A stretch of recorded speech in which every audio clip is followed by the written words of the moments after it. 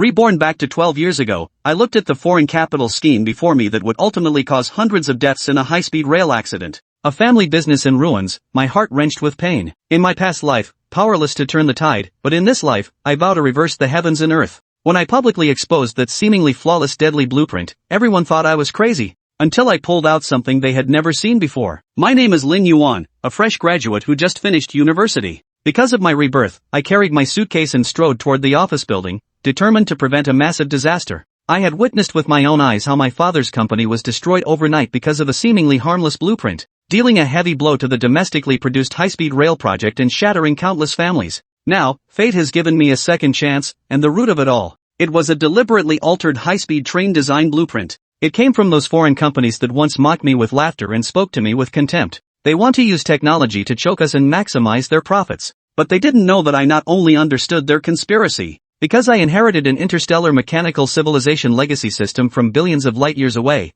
I gained the knowledge to change all this. This system not only showed me the brutal wars among the 4 great civilizations of the universe, but also instantly imprinted vast amounts of knowledge into my mind. From small drone technology to basic artificial intelligence, this knowledge has already been fully mastered. It allows me to see through these foreigners' little tricks at a glance. Dad, I'm back. I pushed open the door to my father's office and rushed in without even putting down my luggage. My father, Lin Kong, was studying blueprints with the engineers and was very surprised to see me. What's going on? Why are you out of breath? I couldn't explain the matter of rebirth, so I had to say, I don't want to pursue graduate studies. I want to come back and work for the factory. Lin Kong sighed. He hoped I could have a better development, even getting into a top research institute through guaranteed postgraduate admission. I shook my head and pointed at the blueprint on the table. Dad, don't worry, the knowledge I have now is comparable to 4 more years of postgraduate study plus 3 years of a doctorate. Moreover, there's an issue with this blueprint. I just overheard their conversation. They mentioned several critical errors that could lead to a catastrophic train accident with fatalities.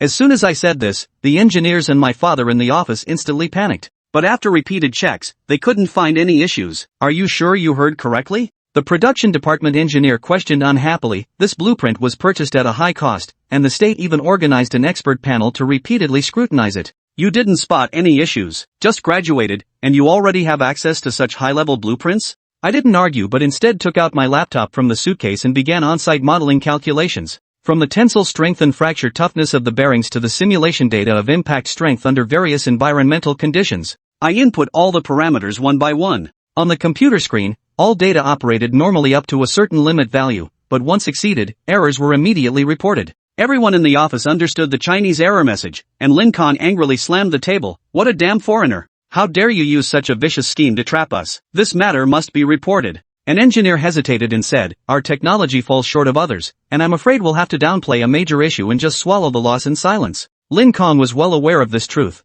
but he understood even more clearly that if I hadn't returned, the calamity brought by these blueprints would have been irreparable. Which research institute is responsible for the product data testing at our factory? I asked. China Academy of Railway Sciences Corporation Limited and the State Key Laboratory of High-Speed Railway Track Technology. Lin Kong replied immediately. That makes it easy. I nodded. When in doubt, just report it. I suspect that not only are there issues with the components from our factory, but those from other sister factories might also have problems. I've exported all the simulated test data, so you can directly submit it to the higher level unit. As for the industrial software issue, I'll handle it. I came back this time precisely to resolve the software problems. Lin Kong acted decisively, issuing a series of orders, full production halt, equipment inventory, and preparations for an inspection by higher authorities. An hour later, all the materials were ready, and he immediately uploaded all the documents via fax. That evening, 2 minibuses drove into the industrial park, with higher-up leader Yu Jiashu leading the team's arrival. Stop, enough small talk. The moment Yu Jiashu stepped out of the car, he got straight to the point. I want to see the complete test data. He glanced at me, recognized me as Lin Yuan, and with a smile told me he was the senior fellow apprentice of my university teacher Feng Ningchuan, and that if I could pass the postgraduate entrance exam, he would be my senior uncle in the academic lineage. Let's go, we'll talk. Yu Jiashu didn't waste any time was pressing. We have already issued orders for a complete shutdown of all production lines. Every second of delay results in immense losses. In the meeting room, I directly projected and displayed my industrial software. This software, named Munshi, though its underlying code and logic are complex, but it clearly reveals the fatal flaw in the mechanical performance testing of the blueprint. Yu Jiashu and his team, after more than 3 hours of repeated verification and testing, ultimately reached a conclusion that both angered and relieved him. The program itself was error-free, the issue lay in the design parameters of this batch of drawings. Notify all relevant units to immediately begin a comprehensive inspection. Yu Jiashu issued the commands expressionlessly, his hands clenched tightly behind his back. Besides, all questionable parts must be individually packaged, and any already installed must be completely removed. Over the next 3 days, more people arrived at the factory, and an unused workshop was converted into a large computer room. My personally crafted mangshi has been deployed onto the server. By remotely connecting to the supercomputer, it conducted comprehensive simulation tests on over 30,000 design blueprints in China's possession. After 4 days, all the drawings have been thoroughly reviewed. The good news is that the previous drawings were all correct. The bad news is, this time there are more or less issues. The malicious intent of foreign companies is all too evident. A few days later, a casually mentioned line in the news completely put my unsettled heart at ease. All the upgraded technologies for this high-speed railway will fully adopt the brand new technology independently developed by manhwa. This means that my father and the factory will never repeat the mistakes of the previous life, and I have indirectly saved countless families. Those foreign companies attempting to cause trouble have been forcibly expelled from the country. In his father's office, teacher Feng Ningxuan found me. Xiao Yuan, regarding this matter, the higher-ups owe you a favor, and even I have received a lot of praise. Is there anything you want? I froze for a moment. Over the past 6 months, I'd worked day and night to change my fate, never imagining there would be any reward.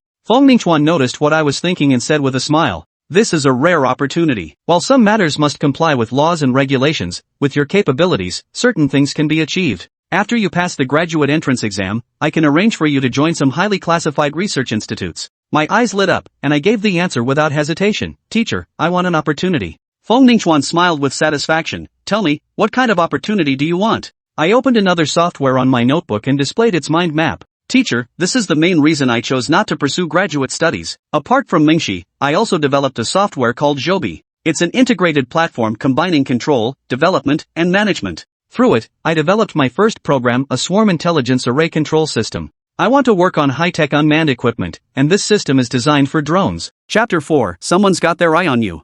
The swarm array control module itself consists of several sub-modules.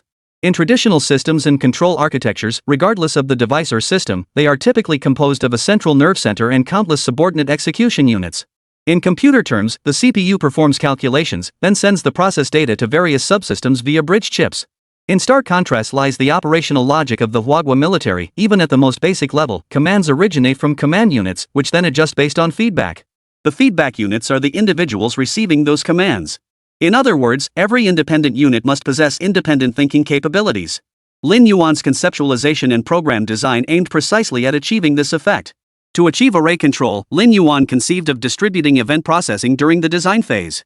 Instead of relying on a single drone for computation and feedback, computational units were distributed across all drones.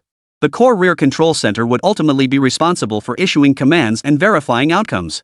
This approach places demands on the drones themselves. Not only the built-in chip itself, but also the underlying system. As for the intelligent control module, there were no shortcuts, it had to be hard-coded. Loop-nested logic and intelligent processing logic form the most fundamental and critical components. Fortunately, this is only the most basic intelligent program, with minimal data processing demands. Therefore, no big data distribution or processing modules are required. Hearing this, Feng Ningxuan raised an eyebrow. Intelligent modules? Are you planning to pursue artificial intelligence? Feng Ningxuan knew full well that his mentor, Lin Yuan, was deeply involved in artificial intelligence. Back in 1978, Zhang Bo had already plunged into AI research. He later spearheaded the establishment of China's first intelligent robotics laboratory and mentored the nation's inaugural PhD in artificial intelligence. While Zhang Bo might be less widely known, one of his fellow pioneers in the field is undoubtedly a household name in China, Zhen Shuessen. This demonstrates that China's development in this field actually began quite early. Now, Lin Yuan felt the timing was right and wanted to gradually venture into this field himself. Lin Yuan smiled with a relaxed expression. This is undoubtedly the future development goal, but there's still a long way to go. But there's no need to rush. The foundational judgment logic module can already incorporate the most basic form of intelligence. You can take a look, I've nearly finished it. All that's left is the physical installation and testing on the drone. Feng Ningxuan finally understood what Lin Yuan meant by needing an opportunity. So you want to see if the military will take your product? Lin Yuan hummed in acknowledgement. Truthfully, I don't have much interest in drones. You saw the state of the factory, we've only just resolved the issue with the component blueprints. We'll definitely ramp up production with the new blueprints in the future. If I want to develop drones, I'll probably have to repurpose the factory's old equipment and machines that need repairs. So we won't excel in drone production. To gain an edge, we'll have to rely on the system. The first batches might even be pretty rough. So you plan to focus on the software systems going forward? Feng Ningchuan watched his promising protege with keen interest. Regardless of Lin Yuan's answer, he had already decided that once this matter was completely resolved, he would personally escort Lin Yuan back to reapply for his graduate program. This was not only his own decision, but also the department chair's. Lin Yuan shook his head, opened his laptop, and searched for a moment before presenting his design to his advisor. Professor, take a look. This is the drone I designed. Feng Ningchuan waved him off. I won't look at it now. There's no need. We'll talk once you've built it. Besides, the most critical issue now isn't your drone, but the hidden dangers exposed by this investigation. The repercussions of this fake blueprint incident were far more complex than a single news headline could convey, and it wouldn't be resolved simply by deporting someone. Work must continue. Once faulty blueprints are identified, they must be redesigned. The reward I gave you isn't needed right now, and the higher-ups will keep it reserved for you. My personal advice is to save it for where it will benefit you most. Lin Yuan nodded quickly, fully aware of the stakes involved. Alright, since you've agreed, let's get down to business. Let's get straight to the point. The higher-ups have taken an interest in your software, so you have two options.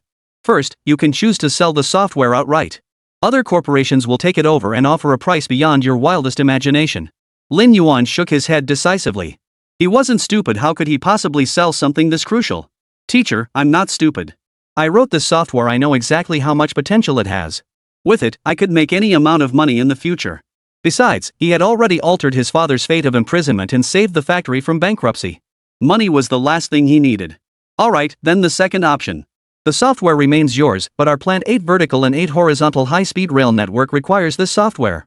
In fact, countless other fields will need it in the future.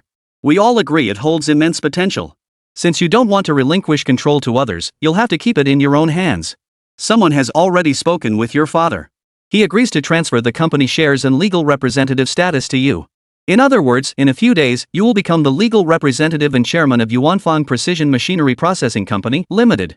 You must make this software available. Establish a dedicated department and we'll arrange for all other manufacturers to coordinate with your company. All usage fees and consulting fees will be charged at market rates. Your company won't lose a single penny. Lin Yuan felt a surge of joy inside, but he didn't show it. Instead, he feigned confusion. So what's in it for me? Feng Ningchuan gently tapped Lin Yuan on the head. Kid, I taught your major for 4 years and watched you for 4 years. What are you trying to pull with me? The higher-ups sent me to negotiate with you so you can make demands but don't overdo it. Know when to stop. Lin Yuan chuckled. Professor, could you give me a hint? What exactly is the higher-up stance? Feng Ningchuan glanced at the empty teacup. Lin Yuan instantly understood and hurriedly stood to pour tea. Teacher, please have some tea. Feng Ningchuan laughed heartily. Alright. Drinking this cup of tea will count as you formally paying respects to me as your master. I accept you as my disciple. Remember to handle all matters at the factory before returning to pursue my graduate studies. Lin Yuan couldn't help but chuckle inwardly. This sudden turn of events was completely unexpected. Before Lin Yuan could say anything else, Feng Ningchuan grew serious. The higher-ups haven't expressed any stance. They only have 2 requirements. Chapter 5. I want the 5 military industry certificates. First, you must sign a new key enterprise filing agreement on behalf of Yuanfang Company with the Ministry of Industry and Information Technology. Signing it brings many benefits like internal review and allocation for business deals, preferential pricing on raw material imports, and institutional support when financing is needed. But there are also many restrictions. For instance, you won't be allowed to accept foreign investment anymore. Going public will require scrutiny from key departments. Future exports will need ministerial approvals, and so on. Previously, I might have advised you to reconsider, but now I believe you'll be willing to accept these terms. At this point, he patted Lin Yuan's notebook. Because I can tell you haven't even considered external partnerships in this project, right? Lin Yuan nodded with a smile. Alright, the second requirement is accepting funding from above. The funding isn't to dilute your rights, but to create a shell structure for you. Even after the funding, the corresponding shares will be subject to a concerted action agreement, and the shares will be authorized for your use. Put simply, it's adding a protective layer. Right now, Yuanfang Company is under provincial administration. Once the funding comes in, it will be directly transferred out of Hubei province and will only be directly managed by the cabinet and major ministries going forward. The higher-ups intend to use the financing as an opportunity to provide you with additional funds, allowing you to focus more intently on the software itself. Though your Mengxi project isn't fully developed yet, many are already keeping a close eye on it. Nobody wants to see it fail. Feng Ningchuan finished explaining his assignment and waited for Lin Yuan's response. Lin Yuan lowered his head in deep thought. The first restriction was practically irrelevant to him, hardly a constraint at all. As for the second point, the funding that presented a much larger opportunity. While both involved raising funds, the source of the money made a significant difference. After carefully reviewing his internal plans and clarifying his future direction, he confirmed his requirements. Professor, I'm ready. I accept the funding, but I have two conditions. Feng Ningchuan nodded, signaling Lin Yuan to continue. First, funding is acceptable, but it must come from military sources. While Mengshi performed well in this project, it is fundamentally an industrial software solution. My original purpose in creating it was to enhance the development of military-grade weaponry like drones. Therefore, while our company will continue operations even expanding high-speed rail project capacity, our primary focus will inevitably be military-linked. Second, I figured out how to deliver on that opportunity one mentioned earlier. At this point, Lin Yuan smiled faintly. I want the 5 military certificates. The 5 military certificates refer to 5 credentials issued by relevant departments within the national defense system. Weaponry and Equipment Quality Management System Certification, abbreviated as National Military Standard Certification. Classification for Confidentiality Qualification of Weapons and Equipment (RD) in Production Units, abbreviated as Confidentiality Qualification. Weaponry and Equipment (RD) in Production License, abbreviated as License Certification. Certification of the Qualified Supplier Directory for Equipment, abbreviated as Directory Certification. Security and Confidentiality Condition Filing for Military-Related Confidential Business Consulting Services, abbreviated as Condition Filing. Among these 5 certifications, Lin Yuan most hoped to obtain the Confidentiality Qualification, Directory Certification, and Conditions Filing. Obtaining these 3 certifications would signify his formal integration into the military-industrial system. Not only would he gain access to collaboration opportunities and orders from numerous sister companies, but he could also procure military components and goods that ordinary enterprises are prohibited from purchasing. With the confidentiality certification, he could completely eliminate certain conventional commercial competition. This would free up his time and energy to focus on RD matters.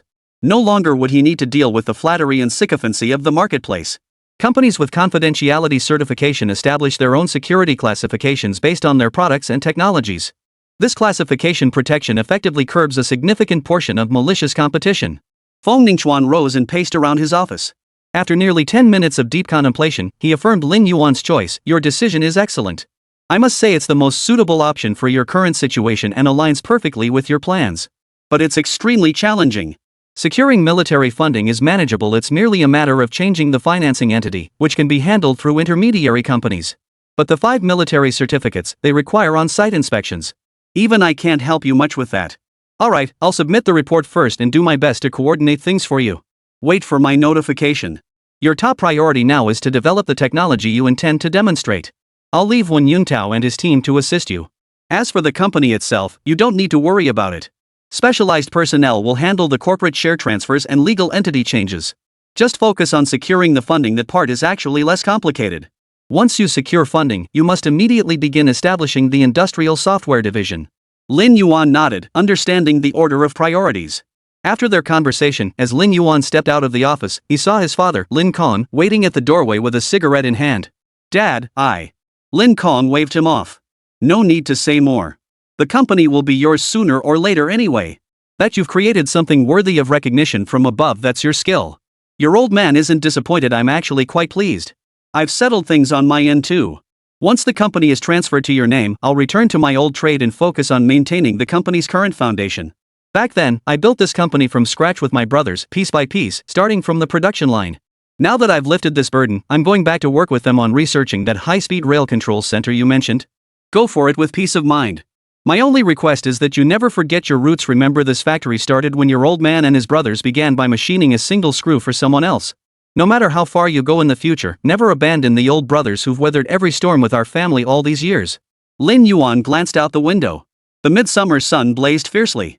Sunlight filtered through the layered leaves of the plane trees outside the window, cautiously entering the building and casting dappled patterns across Lin Kang's figure. In the glare, Lin Yuan caught a fleeting look of melancholy on his father's face. Lin Yuan didn't know what to say at that moment. Lin Kong smiled and waved his hand, pulling Lin Yuan to stand beside him and gaze out at the industrial park, this place where a group of people had strived for over 20 years. Dad, you're overthinking it. I won't abandon our current high-speed rail component manufacturing business. We'll keep expanding it in the future. Whether it's high-speed rail or bullet trains, their potential is immense. This is only the beginning. Alright, I've got work to do. Call the head of the asset department. I need to inspect the equipment in the warehouse. Lin Yuan turned and walked away, waving casually at his father with his back turned. That little brat. Lin Kong chuckled under his breath, then quickened his pace to keep up with his son. Chapter 6, He's Too Professional. Mr. Lin, this is the equipment we phased out earlier, along with some units requiring maintenance. It's just that starting 2 years ago, our high-speed trains upgraded to the CRH380 series, so our production line upgraded along with it. Currently, our factory's production lines primarily support models like CRH380A non-standard, CRH380B, CRH380D, CRH380AL, CRH380BL, CRH380AJ, and CRH380BJ. Next year, we'll add the CRH380A standard type, CRH380BG, CRH380CL, CRH2A standard type, CRH5G, CRH6A, and CRH6F. So all this equipment is obsolete. If General Manager Xiao Lin hadn't mentioned it, our asset department would have disposed of everything after the fourth quarter inventory. Additionally, our factory retains partial production lines for the HXD series locomotives. However, we've received directives from higher authorities that our facility will now focus primarily on CRH series in future high-speed rail projects. Consequently, all HXD series component production lines will be phased out gradually. If you can use them, Mr. Lin, we'll clear out the production lines immediately after completing the final few batches. The head of the asset department handed 2 masks to Lin Kong and Lin Yuan. Previously, they had always addressed Lin Yuan as Xiao Yuan, but after this incident, everyone tacitly switched to calling him Mr. Lin. Within the vast warehouse spanning thousands of square meters, various machinery and equipment were stacked. Lin Kong led Lin Yuan inside. Ignoring the dust above, Lin Kong ran his hand over one of the machines. When you remember this machine? Back when we first procured this spinning machine, none of us knew how to operate it. The foreign instructors looked down on us, their eyes practically on top of their heads. But now, all these years later, we've built something from nothing. Those foreigners? They're long gone, we kicked them out. Lu Wenyu nodded, his eyes brimming with emotion. These machines were our heroes, helping us through those tough early days. Unless absolutely necessary, our asset department doesn't want to dispose of them either, but they're just taking up space here. Headquarters has indicated that production of bullet trains and high-speed rail will increase annually going forward, so we need to prepare in advance. This time, the schedule has been moved up again. I'm afraid we'll have to dispose of a lot of equipment. Lin Yuan's eyes lit up as he surveyed the treasures before him. Wow, they even have a spinning machine. Fantastic. The tilt casting machine isn't bad with some modifications, it could still be useful. A spray coating machine? That'll work too. And wow, there's even an alloy compression tester. Laser cutter, high voltage oxyacetylene welder, high temperature melting furnace. I need to check these. Please don't be broken. These are all top notch. Buying new would cost a fortune. Ignoring the dust, Lin Yuan scrambled up the machines on all fours, inspecting every piece of equipment he could reach. Lu Wenyu stared in astonishment at Lin Kong. Mr. Lin, young Mr. Lin actually recognizes all of them? Are you sure he majored in information automation, not mechanical manufacturing and processing? Who knew our future CEO could not only spot issues in blueprints at a glance and develop software to fix them, but also be so familiar with this equipment? Watching Lin Yuan almost instinctively name each piece of machinery and meticulously inspect its critical components, Lu Wenyu found it hard to believe this was the same Lin Yuan who had once roamed freely through the campus grounds as a child. Lin Kong had grown accustomed to the surprises and awe his son brought him. I don't know. Besides his professors, probably no one else knows what he went through during those college years. Dad, I'm taking all this. But my previous information was incomplete, so the design needs to be redone. I'll need to modify these devices and add some new equipment to make them work together. Lin Yuan crouched beside an industrial air filter, beaming at Lin Kong. With a sweeping gesture, he demanded all the equipment here outright. Lin Kong turned to Lu Wenyu. Lu Wenyu quickly nodded. No problem, young Master Lin. You can take everything here. I'll call Hong Zijie from logistics right away. There are a few vacant factory buildings here. I'll have him bring the blueprints over. Figure out how to arrange this equipment. Have him bring people to haul everything out and set it up exactly as you want. Lin Yuan jumped right in. Got it, thanks Uncle Lu. But I need to modify a lot of this equipment. I'll have to redraw the designs and reprocess them. How should we handle this? Lin Kong was delighted to help his son. Simple. Just bring over the production line crew. The company will cover overtime pay. Have them do it exactly as you specify. From cutting and welding equipment to skilled workers, our factory has everything. Whatever you need, we can make it happen. Anyway, production at the factory has stalled due to the blueprint issues. We're waiting for centralized allocation from headquarters. It's idle time anyway. Once all drawings are verified and modified using your software, we'll establish new production and procurement plans. We still have several days before that, plenty of time. Lin Yuan surveyed the surroundings. But we're still missing a CNC machining center. Too bad the factory doesn't have one. But that's no big deal. I'll buy one and modify it myself. CNC machining center? The small one we use? Lin Kong asked curiously.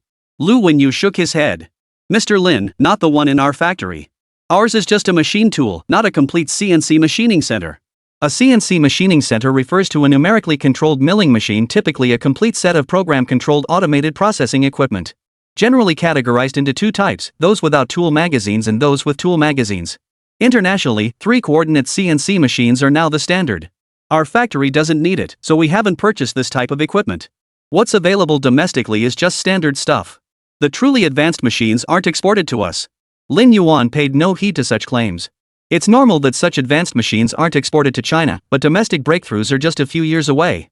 In the future, domestic competition would drive prices down so low that small CNC machining centers would cost only tens of thousands of yuan each. No problem. Have the procurement department buy it according to my specifications. I'll also compile a list of other equipment and materials to procure together. The 3-coordinate measuring machine is indeed good, but that's relative. The core lies in the control program. That's the real key. As for CNC machining centers themselves, they're not particularly complex. Lu Wenyu shrugged. Anyway, the company and factory are your dad's now, and soon they'll be yours. If your dad has no objections, then he certainly won't either. You can tinker with these useless machines however you like. Besides, through this incident, Lin Yuan had already won over everyone in the company with his capabilities, earning their full trust. What's more, Lin Yuan was using the old equipment to start a new venture without disrupting the factory's production. He ensured the company's normal operations and profitability, safeguarding everyone's livelihoods. That alone was commendable. Without hesitation, Lu Wenyu stepped out of the warehouse, pulled out his phone, and called the relevant department heads. Soon, department heads gathered in the Lin Kong conference room. Lin Yuan pulled a thick stack of sketches from his backpack and began explaining his requirements. But as they listened, something felt off. Lin Yuan's plan was painstakingly detailed. So detailed that it specified how certain equipment needed to be modified, even setting strict requirements for the precision of robotic arm trajectories. This was definitely not the work of an amateur. Chapter 7, Recruiting Talent, Full-Scale Development Mode Activated. Mr. Lin, we can certainly modify the equipment as you requested. However, many aspects of the production control system are beyond our capabilities. Our software was debugged by the equipment suppliers, so we're afraid we're somewhat powerless in this regard. Production Department Head Di Jixin looked at Lin Yuan with concern. At that moment, his emotions were a mix of joy and sorrow. The joy stemmed from Lin Yuan's mastery not only of engineering software design and development but also of production line adjustment, testing, and optimization. He could even be said to fully understand precision instrument manufacturing. The sorrow was that his demands were too high, exceeding the capabilities of their production department. Lin Yuan remained unfazed. No worries, Uncle D. This is exactly what I studied in university. I've gained exposure to both international and domestic equipment during my studies. Adjusting this sort of thing isn't too difficult. If any equipment in our factory needs debugging in the future, you can count on me. And after this incident, I don't think those foreign suppliers will be willing to cooperate with us on adjustments anymore. Di Jixin's heart leapt with joy as he smiled at Lin Kong. Mr. Lin, your tuition money was well spent. We won't be throwing money at others anymore. Lin Yuan didn't smile. Instead, his expression turned serious. We can start moving the equipment today. But production won't start immediately. I need to bring in reinforcements. The current workload is overwhelming. There's too much for me to handle alone. Lin Kong frowned at the pile of blueprints on the table. Can't we just pull people from the factory? Our factory has plenty of college graduates in relevant fields and several experts too. Otherwise, we wouldn't be able to take on high-speed rail projects. Our company is officially registered with the Ministry of Industry and Information Technology. Lin Yuan considered this. Then please compile their resumes and work histories and bring them over. Also, my professor brought some assistants with him this time. He's agreed to lend them to me. Aunt Chang, I'll give you a list shortly. These individuals require special attention. They may be staying at our factory for an extended period. Zhang Jingrong from the administration department nodded with a smile, agreeing to the request. Lin Kong felt a surge of satisfaction. He knew the assistants Lin Yuan mentioned were his mentor's graduate students. He'd been shadowing them closely these past few days and witnessed just how professional they were. Though they all appeared refined and even somewhat student-like, each one was intensely dedicated and professional when it came to getting things done. In a specially allocated conference room, Lin Yuan convened an intensive discussion meeting with all the support personnel. They began deliberating on the construction of the equipment production line. Downstairs, Lin Kang's new office was noticeably smaller. Old Lin, I've prepared the paperwork. When should I give it to Xiao Yuan? His mother, Lu Hui, entered Lin Kang's conference room carrying a new card and a stack of documents. Lin Kong shook his head, running his hand over the desk before him with a touch of nostalgia. This desk has been with me for 21 years. Back in 91, when Xiao Yuan was born and our factory had just stabilized, your father personally made this desk for me. It's a shame I won't be able to use it much longer. Lu Hui fell silent upon hearing this, looking at her husband with a touch of sadness. Lin Kong smiled with satisfaction. I believe our son can handle this project well. The child will take over our company sooner or later anyway. Whether it's sooner or later doesn't make much difference. I'm thinking of just handing the company over to him outright. His teacher also shared some insights with me. With projects of that caliber, the higher-ups won't let him run wild. The company won't face any major issues. Lin Kong was remarkably pragmatic about this. He even discussed the relocation of veteran employees with Lu Hui, showing a clear tendency to hand everything over to his son. Over the next month, everyone plunged into a frenzy of activity. New equipment purchased through procurement channels provided by higher-ups was transported into the industrial park. Several workshops originally used as warehouses were cleared out. Workers from various trades moved in and began modifying the equipment according to the blueprints. Simultaneously, renovations to the factory's water and electrical systems commenced. Wan Yuntao and others personally spent every day from dawn till dusk in the workshop, closely supervising each worker as they modified the equipment. Correspondingly, other departments within the company also became busy. The asset department began placing orders with various steel mills according to Lin Yuan's specifications, and various metals and alloys started entering the production process. Lin Yuan, meanwhile, ordered over a dozen of the latest computers in one go, converted his father's office into a meeting room, and plunged into a frenzy of activity. With hardware oversight and responsibility secured, software development became Lin Yuan's top priority. He needed to resolve two issues. First, the development of the entire software development platform. Lin Yuan had big ambitions. He wasn't just aiming for a simple drone operating system. Future drones would come in numerous models and potentially extend into other fields. Therefore, managing the development process itself presents a challenge. He needed a platform to ensure all future projects could be developed and managed in an orderly manner, supporting simultaneous online editing by multiple users. This foundation had to be laid now. Thus, the first step was to establish a dedicated platform for development and management. Only a platform wholly under his control could guarantee security. Second, he must solve the problem of drone flight positioning without navigation. Setting aside the question of whether satellite navigation systems would even function effectively in complex battlefield conditions, he currently lacks the qualifications to access the military version of Beidou. If Lin Yuan's memory served him correctly, 2012 in his previous life was precisely the most critical year for China's Beidou network deployment. It wasn't until the end of that year that the Beidou 2 system was formally completed and began providing services. It wasn't until 2013 that it began providing formal services to most of the Asia-Pacific region. This meant that during the current phase, Beidou was in an intensive network deployment period. Consequently, its core management system was highly classified and undergoing frequent adjustments. Not only did it require coordinating requirements with various domestic departments, but it also needed to integrate with the military's two-way data link. At this stage, his request for access was simply impossible. The military headquarters would never grant such permission. Until he could demonstrate tangible results, the military would not reveal its true capabilities either. Faced with these two challenges, Lin Yuan had no choice but to develop an entirely new, independently operating system. An offline system capable of autonomous operation, independent of navigation and even remote command systems.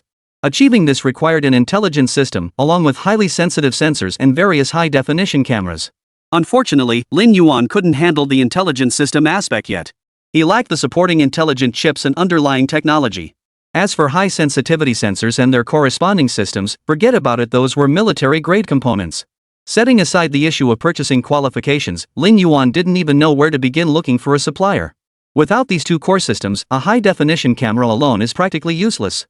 After racking his brain for ages, Lin Yuan could only resort to the last resort, first building a conventional evasive flight control system. As for his inspiration, check out the rear-view radar. The fundamental operational logic was similar. What needed modification was the decision-making logic. What needed to be added was evasion processing logic. With his next steps clear, Lin Yuan got straight to work. First, he needed to get the platform up and running.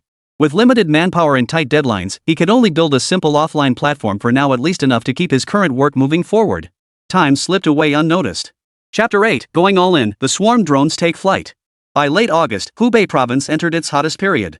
Especially Jiangcheng, it's no exaggeration to call it one of China's 4 major furnaces. First you sweat buckets, then the heat evaporates every drop, only for you to sweat again and again. This infuriating cycle layers on the discomfort, enchanting your body with each cycle. On a sauna day, you truly experience just how sticky people can get. In a workshop, Lin Yuan held his laptop, performing final debugging. The brand new industrial air conditioner was running at full power, yet it couldn't dampen the intense heat generated by the production line. Pre-processed alloy steel blocks entered the line, polishing, grinding, cutting, regrinding, etching, hydraulic forming. Finally emerging from the production line's end were irregular metalwork pieces. After a week of meticulous work, Lin Yuan had fine-tuned every production system along the entire line. From the most fundamental grinding time and angle to the torque control of hydraulic forming, and even the pressure coefficient of the alloy compression tester, each parameter was meticulously calibrated. Though not perfect, reaching this stage was sufficient for now. To fine-tune all parameters to commercial-grade standards, extensive finished product testing would still be required. As for military-grade standards? Forget about it. This was beyond what Lin Yuan and his team could achieve with their cobbled-together, outdated equipment. It demanded precision manufacturing and customization from the very first stage of equipment production. By mid-September, over a dozen medium-sized multi-rotor drones were assembled. In this era when drones were still novelty items, everyone from the production line to idle bystanders came to gawk at the marvel.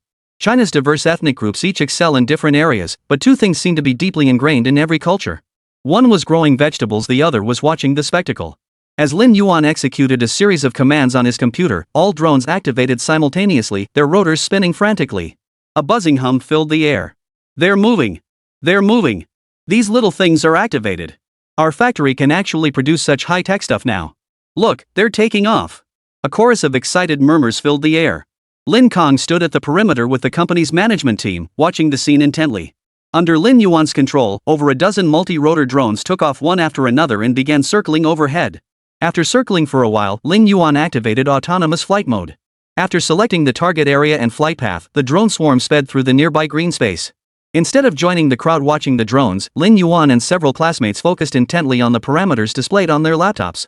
Accompanying them were a dozen or so individuals. Some appeared refined and scholarly, while others looked sharp and efficient. Several middle-aged men in particular immediately raised binoculars to their eyes after the drones took flight. The swarm weaved freely through the avenue lined with sycamore trees under everyone's watchful eyes.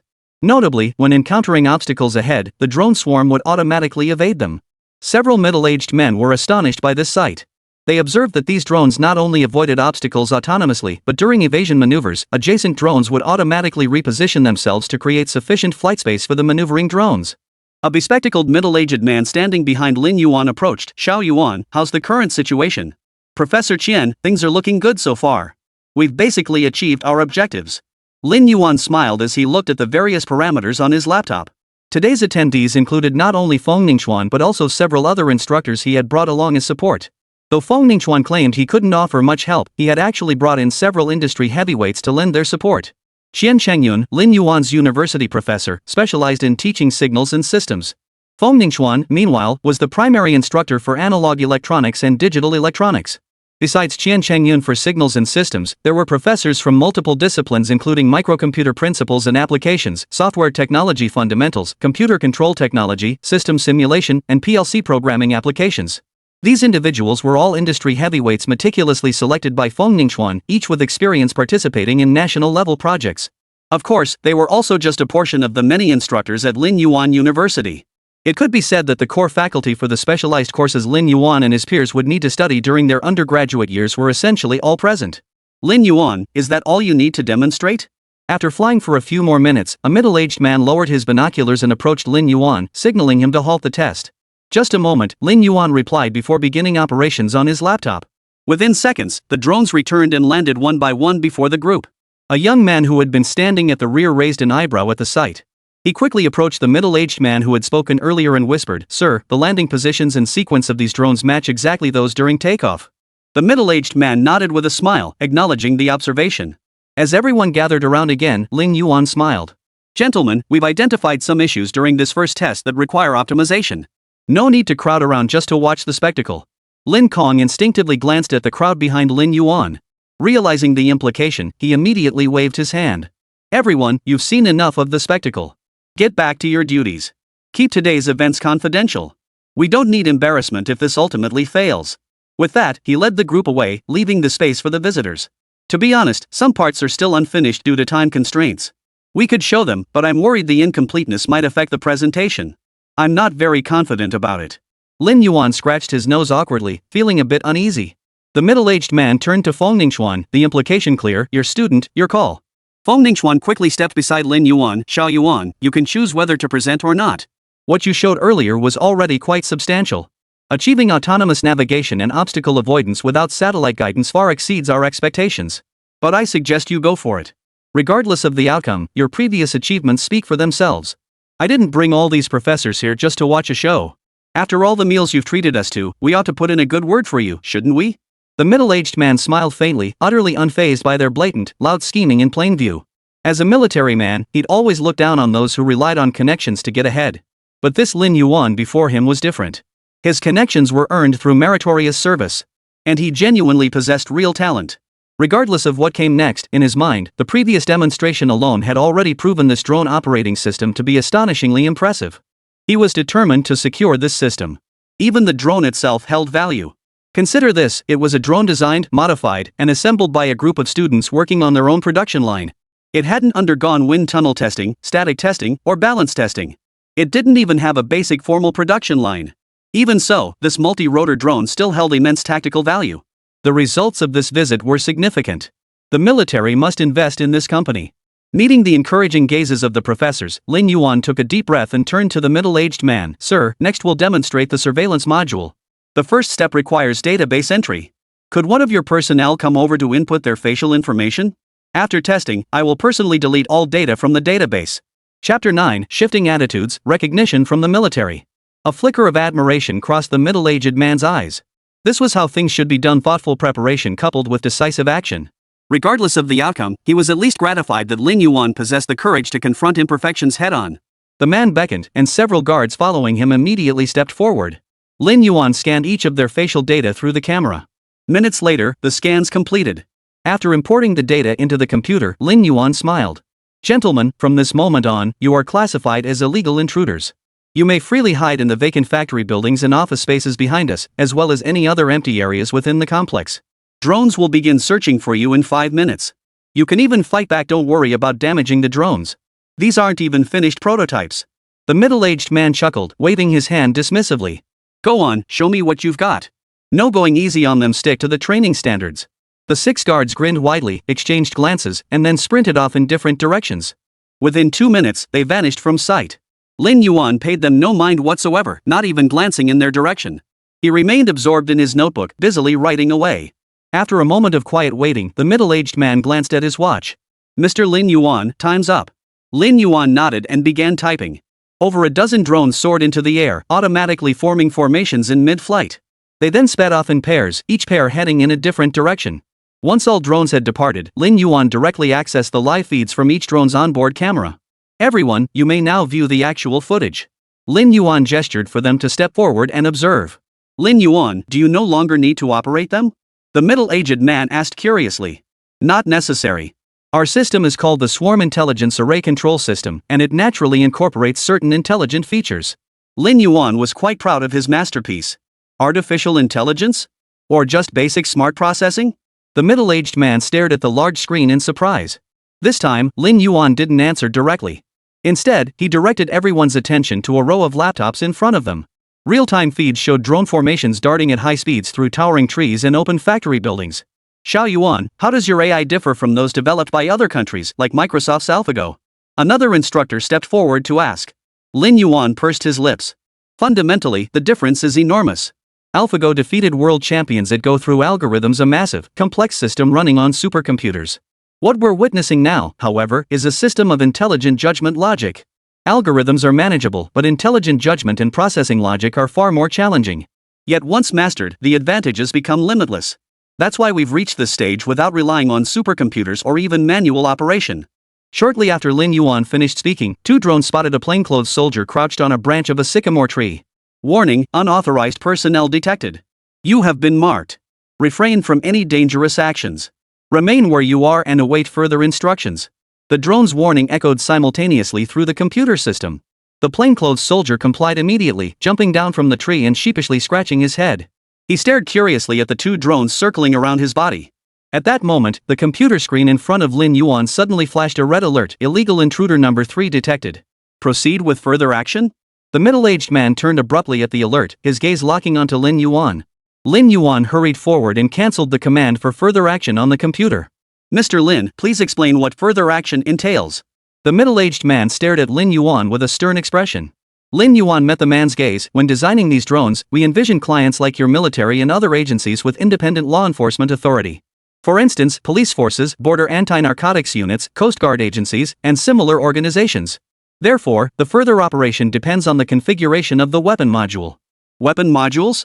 The middle-aged man's curiosity was piqued. Lin Yuan nodded. Exactly.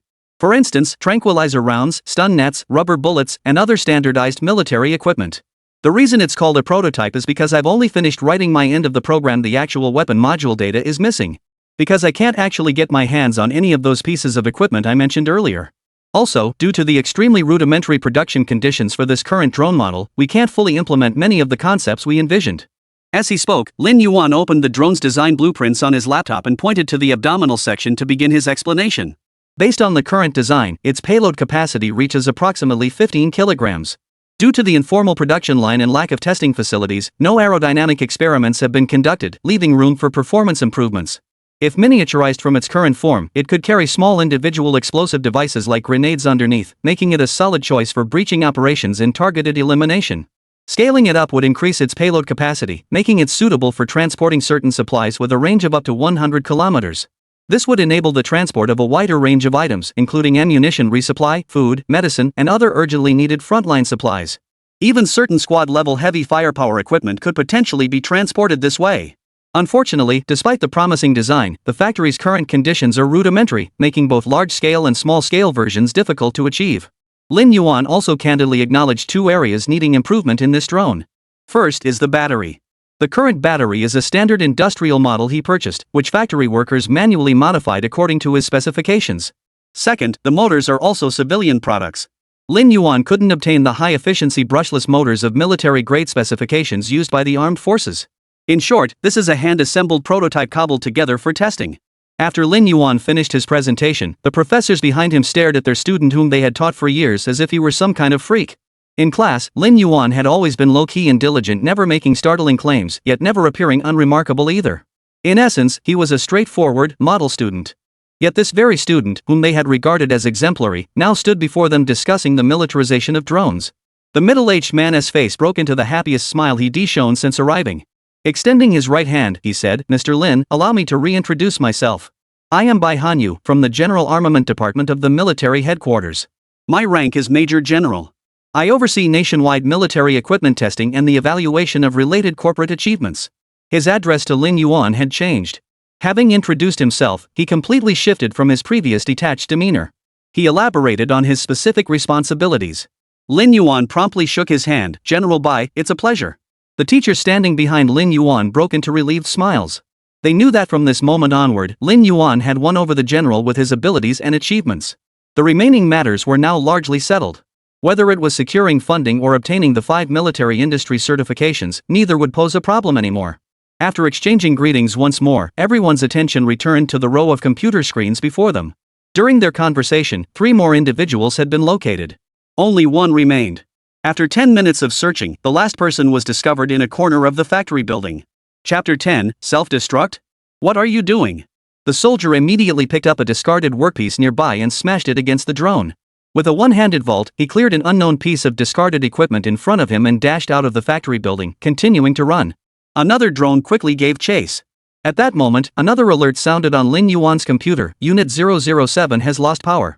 Proceed with neutralization? Lin Yuan stepped forward again to cancel the command. Having witnessed the earlier incident, Bai Hanyu remained much calmer this time, merely asking with a smile, "Harmless disposal? Self-destruct?" Lin Yuan nodded, then quickly shook his head. Not just that. Securing the drone isn't just about self-destruction. It also involves an internal short-circuit operation that can directly burn out the chip. By destroying the chip, we achieve complete data erasure. This way, even if the drone is captured on the battlefield, the enemy would only obtain scrap metal, no usable information. Unfortunately, we couldn't obtain explosives, so the current development of the harmless disposal module is limited to this. Unlike Lin Yuan's regret, Bai Hanyu was quite pleased. Excellent. The security awareness is high enough. I like this design. Alright, the testing objective is achieved. Have them return. Lin Yuan nodded and began issuing commands on his laptop. Immediately, all personnel heard the command test concluded. Return immediately broadcast from the drones. Within 10 minutes, all the plainclothes soldiers participating in the test returned to the group. Bai Hanyu pointed at the soldier who had just sabotaged the drone. When I told you to fight back, you really went all out, didn't you? You broke the thing. You and your men will bring it back. The soldier who'd been singled out gave Lin Yuan an apologetic smile before turning and leaving with 2 others. Bai Hanyu glanced behind him. Alright, testing's done. Now it's your turn. Several middle-aged and young men following Bai Hanyu immediately stepped forward to inspect the computer. The desktop was tidy, displaying only the default application icons and 2 non-system software programs. One was called Mingxi. The other was Zhoubi. Mingxi was named after Mingxi Bitten, a work by the Northern Song Dynasty scientist Xinhua. Covering fields such as astronomy, geography, physics, and medicine, it was hailed as the Encyclopedia of Ancient Science. Lin Yuan named the entire system's editing platform Mingxi, hoping it would evolve into a large-scale, cross-disciplinary industrial software. Zhoubi, meanwhile, draws from the Zhoubi Xuanjing, China's oldest extant work on astronomy and mathematics, compiled during the Western Han Dynasty around the 1st century BCE. Its most renowned achievement is the proof of the Pythagorean theorem. The Zhoubi software served as the core control system for the drones during this test and, according to Lin Yuan's vision, will also be the software used to control drones in the future. Mingxi is used for development and optimization, while Zhoubi handles regulation and testing. The complete separation of front-end and back-end operations from the outset impressed the observers. The clear demarcation made it easy to understand. But observers were more concerned with the contents of Mingxi. They began examining the underlying code and operational logic of the entire system. As they examined it, Bai Hanyu smiled at Lin Yuan's support group. Everyone, it's time to get down to business. Please give Mr. Lin and me some space. Feng Ningchuan smiled and motioned for everyone to step aside. Mr. Lin, I now consider you the head of this company. Let's skip the pleasantries.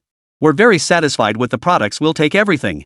Whether it's the operating system itself, the drones, or the software platform on your computer, we want it all. This drone certainly has its flaws in my view. It doesn't even resemble a finished product. But that doesn't diminish its immense potential. I'm curious, why did you decide to develop this kind of drone? Care to share? After speaking, Bai Hanyu pulled out a cigarette pack and offered Lin Yuan one. Lin Yuan smiled and waved it off. Thanks, but I don't smoke.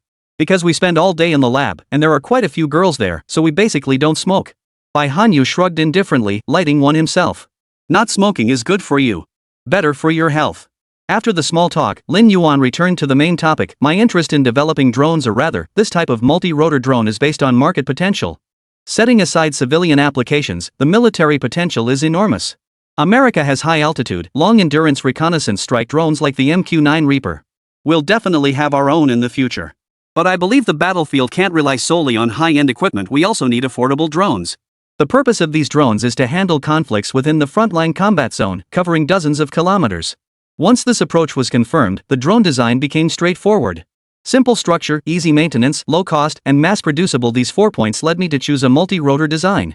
Moreover, your two-way data link enables real-time situational awareness directly from headquarters. Far superior to relying on aerial surveillance from thousands of meters above. Bai Hanyu paused mid-cigarette. High-altitude, long-endurance reconnaissance strike integrated UAV? That's a spot-on description, very accurate. Though you're not a military man, your insight is sharp. You've summed up all the features of the Reaper in one sentence. From my perspective, your approach of defining products based on actual needs is quite unique. Hearing you describe it like that, I realize this thing actually has real utility. But I'll need to report back and discuss this comprehensively before making a final decision. Alright, 2 questions. First, what are your plans after obtaining the 5 military certifications?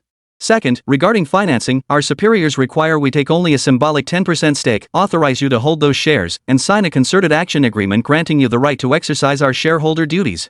So, how much capital do you require? Lin Yuan had already thought this through before they arrived. After obtaining the 5 military certifications, I will begin comprehensive renovations of the factory buildings and equipment. The current factory space was repurposed from old facilities and hasn't undergone production-grade upgrades. As for the production line, well, let's just say it was hand-built by a group of us classmates. Therefore, I need to establish connections with domestic enterprises in the same field. Many pieces of equipment and components will require new procurement. We also need to integrate with the Beidou navigation system and secure wind tunnel testing access. In short, to properly conduct our D, we must have everything others possess. As for the cost, I estimate it will be this much. Lin Yuan held up his thumb and index finger, forming an 8 gesture. 8 million yuan was indeed a substantial sum. He felt a bit embarrassed saying it, fearing the higher-ups might reject the request. From procuring production equipment to setting up labs and even server rooms, all these miscellaneous costs added up. 80 million might just cover it. After all, much of the hardware and software was also needed for his current factory producing high-speed rail components, costs the company itself would bear. After taking over the company, he hadn't considered cutting the high-speed rail business module. He actually wanted to expand and strengthen it. Bai Hanyu surveyed the surroundings, glancing at the industrial zone that already looked somewhat outdated. 80 million is a realistic figure, but in my view, it's a bit conservative. What about the investors? Do they prefer indirect or direct involvement? Lin Yuan shook his head with a smile. It makes no difference to me. At least for the foreseeable future, I have no plans to go public. Who provides the funding is irrelevant as long as they provide it. I'm not picky. Indirect investment meant funding from a seemingly neutral or even unrelated enterprise. Chapter 11, we know the rules. Such neutral companies in China come in all shapes and sizes. Based on Lin Yuan's knowledge from his previous life, it wouldn't be surprising if a so-called foreign investor suddenly appeared. As for direct investment, well, what more is there to say? Take a look at the China North Industries Group Corporation and the China South Industries Group Corporation. They enjoy the status and treatment of favored sons. Their operations extend far beyond domestic borders, flourishing globally. Among them, the China National Machinery Industry Corporation is so formidable that even America dares not sanction it. Alright, I got it. I'll wait for updates. Bai Hanyu nodded. Then he waited nearby until his team finished their analysis before leaving with a laptop. Assessments and tests must yield results, regardless of outcome. The software and test data stored on that laptop were the results, the very information he needed to report back. After seeing off Bai Hanyu and his professor's group, Lin Yuan returned to the factory to resume his busy schedule. Due to the upheaval caused by the previous blueprints, numerous aspects of the entire production system required adjustments. Countless corresponding workpieces required new sample production and various tests, making this a particularly busy period for the factory. After wrapping up his immediate tasks, Lin Yuan began debugging the factory's software systems. That evening, at a hotel in Jiangcheng, Bai Hanyu and his group sat together with Feng Ningchuan and others. General Bai, I'm afraid my student is a bit of a handful. Could you keep an eye on him for us? Feng Ningchuan smiled warmly at Bai Hanyu. Bai Hanyu, shedding his afternoon's relaxed demeanor, adopted a stern expression. Professors, tell me honestly, have you seen what Lin Yuan has been working on? Feng Ningchuan nodded. We discussed it with him before you arrived, but only heard his general ideas and concepts. Regarding the code, we know the rules, we didn't look at the underlying source code. We only reviewed the parts of the system that could be publicly demonstrated. Xian Changyun and the others nodded in agreement. Having worked on numerous projects, they naturally knew how to conduct themselves with discretion. The professors had agreed to come partly to give Feng Ningchuan face, but also because Feng had painted Lin Yuan's project in such glowing terms over the phone that they wanted to see it for themselves. Though they knew Feng Ningchuan wouldn't deceive them, they still needed to see it with their own eyes. Frankly, they couldn't care less about the drone itself. Their focus was entirely on the Mengxi industrial software project. Only those of them who had spent years on the front lines of scientific research truly understood how much a powerful industrial software with fully independent intellectual property rights could benefit China's industrial sector. Setting aside potential security leaks from using foreign software, its suitability alone was questionable. Moreover, if anyone encountered something they didn't understand or found inconvenient and wanted to adjust it, well, sorry, no way. Their visit was part of the 8 vertical and 8 horizontal transportation plan to evaluate this software. Before the military personnel arrived, they had already participated in addressing issues related to drawing scanning, workpiece measurement, and data simulation at the distant factory. During this process, the engineers certainly encountered problems. Not only did they have questions, but they had many. So how did Mengxi handle it? Or rather, how did Lin Yuan handle it? Simple, he sat down beside the engineers with his laptop. Alright, point out where the problem lies, and we'll discuss it. If you're wrong, then sorry, go back and find the answer yourself. If you're right, I'll modify it on the spot. Once modified, we'll immediately package and debug it until the results are confirmed. Though they never interrupted the workflow with comments, every professor and senior engineer who came to observe or participate, didn't they all watch with tears in their eyes? They'd spent countless sums and grovel just to get this kind of fair and impartial treatment from foreign companies. When they hired engineers from abroad, the billing started the moment those engineers left their home country. They would only stop billing once they left their home country, flew to China for the job, and returned to their home country and workplace afterward. Their salary standards were calculated based on their rates in their home country and paid in US dollars. Chinese personnel weren't even allowed on site during maintenance and debugging. How much money was wasted in the process? How much unjust frustration was endured? Later, the nation invested an entire generation's effort, over a dozen research institutes, and thousands of people to solve this problem. Yet even now, it's only barely functional.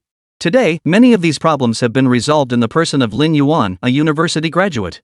Admittedly, Mengxi is far from perfect. In fact, it falls significantly short. But so what? This is China's own industrial software. An industrial software developed by our own team, letter by letter. So how Lin Yuan of Mengxi software developed it no longer matters. It doesn't matter at all. No one will dig into it, everyone just wants to keep this project alive, grow it as fast as possible, refine it, and turn it into a giant.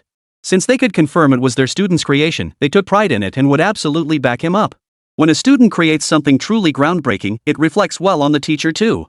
Of course, it would be impossible to claim there was no self-interest involved. The professors certainly have their own agendas. They're thinking more about whether they can get involved later or even lead their own students to participate to get a good reputation. But there's a prerequisite: Mengshi must succeed. Therefore, they will do everything in their power to protect this project, ensuring it grows strong and powerful under Lin Yuan's leadership. Before coming here, headquarters instructed me to seek professional opinions. I've reviewed Lin Yuan's presentation. I will sign the documents for the 5 military certifications, and I will persuade others to sign as well. That leaves one other issue: the funding amount. He's asking for 80 million. What do you think? Bai Hanyu asked with a smile. He had guessed their thoughts, but he didn't care. Sages judge deeds, not motives. Judging motives reveals no sages. Regardless of their motives for vigorously supporting Lin Yuan, whether it was Mingxi or Zhou Bai, once Bai Hanyu set his sights on them, they must serve the military. Not only foreign capital, but outsiders themselves would never be allowed to interfere. Feng Ningxuan shook his head. Not enough. Far from enough. We're not advocating for Lin Yuan, we aim to build a comprehensive industrial software solution. This funding is a drop in the bucket. I won't even mention the massive server database support required. Mengshi currently only has the most basic functionality, but it's still a world away from being truly refined. At this point, he and Xian Changyun, along with other professors, began explaining to Bai Hanyu the areas requiring assistance for Mengshi's advancement. First, for CAX capabilities, it requires SolidWorks, UG, Piroi, or CATIA for 3D CAD design. CAM for CNC programming and machining. PAM Crash for collision analysis. MoldFlow for mold flow analysis to optimize mold design.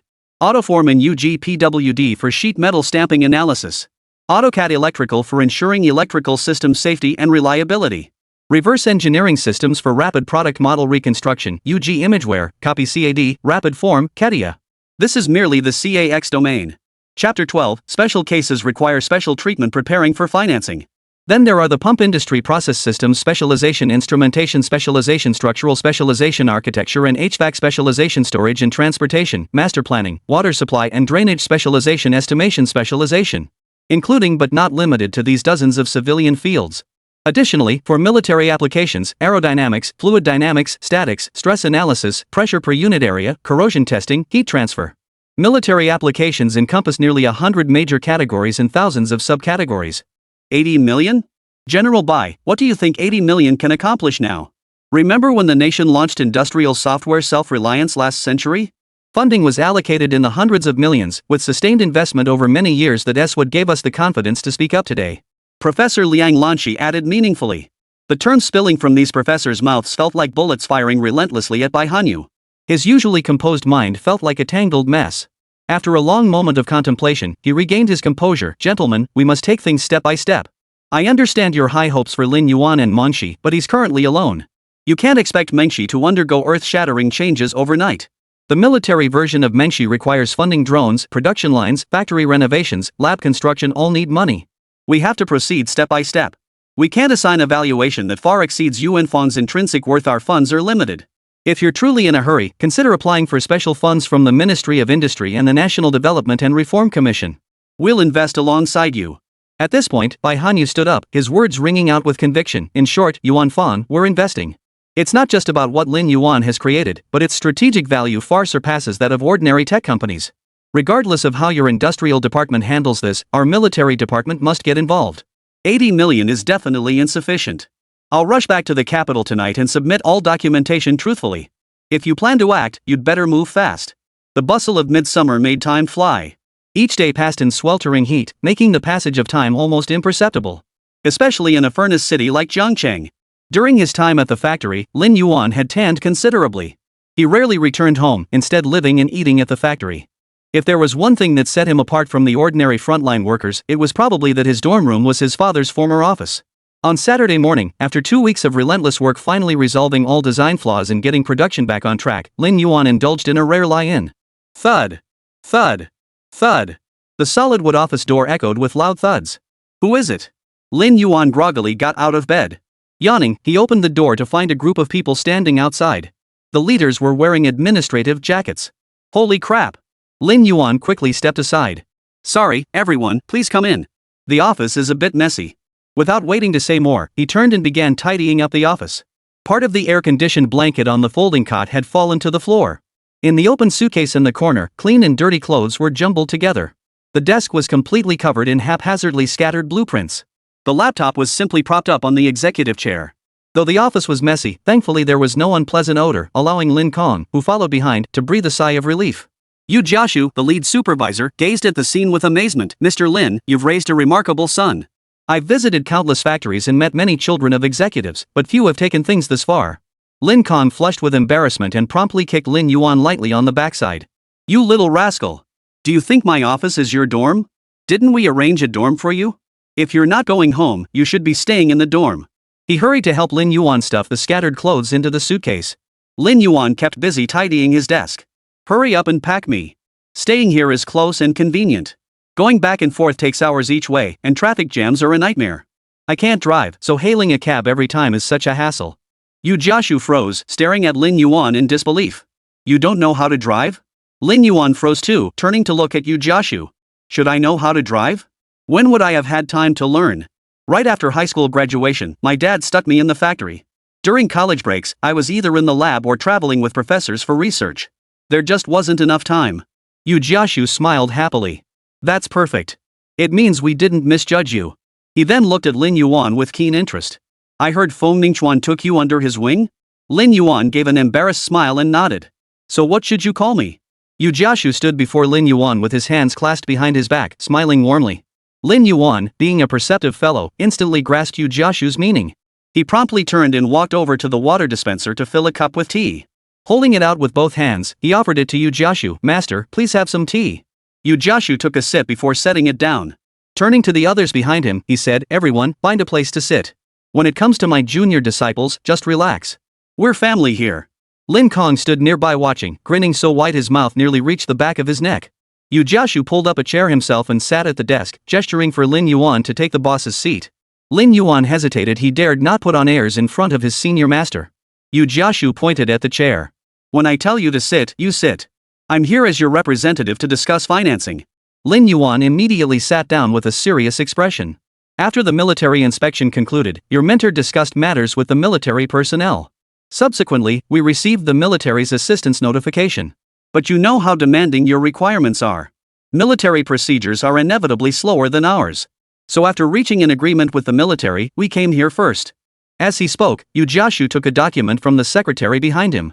This is a financing application jointly submitted to your company by the Ministry of Industry and Information Technology, the National Development and Reform Commission, the State-Owned Assets Supervision and Administration Commission, and the China Electronics Technology Group Corporation. Please review it. The MIIT and NDRC will not participate in the direct financing, but another enterprise will join CASIC in injecting capital into Yuanfang. The total financing amount is projected at 500 million yuan, representing a 10% equity stake. Post-financing, Yuanfang's valuation is estimated at 5 billion yuan. This includes 300 million yuan in cash and 200 million yuan in cash equivalents. Lin Yuan paused mid-page. Director Yu, I need actual cash now, not cash equivalents. You saw my factory last time you visited, it's got nothing. Can we swap it? Yu Jiashu waved his hand with a smile. Don't worry. Your needs are known to higher-ups, and arrangements have already been made for you. Regarding your factory's land including the surrounding industrial plots, the State-Owned Assets Supervision and Administration Commission's SASAC headquarters has coordinated with Hubei Provincial SASAC. The provincial government and SASAC have decided to lease it to you at 1 yuan per square kilometer for a 70-year term. But in exchange, your company cannot relocate from Jiangcheng. In other words, Jiangcheng and Hubei province recognize your company's potential and are counting on your future tax contributions. Therefore, this 200 million yuan in cash equivalents will be allocated toward the new equipment, servers, databases, and other resources you require, all procured at internal pricing.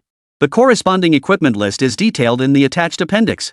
Regarding the total investment of 500 million yuan, the Ministry of Industry and Information Technology holds 35% and the Military Department holds 65%. The Ministry of Industry and Information Technology will authorize you to hold its 3.5% stake, while the Military Department will authorize you to hold the remaining 6.5% and sign a concerted action agreement. This document is our agreement, already signed and sealed. Lin Yuan took the document. Sure enough, the company selected by the MIIT and NDRC was one he'd never heard of. After a cursory glance, Lin Yuan prepared to sign. Chapter 13, What business is it of yours? Yu Jiashu reached out to stop Lin Yuan. Hold on. The equity and legal representative of Yuanfang Company haven't been transferred yet, they're still under your father's name. You can handle these matters at the Administration for Market Regulation today. Director Yu, today is Saturday. Lin Kong whispered from the side. Yu Jiashu nodded with a smile. Take the documents with you. Someone is waiting for you. Special cases warrant special handling. Once you've settled the company matters, there's still the Industrial Land Lease Agreement, the National High-Tech Enterprise Certification, and the related tax incentive agreements. Plenty of documents to sign. Lin Yuan hesitated, leaning forward slightly. Senior Master, the High-Tech Enterprise Certification is incredibly difficult to obtain. We don't meet the requirement that technical personnel make up at least 10% of the company's total workforce for the year. Our R&D expenditure over the past 3 years also falls short of the required proportion of total sales revenue. And high-tech product revenue hasn't reached 50% of total revenue during the same period. We don't meet a single one of the 3 mandatory criteria. Yu Jiashu's smile remained unchanged, and his response echoed his earlier words. Special cases warrant special treatment. The higher-ups want to get Mengshi back on its feet as quickly as possible. They demand that within 2 years, it will replace the core industrial software used by many of our enterprises. You don't have much time. You go handle your tasks. I'll stay here at the factory for a while. I'll take a look at how Xiao Yuan's upgraded production line is running. I'm genuinely curious about that aspect. With that, Yu Jiashu began ushering them out. Lin Kong and Lin Yuan exchanged a glance before leaving the office with their documents. When they arrived at the Administration for Industry and Commerce over an hour later, they found people already waiting there. As soon as Lin Kong and Lin Yuan walked in, the staff immediately stepped forward, took the documents, and got to work. Over the next 2 days, father and son ran around signing countless documents. By Monday afternoon, the company's business registration information had been fully updated. The corresponding equity information was also updated. The company name was changed to Shanghai Future Technology Company, Limited. Lin Yuan was listed as the legal representative, holding 90% of the shares. Industrial and Information Technology Communications Information Technology Company, Limited held 3.5% and Weidiyang Digital Technology Company, Limited held 6.5%. When Lin Yuan saw this equity structure, he knew that the higher-ups had already taken care of everything during this period. GXIT, needless to say, was a subsidiary of the Ministry of Industry and Information Technology, a remarkably low-profile company, so low-key it was almost invisible. As for CETC Digital Technology, its corporate structure indicated it was a secondary listed company under China Electronics Technology Group Corporation CETC, a major military-industrial conglomerate. What puzzled Lin Yuan was that this company primarily served industries like government, education, finance, telecommunications, manufacturing, energy, and transportation, areas that seemed somewhat mismatched with his actual needs. When he brought this up with Yu Jiashu, the latter laughed heartily. Silly boy, why are you concerned with what they do? Its purpose is to deliver funds, equipment, and technical support to you all above board. Besides, you should know that what you found is what higher-ups want you to see. Don't be so nitpicky. If your industrial software division wants to get off the ground, you'll need CETC Digital's help and connections. Even the Ministry of Industry and Information Technology might have to step in. Lin Yuan thought about it. He was right. For industrial software to be applicable across all industries, it inevitably requires in-depth field research within enterprises of various sectors, even entering frontline factories to engage directly with actual producers. Take Mingshi's current application in high-speed rail component manufacturing. It works because Lin Yuan's family business specializes in that field. He knows it best and understands it most intimately. He wasn't quite as proficient in other areas. At this juncture, as a shareholder, even a nominal one, he ought to step up. This must be why the higher-ups assigned him this shareholder role. After all, with so many enterprises and countless secondary companies, there must be a reason he was chosen for this one. Alright, no problem. Now that Yuanfang has been restructured and renamed Shanghai Future, I suppose I'm no longer needed here? Lin Yuan disliked running around. He felt it was a waste of time. Yu Jiashu took the business license and other documents from Lin Yuan's hand. You're done here. The remaining negotiations will be handled by your father. A lot of equipment has already been shipped over these past couple of days. Go check on the deliveries now. The first shipment is the server cluster military-grade equipment, not your run-of-the-mill servers. He handed Lin Yuan a delivery checklist. Lin Yuan took the checklist and turned to leave. Over the past few days, an empty office building had been cleared out. A long line of trucks now waited below. Staff had been waiting at the loading dock for Lin Yuan's arrival. As soon as he approached, they began verifying the cargo quantities with him. After confirming everything was correct, the trucks departed in groups, replaced by the next convoy. Hundreds of professionals began organizing into teams. Some headed straight upstairs to begin renovating the office building. Transforming the office building into a server room would take some time. Particularly, the server room required constant temperature and humidity control, soundproofing, and the complete overhaul of all network and cable infrastructure. After a quick review, the construction team estimated a 2-month timeline achievable only through round-the-clock shifts. Teacher, I need people. After resolving the server room issues and the company's financial problems, a very practical problem stood before Lin Yuan. He had no one. Even with the mechanical civilization inheritance system assisting him, he couldn't handle such a massive workload alone. So he decided to call his mentor for help. Feng Ningxuan wasn't surprised to receive Lin Yuan's distress call. What kind of people? With graduation season underway, many students haven't secured jobs yet. I'll help you find people. We need people across the board: administration, legal affairs, and server support. System development, big data modeling, and Mengshi and Joby need staff too. We also need people on the production line. We're about to obtain the military certification, and I'm hesitant to recruit from the public. I'm afraid something might go wrong. Feng Ningxuan quickly interjected, Absolutely don't recruit from the public. I'll contact my contacts first and help you set up the legal team. Let them handle it. Additionally, you'll need to establish a security department. But you don't need to worry about that. I believe General Bai is already considering it. Just wait for the update. That wait stretched into 4 days. On Friday afternoon, while Lin Yuan was busy in his office, Zhang Jingrong knocked on the door. Come in. Lin Yuan looked up curiously toward the doorway. Zhang Jingrong entered. Mr. Lin, a group of interviewees has arrived. They say they were referred here. A group? Lin Yuan froze. Was his mentor that efficient? It had only been a few days. Had the legal talent he needed already arrived? Zhang Jingrong nodded. Bring them in right away. Lin Yuan immediately stood up. A few minutes later, 7 or 8 people walked in. Even in the summer heat, they wore suits and ties, looking refined and well-mannered. Good afternoon, Mr. Lin. I'm here for the interview with Shi Zishu for the position of head of legal affairs. The middle-aged man leading the group handed Lin Yuan a resume with both hands. The others greeted him one by one: the deputy head of legal, legal manager, contract specialist, compliance specialist, litigation specialist, intellectual property specialist, and overseas legal business partner. The entire team was present. From legal affairs and compliance to intellectual property and risk control, the entire department was represented. Essentially, the individuals present were sufficient to establish the entire framework of the legal department. Chapter 14: An Unexpected Delight, the Starcy System. Everyone, you were all recommended for this position. May I ask who recommended you? Lin Yuan asked curiously, beginning to review their resumes one by one. His focus was on the recommendation letters and review documents within their resumes. The focus was on the review documents from the relevant departments. None of the names they mentioned rang a bell with Lin Yuan, as he had no background in the legal field. Yet these resumes were dazzling, one after another. Most hailed from top-tier universities like Renmin University and China University of Political Science and Law, had interned at prestigious law firms, and secured full-time positions upon graduation. One candidate applying for the head of overseas legal affairs position even came from the Treaty and Law Department of the Ministry of Commerce and was still employed there. Gentlemen, your recommendation letters are in order. You are welcome to join our team. I won't beat around the bush. We're about to obtain the 5 military industry certifications, but our company is understaffed. We're bringing you on first to help resolve the legal issues we're facing in recruitment and mitigate potential risks. No problem. The professors and leaders who wrote our recommendation letters have already discussed this with us, and we have a general understanding of the company's situation. Mr. Lin, could you give us an overview of the situation? Lu Jingwei, the team leader, was genuinely curious about the company he was joining. Their professors and supervisors had only provided the company name and mentioned that the military certification process was underway, explicitly assuring them that approvals wouldn't be delayed. That alone was enough to pique their interest. As a company founded on physical manufacturing that was also set to obtain the military certification, it inherently signaled that the company would inevitably integrate into the national defense and military industrial system, becoming an integral part of it. Moreover, they had managed to gather some information about the recent events. But they all understood this was far from the whole story. As lawyers, or rather, within the legal profession, there is a clear ceiling.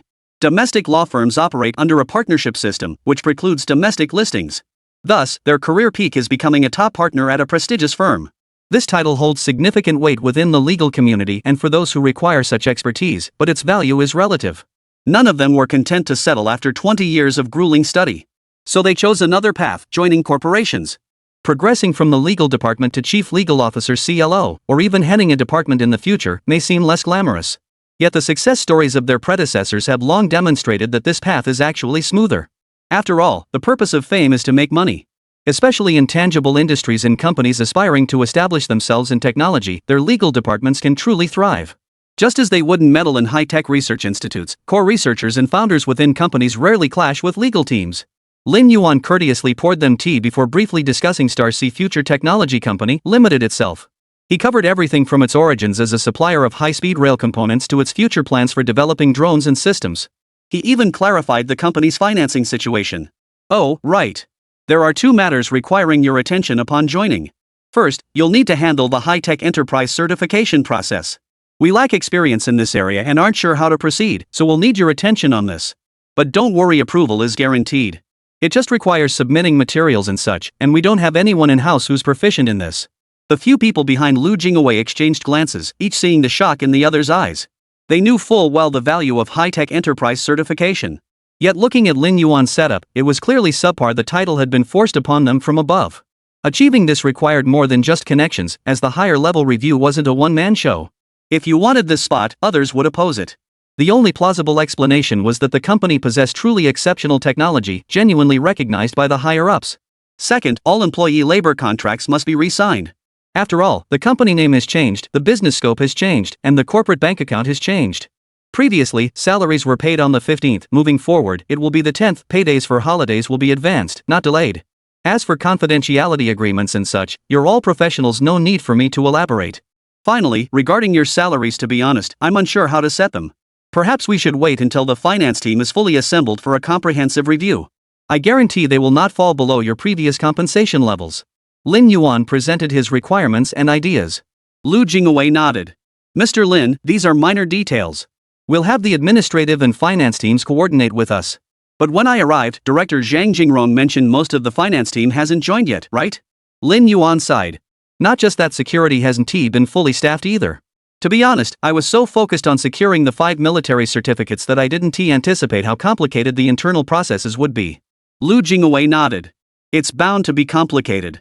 Once Starry Future obtains the military certification, it will automatically be registered with the State Secrecy Bureau as a classified enterprise. Based on your description, the minimum classification level will be level 2, and it's highly likely to be the highest level 1. That means all financial information must be classified. Our existing finance staff will need retraining.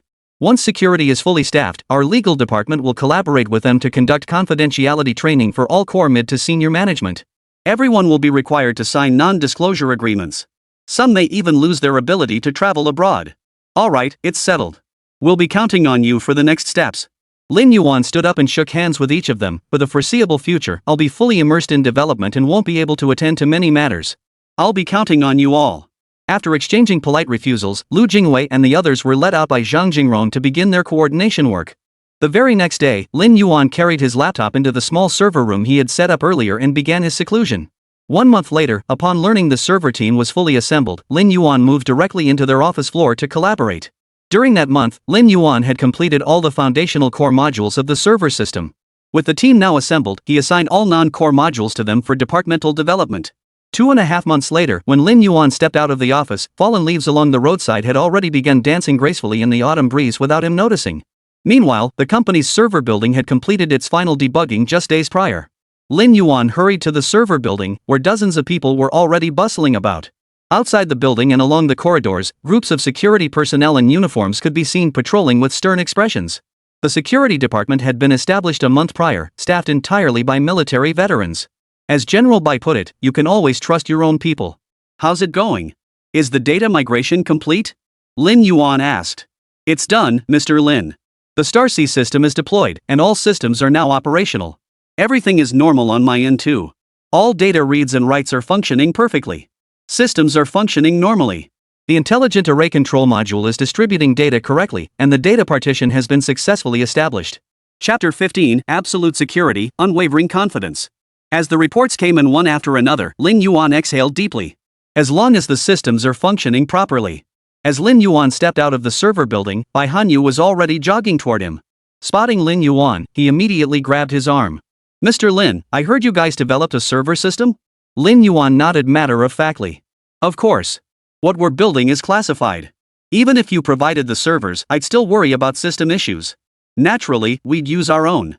Besides, we have so much more to build in the future. We can't keep relying on others forever.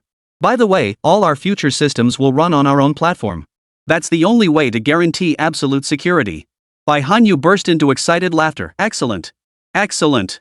Who'd have thought delivering your credentials would bring such a pleasant surprise? We'll be evaluating your system too. Lin Yuan looked at Bai Hanyu with some confusion. But don't you already have your own system? What's the point of having two systems? He didn't know about other things, but when it came to systems, he knew the military headquarters had its own. Not just the server systems, but even the computer operating systems. Bai Hanyu waved his hand dismissively. We certainly have our own requirements. Don't go running around today. Wait for me to get someone to take a look.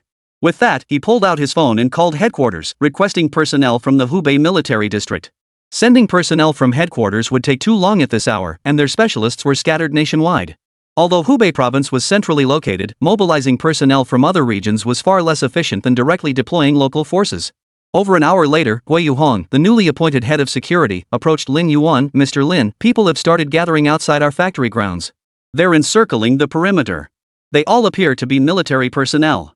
I recognize their demeanor all too well. Mr. Lin, these are our own personnel assigned to perimeter security. An inspection team will arrive shortly.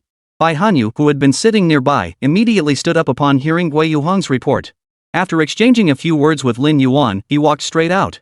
Lin Yuan shrugged at Gui Yuhong. Brother Gui, you heard that too? No need to mind them. Gui Yuhong nodded with a smile. Understood, Mr. Lin. This gives me a chance to see how the troops from Hubei province differ from ours in Yunnan. Before his discharge, Gui Yuhong had served in Yunnan province, a border region where troops faced heavy and demanding duties.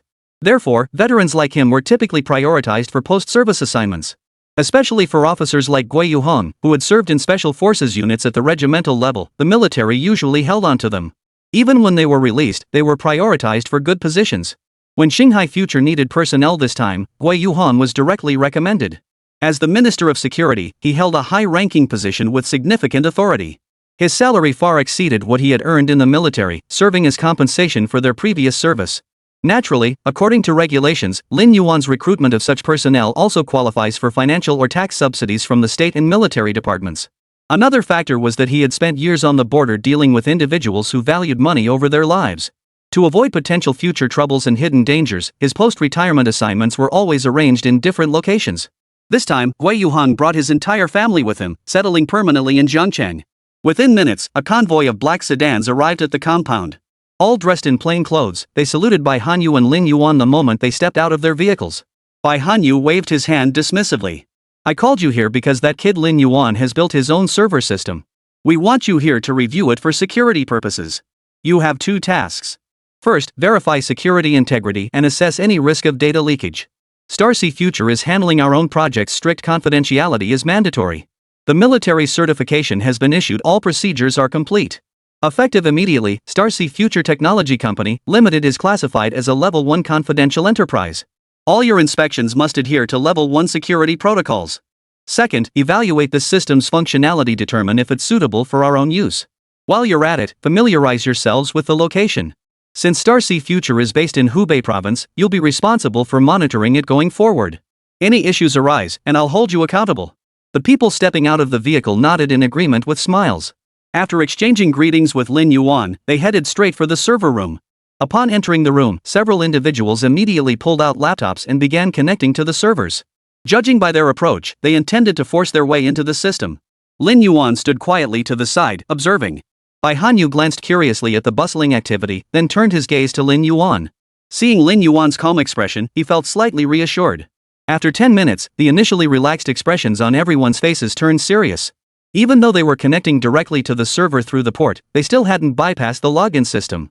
Seeing their state, Lin Yuan approached with concern. Everyone, would you like me to have someone bring in some tables and chairs? Standing all day to debug isn't exactly ideal. The server room contained nothing but a vast array of servers, no desks, chairs, or benches for them to work at. The only place to rest a laptop was on the pre-installed trays on the server racks, clearly not designed for prolonged use. Another supervisor turned and smiled at Lin Yuan. Thanks, Mr. Lin. Your system is indeed tricky. We appreciate the help. Though he smiled, the expression was somewhat strained. It was only natural that the system couldn't be breached. No company holding the military's 5 certifications was ever simple. This outcome was within their expectations. But failing to even bypass the login system, not even getting a glimpse of the encrypted firewalls inside the servers, was somewhat embarrassing. Lin Yuan waved his hand dismissively and turned to leave the server room, instructing someone to bring in some chairs and tables. Bai Hanyu quietly followed Lin Yuan out. Mr. Lin, how's their progress so far? I noticed Xiao Shen's smile looked a bit forced earlier. Lin Yuan chuckled and gave Bai Hanyu a rough update on the progress. Bai Hanyu nodded thoughtfully, his expectations steadily rising. Soon, the desks and chairs arrived, and they settled down to begin testing. Bai Hanyu had expected the task to be completed quickly, but he never imagined it would drag on from sunrise to sunset. Throughout the process, they not only delivered bottled water and tissues, but Lin Yuan was even arranging for dinner to be delivered at that very moment. Seeing this, Bai Hanyu felt a bit embarrassed. An entire afternoon had passed. Beyond drinking water and wiping sweat, the only response they received was "it'll be ready soon." He couldn't fathom what soon meant in their mouths, but night was fast approaching. What the hell was going on here? Alright, Mr. Lin, no need to send dinner. I think things are pretty much where they'll stay. With that, Bai Hanyu walked into the machine room and waved his hand. Everyone, what's the actual status of the progress? Mr. Lin was even preparing to send dinner over. You guys aren't planning to camp out here overnight, are you? Team leader Shin Hongtao set down his notebook, his face flushed with embarrassment. Reporting to the commander, we haven't breached the server.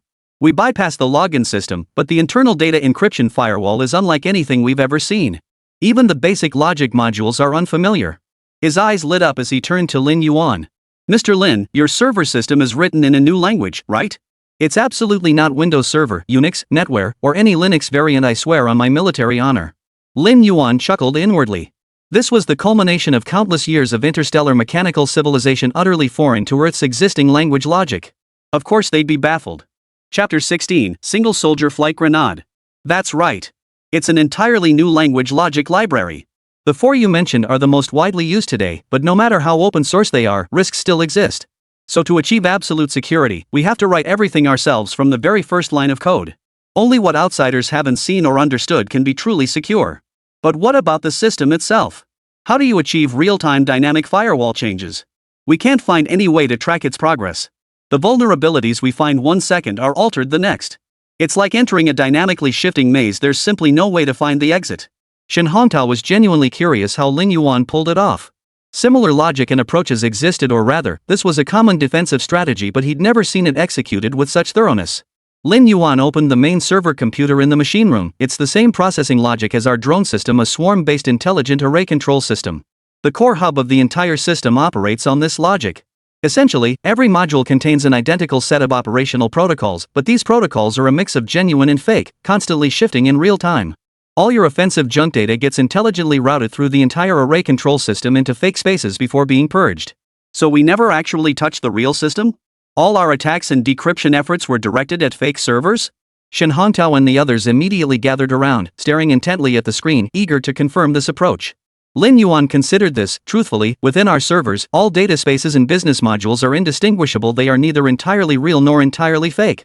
You could consider them all real, or you could consider them all fake. If fake meant fake, you wouldn't have wasted so much time after all. It's easily distinguishable for experts.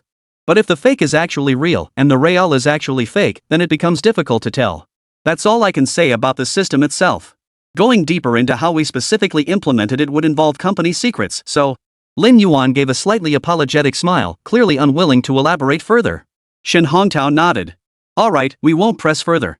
Could you prepare a computer for us, Mr. Lin, that can access the server? It doesn't need to connect to the main server, just get us into the system. We need to study it thoroughly. Lin Yuan pointed to the laptop he'd been using earlier. This one will do. It's the computer I used for debugging after development. Just take it with you. Username, admin password 123456. It'll take you straight to the debug partition, more than enough for your needs. Shin Hongtao glanced at an assistant behind him. The assistant nodded and began disconnecting the cables to prepare for taking the laptop away. Bai Hanyu spoke up, you can't take the computer. You can't leave the campus either. You should all know the rules. Sign the confidentiality agreement. If you need to continue research, do so. If you're short-handed, call for reinforcements now. All verification must be conducted offline, no internet access, not even the military district network. Shin Hongtao immediately saluted, understood, Commander. Then he resumed his relaxed demeanor, Commander, regardless of our research findings, it won't diminish the inherent potential of the Star Sea system. This is the result of just over 2 months of work by Lin Yuan and his new team. Any flaws or imperfections are understandable. Based on our afternoon's validation alone, the strengths far outweigh any flaws. Therefore, if you have any plans, Commander, you may proceed with advance arrangements. After saluting once more, he led his team to an adjacent conference room to begin their work. Mr. Lin, it seems we'll indeed need to trouble you with dinner and accommodations. After they departed, Bai Hanyu turned to Lin Yuan and said. Lin Yuan immediately called the administration department to make arrangements. Once Lin Yuan finished the call, Bai Hanyu pulled him straight toward the drone production workshop. Mr. Lin, we've completed all testing on your drones. The data looks excellent. I've sent all the feedback to you guys. Can you get a batch done before New Year's? On his way to the production workshop, Bai Hanyu started pushing for the order. That urgent? We only have a little over a month. The order volume might not be huge, but we can definitely manage a few dozen units for testing. Is there a special requirement? Lin Yuan asked curiously. Bai Hanyu chuckled, well, it's almost year-end, and the military exercises for all military regions are about to begin. The reason your drone test data came out so quickly this time is because higher-ups are intentionally rushing things. They prioritized providing personnel and facilities for your testing. The goal is to have a batch ready before the year-end exercises, ideally delivered to us by mid-December. This will give our special forces time to familiarize themselves with the equipment before showcasing its effectiveness during the exercises. The goal is to test how well the troops handle unexpected situations and their emergency response mechanisms. Lin Yuan looked troubled. That's tricky. We haven't even started integrating the weapon modules yet. Without a weapon system, this thing is just a decoration good for frontline reconnaissance at best. It's bulky and noisy. Might not be as effective as you imagine. Bai Hanyu sighed softly. That is indeed a problem. Here's the deal. If we provide you with personnel and equipment for this month, could you develop a module for a man-portable rocket launcher? Lin Yuan shook his head. Impossible. Not even in 6 months. A man-portable rocket launcher is too large. The entire drone would need a complete redesign. But I've had an idea that might solve our current problem. A personal flying grenade, would you consider that? Personal. Flying. Grenade. These 3 words combined instantly set Bai Hanyu's sensitive nerves on edge. Alright, is there a manual for this thing? Yes. Follow me, the design blueprints are on that computer over there. Soon, the two arrived at the production area. Lin Yuan also had a dedicated office here. Opening the computer, Lin Yuan retrieved the blueprints from Mengshi, General Bai. As you can see, this device essentially consists of a propeller, an electric motor, a power source, and a high explosive charge compartment. We designed it for 6 or 9 rounds, depending on actual needs. You can choose the explosive charge yourselves: high explosives, fragmentation, steel balls, even graphite. It's disposable anyway, so it's cheap. We can handle the entire flight control section in-house. You can produce the explosive fillers yourselves. I can send you all the parameter specifications. How about this? Not only is it cheap and mass-producible, but it meets your requirements and has versatile applications. Bai Hanyu stared at the computer screen for a long moment. Mr. Lin, I suspect your ambitions extend beyond this, don't they? Lin Yuan chuckled, of course. Our smart modules aren't fully mature yet. But imagine if we combine this with our mature smart modules and swarm-based intelligent array control system. Point it and it blows up. Wouldn't warfare become much simpler? Chapter 17, The Azure Dragon Drone makes its debut. Bai Hanyu stroked his chin. Worth a shot. Here's the plan: keep the unit price under 80.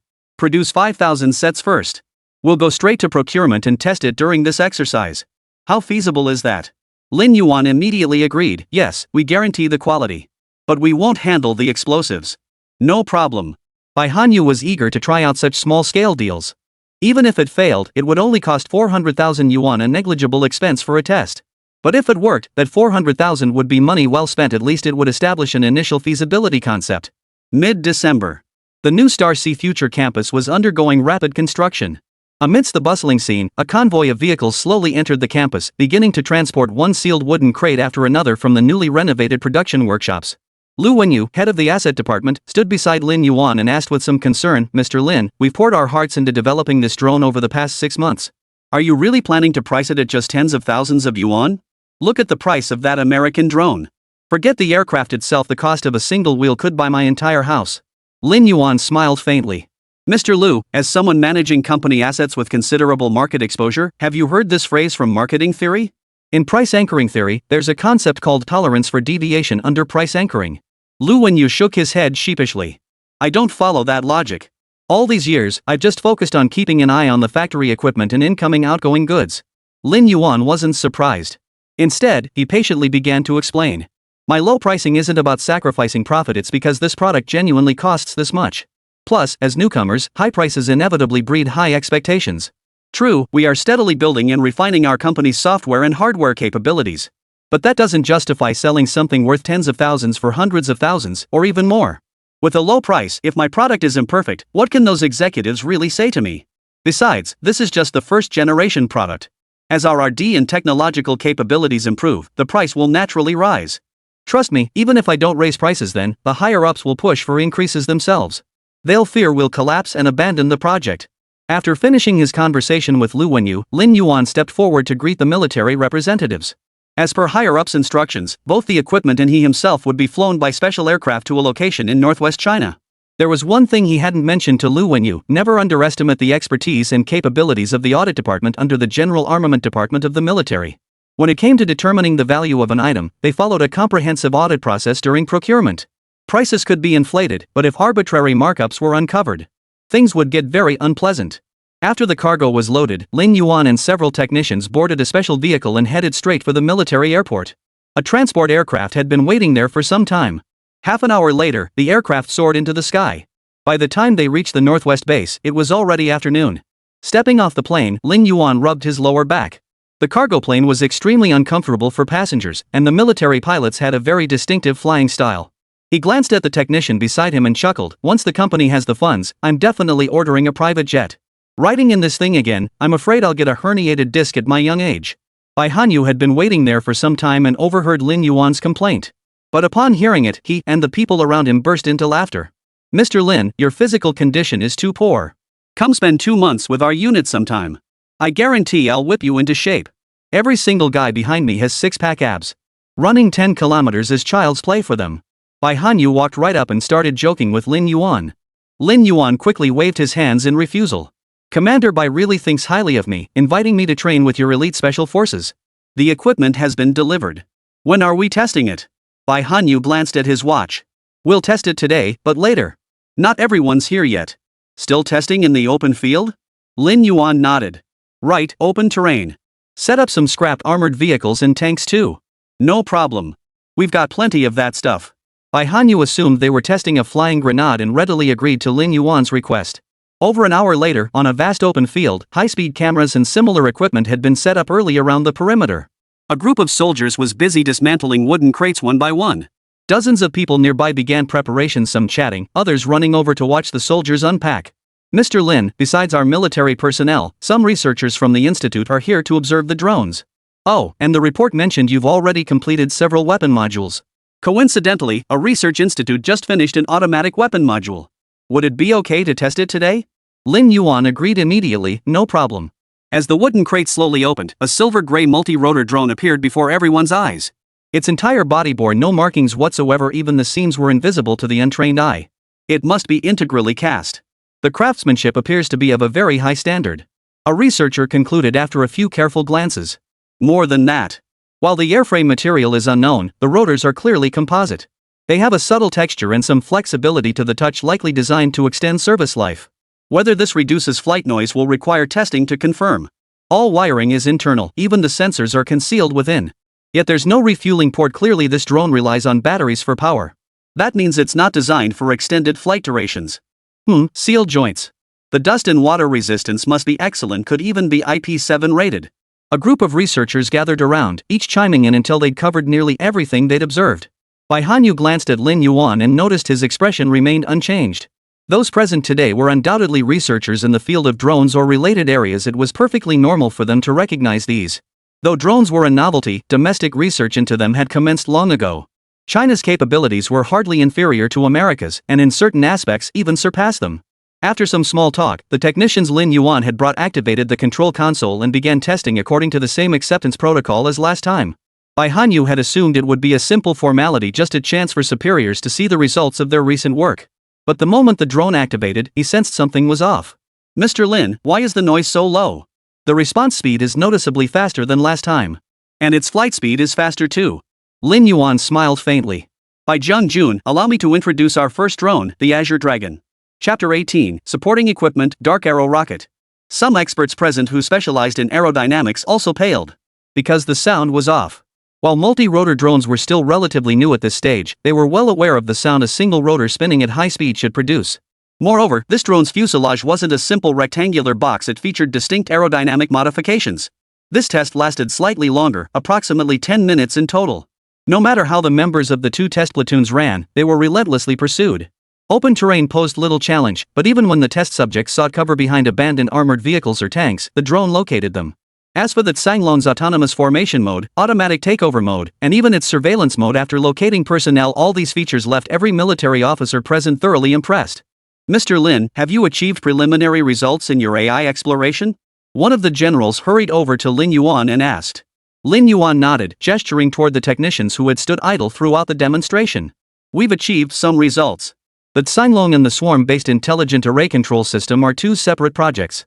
It's just that since both are our company's products, we integrated them. As mentioned in the report, the Starsea system itself utilizes this technology, though we haven't received feedback on the report yet. The inquiring general turned to a man beside him. Old Zhao, where's the report? Why hasn't our military headquarters heard about this? Zhao Shilin shot the general a look. What's the rush? It just passed the Confidentiality Bureau's encryption review. It only arrived at our Defense Science and Technology Industry Bureau a few days ago and hasn't been distributed to your military headquarters yet. We'll proceed once our procedures are complete. The general grew visibly irritated. Bull! What procedures does your Defense Science and Technology Industry Bureau need to go through? It's just an annual report from a classified defense contractor. What procedures do you need? How many of Star Future's operations require your approval? The company hasn't even generated revenue yet. What procedures are you talking about? If you don't give our military headquarters a proper explanation today, you won't be leaving this base. Have your director come pick you up? This is delaying things. Another general pointed angrily at the drone and snapped, don't tell me you can't see the potential of this drone and that system. Why are you causing trouble at a time like this? Your Defense Science and Technology Industry Bureau oversees all national defense and military classified research. Countless top-secret national projects pass through your hands. What's the point of you holding back Starsea Future? Lin Yuan glanced at Bai Hanyu in surprise, still unsure what had sparked this heated argument among the high-ranking officials. Bai Hanyu, smiling beside him, explained the situation to Lin Yuan. Only then did Lin Yuan grasp why the generals present were so agitated. Such arguments happen multiple times every year. Bai Hanyu had long grown accustomed to them. The National Defense Science and Technology Industry Bureau was the agency responsible for overseeing major national defense research projects. After Starsea Future obtained the 5 military certifications, it naturally fell under the supervision of the National Defense Science, Technology and Industry Administration. Therefore, after submitting their annual progress reports, the first step was to have them archived and encrypted by the State Secrecy Bureau. Only then would it be forwarded to the National Defense Science, Technology and Industry Administration for review. The agency focuses solely on assessing a project's potential and feasibility. The fact that Starsea Future's report is currently with them indicates the project has passed initial review and must now proceed through the major project approval process, requiring careful handling.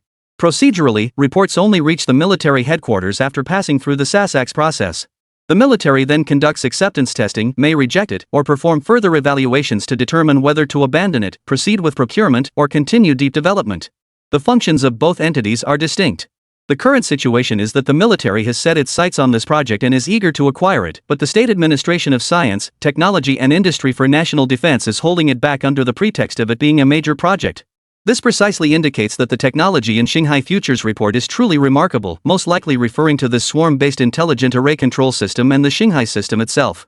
Numerous domestic entities require secure and reliable server systems like the Starsea system. Consequently, the State Administration of Science, Technology and Industry for National Defense is likely consulting with these organizations to assess the project's ultimate potential. In essence, the military simply wants to expedite the process and obtain the actual product. The State Administration of Science, Technology and Industry for National Defense, however, must consider all classified projects nationwide and the myriad research institutes under its purview, evaluating every possible scenario. My deepest apologies, Major General Kong. Since the Starsea Future report is a consolidated document encompassing all projects, we are bound by the requirements of this single file. Even after the heated discussion, Zhao Shilin remained unyielding. However, he did reveal the reason behind their insistence on the report. Kan Yishan froze upon hearing this, casting a slightly resentful glance at Lin Yuan. Mr. Lin, how could you consolidate different projects and technologies into a single report? If we separated them, it would save us a lot of trouble. Lin Yuan looked innocently at Zhao Shilin, but the personnel from the State Bureau of Secrets and the National Defense Science and Technology Industry Administration who trained us said that for the annual work report, we only need to provide one consolidated summary. Zhao Shilin smiled with self-assuredness. It must be one report per company, unless it's an urgent review for a major project. That's how our workflow standards are designed. Kan Yishan and the others gritted their teeth in frustration. Fine, Zhao Shilin, you old fox playing dirty, huh? Mr. Lin, from now on, submit all projects as major project temporary filings. Just give them a list for the annual summary. Lin Yuan looked at Bai Hanyu with a mix of laughter and tears, signaling for him to make the call. After all, he held the highest military rank present and was stationed at headquarters. Bai Hanyu, clearly accustomed to such arguments, showed no sign of anger. Instead, he waved his hand dismissively. What's the point of arguing? Let's wait until all the tests are completed. Next up is testing the weapon modules, right? Lin Yuan nodded and walked over to the metal box beside him. This is the treasure I ordered from another research institute through our internal channels at the National Defense Science and Technology Industry Bureau. With that, Lin Yuan tore open the seal and opened the box. Black protective padding cradled several rocket-propelled grenades. No. Rocket projectiles wasn't quite the right description. 3 were arranged in a row on the top layer of the box.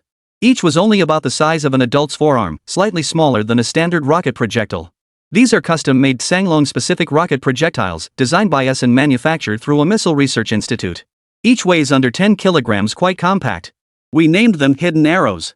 Maximum range is 35 kilometers. The outer structure was integrally cast by our own team. The launch protocol is embedded within the Sanglong itself. Even if captured by the enemy, they cannot be used. It incorporates a dual-mode sonic detonator. Any attempt to disarm it with non-compatible tools will trigger an explosion.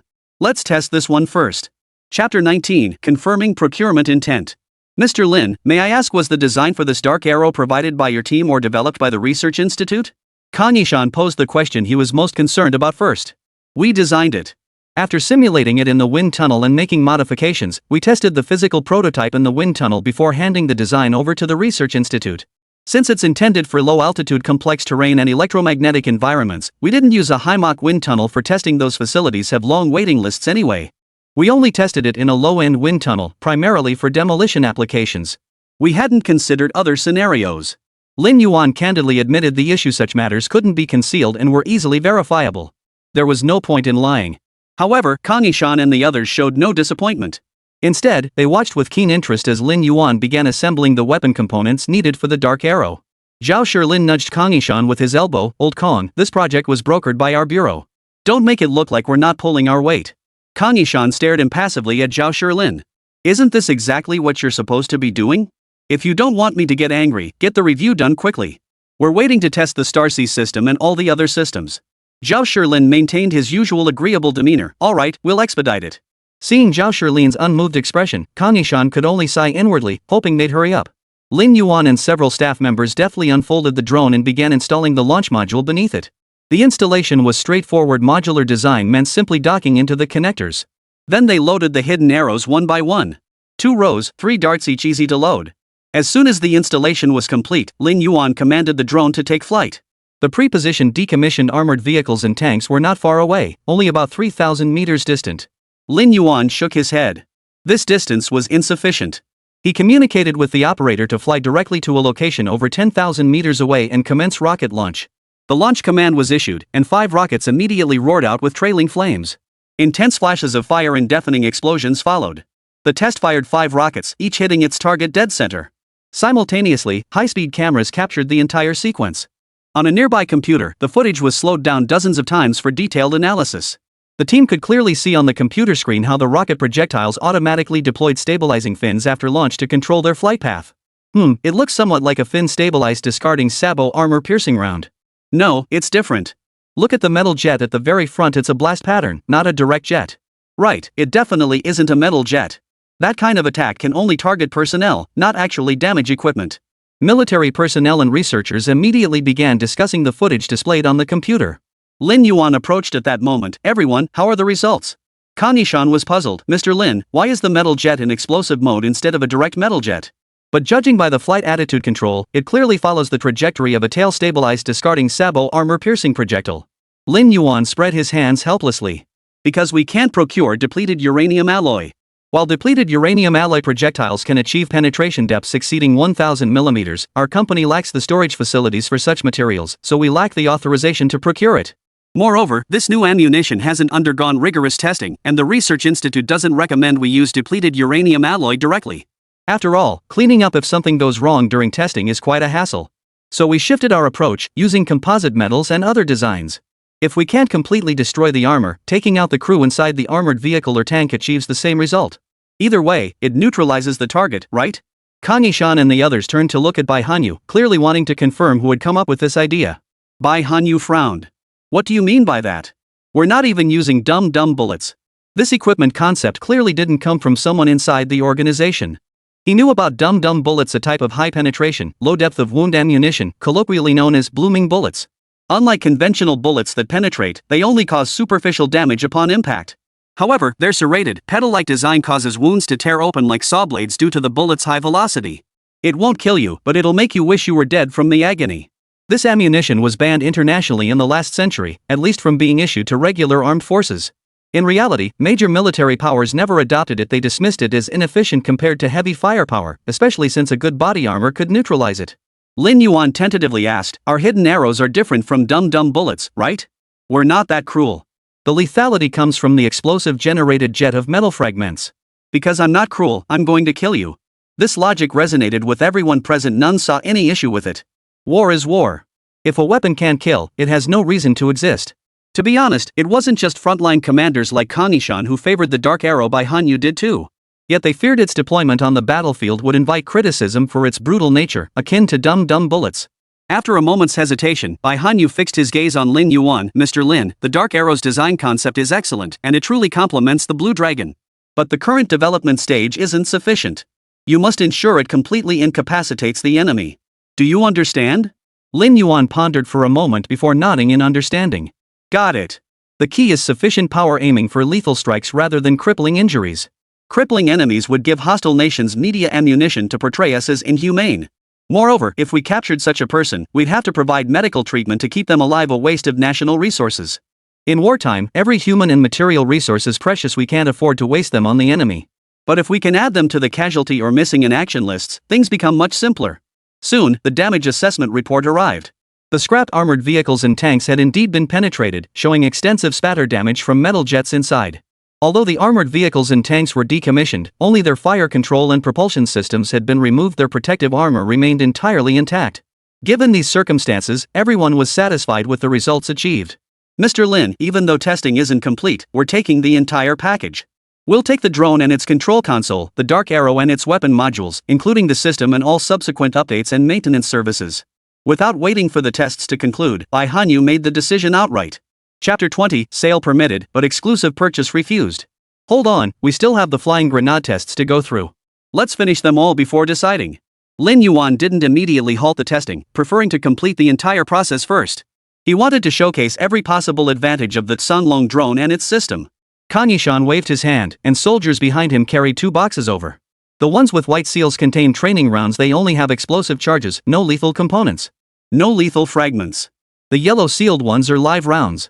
Use them at your discretion, Mr. Lin. Both boxes were opened by the soldiers, each containing 12 individual-use flying grenades. Cylindrical in shape, each measured less than 20 centimeters in total length with a diameter small enough to fit comfortably in one hand. At the top sat an external connection port, with 4 fan blades currently drooping downward. Use the live rounds. Is there a difference in type?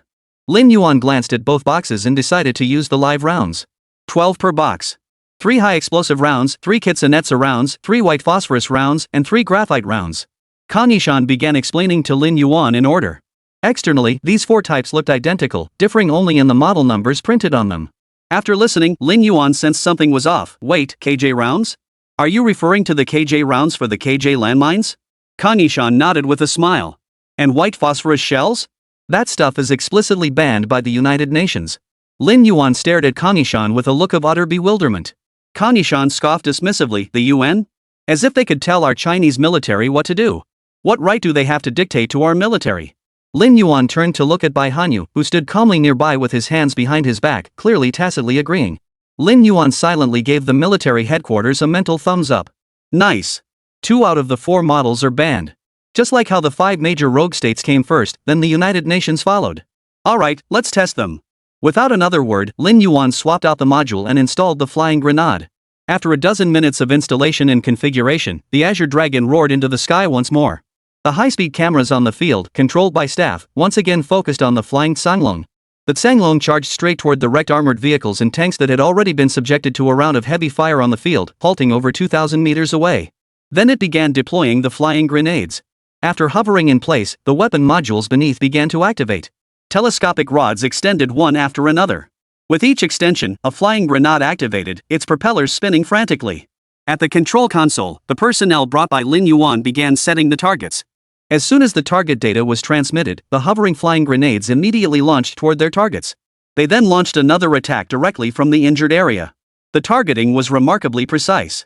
This time, before the soldiers could speak, researchers from the back immediately surrounded them. Mr. Lin, how did you achieve such precise targeting?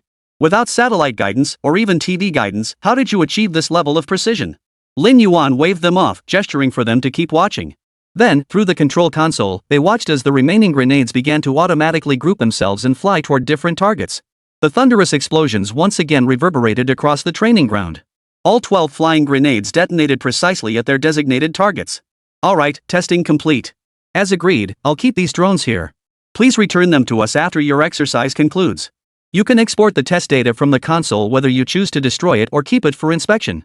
Lin Yuan, having completed the test, cheerfully began the handover process. Bai Hanyu gave Kang Yishan a meaningful glance. Kang Yishan grinned and turned to a colonel beside him. Song Yueshing, you saw the test results. I'm handing these over to you. How you use them is your business, but you must deliver solid results in this exercise. Song Yueshing immediately saluted, then approached Lin Yuan. Mr. Lin, since we borrowed the drones, how about lending me your staff as well? We're all rough and tumble types. We don't know how to handle this new high-tech stuff. It'll take us a while to learn. I promise to treat them well, good food, good drinks. They won't be inconvenienced in the slightest. Lin Yuan turned to the men behind him. Consider this a business trip to clear your heads. Full pay and field allowances will be provided. The technicians nodded with smiles. They were actually looking forward to collaborating with the military, a rare opportunity indeed. Seeing Lin Yuan's agreement, Song Yueshing immediately gave the order. Political commissar, quickly arrange for someone to escort the experts and equipment to our guest house. His urgency seemed to fear Lin Yuan might change his mind.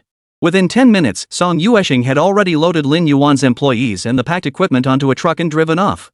Lin Yuan watched the scene with a mix of amusement and exasperation. I'm not going to back out. Why is he rushing off so fast? But the researchers who had been waiting nearby didn't bother with such details. They immediately swarmed around him, firing questions. Lin Yuan provided the answers. The pinpoint accuracy of the dark arrow and flying grenade systems primarily relied on positioning initiated by the Tsanglong. The current Sanglong system wasn't yet integrated with Beidou, so battlefield positioning relied solely on the equipment and systems carried by the Tsanglong itself. As for the positioning capability itself, it was one of many modules within the swarm-based intelligent array control system. All positioning results weren't merely coordinates or images, but outcomes of multiple precise calculations performed by algorithms. This approach aims to circumvent potential future threats like infrared decoy missiles or electromagnetic signal jamming. Regarding whether the flying grenade can be used independently, Lin Yuan regretfully stated that it is currently not feasible. First, the system itself lacks sufficient precision and requires further upgrades to enable individual soldier operation. Second, it requires integration with a two-way data link to synchronize data with military navigation systems. Only when both these aspects are achieved can individual soldier deployment be realized. Overall, however, the flying grenade is a piece of equipment that can be issued to individual soldiers. After Lin Yuan finished discussing with them, Bai Hanyu led his aide and Lin Yuan to the conference room. Mr. Lin, we've confirmed procurement for both items.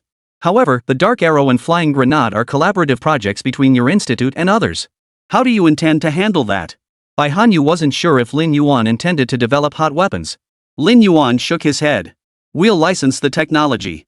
The corresponding research institutes will handle production, and we'll take our share of the profits.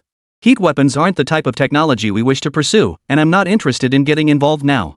You may proceed with procurement, but I must clarify one point. We will not sell the swarm-based intelligent control system, only grant usage rights. We can grant you access to the military-grade backend. Starsea also won't accept outright purchase. We'll need it for our own future use. Chapter 21, The Mega Order 2 Billion Buyout. Having encountered such demands before, Bai Hanyu didn't refuse outright. Instead, he countered, then for security reasons, we require a specialized military version. Starting from the ground up, you must develop an entirely new system tailored to our needs, incorporating our specific requirements and feedback. We retain full control over the backend. No problem, that's only fair. What about post-launch maintenance and updates? Will you submit requests, or will we send periodic notifications? Lin Yuan readily agreed. The military's requirement was simply for a customized version of system derived from the Starsea system that could integrate with military data links in land, sea, air, and space tactical navigation data. In terms of difficulty, it wasn't challenging, as many of the interface parameters and ports were provided by the military. They only needed to build the foundational framework and ensure compatibility with their Qilin system. Therefore, Lin Yuan focused on the potential for long-term collaboration. While the initial sale would generate revenue, the bulk of profits would come from subsequent maintenance and updates. He was confident the military would require ongoing support services. Bai Hanyu smoothly retrieved a document from his aide and handed it to Lin Yuan. This is the standard template we use for requirements when collaborating with other companies. You can review it for reference. Post-launch maintenance and updates are definitely required, but immediate push notifications are not permitted. Once you're ready, send us the update proposal. After mutual discussion, we'll perform synchronized front-end and back-end updates at a fixed time. Whether it's front-end or back-end, every update must be synchronized on both sides. The template covers all other maintenance and update-related issues. Review it and let us know if you have any questions. Lin Yuan began carefully reviewing the document. Considering the system's overall scale, the requirements outlined in the document were actually quite minimal. However, in terms of rigor, Lin Yuan found the document itself not only meticulous but also highly professional.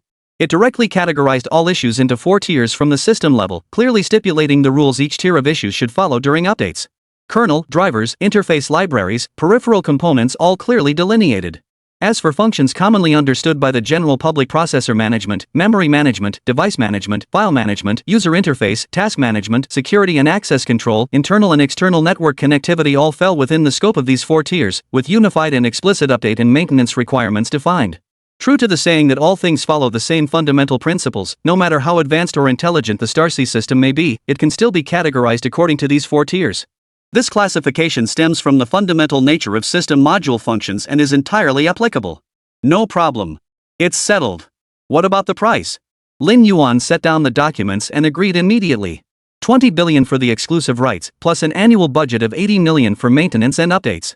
Any additional requirements from our military department will be billed separately. Seeing Lin Yuan about to refuse, Bai Hanyu waved him off. Don't rush to reject it. We're only buying the military version outright.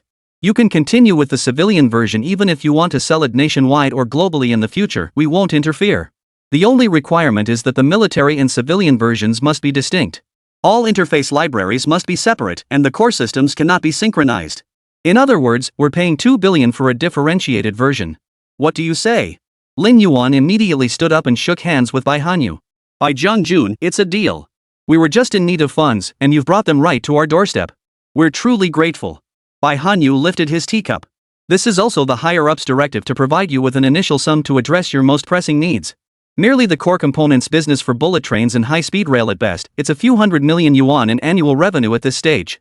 The net profit is nowhere near enough to support your startup. Additionally, the military department will apply for and reimburse a portion of your R&D expenses under national requirements, channeled through the National Major Project Research Budget. This funding will come partly from us, and partly from the Ministry of Science and Technology, the Ministry of Industry and Information Technology, the National Development and Reform Commission, and the State Administration of Science, Technology and Industry for National Defense. The total eligible funding could reach around 3 billion yuan, but we can only apply for the first batch now. The maximum approved amount is 500 million yuan. Combined with the advance payment from this transaction, we'll pool together 1 billion yuan to give you. Sign today, and the funds will be transferred within a week. Lin Yuan pulled out his pen without hesitation. Where's the contract? Bai Hanyu smiled, rising to place a hand on Lin Yuan's shoulder. Mr. Lin, no need to rush. We understand Starsea Future's current funding constraints, but there's no urgency here. We still have contracts pending for the Tsinglong drones, flying grenades, dark arrow systems, and the swarm-based intelligent array control system. Lin Yuan scratched his nose sheepishly. My apologies. I've been so focused on company planning lately, everything needs funding. My bad. By Jun. Bai Hanyu took a second document from his aide. This explains the military procurement process. Take a look. Lin Yuan took it without glancing and placed it before him. The Tsinglong drone body costs 55,000 per unit. Each operator terminal can control up to 6 drones, priced at 20,000 per terminal. A full configuration totals 350,000. Regarding the manufacturing technology for the flying grenade and hidden arrow, along with the launch module technology, we can grant licensing rights. The licensing fee can be low, but we require a revenue sharing model. I can authorize the military headquarters to independently seek research institutes for technical integration and subsequent collaboration with us. Should further research into the flying grenade and shadow arrow be required, a supplementary agreement must be signed. Naturally, that would entail a separate pricing structure. The swarm-based intelligent array control system is not sold separately. Its usage fees are already fully included in the purchase price. We will subsequently offer system update maintenance services and one-stop rapid repair centers. System updates and maintenance are free. The one-stop express repair center is sold separately. However, before reaching a certain volume threshold, the price will be extremely low. Beyond that threshold, the price will increase. Lin Yuan delivered his demands in one breath. He'd prepared them long ago. Dealing with the military was never a one-time deal. The real money came from the ongoing fees. 55,000? Bai Hanyu froze for a moment, momentarily stunned by the figure. Too expensive? Lin Yuan asked tentatively. Bai Hanyu shook his head. No, it's too cheap. Way below our price expectations. I'd already planned how to haggle, but this leaves me no room to negotiate. Alright then. Since that's the price, I won't haggle either. My authorization from headquarters is for 12,000 drones or 2,000 sets, as you put it. Right. The total comes to 70 million. We'll pay a 30% deposit, 21 million, along with the 1 billion mentioned earlier. Additionally, based on your calculations, we'll need to purchase an extra 1,000 operator terminals. Total cost is 20 million, with a 6 million advance payment. As for the licensing agreement, we'll finalize that separately once we identify the research institute internally. Is that acceptable? Lin Yuan nodded excitedly. No problem, by Jiangjun. Total, 1.027 billion. Let's sign the contract. Chapter 22, Funds arrived, preparing to acquire the battery factory. Bai Hanyu shook his head. Hold your excitement, Mr. Lin. I have one more question. What exactly is this one-stop express repair center you mentioned earlier? And why would the price be extremely low before reaching a certain scale, only to increase after surpassing that threshold? With the company's funding secured, a weight lifted from Lin Yuan's shoulders, and his tone grew noticeably lighter. Ah, that's for your convenience in logistics and maintenance. The One-Stop Express Maintenance Center is a mobile maintenance station we envisioned, designed to help you maintain and upgrade the Sanglong's components. For instance, if the battery runs out, a rotor arm breaks, the rotor blades wear down, or any other issues arise, you can directly replace them through the One-Stop Quick Maintenance Center. This One-Stop Quick Maintenance Center can be configured according to your needs, either as a distributed system where different personnel carry separate components, or integrated into a single vehicle. In short, it's tailored to your requirements. If integrated into a vehicle, we'll provide the design blueprints. You handle the vehicle procurement, and we'll perform the final assembly.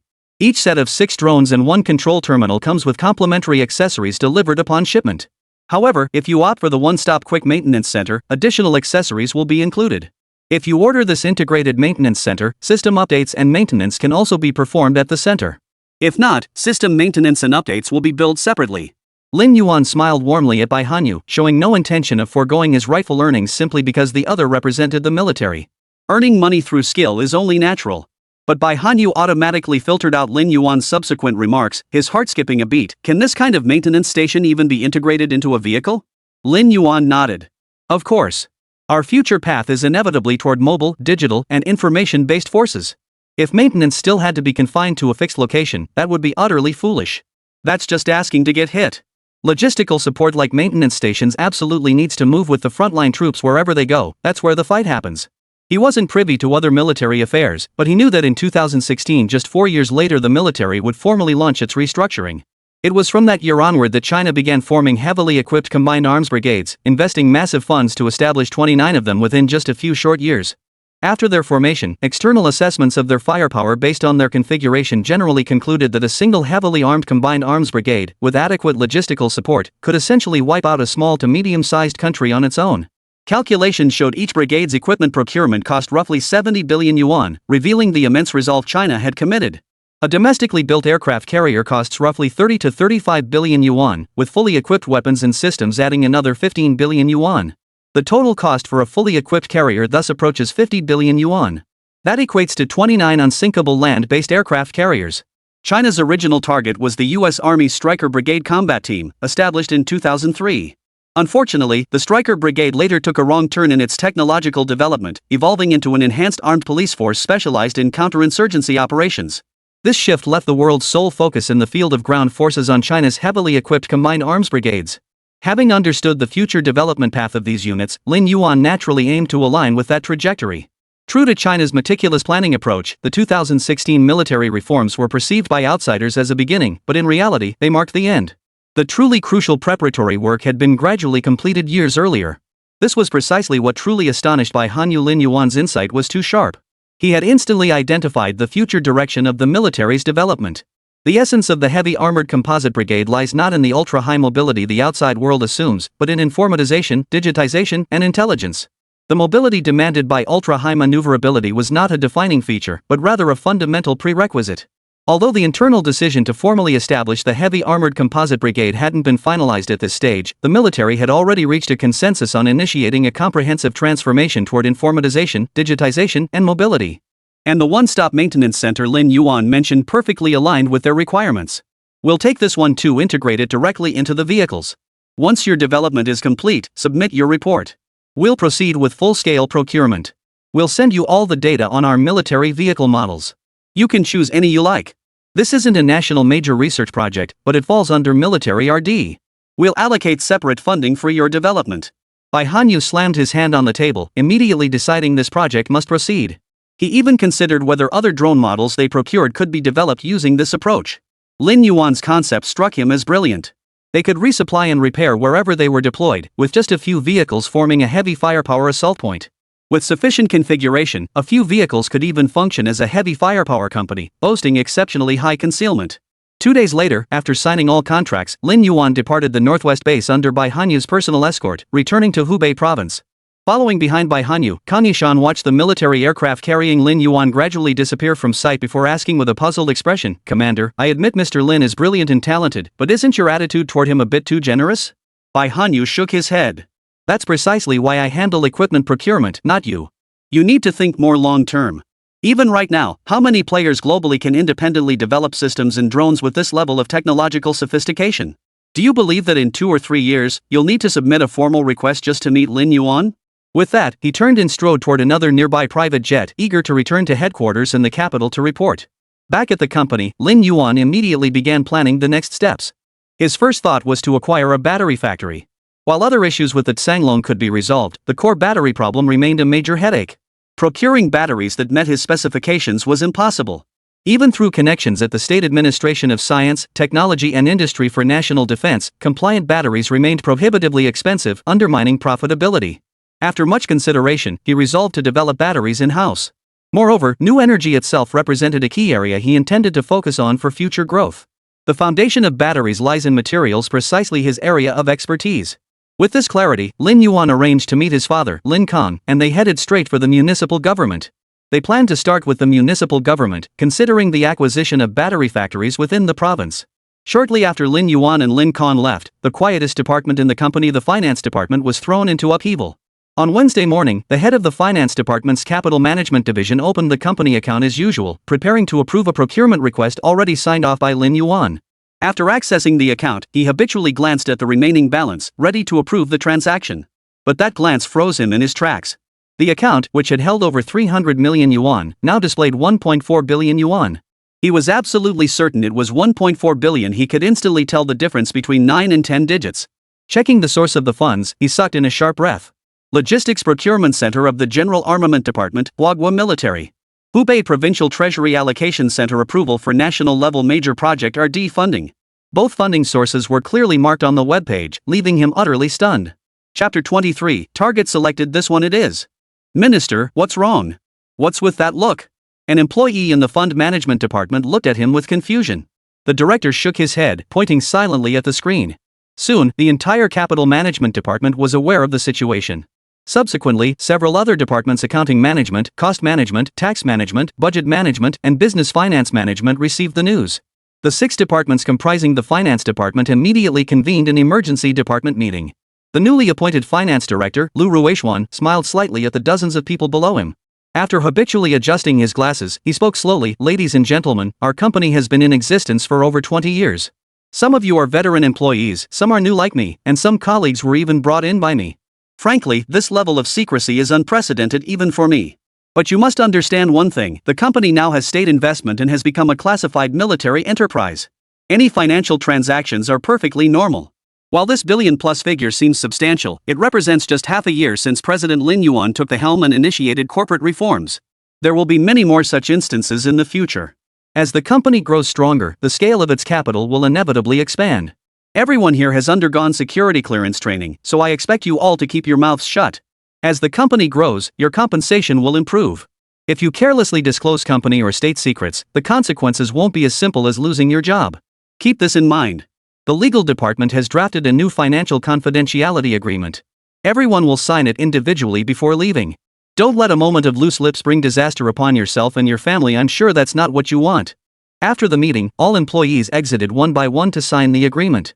Only 6 department heads and Lu Rueishuan, head of the finance department, remained in the conference room. Lu Rueishuan's expression was stern. I must reprimand all of you for today's incident, especially Tan Mingrui, director of the capital management department. Tan, you're a veteran of this company. You built this empire alongside President Lin Konglin.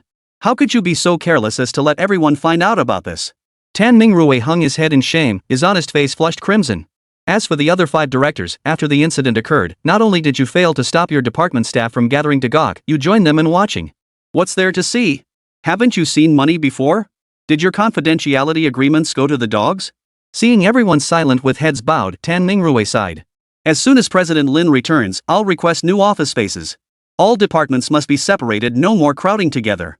The new company campus is under construction. We must implement separation from the very start. Everyone, I wasn't joking earlier. What you saw wasn't just company secrets, it was state secrets. We need to be vigilant. Tan Mingrui looked up and stammered, I'm sorry, Minister. Lu Rueishuan waved his hand, cutting Tan Mingrui off. To be honest, it wasn't just you. I was equally stunned when I received this news. You know I was recommended for this position. I came here precisely because I saw Starsea's future potential and wanted to make a difference. But I never imagined the company would take off this quickly. The faster the company grows, the more vigilant we must be, everyone. The good times are just around the corner. If something goes wrong now, ask yourselves, would all your years of hard work and education have been for nothing? Leaking classified information from a defense contractor carries the gravest penalty: treason charges. You won't even get a court hearing. Can you bear such consequences? Do you want your families to suffer alongside you? Everyone, once you return, keep a close eye on the people in your department. Everyone, don't you dare die just before dawn. Lu Rueishuan could only warn them this far. If such incidents recurred, he would raise the blade to strike. Lin Yuan and Lin Kong were still unaware of the events unfolding within the company. After making prior arrangements, they proceeded directly to City Hall. Welcome to City Hall, gentlemen. The district chief of Shanghai Future's jurisdiction had been waiting at the City Hall entrance since early morning. As soon as Lin Yuan and Lin Kong stepped out of the car, he immediately approached them. However, he noticed a subtle detail. Lin Kong deliberately gave Lin Yuan a gentle nudge, pushing him forward. He knew Lin Kong well. There was no way he wouldn't be aware of the companies operating within his jurisdiction. Especially after Yuanfang Machinery rebranded as Shanghai Future, he'd rushed to the provincial government overnight for a meeting where superiors ordered him to keep a close watch on this company. Any negative feedback about Starsea Future during his tenure would mean his district party secretary position was forfeited.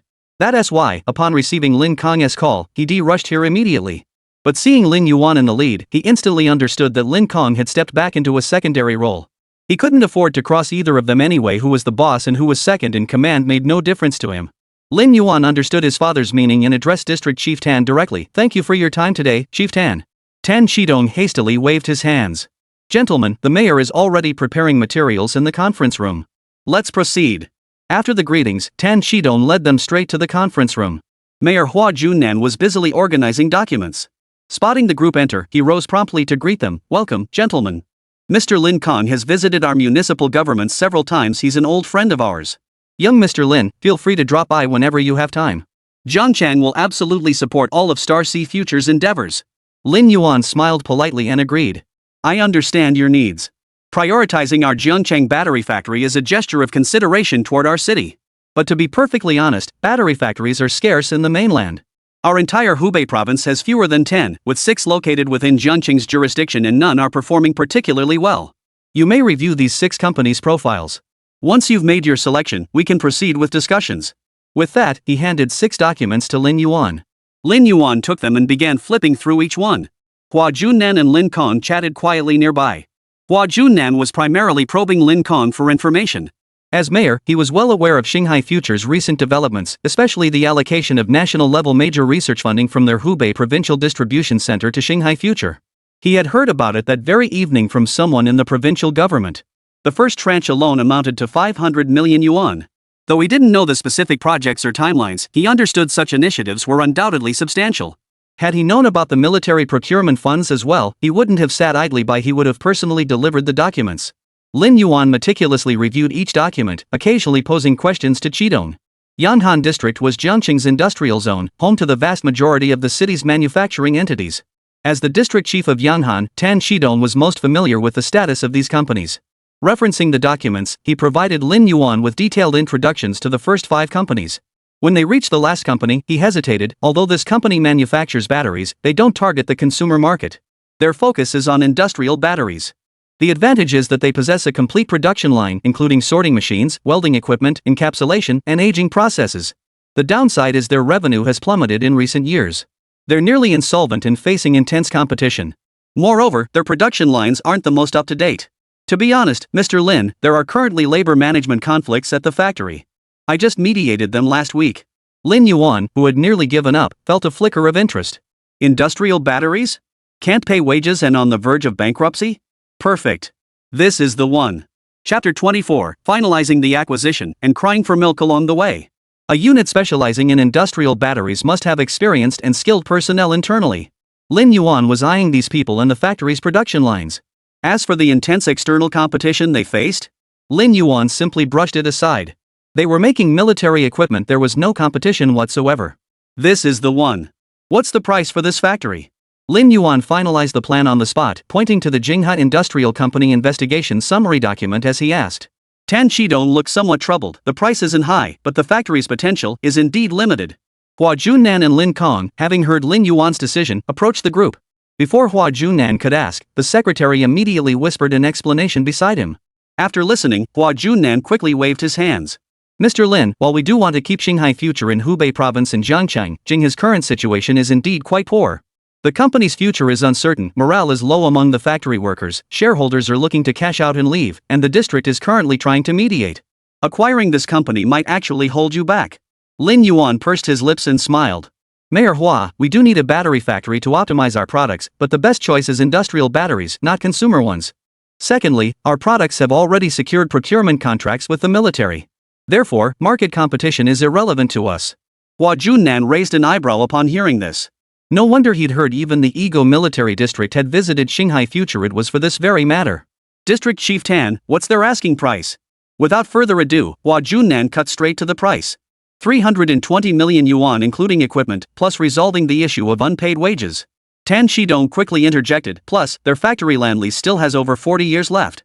If we don't include the land, there's also the issue of penalty fees. I recall there are also unpaid taxes and environmental fines, correct? Hua Junnan felt a surge of anger. He was beginning to despise this factory's management. Not only had they squandered a golden opportunity, but they'd also left him with a mountain of problems to resolve. Hua Junnan nodded silently, glancing at Lin Yuan. The decision to acquire the factory now rested with him. Lin Yuan pondered for a moment before presenting the district and municipal governments with a rather tricky proposition. I just reviewed their factory's equipment and personnel structure. It's simply not worth 320 million. I won't be dealing with the personnel directly. Please have District Chief Tan handle the negotiations on my behalf. I'll pay 240 million yuan in cash for a full acquisition. I only want all technical staff, regular employees, factory technical documentation, and equipment. All connected parties must be completely purged. After the acquisition, the entire factory equipment will be relocated to Xinghai Future's industrial park. As for any unpaid wages, fines, or breach penalties, we assume no responsibility whatsoever. 1 week. If we can reach an agreement, we'll sign the contract. If not, I'll head south immediately. I'm sure there are plenty of factories in Guangdong province that meet my requirements. Now that the state has opened up mobile network access permits, there are still plenty of factories like this. In Lin Yuan's view, the 270 million yuan offer was relatively reasonable. Factoring in equipment depreciation, personnel value, and company documentation, the price was roughly justified. As for 320 million? Utterly impossible. That was purely the shareholders' last-ditch attempt to squeeze out one final windfall. They don't even handle the aftermath. Lin Yuan couldn't care less about such management, so he had no desire to engage with them. Wasting time on such people was pointless, so he handed the issue over to the district government to resolve. The corresponding pressure now fell on Tan Shidong. If resolved, Xinghai's future focus would remain in Hubei province. If not, Xinghai's future expansion would inevitably extend beyond the province, with moving south into Guangdong province as the first step. As for whether they could ever return afterward, that was truly an unknown. Lin Kong watched from the sidelines with a satisfied smile. Passing the buck to the district and municipal governments was a tactic Lin Kong had taught Lin Yuan along the way. Whether at the provincial or municipal level, retaining Xinghai Future would require genuine commitment. Friendship thrives on reciprocity, favors exchanged build familiarity and strengthen bonds. Sometimes presenting the municipal government with a problem not too big, not too small, and asking them to help solve it isn't necessarily a bother for them. This was one of the lessons Lin Kong had learned over his 20-plus years of running a company. Mayor Hua Junnan was secretly pleased to hear Lin Yuan's request. It showed Lin Yuan still had his heart set on Hubei province and wouldn't leave unless absolutely necessary. Tan Shidong was also quite pleased. Handling a minor yet significant issue and passing it on to Shanghai Future would benefit everyone. Rest assured, Mr. Lin. We'll have it handled within 3 days. Tan Shidong patted his chest in assurance. Lin Yuan raised an eyebrow. District Chief Tan, given this concerns my company's planning and development, it's best to proceed cautiously. Tan Shidong caught the subtext in Lin Yuan's words. As he gathered the documents on the table, he chuckled, rest assured, Mr. Lin. Their factory has plenty of issues. The district held back from taking decisive action earlier out of consideration for the factory's over 1,000 workers and the subsequent complications.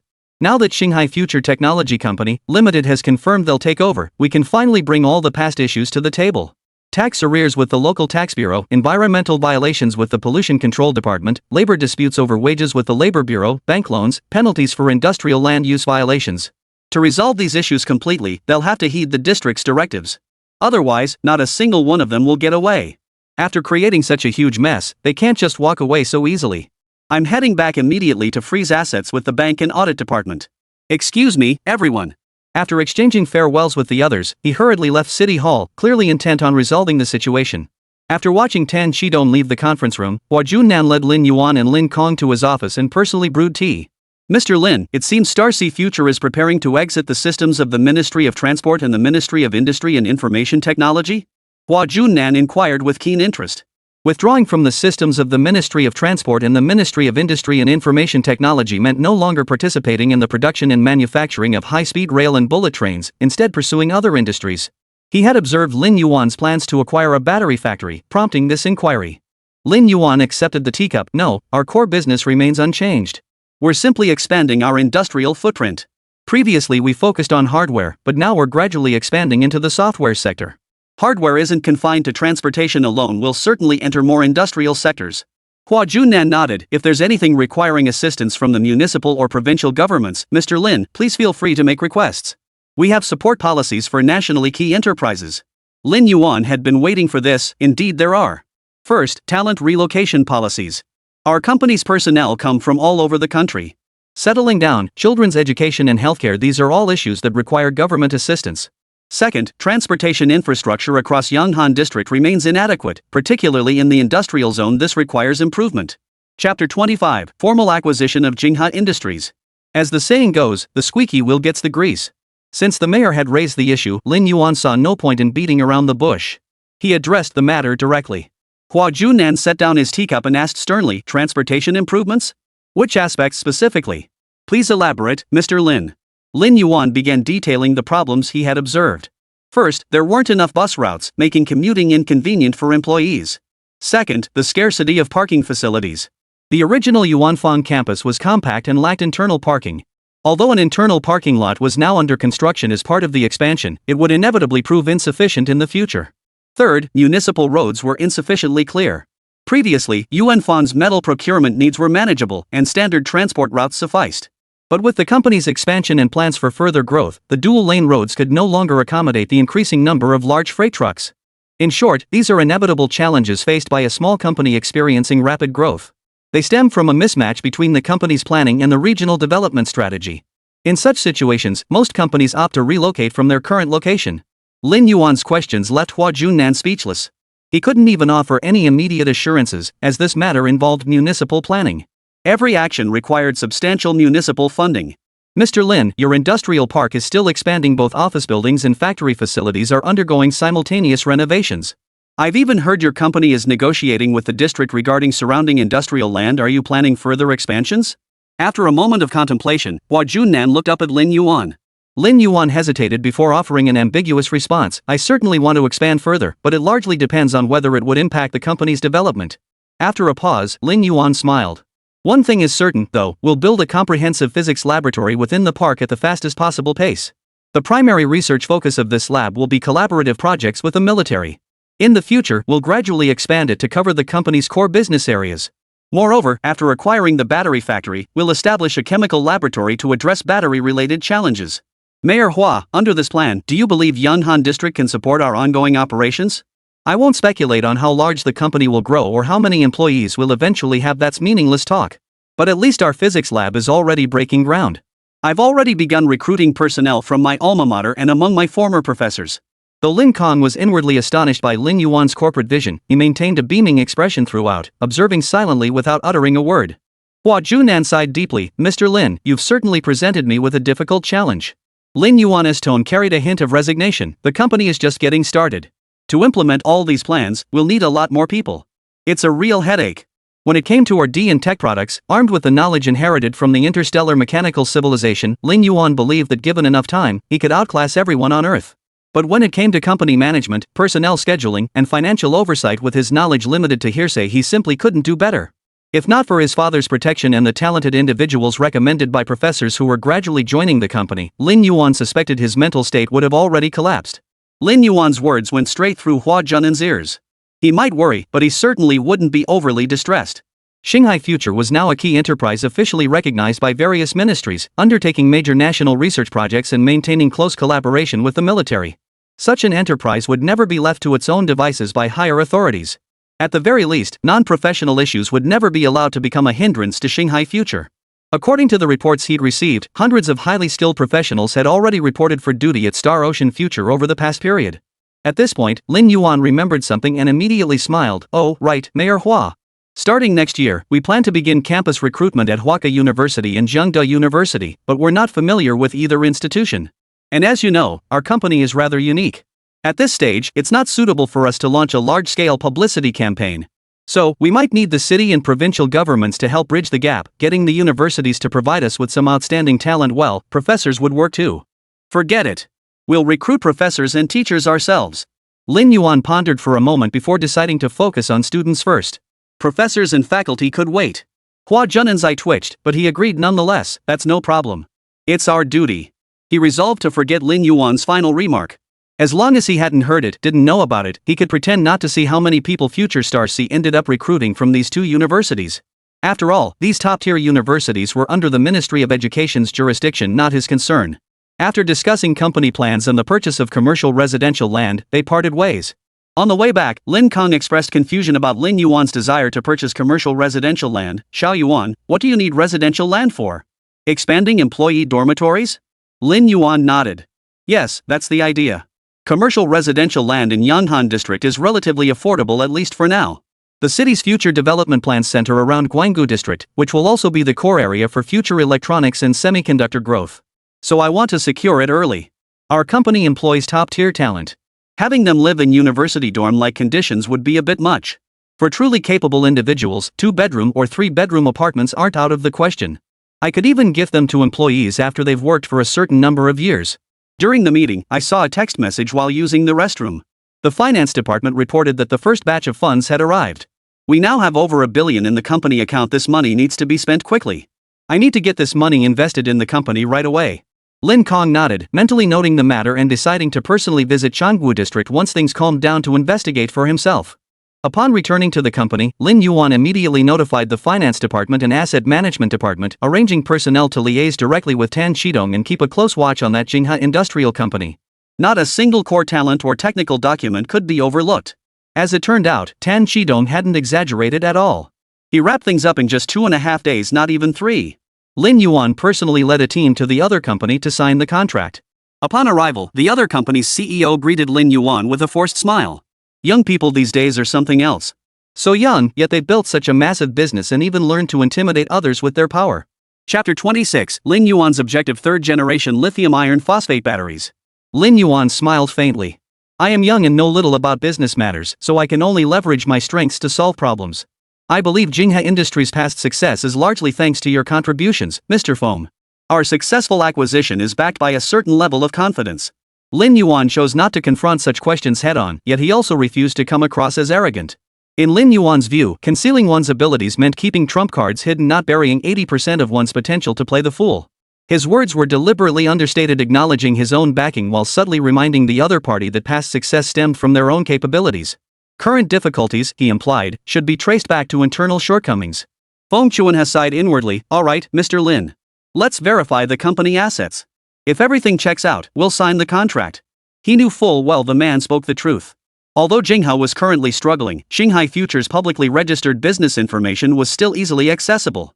The names of the other two shareholder entities immediately signaled untouchable power, better to walk away cleanly. Lin Yuan nodded. Immediately, personnel from finance, legal, and asset management departments behind him began scrutinizing Jinghua Industrial's assets. Mr. Feng, if the asset verification clears, we'll sign. Per the contract, 50% payment is due immediately after the asset audit. The remaining 50% will be paid within 1 week after the company relocation is complete. Is that acceptable? Lin Yuan handed Feng Chuanha the final contract, reviewed by the legal department. Feng Chuanha took the contract and passed it to the people behind him. No problem. Within 2 days of the first payment arriving, we will settle all outstanding wages owed to the workers. Then we'll terminate all labor contracts. Any subsequent issues will be resolved within 1 week as required by the district government. We won't cause you any trouble.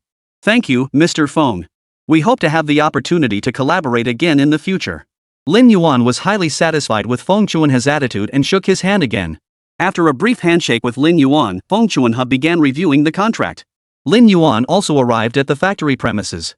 All employees had gathered there early, having heard rumors that another company would acquire Jinghua today. Stepping outside, Lin Yuan saw over 1,000 people gathered together. Lin Yuan immediately grabbed a megaphone and began addressing the crowd. Hello everyone, I'm Lin Yuan from Star Sea Future. Jinghua Industries has been fully acquired by our company. Following the acquisition, all equipment, documentation, and employees with signed labor contracts will now belong to Star Sea Future Technology Company, Limited. All wages owed to you by Jinghua Industries will be paid in full within 2 days. At this announcement, cheers erupted instantly across the crowd. Lin Yuan waved his hand forcefully, signaling for quiet. From this moment on, you are all employees of Star Ocean Future. However, following the acquisition, Jinghua Industries must relocate, production lines need to be moved, and housing arrangements for all personnel must be resolved. Therefore, the company has decided to grant you 1 month of paid leave. It's nearly the end of December. To ensure you don't miss the New Year celebrations, you may return home immediately to reunite with your families. Report to the new company on the 8th day of the first lunar month to receive your Star Sea Future employee badges. I've brought members of the administrative department with me today. They will be here shortly to address any questions you may have. Feel free to approach them directly. Feel free to ask about job responsibilities, salary levels, living arrangements, and any other concerns. We welcome your inquiries. Lin Yuan didn't waste time on lengthy, meaningless speeches. He focused solely on practical matters that genuinely concerned the employees. After finishing his speech, Lin Yuan stepped aside. A dozen administrative staff members quickly lined up, each pulling out stacks of pre-prepared materials. Everything was covered from company profiles and location details to production and living conditions. All materials were uniformly printed in full color. This had been Lin Yuan's specific request. When communicating with frontline workers, don't talk to them about dreams. Their dream is to work and earn money to support their families, not to listen to you peddle pie in the sky nonsense.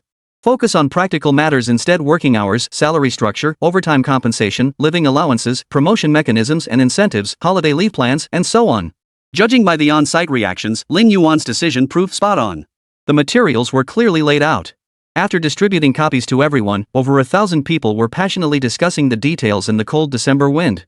Meanwhile, Jinghua Industrial's middle and senior management were summoned by Lin Yuan to a slightly larger conference room. Here, all eyes were fixed intently on Lin Yuan. Lin Yuan smiled faintly. Gentlemen, if you have any questions, now is the time to ask. The sole vice president present, who had also risen through the technical ranks, asked, Mr. Lin, I hear you also took over Star Sea Future from your father? Does it suffer from the same ailments as other family businesses? Lin Yuan laughed heartily. Seems like Mr. Jiang has been thoroughly annoyed by Mr. Feng's relatives. You needn't worry about that with me. Star Ocean Future originated from Far Horizon Precision Machinery based in Hanyang District, which you've likely heard of, specializing in high-speed rail and bullet train components.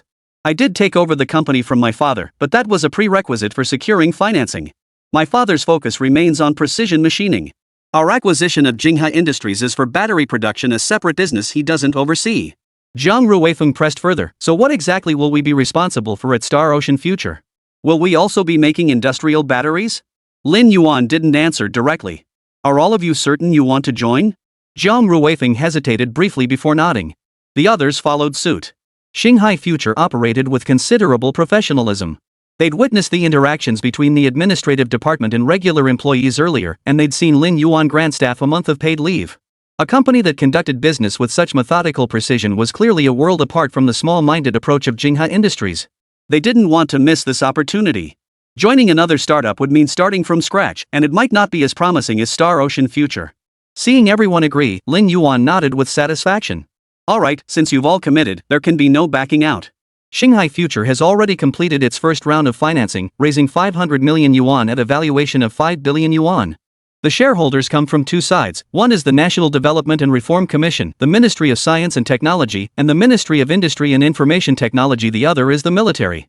In other words, from certain perspectives, Star Sea Future is a military-industrial enterprise. I've stated the facts. Since you've agreed to join, please sign your employment contracts and confidentiality agreements one by one when we leave. As for your specific job responsibilities, those will be disclosed after today's contract signing, once you've completed the full confidentiality training with me back at the company. But I can tell you this, you'll be working in your old field. We're still making batteries. Not the lithium batteries you worked on before, though something newer. Third generation lithium iron phosphate batteries. Chapter 27, the second big deal is coming. As Lin Yuan finished speaking, the meeting room erupted with excitement. Everyone present, including Zhang Ruifeng, had no idea Star Sea Future Corporation possessed such backing. Upon learning that various national ministries and military departments were backing them, all their previous concerns vanished into thin air. Regardless of their initial reasons for staying with the company, every single one of them felt relieved they hadn't acted impulsively after hearing Lin Yuan's words. Opportunities to join such a company were rare, perhaps a once-in-a-lifetime chance. And unexpectedly, this time, it had fallen to them. As a classified enterprise, I can't disclose much until you complete the onboarding process. But since you've agreed to join, you're now considered employees of Star Sea Future. I have a few requirements. First, each department head should discuss this with their team after leaving here. Retain as many of these veteran employees as possible. Experienced staff are hard to find anywhere. Second, if you know of anyone coasting by, use this chance to let them go. Star Ocean Future can accommodate employees who lack ability but are willing to learn. But we don't want slackers.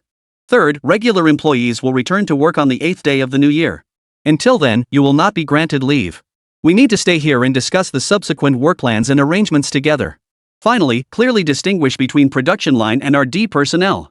Upon their return, R&D staff will be integrated into the company's Physics and Chemistry Research Institute to prepare for developing third-generation lithium iron phosphate batteries. Regarding your salary levels and benefits, you may consult the head of the administration department after leaving. They will discuss these matters with you. With that, Lin Yuan exited the room.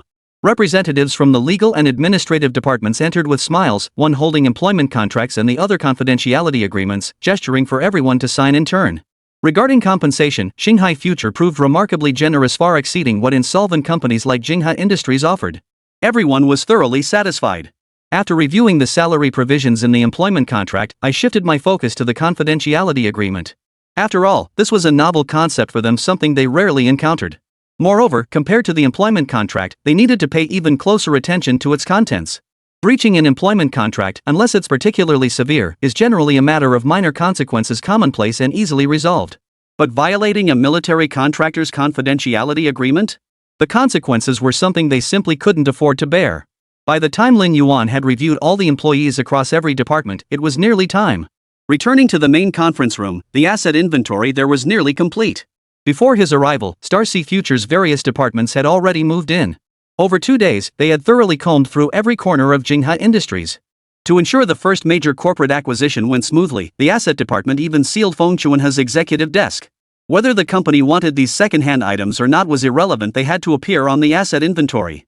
The meticulousness and professionalism of the asset department had infuriated Jinghua Industries' well-connected associates, but there was little they could do about it. Under the watchful eyes of many, Lin Yuan and Feng Chuan signed their names on the contract. Lin Yuan looked up and saw Feng Chuan exhale deeply. He extended his right hand. Mr. Lin, this marks the beginning of our business relationship. From now on, these brothers at Jinghua are in your hands. Through Jinghua, I've finally extricated myself from that quagmire. Mountains and rivers may meet again someday, we'll cross paths once more. With that, he let out a few hearty laughs. After exchanging farewells with the district government officials, he briskly exited the conference room. Behind him, a group of people looked extremely displeased. After Feng Chuan had departed, they hesitated briefly before following him out of the conference room. Lin Yuan looked at Tan Shidong beside him, somewhat puzzled. Tan Shidong stepped forward inside. Feng Chun, President Feng, graduated as a materials science major back in the last century. He truly was a talented individual. Unfortunately, his family background was poor. He only made it through university thanks to financial support from relatives. During Jingha's peak years, he went out of his way to favor his relatives within the company as a way to repay them. It's a pity. Even the closest relatives change when money is involved. Jinghua ultimately let them drag the company into its current state. Your offer this time? He accepted it immediately and promised to resolve all underlying issues. It's those relatives who've torn off their masks, desperate to grab a bigger share but they hold no shares. Acquiring Jingha this time also repays the debt of gratitude to Mr. Feng. Who knows? Maybe the dragon will rise from its confinement someday. Lin Yuan glanced toward the doorway with a complex expression. He couldn't quite figure out Feng Chuanhe. But at least he had achieved his goal. Declining Tan Shidong's dinner invitation, Lin Yuan led most of his team straight back to the company, leaving only a few behind to handle the final handover. After the new year, all of Jingha's production line equipment and documentation had been fully relocated, and all administrative procedures were completed. From that point onward, Jingha Industries ceased to exist.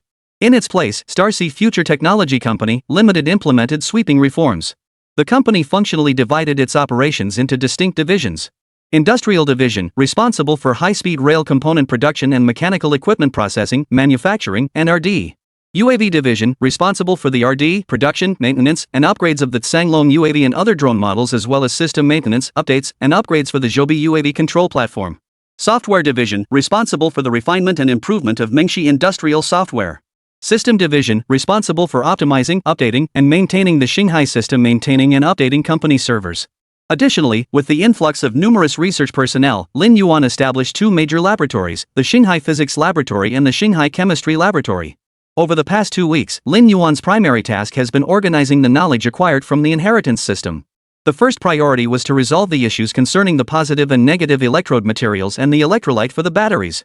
The chemistry lab focused on material solutions, while the physics lab tackled battery pack and module design and stability. By early January, arrangements were largely in place, and the company finally began to operate smoothly. Sitting in his father's former office, Lin Yuan exhaled deeply. But before he could settle in, his secretary knocked and entered. Mr. Lin, we've received notice from headquarters that an expert evaluation team will arrive at our company in 3 days. Who's coming, and what's the purpose? The specific individuals weren't detailed in the official letter, but the purpose is to evaluate the Xinghai server system. It seems related to procurement matters. The letter mentioned that you had previously approved it. Lin Yuan nodded excitedly. The second major deal he'd been waiting for was finally coming. Chapter 28, What Others Can't Get, Lin Yuan gets handed to him. 3 days later, at dawn, a convoy of nearly 20 black vehicles slowly entered the industrial park, braving the biting cold of Hubei province. As soon as they stepped out, Su Qifeng, director of the Science and Technology Department of the Ministry of Industry and Information Technology, who led the delegation, immediately greeted Lin Yuan. Mr. Lin, today we're not just here from the Science and Technology Department. Representatives from the Planning Department, Raw Materials Department, Equipment Department I, Equipment Department II, Military Civilian Integration Department, and Electronics Department have all come. We'd love to see what you've got to show us. The Yangtze River winds through Hubei province, which is dotted with numerous lakes. This results in winters that are not only bitterly cold but also damp. This cold differs entirely from the dry chill of the north, embodying a distinct kind of biting cold. Even so, as these officials stepped out of their vehicles, though their smiles radiated warmth, many instinctively pulled their coats tighter. Noticing this, Lin Yuan immediately led the group to the academic lecture hall that had been prepared in advance. There were 70 or 80 visitors in total. Including the heads of various departments at Starsea Future, the group numbered nearly 100. The conference room couldn't possibly hold them all, so they were directed to the academic lecture hall instead. It was spacious enough to comfortably accommodate another 200 people. The moment they entered the lecture hall, a wave of warmth washed over them. Everyone couldn't help but smile. Minister Qiu, please arrange for tea to be served. Qiu Huaiyan was the newly appointed head of the administrative department. Zhang Jingrong, who had previously managed administration, was now the deputy head. She had requested the change herself, fearing she might hold things back as the company grew larger. Upon Qiu Huaiyan's arrival, he immediately took over Zhang Jingrong's duties, organizing everything with meticulous efficiency. Upon hearing Lin Yuan's request, Qiu Huaiyan smiled and turned to leave. Within 3 minutes, over a dozen staff members entered carrying trays of tea, serving each person in turn. Everyone, let me first outline our current situation. Then, if you have any questions, feel free to ask. From the front of the auditorium, Lin Yuan asked tentatively. Apart from discussing the Starsea system, the sheer number of attendees had caught him off guard. He decided on the spot to present the information himself. Waiting for questions would only create chaos. Better to cover everything up front. Su Qifeng nodded, holding his teacup. Then we'll leave it to you, Mr. Lin. Please give us an update on your company's current progress. This will also facilitate a comprehensive assessment to determine what additional support your company requires. Qiu Huaiyan and the others seated nearby listened with hearts racing. Before joining Starsea Future, they had all been key personnel at other companies. They knew how difficult it was to secure support from higher-ups, how many companies had been rejected countless times after applying. But this kind of proactive, group-based initiative? That was a first. Though they'd long known their new employer possessed formidable capabilities and deep connections, today's revelation went beyond mere influence. It bordered on having connections that reached the heavens. One by one, they sat up straight and composed themselves. With their boss being so formidable, they couldn't afford to embarrass themselves in front of outsiders, especially so soon after taking the helm. A divine company like this was hard to come by. Missing this opportunity might mean never getting another. Since it was a last-minute decision, Lin Yuan hadn't had much time to prepare. He could only pull out the company's recent organizational restructuring PowerPoint and begin his presentation. He covered everything from departmental restructuring to changes in job functions. He then detailed each department's key priorities for the coming year. Ironically, the industrial division, which received the least technical support, faced the fewest challenges. With the support of Mingxi Industrial Software, they not only resolved existing issues but also expanded their business into traction motors, showing a steady growth trend. Additionally, they had acquired some of the technology provided by Lin Yuan and were now fully focused on retrofitting existing machine tools. Their goal was to develop an entirely new 3-coordinate intelligent interlinked control machine tool. Progress has been solid so far, making it the smoothest running division aside from the physics and chemistry labs. However, progress in the remaining divisions has been problematic. The drone division is stalled due to battery issues, awaiting the release of 3rd-generation lithium iron phosphate batteries. After negotiations with the military, they agreed to extend the delivery deadline but mandated that all drones must use 3rd-generation lithium iron phosphate batteries.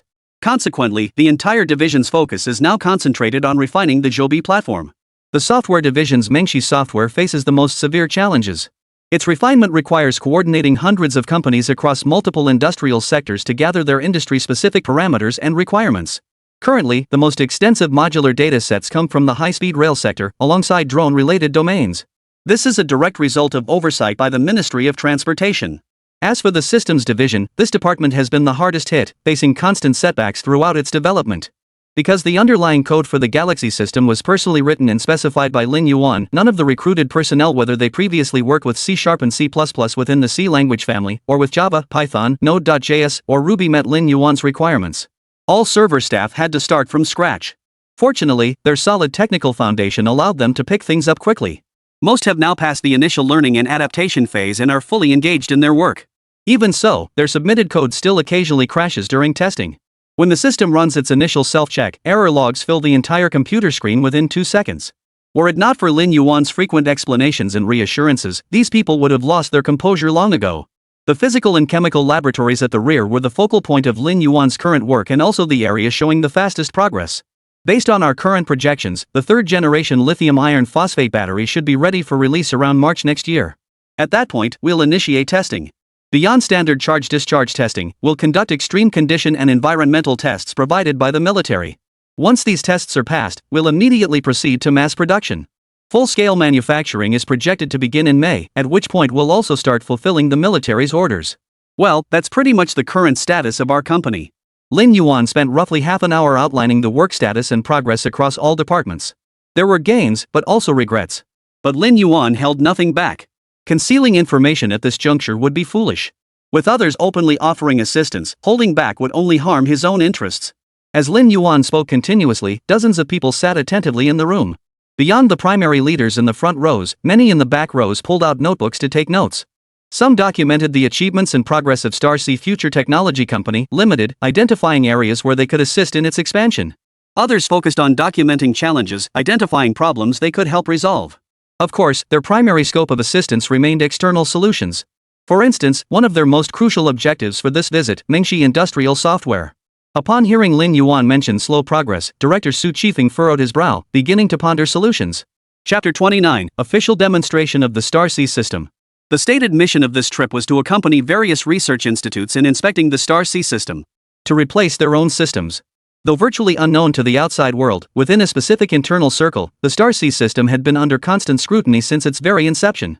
Beyond the test report submitted by the E-Province Military District to the military headquarters, another copy was rushed overnight to the imperial capital's cabinet. That very night, this report was signed by all the cabinet's top officials and distributed to every core research institute and unit. After prolonged scrutiny and evaluation, their purpose this time was to procure the Starsea system. Yet this was merely the overt mission. Behind the scenes, Director Su Chifeng was carrying out an annual inspection of all core military, industrial and classified enterprises nationwide, as ordered by higher authorities. He had been assigned to Starsea Future Technology Company, Limited. As a new company, his superiors had hinted that expectations should not be too high. After all, it was a startup with limited resources, making it unlikely to produce a series of outstanding achievements.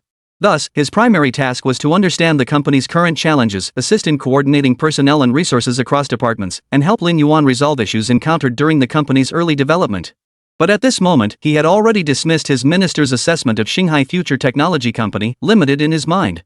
Director, it seems you've underestimated this young man. He's got something special in his head truly beyond the ordinary. After silently marveling to himself, Su Chifeng snapped back to attention upon hearing Lin Yuan finish speaking, refocusing his thoughts on the problems currently facing Starsea Future. Everyone, shall we accompany our colleagues from the Research Institute to resolve the Starsea system issues first? The external challenges Star Ocean Future faces won't be resolved overnight. They require coordination across multiple departments and units, demanding gradual negotiation. So why not start with the simpler matters first? After Lin Yuan finished speaking, Su Chifeng stood up and voiced his suggestion. Representatives from various research institutes nodded in agreement. Compared to other issues, they were eager to see the Starsea system in action. Previously, they had only received a test server and test reports, never getting a glimpse of the system's full capabilities. Now, they were all eager to see it. Seeing Su Chifeng's proposal met with approval, Lin Yuan wasted no time and led everyone directly to the server building. The renovated server building had shed its outdated appearance, now bright and imposing after its refurbishment. Instead of taking them upstairs, Lin Yuan led them to the first-floor work hall. Dozens of people sat working together here. To observe the Starsea system in action, watching the staff at work here was the quickest way. The team leader in charge of server security stood up and greeted Lin Yuan as soon as he entered.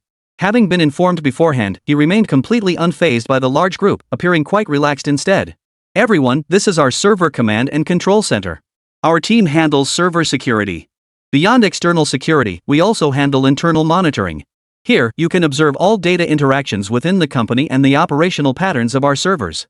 Feel free to look around. If you have any questions, just ask our staff directly. We can answer anything that isn't classified. After receiving Lin Yuan's permission, the team leader immediately began communicating with the visiting experts. He provided a detailed overview of each team member's responsibilities. Here, besides dozens of individuals working at their respective computers, a massive screen dominated the front area. It displayed real-time updates on the server's current operations and data distribution status. Although the experts from various research institutes already had some understanding and familiarity with Starsea, when they actually witnessed the Starsea server system operating autonomously, everyone stood frozen in place. Currently, the server reads and writes over 1 gigabit of data per second, yet no one is responsible for verifying this data or managing its storage paths. Everything was accomplished through the system's autonomous operation. Their primary purpose was to monitor and refine the system's operations, not to actively participate in its work. In other words, these dozens of individuals were solely tasked with overseeing the system's operations and ensuring its security. To gain a deeper understanding of the Starsea system's operations, some experts requested to observe how the central hub of this intelligent array control system actually functioned. The team leader obliged their curiosity. The team leader immediately instructed members to randomly display a set of data on the large screen. The data was quickly identified. It was a set of test data from the chemical laboratory. To be precise, it was test data from the chemical lab regarding a new material called polymerized acrylic. According to the experimental introduction, this material was being tested for use in manufacturing separators. Separators prevent direct contact between positive and negative electrodes that could cause short circuits, while allowing lithium ions to pass through but blocking electrons.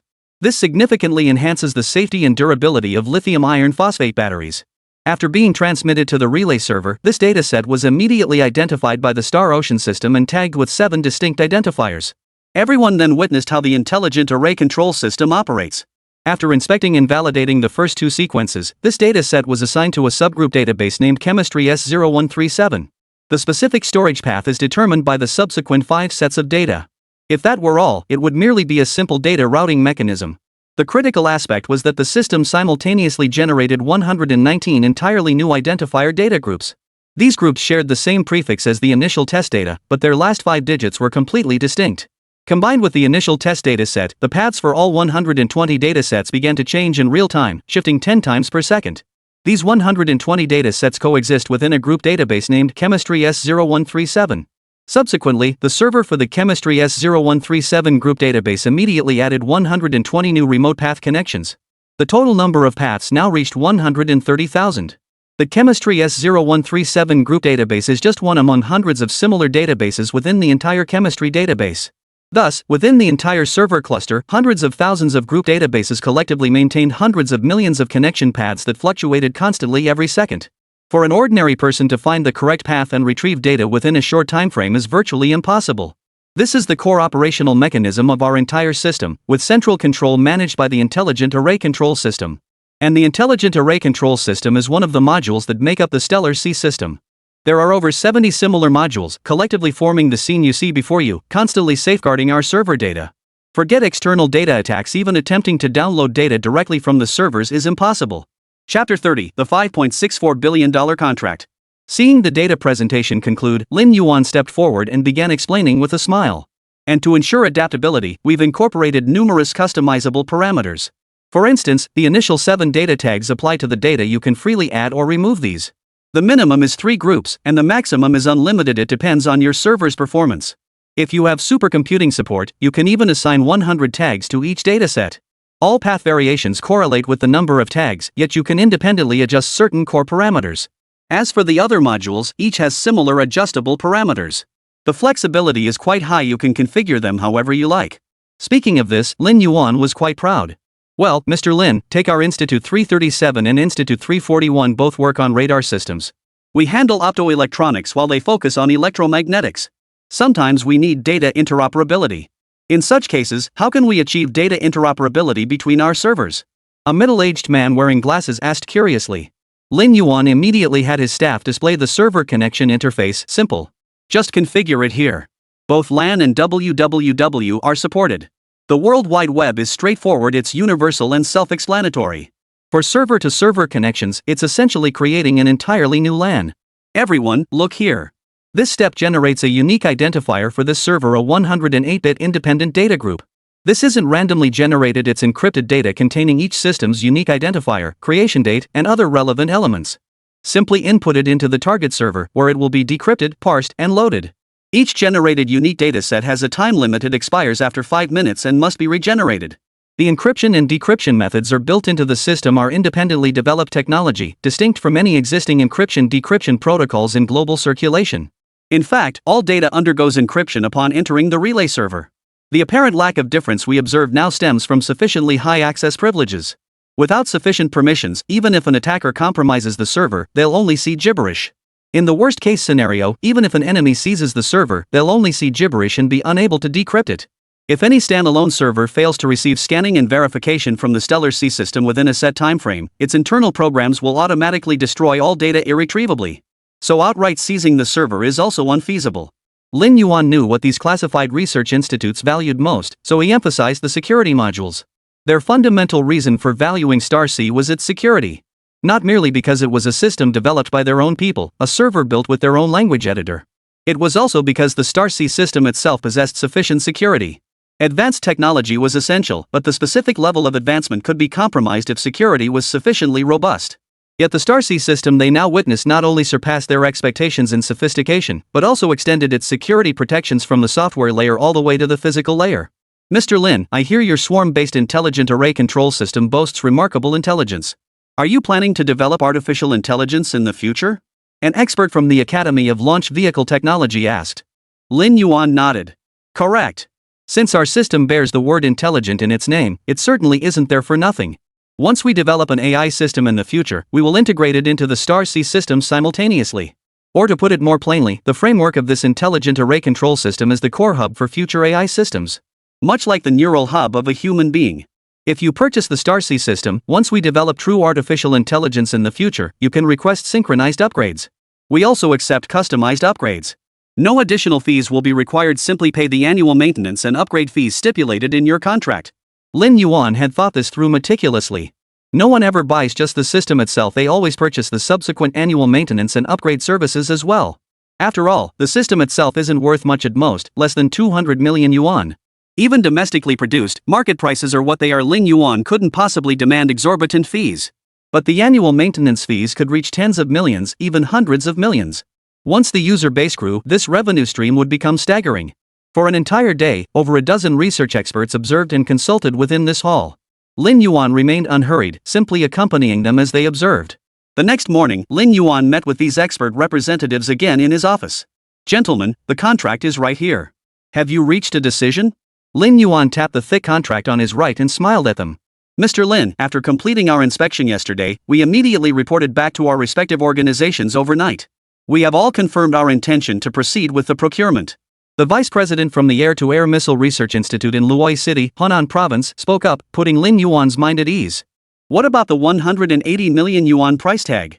Your Air-to-Air Missile Research Institute is the crown jewel of the aviation industry corporation. This sum should be a mere trifle for you, right?" Lin Yuan chuckled. Every research institute present here was backed by a super conglomerate. While 180 million yuan might seem expensive to outsiders, it was utterly insignificant to them. "We'll proceed as you suggest, 180 million yuan for the buyout fee, plus 60 million yuan in high-tech R&D subsidies. The unit procurement price is 240 million yuan, with annual maintenance costs of 22.5 million yuan thereafter. This covers all future maintenance and upgrades for the Star Sea system. Furthermore, we require that your company retain the unconditional right to assist us in upgrading the artificial intelligence system. After upgrades, we'll provide an additional 200 million yuan subsidy per system. The maintenance contract will initially be for 5 years. Given your company is just starting up, higher-ups instructed us to be generous. We'll match the military's terms, 50% advance payment, disbursed within 1 week of contract signing. That means the total buyout amount for all 16 research institutes present is 3.84 billion yuan, with total maintenance costs at 1.8 billion yuan. The total contract value is 5.64 billion yuan, and the total advance payment is 2.82 billion yuan. Is that acceptable, Director Lin? They had calculated this figure the night before and now delivered it with seamless precision. When this colossal sum was announced, the department heads standing behind Lin Yuan were stunned by the astronomical figure. They knew systems development could be profitable, but never imagined it could be this lucrative. It was practically like robbing people. Chapter 31, Building the Star Sea Future Technology Park. "No problem. Let's sign the contract." Lin Yuan pulled out the contract and signed each page in turn. All the figures were Lin Yuan's quoted prices. He hadn't expected the higher-ups to agree without any haggling. It was surprisingly straightforward. As for the 60 million yuan high-tech R&D subsidy per system, that came from the provincial government and high-tech enterprise subsidies policy support. This clearly demonstrated the higher-ups' genuine need for systems of this caliber. Fortunately, Lin Yuan had anticipated this outcome. The security requirements demanded by various classified departments far exceeded external expectations. "But I'm curious, how did you manage to move so quickly? Our company is indeed short on funds, but you didn't have to rush the payment like this. Even if we ran out of funds, I could secure a bank loan to cover it. We wouldn't be unable to keep going." Lin Yuan asked curiously. The vice president chuckled. "It's all thanks to the National Security Bureau's report. Recently, South Korea has been under relentless attack from North Korea. Their hacker groups are relentlessly targeting major government servers, apparently some hacker collective called Lazarus." "Lazarus?" Lin Yuan blurted out. The vice president nodded. "Yes, that's the one. The name's a mouthful. Good you know it." Because of them, higher-ups immediately heightened their vigilance and recognized the importance of internal cybersecurity. Lin Yuan chuckled inwardly. So that's how it was. Outsiders might never imagine how North Korea actually obtains foreign currency, certainly not through legitimate trade, given the devastating sanctions imposed by the United States.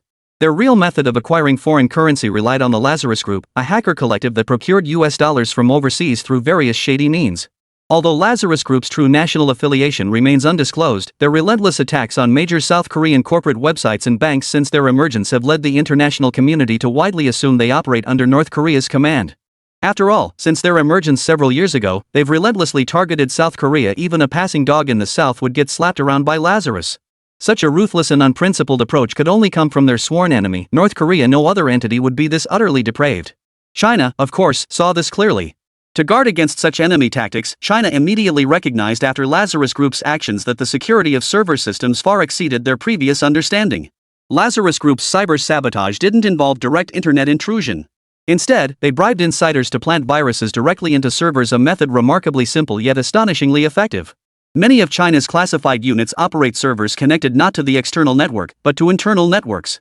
This arrangement demands heightened vigilance against potential threats originating from within. Lin Yuan suspected this might be part of the reason. After all, it was January 2013, and banks and corporate servers in neighboring South Korea were under relentless attack. China couldn't possibly be unaware. The contract signing was swift.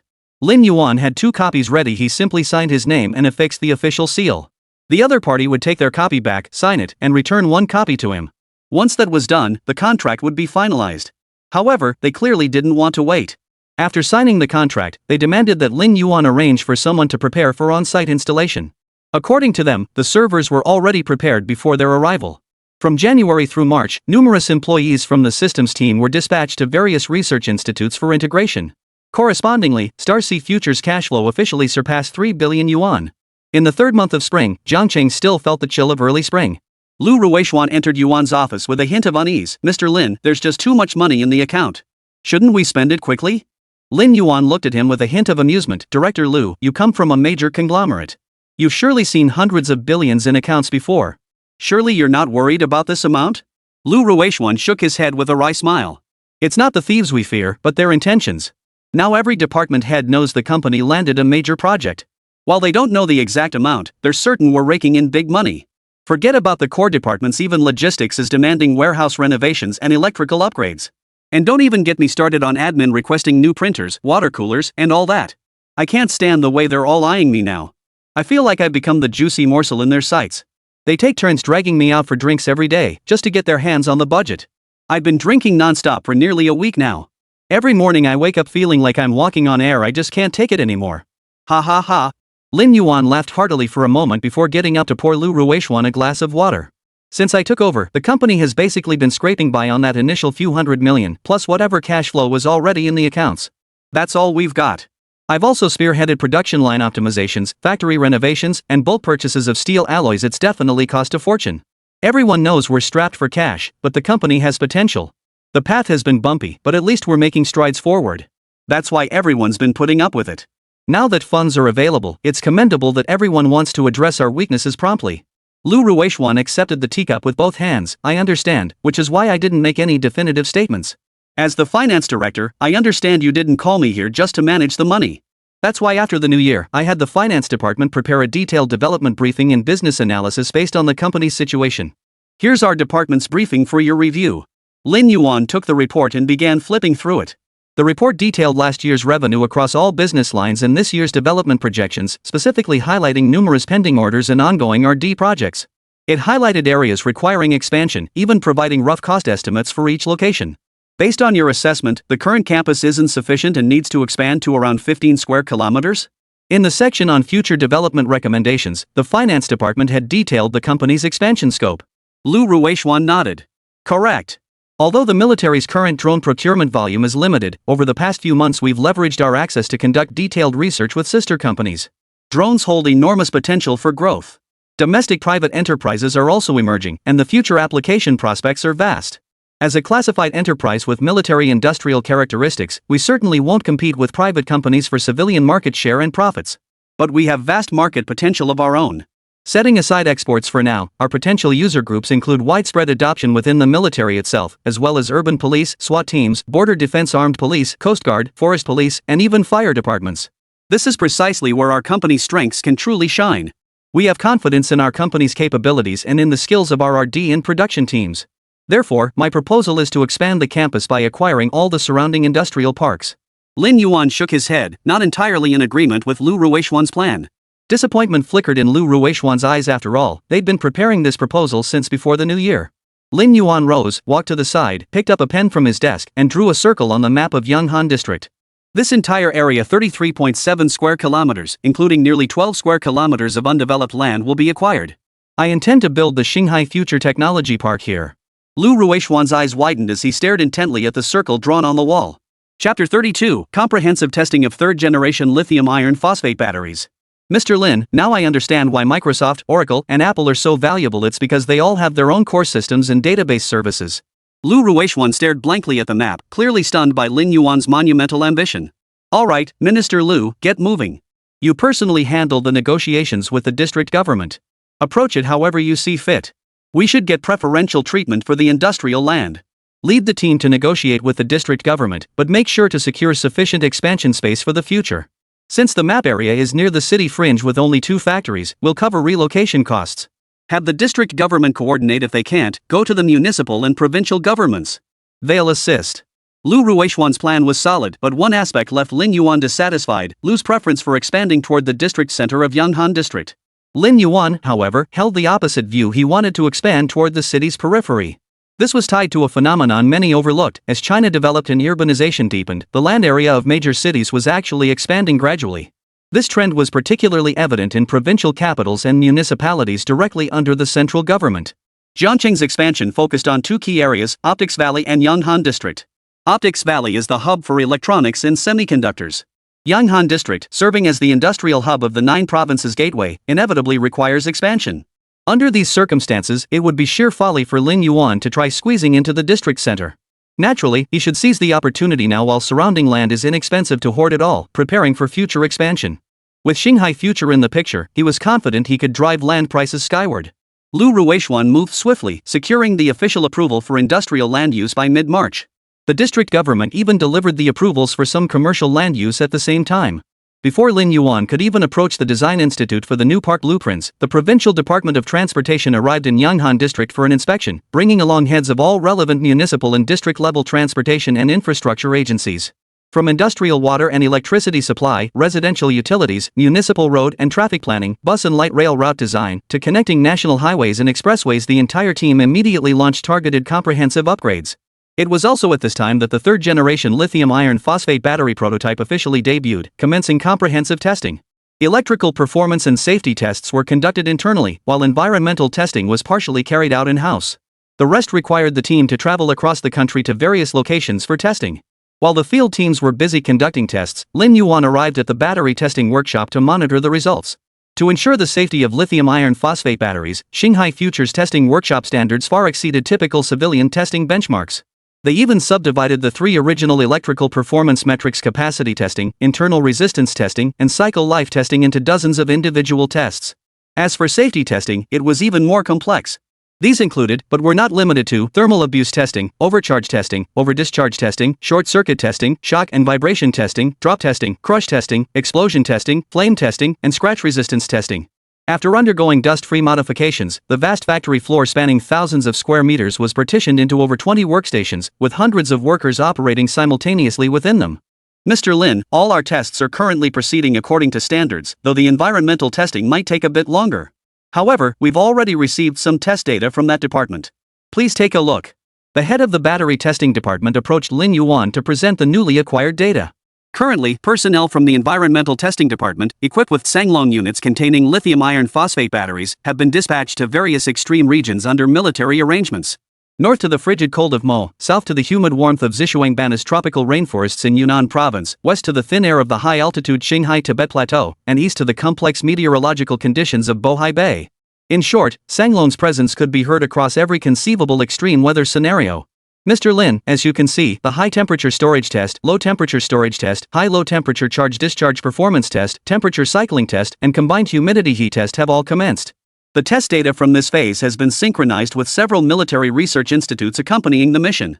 They reviewed the data and said it's still insufficient, but all our metrics have already surpassed every civilian product on the market. Even other military products don't match our data performance. What exactly is still lacking? The project lead pointed at the data with confusion.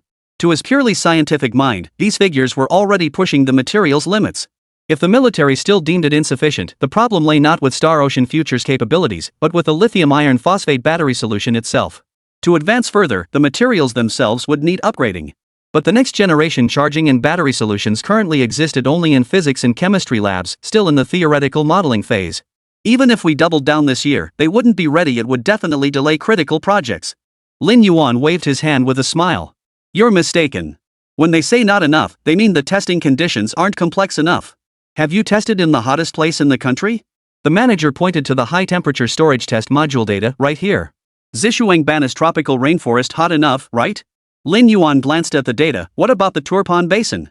Have you tested there? The humidity in the database is as low as 67.83%. That clearly can't be Turpan's data.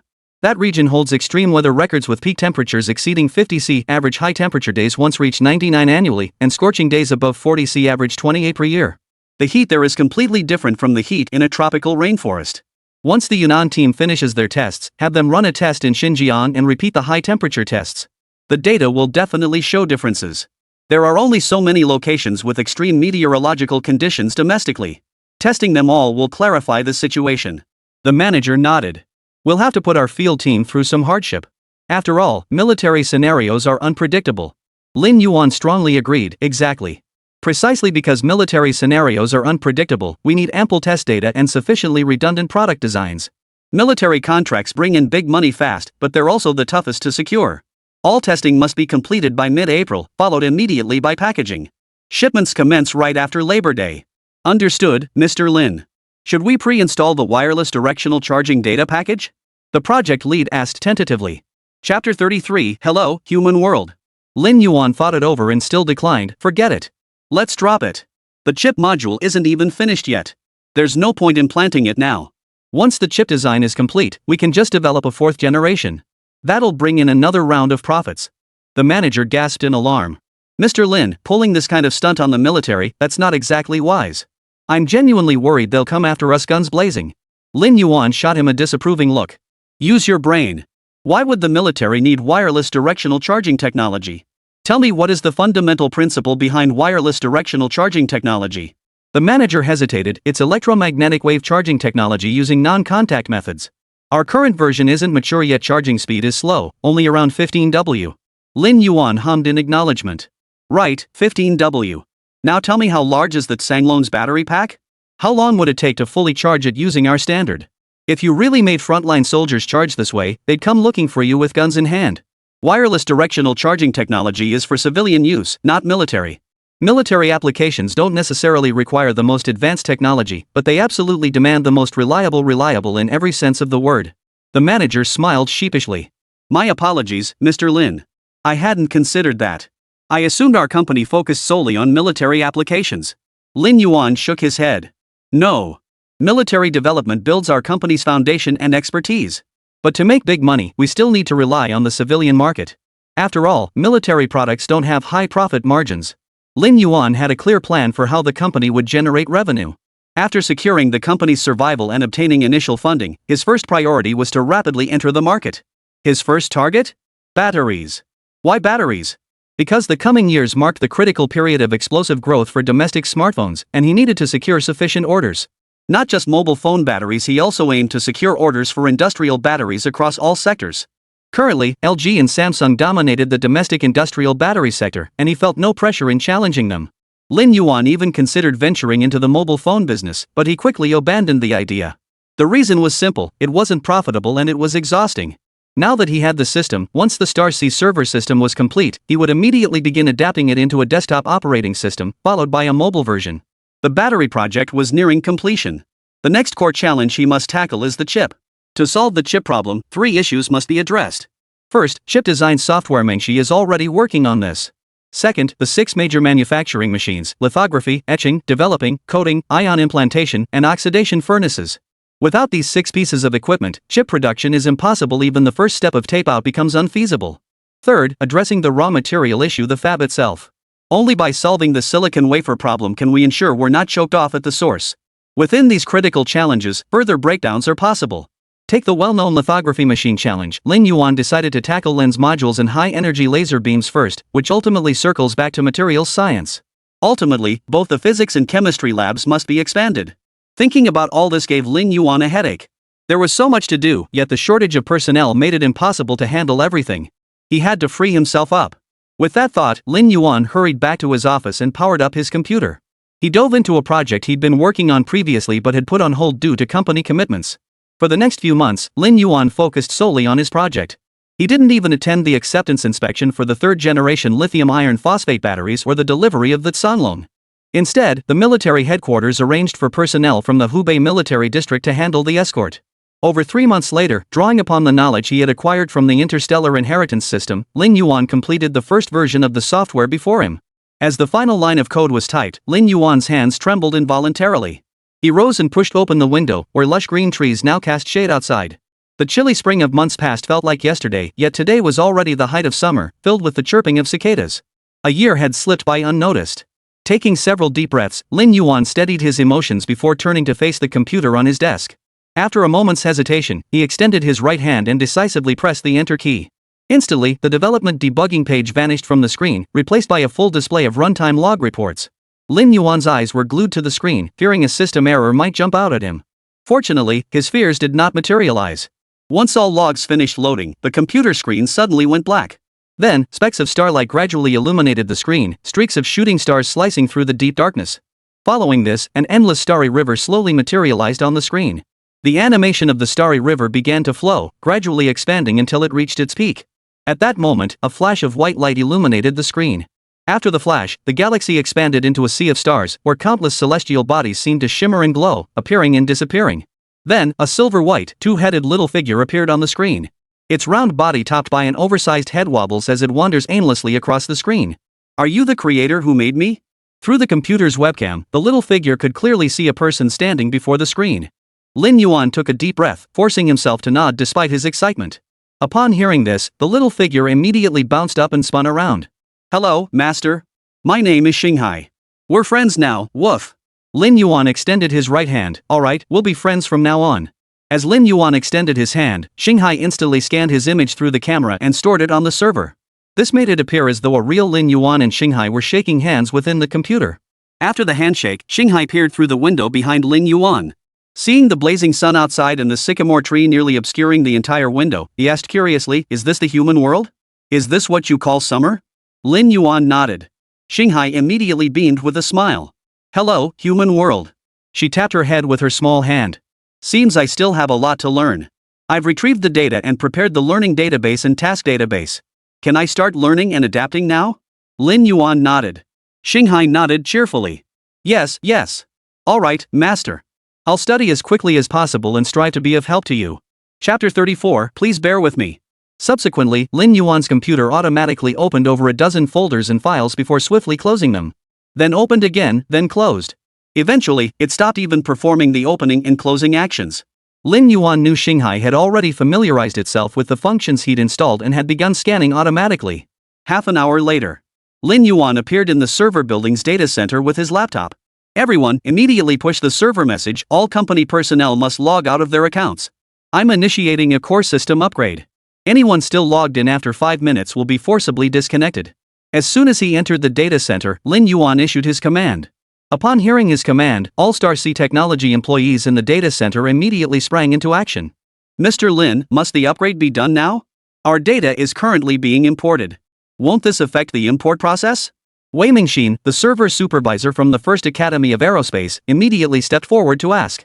Lin Yuan chuckled, your institute specializes in carrier rocket technology research. Among our dozen clients, you've been the most persistent in pushing for AI advancements, asking about it 4 times in the past 6 months. Why are you suddenly concerned when we finally update? The First Academy of Aerospace, officially known as the China Academy of Launch Vehicle Technology, primarily oversees the development of carrier rockets. It was one of the most valued partners for Lin Yuan and Starsea Future Technology Company, Limited. Under the First Academy are over a dozen top-tier research institutes, including the Rocket General Design Department, Rocket Engine Research Institute, Rocket Structural Strength Research Institute, Rocket Control System Research Institute, and Rocket Materials Research Institute. These institutes were among the second batch of partners Xinghai Systems planned to integrate. Wei Mingxin stared at Lin Yuan in disbelief. Artificial intelligence? Mr. Lin, you've actually developed it? The abrupt question cut through the quiet of the data center. Regardless of whether they were Starsea Future employees or not, every head turned to fixate on Lin Yuan. Lin Yuan smiled faintly and waved his hand modestly. Just finished. I've completed the system debugging. He then walked to the command console at the front. Everyone, after pushing the system message, assist me immediately with the update. You'll receive prompts for the relevant update instructions. Just follow the steps. Once the update is complete, all data verification and management will be handled by the AI Xinghai. Your future responsibilities will be assisting Xinghai with data processing and maintaining security. Got it, Mr. Lin. Let's get this update rolling. Yeah, I can't wait either. Mr. Lin, it's definitely stronger than AlphaGo, right? Of course it's better than that data model. That thing was just a data retrieval model. The staff immediately began chattering away in a flurry of discussion. Lin Yuan turned and sat down at the command console, connecting his laptop to begin testing. Seeing this, Wei Mingxin immediately pulled out his phone to make a call. Another research institute supervisor beside him quickly grabbed his arm. Old Wei, the confidentiality agreement. Are you going to leak secrets right in front of us? Wei Mingxin glared at him. I joined the institute at 22. I know more about this than you do. I'm calling the director. That's not a breach. You guys should call too. Whether you update or not is up to you. Your institute's data volume is nowhere near ours anyway. The others snapped to attention and rushed to report to their superiors.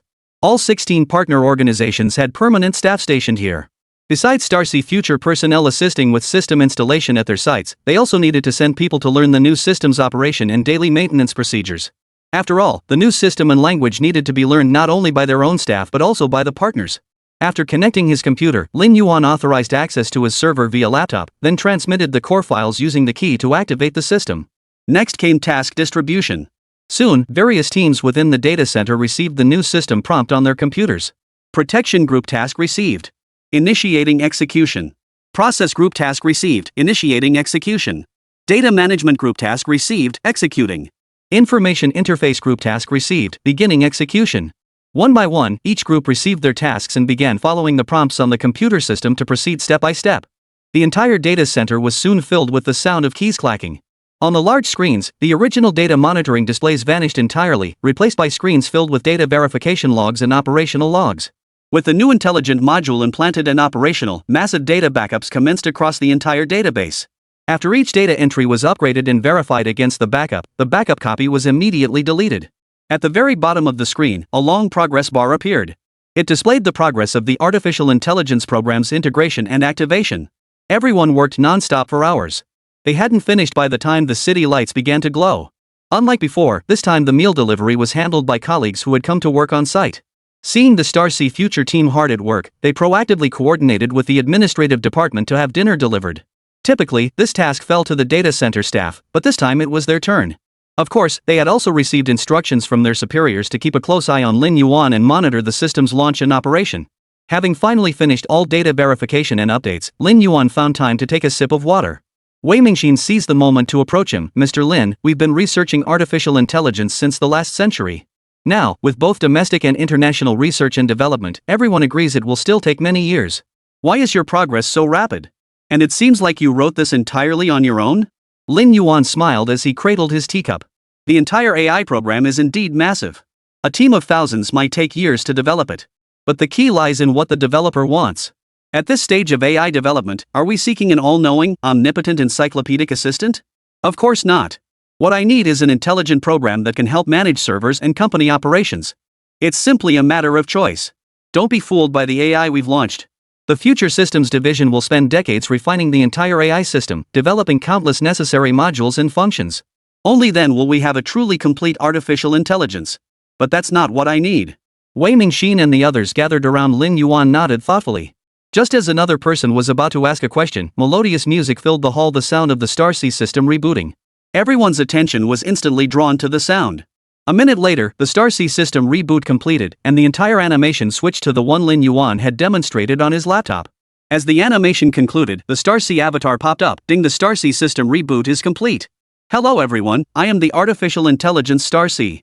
From now on, I will be in charge of the server system's maintenance and management. Please give me your guidance and support." Chapter 35, Emergency Inspection. Lin Yuan gazed at his creation with great satisfaction. The others, however, stared at the scene in stunned silence.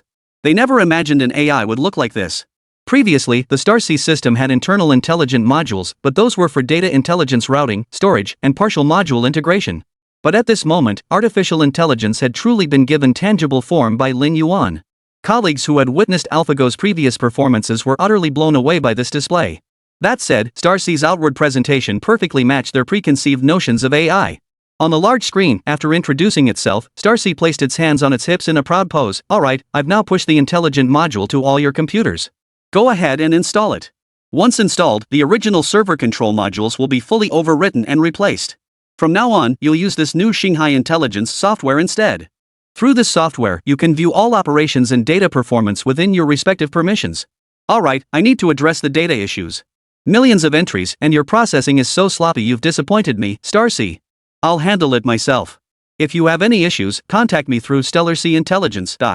With that, the Starcy avatar vanished from the screen.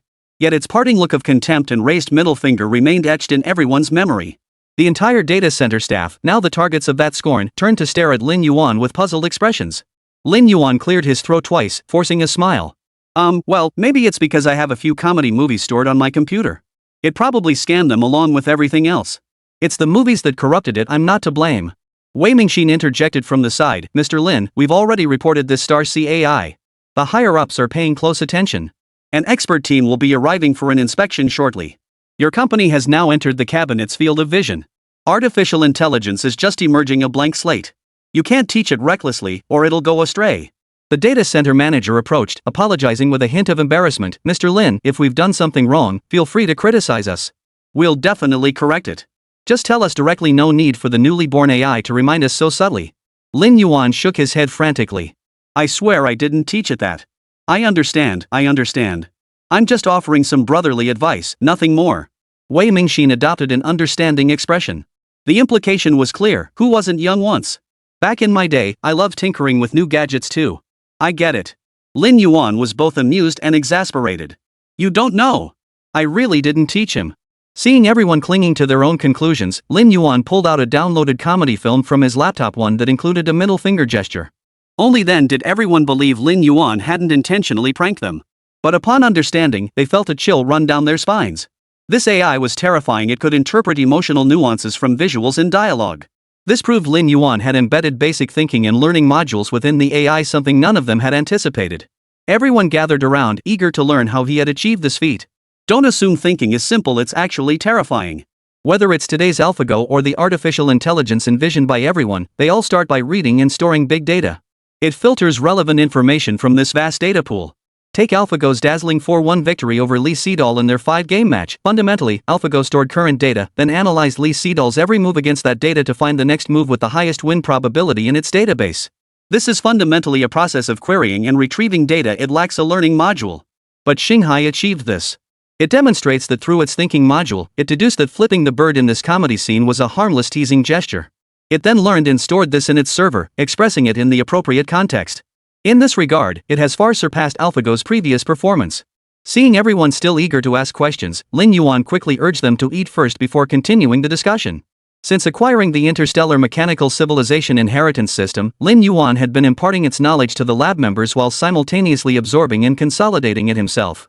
But there was one exception to this rule: artificial intelligence. This is one of the rare instances where it was directly bestowed upon itself as a finished product. However, he could understand why. As the core of mechanical civilization, artificial intelligence represented its proudest achievement. Of course, within the system it wasn't called artificial intelligence. The mechanical civilization referred to it as the mechanical intelligence core. Within the system, Lin Yuan witnessed the astonishing feats the mechanical civilization accomplished using the mechanical intelligence core, even mobilizing resources to terraform planets according to the Mechanical Civilization Council's directives. It was precisely because a finished product existed that Lin Yuan could roll it out so quickly with only minor modifications. During dinner, Wei Mingxin mentioned to Lin Yuan that higher-ups were paying close attention to this AI and would assign someone to oversee it. But before they finished their dinner, Lin Yuan's phone rang. Glancing at the caller ID by Hanyu, Lin Yuan set down his chopsticks and smiled. Manager Wei, your response time is truly impressive. With that, he stepped out of the command center to take the call. Mr. Lin, did you get the AI working? The Hanyu cut straight to the chase as soon as the call connected. Lin Yuan's response was more measured. You could say that, but it's currently just system-based AI. We haven't reached the stage of integrating big data yet. Besides, our company doesn't offer big data services, so we can't integrate it anyway. Bai Hanyu brushed this aside. Fine, your confirmation is all I need. Let me inform you, the Hubei military district has received orders from headquarters to deploy. They'll be heading to your company to handle security measures. A delegation from the capital has already departed, focusing on examining this AI system and subsequent handling procedures. A preliminary plan was discussed this afternoon. They'll contact you after completing their investigation. The Hubei military district will be stationed at your company during this period to help establish a comprehensive surveillance and security system. Have your security department cooperate with them? Alright, we'll cover all expenses. Thank you for your assistance. Lin Yuan hadn't anticipated such high-level attention and agreed immediately. You won't be paying for this, it's covered by the military's security subsidy. For specific security requirements, discuss them with the security company personnel. Just make sure they're properly assigned. Bai Hanyu hung up after finishing his instructions. Glancing at the darkening sky, Lin Yuan promptly called the security department to arrange for the visitors. Chapter 36, Cabinet alerted, committee members arrive secretly. That night, plainclothes individuals began appearing outside the company premises one after another, surrounding the area so tightly that not a single person could slip through. Lin Yuan stood in his office building, observing the brightly lit campus. Apart from the constant flow of people and delivery vehicles, the only other activity was the construction site nearby working through the night. Xiao Yuan, what's all the commotion about this time? Lin Kong stood beside him, a cigarette dangling from his lips as he asked with a smile. Blue Tower hasn't changed, has it? Lin Yuan glanced at his father, still the same 19 yuan softpack Huangdalo Blue, unchanged for years. Wait, it was 18 yuan back in high school. Lin Kong took the cigarette from his mouth, glanced at it, and flicked it into the ashtray above the nearby trash can. Something's off in the park tonight. Looks like you've cooked up something good again. Inspectors will be here any minute. Your old man can't help you with business matters, but when it comes to dealing with people, I'd still like to give you a lesson. Please enlighten me, father. Lin Yuan nodded, sensing his father's seriousness and formality. Lin Kong was pleased with his son's attitude. Now that you're running a profitable company, if any classmates come asking for loans or business advice in the future, consider their requests carefully. Don't come across as heartless, but don't be a sucker either. Base your decisions on the closeness of your relationship, their capabilities, and their character. If they want to start a business, handle it strictly as a business transaction. Always remember this: never put money in the hands of someone who can't make money. Those who know how to make money will find ways to build wealth. Those who don't will squander it all, even if you give them money. Money and ability are never strongly correlated. With poor timing and vision, even capable people fail. With right timing and vision, diligent, hard-working individuals can build wealth and achieve prosperity. Young entrepreneurs often face criticism because many only see themselves clearly after failure, and even then, many still can't see themselves clearly. They blame heaven, earth, and society, but never reflect on themselves. With that, Lin Kong clasped his hands behind his back and strolled leisurely downstairs. In the empty night hallway, his father's earnest reminder echoed: the poor in the bustling city find no one to ask, while the rich in the deep mountains have distant relatives. If you don't believe me, look at the wine in the cup. Every cup is first offered to the wealthy. Lin Yuan stared blankly at the stairwell entrance for a long moment before finally snapping back to reality. The light cast a carefree smile upon his face. Though he hadn't yet faced similar challenges, his father's words served as a timely warning. They also made him realize that even though his father seemed indifferent, he was always quietly watching over him. Just days earlier, Lin Yuan had mentioned to his mother how some university classmates had borrowed money from relatives to start businesses. It seemed his mother had shared this with his father, who took it to heart, fearing Lin Yuan might face similar pressures. Early the next morning, Lin Yuan had just gotten up and was walking out of the cafeteria with steamed buns and soy milk when Liu Yanghua, the political commissar of the Hubei military district, arrived with his entourage. Mr. Lin, important figures will arrive shortly for a confidential inspection. You must be prepared. Lin Yuan took a bite of his bun. General Liu, who's coming so early in the morning? It's just about the AI project, right? I heard it's a group of experts, just a bunch of specialists. No big deal. Lin Yuan didn't take political commissar Liu Yanghua's warning seriously. In recent times, Star Ocean Future had hosted at least 800 experts. If you threw a brick, it was likely to hit one of these specialists from various fields. As Star Sea Future grew, its business scope gradually expanded. Even the industrial division had secured new orders, though Lin Yuan hadn't yet focused his energy there. In Lin Yuan's mind, the next step was to conquer the entire vehicle control system. Thus, in recent days, experts from every conceivable field: transportation, military manufacturing, cybersecurity, and beyond had arrived in such numbers that no one could keep track. With Star Ocean Future's land approval finally secured, experts from the Provincial Planning Bureau have even come to inspect the site. They will build the new Star Ocean Future Technology Park according to Lin Yuan's specifications. These days, Lin Yuan was practically desensitized to the word expert. Liu Yanghua shot Lin Yuan a slightly exasperated glare. Hurry up and eat, Mr. Lin. A committee member is arriving from Xiang Province any minute. He was on an inspection tour in Xiang Province but received an urgent directive from the cabinet last night. He altered his plans and is secretly heading here this morning. He glanced at his watch. According to the itinerary, the committee member should have landed by now and is on his way here. Lin Yuan was startled by the news and quickly shoved the steamed buns into his mouth in hurried bites. The State Council, under the cabinet, oversees the entire nation. Within the State Council, there are only about 20+ committee members, each holding vice premier level status. How did they manage to mobilize all these heavyweights? After forcing down the bun and gulping several mouthfuls of soy milk to wash it down, Lin Yuan asked in astonishment. Liu Yanghua regarded Lin Yuan with a complex expression. Last year's program, released by Microsoft, while marketed as artificial intelligence, truly delivered a significant shock to us. While the higher-ups appear unconcerned on the surface, many departments have intensified their research and development efforts behind the scenes. Neither the cabinet nor the Senate wants our nation to fall further behind in this new arena. They want us to truly become powerful. In fact, the next 5-year plan will prioritize increased investment and research in this area. Now that you've achieved this breakthrough before the higher-ups have even begun their major push, how could they not be thrilled? As they hurried toward the main entrance, Liu Yanghua briefed Lin Yuan on the situation. Before long, Xiu Huayan, the head of the administrative department, rushed over holding a piece of paper. Mr. Lin. Mr. Lin, we received an official letter from the general office this morning. Lin Yuan already guessed the content. Is it about a committee member visiting the company this morning? Xiao Huaiyan bent over, his left hand braced tightly against his knee, as he tremblingly handed over the document with his right. Yes. I saw the fax from the general office the moment I arrived at the office. Should we make arrangements immediately? Lu Yonghua, already boiling with impatience beside him, snatched the document. No need for arrangements. Don't send anyone to greet them. Keep everything simple. Xiao Huaiyan swallowed hard, deeply skeptical of Lu Yonghua's words. He waited for Lin Yuan's decision. Seeing Qiu Huiyan, not yet 40, panting heavily, Lin Yuan could imagine how frantically he must have rushed over. He turned to Lu Yonghua. General Lu, why the rush? The official letter only arrived this morning. I may not understand politics, but shouldn't an inspection like this require weeks or even months of advance planning? Besides, isn't it a bit awkward that you didn't even arrange a welcoming ceremony? Lu Yonghua handed the official letter to Lin Yuan. Keep the letters separate. Don't lose it. As I just stated, this is a confidential inspection. It won't be reported in the news. We trust you won't falsify reports. It serves no purpose.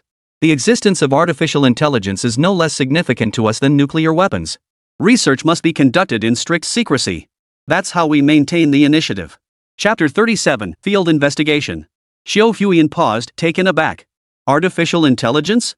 Has the company come up with some new gadget? If even committee members are coming, it must be something extraordinary. He glanced at the military officer speaking with Lin Yuan. Though he didn't recognize the man personally, he knew the rank insignia on his shoulders: 2 bars and 2 stars, signifying a major general. A major general had arrived, which showed how serious the matter was. So he wisely chose to remain silent and follow behind Lin Yuan. Lin Yuan was about to say something more when Lu Yonghua's phone rang. He immediately answered the call. After a few brief responses yes and understood, he hung up. Mr. Lin, the commander said not to arrange a formal welcome. Just wait for him at the office building entrance. Keep it low-key. Lu Yonghua held up his phone toward Lin Yuan. Lin Yuan hummed in acknowledgement and turned to Qiu Huiyan. Xiao Huaiyan immediately understood. I'll have someone tidy up and prepare tea right away. Bring out the silver Junmei tea my father left in my office. We need quality tea to entertain the leadership. Lin Yuan added from the side. At this moment, he couldn't care less about whether it was a waste or not. Xiao Huaiyan nodded and turned to leave, making calls to arrange the reception preparations. Lu Yonghua, however, was curious. Mr. Lin, do you have any hard copy reports, achievements, or data materials we could prepare for the leader to review? Lin Yuan shook his head, giving a negative answer. The entire program deployment started yesterday. We worked all day and didn't finish until nightfall. You arrived early this morning. How could I possibly have prepared any reports? Besides, this was originally developed for our own use. We never intended to market it, so we didn't even prepare presentation materials or PowerPoints. But we can conduct a live demonstration at the server data center. After a few seconds of thought, Lu Yonghua nodded readily. Fair enough. The commander came to confirm things.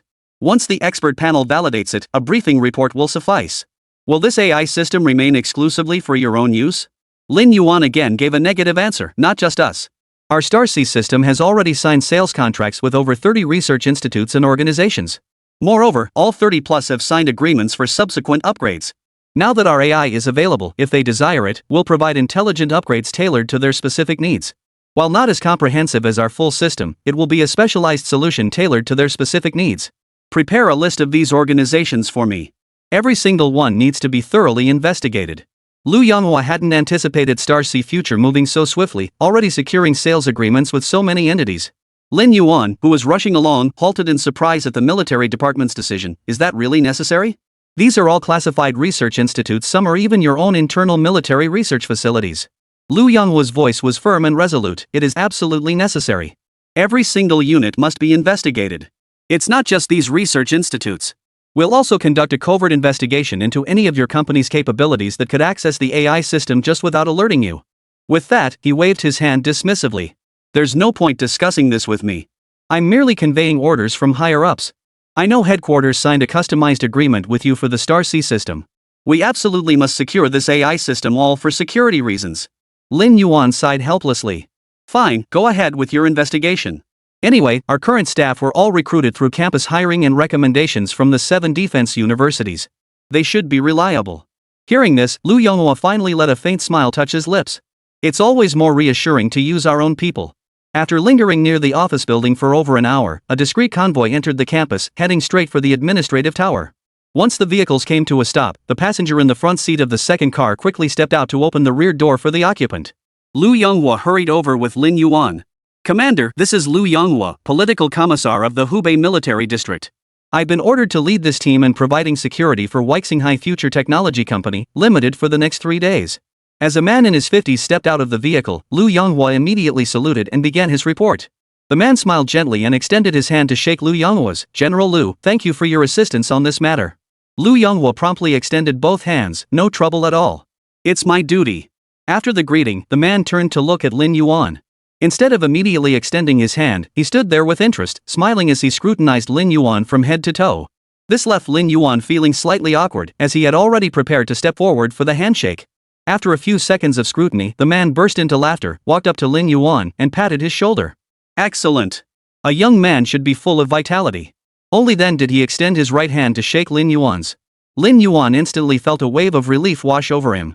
After shaking hands with Lin Yuan, the committee member turned to Lin Kong beside him and extended his right hand. Mr. Lin, you've raised your son exceptionally well. You've cultivated an extraordinary talent for our nation.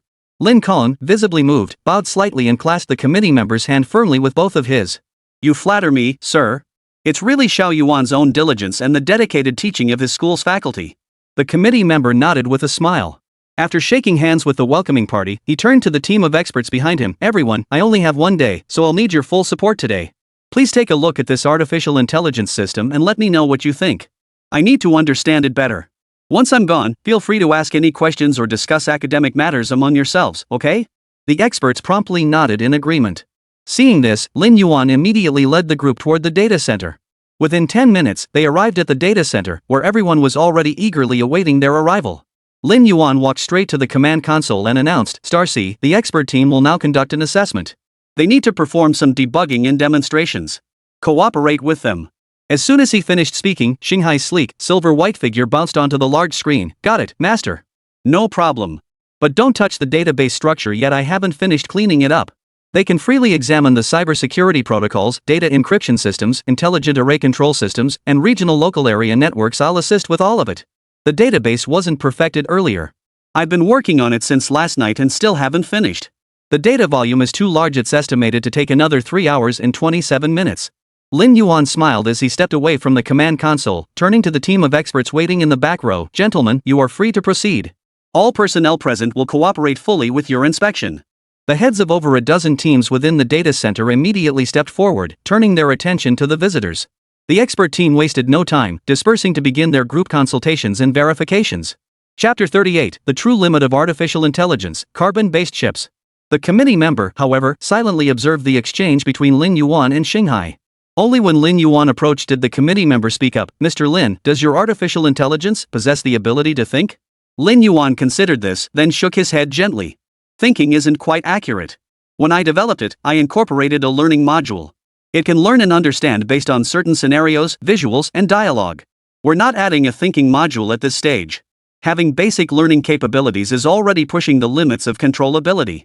Adding a thinking module could easily become uncontrollable. If something went wrong, it might be irreversible. What we refer to as thinking now is the process where Star C acquires a question, analyzes it, searches the database, filters answers, edits the response, and then provides the answer. At least for the foreseeable future, we won't grant AI true independent thinking capabilities. Of course, we can't achieve that either. The learning module has precedents we can follow, but we simply can't find a way to implement the thinking module.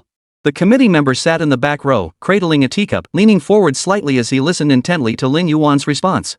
From your brief QA with Xinghai AI just now, I can tell you've genuinely achieved this. Since it's already been developed, we must prioritize security, not just confidentiality, but the system's inherent security as well. Artificial intelligence isn't like humans. Humans possess emotions, and our interactions inevitably revolve around 3 aspects: law, reason, and sentiment. But AI is purely a program. Expecting it to comprehend human emotions is, logically speaking, impossible, at least in the current stage. Therefore, our requirement for you and Star C Future Company is to pursue stability and controllability. Artificial intelligence isn't something that can be achieved overnight. Don't rush for quick results. Sometimes the most efficient and convenient path is simply steadiness. Minimizing errors is the fastest way forward. After emphasizing this point, the committee member took a sip of tea and continued, if we are to advance AI development now, what areas do you believe require immediate attention? Lin Yuan had already considered this, so he answered directly, 2 areas, software and hardware. On the software side, rapid progress in AI requires big data. To be precise, it requires massive data to populate its databases, something our company currently lacks, as we don't handle big data operations. Moreover, we dare not connect directly to the internet. All knowledge fed into Starseed data is carefully curated industry-specific expertise. On the hardware side, it requires top-tier chips. The committee member sighed softly upon hearing this, his tone tinged with melancholy. Big data input is manageable, we can help establish channels for that. But chips? There might not be many viable solutions domestically yet. Breaking through that barrier will take time. In contrast to the committee member's slightly disappointed expression, Lin Yuan showed no disappointment at all. In fact, he was quite enthusiastic. The chip issue isn't really a problem. We have the Mengxi platform, and the chip IC design module is already in development. Progress is excellent. As for etching machines and lithography equipment, I see these as fundamentally material challenges.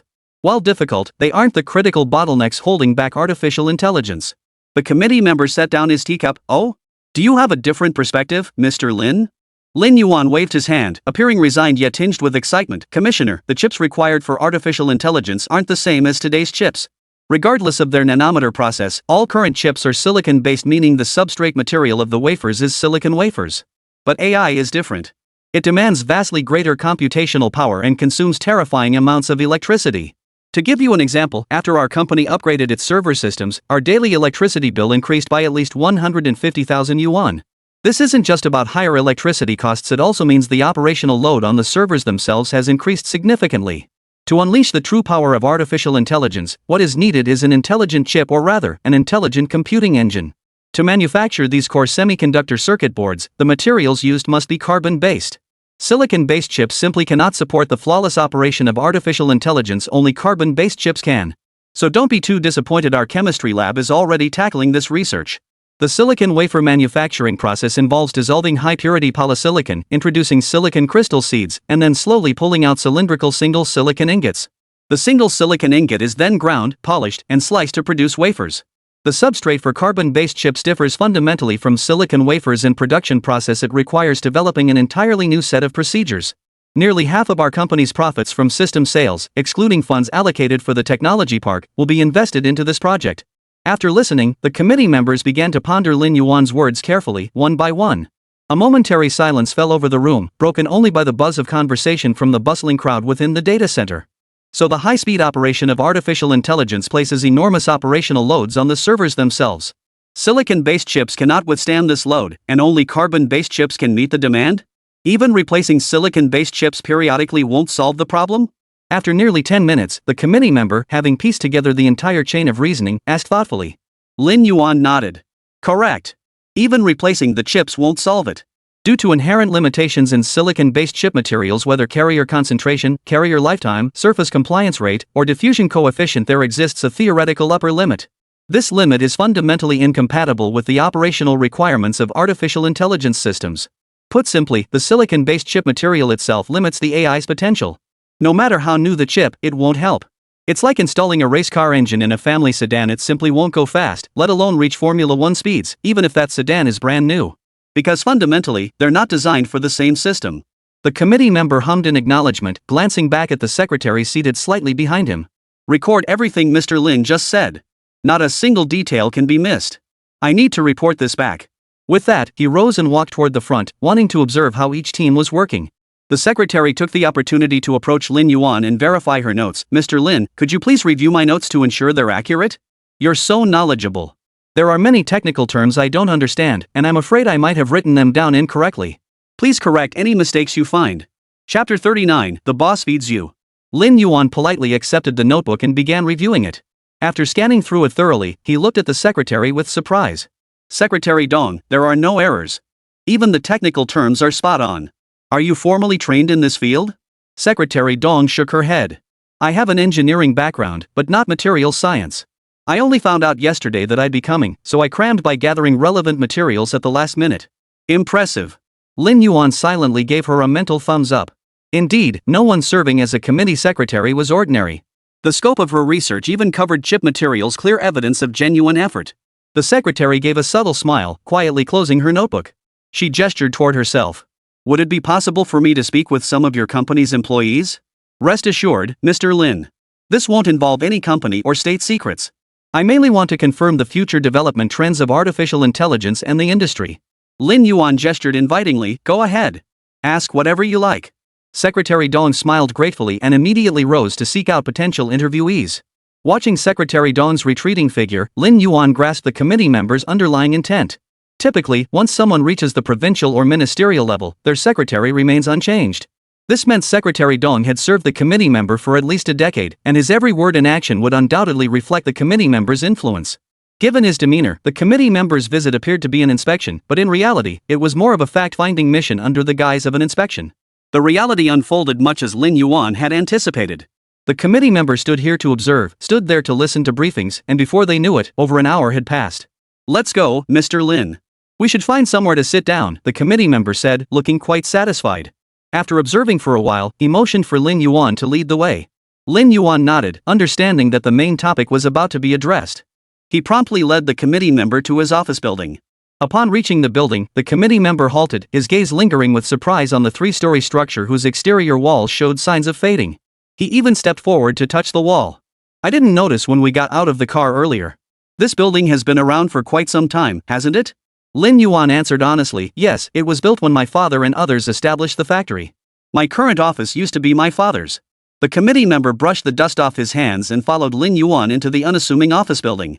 Upon reaching Lin Yuan's office, Lin Yuan immediately began boiling water to make tea. Instead of sitting down to wait, the committee member paced around the office. He noticed the wastebasket in the corner overflowing with discarded paper balls, the neatly stacked yet uneven pile of documents on the desk, and the whiteboard along the wall still dotted with paper corners and covered in thumbtacks. The details caught the committee member's eye, and he smiled inwardly. He also noticed a commendable habit of Lin Yuan's: he disliked having others clean his office and always did it himself. The committee member was certain that if administrative staff had come in, they would have rushed to empty the wastebasket regardless of how hurried they were. He'd seen too many such people. While the documents appeared haphazardly arranged, strangely enough, the owner could always pinpoint exactly what he needed. Outsiders tidying up not only risked leaks but could genuinely disrupt the system. "Commissioner, please try this tea, it's from my father's collection." Lin Yuan poured the tea and immediately offered the committee member a cup. The committee member walked over, sat down, and took a whiff. "Not bad. Truly fine tea." After taking a sip, the committee member set down the cup. "Mr. Lin, have you ever considered spinning off the Starsea system into its own company?" Lin Yuan's hand holding the teacup paused. This was genuinely unexpected. "To be honest, Commissioner, I hadn't anticipated you raising this question. Is there a specific plan in mind?" The committee member smiled faintly and shared some of his thoughts. After receiving the cabinet's notification yesterday, he had spent the night gathering information on Starsea Future Technology Company, Limited through the State Council. He found both surprise and delight. The delight wasn't merely in the sheer volume of contributions Lin Yuan had made or the promising products developed, but in the company's inherent potential. First, the company's equity structure was straightforward. Before financing, all shares were held by Lin Kong. While nominally 35% was held by a consulting firm, that firm was actually run by Lin Yuan's mother, Lin Kang's wife. In essence, it was still family-owned. After the funding round, aside from the shares acquired by the two aforementioned companies, the remainder was entirely held by Lin Yuan. Second, the company's personnel structure is straightforward and reliable. While Shanghai Future's headcount appeared to surge from 1,000 to over 4,000 in a year, its personnel structure was actually quite straightforward. One segment comprised veteran employees, either the original team from Yuanfang or personnel acquired through the Jinghua Industries takeover. The other group consists of personnel recruited by Lin Yuan through his mentor and alma mater.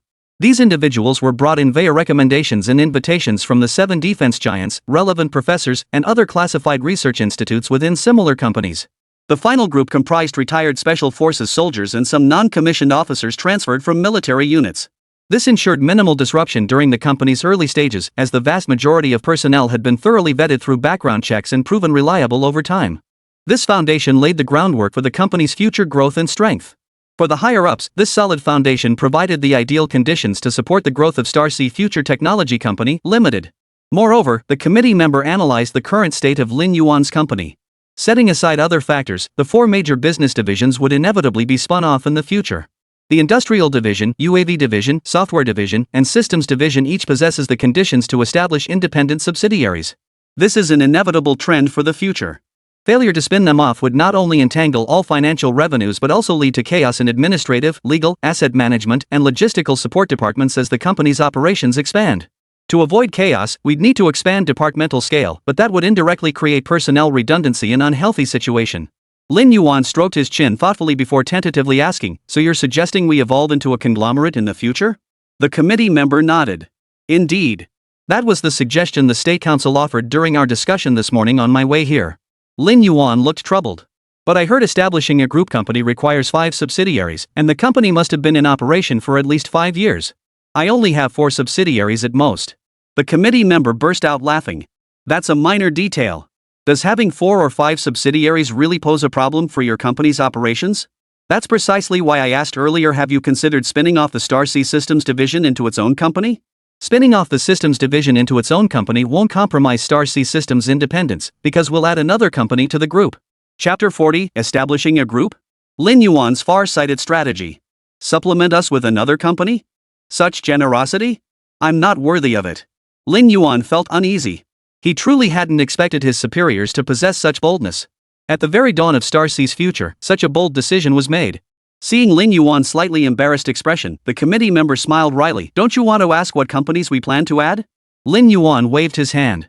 Leader, I'm a bit surprised, but I'm not stupid.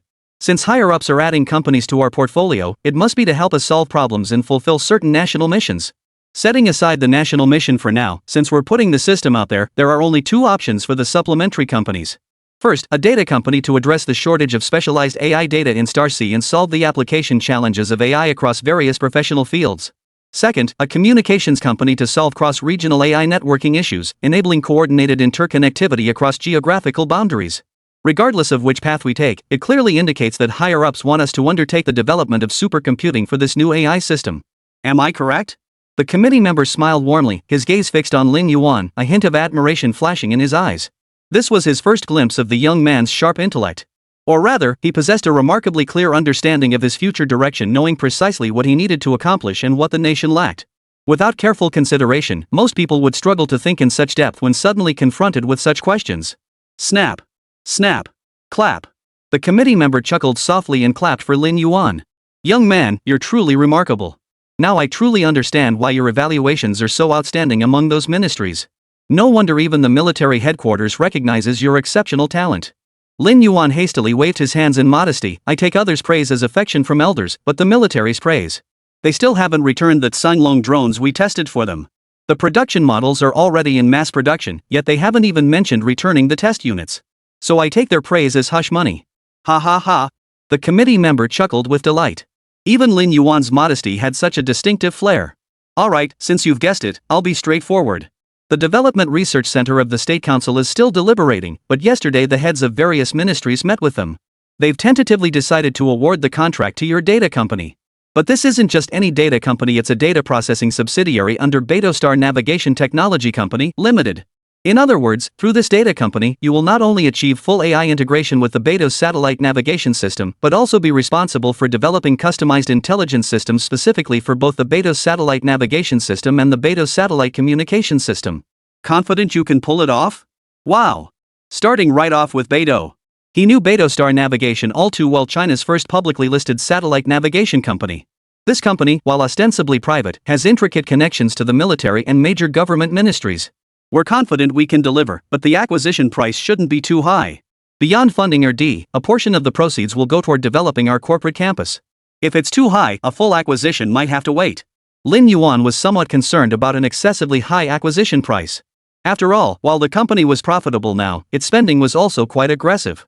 To be honest, Lin Yuan was tempted, even considering diverting funds. If necessary, he'd rather delay campus construction to secure this data processing company first. Such companies might seem obscure, even unknown to the outside world, appearing merely as small players. Yet they were precisely the most influential.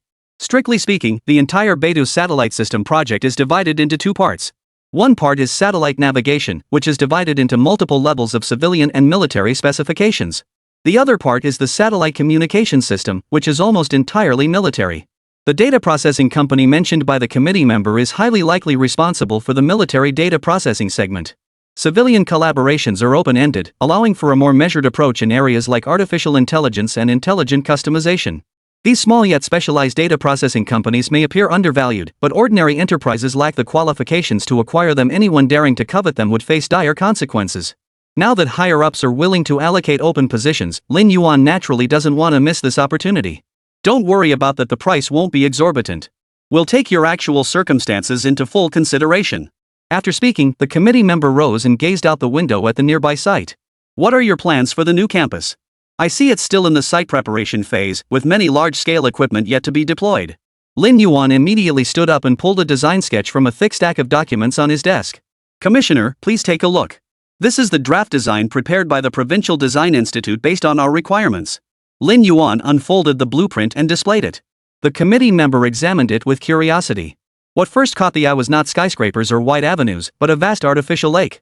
The committee member was puzzled. However, the committee member didn't ask questions directly but continued looking.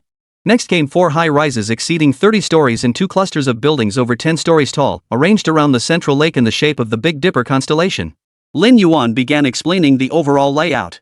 This artificial lake is where the company plans to house its supercomputer in the future. Supercomputers require massive cooling, and water cooling is the most effective method, hence the decision to place it beneath the artificial lake. This approach would save costs while also serving as a clever diversion. After all, outsiders would never suspect the company's most confidential facility was so openly displayed right before their eyes. Of the 7 buildings, only the frontmost administrative tower served as the company's public face. The remaining 6 were purely functional structures.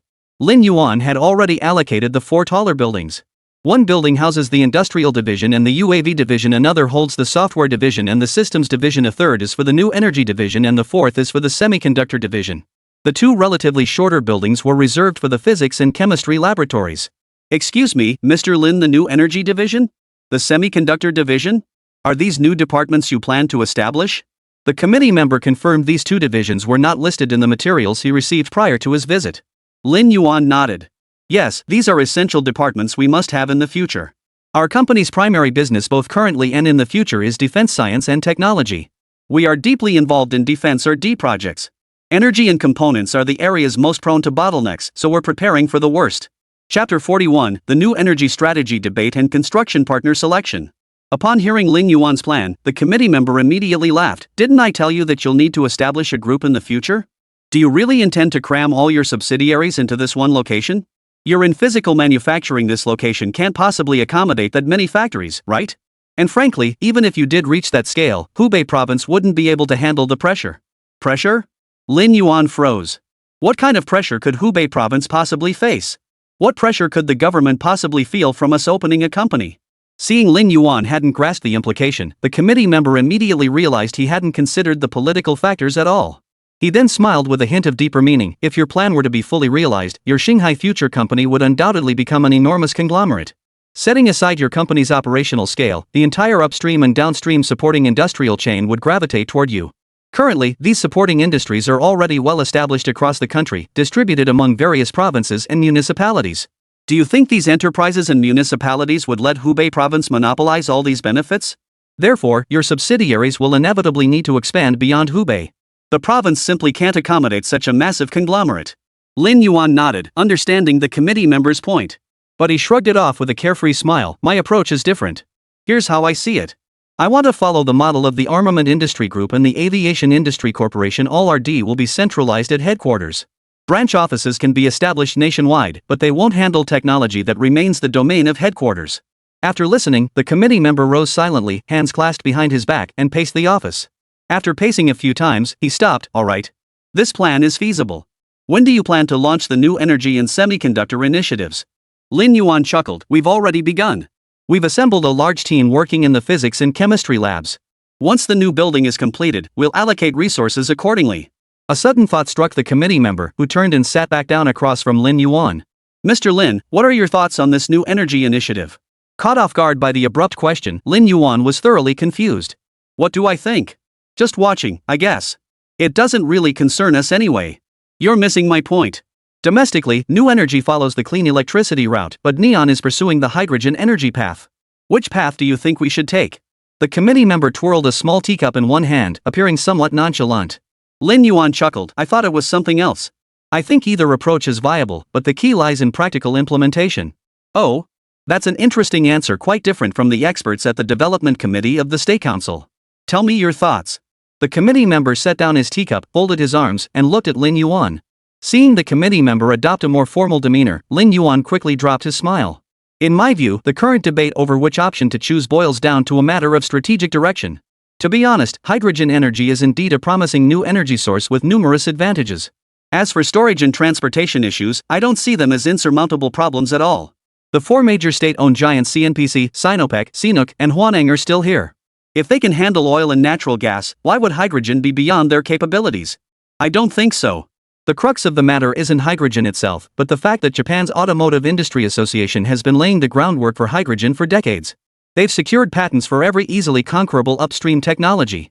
If we want to enter the hydrogen energy field, we'll inevitably have to pay huge patent fees. That's the real crux of the matter. That would only return us to the awkward position of working for others like in the last century, absolutely impossible. So hydrogen can be a new energy source, but only if Japan's Automotive Industry Association spits out what they've swallowed. Until they do, hydrogen energy cannot become a new energy source. Given enough time, I believe both governments and companies have ways to make them spit it out, but America must lead the charge. After all, this mad dog in Southeast Asia is America's watchdog. As long as we haven't completely severed ties, we can't just flip the table. So electricity it is. Developing clean electricity to completely strangle the hydrogen energy market, forcing them to spit out their patents, that's a good choice. Our company will also vigorously develop electricity in the future. This will be the core mission of our new energy division. The committee member had only asked tentatively, expecting little, yet received an unexpectedly insightful answer. Lin Yuan may not have studied politics, but his insight into the higher-ups' plans, intentions, and industrial development was remarkably sharp and precise. The phrase "strangle the hydrogen energy market by developing clean electricity" laid bare the true intentions of the cabinet and the State Council. As Lin Yuan stated, if the patents for hydrogen energy were held by China, it could indeed become a new energy source. Unfortunately, that was not the case. Therefore, for hydrogen energy to become a new energy source, neon must first be eliminated. Of course, Lin Yuan left one crucial point unsaid. That is, the future of Starsea inevitably lies in space exploration, and hydrogen energy has no practical application in space. This is precisely why he prioritized the development of electricity. So, Mr. Lin, you've cast your vote for electric power? The committee member suppressed his inner excitement, quietly leveling his hands before asking softly. Lin Yuan nodded. Yes, this time I'm standing with electricity. Good. Let's go for a walk. We'll find Liu Yonghua and discuss your company's follow-up construction issues. The committee member slapped his thigh and stood up, his spirits soaring. Though Lin Yuan wasn't entirely sure what the committee member had in mind, he followed along. After lunch, the committee member pulled Lin Yuan and Liu Yonghua into a brief meeting. The meeting was brief, wrapping up in just over 10 minutes. The outcome was inconsequential to the three of them. But Huajian Third Bureau likely didn't realize that the major contract they had their eyes on had just flown away after this meeting. The expansion of the Xinghai Future Enterprise Park was a substantial contract. The site preparation work spanning over 30 square kilometers, including the construction of 7 new buildings alongside the renovation and new construction of other factory buildings, warehouses, and structures, was undoubtedly a mega-contract worth hundreds of millions. Yet, under the committee members' influence, the contract vanished into thin air. Or rather, a substantial portion of the contract was no longer theirs. Instead, a new company had been internally selected to take its place. This company is called Xinjiang Production and Construction Corp. Urban Construction Investment Company, Ltd. Established just last year, it had a registered capital of only 310 million yuan. Yet for the construction of classified facilities, it was the company that inspired the most confidence among higher authorities. Because it belonged to the Production and Construction Corps. Chapter 42, Advanced Deployment of Special Alloy Production. When the committee member made this request, Liu Yonghua immediately called the military headquarters to apply for approval, which was granted on the spot. With the committee members present for this inspection, it would be politically unwise for the military headquarters to send additional personnel to avoid any appearance of impropriety. But that didn't mean the military headquarters didn't value Xinghai artificial intelligence. After all, the deployment of Liu Yonghua, the lieutenant general and the political commissar of the military region, demonstrated the headquarters' significant emphasis on the matter. Moreover, the Beidou satellite system was fundamentally a key military investment project. Transferring a data processing company to Starsea Future Corporation was impossible without military approval. Even the cabinet must seek the military headquarters' prior consultation and approval. That evening, the committee member departed with satisfaction, carrying the report prepared by the expert team. The next morning, Governor Cheng Ziliang of V Province personally visited Lin Yuan's office, accompanied by Lin Yuheng, director of the Third Bureau of Huajian. As soon as he entered Lin Yuan's office, Cheng Ziliang tentatively inquired, "Mr. Lin, did that person come yesterday?" Though no name was mentioned, Lin Yuan knew exactly who the governor was referring to. Since the visitor had come secretly, without even notifying the Hubei Provincial Party Committee, even if Governor Cheng knew who it was, he had to pretend he didn't. That was the protocol. Therefore, even when inquiring, one must not mention names, not even titles. Lin Yuan set down the teapot and nodded with a smile. Yes, he was seated at Director Lin's desk. Lin Yuheng instinctively tried to stand up upon hearing this, suddenly feeling the solid wood chair burning his backside. Cheng Ziliang pressed down firmly on Lin Yuhong's shoulder. Director Lin, what are you doing? With Lin Corporation doing so well, isn't it normal to have a few guests? You can't even sit still? Lin Yuhong quickly regained his composure and sat back down. Not at all. I'm just a bit restless after losing that major contract. Cheng Ziliang inwardly nodded at Lin Yuhong's quick thinking. Some matters, even if widely known, must remain unsaid, and appearances must be maintained. Besides, the committee members were conducting a secret inspection of Shanghai Future, not the provincial government or Huajian Bureau No. 3. They had to maintain the appearance of outsiders. Mr. Lin, yesterday afternoon we received the official letter of assistance from the Core Construction Bureau, but we've lost a significant portion of the orders. At this point, Lin Yuhong immediately feigned disappointment. He was putting on a show, hoping to secure more orders from Lin Yuan. Deep down, he knew full well that the Core Construction's involvement had nothing to do with Lin Yuan. Construction projects for such military-backed, confidential enterprises were never open to public bidding. All Core Construction projects were off-limits to external bidders. Lin Yuan maintained his smile as he poured tea for both men, completely avoiding the topic. Cheng Ziliang pulled out the documents he carried with him. Mr. Lin, I'm here today to deliver these documents. The strategic cooperation agreement you previously applied for has been approved. Lin Yuan quickly took the documents and began reviewing them. He paid no attention to the other documents, focusing solely on the collaboration with Jiangqing Steel Group. Lin Yuan scanned the contents at a glance. Upon seeing the inclusion of the confidentiality agreement for special alloy production and manufacturing, he exhaled deeply. Thanks to the provincial committee's support, we can now proceed with full confidence. Lin Yuan closed the documents and smiled at Cheng Ziliang. Mr. Lin, if I may ask, why the sudden pivot into specialty alloys? Of course, if it involves your company's core business, you don't have to answer. Cheng Ziliang genuinely had questions. This collaboration had been personally approved by him after receiving the application from Starsea Future Technology Company, Limited. Contrary to his expectations, the State Council processed his application with remarkable speed. Within a week, he received the approval documents, encountering no obstacles along the way. Not only Jiang Steel was puzzled, but even the provincial government, including himself, found it perplexing. While Shanghai Future had operations in the transportation sector, all steel materials and specifications were strictly designated. There was no room for independent substitution. Lin Yuan solemnly tapped the documents beside him. There are many reasons. Beyond our company's desire to achieve breakthroughs in high-speed rail and bullet train RD, we also have confidential orders. Lin Yuan merely hinted at this, stopping at the appropriate moment. He didn't delve deeper. Cheng Ziliang nodded. This answer was only within his expectations. He knew Lin Yuan's team was developing drones, but whether such alloys were necessary for that purpose was not something he felt comfortable probing further. Alright, then you can also review the other approval documents, Mr. Lin. Besides the construction permit for the industrial land your company requested, some commercial land approvals have also come through. Additionally, we plan to undertake municipal road and traffic improvements around your company premises. I've brought the notification for that along with the other documents. Cheng Ziliang pointed to the documents as he explained. Lin Yuan flipped through them again. Upon seeing one of the commercial land approval documents, he placed it in front of Lin Yuhong. Mr. Lin, will you take this project? Lin Yuhong raised an eyebrow, took the document, and began reading. The area was substantial, nearly 2 square kilometers. Mr. Lin, we'd love to take on the order, but what exactly is the requirement? This time it won't suddenly vanish, right? Lin Yuhong was starting to feel uneasy about Lin Yuan and his team.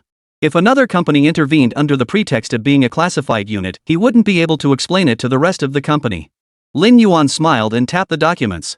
The requirements are simple: an exclusive residential community for our company's employees. Beyond the detached villas for senior management, we also have employee dormitories. I want this to become a self-contained community, ensuring all necessities for normal work and life are provided. We require a minimum of 1-bedroom apartments, plus 2-bedroom, 3-bedroom, and 4-bedroom units to accommodate employees at different levels. I want a large-scale residential complex. Upon hearing the nature of this order, Lin Yuhong perked up immediately.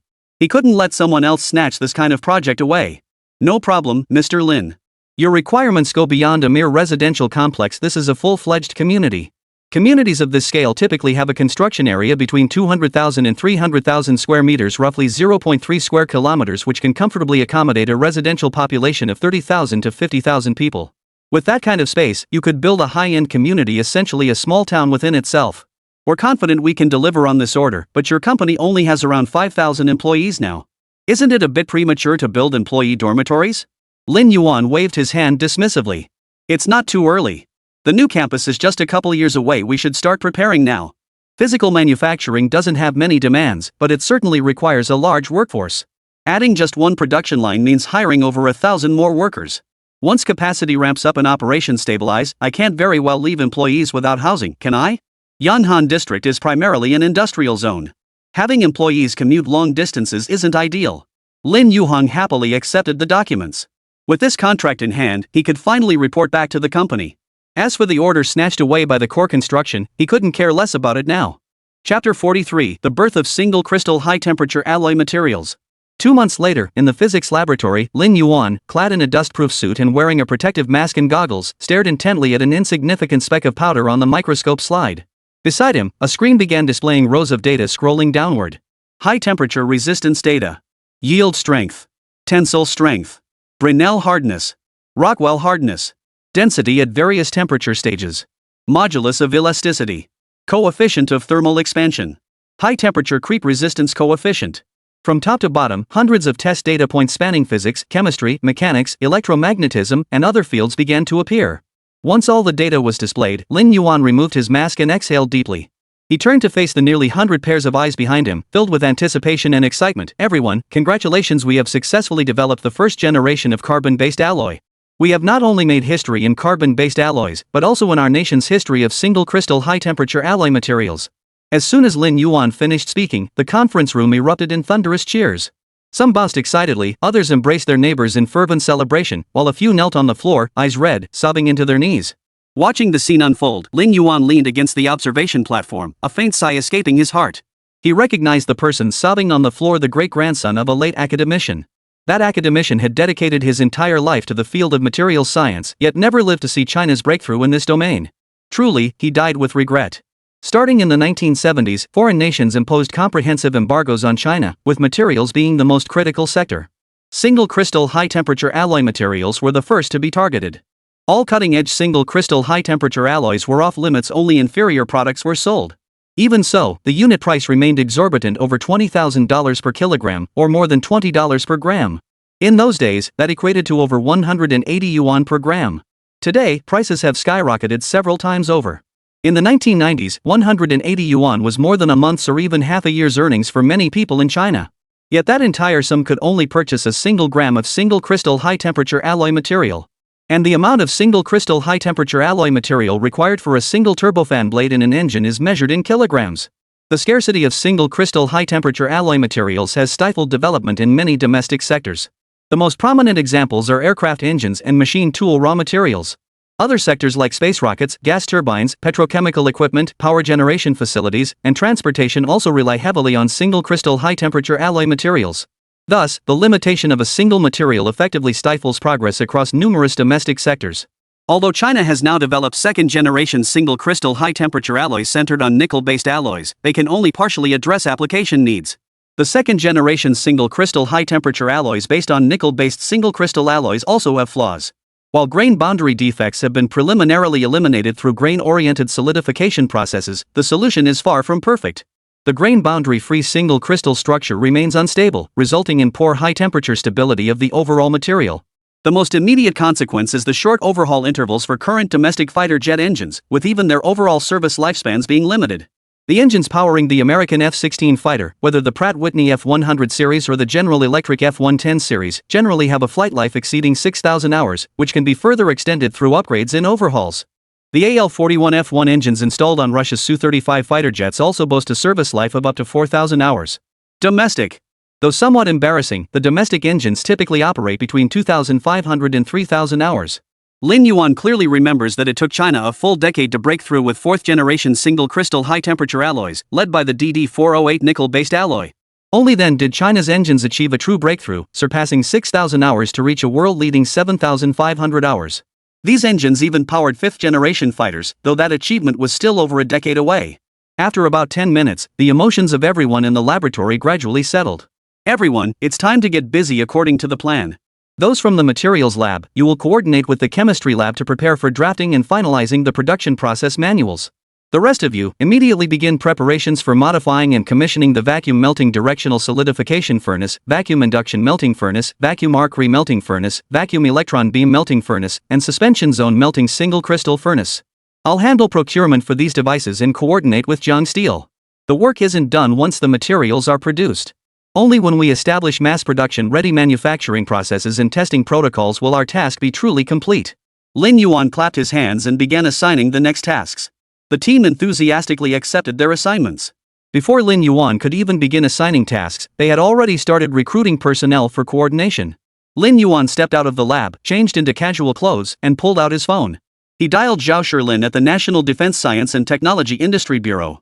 Procurement of such top-secret equipment required going through the SASAX channels that simply couldn't be bought on the open market. The call connected immediately, and Zhao Shilin sounded quite enthusiastic. "Mr. Lin, it's been a while. What brings you to call me today?" Lin Yuan cut straight to the point. "I need to purchase some equipment." Zhao Shilin showed no surprise, having long heard of Starsea Future Company's remarkable growth. "Alright, first tell me the equipment names so I can log them, then submit your procurement request."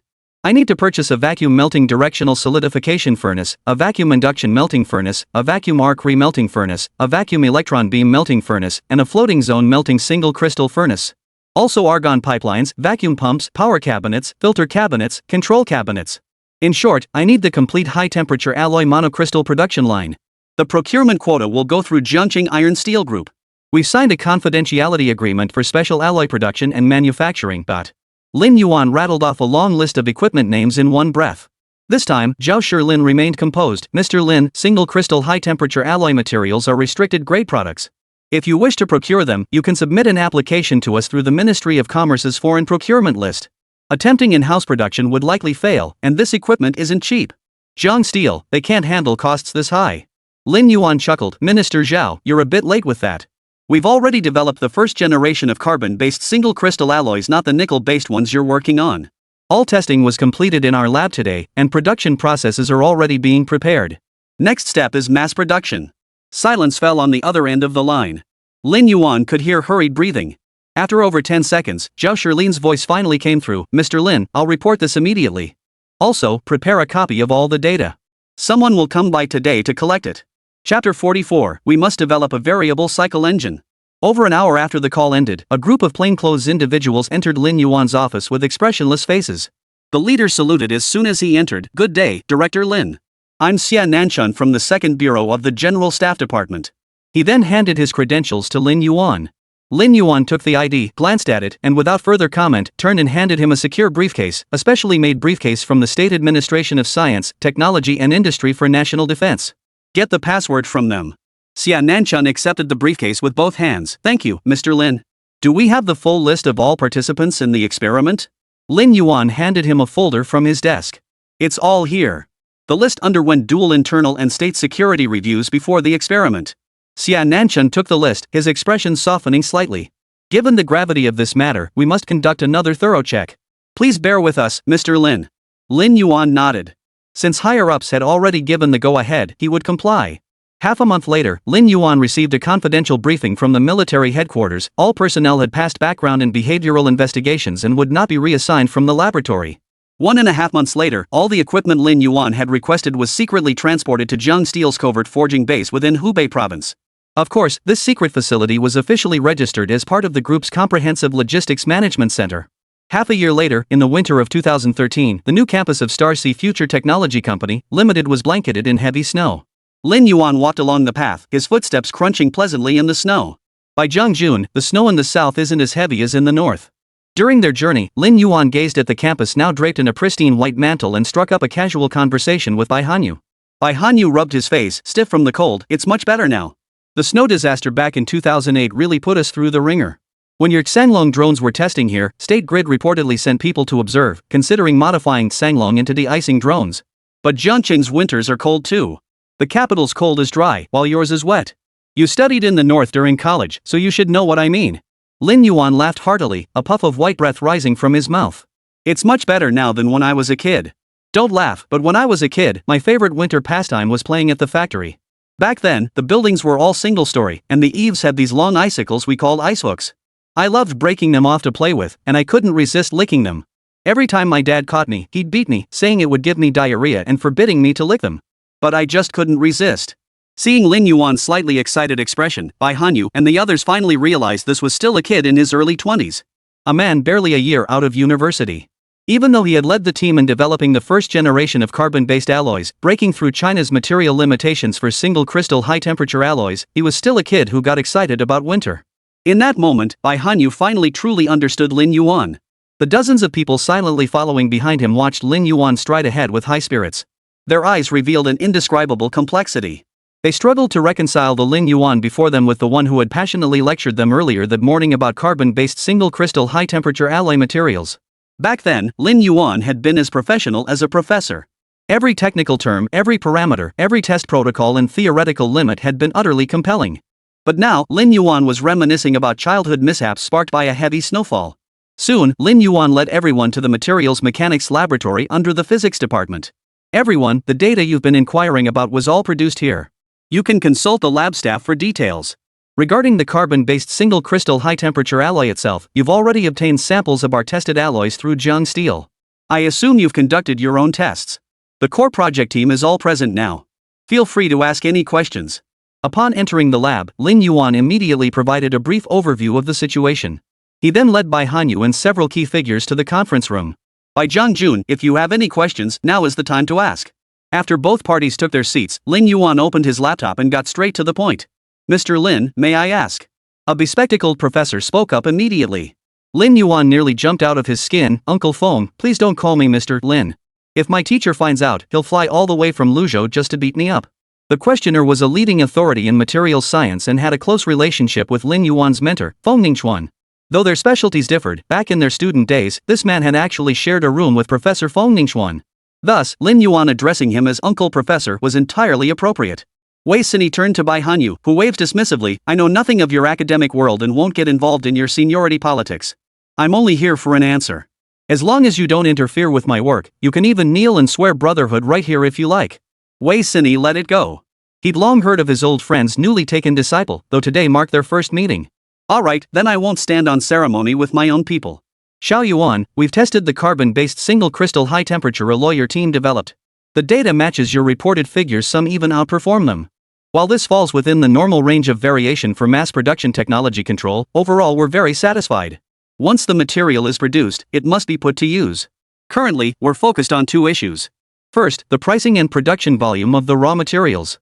Second, your future research plans and direction. Lin Yuan grinned, holding up an 8-finger gesture, 80,000 yuan per kilogram. Don't ask me about production volume, go ask Minister Zhao from the National Defense Science, Technology and Industry Administration.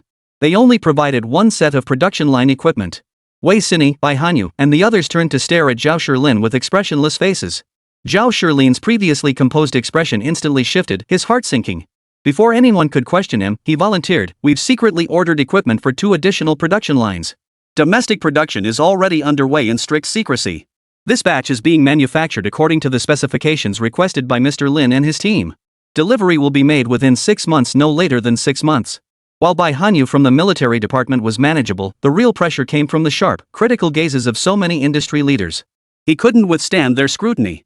Upon receiving this update, Lin Yuan addressed production capacity. Currently, each production line yields approximately 1,180 tons per month. That's the ideal scenario after mass production technology stabilizes. We're still in the early stages now, so it's not quite that ideal yet. As if anticipating their questions, Lin Yuan preempted them. Initially, we can only sell limited quantities, no more than 50 tons monthly. We need to retain some for our own use. Wei Sini grew impatient. Why do you need so much of this stuff? How many industries in the country require it?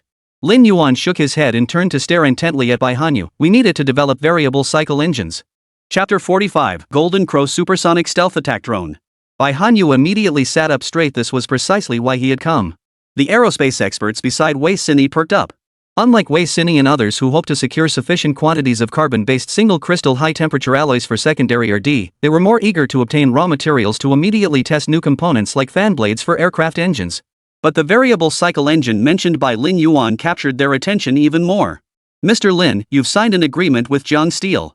Their contract manufacturers, the technology and production capacity belong to you. That's only fair. We won't pressure you to sell. Even if you keep it all for your own use, that's your prerogative. But don't treat this project as a joke.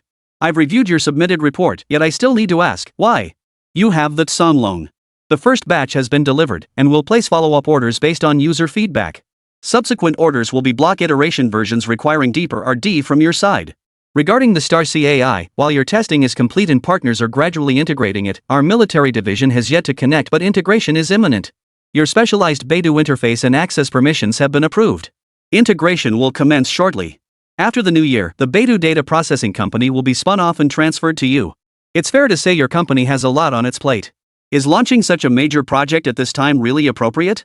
Bai Hanyu didn't question the validity of Lin Yuan's words, but rather worried whether they could truly handle the workload. Lin Yuan didn't respond. Instead, he turned toward the microphone and said, Stellar C, open the folder labeled UAVS 2001 and project the data. Acknowledged, Master. Detecting 23 individuals present. 7 possess authorized access records, the remaining 16 lack authorization. Proceed with decryption and projection? The adorable voice of the Shanghai AI echoed through the conference room. Lin Yuan turned to look at Bai Hanyu. Bai Hanyu raised an eyebrow, observing the computer screen before Lin Yuan with interest. Shanghai, all attendees have been authorized. Authorization contracts will be uploaded later. May I proceed with the projection now? Master, do you confirm skipping the standard verification process? The Starcy AI didn't respond but repeated the question. Bai Hanyu's expression froze momentarily. He scratched his nose, looking slightly embarrassed. Lin Yuan suppressed a chuckle. Yeah, skip it. Start the projection. Understood. Bypassing standard review procedures, decrypting and accessing top-secret document UAVS 2001. The exceptional authorization was initiated by Major General Bai Hanyu of the Logistics Procurement Center, General Armament Department. Relevant information has been recorded and backed up. As he finished speaking, the lights in the conference room dimmed, and the projector at the conference table activated automatically. By Zhang, please forgive me. The requirement to back up abnormal authorization and bypass level forced access procedures? Lin Yuan hesitated, feeling somewhat embarrassed to continue, but his glances toward Zhao Shilin were unmistakable. This was a requirement from the National Defense Science, Technology and Industry Bureau. Bai Hanyu was utterly speechless, his teeth grinding in frustration. Zhao Shilin. Only your Defense Science and Technology Industry Bureau knows how to play games, huh? I can't exactly upload all the data to the Starcy server every time I bring someone in, can I? Not even later? Zhao Shilin flashed his harmless smile again. Hey, these are directives from higher-ups. This is our first time possessing and operating an AI system. Better safe than sorry. Bai Hanyu shot him a disapproving glare. You and the State Secrecy Bureau handled the decryption approvals. Why didn't you send over the personnel data beforehand? Because we haven't been connected to the Starcy AI server system yet. Zhao Shilin declared with righteous indignation. Lin Yuan quickly waved his hands to interrupt this bickering pair. This wasn't the first time the two departments had sparred. Lin Yuan had grown so accustomed to it he was practically desensitized. Soon, a design blueprint for a tailless, rear intake drone projected onto the screen. Along with it, the corresponding data appeared before everyone. Name, Golden Crow Supersonic Stealth Attack Drone. Length, 11.7 meters. Wingspan, 10.4 meters. Combat payload, 6.5 tons. Service ceiling, 17,500 meters. Normal cruise speed, 1.8 Mach.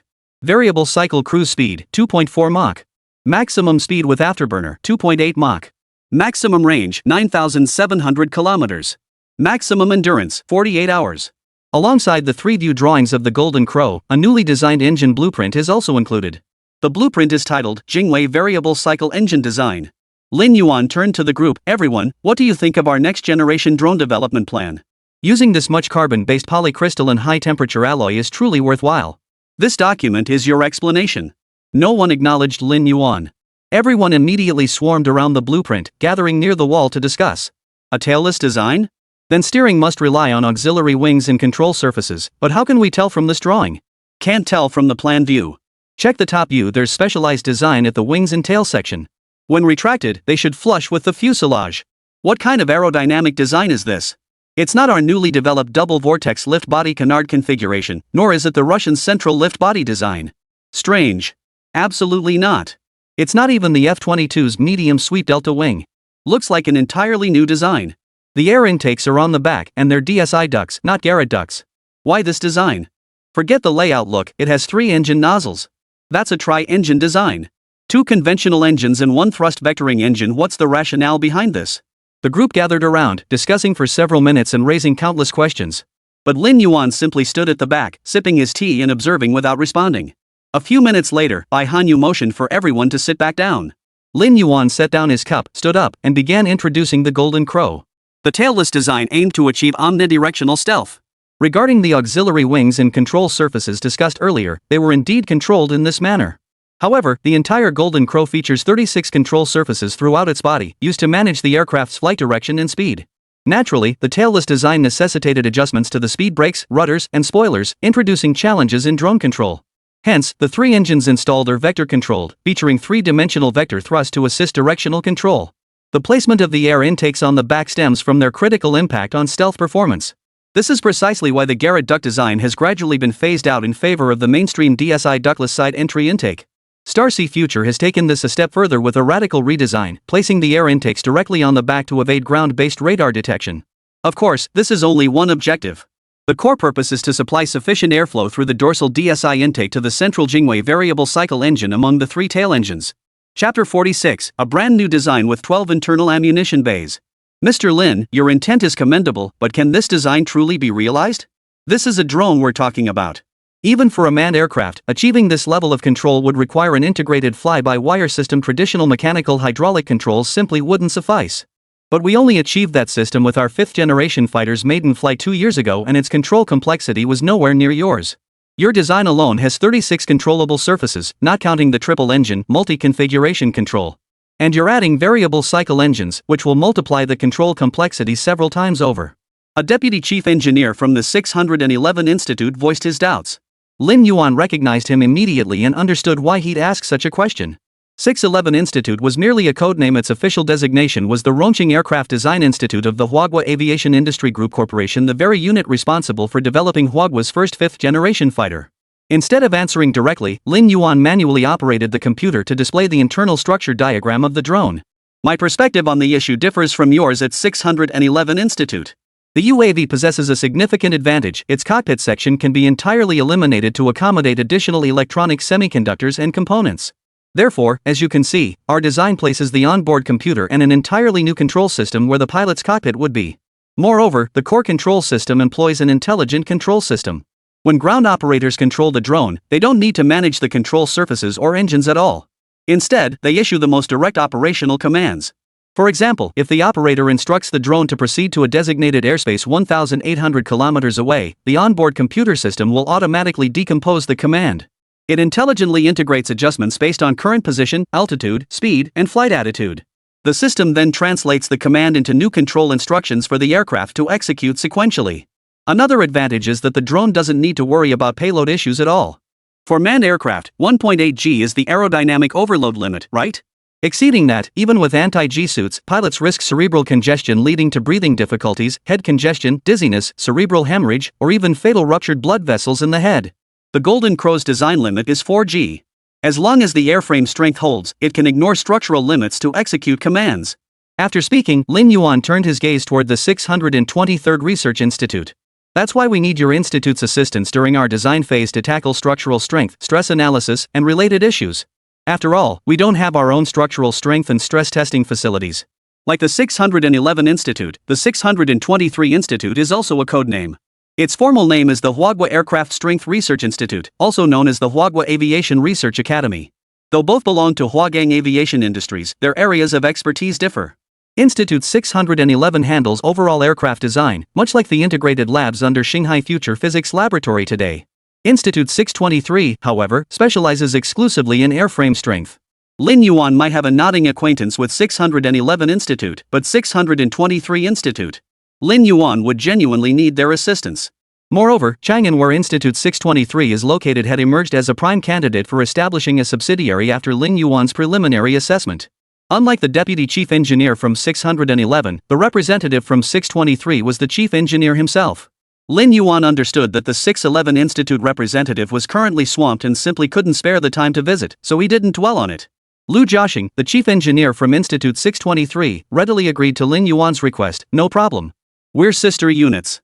Anything within our scope of responsibility is our duty. Just let me haul a few tons of your alloy back for research, and I guarantee I'll solve the airframe strength issue.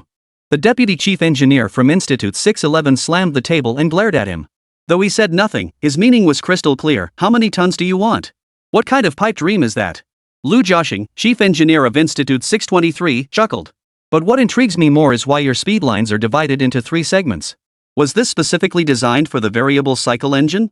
Lin Yuan candidly acknowledged this. Yes, we have 3 speed lines, or rather, 3 operational states. The first state activates only the conventional twin engines, representing standard cruise speed.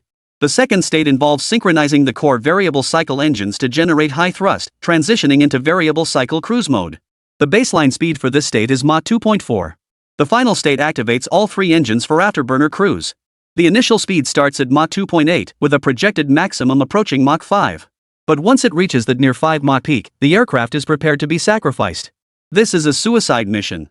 Even if the aircraft returns, trust me, you guys might not want it back.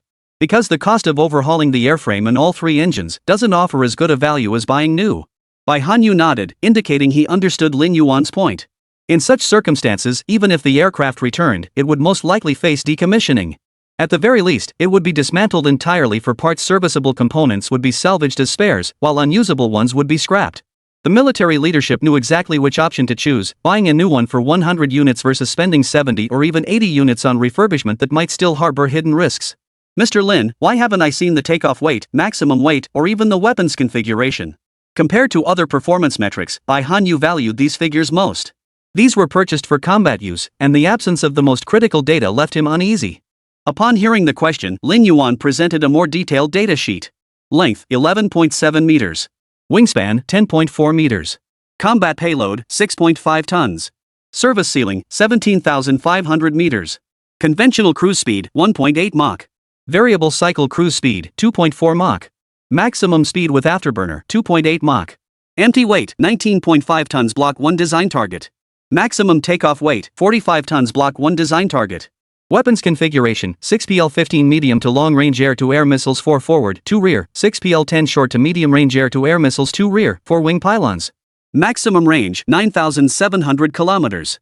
Maximum endurance, 48 hours. It's not that we won't show it, but our design isn't finalized yet. The model hasn't undergone wind tunnel testing, so we can't confirm the final configuration. But if you'd like to see it, we can show you.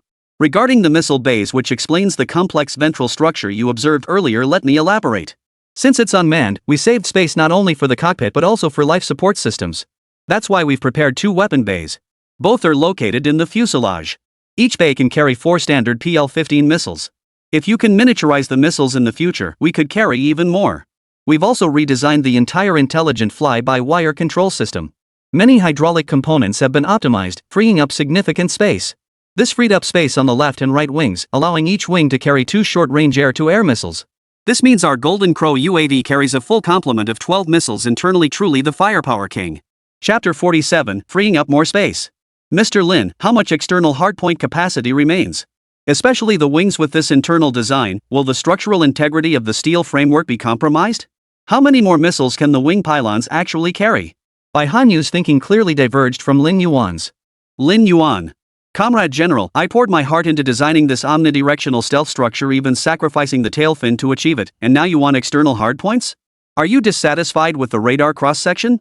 Lin Yuan couldn't fathom Bai Hanyu's reasoning. Why be so unconventional? Bai Hanyu retorted with righteous indignation, what if the firepower isn't enough? If one isn't enough, deploy 2. If 1 squadron isn't enough, deploy 2 squadrons. How could it possibly be insufficient? Lin Yuan argued forcefully. Just tell me, can we add external hardpoints? Bai Hanyu fixed Lin Yuan with an unyielding stare. Yes. Lin Yuan gritted his teeth, thoroughly exasperated. What a waste of resources. I genuinely don't understand the point of this requirement. If it's not stealth capable, then forget it. But you're demanding this for a stealth model? We can develop it, we can produce it. Are you worried we can't keep up with demand? Although Lin Yuan had secured the mounting points for the external missiles, he remained baffled. Only when Lin Yuan confirmed it was possible did Bai Hanyu finally smile. Mr. Lin, we approach problems differently. Let me put it this way, you care about your aircraft's performance meeting design expectations, even its flight characteristics matching your vision. Or rather, you're a perfectionist product manager. But we strive to be the perfect users. Compared to you, we prioritize cost-effectiveness and usage. While external missiles do increase the aircraft's radar cross-section, whether that impact is manageable depends entirely on the balance we can achieve. For instance, certain mission requirements, or the demands of coordinated operations, or even differing operational scenarios. You must acknowledge that, both now and in the future, only a handful of nations can detect stealth aircraft, perhaps only 1 in the future. But consider this, we share borders with 14 nations and have 6 maritime neighbors. These 20 nations could harbor uncontrollable risks. What suits them isn't advanced stealth aircraft, but firepower coverage. Lin Yuan sighed, convinced by his argument. The external hardpoints support up to 8 missiles, or you could install modular multi-missile pods yourselves. There's a 25.5-ton margin between empty weight and maximum takeoff weight that's for you to balance fuel and missiles. You have the freedom to decide. By Hanyu felt deeply gratified, that's the spirit. You provide design redundancy for multiple scenarios, and we configure it according to operational needs. Perfect synergy between us, how excellent. For the stealth coding, just go through our channels and use the same coding as the J20. Pricing is transparent, same as Rongfei's. Lin Yuan shook his head. We'll develop it ourselves. While I can't speak for other areas, our R&D capabilities in materials are more than sufficient. After speaking, Lin Yuan couldn't resist promoting his company's new product. Oh, and we've reverse-engineered the stealth coating used on the F-22 Raptor fighter jet. Their technology follows the ferroelectric route. The stealth coating is a ferrite-based organic composite. Want some? I'll give you a discount. I give my own people a discount. How about a few tons? Bai Hanyu shot Lin Yuan a dismissive look. Do I look like a fool? If we hadn't already cracked the stealth coating problem ourselves, we'd definitely buy it. But now we have our own. You can keep this stuff for plastering your walls. It's expensive and hard to maintain. You need a climate-controlled hangar to preserve the adhesion and lifespan of that ferrite coating you mentioned. Every time we come back from a flight, the high temperatures cause the paint to peel off, requiring touch-ups. This stuff, no thanks. I admit our stealth coating R&D took years and was extremely challenging, but our intelligence capabilities are top-notch. We know its flaws inside out. We can't afford the VIP treatment the F-22 gets. Wei Sini interjected at the right moment. Xiao Yuan, since your materials lab has replicated the ferro-based coating, what do you think of their technical approach? Is there potential for further refinement? While surprised that Lin Yuan's team had replicated the ferrite coating used on the F-22, they weren't entirely shocked. After all, they'd already solved the lithium iron phosphate battery issue, achieved battery iteration, and tackled carbon-based polycrystalline high-temperature alloys. This demonstrated their deep foundation in materials science. While this particular coating wasn't essential, it served as a valuable reference point. Lin Yuan pondered for a moment, then gave a definitive negative answer after comprehensive consideration. There's no potential for iterative optimization. When we first began replicating it, we genuinely admired their profound expertise in materials science. Both the logic of molecular combinations and the synthesis of organic compounds were truly impressive. But their overall approach was flawed. They chose an iron oxide base while easier to develop. Its drawbacks were just outlined by General Bai. This is merely the best compromise achievable. Regarding their research approach and related achievements in molecular combinations and organic compound synthesis, we've already distilled and summarized them into a paper. If you're interested, Master, it's a flat rate of 40 million to take the whole package. The finished product won't sell, but selling some of this could help me recoup some losses. Alright, I'll take it. Consider it a welcome gift from your senior master. Wei Sini agreed immediately. The others stared at him speechless. You snatched away the essence of over a decade of America's R&D for a mere 40 million? Calling that a gift? How can you even say that? As for America itself, you could call it flawed, but you absolutely couldn't call it weak. Its shortcomings are relative. Don't forget that before this, they were the only ones globally capable of producing stealth coatings. The knowledge and achievements behind it, how many tens of millions, how many people, how much time would it take for others to finally reach that level? And you just swept it away with a casual gift. That said, these materials are genuinely useful to the Metal Research Institute of the Chinese Academy of Sciences backing Wei Sini. The head of the Materials Technology and Engineering Institute chimed in. Director Lin, we'd like to purchase a copy as well. Certainly, Academician Liu. We'll prepare the documentation and finished products before you depart. Lin Yuan nodded with a smile. Making money was always welcome. A chief engineer from the Aero Engine Research Institute interrupted their deal. Mr. Lin, your design is excellent and your planning is sound. But you must admit that even if you start designing the Jingwei variable cycle engine tomorrow or even begin developing the Golden Crow stealth drone, you won't be able to exhaust the demand for carbon-based polycrystalline high-temperature alloys. Both our Aero Engine Research Institute and the Aero Engine Corporation of China require massive quantities of this alloy. Even the Navy's gas turbines require it. Should we free up more of this share? Chapter 48, Preparing to Establish Star Sea Future Group. Lin Yuan waved his hand with a smile. No. We really do have important matters to attend to. But we'll need your help, senior uncle. Wei Sini agreed readily with a nod. Since you address me as senior uncle and have given me such valuable materials, whatever you need as long as it's within my power, I'll agree. Lin Yuan chuckled. No trouble at all. We'll provide some experimental samples later on. We'll need your help testing the material properties. This includes some non-public materials. I'll be purchasing them through your channels. Wei Sini's smile faded. Testing is no problem. We're genuinely eager to see your breakthroughs in materials science. If needed, we can even collaborate on development. But for non-public materials, you must obtain approval. That's a mandatory procedure.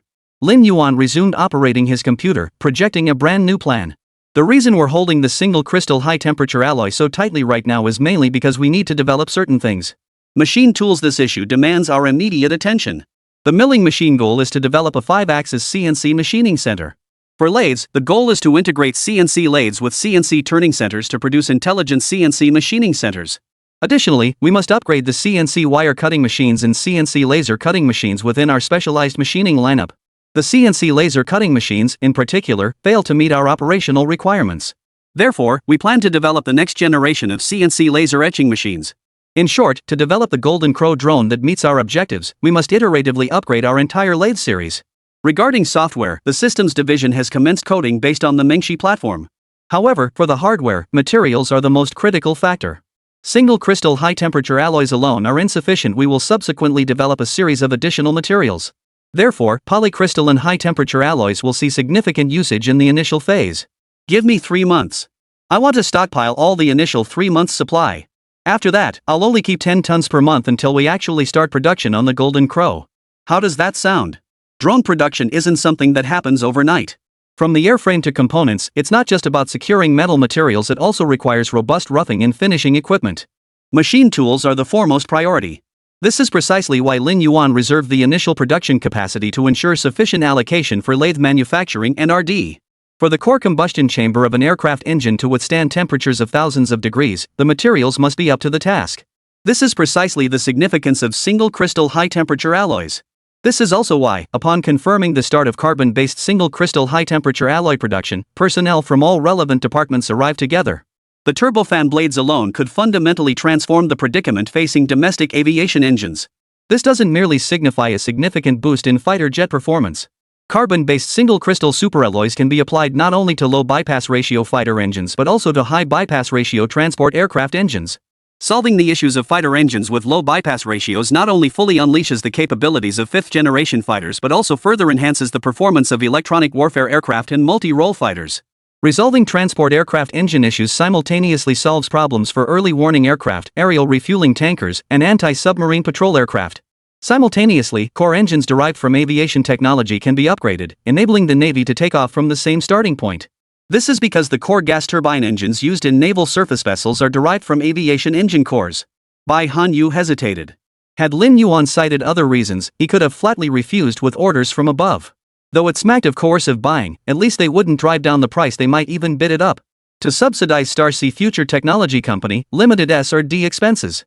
But regarding the lathe issue, he truly dared not make a definitive judgment. Single crystal high-temperature alloy materials weren't a single substance, but rather a series of substrates. For instance, the recently domestically developed DD3 alloy is a nickel-based high-temperature alloy series. Its high strength, fatigue resistance, corrosion resistance, and excellent machinability make it suitable for aircraft engine blades, gas turbine components, and rocket engines. However, these properties are unsuitable for machine tool applications. This is precisely why cobalt-based and iron-based high-temperature alloys were developed based on this technology. Lin Yuan's introduction of carbon-based high-temperature alloys not only signifies the company's ability to overcome material constraints in machine tools but also adds a new member to the family of single-crystal high-temperature alloys. This opens new avenues for future cross-development of these high-temperature alloys. This could extend beyond single-crystal alloys, potentially expanding the range of polycrystalline high-temperature alloys. After a long moment of deliberation, Bai Hanyu sighed. Mr. Lin, I'll be frank with you. The higher-ups are planning something. You should know that domestic steel enterprise consolidation began many years ago. You know how many steel mills used to be in Yin province? Almost every city had one. After years of national intervention, the province finally consolidated its steel production capacity. Major players like Tangshan Iron Steel, Handan Iron Steel, Xianhua Iron Steel, Qingda Iron Steel, Wugang Iron Steel, and Shijiazhuang Iron Steel were restructured into Yanshan Iron Steel Group. This year, Yanshan ranked 269th on the Fortune Global 500 list. So now it's John Steel's turn? Lin Yuan asked. Bai Hanyu nodded. John Steel is precisely the target for consolidation, alongside Bao Steel. The merger will form Huagua Baojian Iron Steel Group. Lin Yuan was puzzled. What does this have to do with me? Are they going to stop manufacturing for me after the merger? We can provide them with the latest production lines and cutting-edge technology. If they refuse, plenty of other groups will step in. I'm confident domestic steel groups will line up to work with me. Bai Hanyu shook his head. Don't even think about it. Not only Jiang Steel, but no domestic steel group will come to you. Because the higher-ups have decided that before integrating Jiang Steel, they'll transfer one of their heavy metal smelting plants to you, including the continuous casting machine, feeding machine, silicon steel base, hot rolling base, and a silicon steel engineering research center. In exchange, you must integrate your single crystal high-temperature alloy technology along with all subsequent R&D and production capabilities to establish a steel company. The State-Owned Assets Supervision and Administration Commission will hold a 20% stake, while you retain an 80% controlling interest. Lin Yuan nearly jumped for joy. This was essentially a ready-made small steel mill, one that integrated both production and R&D. Though inwardly elated, he remained outwardly modest. This is rather embarrassing. Honestly, we don't need a steel mill. We can outsource production to any domestic steel group, there are plenty. Running our own mill would be such a hassle. Bai Hanyu shook his head. I'm just informing you to prepare for establishing Shanghai Future Technology Group Company, Limited. Your alloy production must remain under your exclusive control. It involves too many military applications and must be separated. Separate all other divisions that need splitting. Make independent what should be independent. The higher-ups can't wait any longer. Chapter 49, Too Popular comes with its own troubles. You might think this is a blessing dropped on your lap, but the State-Owned Assets Supervision and Administration Commission taking a stake means this steel mill can no longer accept foreign investment. Even hiring outsiders requires approval, and it'll likely be denied. Furthermore, all your technological collaborations and overseas sales will be subject to scrutiny. Essentially, the steel mill's entire output is now under exclusive contract. Your entire output is designated for special supply. If you can accept that, then starting after the new year, prepare to begin the integration. Submit the R&D approval documents for this project as required. I can explicitly assure you this approval won't be held up. Work can commence around the new year. At that time, personnel from all relevant research institutes, radar, electro-optics, fire control, missiles, materials, strength, propulsion, and so forth will immediately begin coordinating with you. We'll coordinate with you on specifics like military data links, active phased array radars, electro-optical sensors, and engines. The Aviation Industry Corporation will formally consult with you, and test schedules will be arranged by various wind tunnel groups according to your progress. In short, prepare for the project's R&D phase. Bai Hanyu delivered this lengthy briefing in one breath, covering nearly all the necessary points. Typically, the process for developing a drone isn't overly complex. However, large-scale unmanned aerial vehicles in China have only gradually gotten on track in recent years, meaning all procedures are still being refined through trial and error.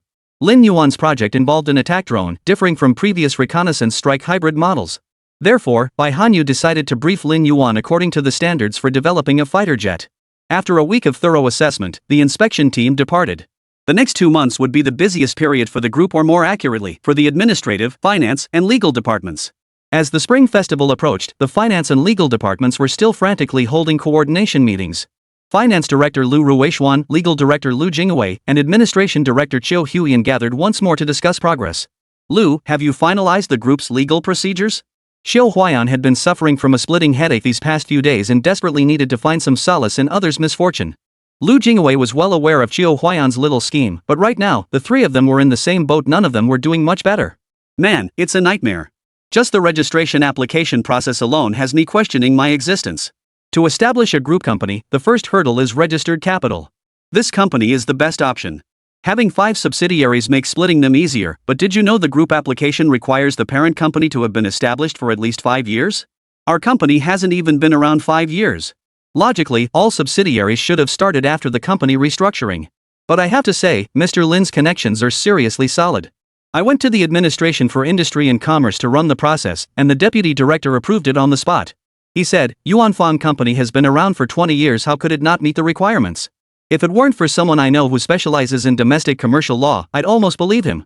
I've never seen backdoor deals taken this far. Lu Jingwei rubbed his temples in agony. Dealing with various administrative units lately had exposed him to too many things that defied his understanding. Lu Ruixuan sighed in sympathy. You're actually getting off easy. My office has been in constant conflict these past few days. Logically speaking, since our company is registered here, shouldn't both the national and local tax authorities fall under Hubei province's jurisdiction? Lu Jingwei and Xiu Huiyan nodded in agreement. Jurisdictional principle was fundamental, utterly indisputable. But then a team from the State Taxation Administration showed up with documents from the State Council. They said our company would be upgraded to a State Council-managed enterprise. Both the subsidiary and parent company have shares held by the State-Owned Assets Supervision and Administration Commission. So they demanded all our fiscal relations be transferred to the capital. Naturally, Hubei province refused. Last year alone, our combined national and local tax payments approached 1 billion yuan, and future contributions will only increase. They won't let us go. Then both sides started arguing right in my office. They even asked my opinion which side I'd prefer to align with. How could I possibly say? President Lin was conducting experiments in the lab and couldn't come out, outsiders couldn't disturb him, so they targeted me. These past few days, I've dreaded running into these two groups of bigwigs. They start arguing the moment they meet. Even the vice governor of Hubei in charge of finance couldn't resolve it. After saying this, Lu Ruishuan looked to Lu Jingwei for help. Old Lu, your legal department specializes in this. What are the national regulations? Lu Jingwei immediately took delight in his misfortune. You're done for. This will drag on for months before it's settled. Normally, when a company is elevated to direct state council oversight, there's no need to transfer its fiscal relationship. But some companies or groups are exceptions, those designated as national-level key confidential units. Because this involves corporate financial confidentiality systems and relevant national security laws. Clearly, our company qualifies. The State Taxation Administration uses this as leverage, but it's all part of the behind-the-scenes political maneuvering. The capital naturally wants to keep the best assets under its control, but Hubei province won't stand for it. They're the ones providing tax breaks and other policy incentives, and since we're based in their province, they'll demand tangible benefits. If we were just an ordinary factory, like Foxconn, Hubei province wouldn't really care, they'd be satisfied as long as we provided jobs. But our company's tech content keeps rising, and with the group restructuring and workforce expansion coming up, someone's trying to cash in on our hard work. Would you be happy about that? Don't forget the bus stops outside our company, the municipal roads, the power grid, and water conservancy projects, all funded by provincial and municipal authorities. There's nothing either of us can do about that. President Lin won't intervene either. Just let these two sides battle it out. Though you're at the center of the storm, you're actually the safest. Just bear with them arguing in front of you. After sympathizing with Lu Ruishuan, Xiao Hui invented his own frustrations. You guys have it easy compared to us.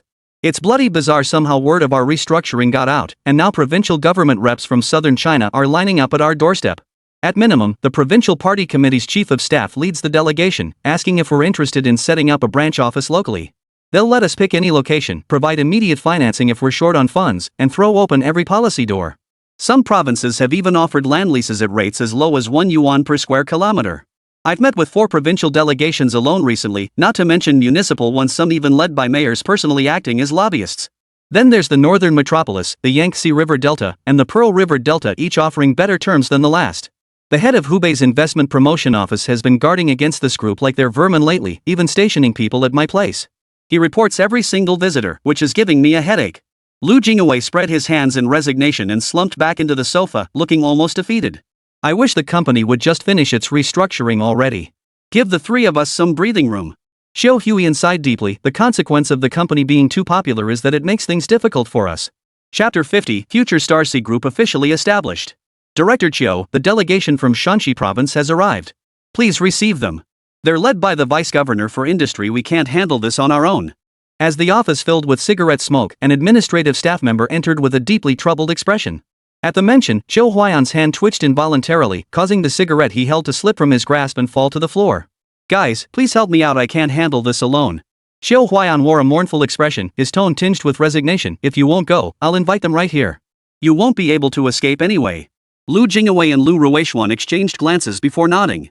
Let's go. After all, it's a deputy minister level executive. With President Lin unavailable, we need to maintain a proper attitude. Unbeknownst to Lin Yuan, who was deep in the lab, his company had become quite the hot topic lately. He remained immersed in his work at the materials lab. By the time Lin Yuan finished his work in the lab, it was already March of the following year. Or rather, he hadn't truly finished, he simply had no choice but to step forward. After months of intense debate and struggle, Shanghai Future Technology Group Company, Limited and its subsidiaries had finally secured all necessary approvals. In the spring of March, after a year of relentless round-the-clock construction, the main structure of the Starsea Future Technology Park was nearly complete. Of the 7 planned office buildings, 2 had reached their structural tops and were undergoing final wiring and interior finishing. Lin Yuan met visiting Provincial Governor Cheng Zeliang in the 3 aging small buildings. Welcome, Governor Cheng. Lin Yuan immediately rose to greet him. Cheng Zeliang, no stranger to the place, walked straight to the tea table opposite him. Bring out that silver junmei your father treasured. I've never forgotten it since I tasted it last time. Besides, we went out of our way to facilitate your group's restructuring. We handled many matters with special consideration. It's only fair I have a cup of your tea. Before Lin Yuan could say anything else, Cheng Zeliang gestured for his entourage to sit down. Lin Yuan smiled warmly as he took the host's seat and began boiling water to prepare the tea. We went to great lengths for your group this time. Thankfully, we didn't let that Chai Yuqing get his way. Cheng Ziliang placed a document folder on the tea table, his tone brimming with lightheartedness. Chai Yuqing, mayor of Imperial Capital. Lin Yuan felt a twinge of worry. Governor Chang, did we go too far? After all, that person is about to enter the state council. Mayor Chai will likely take over. The capital is always a bit special, you know. Cheng Ziliang scoffed dismissively. We can compromise on other matters, but I won't budge an inch on this. What? Just because old Chai has committee support in the state council, does that mean we lose ours?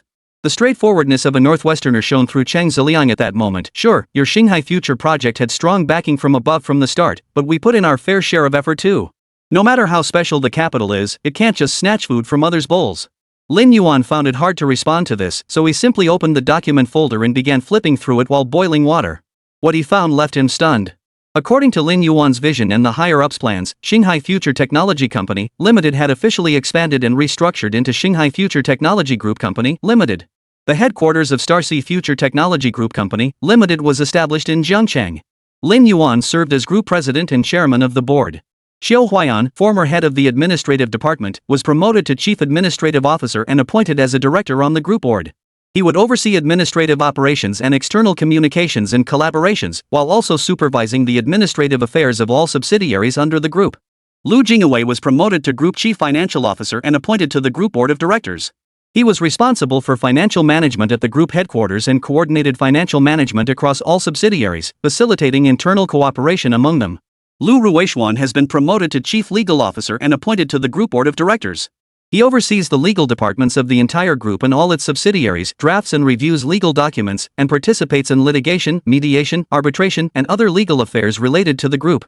Hong Junhui has been appointed as a director of the group board. Dian Xinjia has been appointed as a director of the group board. Subsidiary Star Ocean Future Software Company, Limited established in Jiangcheng. CEO Ding Xingrui appointed as group board director. Subsidiary Shanghai Future Data Systems Company, Limited, with CEO Lu Kai, has appointed him as a director of the group board of directors. Subsidiary Shanghai Future Chemical Materials Company, Limited, with CEO Chang Haoyu, appointed as a director of the group's board of directors. Subsidiary Shanghai Future Precision Machinery Processing Company, Limited, established in Jiangcheng. CEO Yi Tao appointed as director of the group board of directors. Subsidiary Shanghai Future UAV Company, Limited, established in Jiangcheng. CEO Jiang Lesong appointed as director of the group's board of directors. Subsidiary, Star Ocean Future New Energy Company, Limited, CEO Luo Xan, serves as a director on the group's board of directors. Subsidiary Shanghai Future Semiconductor Optics Company, Limited, CEO Zhao Yang, appointed as a director of the group's board of directors. That doesn't add up, Governor Chang. There are indeed 7 subsidiaries, but only 3 have confirmed locations. What about the other 4? And how come 2 people I've never heard of are joining the board? Are they appointees from higher-ups? This situation caught Lin Yuan somewhat off guard. Cheng Ziliang patiently explained to Lin Yuan, yes, these 2 individuals come from the military and the State-Owned Assets Supervision and Administration Commission. They are external directors. Only wholly state-owned enterprises are exempt from mandatory external directors. For others, external directors are required to ensure controllable risks and independence. But your 2 external directors are essentially figureheads. Unless it's a major issue, they might not even attend board meetings. As for your company's business development and operations, they won't interfere at all. You might not even see them once a year, so just treat them as if they don't exist. Oh, I see. Lin Yuan nodded. Another useless piece of knowledge added to his repertoire. What about the registered location? Currently, the registered address is at headquarters, but in the documents you gave me, only 3 locations are handwritten. What does that mean? Lin Yuan was confused. Wasn't the registered location right here? Why add a handwritten settlement location? At this, Cheng Ziliang's tone turned irritated. It's all because other provinces are jealous. That bunch. Just thinking about them makes me furious. Lin Yuan detected a hint of resignation in his tone and pressed for an explanation. Cheng Ziliang explained the reason with obvious resignation. This dispute originally concerned only the financial management rights between the capital and Hubei province, essentially, where tax revenues should be allocated. However, once it was escalated to the State Council, other provinces began to get involved. Given the rapid expansion and comprehensive potential of Shanghai Future Group, all members of the State Council unanimously concluded that the group would inevitably enter the Global 500 and emerge as China's foremost conglomerate. Whether measured by business scale, workforce size, or the breadth of its upstream and downstream industrial chain coverage, it will be a formidable presence. Therefore, it was inevitable that Hubei province alone could not accommodate all its subsidiaries. The question of where to establish its headquarters in the future became highly strategic. It must align with Lin Yuan's vision for the company's development while also fitting the nation's actual conditions and growth trajectory. After comprehensive consideration, Hubei province was allocated 3 slots. The remaining subsidiaries will most likely relocate after expansion. Frankly, Hubei province is willing but unable to accommodate them all. Only 2 manufacturing entities could be retained: the precision machinery processing and drone companies, while the highly promising semiconductor and new energy ventures had to be relinquished. Chapter 51, Hubei's order, Guangdong delegation arrives. Lin Yuan understood that as Starsea Future Group expanded, some subsidiaries and even factories would inevitably relocate. The current situation was that Hubei province had failed to secure quotas for certain advantageous industries. Had it succeeded, the province could have leveraged Starsea Future Group's growth to secure national funding for urban planning, provincial policies, talent attraction, and accelerated development. The prevailing consensus now was to redefine urban and economic zone development around industrial chains and clusters. The most obvious examples were the Yangtze River Delta and the Pearl River Delta. The strategy involves building heavy industrial clusters in specific regions to ensure they achieve economies of scale and concentration advantages. Hubei province clearly intended to follow this path. Unfortunately, the higher-ups didn't approve either. After all, Chang Ziliang and his team wanted everything. How could the higher-ups possibly agree to that? Ultimately, based on their own strengths, they selected Xinghai Future Software Company, Limited for software development, alongside Xinghai Future Precision Machinery and Xinghai Future UAV, representing precision machinery and heavy industry. Software development aligns with Hubei's established strategy, supported by its 985 and 211 universities and the Optics Valley. Choosing Xinghai Future Software was a natural fit. As for the precision machinery and heavy industry sector represented by Starsea Future Precision Machinery and Starsea Future UAV, this was to complement the future establishment of Starsea Future Non-Ferrous Metals Smelting Company, Limited in Jiang Steel. These represent key industries for Hubei province. Notably, there is another enterprise within the province that relies on Jiangxi Steel and Starsea Future Non-Ferrous Metals. That entity is the Changwu Shipyard and Naval Ship Research and Design Center, the renowned 701 Institute located in Changwu District. These are bona fide military industrial enterprises. Frankly, whether it's optical semiconductors, new energy, or artificial intelligence and big data, we want them all. Giving up any one of them is no easy decision. But unfortunately, the resistance we've encountered isn't just significant, it's become impossible to move forward. When we proposed this idea, even several committee members in the State Council who had originally supported us thought I was delusional and urged me to be more realistic. Even my attempts to secure additional development resources faced coordinated opposition from all sides. All I can say is you're too outstanding. If blame is to be placed, it lies solely with our own limitations. Thankfully, your headquarters remains intact. At least the golden goose hasn't been taken away. By the end of his speech, Chang Ziliang felt profound relief. Both they and Lin Yuan understood this was the best possible outcome after navigating the political currents within the cabinet and state council. But Lin Yuan didn't care. Whatever happened aligned with his expectations. After all, once Starsea underwent restructuring into a conglomerate, its subsidiaries' development paths would inevitably be shaped by domestic industrial chains, regional strengths, policy advantages, and talent pools, not solely by his personal preferences.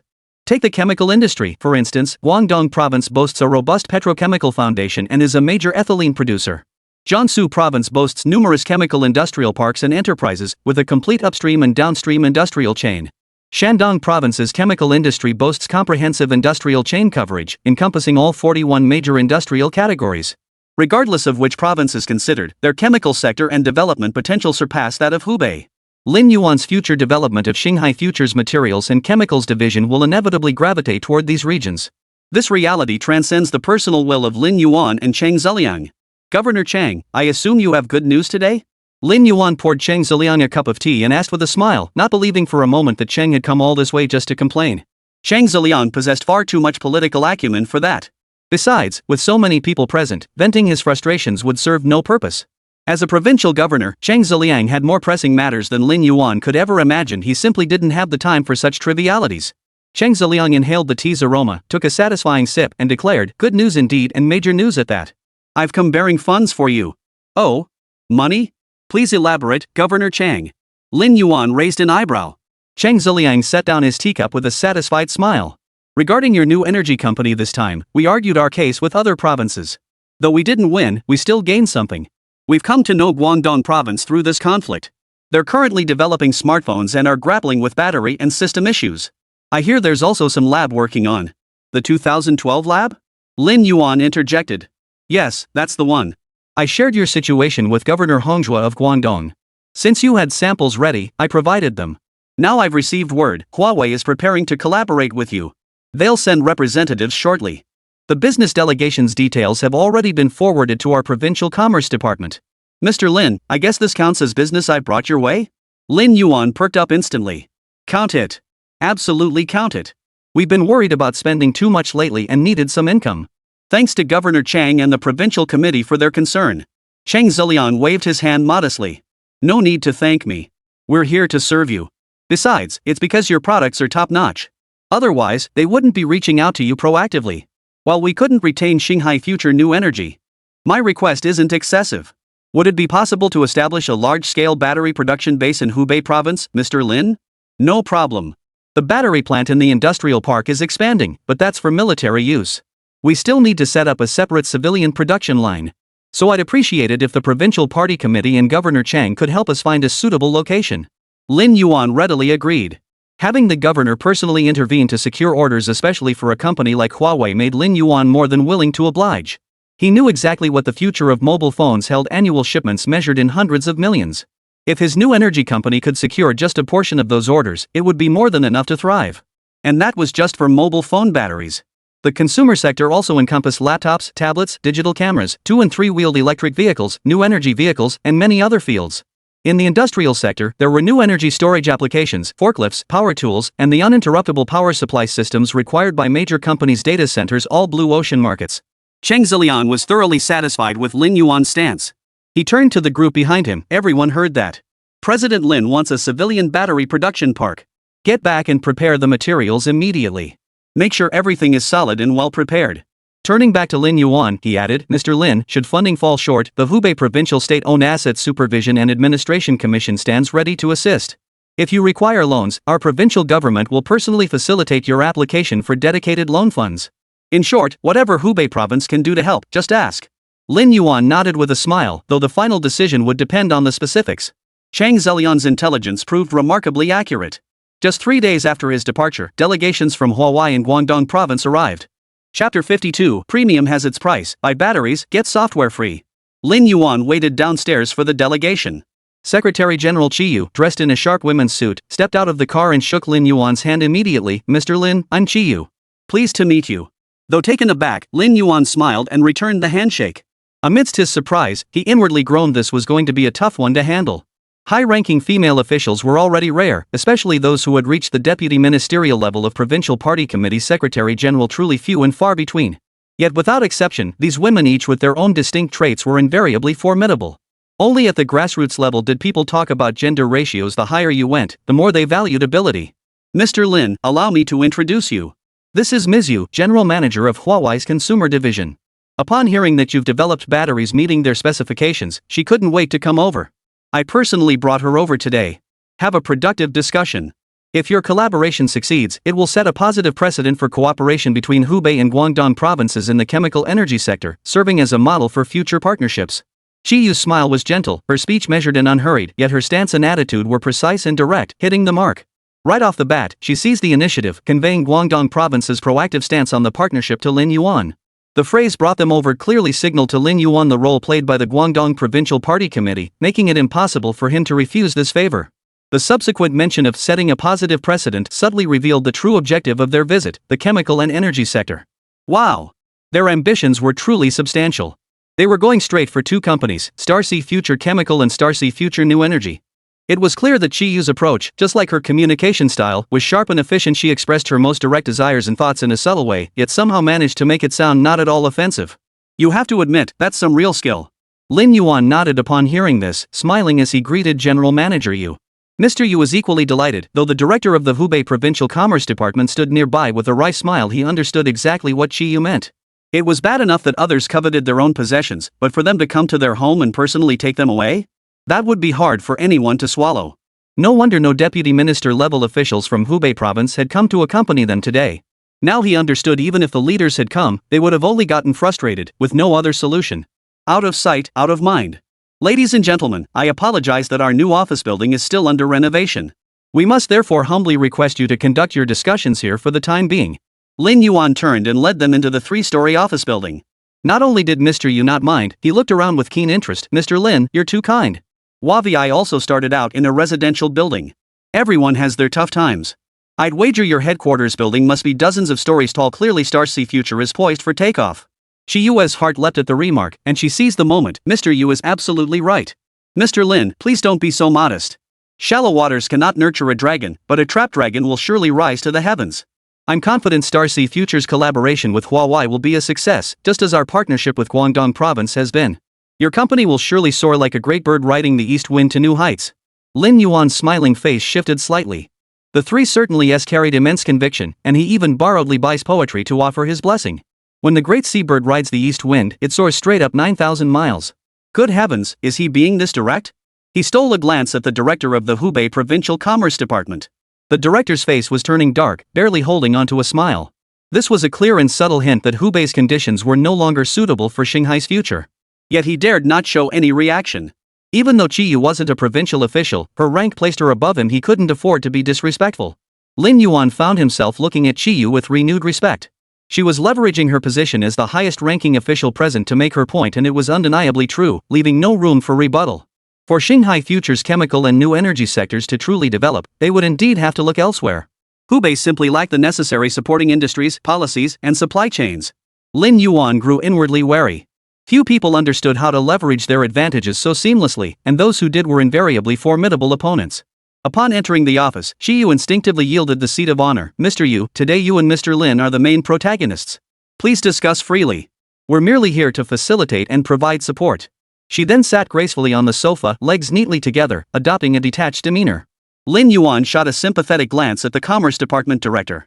The poor guy was really suffering today. Every word from the Secretary General made it clear where he and Guangdong Province stood. Lin Yuan's secretary promptly entered to serve water to everyone. Once the secretary exited, Mr. Yu produced a test report. Mr. Lin, we've conducted rigorous and detailed testing on your third-generation lithium iron phosphate batteries. Would you like to see the test data? Lin Yuan smiled and shook his head, pushing a document across the table toward Mr. Yu. Mr. Yu, our batteries have also been procured by the military. Here's their test report. Would you like to see it? Mr. Yu also smiled and shook his head. It's clear you have tremendous confidence in your product. To be honest, our company has received at least 80, if not 100, different samples over the past 2 years. Yours performed the best. Before I came, President Ren gave me strict orders. We're taking all of your batteries. Furthermore, we plan to launch our first personal laptop within the next 2 years, and it will also use your batteries. Now what I'm concerned about is pricing and production capacity. Lin Yuan pulled out another prepared sheet. You determine the specific dimensions and specifications. Pricing is based on capacity. For batteries matching the iPhone 5C specifications, ours are 1,800 mAh. The unit price is 65 yuan. For purchases in the million unit range, it's 60 yuan. For purchases in the 10 million unit range, it's 55 yuan. For the 2,500 mAh model, the unit price is 75 yuan. For orders of 1 million units, the price drops to 69 yuan. For 10 million units, it's 62 yuan. Our highest capacity is 3,500 mAh. The unit price is 102 yuan. For orders of 1 million units, the price is 94 yuan per unit. For orders of 10 million units, the price is 85 yuan per unit. We guarantee that regardless of capacity, both charging-discharging efficiency and battery degradation will match or even exceed your test data. If you're ordering laptop batteries, that's a different matter. Laptops and phones aren't the same thing. We need to optimize specifically for laptops. But whether it's phone batteries or laptop batteries, ours are priced higher than other competitors on the market. Setting aside quality considerations, if you purchase our batteries, we'll provide a free battery management system. Built into your phones or laptops, this system automatically adjusts battery efficiency based on device usage. Not only does it extend battery life, but it also reduces overheating. Chapter 53, I don't make money off ordinary people, I make money off you. Mr. Yu was swayed by Lin Yuan's argument. He had anticipated the high price before arriving. Suppliers of military goods rarely offer affordable prices when transitioning to civilian markets. Military profit margins are tightly controlled by higher-ups. Although Starcy Future Group wasn't a state-owned enterprise, nor purely a military industrial entity, its profit margins weren't as rigidly constrained. Still, the room for upward adjustment was inevitably limited. Therefore, to secure profits, they had to target the civilian market. Although this price was higher than competitors, its advantages in capacity, quality, and performance made it acceptable to them. But this battery management system, now that's interesting. He'd never heard of a system specifically designed to manage batteries before. Mr. Lin, may I take a look at this system? Mr. Yu rubbed his hands together, eager to see it. Lin Yuan nodded and swiveled his laptop toward him. Take a look. It was developed on the Mengxi platform. You can trust its security. Our server systems, along with those of numerous confidential enterprises domestically, were all built using it. Lin Yuan wasn't the least bit concerned that Mr. Yu wouldn't understand the programming. When this CEO joined Huawei years ago, he came on board as a software engineer and possessed considerable expertise in this field. Having joined Huawei back in '93, he'd now been there for 11 years. He'd earned his bachelor's from Northwestern Polytechnical University and his master's from Tsinghua. Outsiders might call him Big Mouth, but if Lin Yuan were to mock him or look down on him for that, he'd be the fool. Clearly, Lin Yuan wasn't foolish at all, he was exceptionally astute. He knew exactly how to handle someone with a technical background. General Manager Yu stared at the laptop screen for a long time, even taking it into his own hands to debug and run it. After 10 minutes, he closed the laptop and slid it toward Lin Yuan. Mr. Lin, name your price. We'll buy it outright. Lin Yuan raised an eyebrow, grinning mischievously at Mr. Yu. Buy it outright? What exactly are you buying? Mengxi software? Mr. Yu quickly waved his hands. Mr. Lin, don't joke with me. We have military contracts too. I know exactly what Mengxi is like. I don't want a court disaster. I'm talking about this battery management system. We want to buy it outright. I plan to use it in all our consumer terminals. Lin Yuan laughed and flatly refused, not for sale. Only free. Seeing Lin Yuan's firm stance, Mr. Yu, though not entirely surprised, still felt a pang of disappointment. Then how about this, both sides send personnel to work together on customizing this system based on its specifications. Selling it was out of the question. This system was the hook Lin Yuan had planted for all his clients. If Huawei bought it outright, he'd lose one of his battery advantages. After all, Huawei wasn't the only company in the market needing batteries. Lin Yuan was focused on long-term gains. But there's something else you might find interesting. I hear your 2012 lab is facing challenges in system development? Android is open source, true. But as you well know, the most expensive things in this world are the free ones. You've poured so much effort into helping them build their ecosystem. If Google ever decides to stop open sourcing and start charging, you'll be in a tough spot. Lin Yuan's smile remained unchanged. He favored companies with strong autonomy and independence, exactly the kind that suited Starcy Future Group at this stage. Mr. Yu tapped the laptop in front of him. Mengxi Enterprise Edition and Starcy Smart System? Lay it out, what are your terms? Lin Yuan gestured toward the laptop. Take this laptop with you. The battery management system, the Starcy Intelligence Server System, and the Mengxi Enterprise Edition, they're all pre-installed. Test it thoroughly back at your facility. Once you've studied it and made up your mind, we can discuss further. Oh, and a friendly reminder, Mengxi includes a chip design module, which is exactly what your high silicon needs. Mr. Yu's smile instantly vanished, his brow furrowing. How did you know that, Mr. Lin? Ignoring the shift in US expression, Lin Yuan maintained his smile. High Silicon's predecessor was the Huawei Integrated Circuit Design Center you established in 1991. Was the purpose really that hard to guess? Don't forget we also have an optical semiconductor subsidiary. Finding out certain things isn't difficult. Take it back and review it. You won't regret it. But I can tell you the starting price up front. You can purchase the Mengxi Enterprise Edition with no purchase restrictions, and it will incorporate artificial intelligence modules in the future. As for the Star Ocean AI system, we've established a subsidiary called Star Ocean Future Data Systems Company. Limited direct equity investment from you is out of the question, but setting up a joint venture subsidiary under it is entirely feasible. Of course, you could develop your own solution. But before making a decision, I suggest you study this thoroughly. Lin Yuan leaned back, smiling warmly at General Manager Yu. High Silicon was founded back in 2004. All these years, they've been biding their time and building their strength. Huawei showed remarkable foresight. The events that unfolded before Lin Yuan's rebirth also made him look at them with newfound respect. It was precisely this newfound respect that confirmed to Lin Yuan they would never miss an opportunity. Moreover, Lin Yuan's earlier words carried a clear implication. Rather than working for Google's Android, they should seize control of their own destiny. By establishing a joint venture subsidiary, they could obtain a modified version of the Starcy intelligence system for deep customization into their own platform. While not entirely autonomous, it would at least free them from external constraints. As for whether they would develop another system like Harmony OS, a microkernel-based, distributed operating system designed for all scenarios, Lin Yuan's stance was flexible. Harmony OS emerged from the necessity for absolute autonomy, but that doesn't mean it's perfect. It was developed specifically to avoid the drawbacks of Linux's monolithic kernel architecture. But what if we abandon Linux's language and logic entirely? What if the single kernel architecture never existed in the first place, replaced instead by a distributed neural network-based cluster array control system? Would developing a distributed operating system for all scenarios still be necessary? Noticing Yu's lingering hesitation, Lin Yuan offered reassurance. Oh, I forgot to mention our group will never produce consumer-grade electronic goods. To be precise, we won't produce commodities like smartphones or laptops. So you needn't worry about competition. Before coming here, you should have researched our group.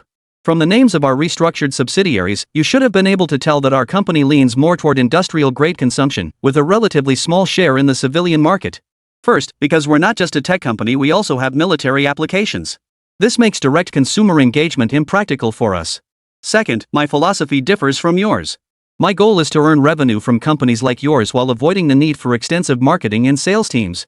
Some products might not appeal to consumers, but as long as our offerings are sufficiently advanced, your enterprises will inevitably require them. Lin Yuan smiled meaningfully. Chapter 54, full of sincerity, well prepared. Lin Yuan spoke bluntly. He held nothing back, yet no one present took offense. His sincere and forthright attitude, clearly stating his intentions, actually put the partners at ease. Mr. Yu also believed Lin Yuan was telling the truth. Before coming, he had specifically investigated Star Sea Future Group. With direct holdings from the military and the State-Owned Assets Supervision and Administration Commission, it meant Star Sea Technology Group's core must involve major defense and military projects. Their other civilian ventures existed solely to sustain the team and projects. After all, Shanghai Future Group wasn't purely state-owned, its predecessor was a private enterprise. Relying solely on military contracts couldn't sustain such a massive conglomerate. Therefore, technology must inevitably be decentralized, following the path of military-civilian integration. The first wave of technologies being released is precisely what lies before us now. Don't be fooled by General Manager Yu's reputation as a blabbermouth in public circles. Someone with a bachelor's from Northwestern Polytechnical University and a master's from Tsinghua University wouldn't just be all talk. Judge people not by what they say, but by what they do. Clearly, Mr. Yu is the meticulous type. Mr. Lin, I have one final question. When can we begin deliveries? I need your monthly delivery schedule. Our initial procurement plan calls for 15 million batteries. Specifications are still open for discussion, but the total quantity is confirmed. This is an order worth nearly 1 billion yuan. Asking for a delivery schedule isn't unreasonable, is it? Mr. Yu smiled warmly at Mr. Lin. Hearing this, Shi Yu perked up. After waiting so long, they were finally getting down to business. A partnership between the two parties was inevitable. Therefore, her and the provincial committee's sole request to Mr. Yu was to secure the highest possible order quantity if feasible. This would force Shanghai Future New Energy to find ways to expand production capacity. Expanding capacity inevitably involved factors like factory sites, personnel recruitment, upstream and downstream supply chain integration, logistics, and policy support. These were Guangdong Province's specialties. Civilian industrial support and military applications operate on entirely different tracks. Just because Star Sea Future could produce military batteries in Hubei didn't mean they could handle civilian ones. Lin Yuan's smile faltered upon hearing this, forcing him to reveal the truth. Mass production will likely require further waiting. Currently, all production capacity in our industrial park is allocated to the military. Establishing civilian production would require constructing a separate industrial park and setting up dedicated production lines. We're currently scouting locations in Jiangcheng. General Yu's expression remained unchanged as he silently shifted his chair aside. The implication was clear: you'll be dealing with more than just me from now on. Shi Yu rose gracefully, took a thick file folder from her secretary, and sat down beside Mr. Yu. Mr. Lin, the marketplace is like a battlefield. Every second of delay could mean massive losses.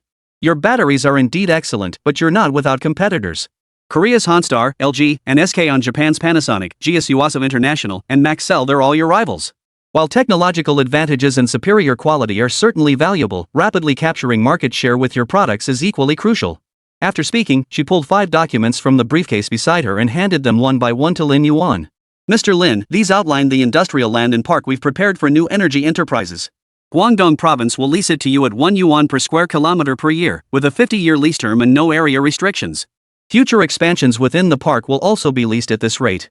This document lists our upstream and downstream partners in the battery sector across our province and neighboring regions. Every company on this directory is officially registered with the Ministry of Industry and Information Technology, so you can trust them completely. Furthermore, the provincial committee will personally negotiate payment terms for you, guaranteeing a minimum of 3 months. These are our policies for high-tech enterprise settlement and talent relocation, encompassing preferential measures across all relevant areas: taxation, financing, loans, housing allowances for senior talent, healthcare, insurance, education, and housing. This document contains a pre-vetted list of enterprises suitable for your group's expansion and acquisitions in the new energy sector. All acquisition prices have been verified by the provincial committee, eliminating any risk of inflated valuations and enabling swift expansion through acquisitions. Finally, this document outlines the funding prepared for you by the State-Owned Assets Supervision and Administration Commission. The first tranche is 500 million yuan in unconditional financing. We commit to holding no more than 20% equity, with total holdings capped at 35%. Specific details can be further negotiated. Shi laid all 5 documents side by side before Lin Yuan, smiling warmly as she watched him. The director of the Hubei Provincial Department of Commerce closed his eyes in anguish. The enemy came prepared. This is the end. This was a clear demonstration of the latecomer advantage. Back when Xinghai Future acquired Xinghai Industries to boost production capacity, the process went smoothly but still took considerable time. Guangdong Province had precisely targeted this weakness. While Xinghai Future Group possessed capital, manpower, and capability, it lacked time.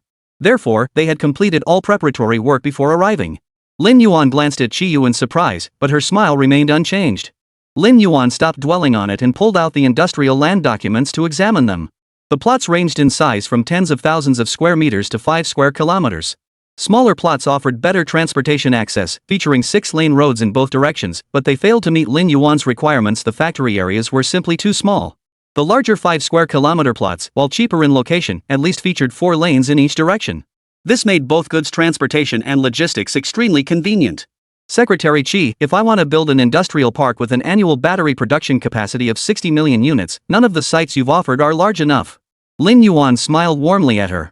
Shiyu's expression shifted slightly.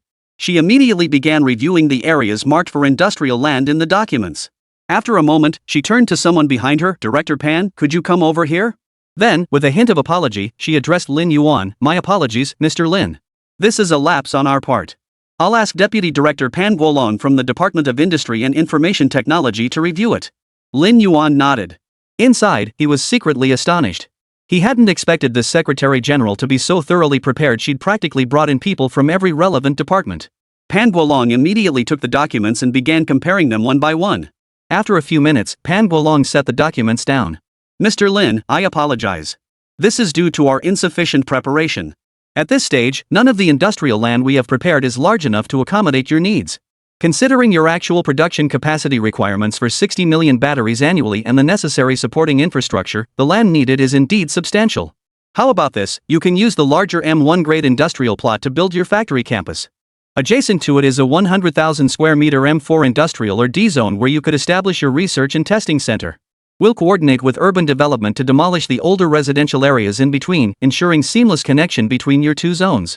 After demolition, the resulting W1 general storage land would be ideal for warehousing. This brings the total area to nearly 8 square kilometers. While it can't compare to your group headquarters, it's more than sufficient for battery production. Chapter 55, Journey to the Capital, Merging Data Companies. Demolition? The central streets look quite extensive. How many households are involved? Lin Yuan frowned. Demolition issues were major headaches handled them poorly, and they could become social hotspots. Pan Guolong understood Lin Yuan's unspoken concern. Don't worry about that, Mr. Lin. We've developed a demolition process tailored to our needs. There are roughly 1,200 households in the central area. With your approval, we guarantee a completely hazard-free construction site within 6 months. Mr. Lin, if you have any other concerns, please voice them. Since we're here, we aim to resolve all your questions and reservations at once. Qiyu maintained a professional demeanor throughout. Lin Yuan smiled and waved his hand dismissively. Director Pan has done an excellent job. I have no further reservations. Since Guangdong Province has prepared so thoroughly, there's nothing more for me to say. Secretary Qi, I'd like to trouble you again in the near future to guide our inspection team on a field visit to the production park. A sudden unease gripped Qiyu, prompting her to interrupt. Mr. Lin, just the production park? Lin Yuan nodded. Yes. Our group's plans for the new energy company extend far beyond just producing consumer-grade batteries. It also encompasses industrial power supplies and future expansion within the new energy sector. Therefore, our future industrial parks will certainly extend beyond Shenzhen in Guangdong Province. We plan to deeply engage with the Yangtze River Delta, known for its light industry, and Shandong Province, renowned for its heavy industry. New energy represents our long-term strategic focus, encompassing wind power, solar energy, and even tidal power. The batteries or energy storage solutions required for these sectors represent a massive industrial infrastructure. Given this context, do you believe Guangdong Province can meet our needs? Lin Yuan asked quite pragmatically. They wanted Xinghai Future New Energy to relocate there, which wasn't Lin Yuan's first choice, but given their warm reception, he couldn't refuse without reason. After hearing Lin Yuan's plan, Qiyu sighed inwardly. This was going to be troublesome. Moreover, she was beginning to share the same concerns as the Hubei provincial government. Setting aside other companies, neither Hubei nor Guangdong could assist with Shanghai Future New Energy's specific plans. Guangdong's geographical position defined it as a province oriented toward importing and exporting light industrial products. But if Shanghai Future New Energy truly developed according to Lin Yuan's blueprint, it would actually be difficult to establish operations in Guangdong province. Due to the supporting infrastructure for heavy industry, there aren't many such projects in Guangdong province either. Mr. Lin, we'll bring your proposal back to our provincial committee for discussion. While we aim to secure Shanghai Future New Energy's final location here, we won't do so at the expense of your long-term interests. Please trust us on this. Your chemical materials company likely has similar long-term plans as well. We will also discuss these together upon our return. Should any questions arise during this period, we may consult you at any time.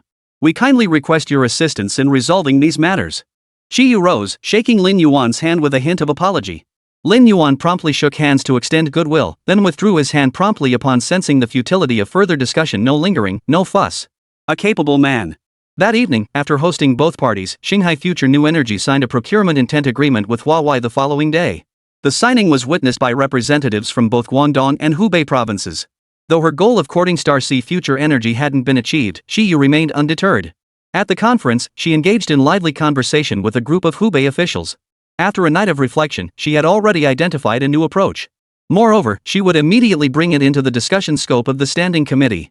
If the plans for Star Sea Future New Energy proposed by Lin Yuan and Star Sea Future Group were followed, it was highly unlikely the project would be established in Guangdong province. But that didn't mean there was no way to change the approach. With Shanghai Future New Energy's extensive business lines and ambitious scope, could they spin off a dedicated subsidiary focused solely on consumer batteries? Then wouldn't establishing that subsidiary in Guangdong province be feasible? Establishing additional subsidiaries under that entity wouldn't violate any laws. This approach is entirely feasible. Even subsidiaries in chemical engineering or other sectors could follow this path. This is precisely why Qiyu is in such high spirits today. If conditions aren't right, create them. Her demands weren't high, she simply wanted to bring over whatever civilian sectors of Star Ocean Future Group could be acquired.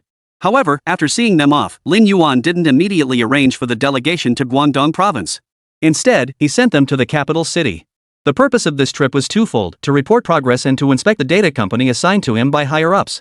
After such a long period of preparation, while the future of the first company, Shanghai Future Data Systems Company, Limited, remained undecided, the integration of its operations and data could now commence. That data processing company was based in the capital. CEO Lu Kai accompanied Lin Yuan on the trip. Mr. Lin, regarding personnel after the merger, are we constructing a new office building in the capital or relocating to Hubei province? On the plane, Lu Kai was still concerned about future office arrangements. Lin Yuan leaned back comfortably in his business class seat. I don't know, but the probability of relocating to Hubei province is low. We've made this trip to the capital with great effort. They'll undoubtedly try every means to keep us here.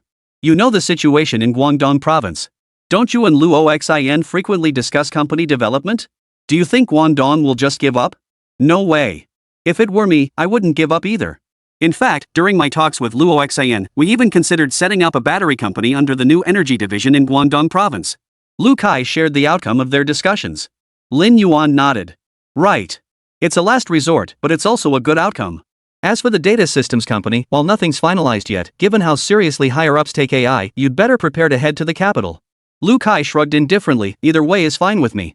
After all, the research institute I joined right after college was in the capital. Even though I left later, I still have a soft spot for the place. Think of it as returning home. Well, since I'm essentially marrying out, shouldn't the group as my family of origin contribute an office building as part of the dowry? Lin Yuan and the other group members accompanying him burst into laughter at this remark. Rest assured, your birth family won't just provide a dowry, will also help you secure benefits from your capital in-laws. What's so special about the capital? It's just the capital. You can't just take advantage without giving something back. Lu Kai beamed. Alright, then I'll trouble Lin Yuan to ask my in-laws for a data center as a dowry. That shouldn't be too much to ask, right? Not unreasonable at all. I think it's perfect best to get it done in one go, saving the hassle of future expansions. Xiu Huayan, the head of the administrative department, chimed in with a chuckle. Chapter 56, arriving in the capital, all sides flock in. This chartered flight was arranged for the trip. Aside from the flight crew, everyone on board was an employee of the group, so they spoke freely without reservation. In truth, every executive within the group knew there were only two possible destinations for Star Sea Future Data Systems Company, Ltd. Either the Imperial Capital or the Magic Capital. There was no other choice.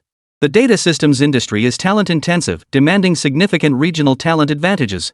Unlike physical industries that require not only upstream and downstream industrial support but also logistics and transportation infrastructure, data systems companies seek talent above all else. Given their specialized nature and the need for communication with military departments, aerospace enterprises, and similar entities, the data systems company is highly likely to be located in the capital.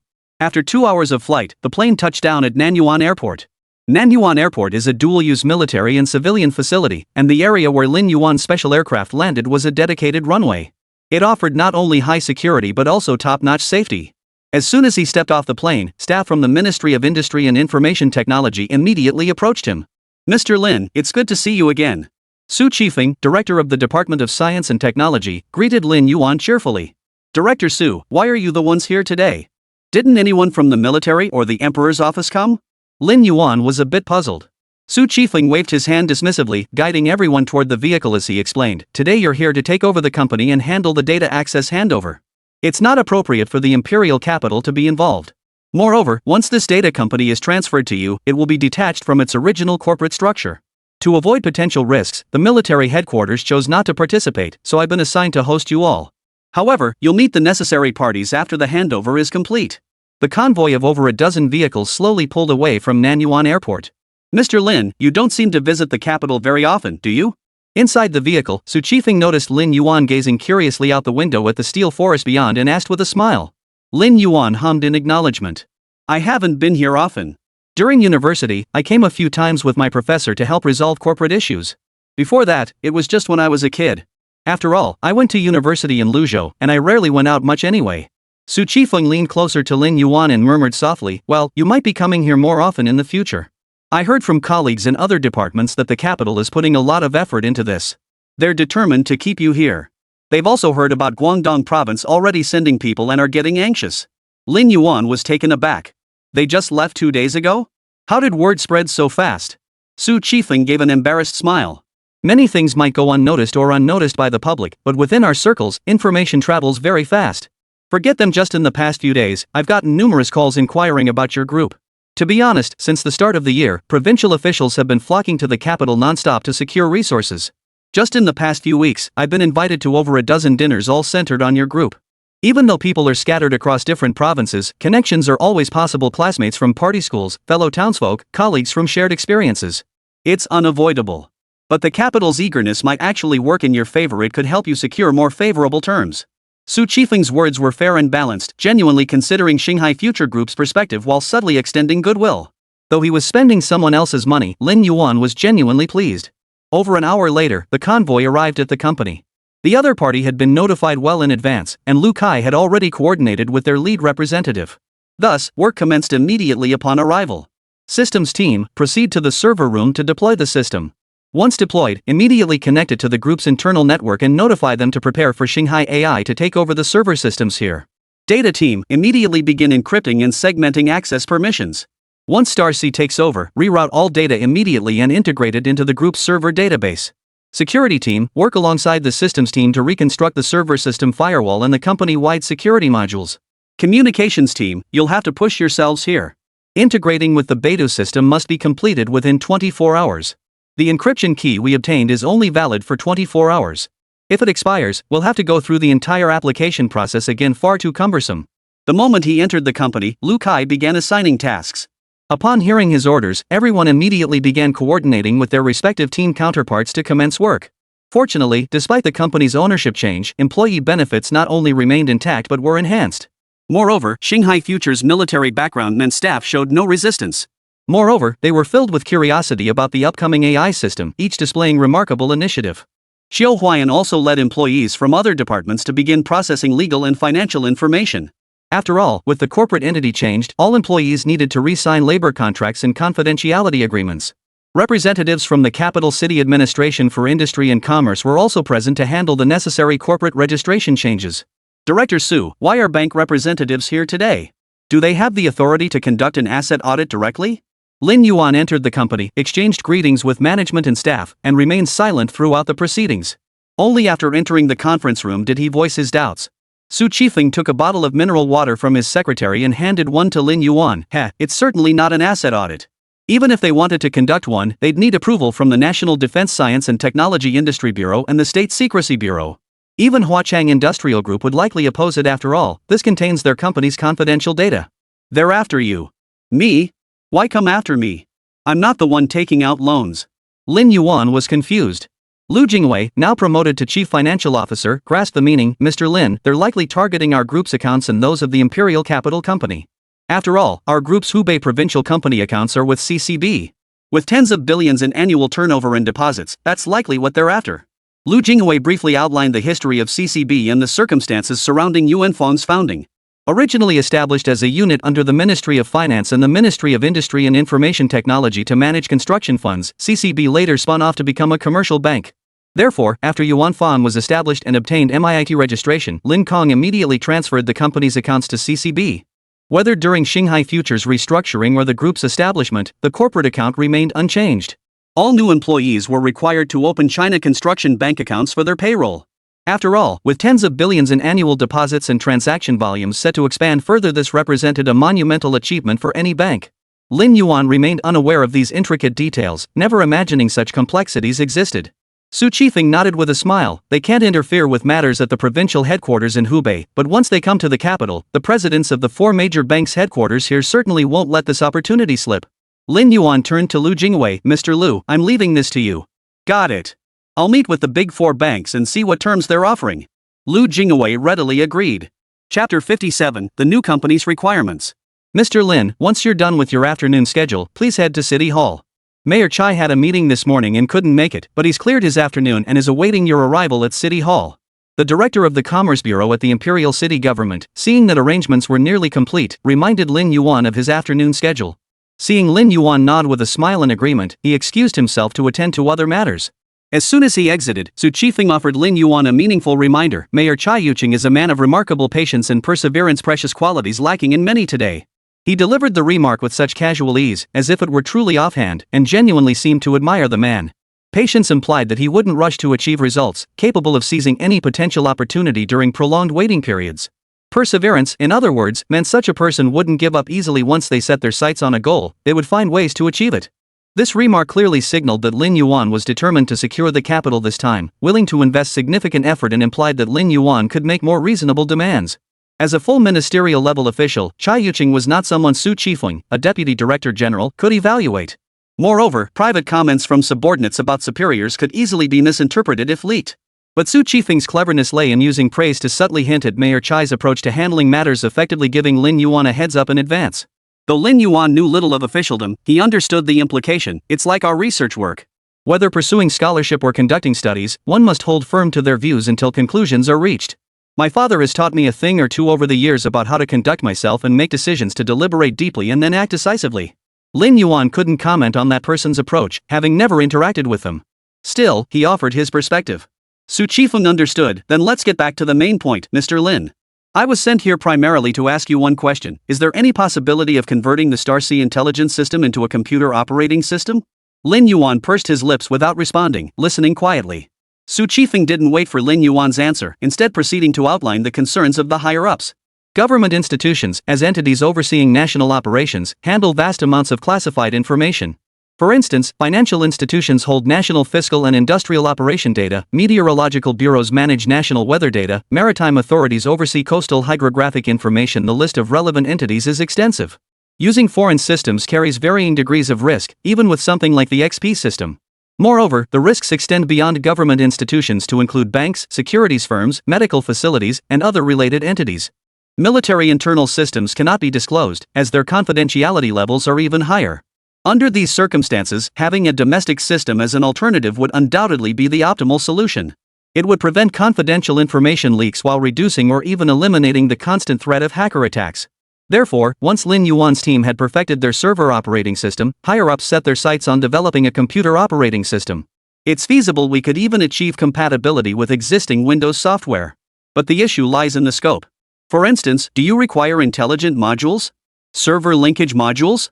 Permission for internet connectivity and software downloads? Or even data classification processing?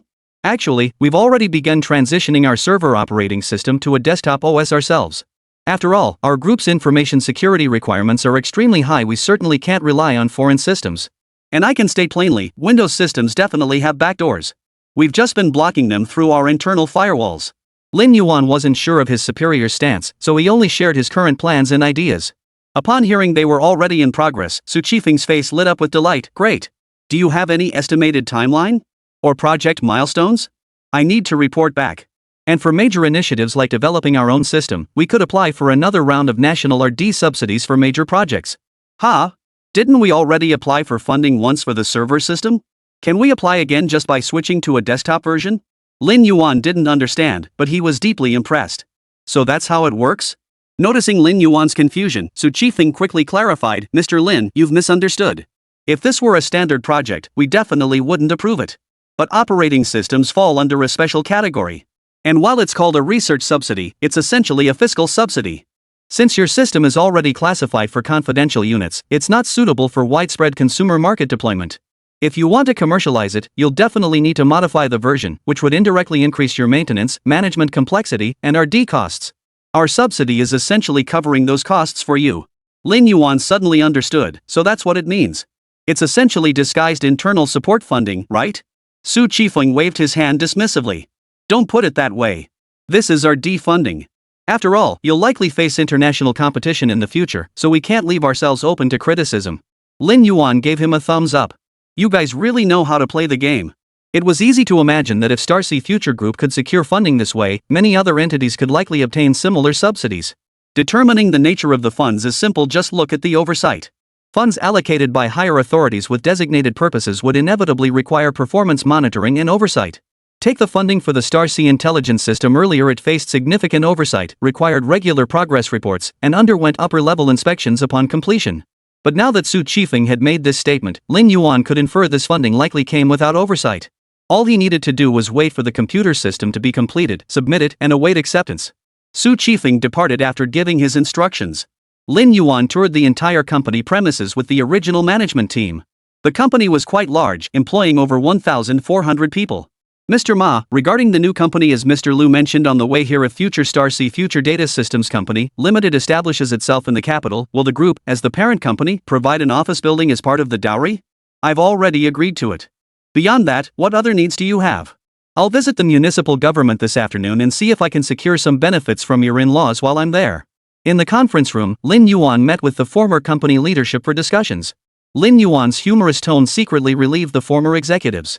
Though they knew the new owner was unlikely to make drastic personnel cuts or parachute in new managers, they had still been somewhat apprehensive. Now that Lin Yuan had made this statement, it meant personnel changes were off the table. Ma Xiaojia quickly took a sip of water to steady his nerves. During the handover, President Liu mentioned wanting a data center. For our company, I'd like talent relocation subsidies. Additionally, I hope the group can grant us access to collaborate with Starcy Future Software. We still have many ideas we want to realize, and we need the group's technical support. Chapter 58, Preparing to build a wafer fab and manufacture chips. The group will accommodate this. Access will be granted where appropriate, not just for Starcy Future Software. If you need it, the group can also step in to help you coordinate with other companies and organizations. Should you require supercomputing resources in the future, you can submit your application directly to the group. The supercomputer application and usage credentials have already been submitted to the group. It's just that we haven't needed it yet, so it's been on hold. Lin Yuan agreed to Ma Xiaojia's request without hesitation. Regarding the talent relocation policy, is it a funding subsidy or something else? To be honest, he had made similar requests to Hubei province when he was there, but each province's circumstances were different.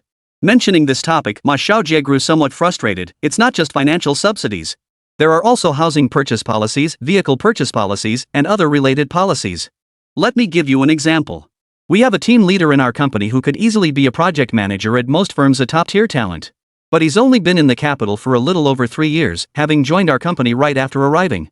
Now he wants to get married, buy a house, and get a car. But in the capital, you need to have paid taxes for 5 full years to qualify for home purchase, and the same goes for buying a car. You even have to enter a lottery. This lottery system. With so many applicants each year, even many locals can't get a license plate after years of trying. Now our employees have no choice but to use temporary plates from Yan province, but this isn't a long-term solution. Lin Yuan frowned. This was indeed a significant problem. Mr. Chiu, I recall your group purchases vehicles for employees, which qualifies for tax deductions. Could that be arranged in the capital? Surely the company wouldn't need to enter the lottery to buy vehicles? Xiao Huiyan shook his head. That won't work, Mr. Lin. The group purchases vehicles through centralized procurement. Ownership of the cars belongs to the company, and vehicles for leaders at all levels are assigned by the group. Plus, the allocation is limited. What Mr. Ma mentioned is a real issue. Our company currently has over 1,400 employees. Once the merger happens and everyone from Jiangcheng relocates here, the group can't possibly cover vehicle expenses for thousands of people, right? Handling taxes for so many vehicles this way? The tax bureau will definitely want to have a talk with you. Is there any other way to resolve this? I can only try my best to negotiate this request, but the municipal government might not agree. Even if they do, it would take time to implement. Lin Yuan looked troubled. Xiao Huiyan turned to Ma Xiaojie. Mr. Ma, would the group shuttle bus plan be acceptable? Our administrative department is currently planning a group shuttle program. The group would procure a certain number of shuttles to provide free daily commutes for employees. This was originally planned by the group. Now that your company has merged into the group, these group benefits will certainly be extended to you. While it won't solve living expenses, it will address commuting during work hours. Ma Xiaojie and the others were pleasantly surprised, yet also felt somewhat embarrassed. Isn't this a bit extravagant? With so many people, the expenses would be enormous. Lin Yuan waved his hand dismissively. That's not your concern. The headquarters has even more employees than you do. You just need to decide whether you want it or not. We accept. With Lin Yuan putting it so plainly, Ma Xiaojie immediately agreed. Xiao Huiyan smiled. Alright, I'll adjust the purchase quantity. As for the price, don't worry about it. Large-scale orders always come with special pricing. After wrapping up the discussion, they had lunch and rested briefly before Lin Yuan led the team straight to City Hall. Upon arrival, Chai Yuqing was already waiting at the entrance. The meeting in the conference room went exceptionally smoothly. They even agreed to all of Lin Yuan's requests without hesitation. Mr. Lin, everything you mentioned earlier is fine. The city will allocate special talent quotas for you annually. Whether purchasing property or vehicles, you can directly access these quotas and qualify for them. Additionally, you'll receive special preferential treatment on loans. The data center is a bit trickier. We can't provide it directly, but you can take the lead in its construction. The city will fully reimburse all required funds. Even your company shuttle program can receive certain tax deductions from the city. As long as you agree to establish Starsea Future Data Systems in our capital city, all these terms are negotiable. Besides, he handles business in Guangdong province. We're not far behind. With a sweeping gesture, his secretary immediately produced a special map, which the director of the Bureau of Land and Resources promptly handed over. Mr. Lin, this shows the city's currently available industrial land parcels. Those not yet publicly listed are marked in yellow. You may select from these as well. Pricing will match Guangdong province. Chai Yuqing was remarkably generous. In a place like the capital where every inch of land was precious, he could still offer such prices. Clearly, as Su Qifeng had said, the municipal government was determined to secure this deal. But Lin Yuan smiled and shook his head, pushing the map back. Getting me to establish operations here is simple. Just agree to one request. Chai Yuqing's smile faded slightly as he folded his arms before him. Please, Mr. Lin. I need Mayor Chai to facilitate connections with Huaxin International, Yandong Microelectronics, and Magic City Microelectronics. I intend to procure their wafer production lines. Mayor Chai was transferred here from Magic City. I believe even if Huaxin International and Magic City Microelectronics are headquartered in the capital, Mayor Chai would still find a way. The smile vanished from Chai Yuqing's face and appeared on Lin Yuan's. This request was entirely unexpected for Chai Yuqing, and the expressions of the municipal officials behind him grew solemn one by one. Mr. Lin, are you planning to build a wafer fab? Chai Yuqing asked tentatively. Lin Yuan shook his head again. Yes and no. We do need a wafer fab, but not for the fab itself. It's to produce our own chips. The chip design phase is nearly complete. After all, we have our own chip design software, so progress has been swift. As for the 6 major pieces of equipment needed for chip fabrication and production, the lithography machine, etcher, developer, coder, injector, and oxidation furnace, we've nearly mastered them all through our secret efforts. Not long ago, we solved the final optical module issue in the lithography machine, one of the 6 major machines, by developing a prism-based total reflection filter lens. This combines the advantages of the mirrors, filters, and prisms required for EUV lithography machines. Therefore, establishing our own chip production base is imperative. Design marks the foundational stage of all chip R&D and production. Since developing the Mengxi software, Starsea Future has been preparing for this step. Now, the company has completed its own chip design software. Lin Yuan is about to begin planning the wafer fab. After chip design, the first step is refining qualified silicon-based materials to produce qualified wafer slices. Then, through multiple processes including coating, spin coating, photoresist, soft baking, alignment exposure, post-baking, developing, hard baking, and etching, qualified chips are produced. This process requires the 6 major types of equipment Lin Yuan mentioned earlier. A high-end wafer fab can maintain a production yield rate above 99.5%. Currently, domestic production focuses on small-size wafers, which doesn't meet Lin Yuan's vision and requirements. He aims to produce large-size wafers. Chapter 59, Golden Crow Model Testing and Finalization Seeking Golden Tickets. In Lin Yuan's view, qualified wafers should be as large as possible. Large wafers offer numerous advantages: enhanced production efficiency, reduced costs, higher resource utilization, and greater design flexibility. However, the drawbacks of large-size wafers are as pronounced as their advantages. Larger dimensions demand greater technical complexity. As wafer size increases, the uniformity of monocrystalline silicon growth becomes more critical, and manufacturing processes grow more intricate. Pulling large-size monocrystalline silicon ingots requires extremely precise control of parameters like temperature and rotation speed. Even slight deviations can lead to lattice defects. Moreover, the probability of defects increases the further from the wafer's center.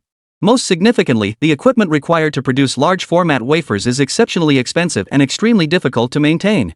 But cost alone isn't the only issue. The real problem is that foreign countries prohibit exports to China. This applies to both Hanstar and ASML. But Lin Yuan refused to accept this as a given. Hanstar's technology was mediocre in Lin Yuan's eyes. As for ASML, it was essentially an assembly plant. All core technologies and equipment came from the various companies and conglomerates behind the scenes. ASML itself was essentially a puppet put forward by these companies, otherwise, it wouldn't be located in the Netherlands. The Netherlands itself is essentially one giant red light district. If humanity truly relied on these lecherous individuals to develop high technology, we'd be doomed sooner or later. Chai Yuqing took several deep breaths under his breath. Mr. Lin, Huaxin International's capital structure is complex. Some foreign capital hasn't been expelled yet, making it tricky to resolve. We're still working behind the scenes to help them sort it out. You'll likely have to wait. But Yandong Microelectronics and Magic City Microelectronics are no problem. These are backed by the state-owned Asset Supervision and Administration Commissions of our capital and Magic City. Getting what you want is just a word away. May I ask what purpose these chips are intended for? Lin Yuan shook his head. No, confidentiality agreements prohibit it. Chai Yuqing dropped the matter. Alright then. Here's to a successful partnership. Mr. Lin, you can proceed with preparing for the relocation and business registration changes for Star Sea Future Data Systems Company, Limited. With that, he stood up and shook hands with Lin Yuan. Alright. As long as our objectives are met, we can make changes anytime. Lin Yuan rose as well. With the cooperation agreement confirmed, Lin Yuan no longer followed up on subsequent matters. Naturally, Qiu Huaiyan and others would handle the follow-up procedures. That afternoon, Lin Yuan made no further stops and returned directly to Jiangchang. Upon arriving at the company, Lin Yuan immediately headed to the laboratory. So, have you figured out the stability of the cobalt oxide gel? As soon as he entered the polymer lab, he asked with concern. The lab supervisor removed his mask and handed over a test report with a smile. Lin Yuan silently reviewed the report, finally letting out a sigh of relief. For Lin Yuan, solving the optical module lenses and photoresist for the basic lithography machine meant 2 of the 3 core problems were now resolved. The final hurdle, the light source, was now being tackled by the physics lab. Photoresist is a synthetic compound applied to silicon substrates during wafer production. There are 6 grades of photoresist, ranging from the most basic linear photoresist to the latest metal oxide photoresist used in extreme ultraviolet EUV lithography machines. The photoresists required for both DUV deep ultraviolet lithography machines and EUV extreme ultraviolet lithography machines fall within this range. In principle, the carbon cobalt oxide photoresist developed at the Star Sea Future Laboratory also belongs to the 6th generation of metal oxide photoresists. However, drawing upon knowledge acquired from the system and leveraging the unique properties of cobalt within rare earth elements, Lin Yuan devised an entirely novel chemical molecular composition, constructing a completely new molecular formula. The current carbon cobalt oxide photoresist can hardly be considered a 6th generation photoresist anymore. Though the name remains similar, it has effectively evolved into a 7th generation material. With this breakthrough, all constraints hindering Golden Crow's ascent had been systematically dismantled by Star Sea Future. Over the following months, Star Ocean Future Group entered a phase of rapid expansion. Half a month after arriving in the capital, following high-level discussions and multiple layers of approvals, a set of auxiliary production equipment for a wafer fab was loaded and shipped to Jiangchang. The following day, Star Sea Future Data Systems Company, Limited formally completed its business registration changes and established operations in the imperial capital. In May, following round-the-clock construction and renovation, Star Sea Future New Energy's first battery production park officially commenced operations in Jiangchang. Upon hearing the news, General Manager Yu immediately called Lin Yuan that night to place an order. Even bypassing conventional business procedures, Huawei had already selected the transportation company in Jiangchang before the commercial contract was signed. They were just waiting for the end of the month to pick up the goods. The formal procurement contract was only finalized in person several days later. In June, Shanghai Future Optical Semiconductor officially commenced operations, with CEO Zhao Yang having initiated recruitment efforts half a year prior. With graduation season arriving and the group headquarters building completed, everyone began moving into the new facility. New hires arrived daily during this period, often in batches. Lin Yuan's executive office occupied the top floor of the building, with a secretarial team of several dozen staff members stationed outside. President Lin, you have a visitor. But we don't have any specific details, just the access authorization sent by Shanghai. The new secretary, Liang Meng, knocked on Lin Yuan's office door and stood gracefully at the entrance. Lin Yuan paused, glanced at his computer, then quickly instructed, bring them right up. Register them. From now on, they won't need approval, just sign in. Liang Meng hesitated, then cautiously probed, Mr. Lin, this doesn't comply with security department requirements. And according to confidentiality protocols, we need to register all visitor identities. Lin Yuan waved it off with a smile. Don't worry about that. They're from the military department. Just do as I say. Liang Meng instantly relaxed, her demeanor brightening. Got it. We'll handle it as you instructed, Mr. Lin. With that, she closed the door and stepped out. Sis Meng. What did Mr. Lin say? As soon as she returned to the secretarial office, the other secretaries immediately turned to look at Liang Meng. Liang Meng patted her chest. I was so nervous, afraid I'd get scolded. But it's all good now. General Lin said they're military personnel. From now on, just let them through and register them. I assume the security department will handle the vetting. The others immediately burst into laughter. Having just finished their onboarding training, encountering situations beyond established protocols still caused them some anxiety. A few minutes later, Bai Hanyu and his colleagues, dressed in plain clothes, followed Liang Meng through another entrance into Lin Yuan's office. The moment he stepped inside, Bai Hanyu's eyes widened. Wow, you have an entire floor as your office? That's luxurious. He wandered around, touching and examining everything, his eyes brimming with envy. Even the offices of our headquarters top brass aren't as lavish as yours. And you even built a rock garden and fish pond in your office. Lin Yuan chuckled and handed him a document. By Jianjun, I didn't call you here to gawk at my office. Take a look. These are the wind tunnel test approval documents we've finalized. After multiple rounds of supercomputer simulations, the Golden Crow has been finalized. The scale model is already in production. I called you here to submit the final design and project proposal. Also, take the model with you, it's time for the final wind tunnel and radar response tests. Chapter 60, Hidden Details in the Golden Crow Design Seeking Gold Tickets. Bai Hanyu picked up the documents, carefully examining the 3-view drawings of the Golden Crow. He occasionally ran his fingers over the glossy laminated images. Mr. Lin, you have no idea how much attention the Golden Crow project has drawn since we submitted it to headquarters. Everyone there, from top to bottom, is eagerly awaiting your test results. Several leaders at headquarters even printed out your 3-view diagrams and posted them in their offices. Especially the triple-engine design, they can't get enough of it. Bai Hanyu stared intently at the images for nearly a minute before reluctantly setting the documents aside. Mr. Lin, accompanying me today are representatives from the Army, Navy, and Air Force. Come, stand up and introduce yourselves. 3 figures immediately rose from the ranks seated stiffly behind him, stepping forward in unison to salute with military precision. Good day, Mr. Lin. I am Zhuang Jingming from the Army, with the rank of Colonel. Good day, Mr. Lin. I am Huang Wentao from the Navy, with the rank of Colonel. Good day, Mr. Lin. I'm Liao Chun from the Air Force, with the rank of Colonel. Lin Yuan quickly stood up to greet them. Afterward, he turned to Bai Hanyu. Commander Bai, what tasks or instructions have the 3 service senior colonels come to convey? Bai Hanyu waved his hand and turned to address them. You tell him yourselves. Zhuang Jingming, standing farthest to the left, stepped forward and saluted again. Mr. Lin, I've been ordered by our commander to ask one question. Is your Golden Crow system intended for the army? Huang Wentao didn't want to be outdone. As soon as Zhuang Jingming finished speaking, he stepped forward and saluted. I'm also here on orders from our superiors to confirm whether the Golden Crow is a carrier-based variant and if it can be deployed on aircraft carriers or amphibious assault ships. Liao Chen quickly stepped forward and repeated the previous question. Lin Yuan looked at Bai Hanyu with a puzzled expression. These 3 questions genuinely stumped him. The Navy's concerns were understandable. The current Golden Crow model wasn't carrier-ready due to its unmodified landing gear. While it features a tail hook and deceleration parachute, these are merely standard equipment for the Golden Crow. Sometimes even land-based operations require a tail hook for braking. As for whether it was intended for the Air Force or the Army, he hadn't even considered that. What's up? Are your internal divisions that clear? Never heard of it. Bai Hanyu gulped down a mouthful of tea, adopting a devil-may-care attitude. Your RD plans are reviewed and approved by the Joint Headquarters Committee. Now the 3 services are fighting over this project, each wanting to place advance orders to secure delivery. The Army argues that in this era of information and digital warfare, ground forces can no longer be confined to frontline battlefields. They must possess strike capabilities that overcome spatial barriers. The Navy argues that while carrier fleets are still being built, our carrier-based aircraft are still underdeveloped. Pilot training is progressing too slowly and is too difficult. The Golden Crow could effectively fill the strike capability gap on carriers. They've even proposed forming an all-stealth UAV squadron, specifically designed to rival the American Navy. The Air Force goes without saying they see the Golden Crow as the perfect complement to the J-20. When necessary, the Golden Crow can conduct forward reconnaissance missions, allowing the J-20 to lie in wait undetected in the skies. To sum up, headquarters has been in an uproar over this for months. Everyone has legitimate reasons and claims priority for acquiring and mass deploying them. No amount of persuasion from the senior officers worked, so they've decided to send someone directly to ask you. Lin Yuan. So you guys can't solve the problem, so you just dump it on me? I don't know anything about this. Lin Yuan was utterly speechless, let me be blunt. First off, the naval carrier variant is absolutely out of the question.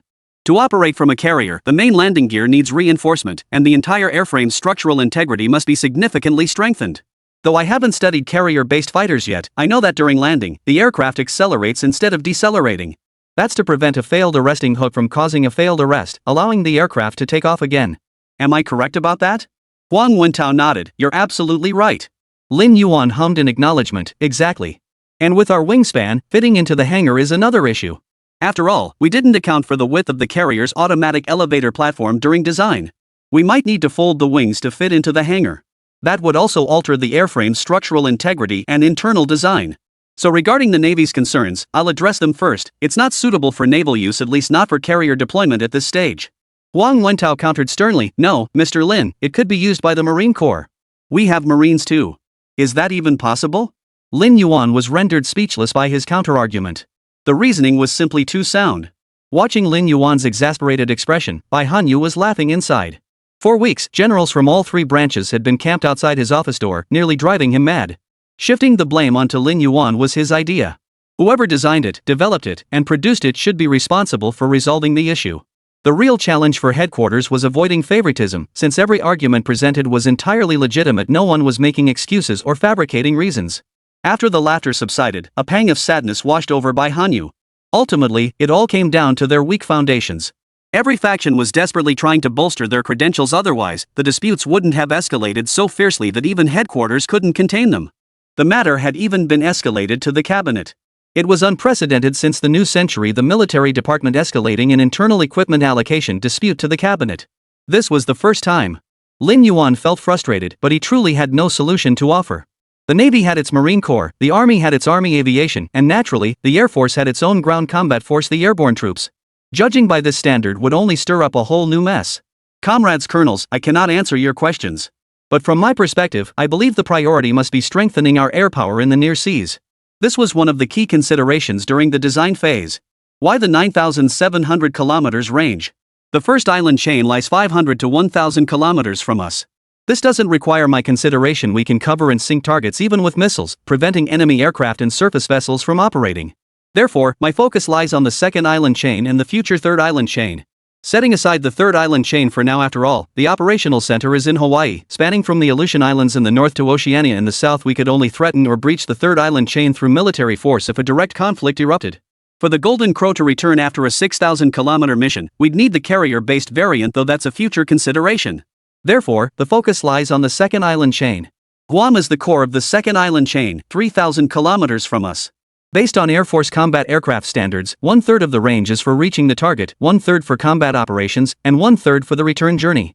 Jinwu's maximum range is 9,700 kilometers. We've intentionally reserved 700 kilometers of operational margin for you. That is my objective. Chapter 61, Lin Yuan's powerful design philosophy seeking gold votes. Returning to the Army, Major General Zhuang, you may not be aware that after our Starsea Future Laboratory Cluster was established, numerous projects commenced simultaneously. The Golden Crow project didn't start recently, it was initiated concurrently with the Azure Dragon project. Why we developed that Sanglong multi-rotor UAV stems from multiple reasons, but the primary factor was my imperative to rapidly deploy equipment that could accelerate the Army's combat capability formation. Your reasoning is certainly compelling, but you must admit that at this stage, the military threats facing our Army are the smallest among all branches. The title of world's premier army is well deserved. Even the United States wouldn't dare engage you in ground warfare. That's why Sanglong production never stops. Our assembly lines run at full capacity year-round. Therefore, I believe the Golden Crow project is better suited for the Air Force, or perhaps the Navy's land-based forces such as the Marine Corps. As for which of your two branches is more suitable, that's not for me to decide.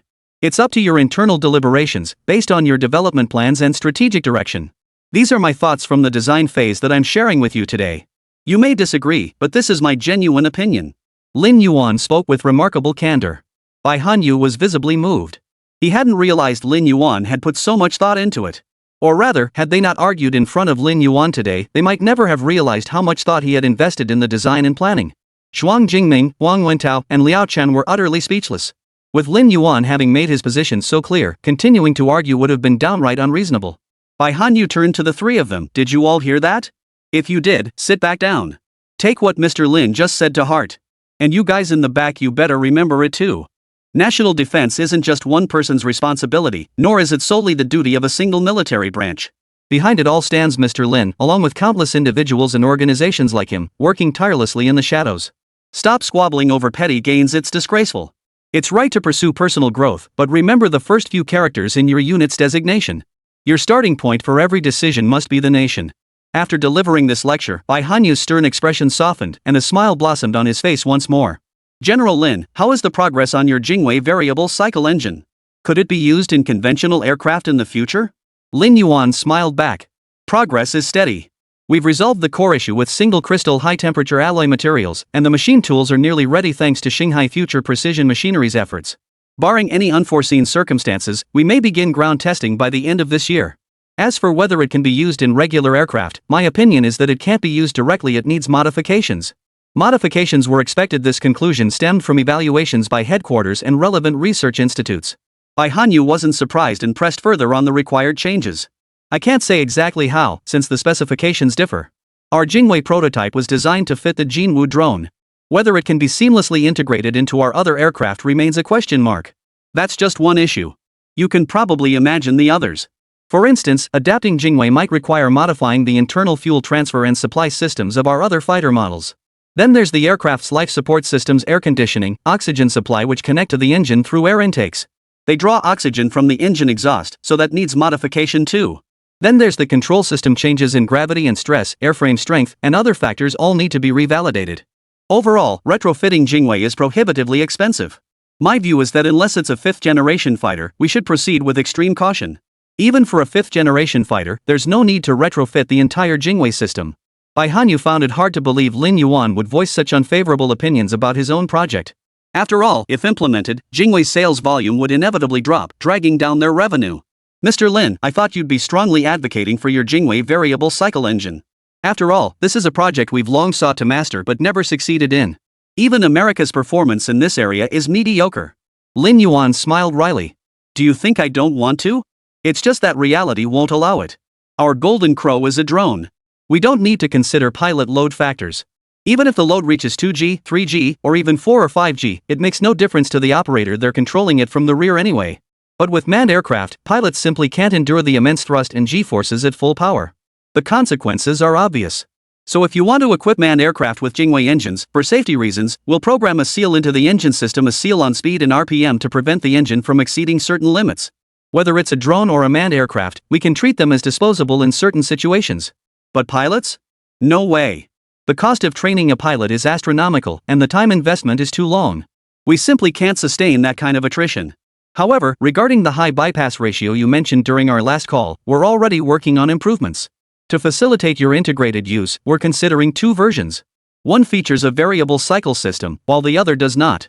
Once these 2 engines are ready, or even the core gas turbine for surface vessels, I won't be so accommodating. Making money is fine, but Lin Yuan knows exactly what money can and cannot be made. Variable cycles for the Dahan Dao Bai? Are you suggesting my transport aircraft should go supersonic too? Bai Hanyu hadn't anticipated that Lin Yuan's team would also incorporate variable cycles into their high bypass ratio engines. This was beyond his comprehension.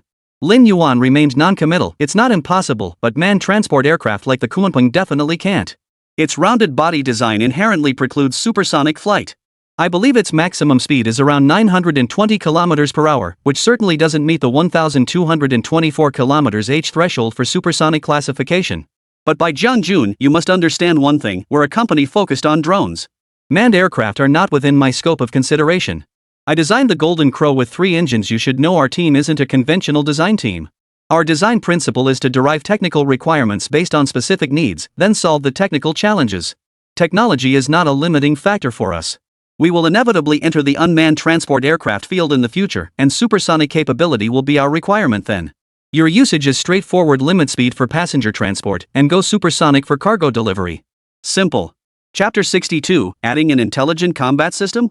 Seeking Gold Tickets. Bai Hanyu was profoundly shaken by this development approach. But how can you be certain that the technology you derive from requirements will be both feasible and practical? How can you be so confident you can solve the technical challenges? Lin Yuan shrugged at Bai Hanyu's question. Hasn't our track record over all this time proven we can do it? Sanglong is manageable, it's a small project. But Jinwu is different. This is essentially a self-funded initiative, and we'll adopt this model going forward. Whenever we initiate a new project, we'll first complete the theoretical framework model before submitting it for approval. If your proposal passes our needs assessment, we'll launch it. If not, it gets shelved. The tech goes into our repository for future reserves. If modifications are needed, you submit your suggestions. Anyway, I've made up my mind.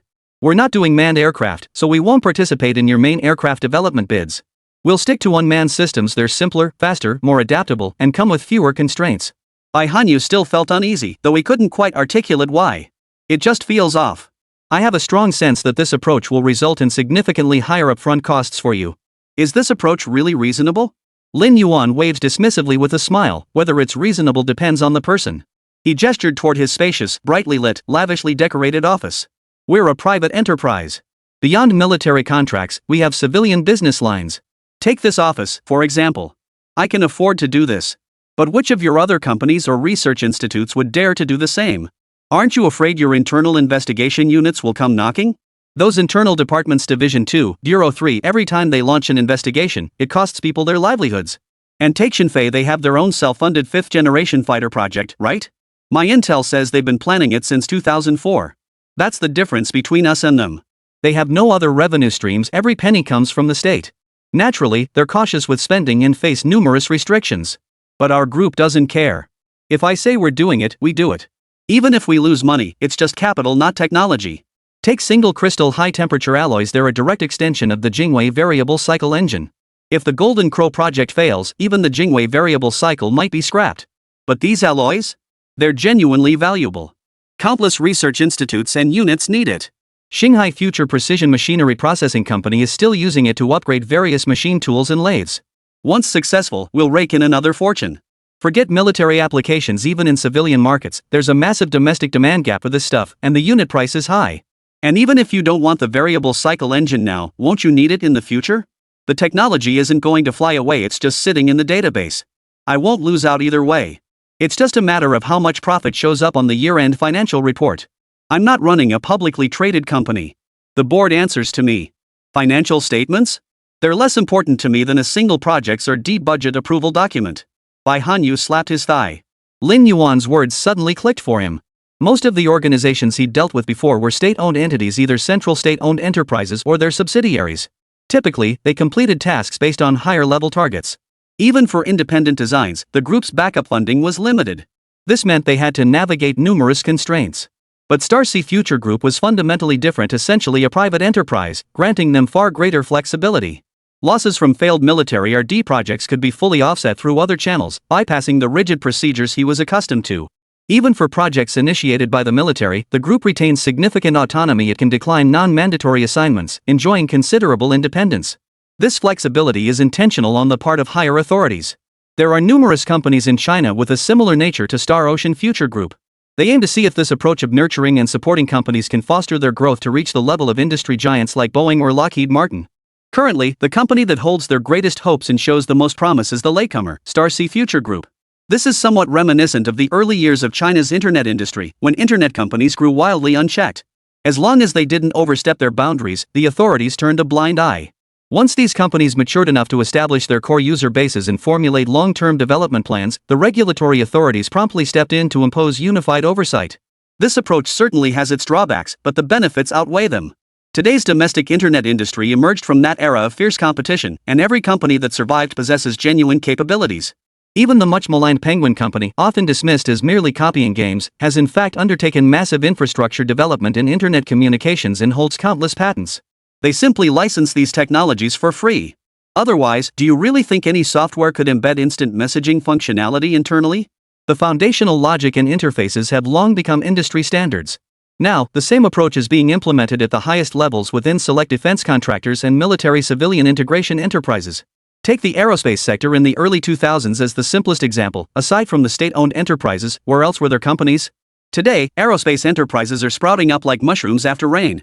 The same applies to fields familiar to Lin Yuan, like drones and security systems. Even a company specializing in pipelines can now produce seamless steel tubes, once a military-grade product. Such examples abound. Alright, hearing you say that puts my mind at ease. Now that your Golden Crow is undergoing wind tunnel testing, it means the initial version has been finalized. With the RD confirmed, let's discuss the roadmap for subsequent versions. We have some input on that front. Bai Hanyu wrapped up the small talk and turned to business with Lin Yuan. Lin Yuan nodded, gesturing for him to continue. Bai Hanyu picked up paper and pen from Lin Yuan's desk and began sketching. Look, let's assume this current aircraft is the Golden Crow Model A, the land-based batch. Are there variants for the Navy and Air Force? The Army's fighters focus on ground combat missions and combat support, while the Air Force handles air superiority, strategic bombing, and long-range strike missions. As for the Navy, well, you just mentioned the carrier-based version issue.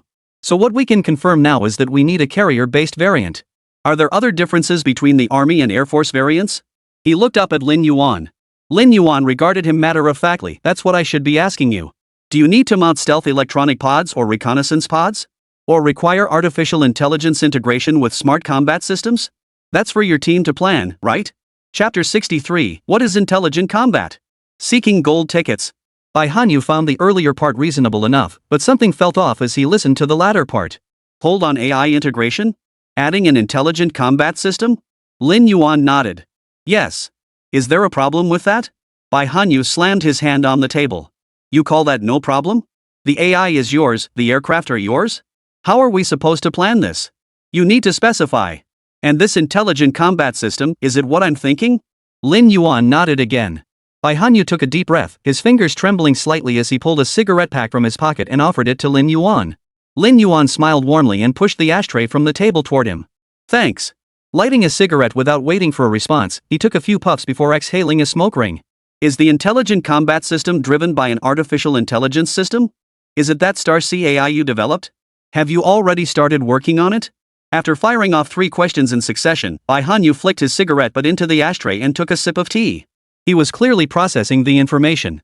Lin Yuan immediately began explaining to Bai Hanyu, simultaneously correcting some misconceptions. The intelligent combat system wasn't a program, but rather an integrated hardware-software system, a systematic engineering project. Software-wise, its core does indeed originate from Star-C AI, but it's not the highly intelligent, thinking AI they've seen. Rather, it was a set of intelligent processing protocols. At this point, Lin Yuan gave Bai Jiangjun an example. For instance, suppose a Golden Crow is currently parked in the hangar but receives orders to arrive at a specific airspace within 2 hours to execute a mission. The program within the intelligent combat system would intelligently break down this mission. First, it assesses the distance between the current location and the target airspace, calculates and verifies whether the consumption of aviation fuel, hydraulic fluid, engine lubricant, coolant, and other relevant resources meets the mission requirements. If not, it automatically sends a message to the logistics system requesting replenishment. Next, it checks whether the aircraft's condition meets mission requirements such as engine status, tire pressure, primary auxiliary power supply adequacy, voltage stability, and communication system functionality, ensuring the airframe is mission ready. Next, it verifies that the weapon loadout aligns with mission requirements. These steps are merely the initial phase. After takeoff, it autonomously plans flight paths based on data received via data links and satellite communication systems. It determines when to conceal itself, when to accelerate, when to engage afterburners for breakthroughs, and when to evade threats. Finally, it integrates battlefield intelligence with radar data and received information to autonomously complete its mission. If the mission is to strike a designated target, its approach prioritizes the mission above all else. Even with other interference, it will prioritize eliminating the target. If tasked with clearing threats from a designated airspace, all unidentified targets not marked as friendly units become its targets. There is no mission priority, only difficulty priority. In short, this intelligent combat system strives to emulate a pilot's combat logic. This covers only the software aspect. Hardware upgrades are also required. First, carbon-based intelligent chips must replace the silicon-based ones, as silicon cannot handle such massive computational demands. In fact, the onboard computer itself must be replaced, requiring corresponding hardware upgrades. For instance, the engine control system requires upgrades, not only opening intelligent operation interfaces but also enhancing the performance of computational, bridging, and storage chips to increase the computer's autonomous control capabilities. Similarly, navigation system upgrades will grant the core processor authorization to autonomously modify mission flight paths. As for the automatic flight control system upgrade, that's absolutely essential. So you can think of this system as making the Golden Crow operate like a ruthless pilot controlling a manned fighter jet. But it will only and can only think about mission-related matters. It has no authority beyond its assigned tasks. As for scenarios like sci-fi movies where AI pilots rebel, only a fool would actually put an AI system in a fighter jet. Lin Yuan explained at length, illustrating his points with sketches that filled several sheets of A4 paper. Does this explanation make sense to you? Lin Yuan asked solemnly after finishing his explanation. Bai Hanyu rubbed his temples. I understand your point. In simple terms, it's about transferring the thought patterns and logic of ground control personnel onto the Golden Crow, endowing it with exceptional combat proficiency and tactical awareness. But strictly limited to combat. Lin Yuan snapped his fingers. Exactly. We'll also establish multiple permission levels and tiers, granting control to the ground operations and command center. This ensures that any mission abort or modification orders issued by you before missile launch will be executed. But if you announce a change of plans after the missile has launched, don't blame me. Unless you've installed a self-destruct program inside the missile. Otherwise, forget about drones. Even with manned aircraft, you'd get chewed out for pulling that stunt. We won't get involved in this kind of mess like wiping snot off your nose after it's already in your mouth, or feeding a starving child after it's already dead. Lin Yuan preemptively laid out his disclaimer. Battlefield situations are volatile, opportunities flash by in an instant, and orders changing at any moment is perfectly normal. But Lin Yuan wouldn't tolerate hindsight criticism. Bai Hanyu nodded in agreement. He too believed in Lin Yuan's principle: communicate issues upfront, issue orders to alter combat plans in advance. Don't wait until after the missile's launch to say, hold on. Go explain yourself in a court-martial. But if we follow your logic, won't that be incredibly difficult to achieve? Or rather, won't we have to wait many years to reach that level? Bai Hanyu was astonished by Lin Yuan's grand vision and planning, but the difficulty was immense. No. Lin Yuan waved his hand triumphantly. When Starsea Future Data Systems established its presence in the capital last time, the condition I set with the capital authorities was access to the wafer fab's production lines. We handled the 6 core machines ourselves, but for the rest, we needed their assistance. I gave Mayor Chai 3 options: Huaxin, Yandong Microelectronics, or Modu Microelectronics. Any one of them would do. The equipment is already being assembled and upgraded in the industrial park. The only thing missing is the flight logs and data. This isn't something our programmers can code out. We need the black boxes from every fighter jet in our military. We must import them into the database for the system to learn and interpret. Not just routine training flight data and logs, but also flight data logs from various exercises and combat missions. If you agree, progress will be swift. Bai Hanyu sucked in a sharp breath. But that's top secret military data. Lin Yuan nodded. Exactly. That's why the decision rests with you. You could opt out of the full intelligent combat system version. At worst, I'll neuter the combat system, retaining only pre-battle and post-battle segments. You'll still handle the core combat controls yourselves. Frankly, I don't care. You could even reject the entire intelligent combat system if you wish. Chapter 64, Apple arrives. Regarding this top-secret data, Bai Hanyu considered refusing, but after some thought, he kept his objections to himself. He kept mulling it over until the entire model was dismantled and the fleet transported away. He sensed that even he was conflicted about it, so the higher-ups would surely deliberate carefully. It was common knowledge that artificial intelligence required massive data to train, otherwise, the higher-ups wouldn't have merged Starsea Future Data Systems with a data company. If they wanted to implement AI on the Golden Crow, or if China desired a similar intelligent combat system, feeding it data was an inevitable step. They could certainly refuse, but unless they permanently dismissed the need for such fighters, they would inevitably face this issue again. Now that a rare opportunity for validation had presented itself, should they seize it? Bai Hanyu believed the higher-ups would need considerable time to deliberate. Fortunately, the carbon-based chips required for AI haven't been developed yet, so there's still time. Not 2 days after seeing off Bai Hanyu and his group, Secretary Liang Meng walked in holding a visitation document. Mr. Lin, the president of Apple Greater China, is coming to our group. Lin Yuan immediately took the document and began reading. The accompanying personnel list consisted mostly of domestic company representatives, with only the headquarters procurement director and supply chain director being foreigners. Alright, let them come. Before Liang Meng could leave, Lin Yuan dialed Luo Xin. President Luo, Apple representatives will be arriving at the company shortly. It's likely regarding the battery. Prepare for the meeting. Also, how's the progress on the wireless directional charging technology? Luo Xin immediately reported, "Mr. Lin, everything is ready. I'm currently at the Huaxin factory in Shanghai. The tape-out process is proceeding smoothly. The power management chips should ship next month. Packaging won't be an issue." Lin Yuan was satisfied with the progress. "Good. Oh, and remember to notify Huawei. Once the Apple team leaves, have them come over too. We need to discuss the wireless directional charging technology. They'll require it." Luo Xin was puzzled. "Mr. Lin, will they definitely place an order? Also, why aren't we prioritizing Apple?" Lin Yuan shook his head. Despite the recent PRISM scandal exposing Apple's collaboration with the FBI, CIA, and NSA on data surveillance, you must recognize that Apple remains a globally influential supercorporation. Their internal processes haven't been product-centric since the passing of Steve Jobs. Look at the iPhone 5 now. What's the fundamental difference from the 4? Why do netizens joke that they just stretched the phone? Even with batteries, Huawei launched them first, and only after they caught on did Apple come to us. We even sent them our initial battery test samples back then. You can't teach someone through words alone, they learn by doing. Go arrange it." With that, he hung up. The issue of Apple's slow response was entirely within Lin Yuan's expectations.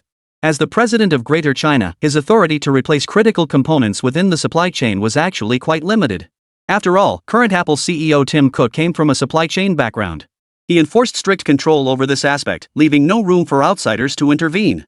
As for innovation, shareholders only care about whether revenue and net profit on the annual report have increased and how much the stock price has risen. For a company like this, R&D and innovation simply aren't top priorities.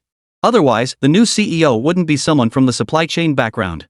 Back in the day, the person Steve Jobs admired most was Jonathan Ive, but unfortunately, he only knew how to design which didn't align with the company's practical needs. The board would never approve that. As for whether Cook was Jobs' designated successor, Lin Yuan remained non-committal. Whether he was truly Jobs' choice or the board and shareholders' pick is open to debate. Liang Meng asked curiously from the side, "Mr. Lin, you don't think highly of Cook either?" Lin Yuan paused after hanging up the phone. "Which aspect are you referring to?" Liang Meng pursed her lips. "I see online discussions saying Cook lacks innovative capabilities, that he only replicates the legacy of the previous generation. People aren't optimistic about how long he'll last." Lin Yuan chuckled, leaning back and smiling at Liang Meng. "Then what kind of person do you think should steer such a massive corporation?"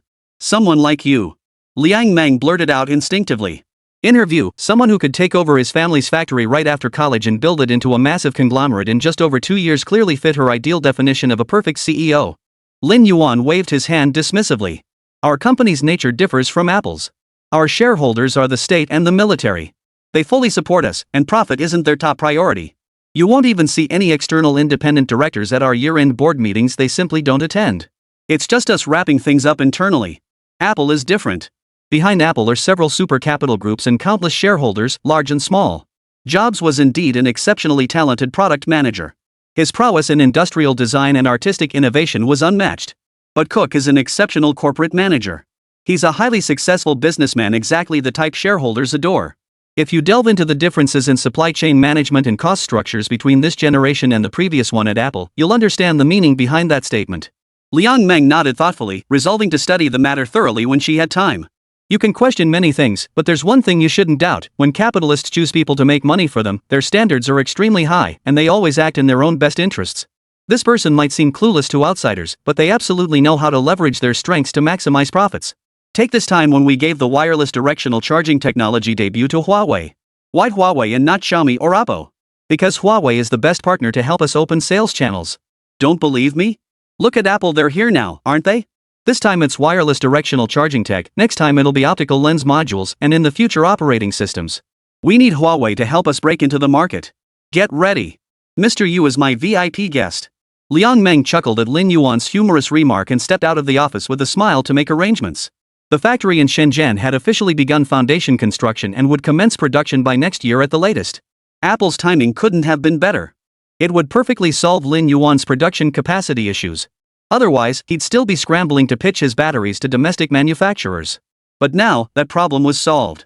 The next step was commercializing the wireless directional charging technology. Chapter 65, Lin Yuan's Negotiations, a masterclass in psychological warfare.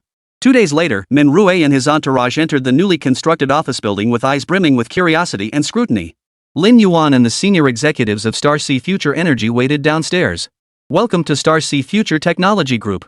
As soon as they entered the lobby, Lin Yuan greeted them. Min Rui stepped forward first to shake Lin Yuan's hand. Mr. Lin, meeting you for the first time was quite the surprise. Truly a prodigious young talent. Lin Yuan responded modestly as he led the group through the executive elevator straight to the top floor. Wow, Mr. Lin, your office decor is truly extraordinary. I've met many people, but few possess your bold vision. Min Rui gasped in astonishment upon entering the top floor. Even those trailing behind him were wide-eyed. I don't have many hobbies besides my research. I just enjoy landscapes and tea. So in my spare time, I like to take in the scenery. You could say it's a little perk I've carved out for myself. Lin Yuan spoke with understated modesty before shifting directly to the main topic.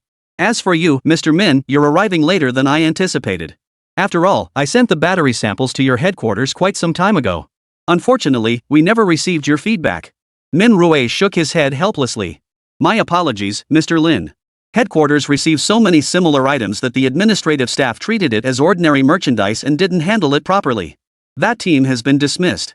I came here personally specifically regarding the battery matter. Both parties took their seats in the spacious office. I never imagined that my momentary oversight would allow such a colossal entity to emerge domestically. By the time we realized it, Wavi had already gained a significant lead over us. We had no choice but to conduct an emergency investigation. Even Mr. Cook praised Mr. Lin as a genius. Min Rui shifted the topic and began praising Lin Yuan. Lin Yuan remained unimpressed by such praise, offering only a faint smile. Mr. Min, what are your intentions regarding the battery negotiations? As far as I know, your current generation is already in mass production, and the next generation has been finalized. A last-minute switch would be quite difficult. Min Rui shook his head. If there's a need, we can switch. Besides, our laptops also require batteries. Our investigation shows Huawei has secured all battery production capacity at the Jiangqing factory, while your Shenzhen Industrial Park has already broken ground. According to Shenzhen city government announcements, Phase 1 of your Shenzhen facility has a monthly production capacity of 20 million units. We estimate global shipments for the next generation could reach hundreds of millions of units. Additionally, we plan to launch a new generation of laptops. Therefore, we're securing all of Phase 1's production capacity from your Xinjiang facility. Lin Yuan nodded with a smile. Since you've already done your research, is the price acceptable? Min Rui waved his hand dismissively. Acceptable. Your pricing is transparent, no issues there. But we have conditions too. Lin Yuan's inner joy dimmed slightly. He knew things wouldn't go smoothly, but this was only to be expected. What are your conditions? Lin Yuan didn't agree immediately. A foreigner beside Min Rui spoke up. Hello, Mr. Lin. I'm Pierre Whiteman from the Supply Chain Management Software Department. Lin Yuan narrowed his eyes slightly, nodded at him, and remained silent. Pierre Whiteman stated plainly, our procurement requirements for your group involve sharing your power management system software. Not only must it integrate with our iOS system, but you must also grant us access to the underlying source code. He finished with a confident smile. Lin Yuan feigned ignorance. Of course we'll integrate with your iOS system. After all, the power management software is a complimentary offering from our group. All you need to do is handle the interface integration. The code and documentation for that are already available. Pierre Whiteman frowned and shook his head. No, Mr. Lin, you've misunderstood. What I mean is that this entire power management system must be shared with Apple Incorporated without charge. Otherwise, we won't sign the purchase agreement. Though furious inside, Lin Yuan showed no sign of it, instead smiling even more broadly. Min Rui felt a chill run down his spine at the sight, knowing trouble was brewing. Sure enough, Lin Yuan's response followed immediately. I see. In that case, I decline. The negotiations have now failed. Gentlemen, you may leave. Lin Yuan's words startled not only Min Rui but also caused Pierre Whiteman's smile to freeze. He scrambled to his feet. Mr. Lin, this is an unprecedented deal for your group. Your loss is merely a trivial piece of software. Why are you so reluctant? Seeing his flustered state, Lin Yuan's smile vanished. He flung the pen he'd been twirling onto the table. If it's such insignificant software, why did you need a purchase contract to pressure me? If it's such insignificant software, why are you threatening me with the procurement contract? Then why are you so reluctant to let it go? Lin Yuan's gaze locked onto Pierre Whiteman's eyes. Unnerved by Lin Yuan's intense stare, Pierre Whiteman abandoned his initial condescension. He had initially dismissed the young man as someone who had only succeeded by riding on his father's coattails, paying him no mind whatsoever. But now, just his sheer presence and decisive courage alone proved he couldn't be underestimated. Mr. Lin, our iOS system isn't like Windows, an open mess. It's a closed, perfect system. It is precisely because of its closed nature that it can run so smoothly and securely. You simply don't understand our extreme pursuit of security. Only by maintaining complete control can we permit the power management system to be embedded at the core of our architecture. Pierre Whiteman launched into a tirade of self-praise. Lin Yuan scoffed dismissively. Security? After Edward Snowden exposed you so thoroughly, you dare talk to me about security? The FBI, CIA, NSA. Oh, and maybe even the Naval Criminal Investigative Service can access your systems. You call that security? Lin Yuan was cutting straight to the heart of the matter. The PRISM scandal had only been a few months prior, and Lin Yuan's mention of those two major intelligence agencies plus the NSA was solid proof they were monitoring users through the iOS system. As for the NCID mentioned later, that was purely Lin Yuan deliberately bringing it up to provoke. But the Naval Criminal Investigative Service NCIS was a real entity, an investigative arm within the US Navy, with jurisdiction limited to active and retired Navy personnel and their families. Hearing Lin Yuan take things this far, 1,000 curses raced through Min Rui's mind. He'd never witnessed negotiations conducted this way. He'd never seen such a negotiation style. They might not understand Starsea Future Group, but as a citizen of China, Min Rui certainly did. The rapid rise of Starsea Future Technology Group clearly indicated high-level backing, which was why he had always maintained a polite tone. Lin Yuan's current demeanor only reinforced this belief. He was clearly acting with absolute confidence. After all, it was Apple that needed batteries now, not Starsea Future Group needing to sell them. There were plenty of domestic phone manufacturers eager to buy. Chapter 66, Closing the Deal Without Compromise. Though Min Rui hadn't personally investigated many details about Star Ocean Future Group, the sheer scale of its sprawling campus spanning over 10 square kilometers and the newly erected 100-meter tower made it clear the company wasn't short on funds. Moreover, he had a vague hunch about how this group had built its fortune. Going head-to-head with them offered no advantage whatsoever. Therefore, he didn't even want to bring up the matter of the power management system software. Yet Lin Yuan's unprecedented negotiation tactics left him speechless. After all, Pierre Whiteman had made such an absolute statement, and Apple itself hadn't cleaned up its own mess. Pierre Whiteman flushed crimson with anger at Lin Yuan's mockery, yet he couldn't utter a single word. Because Lin Yuan was stating the truth. Right now, Pierre Whiteman was seething with hatred for Snowden. Another foreigner beside Pierre Whiteman pulled him down to sit, then looked at Lin Yuan expressionlessly. Mr. Lin, I'm Gregor Field. While our company has certainly faced issues, it remains undeniable that our iOS system remains secure for the average user. For the sake of the vast majority of ordinary users, we must ensure all underlying software we integrate remains controllable. Lin Yuan nodded. Yes, I agree with your point, but my stance is that we shouldn't integrate it at all. After all, not connecting to the power management system is no big deal. It won't affect the battery or the phone's normal operation. If we simply abandon this system, wouldn't that resolve our disagreement? All right. Now Gregor Field was stumped. What kind of person is this? Why does every negotiation with him end up collapsing? Who the hell said the Chinese seize every opportunity to close a deal? Who the hell started that rumor? He'd dealt with so many Chinese supply chain clients, why was this one so different? As for ditching the power management system? That's not even on his radar. Headquarters analysis after splitting Huawei Mobile and running simulations concluded that Starsea Future Group's power management system delivers exceptional battery management performance. This means that even a 3,500 mAh battery delivers performance comparable to a 4,000 mAh or even 4,500 mAh battery. It boosted overall battery efficiency and runtime by nearly one-third. Therefore, they absolutely cannot abandon it. Min Rui quickly pulled Gregor Field back, as he too was starting to overheat. Min Rui feared that if Lin Yuan continued to provoke them, both men would end up in the hospital the moment they stepped outside. Mr. Lin, please calm down, calm down. Since this is a business discussion, we naturally aim to find common ground that benefits both parties and reach a partnership, correct? We can discuss this properly. Exhausted, Min Rui stepped in as mediator. He didn't want to provoke Starsea Future Group, but he also couldn't afford for the special envoy from headquarters to get into trouble. Lin Yuan nodded. You're right. We need to find common ground where our interests align. But that doesn't mean we'll tolerate you snatching things from us. We can offer free licensing, a technical perk for purchasing our batteries. We could even provide a customized iOS version, since that falls under after-sales support. But you can't just reach out and grab it. Mr. Min, if I may be blunt, there are plenty of domestic phone makers. I'm not worried about sales. The reason you hold the highest priority is because Mr. Jobs created a legend in mobile phone industrial design. The difference between pre-iPhone 4 and post-iPhone 4 is like night and day. I believe both domestic and international competitors deeply admire Mr. Jobs. Therefore, I'm eager to collaborate with you provided you demonstrate genuine willingness to cooperate. Min Rui tentatively asked, Mr. Lin, could we acquire exclusive rights to this power management system? Lin Yuan shook his head. Mr. Yu from Huawei asked me the same question. My answer then was no, and that answer applies to you as well. If you can't accept embedding it at the core level, I have another solution. You could embed an app. We'll develop the power management system as an app and list it on your app store. Users can uninstall it if they don't need it and download it again when required. While it won't be as effective as a deep integration, it still works. Plus, users retain their right to know and control their usage. You don't have to worry about security issues either. Of course, Lin Yuan had one more complaint on his mind: you bastards still get to rake in my $99 annual developer account activation fee. After all, to publish an app on the App Store, you need to upload the IPA package and fill out information within the developer account. To do this, Starcy Future Group even had to apply for a DBDUNS number, a complicated process in itself. Min Rui sighed inwardly. This was the worst-case scenario their team had discussed before arriving. Headquarters wouldn't readily open the underlying system to accept external app integration. Starcy Future Group refused to sell or compromise, so the compromise was to develop an app.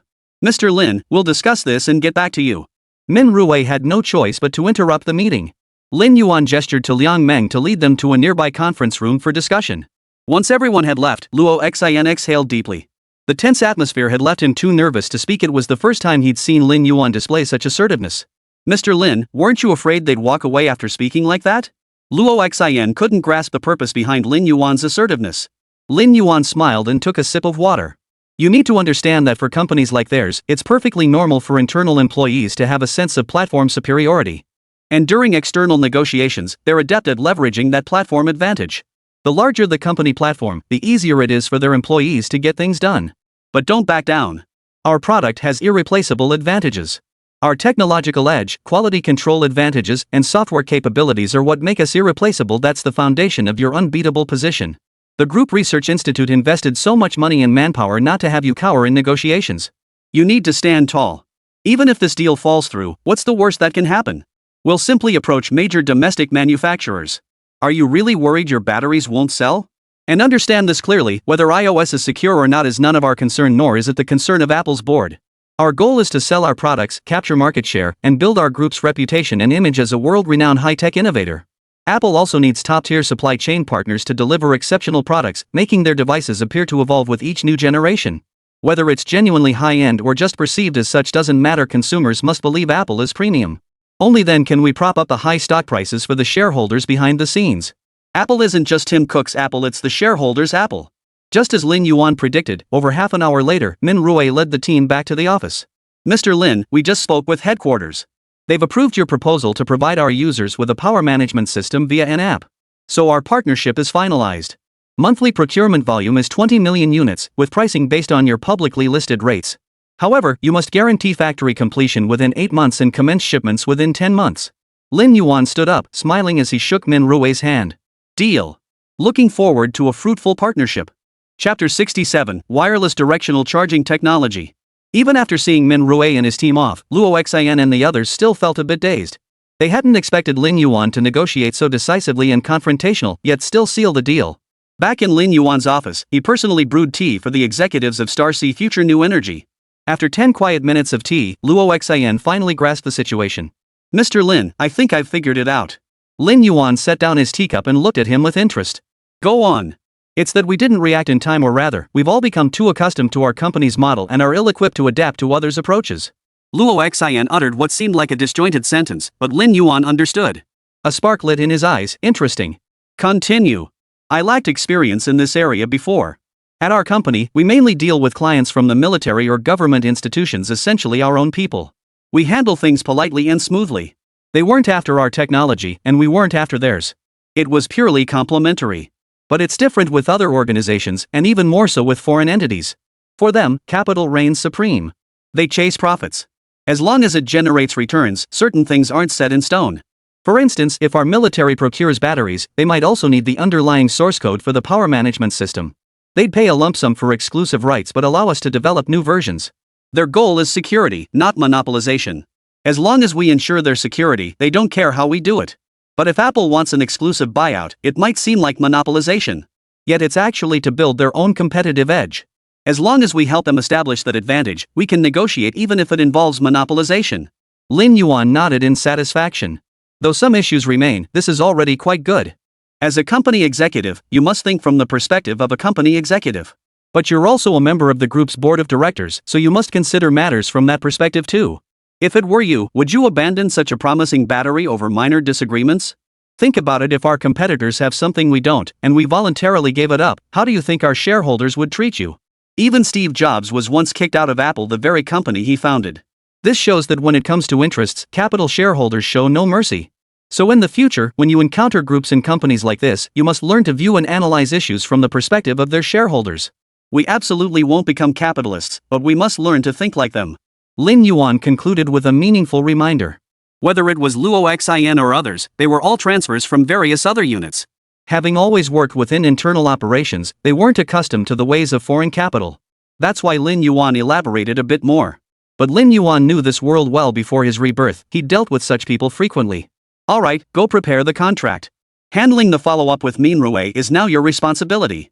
Also, our public statement lists Phase 1 production capacity at Shenzhen factory as 20 million units, but you all know the actual figure.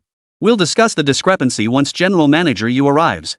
After giving these instructions, Lin Yuan got back to work. The next day, General Manager Yu arrived in Jiangchang.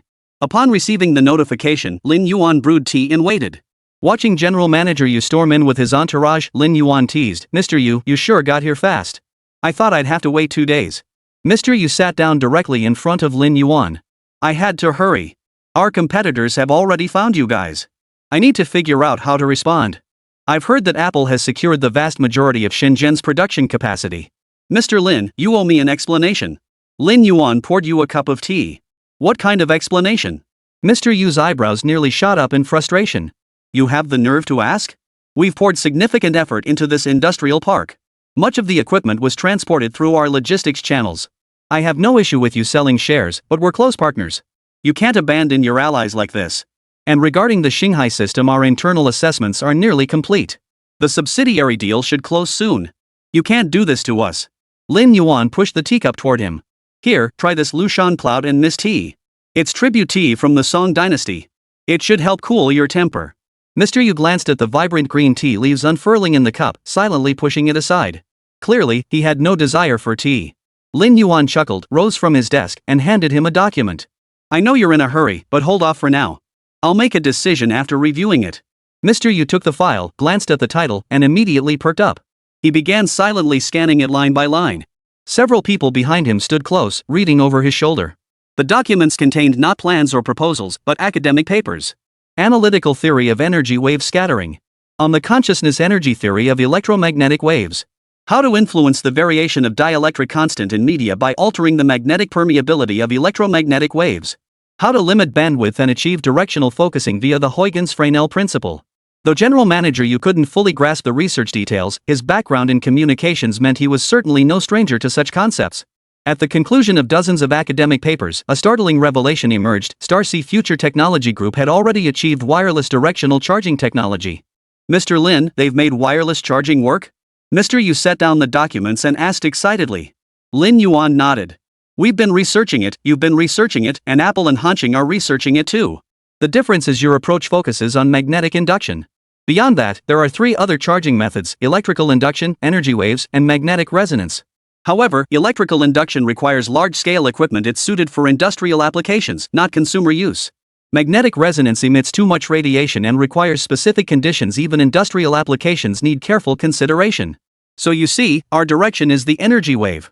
Specifically, the electromagnetic wave direction within energy waves. Radiation to the human body is negligible, enabling miniaturization and portability." Mr. Yu nodded, picking up where Lin Yuan left off.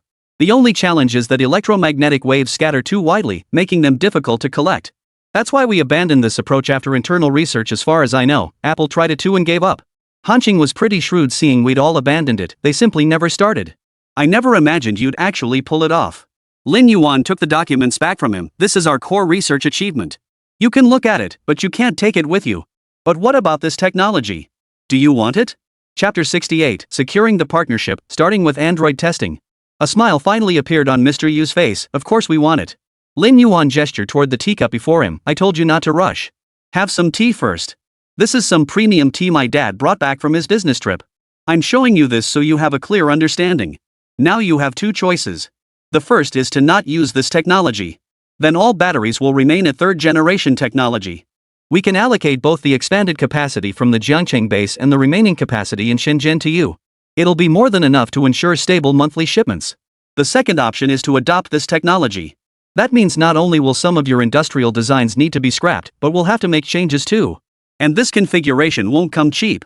We'll need to add management chips to the batteries, update the power management software, integrate corresponding interface chips internally, and add a conductive layer for charging. The upside is this tech will be cutting edge now, and in 10 years it's got serious buzz potential and would be perfect for your flagship models. But there are downsides: high cost, industrial design rework, and internal structural changes. And most crucially, I don't want it to be compatible with Android. Mr. Yu's heart, which had just settled, began to race again. No. Why not support Android? Lin Yuan didn't answer directly. Instead, he asked a seemingly unrelated question. Mr. Yu, do you know what struck me most after my talks with Apple? Mr. Yu remained silent, only looking at him with a puzzled expression. Lin Yuan pointed to his phone on the tea table. They have an extreme pursuit of perfection in their system. To ensure control over their own system, they demanded the underlying source code for my power management system. Otherwise, they wouldn't have allowed the integration. And that's their bottom line. They might walk away from negotiations over this software, but they'll never open their system. Microsoft and Google may seem like competitors, but the capital backing them comes from the same group. Their goals are similar, and their approaches are similar. That's why they both chose open source for their systems. The result is that both Windows and Android become messy in their core management, and users directly experience lag after prolonged use. With this inherent flaw, no matter how advanced your phone is, it can't escape these drawbacks. After all, not everyone can afford to upgrade their phone every year. Mr. Yu nodded. We're well aware of that. After all, Android's core AOSP open source project not only fully discloses its code but also allows all developers to freely build upon it. Google actually controls the development direction of AOSP and releases new versions. Otherwise, why would they push for a closed ecosystem and ban all third-party solutions? That's precisely why we're in such a hurry. We must have our own system to avoid being held hostage. Moreover, Google is highly critical of Chinese manufacturers not installing their GMS services. But we can't be blamed for that. Their mobile services haven't obtained the necessary licenses. I could just install it for them overseas. Lin Yuan raised an eyebrow, eyeing him skeptically. So if they got the license, would you install GMS? Mr. Yu shook his head. Lin Yuan rolled his eyes. Then why even bring it up? You won't install it either way. No wonder they have complaints. Mr. Lin, while we prefer not to support Android either, there are certain things we must do until our own system is ready. Mr. Yu tried to persuade Lin Yuan. After all, the directional wireless charging solution was significantly superior to the current mainstream electromagnetic induction technology. Our joint venture subsidiary should be operational by August at the earliest. At that point, some personnel from our 2012 lab will transfer over. Headquarters will also formally begin coordinating with this side. Our new system won't be ready for at least a year. That's too slow. Mr. Yu's words were pragmatic, but Lin Yuan shook his head. Drop the we from that. It's your system. We're not getting involved. We'll provide the underlying code framework and foundational technical support. How you adapt the StarC system is entirely up to you. We grant you absolute autonomy.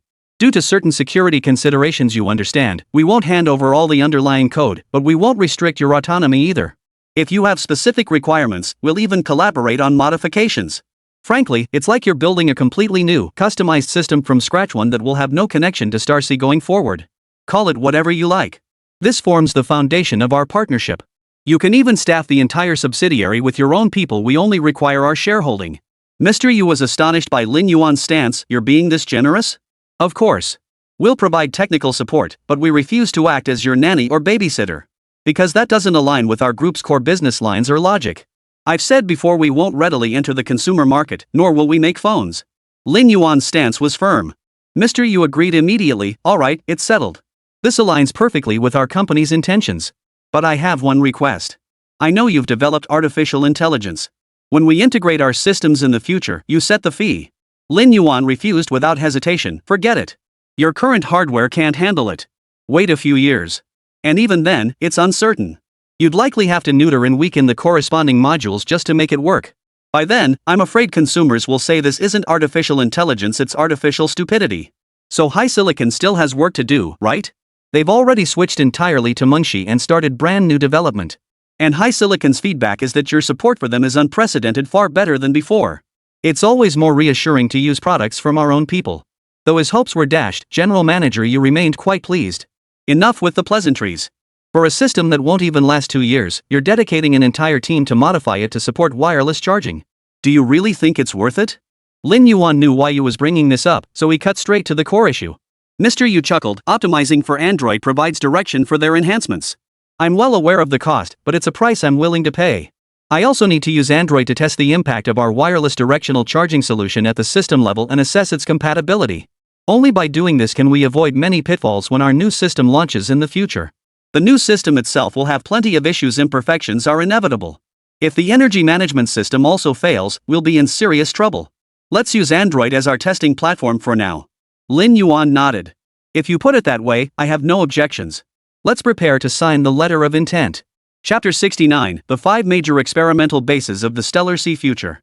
After speaking, Lin Yuan gathered the academic papers and prepared to hand over the letter of intent. Mr. Yu grabbed the documents, grinning widely. Mr. Lin, let's keep things separate. You need to be clear on the price. Otherwise, how can I explain this to Mr. Rin or to the team back home? Lin Yuan nodded, set the documents aside, and began brewing tea again. No problem. How much are you looking for? I want the entire batch this time. No exceptions. Not a single unit can be diverted. Mr. Yu intended to purchase the entire production capacity. All of it? Lin Yuan raised an eyebrow. This price tag wouldn't be cheap. Mr. Yu nodded firmly. Yes, all of it. Whether it's for smartphones or laptops, I want it all. Just tell me your annual production capacity. I'd rather let it sit in storage gathering dust than let others profit from it. Lin Yuan didn't refuse the request. Instead, he considered it. You definitely won't get this generation of P7. Let's go with the next generation. As for production capacity, we won't exceed 20 million units in the first year. I suggest you develop an entirely new model. A new model? With only 20 million units, tooling alone would be a challenge given the total volume. We also need to allocate production to phones and computers. Even many of our industrial telecom devices want to try it. If I take this back, other business units will definitely fight for their share.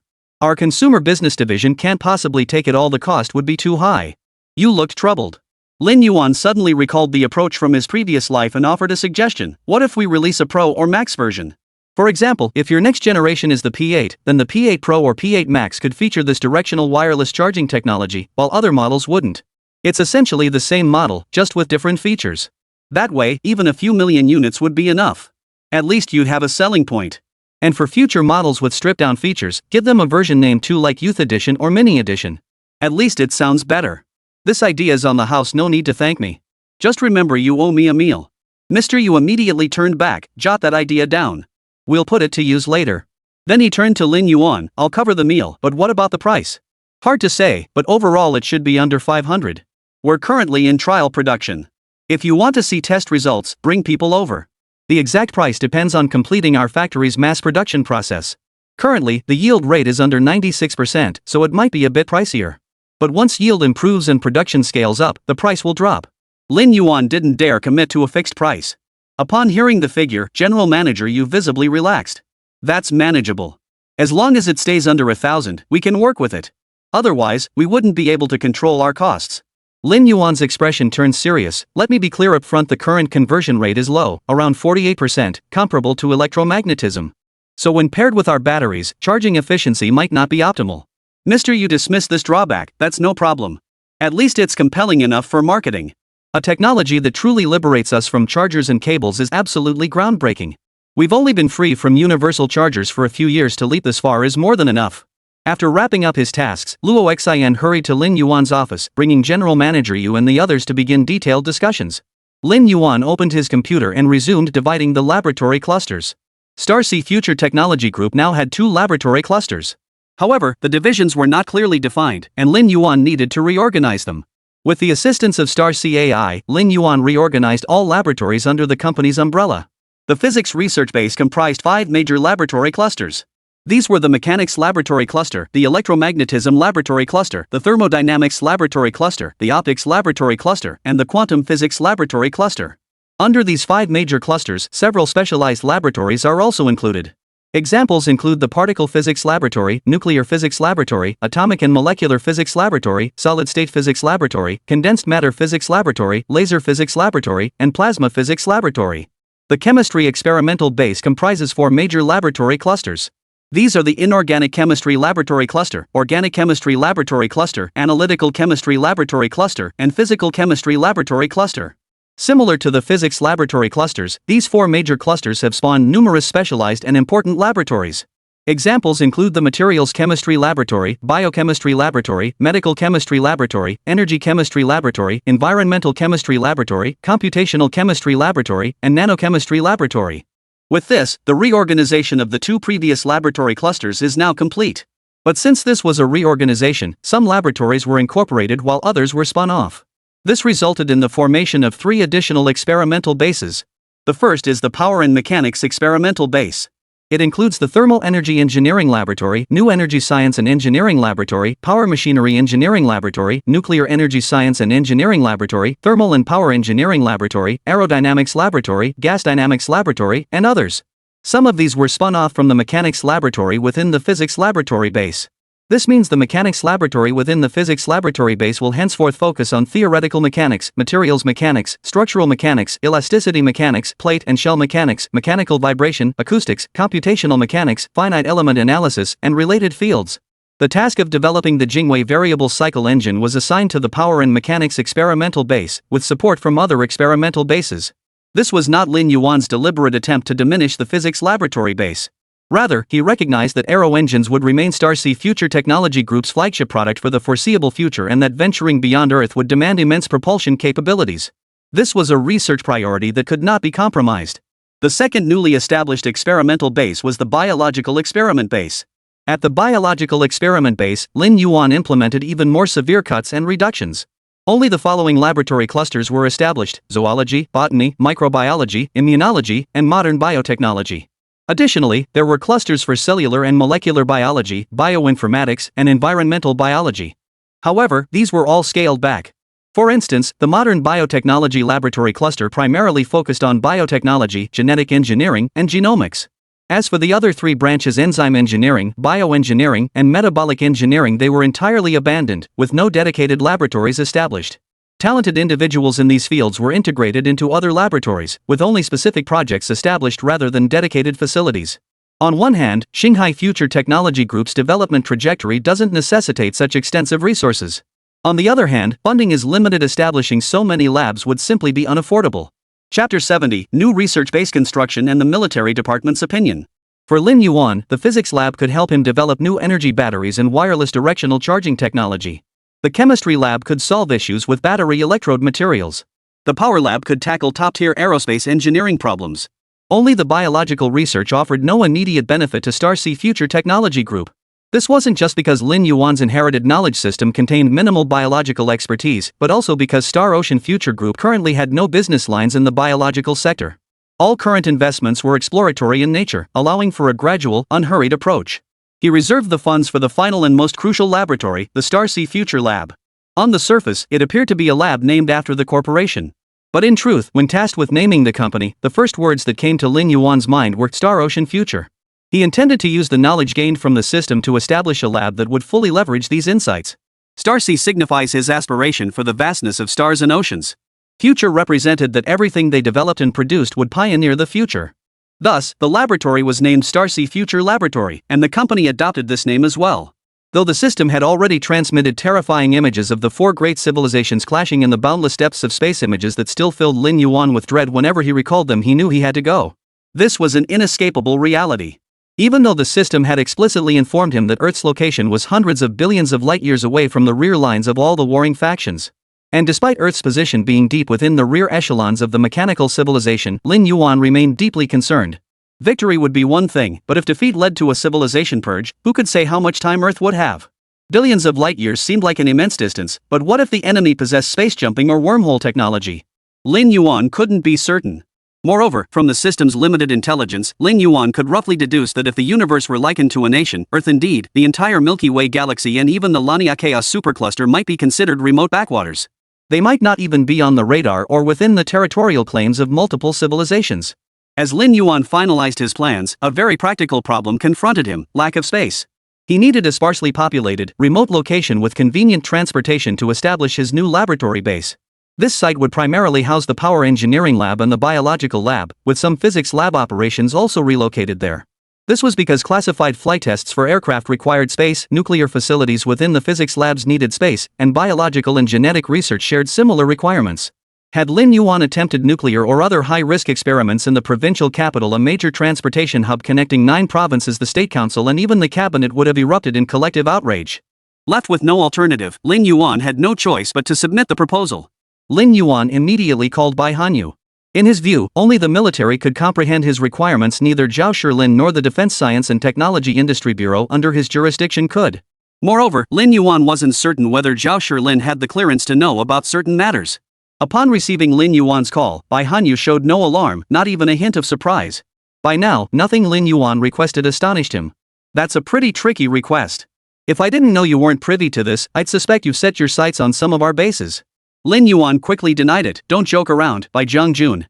How could I possibly know about those places? It was perfectly normal for the military's secret bases to meet these requirements. Take the map he'd seen during testing in the Northwest earlier. The road network on that map differed drastically from any domestic transportation network he'd seen before, with less than 20% overlap. From that moment on, Lin Yuan knew the military headquarters might seem low-key, but they possess genuine capabilities. Your request is perfectly reasonable, and your lab has indeed produced results. Your application will most likely not be held up. Do you have any regional preferences? Pick a direction east, south, west, or north. Bai Hanyu's response caught Lin Yuan off guard. We still have so many prime locations available? Surprise gave way to delight. More options were always better. Bai Hanyu replied with a tone of feigned surprise. Mr. Lin, you really underestimate us, don't you? Are you kidding me? With 9.6 million square kilometers? What kind of place could we not get? Just tell me which direction you want to choose. Lin Yuan shook his head. I don't understand these things. Could you explain the differences to me, Bai Zhang Jun? Fair enough. First, let me ask you, are you looking for a simple experimental base or a large-scale campus? That should be easier to choose, right? Bai Hanyu understood Lin Yuan's hesitation. After all, this was beyond his realm of knowledge. It was perfectly normal not to understand. So he took the initiative to help Lin Yuan narrow down the options. I want the campus. I have other plans for the future. This choice wasn't difficult for Lin Yuan. Bai Hanyu nodded. All right. If it's a campus, then we need to add open terrain to the criteria. Next, the second choice, any requirements regarding latitude and longitude? Lin Yuan understood this requirement. Research fields with genuine latitude and longitude requirements were exceedingly rare. One is rocket launches in aerospace, another is underground laboratories for detecting and observing dark matter, and then there are some geological research projects and ground-based radar communication station deployments. Beyond these, most experiments and research projects have virtually no latitude or longitude requirements.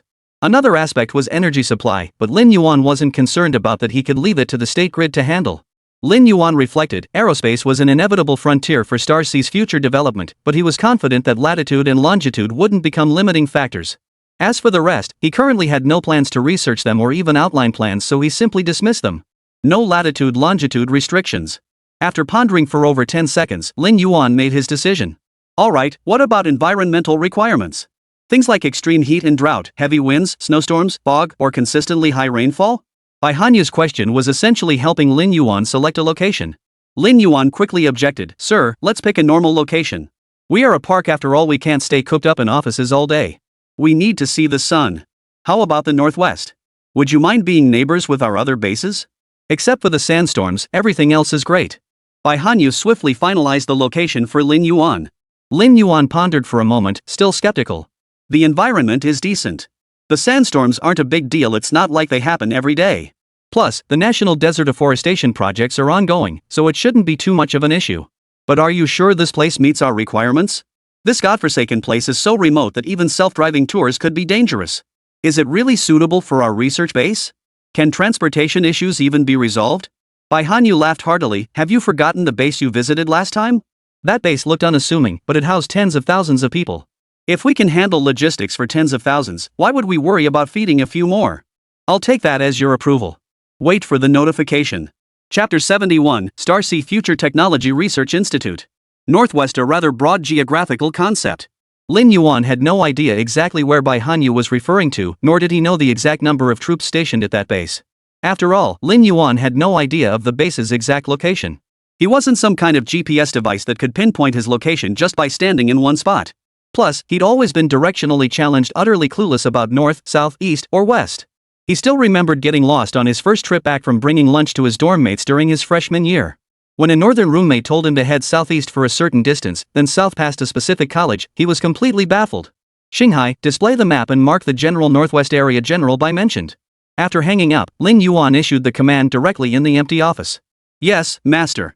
The Star Sea avatar suddenly projected itself onto the wall directly in front of Lin Yuan, revealing a massive map of China. Xinghai began his explanation. Master, according to the conventional division of the Northwest region, it encompasses 5 provinces, Shaanxi, Gansu, Ningxia, Qinghai, and Xinjiang, covering a total area of 3.04 million square kilometers. This constitutes 32% of our nation's total land area. Would you like me to help you identify the regions, Master? Lin Yuan considered for a moment. Sure, give me a preliminary overview of the general area. Got it. With that, all other provinces on the map vanished, leaving only the enlarged map of the 5 northwestern provinces. Then, one by one, red and blue zones were marked. Master, the red zones are no-fly areas, indicating likely military bases or classified facilities. The blue areas match the criteria you described earlier. There are 1,837 viable options in total. All data is sourced from the Beidou satellite communication system. Lin Yuan's eyebrow twitched. How many? 1,837? Eliminate all areas under 20 square kilometers, remove those exceeding 50 square kilometers, and exclude any within 1,000 kilometers of the border. With each instruction Lin Yuan gave, more markers vanished from the map. By the time Lin Yuan finished, the remaining blue markers still covered the 5 northwestern provinces. Master, there are 326 options remaining. Why don't you try adding more criteria? Over 300 locations is still too many. This time, even Qinghai chimed in with a complaint. Lin Yuan had initially assumed the base selection would be limited due to stringent requirements, but he hadn't expected so many potential locations. Qinghai, where do you think the higher-ups will send us? Lin Yuan was stumped. After a few seconds of pause, Qinghai answered, based on your adjustments to the company's RD structure, combined with national regulatory requirements and the stipulations from the State Bureau of Secrets, the National Defense Science and Technology Industry Administration, and the Ministry of National Defense, it's highly probable will be placed in Gansu Province, with a smaller probability in Shaanxi Province. Before Lin Yuan could ask, Qinghai explained its reasoning. Xian Province borders foreign territories, while northern Gansu Province adjoins the national frontier.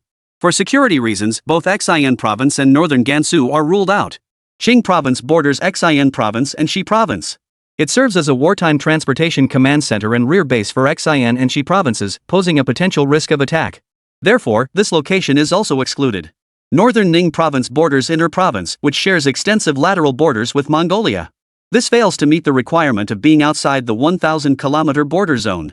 Therefore, southern Gansu Province and Shaanxi Province are the optimal choices. Moreover, its proximity to Sichuan Province makes it the most secure location for transportation, logistical support, and the transfer of auxiliary supplies. Consequently, the final selection will most likely be near the junction of Gansu, Shaanxi, and Sichuan provinces. Within this area, traveling from the Jiangcheng headquarters would require crossing at most one province or municipality. To reach Sichuan by air, one would fly through Chongqing to reach Gansu, one would only need to cross Shaanxi, and to reach Shaanxi, one could travel directly, as Hubei and Shaanxi are contiguous neighboring provinces. As Qinghai explained, the national map was reprojected. Qinghai even thoughtfully marked the aerial routes on the map.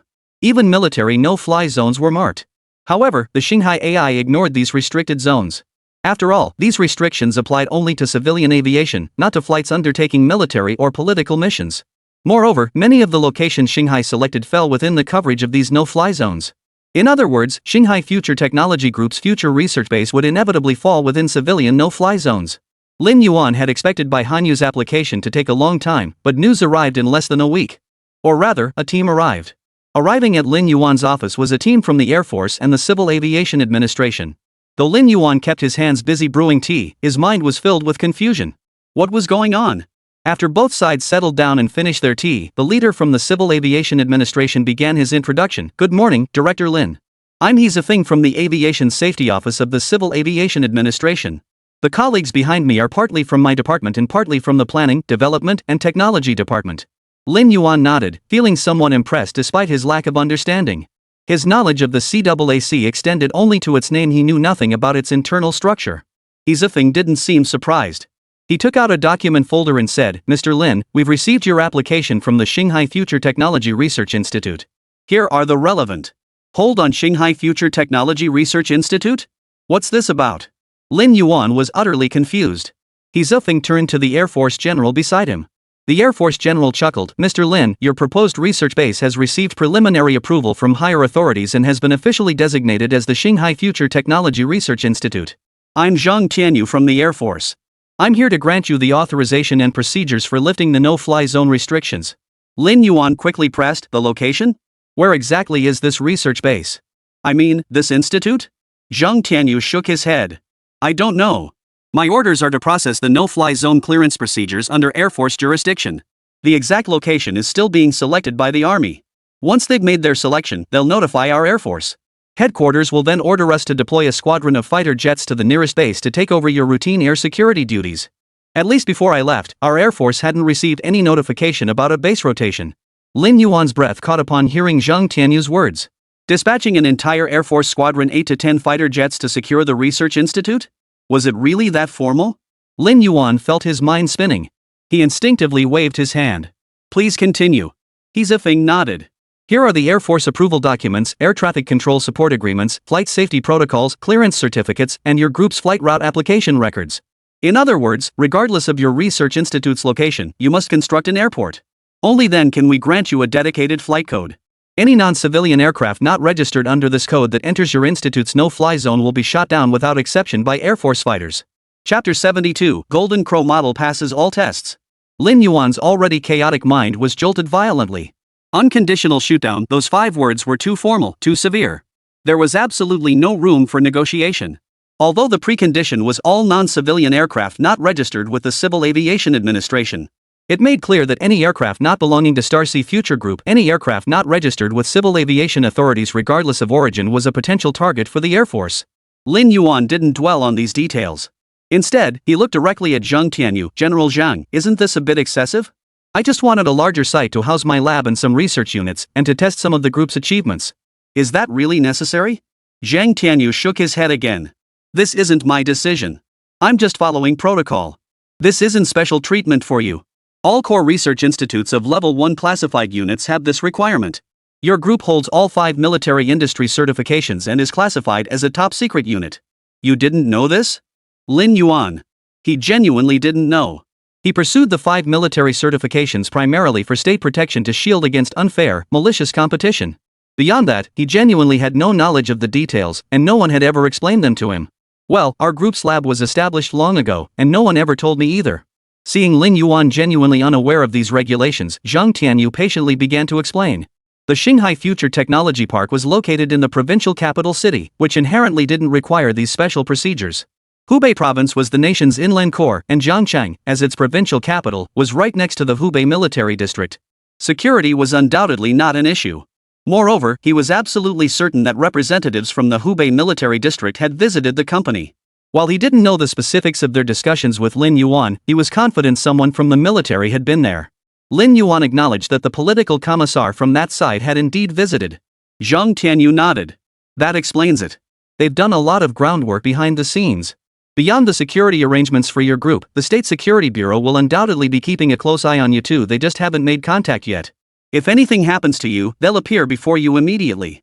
If nothing happens, just treat them as invisible. Lin Yuan nodded silently, saying nothing more as he waited for further explanation. He ziffing acted as if nothing had happened, ignoring their earlier exchange. After receiving a nod from Zhang Tianyu, he resumed his work. Mr. Lin, regardless of where your research institute decides to be built, an airport must be constructed according to requirements to facilitate emergency evacuation, and support. Therefore, the airport must be constructed to military airport standards. This thickest document contains the airport construction standards. At the end of the file, you'll find our recommended contractors for your selection. That won't be necessary. The construction corps will handle it centrally. They will lead the selection of contractors, with Huajian providing support.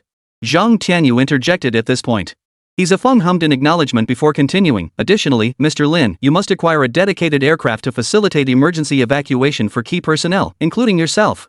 The aircraft must be domestically produced and pass a joint inspection by 3 departments within our bureau: the Transport Department, the Flight Standards Department, and the Aircraft Airworthiness Department. Simultaneously, it must pass inspections by the military, the State Secrecy Bureau, and several other agencies. I'm not sure how many other units will be involved in the inspections, but someone will contact you about that later. Lin Yuan waved his hand to interrupt.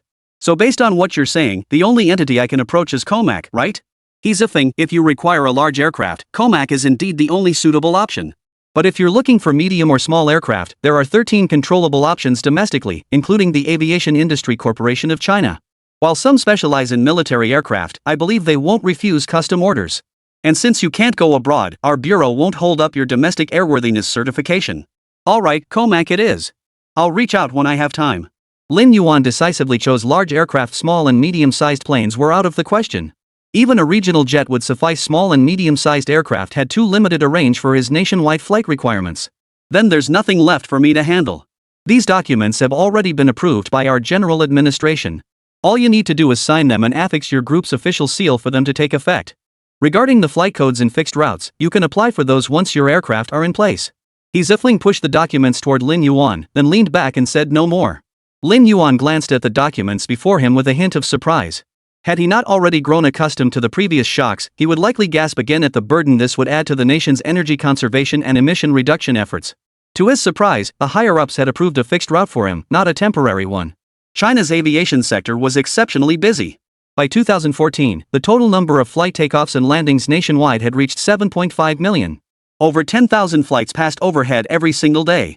Therefore, air routes are extremely precious. Even for civil aviation, the vast majority are temporary routes, often released by the military for civilian use. Very few companies actually obtain fixed routes, and non-aviation enterprises are especially rare. With a fixed route, takeoffs and landings can be scheduled at any time, requiring only airport and tower approval for queuing. However, for temporary routes, not only must the flight path be applied for in advance, but permission must also be sought from the airport and control tower. Moreover, if you repeatedly request temporary routes but don't fly them, it becomes much harder to secure approvals in the future. More often than not, however, temporary route applications are denied due to China's overwhelmingly congested airspace, which may lack sufficient resources to grant approvals. Which route is our fixed one? Lin Yuan quickly asked.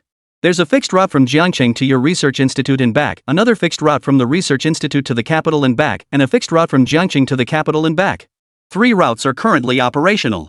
However, among these 3, the fixed route from the capital to Jiangcheng may occasionally need to be lent to government departments and special units for their use. As someone from the Air Force, Zheng Tianyu was clearly more familiar with this aspect. Lin Yuan readily agreed such a minor matter was insignificant. Although the exact location of the research institute hadn't been finalized yet, Lin Yuan had been receiving numerous visitors lately.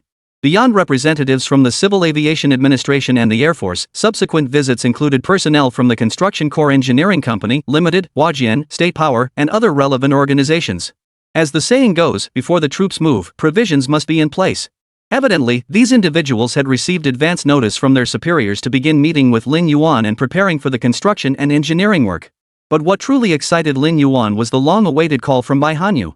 Mr. Lin, your Golden Crow scale model has passed all aerodynamic profile and stealth testing.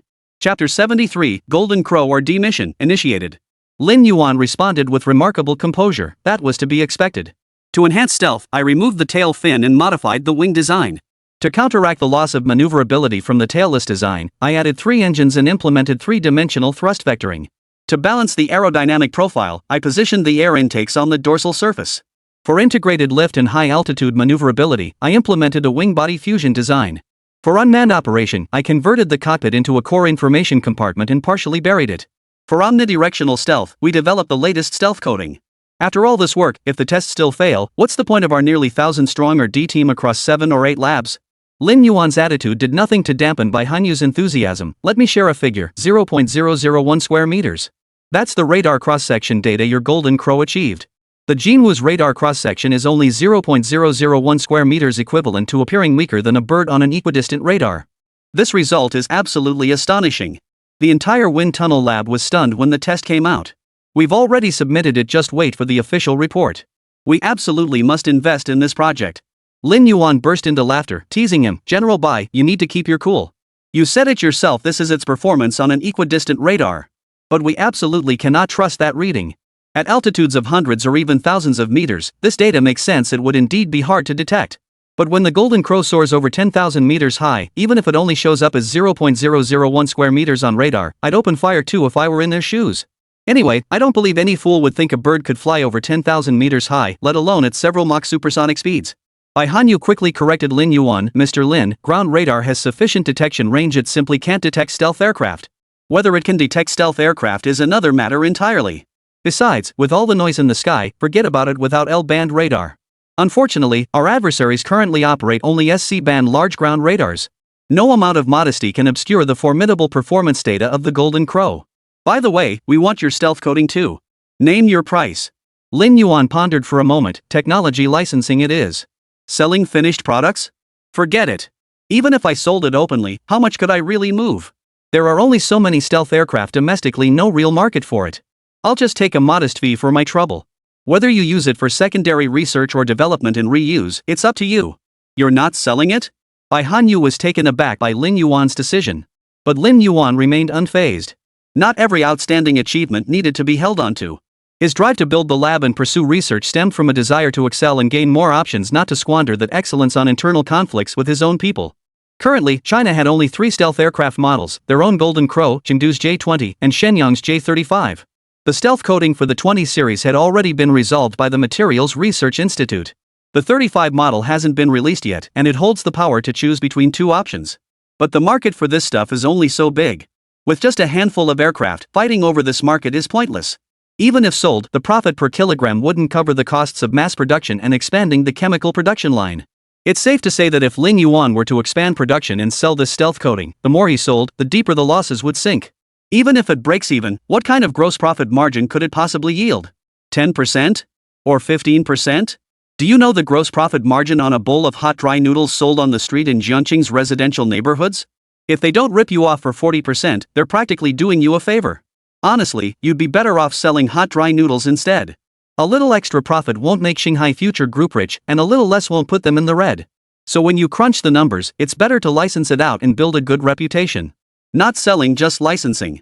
Anyone interested can come negotiate with us. Take the whole package for 100 million, including secondary RD licensing. If it's the stealth coating materials lab from the 20-unit project, I'll knock 20% off the licensing fee. Consider it a gesture of friendship. I recall that lab is Materials Research Institute 001, right? Though phrased as a question, Lin Yuan spoke with absolute certainty. This might be unknown to outsiders, but everyone in the industry knows. The elite circles of any industry are that small. Everyone crosses paths constantly. Who doesn't know who? Bai Hanyu was in a good mood. Yes, that's the one. You're giving them quite a discount. Cheap? Institute 001 specializes in stealth aerodynamics. When we mass produce the Golden Crow, I'll need them to provide manpower support. With this 20 million discount on the table, how could they not send a few expert teams and technical groups? Lin Yuan cut straight to the point. Now that the Jinwu test results were in, the next step was inevitably to enter the RD pipeline. Not only all relevant laboratories under Starsea Future, but also every related research institute and even some companies under Huachang Industrial Group and Huaca Academy would be mobilized. Radar systems, optoelectronic transmission, structural strength and stress analysis, flight dynamics, aerodynamic design and structural engineering, aerospace materials, dozens of companies and units specializing in various metal, organic, and inorganic materials. Not a single research unit in these fields would be spared. All would report to Starsea Future's Technology Park in Jiangcheng and establish on-site operations. This was precisely why the Shanghai Future Technology Park had been expanded to such a large scale in the first place. Because it wasn't just personnel arriving, but entire teams. Even much of their equipment would need to be transported over. Without ample space, it simply wouldn't be feasible. They can't just set up desks with partitions and sit in rows like ordinary companies, can they? What? Waiting for handouts? Of course, they're all housed in various laboratories in vast, spacious factory buildings. That very evening after Bai Hanyu hung up the phone, Lu Yanghua, the political commissar of the Yi Province military region, once again led a team to Shanghai Future Technology Group. Alongside the transport vehicles filled with soldiers armed to the teeth came a team of nearly 100 experts. Lu Yanghua approached Lin Yuan, saluted, and got straight to the point. Mr. Lin, per headquarters orders, your entire laboratory complex is now under martial law. The brothers behind me will change into civilian clothes overnight and begin security duties. Please arrange for them to coordinate with your security department. Also, allow me to introduce someone. He shifted slightly, revealing a middle-aged man in his 50s standing behind him. The man stepped forward and shook hands with Lin Yuan. Good evening, Mr. Lin. I'm Yang Wenba from Institute 001. And this gentleman beside me is Qi Si Yuan from Institute 611. We understand Golden Crow was developed by your team. Superiors have assigned us to participate in its RD and mass production. After Yang Wenba introduced himself, Qi Si Yuan also stepped forward to shake hands with Lin Yuan. Institute 611 was Rongfei's own Aircraft Design Research Institute, the primary unit responsible for the 20 series aircraft development project. Chapter 74, Veteran Inspection, Global Talent Recruitment. In the golden autumn of October, the plane trees throughout the campus began to display the distinctive golden hues unique to this season. The entrance was immaculately tidied, with security personnel dressed in brand new custom suits and wearing earpieces lined up in formation. Lin Yuan patiently waited at the entrance with all the subsidiary CEOs. The entire main thoroughfare of Technology Avenue was under full security lockdown. Ever since the Shanghai Future Technology Group headquarters was built, the Jiangcheng municipal government had renamed this thoroughfare Technology Avenue. Number 001 Tech Avenue was the location of Shanghai Future Technology Park and the group's headquarters. Under the warm autumn morning sun, they didn't wait long before a motorcade slowly came into view. Minutes later, the convoy came to a halt. The chief elder of the cabinet stepped out of the vehicle, commencing the official tour of Star Sea Future Technology Group. The moment he stepped out, Lin Yuan immediately led his team forward to greet him. "Good morning, elder. Welcome to Shanghai Future Technology Group." The elder nodded with a smile, glancing at the tech park's wide main gate before turning his attention to the group behind Lin Yuan. "Such a young team. Mr. Lin, your team is truly remarkable." Lin Yuan smiled and turned slightly. "Please come in, elder. Let's proceed." The elder nodded slightly and followed Lin Yuan's lead into the park. Behind them, a swarm of journalists with their long lenses and cameras kept their equipment trained on the group, shutter clicks echoing incessantly. Upon entering the grounds, vast green spaces and wide avenues immediately came into view. At the end of the road stood a towering skyscraper hundreds of meters high. The towering sign bearing the 8 characters Star Sea Future Technology Group stood prominently atop the building, visible from a great distance. "Elder, shall we start with the office building?" Though phrased as a question, Lin Yuan's tone carried certainty. The visit and administrative arrangements had been coordinated with their group by the General Office of the State Council a month prior. There was no room for error. The elder nodded and led the way toward the office building. Upon entering the building, the entire first floor was a vast atrium. Apart from the central service counter flanked by sofas, tea tables, and water dispensers, the space was entirely devoid of other furnishings. As the elder entered, 6 receptionists in tailored women's suits rose in unison. "Welcome to the Star Sea Future Technology Group." The elder looked at Lin Yuan with a smile. "Mr. Lin, this reception hall is truly impressive." Fearing the elder might misunderstand the receptionist's presence, Lin Yuan hastened to explain, "Since our group's business expanded, organizations from all industries visit daily to discuss collaborations. Before, my office was just a 3-story building left behind by Yuan Feng. Everyone who came would make fun of it. After restructuring into a group, we unanimously decided to expand. This lobby is the first impression the outside world has of our group. Whether collaborations succeed or not, we must leave a positive impression." The elder didn't dwell on the matter. After greeting the receptionist, he walked to the rear and was slightly taken aback by the sight of 15 elevator banks flanking the space on either side. 30 elevator banks in total? How many people does this building hold? As he asked, the veteran noticed floor guides and building descriptions displayed on the walls. Lin Yuan introduced with a hint of pride, "This is the administrative building. All administrative departments of our group's subsidiaries and internal support departments operate here. The building has 32 floors in total. Aside from the top floor, which houses my office, and the first floor lobby, all 30 floors are fully occupied. The total number of employees in this building is now approaching 8,000. Additionally, our group now has over 30,000 employees in total, with more than 10,000 working here at this office. The remaining personnel are distributed across the capital, Shenzhen, and Optics Valley." Despite having prior knowledge, the veteran executive still expressed surprise. Growing from 1,000 employees to this scale in just over 2 years, that's no small feat. Lin Yuan smiled without responding. The elder glanced around casually before heading toward the single elevator on the left and stepping inside. He pressed the button for the 15th floor. This floor housed the Human Resources Department. The elevator arrived swiftly. As the elder stepped out, applause erupted across the spacious office area. The elder paused for a moment briefly, but Lin Yuan caught it. Stepping out of the elevator, the elder looked at the young man closest to him. "Young man, I just picked a floor at random. How did you know? And you were specifically waiting for me here?" The young man addressed nervously replied, "We didn't actually know, but the system's AI assistant just notified us that you selected the 15th floor. So we prepared in advance? Artificial intelligence? Is it Star Sea?" The elder's interest was piqued. The young man nodded honestly. "Yes." The elder said nothing more, instead strolling casually around the office. He observed thick stacks of documents piled high on each of their desks. He then turned to Lin Yuan. "Mr. Lin, does your HR department really have this much paperwork?" Lin Yuan smiled and gestured toward a woman beside him. "Elder, this is Zhuang Jingyi, head of human resources for our group. She can explain it to you." Zhuang Jingyi wore a tailored women's suit with high heels, a lapel pin bearing the Star Sea Future Technology Group logo pinned to her collar. "Veteran, the area we're in now is the Overseas Recruitment Center of the HR department. The materials on their desks contain all the applicant information our group has received in the past month. A year ago, our group issued a global recruitment call seeking qualified individuals worldwide to join our organization. Simultaneously, we've partnered with top-tier global executive search firms like Korn Ferry to identify talent worldwide." The elder nodded slightly. "And how has that been going?" Zhuang Jingyi's smile brightened. "We've now established 17 office centers across 5 continents. Currently, 312 group employees are stationed at these centers. All candidates meeting our requirements are notified by the nearest office center, which then arranges online interviews and onboarding assistance. Since the program's launch on April 17 last year, we have recruited 3,127 senior talents from Huagua. The vast majority graduated from Ivy League universities in America, the Russell Group in the UK, and the U15 Alliance in Germany. All have held positions at Fortune 500 companies across 17 sectors. Whether it's Rolls-Royce, the aviation engine giant from John Morton, the chemical giant from Italy, or Dassault Systems, the industrial software giant from France, they are all our targets. Though the elders had long heard of Star Ocean Future Group's global recruitment drive, they hadn't anticipated such extensive reach. Outsiders recognize Rolls-Royce's distinctive double R emblem, yet few realize it represents Rolls-Royce itself. Even fewer realize Rolls-Royce is John's most critical aerospace engine manufacturer, a military contractor. As for Italy's Morton Company, their true core chemical product lies in the research, development, and production of photosensitizers for photoresist.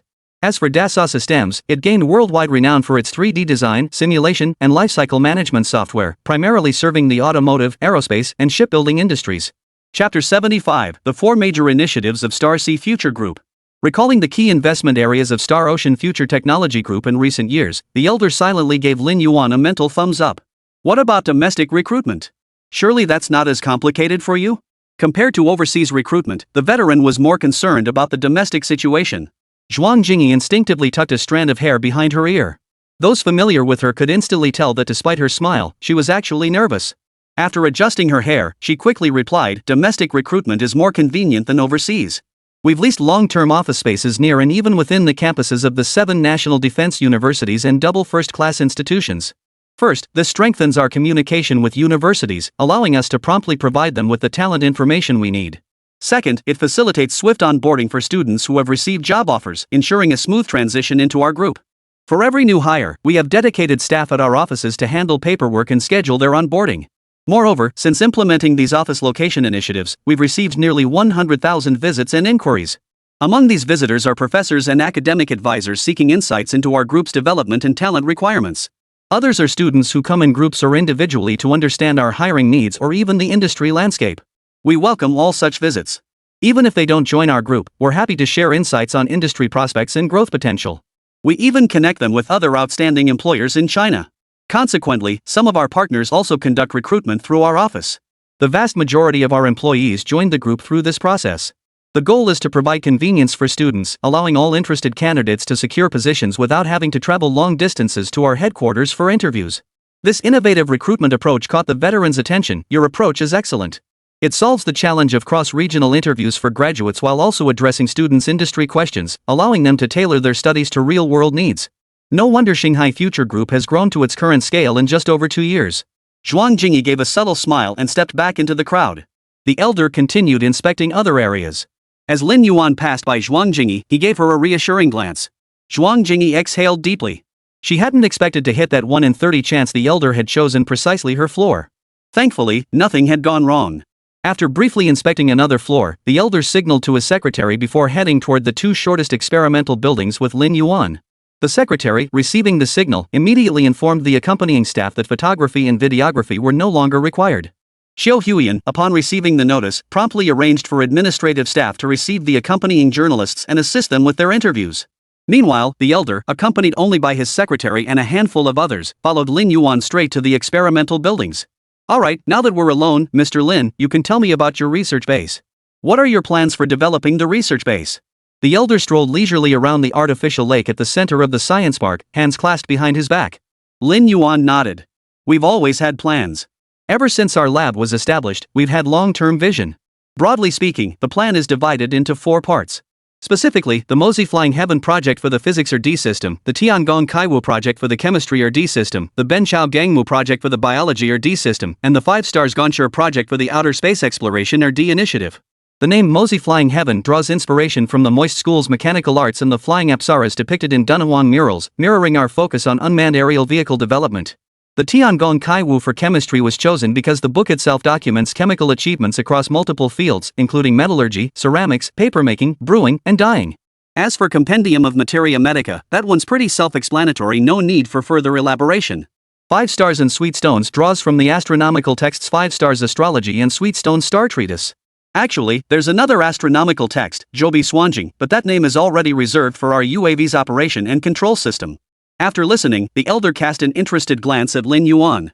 That's intriguing. Have you read all these works? Yes, Lin Yuan nodded honestly. The elder nodded. The names don't matter. What's crucial is your RD objective. Lin Yuan paused briefly before slowly outlining the grand blueprint in his mind. Mosey's flight to heaven. The ultimate goal of all physics research is to break through humanity's current propulsion methods, enabling true human flight. Even nuclear energy, as Lin Yuan currently understood it, failed to impress him. Because nuclear energy fundamentally still has a very low thermal energy utilization rate. It remains confined to the realm of boiling water using thermal energy to heat water, producing steam to drive turbines for power generation. It merely replaced the means of obtaining thermal energy from internal combustion engines and gas turbines with nuclear reactors. For humanity's journey into outer space, nuclear power can only guarantee sustainability but falls short in intensity. Within the Milky Way galaxy, as humans know it, the diameter varies across different structural scales. Yet regardless of the scale considered, the galaxy's minimum diameter spans at least 87,400 light-years. If humanity cannot break the speed of light, we may never escape the Milky Way even after our civilization ceases to exist. The chemical research system of Tiangong Kaiwu exists to support physical and biological initiatives, primarily addressing existing limitations in materials science and discovering new elements. For instance, the chemical laboratory complex of the Starsea Future Technology Group currently focuses on carbon element research. The first achievement is single crystal high-temperature alloys, which are currently being further developed for application in new energy sources. Meanwhile, the biological research program of the Compendium of Materia Medica has two objectives. First, it seeks to address human frailty by tackling cancers, incurable diseases, and genetic disorders at the genetic level. Scientifically speaking, whether it's cancer, terminal illnesses, or genetic disorders, they are fundamentally caused by defects or mutations at the genetic level. Second, it seeks to cultivate plants through biological methods to improve planetary environments, ensuring humanity can transform new planets into habitable worlds upon arrival. The Outer Space Exploration and Development Program's 5-star Gonshur initiative remains inactive as it currently lacks the necessary conditions for launch. The current Starsea Future Group still lags significantly in semiconductors, materials, and propulsion technologies, failing to meet the necessary prerequisites for launch. The 5-star Gonshur plan is dedicated to the development of extraterrestrial resources, addressing the scarcity of Earth's resources and laying the groundwork for humanity's exploration of the cosmos. The plan is excellent. Based on the Cabinet's current understanding, your physics and chemistry initiatives have already commenced, and the biological component is in preparation. But now you lack sufficient space, so you require new facilities? The Elder finally revealed the core purpose of his visit. Chapter 76, International Atomic Energy Agency? Ignore. Yes. Many of our experiments and RD projects have specific requirements for both space and environment. Not only do we need spacious grounds and significant underground depth, but we also need to avoid populated areas. In a place like Zhangcheng, if I were to make any kind of disturbance, the entire central region of 6 provinces wouldn't be able to rest easy. To avoid taboo topics, Lin Yuan didn't state things too directly. But by first mentioning nuclear energy and genetics, then referring to spacious grounds and underground depth, Lin Yuan was confident the Elder could read between the lines. The Elder hummed in acknowledgement but said nothing further. Throughout the tour of the 2 lab buildings and the lunch break that followed, he never revisited the subject. Clearly, he was contemplating something. After lunch, Lin Yuan took a document summary from Liang Meng and handed it to the Elder's secretary. The secretary accepted the documents and handed them to the Elder. In Lin Yuan's spacious office, the Elder silently leafed through the documents. The dozen or so people seated in the office waited in silence, the room utterly still. The office was meticulously decorated with exceptional soundproofing. Even at this top floor, the howling autumn wind outside remained inaudible. The only sound in the entire office was the rustling of pages as the Elder reviewed the documents.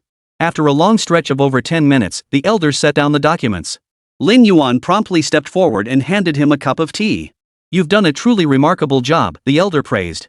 With a smile, he stood up, patted Lin Yuan on the shoulder, then walked to the massive floor-to-ceiling windows to observe the bustling crowd below in the courtyard. "I received the final assessment before arriving. It contained 3 pages, 3 approval documents. The first one is the approval document. Once I sign it, your RD-base application will be officially approved. The second document concerns the application to designate all 5 of your laboratories as national-level facilities. There were differing opinions within the State Council, which is why I visited your labs during this trip. As for the third, it's your company's entry ticket into the nuclear energy sector." At this point, the Elder turned his back to the window, smiling as he looked at Lin Yuan. "Before coming here, my decision was to sign the first one, designating a location in a certain region of the southwest. After hearing your plans and returning from the lab, I decided to sign the second one. I believe you've done an excellent job. In fact, your plan never even considered the issue of national-level laboratory accreditation. If you've achieved this far, we must support you. That's why the cabinet granted this accreditation. But the third proposal?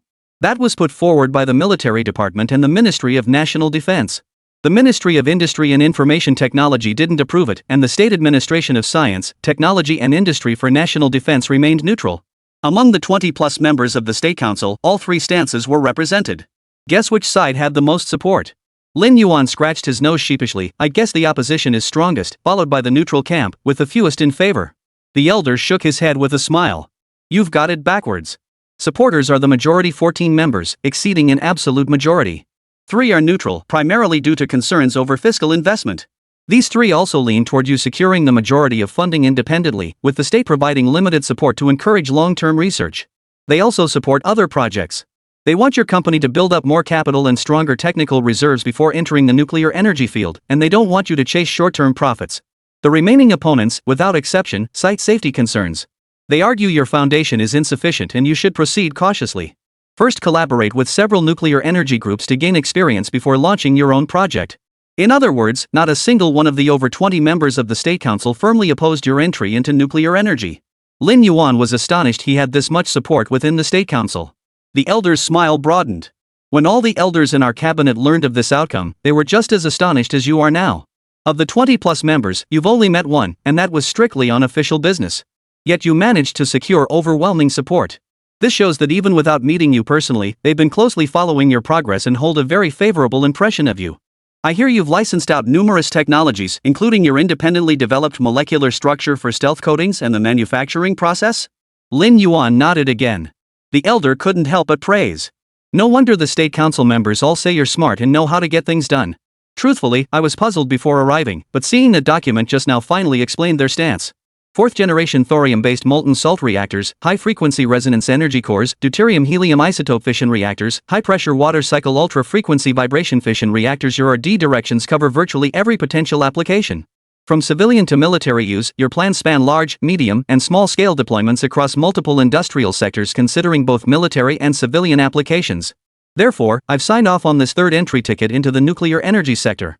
Lin Yuan pondered for a moment before finally shaking his head. Elder, I wish to decline the third one. I refuse to submit to IAEA oversight. While our group can sign the Non-Proliferation Treaty, I'm uneasy about having foreigners roaming around our core facilities. The elder waved dismissively.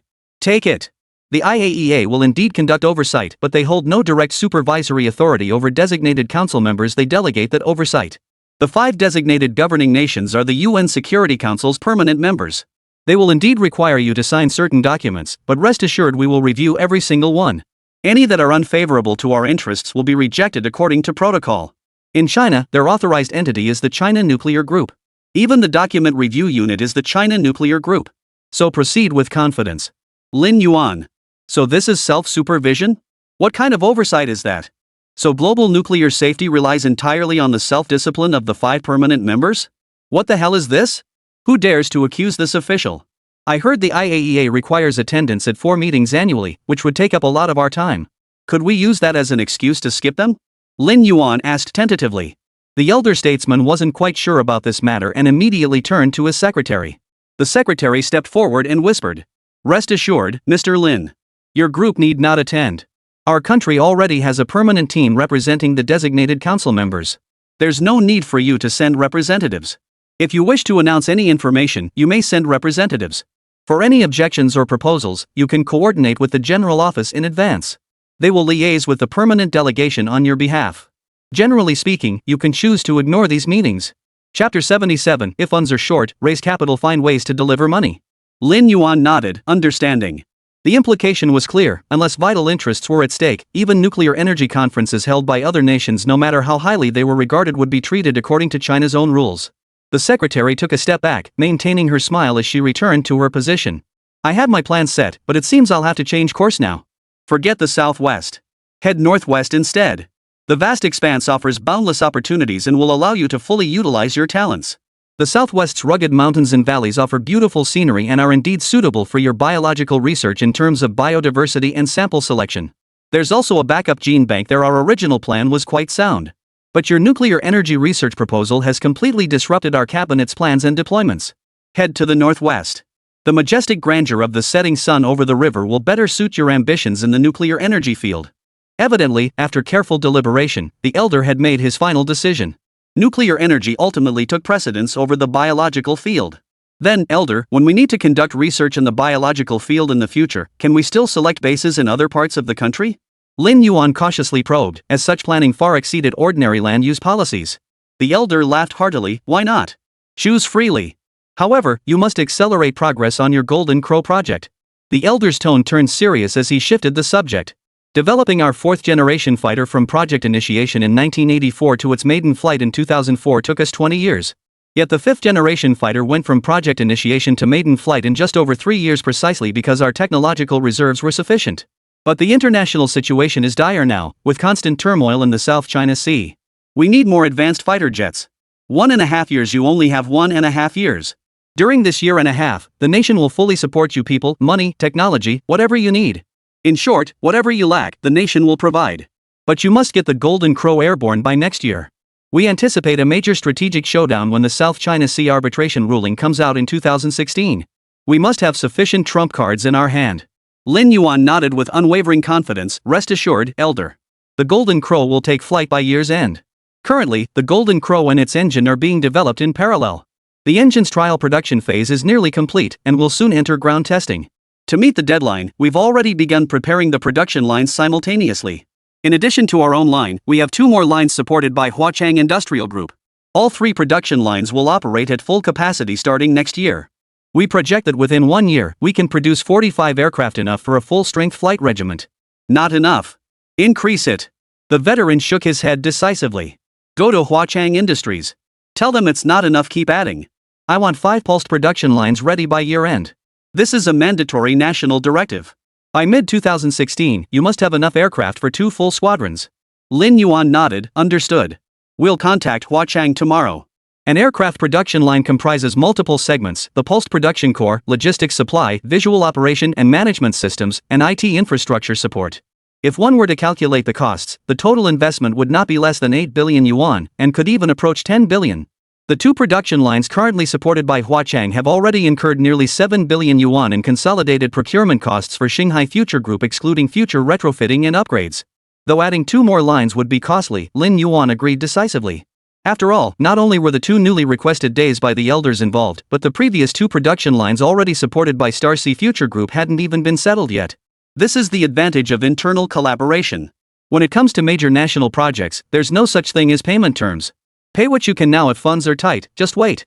Lin Yuan had once casually mentioned that Huahan's position was that higher-ups had said there was no rush, instructing them to wait until Starsea Future Group's fighter jet orders came through and funds were secured before settling the accounts.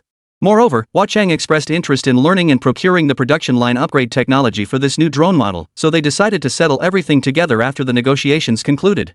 As for Starsea Future Group, they weren't truly cash-strapped. Quite the contrary, they were actually quite wealthy. Revenues from Starsea server system procurement, orders for the Tsanglong drones, and profits from third-generation lithium iron phosphate batteries for civilian use combined with various R&D subsidies from the state and major ministries meant they currently held over 10 billion in cash reserves. But for developing a new 5th-generation fighter jet, it's still nowhere near enough. Both higher-ups and Huachang knew this, so no one brought up the money. Don't think my demands are unreasonable, the truth is, we're running out of time. The elder sighed softly, a rare flicker of worry crossing his features before vanishing. Do you have enough funds? We're fine. Business is steady, battery sales are strong, system revenue is excellent, and our high-end CNC machine tools are gaining momentum this year. Huawei is about to pay a system licensing fee. Adding that to our current cash reserves, we should have around 13 billion. Lin Yuan was optimistic, at least it should cover the immediate issue. The elder shook his head. No, it's not enough.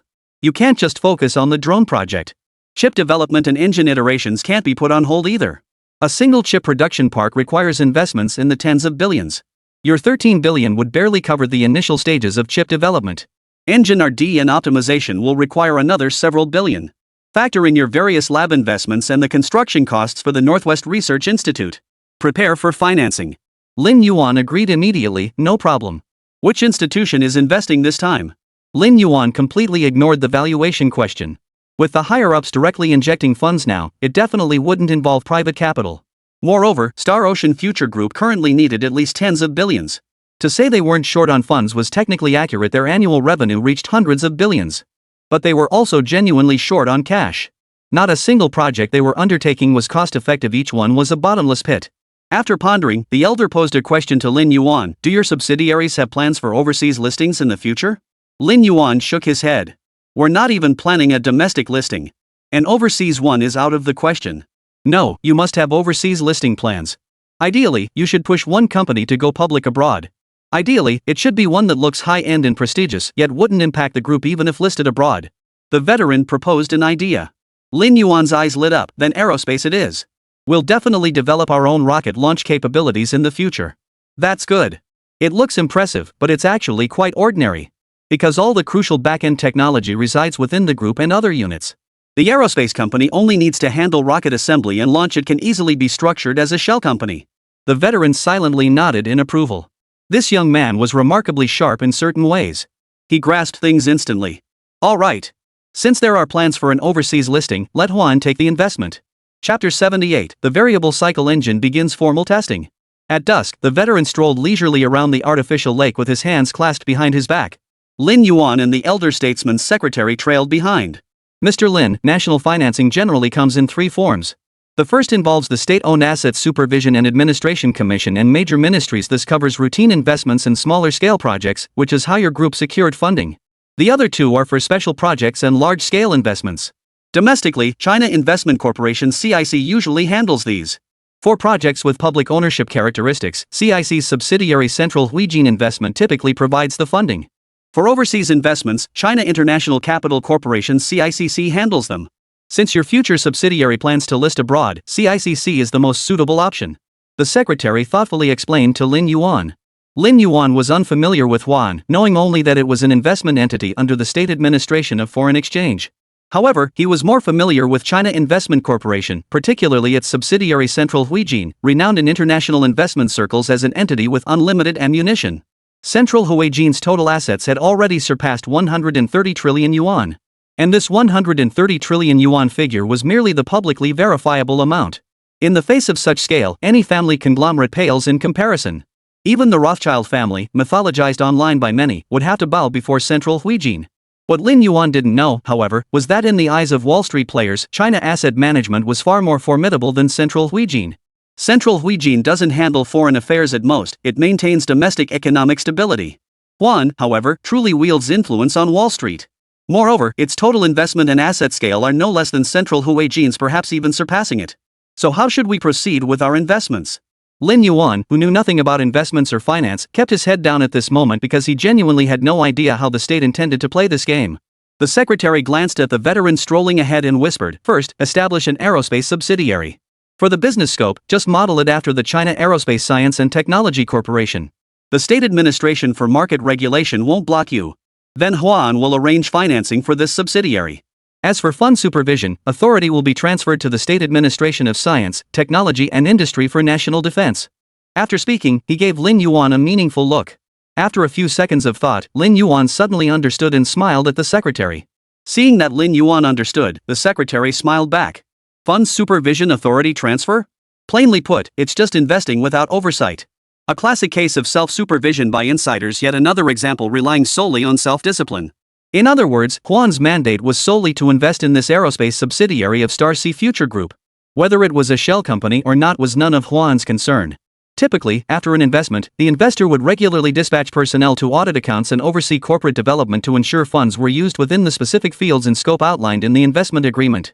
But Huan handed over its oversight authority to the State Administration of Science, Technology and Industry for National Defense (SASTIND). The State Administration of Science, Technology and Industry for National Defense. Their sole responsibility is overseeing defense and military technology (RD) for classified and key units. To put it plainly, this was no longer a suggestion but a direct directive for Lin Yuan to divert funds and invest them in the group's major projects. While this added a layer of procedural complexity, the future benefits were immense. When this aerospace subsidiary eventually lists overseas, Huan will effectively hold its founding shares, enabling Star Sea Future Group to maintain equity stability in this subsidiary. Many overseas stock markets and capital sources require parent companies not to hold absolute controlling stakes, at least not overtly. This is an unwritten rule in capital markets, applied equally to all nations, not just China. It's all about making money. However, as long as the share transfer is reasonable, Shanghai Future Group's own holdings combined with Huan's shares would still enable absolute control. To put it bluntly, it's still an internal affair. The capital markets simply lack the leverage to influence the aerospace subsidiary. Even if the worst were to happen, this company is essentially just a space firm that assembles and launches rockets. It possesses no core aerospace technologies, so even if its ownership changes, the impact on the group or the nation would be negligible. After all, if Shanghai Future Technology Group wanted to establish a similar company, its top brass could likely set up another one in no time. Business registration itself is a process with inherent barriers. For ordinary individuals starting ordinary businesses, the Administration for Market Regulation doesn't care as long as it complies with laws and regulations, it's approved. But venturing into critical sectors like nuclear energy, aerospace, or defense domains controlled by the state requires high-level approval. Without it, registration is impossible. The first hurdle, selecting the business scope at the Administration for Industry and Commerce, would be impossible to clear. They might not even present the option. That evening, after his walk, the elder bid farewell to Lin Yuan and the others before departing Jiangcheng, rushing back to the capital overnight. When the elder visited the region for an inspection, the provincial committee was naturally required to accompany him. Watching the elder statesman's motorcade depart, Governor Cheng Zelian cast a complex glance at Lin Yuan.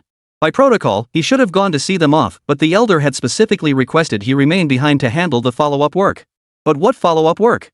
It was essentially a setup for Cheng Zelian to liaise with Lin Yuan. Mr. Lin, you and the elder discussed matters for quite some time in the conference room this afternoon. Is there anything requiring our Hubei province to handle? Cheng Zelian deliberately avoided mentioning the follow-up task. He knew it had never been his real purpose. The elders clearly intended to convey something through Lin Yuan. We need to register an aerospace subsidiary. Its business scope should align with that of the Aerospace Science and Technology Corporation. No problem. Just register the capital as subscribed. No need for actual payment yet. Submit the other materials as usual. The corporate headquarters will be located here, but the research institute will be elsewhere. There may be no actual operations initially. We'll need to wait until our out-of-town research facility is completed. No problem. We'll coordinate with the State Administration for Market Regulation. We'll notify your group of any required materials in due course. Before the new year, we'll have a large shipment of equipment arriving at headquarters. It will require nighttime transport, with much of it arriving by rail. We may need road closures during those hours. Understood. We'll notify the provincial committee in advance and arrange police coordination and road closures. Nothing major, really. That's about it. Lin Yuan smiled, looking relaxed. Cheng Zelian nodded. Alright, I'll get started on this. I'll notify your group once there's an update. With that, he departed with his secretary. Regarding the 3 tasks he'd been assigned, Cheng Zelian agreed without hesitation, thinking nothing further of them. For him, it was simply a matter of fulfilling the requirements. The reasons behind them held no interest or curiosity for him whatsoever. Ever since the elders' inspection, the entire Star Sea Future Group seemed to have entered an exceptionally busy phase. Lin Yuan spent most of his time in the laboratory or various testing workshops in factory buildings. This hectic pace continued until late December. When Lin Yuan next encountered Bai Hanyu, the latter approached the testing workshop entrance with a group of people, his face aglow with excitement. The Jingwei variable cycle engine is finally undergoing its official ground test run. We've been waiting for this day for so long. Chapter 79, The Gods of Wealth Gather, testing commences. Come on. What's the point of standing here in the cold wind? I want to go inside and take a look. Before Lin Yuan could respond, Bai Hanyu rubbed his hands together and tugged him toward the entrance. Following behind Bai Hanyu were not only military leaders but also personnel from the Huachang Industrial Group. They were all from major aircraft research institutes and power research institutes. Mr. Lin, we hope you don't mind us taking a look around. The head of Ancien Aircraft Research Institute peered inside with curiosity before smiling at Lin Yuan. Lin Yuan quickly shook his head. Of course not. Not only have your institutes provided invaluable assistance throughout the R&D process, but we'll also rely on your guidance for future mass production. Besides, you'll all be our financial backers going forward. From north to south, Shenyang Aircraft, Xi'an Aircraft, Chengdu Aircraft, Shaanxi Aircraft, Harbin Aircraft, Hongdu Aviation, Changchun Aircraft, Guiyang Aircraft, our financial backers are all here today. You cover every type of aircraft: fighters, carrier-based aircraft, transport planes, bombers, electronic warfare aircraft, early warning aircraft, tankers, anti-submarine patrol aircraft, trainers, and helicopters. Everything that flies is represented here. Whether we need your services now or not, I welcome you all. Who knows when we might need your expertise in the future. The head of Changfei quickly waved his hands. Mr. Lin, please don't count us in. We specialize in helicopters. We may not have a use for your turbofan engines. I'm here today to witness you making history once more for China's aviation industry. Lin Yuan immediately countered, Chief Engineer Zhao, you're being too modest. Adapting the core turbofan engine into a turboshaft engine isn't impossible. What you care about is shaft power output. The strength of our Jingwei engine lies in its compressor, combustion chamber, and turbine areas where we share common ground. As for the variable cycle functions and programming, just don't ask us to remove them. Chief Engineer Zhao turned to his colleagues and chuckled. I'd heard rumors that Starsea Future Group was desperately short on funds lately. I didn't believe it at first, but now I'm convinced. Look at him, a turbofan engineer, now he's setting his sights on my turboshaft engine. The others watched with amusement, yet not a single chief engineer or designer present refuted Lin Yuan's argument. His reasoning held merit, otherwise Changfei wouldn't have sent representatives. Though turboprop engines don't rely on jet thrust, their combustion chambers, turbines, compressors, and even air intakes share significant similarities with turbofans. Both technically and in terms of materials, there was indeed a strong correlation. Simply put, a turbofan engine compresses air through the intake duct and compressor, then mixes it with fuel for combustion in the combustion chamber. The high-temperature exhaust gases undergo a series of treatments before being expelled through the nozzle. This propels the aircraft forward. In a turboshaft engine, the initial stages are nearly identical. The key difference lies in the final stage. Instead of expelling the high-temperature exhaust gases through a tail nozzle, they drive a turbine. This turbine, in turn, powers a transmission shaft that drives the helicopter's rotor blades. Therefore, from a certain perspective, having a good turboshaft engine does not necessarily mean having a good turbofan engine, but having a good turbofan engine will inevitably lead to the development of a good turboshaft engine. Thus, it's no exaggeration for Lin Yuan to call them both moneymakers. While they may not need the Jingwei variable cycle engine itself, the technologies and components within it will certainly be applicable. Wherever there's a need, there's room for collaboration. After the banter, Lin Yuan led everyone inside the test workshop, where many people had already gathered early. The water reservoir was gradually filling, and all surrounding firefighting measures had been fully activated. Dozens of fire hydrants and foam cannons throughout the workshop were now aimed directly at the Jingwei variable cycle engine at the center. Originally, the entire workshop had been tightly cordoned off by multiple layers of security. However, as the test deadline approached, the guards stationed at the rear of the workshop had received orders to withdraw completely. In less than 10 minutes, temperatures exceeding thousands of degrees would erupt from this location. Standing here would result in instant vaporization. It was no longer a place for humans to remain. Suddenly, yellow warning lights began flashing throughout the workshop as the voice of the Xinghai AI echoed throughout the space. Warning, warning. Ground testing of the Jingwei variable cycle engine will commence in 5 minutes. All security personnel must retreat beyond the safety perimeter.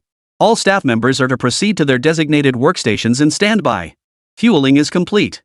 Ground crew members, evacuate immediately and return to the observation area for rest. All procedural drives are now activated. All system locks have been released. Subsequent operations will be handled by me. System team members, please return to the observation center immediately and stand by. Final repeat, all personnel must evacuate immediately. Before Lin Yuan and the others could reach the observation area, Xinghai AI's usually cheerful voice echoed through the workshop this time. However, it was tinged with grave seriousness. A chief engineer from Shaanxi Aircraft Industry Group paused upon hearing this, then hurried over to Lin Yuan.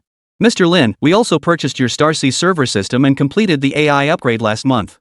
How come ours is so different from yours? While its performance is indeed impressive, compared to yours, I feel it falls far short. The others nodded in agreement. Lin Yuan shrugged, there's nothing we can do. Our cooperation agreement stipulates regular maintenance schedules and upgrade requirements. Non-functional optimizations and upgrades typically occur once a year, unless critical issues arise. So achieving that level of experience depends entirely on when you signed your contract with us. So we'll have to wait until next July to get that level of capability? The chief engineer sounded disappointed. Lin Yuan nodded. If your contract with us was signed in July, then you'll have to wait until next July. Or you could request to shorten the interval by signing a supplementary agreement, but I don't see much point. The review process is not only cumbersome but also requires security clearance. We'll just have to wait a bit longer. It's not like it's going anywhere. Let's go, old Lin. No time to waste on this. Bai Hanyu patted the chief engineer on the shoulder and led the way into the observation room. No sooner had everyone settled into the observation room than the 5-minute countdown ended, and the engine began its preheat cycle. As the procedure initiated, the engine gradually revealed its formidable presence within the workshop, its roar steadily intensifying. The preheat phase was brief, concluding in under 5 minutes. It was at this stage that those present began to notice something unusual. The core combustion chamber temperature surged from 0 degrees to the required 1,800 degrees in just 3 minutes, an exceptionally rapid ascent. Once the core combustion chamber reached 1,800 degrees, the test run officially commenced. The tail nozzles, which had been spread open, suddenly contracted. With a thunderous roar, the Jingwei variable cycle engine surged to full power. The readings on the large screen beside the observation room began to climb and fluctuate wildly. Power output. Torque. Fuel consumption. Vibration coefficient. Speed. Noise. Hundreds of values began fluctuating non-stop. Chapter 80, Jingwei's Transformation A Cycle Engine? That's terrifying. Among all the data, the most critical figures were displayed prominently at the forefront, allowing one to grasp them at a glance. Including thrust, power output, fuel consumption rate, thrust-to-weight ratio, thermal efficiency, and power density. Preparing to enter supersonic phase.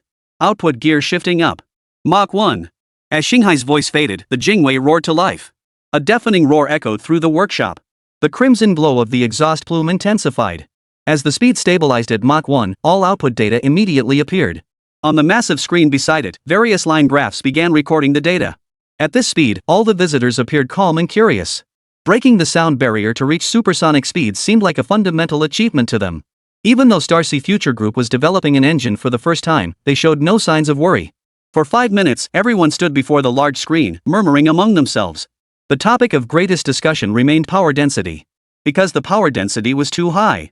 Typically, power density refers to the power generated per unit volume or mass of an engine. Yet the Jingwei engine before them was not only compact but also lightweight. This meant that at equivalent output power and speed, its power density was exceptionally high. This also indirectly indicated that the Jingwei not only possessed a high thrust-to-weight ratio but also offered significant room for improvement. After all, this was merely its initial speed. 5 minutes later, Xinghai's voice sounded again. Mach 1 phase testing complete. Data collection finished. Initiating Mach 2. As Xinghai's words fell, a thunderous roar erupted within the workshop. The tail flames shifted from crimson to an orange-red hue. Only when the panel recorded Mach 2 did the engine output stabilize. Fuel consumption entered a new phase, yet remained steady without fluctuation. Mr. Lin, we're at Mach 2 and the tail flames are still orange-red? What's your upper limit? A chief engineer from Guiyang Aircraft Industry Corporation approached the observation room, peering through the reinforced glass at the window with a hint of anticipation in his voice. The entire test facility was semi-underground, with the observation area positioned closest to the ceiling, requiring a climb of over a dozen steps to reach. Upon hearing this, many chief engineers rushed to the window to observe. Outside, the Jingwei engine continued its steady output. You'll see the upper limit soon enough. We'll complete all testing today. Lin Yuan left them hanging, refusing to give a direct answer. As he spoke, Lin Yuan glanced at the vibration coefficient displayed on the large screen beside him, 0.0037 G. Thankfully, it remained within the design parameters. A chief flight engineer from Xinfei Aircraft Corporation watched the scene and whistled in astonishment. Even at Mach 2, the combustion chamber still hasn't entered full burn mode. That ceiling is truly high. The engine nozzle emitted various colors. Aside from the occasional green under special conditions, they were generally easy to distinguish. Red signaled the initial temperature, indicating low combustion temperatures or insufficient oxygen supply, a clear sign of incomplete combustion. But now everyone was conducting ground tests. Jiangqing's average elevation was only 23.3 meters. It was impossible for insufficient oxygen supply to cause incomplete combustion in the engine. Therefore, only one conclusion remained: the combustion chamber's temperature was too low. This indicates that even at supersonic speeds, the Jingwei's full power might not have been engaged. The orange-red tail flame at Mach 2 remained unchanged, though better than pure red. The combustion chamber temperature still wasn't high. 5 minutes swiftly passed amid the team's discussions. Mach 2 phase testing complete. Data collection finished. Initiating Mach 3. Variable cycle system activation initiated. Xinghai's voice sounded at the perfect moment. At this moment, everyone including Bai Hanyu stood before the test window, eyes fixed intently on the Jingwei. The moment Xinghai's prompt ended, the crew witnessed noticeable changes forming on the exterior of the Jingwei's variable cycle engine. The alloy metal plate encircling the engine's exhaust nozzle began to expand, completely covering the original nozzle within mere seconds. Beyond that, numerous other sections underwent simultaneous transformations. The tail flame abruptly ceased, shifting from an orange-red glow to a solid yellow. Chief Engineer Rongfei turned decisively to Lin Yuan behind him. Mr. Lin, could sulfur compounds be present in the fuel or auxiliary combustion agents? Lin Yuan understood the implication behind the question and shook his head with a calm smile. Yellow exhaust plumes were not uncommon, but their causes varied. The first scenario involves sulfur compounds present in the fuel or auxiliary combustion agent. When these substances burn in an oxygen-rich, high-temperature environment, they produce sulfides. These sulfides are then carried in the flames and exhaust gases ejected from the nozzle. The visible manifestation is the yellow exhaust plume. This is the most common scenario. However, there is another scenario: incomplete combustion persists. In other words, even when the variable cycle is activated in a variable cycle engine, the engine's total output power has not reached the threshold for complete combustion. America's F-35 has a maximum speed of Mach 1.6, but beyond Mach 1.3, its engine exhaust plume turns blue. In other words, the F-135 turbofan engines on the F-35 fall far short of the potential demonstrated by the Jingwei engine before us. If we consider full combustion as a benchmark line, the F135 turbofan engine might score 100 out of 100, with the benchmark line set at 80. But the Jingwei before us has already reached Mach 3, yet combustion remains incomplete. Everyone present now understood the Jingwei's limit was at least Mach 4, potentially approaching Mach 5. Mach 5 a highly sensitive figure as it marks the threshold between supersonic and hypersonic flight. Mach 3 phase testing complete. Data collection finished. Initiating Mach 4 transition. Variable cycle system initiating convergence stabilization. Program authorization unlocked. Transitioning to stable flight mode. Jingwei unleashed its true fury. Amidst the excited gazes of the crowd, Jingwei's tail nozzles finally ignited with blue exhaust flames. But it was only a pale blue. Blue exhaust flames signify complete combustion within the chamber, indicating ample oxygen supply and thorough burning. But what's with this pale blue? Is the combustion both complete and incomplete? The moment the pale blue plume appeared, everyone immediately turned around. They bounded up the dozen steps to the ground level in a few strides, then gathered before the large screen to scrutinize the line graphs for every parameter. As if sharing a silent understanding, all eyes immediately focused on one metric, the vibration coefficient. Checking thrust-to-weight ratio, or power density was now pointless. Reaching Mach 4, the Jingwei variable cycle engine had only just finished its warm-up and begun full operation. With such performance, low thrust figures were impossible. Thus, their primary concern was the vibration coefficient. At this stage, the engine's ability to operate stably over extended periods was the critical factor. Fortunately, Star Ocean Future Group delivered as reliably as ever. Just as they had never disappointed before, they did not disappoint this time either. Vibration coefficient 0.0065 G. The danger threshold is 0.2 G. The Jingwei variable cycle engine utterly terrifying. Chapter 81, Dual Mode Manned-Unmanned Operation Test concludes successfully. The engine's vibration coefficient danger threshold is 0.2 G, meaning that when the comprehensive assessment of parameters such as measured vibration acceleration, vibration velocity, or vibration displacement reaches 0.2 G, the engine is at risk. This could either cause components to become loose due to vibration or, during high-speed flight, potentially lead to engine or internal component displacement from high-frequency shaking. Either scenario is an extremely dangerous signal. Persisting under such conditions could result in a minor engine stall mid-flight or, in severe cases, ignite fuel lines and cause an explosion. Only 0.0065 G far too low. It falls far short of the 0.1 safety threshold. This low reading carries several implications. Either the engine was not operating at full power, and without full power operation, the engine's own load is small, naturally resulting in minimal vibration. Or the engine's structural design is exceptionally stable, with materials exhibiting extraordinary strength. A safety-focused, advanced design combined with reliable materials inherently reduces the engine's vibration coefficient. Mr. Lin, be honest, can it reach Mach 5? Bai Hanyu couldn't help but speak up. Lin Yuan finally stopped playing coy and nodded honestly, it can. Haven't you noticed we haven't even engaged afterburners yet? Once afterburner engages, reaching Mach 5 is a sure thing. But since you're all here, I'll make it clear up front. If you all end up purchasing these in the future, I strongly advise against using afterburners under non-standard conditions.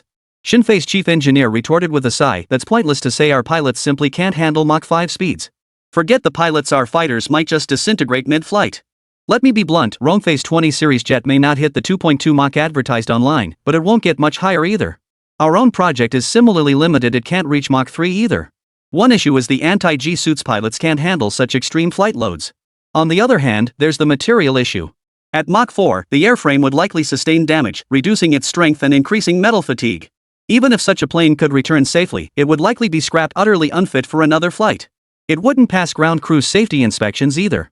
Lin Yuan nodded honestly, that's precisely why I advised General Bai against equipping 4th-generation fighters and insisted on adding program seals for 5th-generation aircraft. Operating at these speeds means either the aircraft becomes disposable, or the pilots become disposable. If the aircraft becomes disposable, we can accept that it's merely a financial issue. What we fear is the pilot becoming disposable. Then we'd collapse from our own mistakes before the war even ends. Bai Hanyu grew impatient, but you can't just build something no one can use. For your Jingwei variable cycle engine, for the Golden Crow project, the nation has allocated every top-tier resource to you.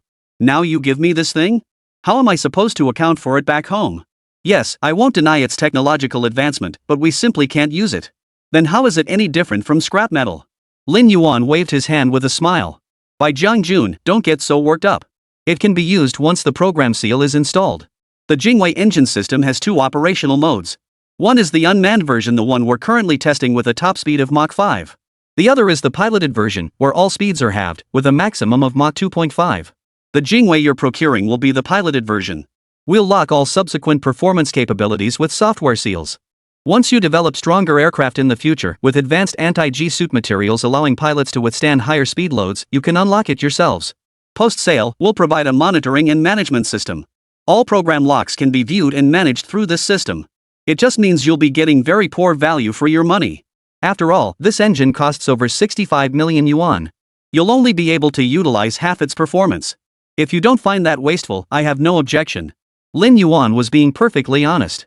Domestic engines are priced relatively low. Lin Yuan knew the price of the most advanced WS-10B at this stage, 14 million yuan. The WS-15MA, which had successfully completed test runs and was undergoing accelerated optimization, was priced at no more than 35 million yuan.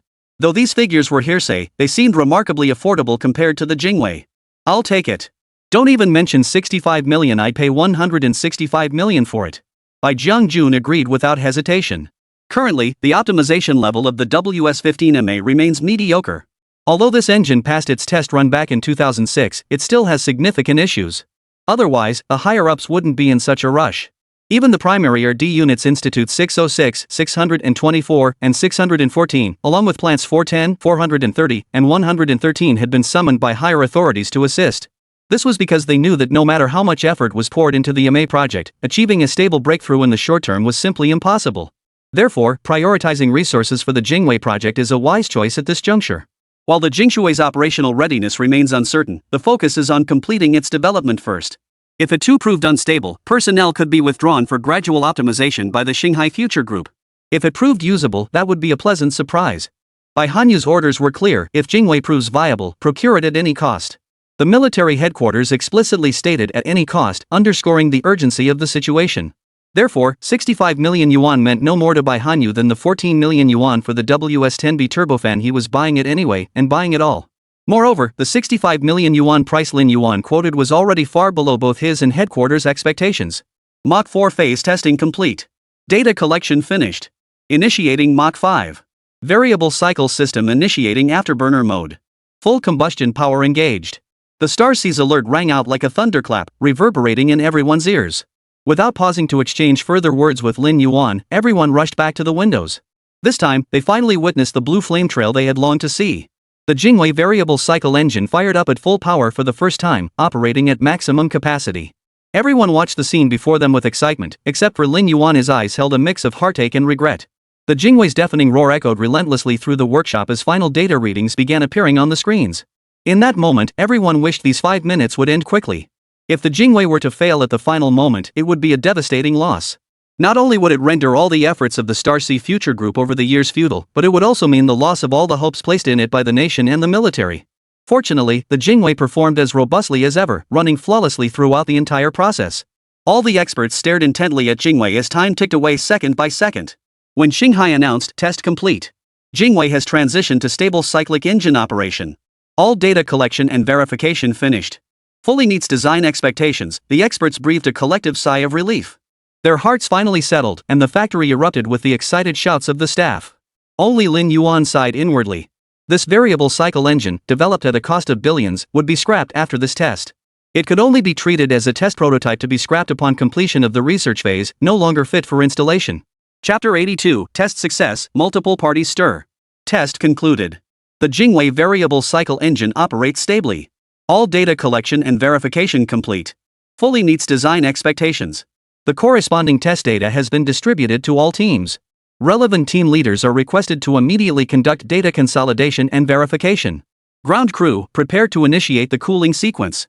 Congratulations to all for making history in Hua Nation's aerospace sector by developing our nation's first variable cycle engine. Xinghai Future Group sincerely appreciates your dedicated efforts. Xinghai's announcement echoed through the vast factory workshop. Many felt as if they were in a dream. Though persistent effort often yields results, the moment the goal was truly achieved, countless staff who had worked day and night on the front lines felt a sense of bewilderment. The days lifted, and reality set in. Their dreams had truly come true.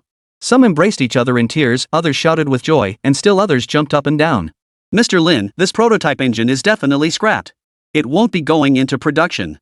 Why not sell it to our institute after you finish testing and validation?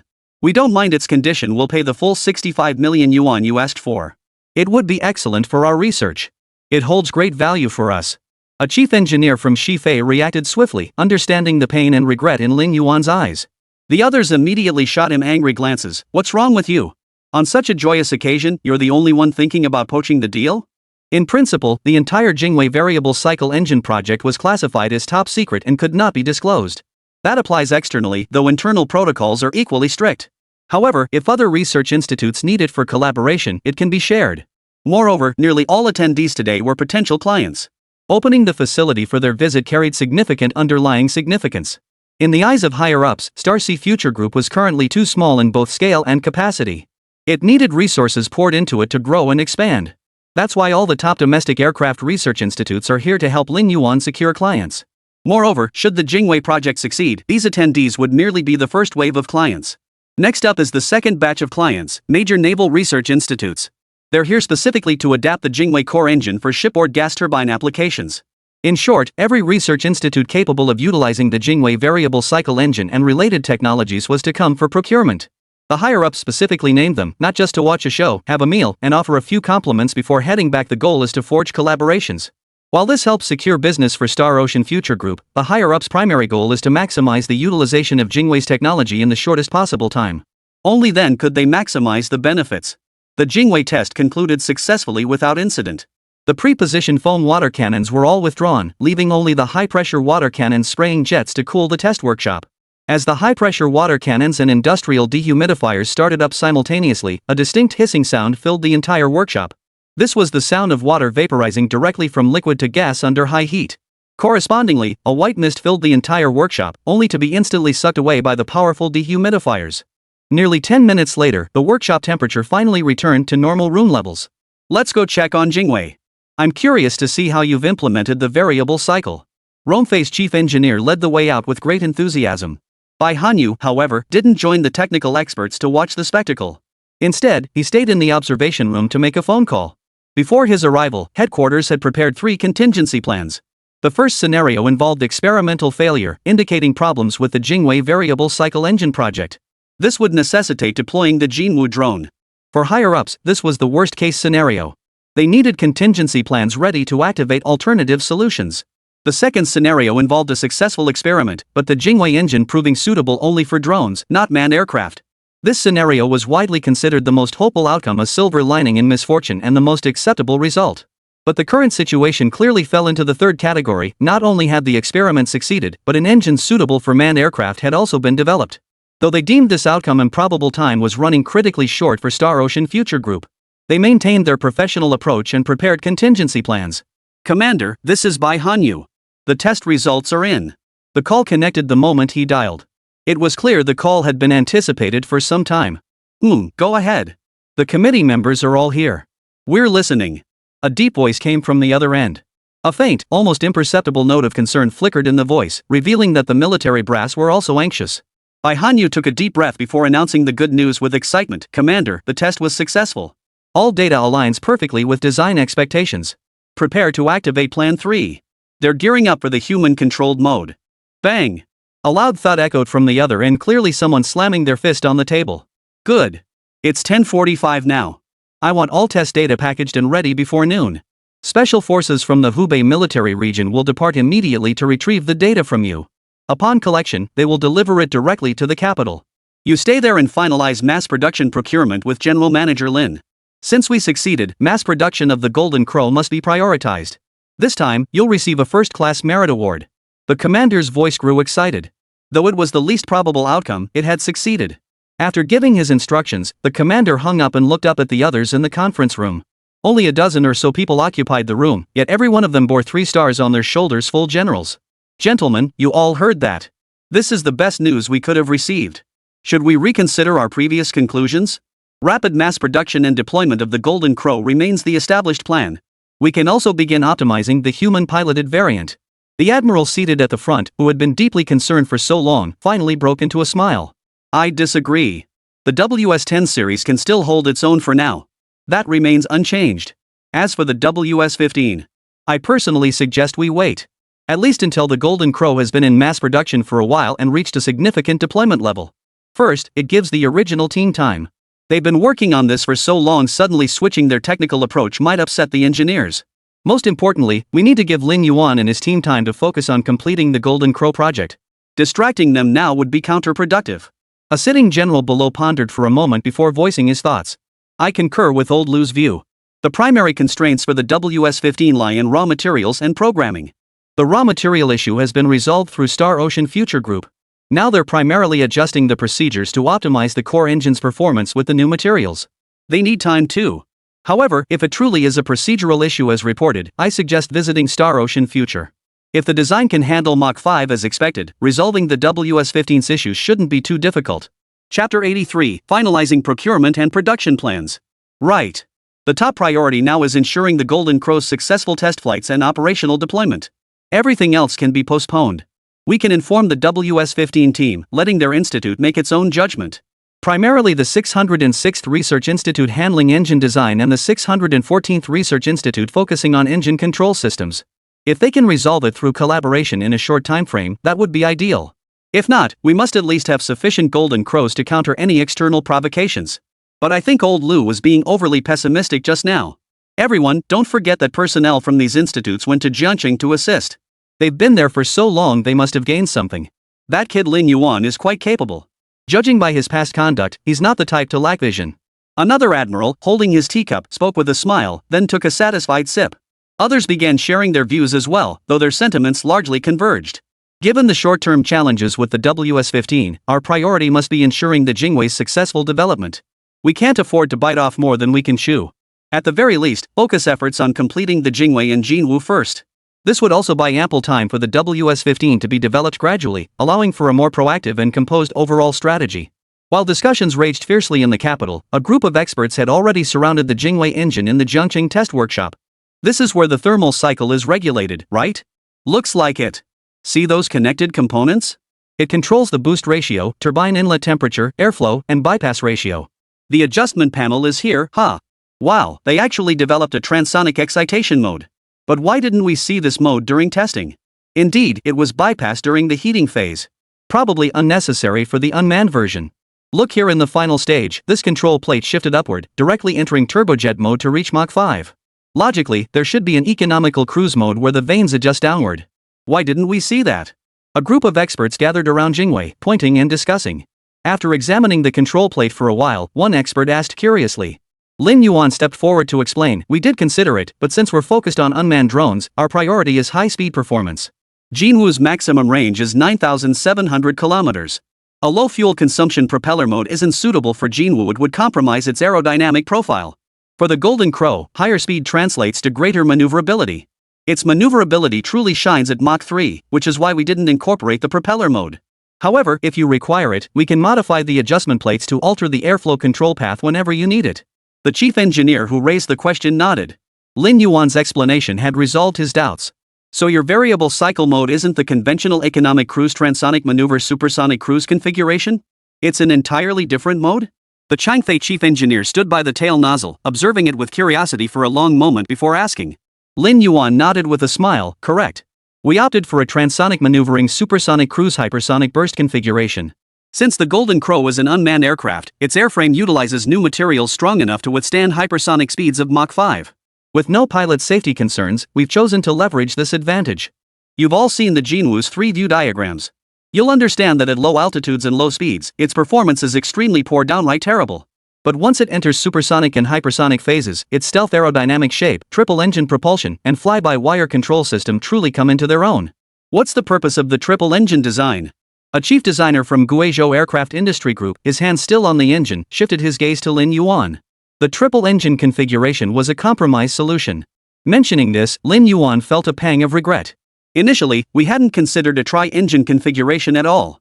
We planned to go straight with the Jingwei twin-engine setup, but later realized it wouldn't work. Fuel consumption was too high. It might not even meet our 9,700 kilometer range requirement. That's one of the Jingwei's shortcomings. Its fuel consumption is relatively inefficient. There was a way to solve it, though, by removing the missile bays from the wings and installing auxiliary fuel tanks instead. That would have worked. It was our original design concept. Many present nodded silently. Indeed, setting aside aerodynamics and stealth considerations, their initial design was the most reliable. Twin engines, dual belly missile bays with 8 launch slots, or a single bay with 6 slots, that was the most stable design approach. For a single squadron of aircraft, this design would have been perfectly acceptable. But the Golden Crow's requirement was to conduct operations beyond the second island chain, making this design inadequate. Operating far offshore without land-based support requires sufficient fuel design redundancy and formidable firepower. Combined with high-altitude maneuverability and other comprehensive considerations, the current design represents the optimal solution. It can be said that from its very inception, the Golden Crow was designed entirely for operations far from home territory. In other words, while China's current fighter designs prioritize defensive counterattacks, the Golden Crow is built for offense. An unrelenting offensive. From the very beginning, it was conceived to launch proactive strikes, targeting the enemy's heartland. For nations near China, deploying the Golden Crow simply isn't warranted. Therefore, after comprehensive consideration of multiple factors, we opted for 3 missiles, but the core system is the Jingwei. Under normal circumstances, the Jingwei doesn't need to be activated, which saves a lot of fuel. When needed, it fires up instantly, reaching Mach 3 from a standstill and striking the enemy head-on. In my view, this is the most effective approach. After Lin Yuan finished explaining, Bai Hanyu emerged from the test observation room and approached him. "Mr. Lin, we need to discuss production and procurement matters." The visiting masters, upon hearing this, instinctively split into small groups and dispersed to discuss matters among themselves. Meanwhile, personnel from ground support, systems, data, and other teams entered the facility with their laptops. They sought out each team to observe their operations. Production isn't much to discuss. We have at most 6 months left, that's the absolute deadline imposed by higher-ups. But we likely won't need it. Over the next 2 months, we'll intensify ground testing, and 5 more test units are in final assembly. As for the Golden Crow, it's already in secret production. 1 will enter final assembly soon. If things go smoothly, we might see it after the new year. As for procurement, it depends entirely on your approach. Do you set the production schedule, or do we? The Golden Crow procurement is confirmed, so there isn't much left to discuss. Chapter 84, Reinforcements Arrive, Production Preparations. The current situation is that the military will definitely procure the Golden Crow, and the cabinet has demanded that Starsea Future Group bring the Golden Crow to market as soon as possible.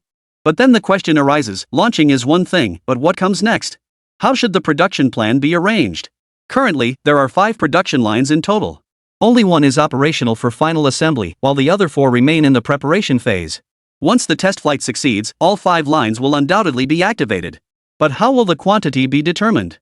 Delivery timelines must be confirmed, and delivery locations must be finalized. We can't just leave them sitting in the factory. If all pulsed production lines are activated, how many aircraft can be produced in a month? Bai Hanyu glanced toward a distant direction and asked in a low voice. Under an 8-hour workday, a single production line can produce just over 1 aircraft per month. With a 16-hour workday, a single production line can produce 3 units per month. With all 5 production lines operating, it's 15 units. But factoring in equipment maintenance, system upgrades and adjustments, and operator training, we estimate a stable monthly output of around 10 to 12 units.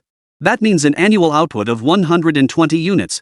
Lin Yuan's calculations were still on the conservative side. Personnel inexperience? Bai Hanyu felt as though he'd heard a new term, one he'd never imagined encountering. He could scarcely believe he'd heard this term at a military-industrial facility. If anyone else had said that, he would have grabbed them by the collar and started a verbal sparring match. Lin Yuan sighed in exasperation. "General Bai, we've never built aircraft of this scale before. Training personnel to operate the equipment requires time and resources. And that's without factoring in staffing issues. Our group lacks sufficient personnel in this area. We likely can't support all 5 production lines operating on a 16-hour work schedule." The so-called 16-hour work system meant 2 shifts, each lasting 8 hours. This meant 5 production lines required at least 11 shifts, with 1 dedicated to emergency preparedness. Such a shift isn't just a few dozen people, it's a large team of several hundred to nearly 1,000 individuals, comprising over a dozen departmental groups. Upon entering the factory, these personnel must be capable of taking over and controlling an entire production line to execute a full production run. As for Lin Yuan's concern about manpower shortages, it's perfectly understandable. Even with support and training from other aircraft research institutes, the time frame is tight and the workload is heavy. Recruiting qualified aircraft production personnel is like searching for a needle in a haystack. This isn't just about tightening screws, it's not something you can learn in a couple of days of training. Otherwise, how could this field have become a university major? For technical personnel and experts in design and research, this problem doesn't exist. The technology and concepts are already established. Once the theory is verified, they can get to work. But for the hands-on workers, it's different. Without training, they're unskilled. If they don't know how, you couldn't make them do it even at knife point. Pushing people too far doesn't mean they'll suddenly become capable. What if I ask other units to lend you some personnel? Or have them mentor newcomers? Bai Hanyu pondered for a moment before proposing an idea. Lin Yuan agreed immediately. That's feasible. The production lines and systems were originally developed by Huahang. Their affiliated units and research institutes have more resources. Assigning some personnel should suffice. Alright, I'll arrange for them to send people over today. Also, prepare a copy of all Jingwei's test data for me. Someone will come pick it up shortly. Without further ado, Bai Hanyu turned and began making calls to mobilize personnel. That same night, 2 chartered Air China flights touched down at Tianhe Airport. When Lin Yuan received the call, he was still debating with the experts about switching from a low to high bypass ratio. Hearing that the team had arrived, he immediately halted the meeting to go greet them. The experts, sensing something interesting was about to unfold, followed him out. In the vast winter night, a line of over a dozen buses entered the compound. Xiao Huiyan had already arrived at the group headquarters with his team standing by. As soon as the convoy came to a stop, administrative staff rushed forward to help unload luggage from the buses. My apologies, Chief Engineer Lin. We've caused you quite a bit of trouble this time. As soon as the leader stepped off the bus, Lin Yuan warmly approached him. Lin Jihong's hearty laughter cut through the winter night's chill. No problem at all. I've been up north for so long, it's nice to come south for a change. I've long heard the Yangtze River fish are delicious. This northern lad will finally get to change up his diet. Though I wonder if there'll be any fish in the dead of winter. Lin Yuan patted his chest and guaranteed, there are. There absolutely are. The hub of 9 provinces may lack some things, but it's rich in lakes and rivers. I guarantee you won't leave disappointed. Who says engineering majors are emotionally clueless and rigid? The man before him was quite the opposite, highly emotionally intelligent. Lin Yuan secretly breathed a sigh of relief as long as the visitors were easy to deal with. Xiao Huaixin mentally noted the request. Fishing was clearly just an excuse, but since they'd asked, he'd see it through. After all, they were distinguished guests here to assist the group, no one could be neglected. Jihong, you rugged northwesterner from the Lus Plateau, what's with this sudden obsession over fish? A voice teased from among the chief engineers behind Lin Yuan, clearly someone familiar. Lin Jihong's eyes lit up upon seeing the speaker and he hurried over to shake each hand in turn. Young people these days say you should supplement what you lack. You called me a man of the Lus Plateau. I've eaten every kind of noodle imaginable, but fish is something I rarely get. Now that I'm in the province of 1,000 lakes, it's the perfect chance to make up for that deficiency. Once everyone had disembarked and assembled, Xiao Huiyan approached Lin Yuan. Mr. Lin, shall I take the comrades down to rest? Lin Jihong shook his head. Hold on a moment, I need to make some arrangements. He then addressed the group. As planned during our journey here, all team leaders and above will remain. Now, follow me to the workshop to inspect the production line. The rest of you will rest with our group colleagues first. We'll aim to start familiarizing yourselves tomorrow. Lin Yuan glanced at his watch. Chief Engineer Lin, it's already past 10 p.m. Why not postpone the inspection until tomorrow? Lin Jihong shook his head with a smile. That won't do. One can't bite the hand that feeds them. I've already asked you for fish, so I must see the job done right. Leaning closer, he whispered in Lin Yuan's ear. The higher-ups are pressing us. I'm aware of this situation, time is running out. We can't afford delays. Understood. We'll leave it to you then. Lin Yuan nodded solemnly, saying nothing more. Lin Jihong waved his hand. Lead the way, please. Let our team take a look. He then turned to the delegation of chief engineers behind Lin Yuan. You all arrived before me. I've heard about Jingwei. The news has spread far and wide today. I'm quite curious myself. Please share what you can with me, satisfy my curiosity. Chapter 85, Early Spring, Preparing for the First Flight. The day after Lin Jihong's arrival, another chartered flight brought over 100 more personnel. This barely made up the workforce needed for 2 shifts across 5 production lines. Mr. Lin, I recall you've hired quite a few people from various universities. How come you're still so short-staffed? On the production line, Lin Jihong was accompanying Lin Yuan on an inspection tour. When the conversation turned to staffing levels, Lin Jihong seemed puzzled. Lin Yuan gestured toward another direction. Over there, the Tsanglong production line is running non-stop. Besides, as the chief engineer with a lifetime in this industry, you should know that fresh graduates can't just jump straight onto a 5th-generation aircraft production line. We've actually applied for them, but headquarters won't approve. The shortage is only within our group. Other groups aren't short-staffed. Superiors would rather opt for remote deployment support than relax oversight or confidentiality requirements. Lin Jihong nodded in agreement with this approach. That's exactly how it should be. Even though it's just a 5th-generation fighter, it's still a groundbreaking product. We absolutely must eliminate any potential risks. Based on our current inspections, the production line and system modifications are minimal. They're essentially the original Huachang Group RD setup. Your upgrades are substantial, but thankfully the foundation remains intact.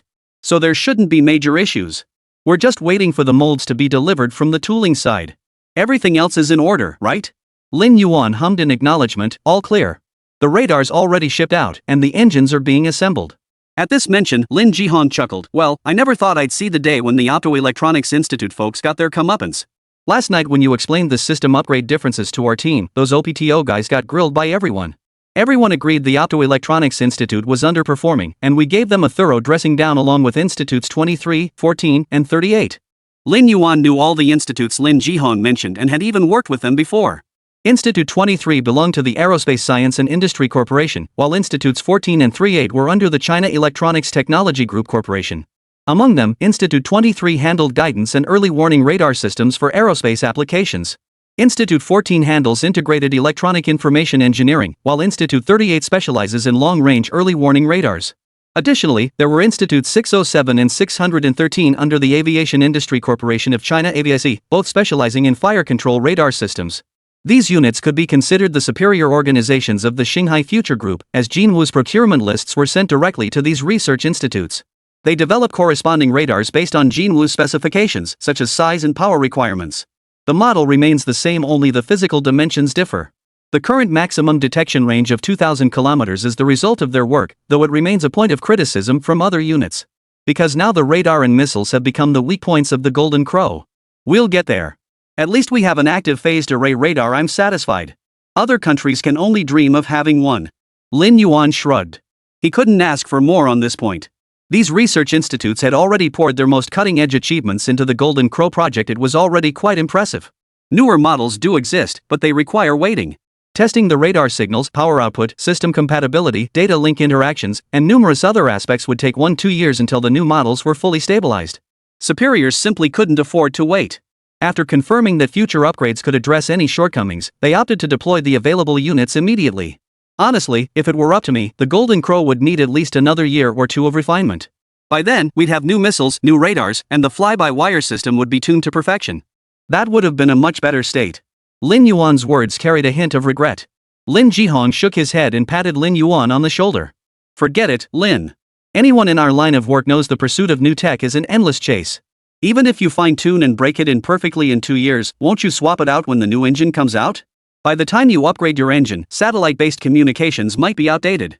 The most glaring example is our neighbor's glorious project. Look at them. Their pursuit of novelty has forced them to revise a finalized blueprint 800 times. Heard their designers now get sick just looking at blueprints. They've reached the point where nothing can be changed. What's the solution? Lin Yuan burst out laughing upon hearing this. After laughing, he waved his hand dismissively. We'll just have to let it go. First, we need to solve the whether it exists problem. As for upgrades, we'll tackle them gradually with subsequent batches. Lin Jihong held up 5 fingers. Mark my words, there'll be at least 5 batches of Golden Crows. That's a given. Given how seriously the higher-ups are taking this, they'll definitely replace everything inside the Golden Crow in the future. You'll have your hands full then. The winter winds of 2014 in Jiangcheng were particularly biting, blowing through New Year's Day and the Spring Festival, yet they couldn't dispel the fervent enthusiasm within the Xinghai Future Technology Park. For many employees, it wasn't surprising that the group didn't close for the Spring Festival. After all, overtime pay was generous, and compensatory time off was available afterward, so most employees didn't complain. Moreover, as the group's employee housing complex across from the park gradually became available, many employees had already moved in. The residential complex was named straightforwardly Xinghai Future Community. Even its security was managed jointly with the group's security department.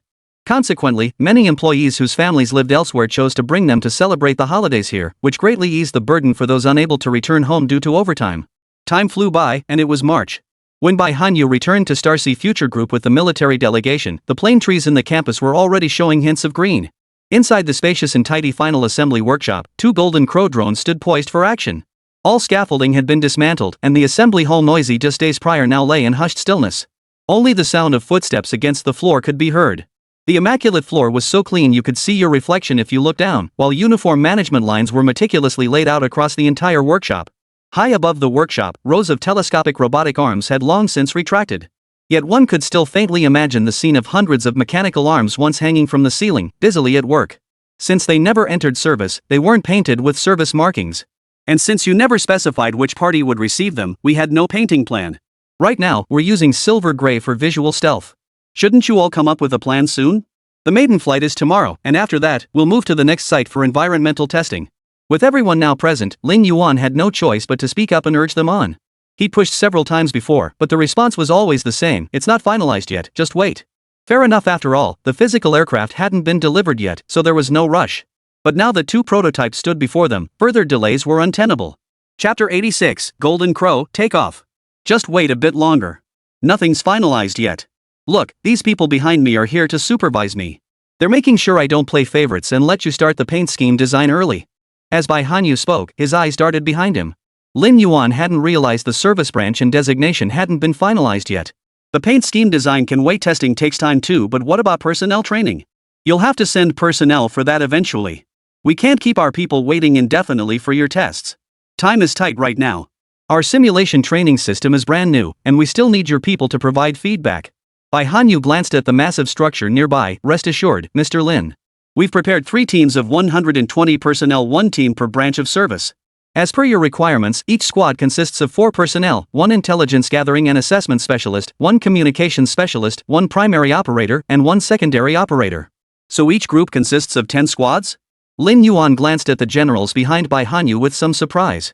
What a grand gesture, starting with 10 squads right off the bat. According to the design plan, each squad can control 3 golden crows. Each squad effectively functions as an independent tactical flight unit. 4 squads could then form a flight squadron. Essentially, based on the blueprint, this single detachment dispatched by headquarters comprising 10 platoons could form an entire aviation regiment. This means these 40 personnel will command the launch authority over hundreds of missiles of various types in the future. Many smaller nations couldn't withstand a single wave of firepower unleashed by such a unit. Bai Hanyu nodded. We can't show favoritism, so everyone will participate in the training. Initial training will be conducted here. Once the simulation systems are delivered later, we'll procure them centrally and distribute them according to the plan, allowing them to conduct their own training. For now, let's focus on finalizing the test flight arrangements. Once that's complete, we'll discuss procurement. After this procurement, your group won't be short on funds anymore. Lin Yuan quickly agreed. Great.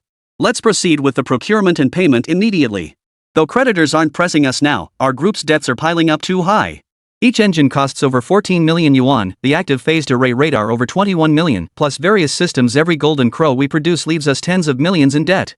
And that doesn't even include the costs for the production line, control systems, or metal raw materials. The other day, our CFO and I went over the accounts. There's simply no way we can pay it back. They're coming to collect in person. I either have to hand over the entire group to them or just run away. Bai Hanyu waved his hand dismissively. It's not that bad. It's not as dire as you're making it sound. If your group is genuinely short on cash, you could pay their bills in installments over the next couple of years. But I heard the cabinet already approved your financing plan. How come you're still so short on cash? Lin Yuan sighed. It's still going through the process. The financing funds are all in foreign exchange, and the administration is still mobilizing the capital. I heard they're secretly offloading some other country's government bonds. Bai Hanyu didn't understand these matters either, but offered reassurance. Those operations are beyond even us military personnel. But don't worry about the accounts, I guarantee no one will come knocking. Lin Yuan shook his head. It's not about whether they'll come asking. It's that I owe so much, I can't even sleep soundly. The debt has piled up to over 1 billion now. Every morning when I open my eyes, the foreign debt has grown by tens of millions.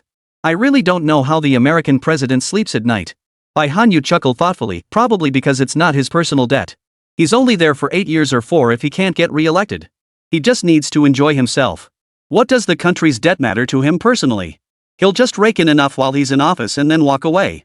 As the two chatted, a researcher in a white lab coat approached Lin Yuan and removed his mask. Mr. Lin, the system is ready for activation. Shall we proceed today or tomorrow? Tomorrow. Today's work is done. Everyone should get some rest.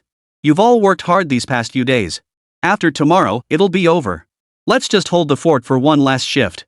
Lin Yuan glanced at his watch. Though it was still morning, everything that needed doing had been completed. There was nothing left to rush about.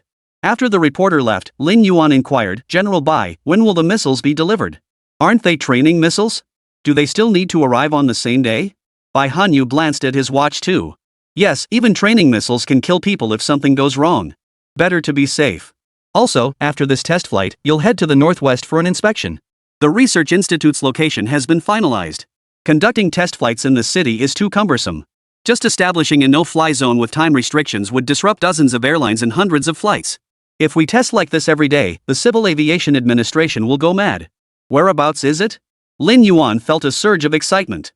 After such a long process, it was finally complete. Bai Hanyu teased him with a hint, prepare for the test flight first. The Golden Crow was stationed in the far northwest. For this transfer, it's on your route anyway. You can head there together. The next morning, the runway at Shanghai Future Technology Park was completely cleared. Besides staff and camera crews, hundreds of aerospace experts from various institutions across the nation had gathered. Amidst their eager gazes, a tow truck slowly pulled the Golden Crow out of the hangar. It came to a stop at the end of the runway. Except for the camera crew, who were instructed to remain at designated positions, everyone else immediately swarmed around the aircraft as soon as it emerged. In an unassuming small building nearby, Lin Yuan led the military personnel inside at a brisk pace. The entire building had only 3 floors, with the first floor housing a massive command hall. By the time Lin Yuan and his team entered, over 100 staff members were already bustling about. Authorization initiated. Uploading security key. Authorization successful, key verification successful. Star-C system initiating interface. Star-C system integration complete. Activating Golden Crow. Beidou navigation and communication system integration initiated. Taishan relay communication data access request. Taishan bidirectional data link access request. Beidou navigation and communication positioning successful. Friend or foe identification system activated. Entering specific coordinates. Golden Crow system activation successful and online. Missile identification signal detected. Initiating fire control and radar system activation. Within the vast hall, work teams frantically began interfacing and testing systems. 10 minutes later, as the clock struck 9:30, the countdown on the screen hit 0. The personnel at the front command console issued the launch command. The Golden Crow's tail nozzle at the end of the runway suddenly pulsed, unleashing a torrent of yellow exhaust flames. The entire aircraft began to slowly move down the runway. Chapter 87, revealed to the world. With a series of roaring sounds growing louder, the Golden Crow accelerated rapidly. After gliding a mere 100 meters, the nose wheel lifted off the ground.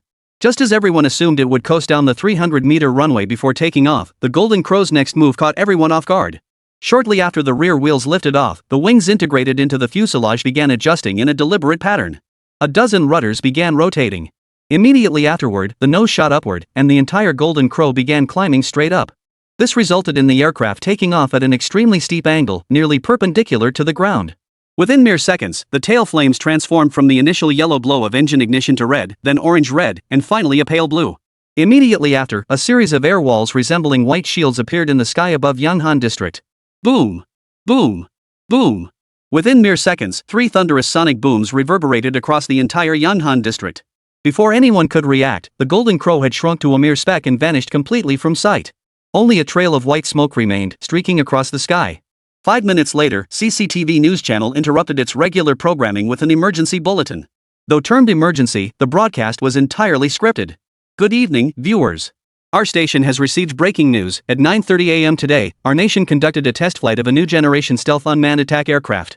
This next-generation stealth unmanned attack aircraft was developed by the private enterprise Shanghai Future Technology Group. Its maiden flight took place at the Shanghai Future Technology Park in Yanghan District, Zhangcheng. Codenamed Golden Crow, this stealth drone features a tailless wing body fusion design for omnidirectional stealth and pioneers the integration of 3 jet engines. One of these engines is the Jingwei Variable Cycle Engine, demonstrating that Shanghai Future Technology Group has not only mastered stealth technology for unmanned aircraft but also achieved breakthroughs in variable cycle engine technology. To demonstrate the Jingwei Variable Cycle Engine's formidable thrust, the maiden flight employed a high-angle takeoff, ascending nearly vertically from the ground. Now, let's see the live footage. Accompanied by the host's beaming introduction, the Golden Crow's takeoff footage was simultaneously broadcast worldwide. The entire front wall of the command center was a massive screen. The leftmost screen displayed this breaking news. Lin Yuan set down his mineral water bottle after watching the report. General Bai, why such high visibility this time? It's quite a departure from your usual style. Bai Hanyu's gaze remained fixed on the Golden Crow's posture and the real-time radar map displayed at the center of the large screen. Low-key tactics make us look easy to bully. When it's time to draw our swords, we must draw them. It also serves as a warning to certain parties. Otherwise, we wouldn't have had you take off this way. Bai Hanyu's tone was remarkably calm. In stark contrast to Bai Hanyu's composure, the row of generals from the 3 military branches behind him gripped the armrests and handles of their chairs tightly. The veins pulsing on their knuckles and arms betrayed emotion starkly at odds with Bai Hanyu's composure. This test isn't just about evaluating the Golden Crow stealth attack drone's performance, it's also testing the Jingwei Variable Cycle Engine and numerous other systems. It is reported that after taking off from the Future Technology Park in Jiangcheng, Shanghai, the Golden Crow will traverse over 1,000 kilometers, heading directly to a location in northwest China for a handover ceremony with local military personnel. The Golden Crow will maintain a minimum speed of Mach 3 throughout the journey, with an estimated arrival time within 20 minutes, covering thousands of kilometers across China. As of this report, calculations indicate the Golden Crow has already flown out of Hubei province and entered Shaanxi province, signifying that half of its flight mission has been completed. The beautiful news anchor continued her smooth delivery. Lin Yuan stroked his chin as he turned to the Air Force generals behind him. Gentlemen, is it standard procedure to request the installation of a longbow lens on the Golden Crow? A major general nodded. Yes, General Lin. It's not just the Golden Crow, all our stealth fighters simulate the longbow lens when appearing in public. On one hand, it's to conceal stealth data, on the other, it facilitates tracking and communication with radar stations across the country. Our ground radar stations and space communications satellites won't operate at full capacity unless absolutely necessary. Under these circumstances, installing the lobster lens is the safer option. Of course, this is based solely on our considerations. The primary reason is to accommodate civilian aircraft radar systems. Without the longbow lens, they cannot detect the Golden Crow, which could easily lead to aviation accidents. I see. Well, you two stay here for a bit. I'll go meet the delegation, it would be rude to keep them waiting.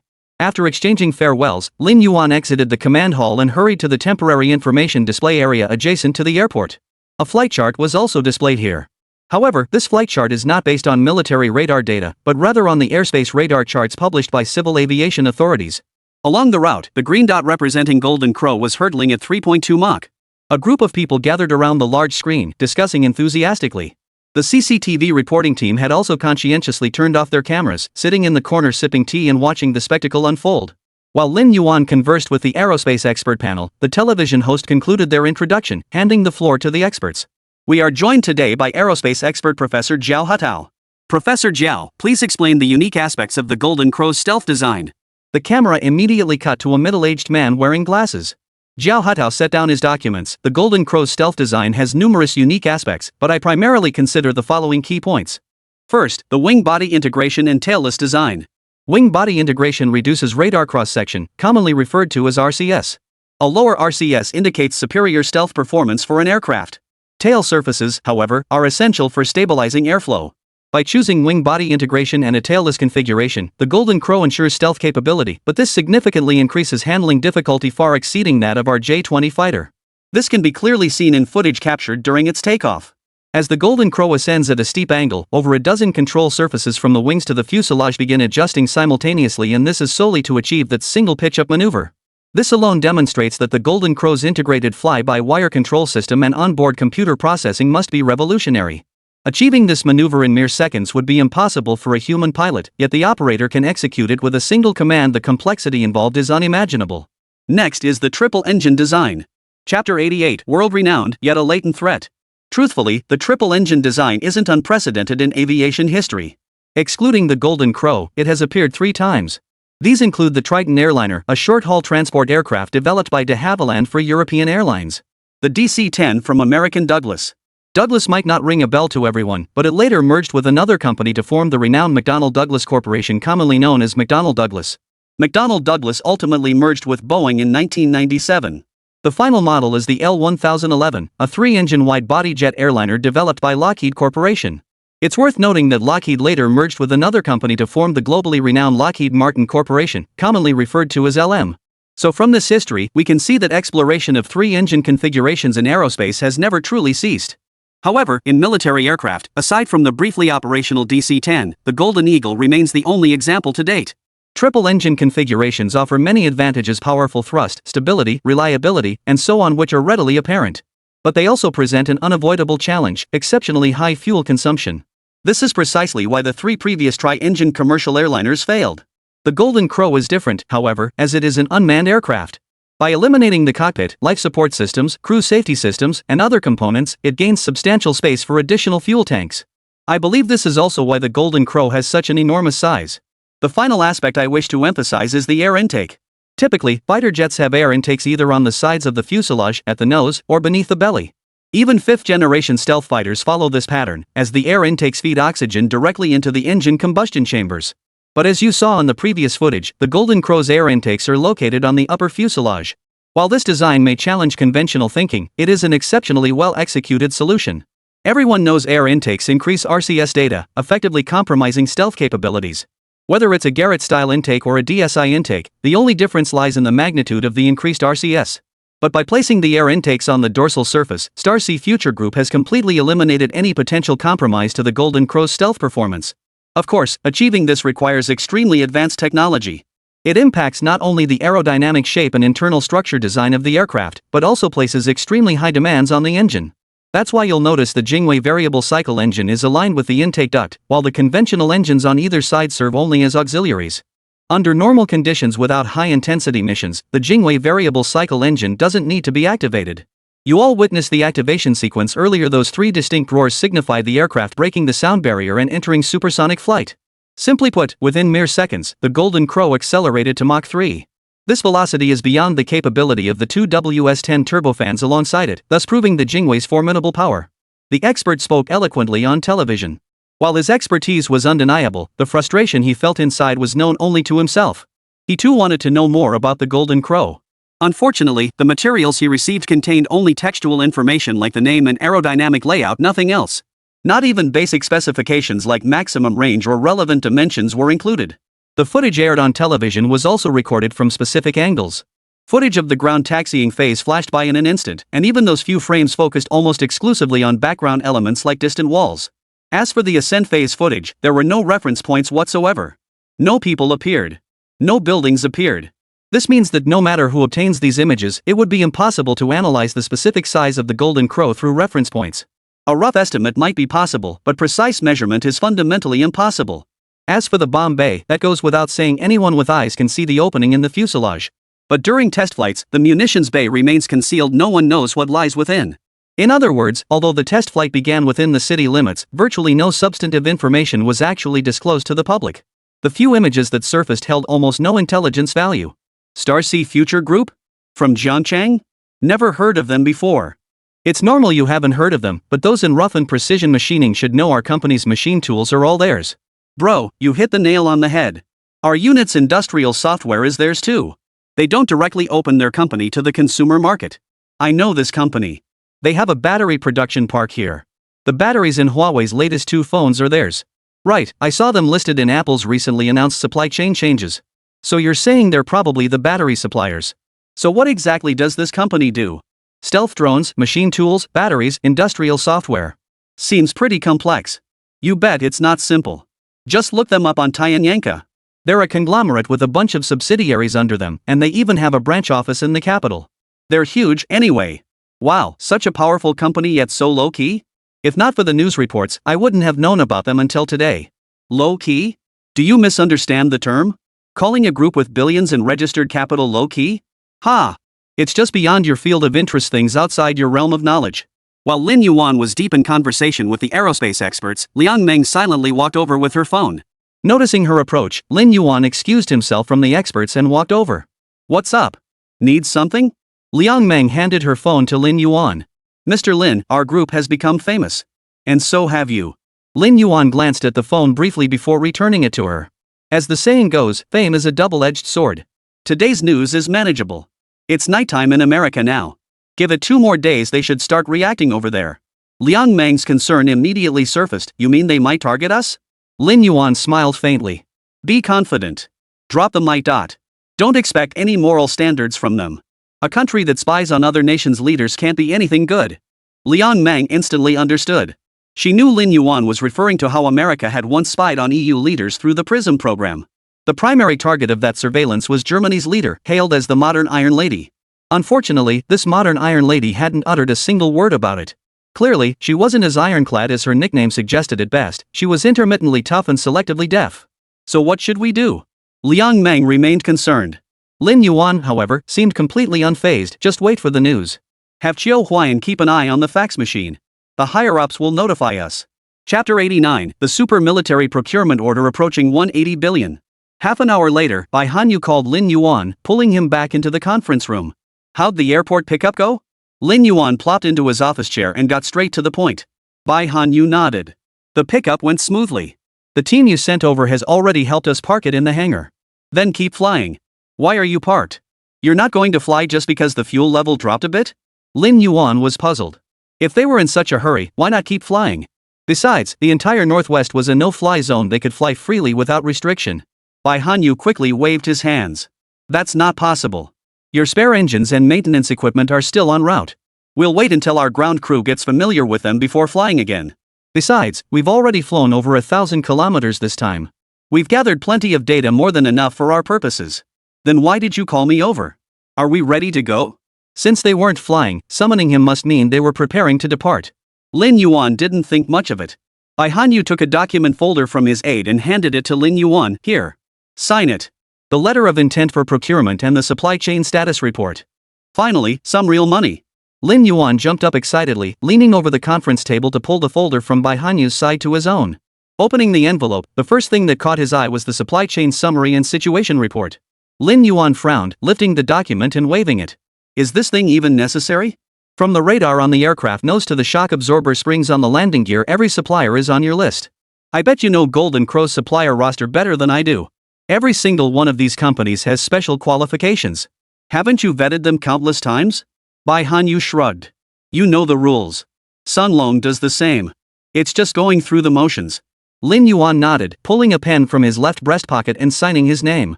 There was no need to look. This supplier list had been cross-checked by multiple parties and passed through layers of security reviews. It couldn't possibly be wrong. It was essentially shooting first and drawing the target afterward, no room for mishaps. The second purchase intent contract, however, was far more interesting. First off, the order quantity was set at a flat 300 units. The first batch was scheduled for delivery within 15 months, requiring a total of 76 aircraft, including 4 of the 5 prototype test aircraft. 2 standard aviation regiments typically operate 24 to 36 aircraft. 2 fully equipped regiments would require 72 aircraft. Adding the 4 test aircraft brings the total to exactly 76. At this point, Lin Yuan looked up at Bai Hanyu and the others. So, you plan to fly the first of these 5 prototype test aircraft until it's scrapped? And refurbish the remaining 4 for service? Correct. It's not quite scrapping. Once they no longer meet flight safety standards, we plan to disassemble them for spare parts, maximizing their remaining utility. Bai Hanyu didn't even pause to gather his thoughts before speaking, clearly having this plan fully mapped out. Alright then. Lin Yuan continued reading. Aside from the high demands in the first year, the subsequent requirements seemed manageable. It was 48 aircraft per year, roughly 2 under-strength flight regiments. The procurement would continue for 9 consecutive years. This meant the initial procurement order would span 10 years, with a total purchase volume of 508 aircraft. Bai Hanyu chimed in at the right moment. Mr. Lin, you should be ready to quote the unit price for the Golden Crow now, right? After all, we've already provided you with the total procurement volume. I know about the Jingwei variable cycle engine. 65 million. We're procuring 508 Golden Crows. Typically, the reserve ratio for spare engines is 1/3, but the Golden Crow is different. The Golden Crow has broad applicability and low operating costs. We anticipate high utilization rates, so we're increasing the spare engine reserve ratio to 1/2. That means we need to procure an additional 254 engines, totaling 16.51 billion yuan. That doesn't include other reserve parts, your training support equipment, or the logistics maintenance system. Factoring those in, we'll already hit 20 billion. Your Golden Crow unit price can't be too high. Lin Yuan set down the documents, twirling his pen as he smiled. Then let me ask you, what's the unit price for the 20 engines? Bai Hanyu grew flustered. You can't compare it to manned aircraft, your costs are lower after all. Lin Yuan understood Bai Hanyu's perspective. The F-20's price hovered around $110 million, roughly 600 to 700 million yuan. The exact figure fluctuates, larger batches lower the unit cost, so overall expenses vary. But overall, the unit price for the 20 series followed a linear, fluctuating curve. Initial versions command higher prices, while mass-produced units are cheaper. However, prices for new batches increase after updates, only to drop again once those new batches enter mass production. Thus, the final fluctuation curve stabilizes between 600 and 700 million yuan. We'll definitely undercut them. Care to guess our price? Lin Yuan continued to smile warmly at Bai Hanyu. Bai Hanyu pondered for a moment before tentatively offering what he considered a conservative figure, 500 million? Deal. Lin Yuan slammed his hand on the table. We'll go with your price. I'll write it down right now. Bai Hanyu jumped up in panic. Bro, I've been good to you. You can't screw me over like this. If you really put that number down, I'm finished for life. He finally realized he'd overbid even at 500 million, otherwise Lin Yuan wouldn't have reacted like this. Before he could finish speaking, Lin Yuan was already upon him, snatching the pen from his hand and clutching it tightly, refusing to let go. Alright, I'm done teasing you. Give me the pen. Lin Yuan extended his right hand toward Bai Hanyu. Seeing Lin Yuan's serious expression, Bai Hanyu finally relented and handed over the pen. Under Bai Hanyu's watchful gaze, Lin Yuan wrote 350 million in the comprehensive quotation column and added 20% in the mass production fluctuation range. This signified that Starcy Future Group's comprehensive quote to Golden Crow was 350 million yuan. Due to reduced R&D costs after mass production, the minimum price reduction would be 20%. However, the true meaning behind this figure was that the cost increase for future updates to the Golden Crow would not exceed 20%. In other words, even the latest version of the Golden Crow would not exceed 420 million yuan per unit. Bro, are you sure you didn't make a mistake? Bai Hanyu stared at the price Lin Yuan had written, utterly incredulous. Not because it was too high, but because it was too low. Lin Yuan nodded. Correct. But you should understand that our quoted price and fluctuation range are based on our established update plan, a plan mutually agreed upon by both parties. This means any updates or iterations requested solely by your side won't be covered by this cost control. For example, if one day you suddenly decide you want me to replace all 3 engines with Jingwei units, that price would be negotiated separately. A single Jingwei engine costs me 65 million. You're giving me a 70 million range? I can't possibly do this job. No, that's not what I meant. I'm saying, isn't your comprehensive quote a bit too low? Bai Hanyu's focus differed from Lin Yuan's. Lin Yuan looked at Bai Hanyu with a hint of amusement. What, think it's too low? Shall I bump it up by another 100 million? Bai Hanyu waved his hands urgently. Don't raise it. It's already 177.8 billion. We absolutely can't go any higher. Chapter 90, Seeing the Big Picture in the Small Details. Lin Yuan immediately pulled out paper and pen to perform on-the-spot calculations. The unit price for the Golden Crow was 350 million yuan, with a total purchase of 508 units, amounting to 177.8 billion yuan. Additionally, there were 254 spare engines, totaling 16.51 billion yuan. The Golden Crow Flight Control Center, including hardware, software, and post-purchase maintenance upgrades, cost 6.5 million yuan per unit. A total of 227 units were procured. Operating 508 Golden Crows requires 170 control centers. Following the one-third reserve principle, an additional 57 units were procured, totaling 1.4755 billion yuan. The military headquarters will also centrally procure 40 sets of simulation training equipment. The unit price is relatively low at 850,000 yuan per set, totaling 34 million yuan. General Bai, please review this. I've calculated the costs based on your letter of intent. The total amount for the 4 major categories currently listed is 195.8195 billion yuan. This doesn't include spare parts or the logistics support and maintenance system. Including those, the total order value will easily exceed 200 billion. That means over the next decade, you'll be spending roughly 20 billion annually. What do you think of this price? Lin Yuan set down his pen, leaned back in his chair, and slid his calculation draft toward Bai Hanyu. Mr. Lin, that decimal point looks awkward. Why not round it off? Bai Hanyu knew the price was exceptionally low, but he still instinctively tried to haggle. Lin Yuan shot him a disapproving look. Are you buying vegetables from me? Trying to haggle over a few pennies? Besides, you call 19.5 million a small change? If you laid that 19.5 million flat in a straight line, it'd stretch farther than my life. I'm up to my ears in debt right now. I haven't settled payments with so many suppliers. I can't spare a single penny. Despite his words, Lin Yuan was secretly overjoyed. Because the 350 million yuan unit price was already the absolute limit he could justify offering. In reality, the R&D costs for the Golden Crow were far lower than the military had anticipated. Whether it was the aerodynamic design, the fly-by-wire control system, or the internal layout, all were direct outputs from the Starcy Future Laboratory. In truth, Lin Yuan had synthesized these solutions after synthesizing his system's knowledge and collaborating with lab members. The R&D costs were minimal. Conversely, the relatively low-cost Jingwei variable cycle engine had truly required considerable effort. This disparity was evident in the pricing. While the entire aircraft was quoted at 350 million, a single Jingwei engine alone cost 65 million. The power system's share of the 20 series aircraft's total cost absolutely wouldn't exceed 10%, yet the Golden Crows already surpassed 15%, reaching 18.57%. This alone speaks volumes. Of course, this also relates to the Jinwu's extensive use of mature technologies.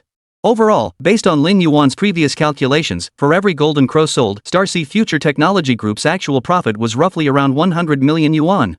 However, this profit wouldn't appear on the books. The book value wouldn't be that inflated, as it must be allocated across R&D costs and mass production expenses. Costs are even calculated down to the molding of each individual component. That's impossible. Your life, Mr. Lin, is worth far more than 19.5 million. Not even 1,000 or 10,000 times that amount could buy it back. I won't haggle over the price, but you'll have to give me a discount on the spare parts and maintenance systems. You saw it yourself, our single order is worth 200 billion. You've got to throw in some freebies, right? Bai Hanyu hastily waved his hands, exchanging pleasantries with Lin Yuan. Lin Yuan shifted his posture, studying Bai Hanyu as if seeing him for the first time. Is it my youth, or have we simply had too little interaction? This is the first time I've heard of a military order coming with freebies like buying a cabbage and getting garlic for free. How unusual. Bai Hanyu didn't flinch, instead speaking with righteous indignation. The country hasn't had it easy these past years. Now that we've finally developed and have some money, of course we have to spend it wisely. We're absolutely willing to spend where necessary, but we'll save wherever we can, right? You might look down on these spare parts, but when we save a little here and a little there, it adds up to a significant amount. And for us, the bulk of operating costs comes from replacing parts.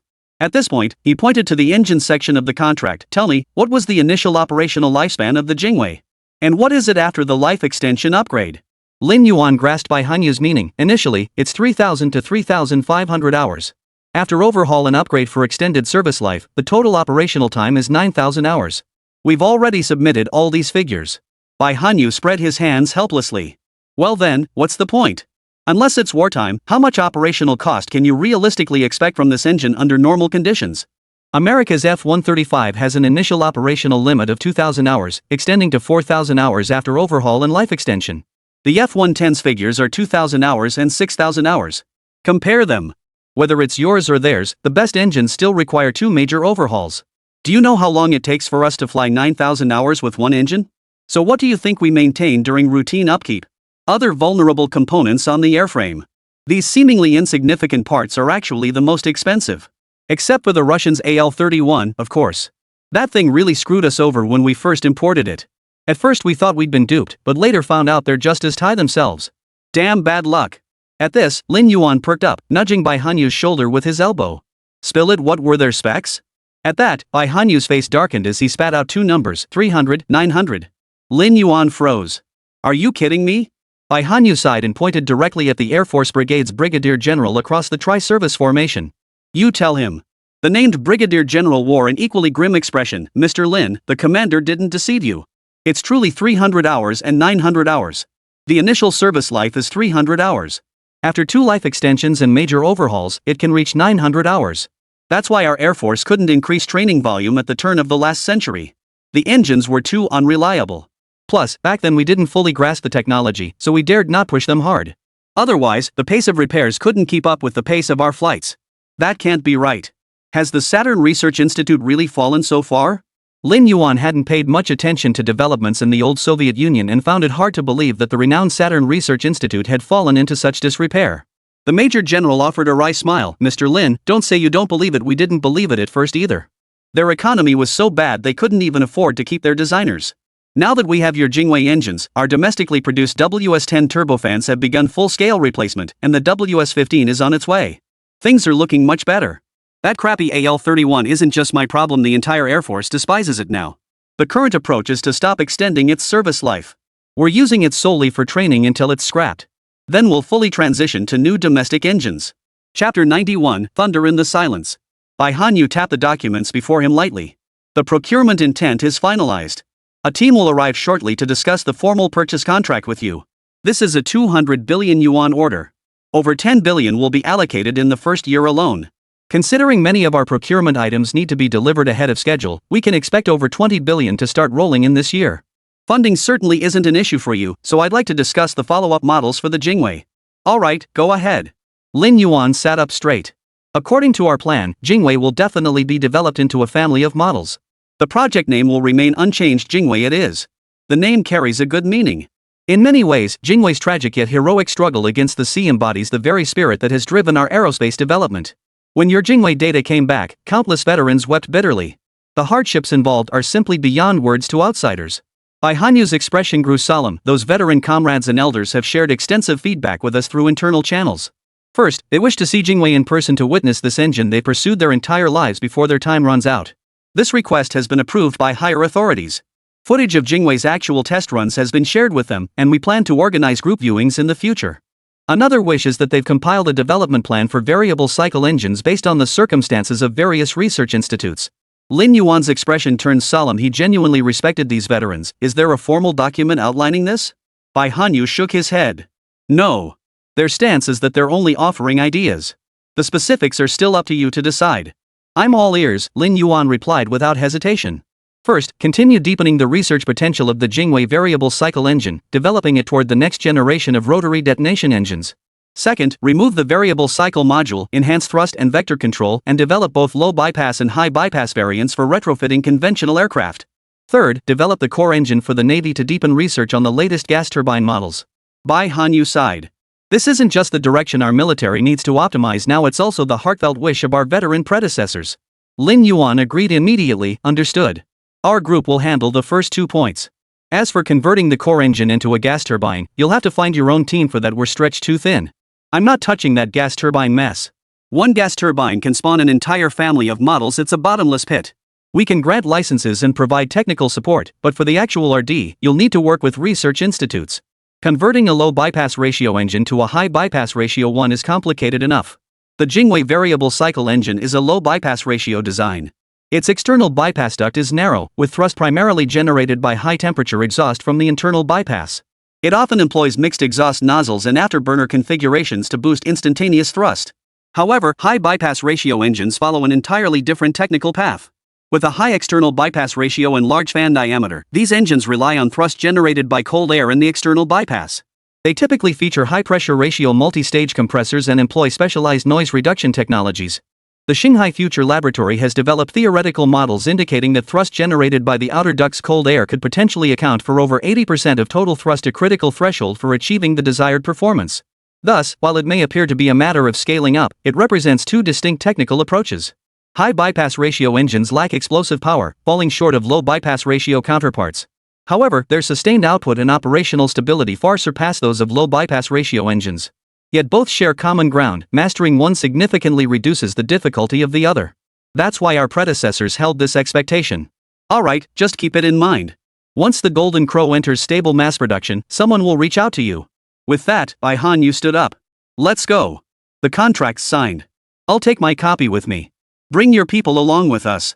We can swing by your research institute site while we're at it. 1 hour later, the long-awaited convoy discreetly exited the campus, heading straight for the military base. At the airport there, a military aircraft stood ready. As night fell, Lin Yuan stepped onto the grounds of the military base. Where's our plane parked? As soon as he disembarked, Lin Yuan rubbed his waist and asked curiously. Bai Hanyu pointed toward a temperature-controlled hangar in the distance, shrouded in night. There are several climate-controlled hangars over there, specifically prepared for stealth aircraft. Temperature and humidity control? Our stealth coating doesn't need that kind of maintenance. That's an issue specific to ferrite coatings. The stealth coatings on the Golden Crow and the 20th aircraft aren't ferrite-based. Is this really necessary? Lin Yuan found such redundant protective measures unnecessary. If they truly wanted protection, a sealed hangar would suffice. Protection against sandstorms in the northwest desert would suffice. Ordinary rain or snow posed no threat. Even hailstorms wouldn't cause damage unless they reached a certain intensity and density. Bai Hanyu waved dismissively. We've already spent hundreds of millions on these aircraft, why would we hesitate over the cost of building a hangar? Better to be cautious. If something goes wrong, it won't be good. Let's go. Rest today. We'll take you to your destination tomorrow. The next morning, the group first boarded a helicopter, then transferred to a car. After several hours of travel, a military lieutenant colonel arrived with orders to escort Lin Yuan to the designated location. You call this the park I requested? What the hell have you guys done? Lin Yuan stared at the endless expanse of desert before him, questioning his life choices. The lieutenant colonel, seemingly oblivious to Lin Yuan's sarcasm, replied with utmost seriousness, Mr. Lin, this location is within the Kumtag Desert. Not far from here is the Jiuquan Satellite Launch Center, and nearby lies the Oksai Kumtag National Desert Park. I don't know if this is your site, but my orders were to bring you here. I confirmed the latitude and longitude coordinates. Lin Yuan removed his sunglasses and glanced once more at the distant landscape. Just as he was about to speak, he heard someone calling his name from behind. Mr. Lin, welcome to Gansu Province. On behalf of the province, I extend a warm welcome to Shanghai Future Technology Group. A middle-aged man with slightly rough, sallow skin approached with a warm smile, shaking hands with Lin Yuan. He blended right in with the overall desert environment. Lin Yuan tucked his sunglasses into his collar. Hello, and you are? The middle-aged man gave a hearty laugh. Allow me to introduce myself. I'm Shi Qiyu, governor of Gansu Province. Party Secretary Chu Chengjun is currently inspecting 3 nearby cities and will arrive shortly. I came ahead to prepare and wait for you. Lin Yuan narrowed his eyes slightly. Governor sure knew I was coming? Chapter 92, Inspecting the Shanghai Future Northwest Research Institute. Sure, Chiyu's accent wasn't heavy, but Lin Yuan still detected traces of the distinctive Erhua pronunciation common in the Sichuan-Chongqing region. It reminded him of a roommate from his college days. Your application was forwarded to our provincial committee by the State Council a few days ago, so we were aware. We originally intended to pay a personal visit, but when we inquired with Hubei province, they advised us not to come yet. They said your group is very busy and has already imposed a lockdown. At that time, we weren't clear on the specifics, but after yesterday's news broke, we all understood. Sure, Chiyu spoke with animated enthusiasm, clearly indicating that the true state of Shanghai Future Group had completely surpassed his expectations and those of the provincial party committee. My apologies, Governor Sure. We've certainly caused you trouble this time. I never imagined that just coming to inspect the site would cause such a stir at your provincial committee, prompting you to make a special trip for me. To be honest, this was somewhat unexpected for Lin Yuan. Moreover, from a practical standpoint, while a research institute-style base might bring some benefits to the local area, it would likely cause more trouble.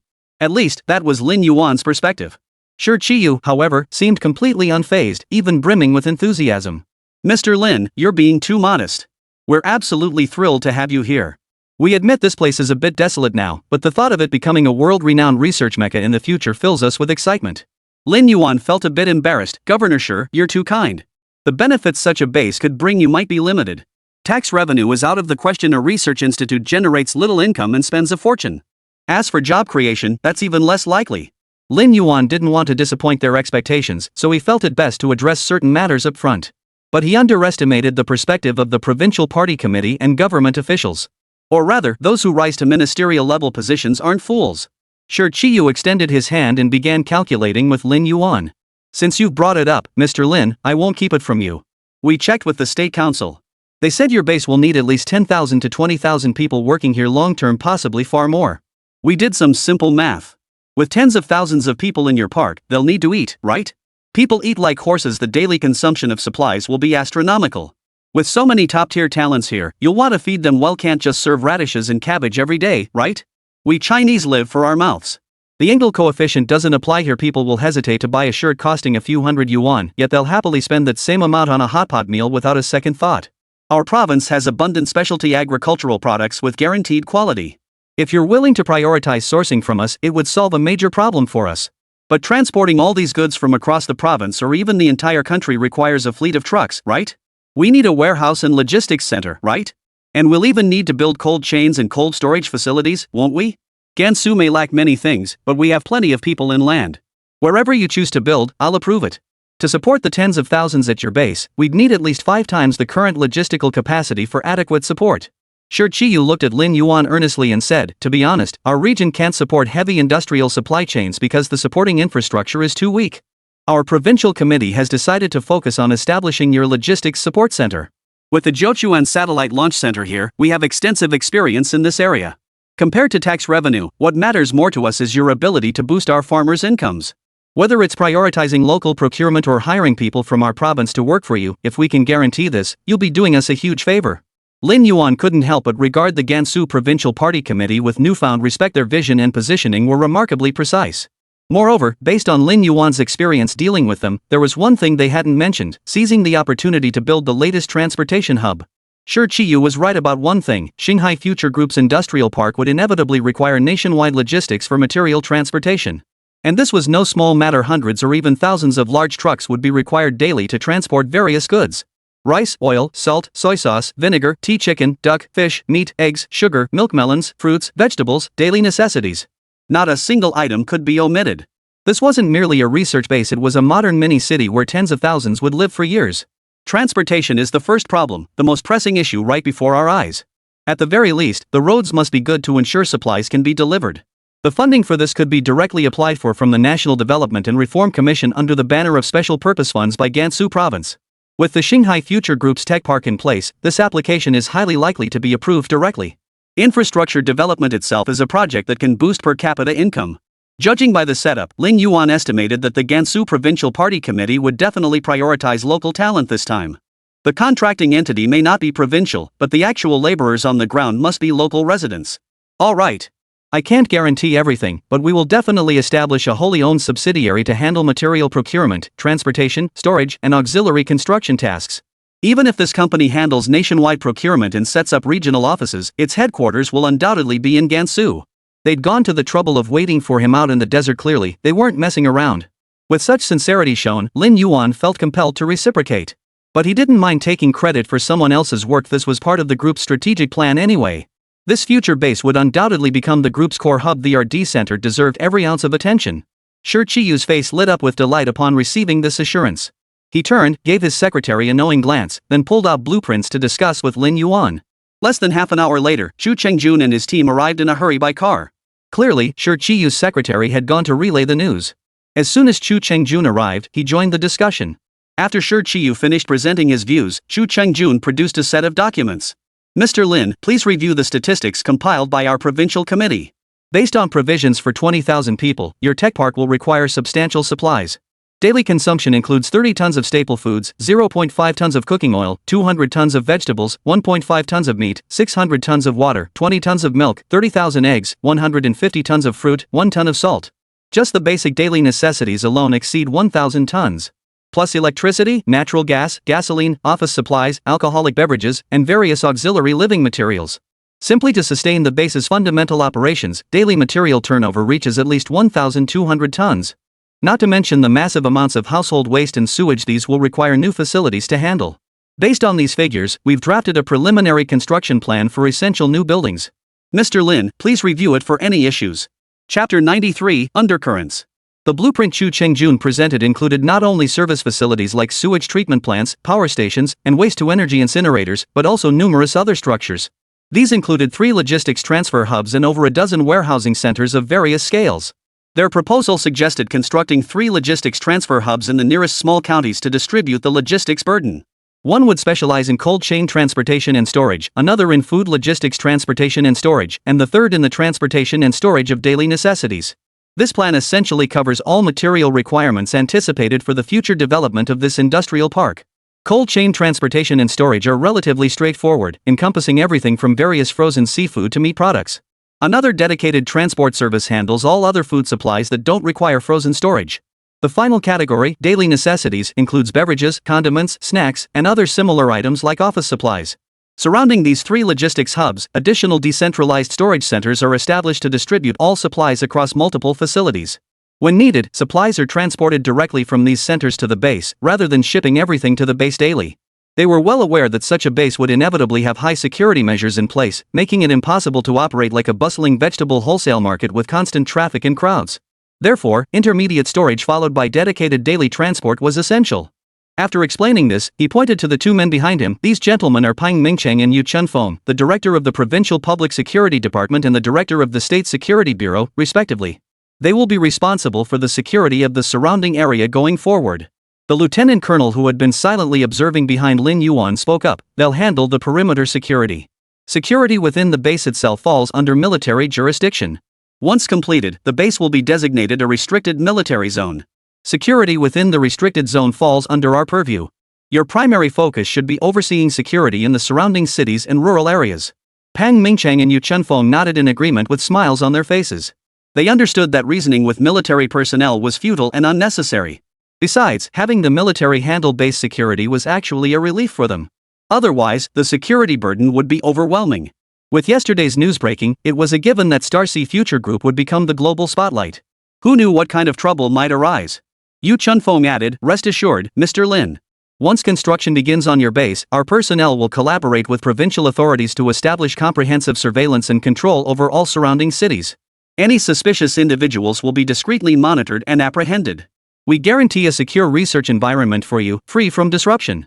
Mr. Lin, we understand the base construction is being handled by the Construction Corps. Might you consider our Gansu provincial units for these peripheral projects?" Shi Chiyu inquired tentatively. These peripheral projects might seem insignificant, but when you add up all the miscellaneous costs, the total investment is no small sum.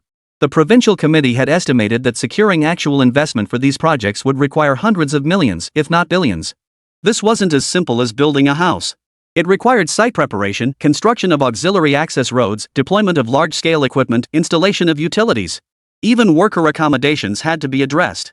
Investments of this scale have the potential to revitalize 3 small counties in the surrounding area. After all, the people required to operate this massive facility need food, clothing, housing, and transportation. Their consumption alone would be enough to support countless others.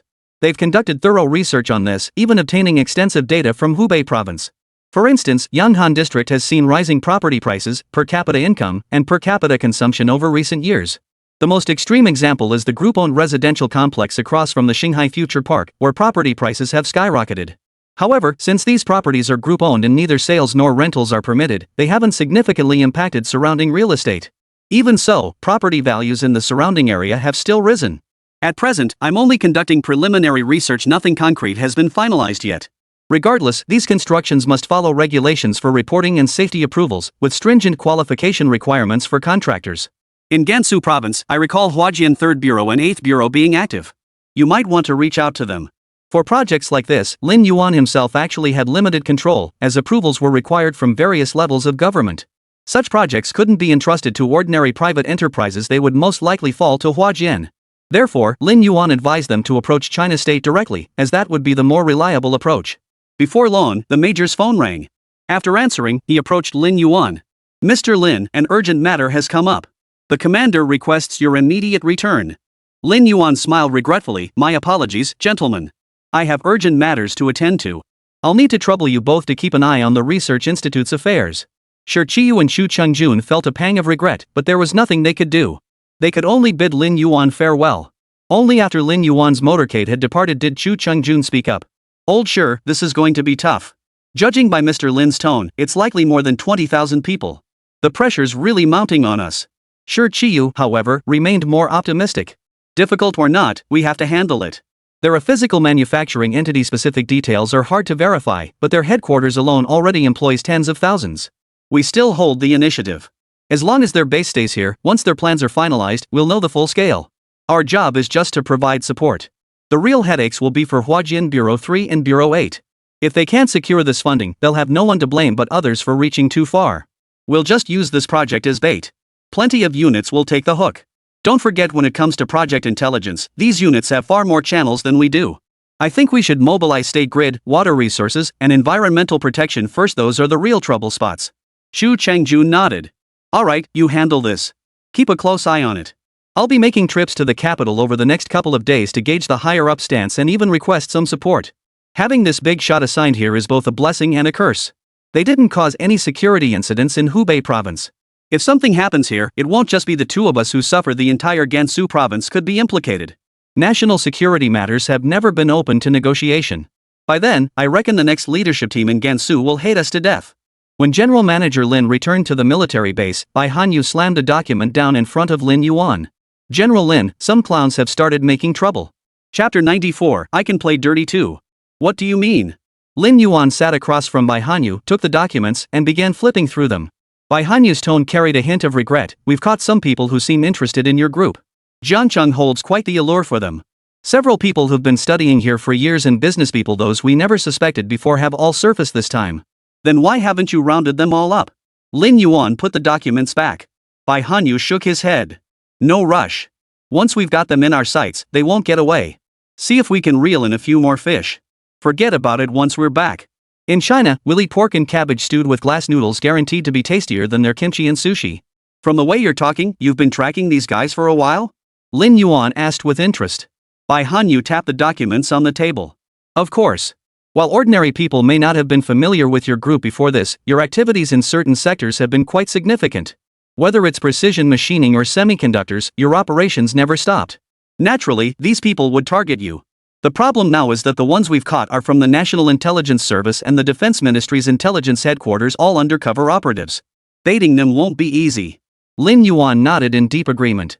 "The National Intelligence Service is South Korea's intelligence agency. The Defense Ministry Intelligence Headquarters is the intelligence arm of the Japanese military system, while the government system has its own intelligence agency called the Cabinet Intelligence and Research Office. Interestingly, the Cabinet Intelligence Office originally had external investigative functions, but it has now become a tool for their internal power struggles. This is because it's an agency supported by the CIA, specifically designed to help America control Japan's political arena. Their primary investigative focus was surprisingly the raising of slush funds by various political parties during election campaigns. The National Intelligence Agency is much the same, rife with factionalism. Both groups essentially perform routine investigations after being activated, treating it as perfunctory work. Essentially, they could fulfill their duties by merely scouring publicly available information online and submitting reports. Yet, surprisingly driven, they attempted to take a few group photos to demonstrate their work ethic. The Jiangcheng State Security Bureau immediately detained them. At this critical juncture, a group under long-term surveillance showing up unannounced to take photos outside a classified facility? They'd be asking for trouble if they weren't detained.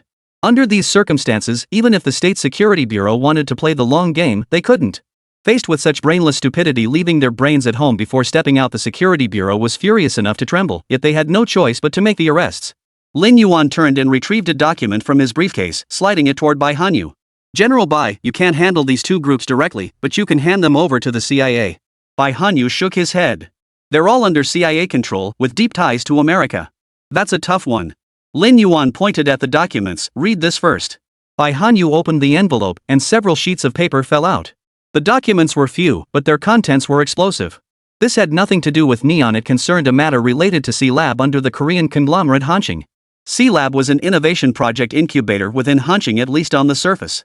But what's interesting is that Hanching also has a lab in Silicon Valley, America, called the Hanching Silicon Valley Lab, which focuses on artificial intelligence research and chip design. Although this lab is affiliated with Hanching Advanced Technology Institute, it essentially works for America. The problem lies in Hanching exploiting this nominal affiliation to repatriate research outcomes developed in Silicon Valley for domestic use. This practice is not unusual, given that Wall Street effectively controls the entire Hanching conglomerate, with the Lee family's nominal stewardship serving merely as a front. The trouble lies in their subsequent transfer of these technological secrets to a top-secret C-Lab facility known as Genesis for Advanced Research and Analysis. Then, they secretly delivered portions of the research findings to the South Korean military's National Defense Integrated Data Center. Lin Yuan pointed at the documents and chuckled. "General Bai, what do you think the Americans would feel if they found out the Koreans were secretly developing their technology behind their backs, especially technology explicitly banned by the US government?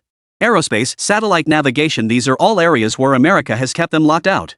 Now they're trying to overtake them through artificial intelligence. Whether they succeed is another matter, but when the dog you've raised develops other intentions, the master probably won't approve, right?" Bai Hanyu was no fool. He instantly grasped Lin Yuan's meaning. "You mean pin the source of this document on those people, then let the Five Eyes Alliance coincidentally get wind of it?" Lin Yuan nodded, about to agree, but quickly shook his head. "That's the plan, but it'll be tough. The Americans in Five Eyes aren't stupid. Intelligence of this caliber isn't something their low-level operatives can access. To be honest, this intelligence was uncovered when Shanghai secretly accessed Seoul National University's classified research database through the external network. Our team then traced it all the way back.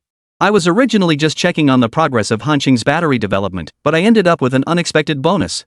Bai Hanyu and the others completely ignored Lin Yuan's last remark. "It wasn't detected, right?" As for Lin Yuan's motives, whether he genuinely cared about the batteries, they couldn't care less. Some things simply weren't meant to be discussed openly. Anyway, everyone had skeletons in their closets. What was done was done. As long as they weren't caught red-handed, it was as if it never happened. Not at all. Our AI relies on supercomputing power. Their firewalls couldn't possibly stop us. We have a plan now, but keeping them from getting suspicious? That's going to be tough.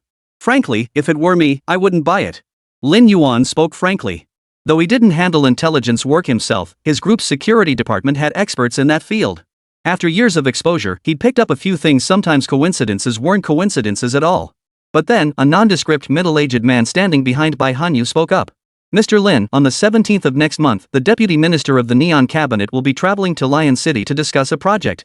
He'll be staying at the Fortune Bay Hotel. If we provide the network access key and IP for the Fullerton Bay Hotel, could you arrange for this document to appear on the deputy minister's personal laptop?"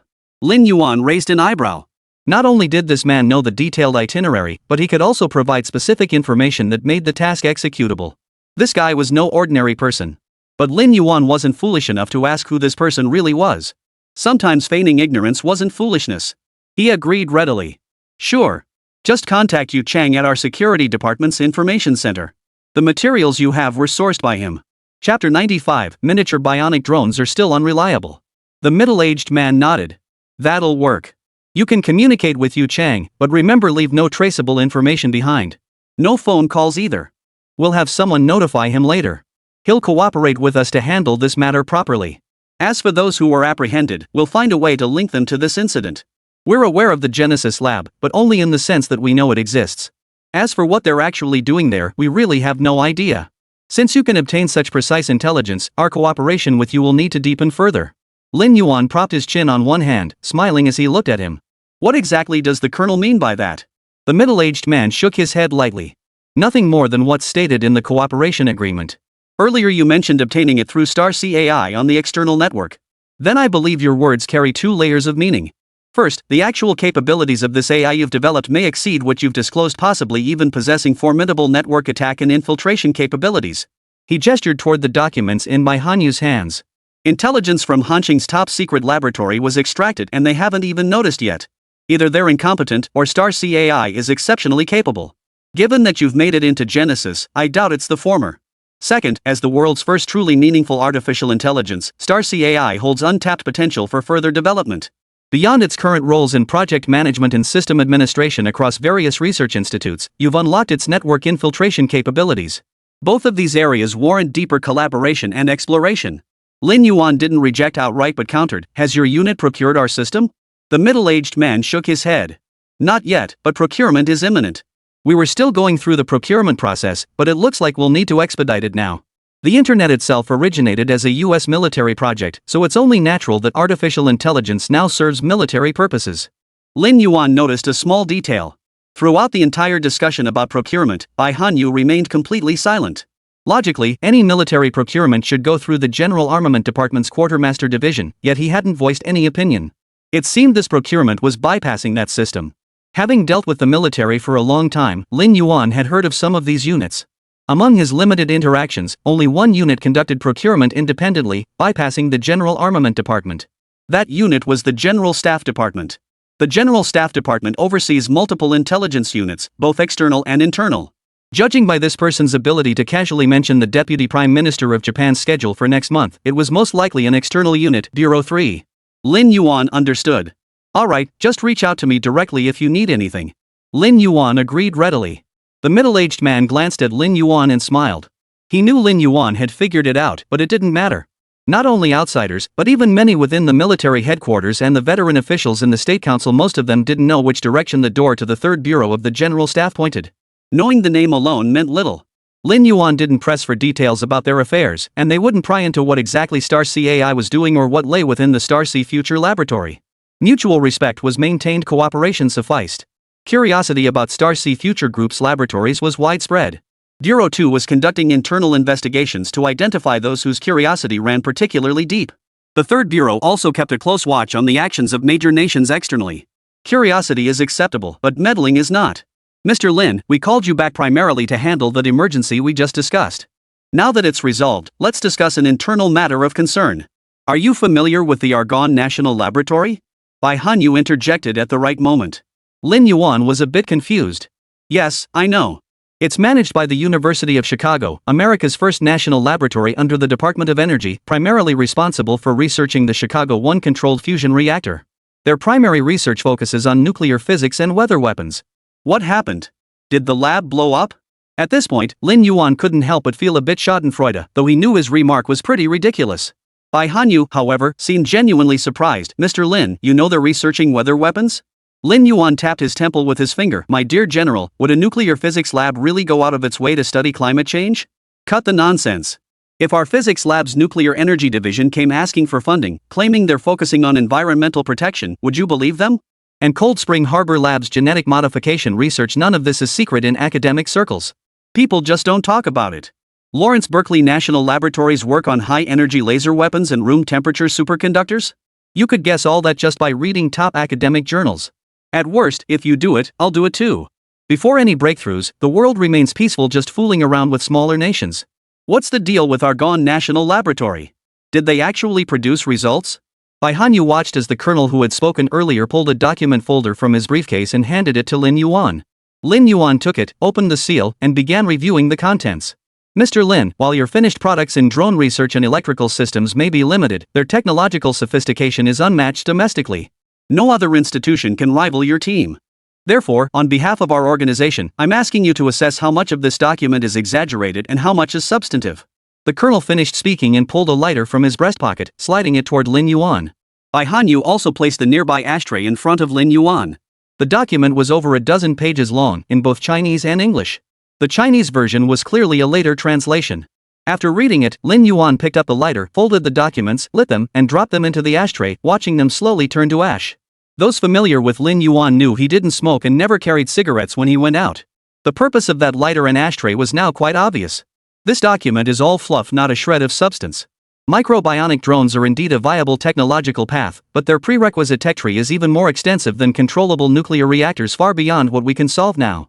I don't know where this intelligence came from, but it clearly belongs to the theoretical modeling phase. Moreover, it contains significant misinformation. If you obtain this through covert channels, you'd better pray the source remains unaware. If you stumbled upon it elsewhere, forget it. Pretend you never saw it. Chapter 96, Spear and Shield. Address the shield first. Lin Yuan's words carried profound meaning. If it truly came from one of their own through special channels, the motive behind passing on such flawed intelligence would be highly suspicious. As Lin Yuan stated, this intelligence was highly misleading. Upon hearing this, Bai Hanyu's heart skipped a beat. He immediately turned to look at the senior colonel beside him, his eyes visibly tense. The colonel gave Bai Hanyu a reassuring glance before turning to Lin Yuan. Are you suggesting there's something wrong with this intelligence, Director Lin? Lin Yuan struggled to articulate his thoughts, gathering his words before finally clarifying, the intelligence isn't problematic. It's too perfect. But that's precisely the problem. Nothing in this world is flawless. The Golden Crow is formidable stealth, supersonic, even hypersonic maneuverability, capable of carrying over a dozen missiles, with a maximum range of 9,700 kilometers. Launched from an aircraft carrier, it could strike Hawaii. If those specs were actually released, the American president would have nightmares. But here's the catch, its low-altitude, low-speed performance is severely limited by its aerodynamic design, making it quite mediocre. Without the Jingwei system, it would be easily targeted and destroyed during takeoff. Yet the intelligence you provided suggests the opposite. It's too accurate, almost too perfect. Without deep analysis, it's easy to be deceived. To be blunt, if you took this document to investors, you could easily raise hundreds of millions. Even experts reviewing it wouldn't find any flaws. It's as correct as 1 + 1 = 2, self-evidently so. The colonel understood Lin Yuan's meaning. You mean it lacks practical applicability? Exactly. The research difficulty is so immense that anyone investing in it would be foolish. Lin Yuan nodded emphatically. Take the power source and control system alone, solid-state batteries for power and neural networks for control. Solid-state batteries require gallium and germanium as core elements. While not rare earth materials, they are still rare metals. These elements are distributed throughout the Earth's crust. And germanium is a byproduct of smithsonite mining. America doesn't even have processing lines for sphalerite. They don't buy it, so they don't have any to use. Where would they even research its sources? What, did they move their labs to our country to study it? China holds 60% of the world's sphalerite reserves. Where else could they find a better mining share? America lacks both a complete industrial chain and stable power supply. It's not that I look down on them, they genuinely can't handle this. On this point, Lin Yuan wasn't lying. The mining, purification, and refining of gallium and germanium both demand massive amounts of electricity. For America, with its privatized power grid, their electrical infrastructure simply couldn't support applications requiring that level of power. And the data specifically mentions gallium carbide, not the gallium nitride and gallium arsenide we've already mastered. As for the neural system, that's just meaningless jargon. It requires intelligent chips to analyze biological cell data, convert it into electronic signals for transmission, and generate bioelectricity for self-sustaining replenishment. Without breakthroughs in current technology, it'll take at least a decade or two to achieve. You could have obtained these theoretical concepts without involving me. You must have other motives for seeking me out. Lin Yuan was certain their objectives extended far beyond this. Such research exists domestically too, and it's not isolated. If they truly wanted to verify it, a few phone calls would suffice. Bai Hanyu pulled the nearly burned-out ashtray toward him, stirring the ashes with his fingers without a second thought. Mr. Lin, since you can clearly see these materials are garbage, does that mean your company has done research on this? If others' work is trash, can we find valuable insights in that trash and turn waste into treasure? We absolutely need microbionic drones. Whether for battlefield intelligence gathering or rear area infiltration support, they offer unparalleled advantages. If we can't build them now, can we develop them in the future? Earlier you mentioned the technical path is too difficult. Are there alternative approaches to achieve this? If we can't build them, do we have countermeasures to avoid this problem? Lin Yuan finally understood they truly never fought a battle without a solid plan. They'd toss out a question, but had a whole strategy prepared for him. He wondered if this was simply the military's standard approach. Those developing drones definitely explore these avenues. After all, the extensions of drone technology are limited to these areas. Intelligence, biomimicry, that's about the extent of it. To say we haven't researched it would be a lie. We're definitely developing all these areas, it's just a matter of prioritizing different focal points.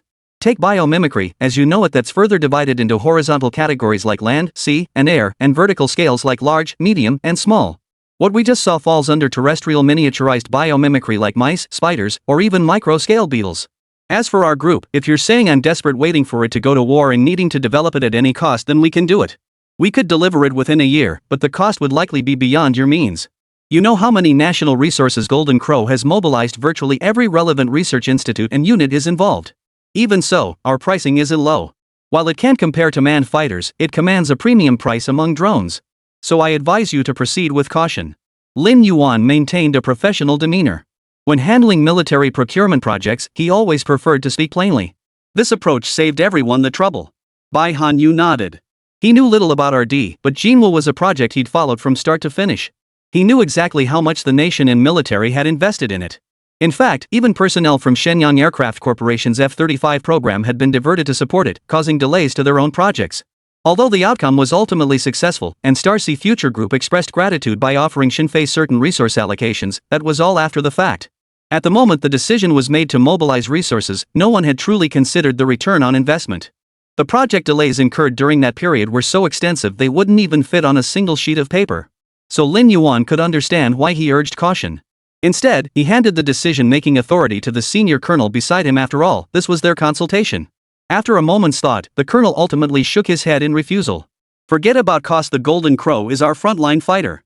Investing without regard to cost will yield unimaginable returns. As for our project, since everyone is starting from the same baseline, we can afford to wait. But we need countermeasures. Can you develop specific techniques and technologies for this? Lin Yuan readily agreed. Simple.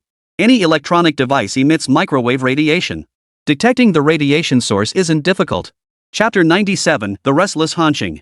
When Lin Yuan returned to the Jiangcheng headquarters, 2 days had already passed. What are you all discussing? Upon entering the top floor office on the 32nd floor, Lin Yuan noticed the young men and women from the secretarial department gathered together, whispering among themselves. His curiosity was piqued. Liang Meng immediately stood up. Good afternoon, Mr. Lin. Good afternoon, Mr. Lin. The others also hurriedly stood up to greet him. Lin Yuan waved his hand dismissively. What were you all huddled together discussing just now? Liang Meng promptly handed him a research report from the desk. Mr. Lin, this is a document the Secretariat just received from the Strategy Department. It details the battery development progress in Japan and South Korea. The Strategy Department's assessment indicates this could pose a significant threat to us. They recommend the group take proactive measures. Lin Yuan took it and scanned it. All this fuss over that? Liang Meng nodded. Du Yanba has this habit of reading novels. He just imagined a whole sword and swordless unfair competition scenario based on this assessment. That's what we were discussing. Du Yanba cringed, looking slightly embarrassed. Lin Yuan felt a pang of curiosity upon hearing this. So, what have you made up for? Du Yanba flushed slightly.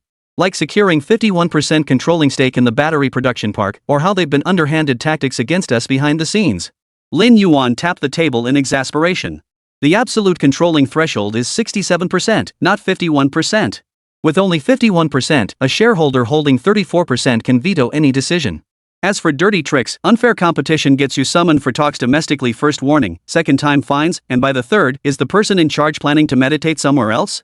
If a foreign company engages in unfair competition against a domestic one, have you looked into the anti-monopoly law? You probably don't realize the full impact of an anti-dumping investigation, do you? Other common penalties include issuing bad checks, which can incur fines up to 5% of the face value, with victims entitled to claim an additional 2% compensation. Transferring shares isn't something you can pull off overnight. You need to prepare documents, sign agreements, handle change procedures, get approvals and handovers from the relevant authorities. If it's a listed company, you have to announce it in advance. How could someone who scored over 600 on the college entrance exam possibly trust advice from someone who only got 300 or 400? What were you thinking? Du Yanba was so embarrassed he could practically dig a 3-bedroom apartment out of the ground with his feet. Mr. Lin, I'm sorry, Du Yanba stammered, utterly at a loss for words. The others stifled their laughter, shoulders twitching with suppressed giggles. Forget it. Looks like we'll need the legal department to give you guys a refresher on corporate law and partnership law sometime. With that, Lin Yuan took the documents and walked into his office. The others shot Du Yanba a withering look. Liang Meng glared at Du Yanba, her teeth clenched. After all these years of studying, I never imagined that once I finally got a job, I'd still have to keep learning like a student. Thanks a lot, Mr. Du Yanba. Thanks to you, this administrative management major has to study law now. Du Yanba felt like crying. Sis Meng, I actually majored in law myself. But I got so hooked on reading novels that I forgot everything my professors taught me. A guy standing behind him suddenly grabbed his neck from behind. You studied law and still forgot this? I majored in polymer materials. You made me study humanities stuff, I'll fight you. Brother Fawn, I'm innocent. My graduate focus was economic law, not legal theory or criminal law. I genuinely forgot. Dianba kept patting the boy's arm, signaling him to let go. Security personnel nearby, tasked with maintaining order, turned away from the scene. They couldn't bear to watch. Alright, cut it out. Fangge, notify CEO Chang Haoyu and CEO Luo Xin to come over. I believe they should be at headquarters. Liang Meng, retrieve this year's plans and next year's projections for both the chemical materials and new energy companies. Lin Yuan stepped back out of the office, directing everyone to get to work. A few minutes later, Chang Haoyu and Luo Xin entered Lin Yuan's office carrying a thick stack of documents. Liang Meng followed behind with her notebook, quietly taking her seat in the corner to prepare for meeting notes. Have you reviewed this report? Lin Yuan slid the documents toward them. Chang Haoyu and Luo Xin exchanged glances before nodding in unison. Before our third-generation lithium iron phosphate battery emerged, the most mature battery on the market was Panasonic's lithium cobalt oxide battery, with an energy density of 250 Wh. But I consulted the physics lab through Shanghai, and their response was that the lithium cobalt oxide battery approach has inherent flaws. What Panasonic has achieved is already the limit. Further breakthroughs will be extremely difficult. Moreover, our group has abandoned the lithium cobalt oxide battery route. The chemistry lab mentioned something about fluctuations in the electrolyte medium composition. It sounded too technical, but their implication was clear. They don't think much of it. Chang Haoyu recalled the information he'd gathered and provided a rough summary. Though he hadn't articulated it clearly, Lin Yuan understood. So the SEI film deposition rate during cycling is affected by electrolyte temperature fluctuations, leading to uncontrollable issues, right? Chang Haoyu nodded quickly. Exactly what they said. What do you make of this, Mr. Lin? Sales expansion and channel development, I'm all for it. But this is too technical.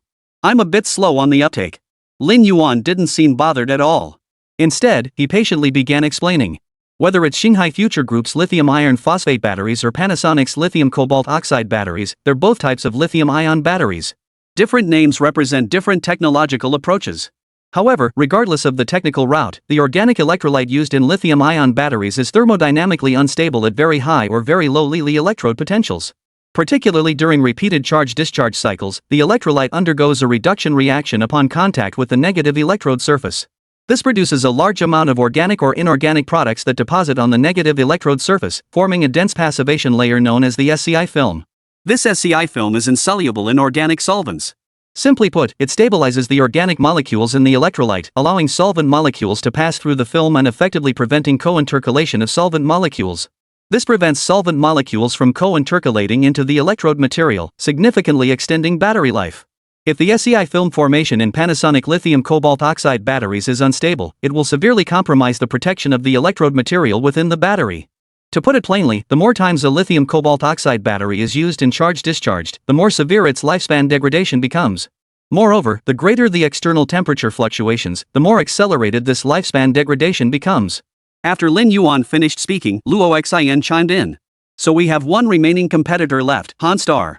They're teaming up with LG to develop new batteries with energy densities of 400 Wh/kg or even 500 Wh/kg. Chapter 98, Digging a Hole Along the Way. So what do you suggest we do? Lin Yuan didn't rush to offer his opinion but countered with a question instead. Like Chang Haoyu, Luo Xin might not be an expert in technology, but he was a first-rate talent when it came to running a company. I think we should pursue a dual-track strategy. Our new lithium iron phosphate battery has only been on the market for a little over a year and hasn't achieved widespread adoption yet. We should expand our sales reach comprehensively to capture market share. Any mature battery solution typically has a lifespan of around 10 years. Beyond smartphones, we need to push for widespread adoption in other consumer electronics and make significant investments in the industrial sector. Second, we need to intensify our R&D efforts. This R&D effort should focus on two key directions. First, accelerate the evolution of lithium iron phosphate batteries to continuously enhance performance. Both internal energy density and other characteristics must be improved. Second, we must develop the next generation of batteries, ideally a complete power solution. Among the recent technical inquiries we've received, including one from State Grid, they specifically seek a complete power storage solution. Ultra-high voltage transmission technology is highly effective, but it's not without losses. While it reduces losses from the previous 35–40% to 8%, this figure remains alarmingly high. Take the Three Gorges Dam in Hubei province as an example. Theoretically, it can generate 540 million kilowatt-hours of electricity at full capacity in a single day. Even accounting for hydrological variations, daily output averages 242 million kilowatt-hours. An 8% loss equates to 19.36 million kilowatt-hours. That's 193.6 million kilowatt-hours, enough electricity loss during transmission after daily generation to power a small city of 150,000 people for an entire year. State Grid has been grappling with this issue because the losses remain too high. For us, this represents a massive market, a $1 trillion opportunity. Luo Xian's brow furrowed with urgency. The market was simply too vast, a pure blue ocean. Collaborating with such enterprises inherently demands certain prerequisites from the companies themselves. Not only in terms of scale, but also in technological capability. While Shanghai Future New Energy Company might not yet meet that level, its parent company, Shanghai Future Group, certainly qualifies. That means the new energy company has the standing to participate in the partnership. Given the perfect alignment of expertise, Luo Xian's urgency was understandable. Lin Yuan, however, showed no sign of urgency. He rose to invite them to sit at the tea table, brewing tea as he reassured them. Anxiety won't help. The bigger the matter, the less room there is for haste. State Power has their own plans, and we have our own development roadmap. We just need to execute step by step. As for Hanqing, Mr. Luo, you can step up your efforts. Current production capacity is definitely sufficient. And haven't you submitted plans for a third new energy industrial park? The planning department has already begun the design and feasibility studies. You should intensify your offensive. At the very least, completely eradicate Hanqing's battery market share domestically. If necessary, even resort to price cuts at critical moments. Once you've taken their market share domestically, immediately pivot to Southeast Asia. At the very least, secure our core foothold in Asia. I'm not pursuing global distribution right now. Just secure Asia for me. Computers, phones, electric vehicles, whatever it takes, you must dominate the Asian market for all consumer electronics exports. You can't let Hanqing develop and test products in peace, make them feel the pressure. Lin Yuan said meaningfully. Though somewhat perplexed, Luo Xian nodded in agreement. He didn't know if Lin Yuan had other plans or actions in mind, but seizing market share was within his remit. Lin Yuan's plan was straightforward. Few major events from his previous life remained vivid in his memory, but the 2016 Samsung Galaxy Note 7 battery explosion incident was one that had left a deep impression. It was precisely through this issue that several major domestic smartphone manufacturers simultaneously ramped up their efforts, completely driving Korean-branded phones out of China. Moreover, this development was not without covert support from higher authorities. After all, getting major airlines to explicitly ban Korean-branded phones from flights required approval from the higher-ups. Lin Yuan's objective was straightforward. Since Hanqing's battery technology was inherently immature, he might as well go with the flow. You're already jumping into a pit of fire, so I'll just dig it a little deeper for you. Moreover, Star Ocean Future Technology Group had little time to spare. Once the other battery giants fully emerged, a bloody battle among them would lose all meaning. By then, Lin Yuan would be planning Star Ocean Future Energy's full-scale transition into the industrial sector. The civilian sector would be limited to just a few areas like electric vehicles and new energy vehicles. That would be the ideal moment for them to formally initiate cooperation with State Grid. Just as their conversation was flowing smoothly, Liang Meng closed her notebook and approached. Mr. Lin, we have distinguished guests. The conversation halted as Lin Yuan looked at Liang Meng. Liang Meng said nothing, merely opening her laptop to show Lin Yuan the visit request displayed on the screen. Lin Yuan was slightly surprised. Oh, it's them. You go ahead and greet them. Well, since you have guests, Mr. Lin, we'll take our leave. Luo Xian and Chang Haoyu immediately stood to take their leave. Lin Yuan nodded, then resumed rinsing the teacups and brewing tea, waiting for the guests to arrive. Please come in, everyone. Mr. Lin has been waiting for quite some time. Liang Meng opened the door to Lin Yuan's office, standing gracefully at the entrance as she invited everyone inside. Lin Yuan rose immediately. Welcome to Starcy Future Technology Group, Minister Zhang and distinguished leaders. The leading man, a square-jawed middle-aged man, laughed heartily and stepped forward to shake Lin Yuan's hand. Mr. Lin, you're too kind. We've wanted to visit for some time, but only now have we found the opportunity. Please forgive us for this sudden visit. Please, have a seat. Minister Zhang, you're too kind. Lin Yuan promptly invited them to take their seats. Everyone, fine tea for our honored guests, please enjoy. Lin Yuan, who had prepared everything in advance, began pouring tea according to the number of people present. So that's why old Bai, that rough and tumble fellow, keeps showing up here. He must be after this fine tea. Minister Zhang lifted his teacup, took a whiff, and made a seemingly offhand remark. Lin Yuan instantly understood the man was laying out his agenda and purpose. The visitor was the Deputy Minister of Public Security, and mentioning Bai Hanyu meant they were here for equipment. Shanghai Future Group had only one line of equipment suitable for police use, the Songlong series. Minister Zhang, you're too kind. Feel free to drop by anytime for tea, we'll always have a spot ready for you. Lin Yuan responded modestly, subtly conveying his welcome. He was naturally welcoming of any cooperation opportunities. Old Bai and I served in the same unit. Later, I transitioned into public security. But our old connections remain, and I know the military has recently acquired quite a few excellent items from you. That's precisely why I'm here today. I'm not interested in the Golden Crow. The procurement request for the Azure Dragon has already been approved by higher-ups. For such a large order, I'm sure General Manager Lin wouldn't hesitate to part with a few pounds of tea. Chapter 99, The Police's Special Requests. Lin Yuan saw the other man pull out a lighter and promptly push the ashtray toward him. After lighting his own cigarette, Director Zhang sighed. We're only approaching you as a last resort. The pressure on us is immense. This startled Lin Yuan, who in the country could possibly put pressure on the Ministry of Public Security. Don't scare me, sir. This truly caught Lin Yuan off guard. Such a major incident hadn't been reported in the news at all. In this information age, it was impossible to keep something this tightly under wraps. Seeing Lin Yuan's misunderstanding, Minister Zhang didn't elaborate. He simply glanced at the person beside him. The man promptly pulled out a document folder and respectfully placed it before Lin Yuan. Lin Yuan took a deep breath, opened the folder, and a stack of photos spilled out. After reviewing them, Lin Yuan exhaled deeply. That gave me a fright. I thought there was trouble domestically. Turns out it's just border drug traffickers and smugglers. His expression turned serious in an instant. Smuggling was a complicated issue, and major smuggling cases had indeed occurred domestically. Even as a child watching the news, Lin Yuan had seen reports of people cutting cars in half to smuggle them into the country, only to weld them back together and put them back on the road. In short, dealing with Southeast Asia's peculiar neighbors had once placed immense pressure on China's customs. Their situation was essentially the same as America's, bordering Mexico. The only difference was that China's crackdown was more stringent. The scarcity of news reports today doesn't mean it doesn't happen, it just means countless unsung heroes are working tirelessly behind the scenes. The document folder also contained official papers detailing military deployments under the guise of training exercises, revealing just how brazen the adversaries could be at times. We've set our sights on the Tsanlong. At least in jungle warfare and reconnaissance, it's far superior to our reliance on manpower alone. Therefore, I intend to procure your Tsanlong units as well. Minister Zhang stubbed out his cigarette and slammed his fist on the table. Clearly, he was seething with hatred toward certain individuals. We can sell you the Tsanlong, but not the ammunition. You'll need to go through the military's procurement channels for that.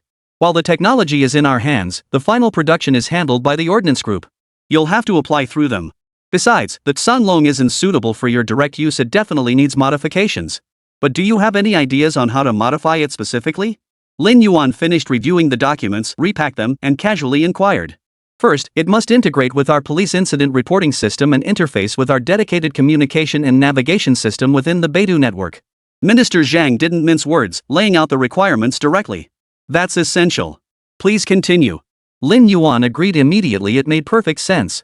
It was merely a matter of system integration, the interfaces were already compatible, so it would be straightforward. We need to enhance our infrared surveillance systems. Nowadays, those criminals are even coating themselves in mud to evade detection. That's training typically reserved for special forces. They're crazy for money. Do you have a solution for this tactic? Minister Zhang was speechless when he mentioned their tactics. They truly risk their lives for money. Covering their bodies in mud for extended periods risks minor illnesses like colds and bacterial infections at best. At worst, they could develop hypothermia and vanish silently in the tropical rainforest. Military infiltration training has a complete logistical support system. After training, they get full physicals and appropriate recovery measures. How reckless these people are. Generally speaking, infrared detection relies on the thermal signature a human body emits to the equipment. Covering the body with mud can indeed lower surface temperature. So if you want to achieve your goal, infrared detection is useless. You'll need advanced life detection equipment. Lin Yuan pondered for a moment before suggesting what he believed to be the most effective solution. Life detectors come in many varieties. Infrared detection is the most basic. Above it lie numerous more advanced devices and methods, though naturally, they come at a higher price. For example, video life detectors, radar life detectors, gas-sensitive life detectors, and audio life detectors. Then what methods do you recommend we employ, Mr. Lin? Director Zhang asked without hesitation. Before arriving, they had already had their technical department conduct an assessment internally, clearly coming prepared. Lin Yuan placed several empty cups before him. Video life detectors are useless. The tropical rainforest is densely forested with steep terrain that Tsanlong can't even get in. You won't see anyone on the ground from high above. With that, he removed the first cup and set it aside. Second, the audio life detector also out. Tropical rainforests have plenty of noise, lots of it. Animal predation, insect chirping, and bird calls are overwhelming. Add to that the sudden showers and strong winds caused by unique weather patterns, and audio analyzers are basically useless in these conditions. He removed another cup. Then he pointed to the last 2 cups. Let's go with the radar life detector and the gas-sensitive life detector. The radar life detector emits nanosecond-level electromagnetic pulses to penetrate obstacles for reconnaissance. It then uses biomedical signal processing technology to extract characteristic signals from breathing and limb movements. This is the most accurate. Regardless of nationality, ethnicity, or gender, as long as it's a human, specifically Homo sapiens, the detection won't fail. After all, humans belong to the hominidae family within the primates order of the Mammalia class, a classification unique throughout the entire animal kingdom. As for gas-sensitive life detectors, I imagine you've encountered them before. Customs authorities rely on such equipment to detect whether people or animals are being smuggled across borders. Simply put, it detects abnormal changes in carbon dioxide concentration in the air to determine if respiratory activity is present. It might be tricky in densely populated urban areas, but in tropical rainforests, no animal comes close to humans in terms of the volume and mass of exhaled carbon dioxide. After speaking, Lin Yuan pushed the last 2 cups toward Director Zhang. Combining these 2 technologies yields the most effective solution, but unfortunately, it's also the most expensive. Moreover, the tropical rainforest's high temperatures and humidity create significant signal interference.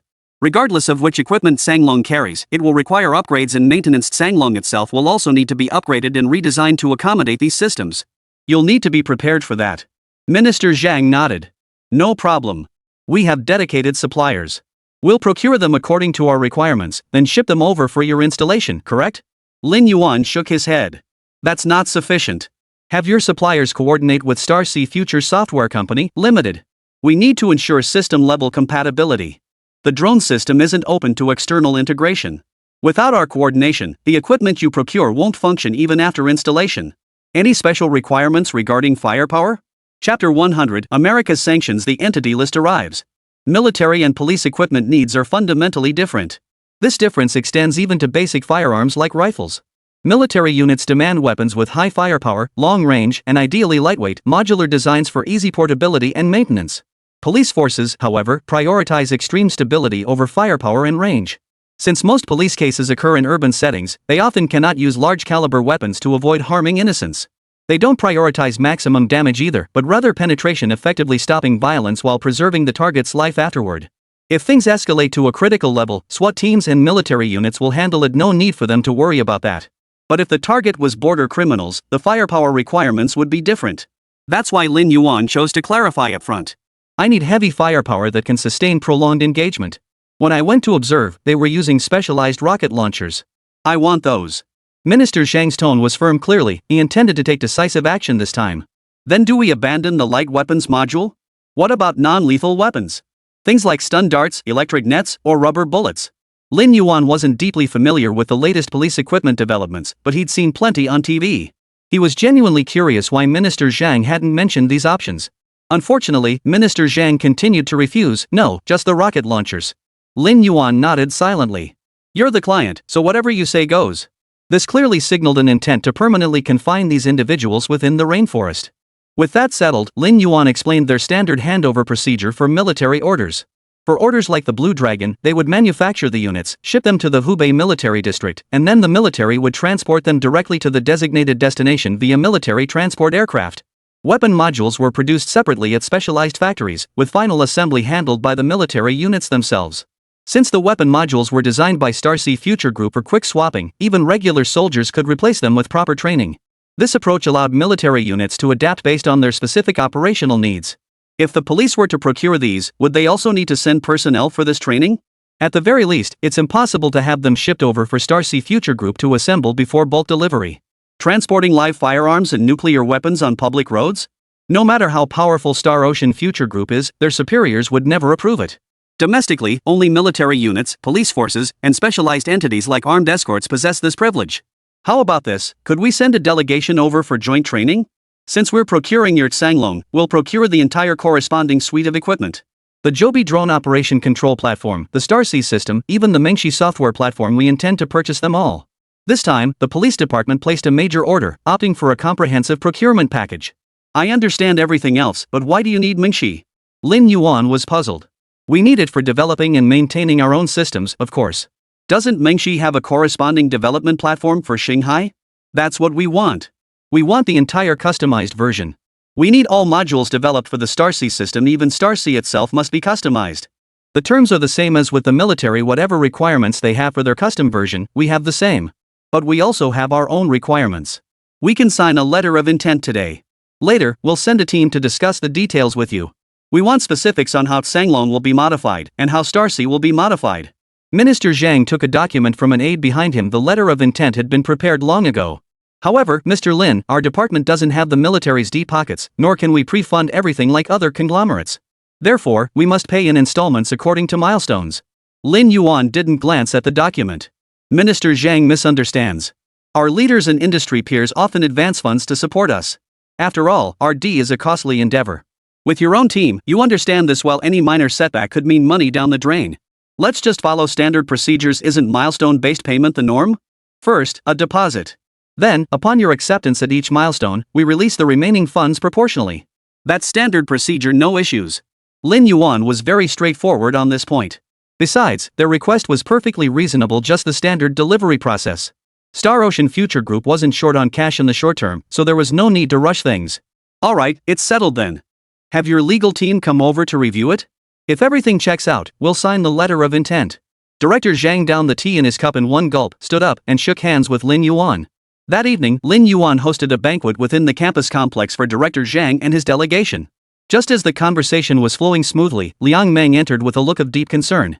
Mr. Lin, there's been a major incident. Hearing this, the others at the table immediately dropped their chopsticks and their smiles vanished. What happened? Lin Yuan asked curiously. It's 8 p.m. in the capital right now. America is 12 hours behind us, so it's 8 a.m. there. They've officially announced that we've been added to the entity list and will be sanctioned. Liang Meng handed over her phone. Within minutes of the incident, news had already reached China.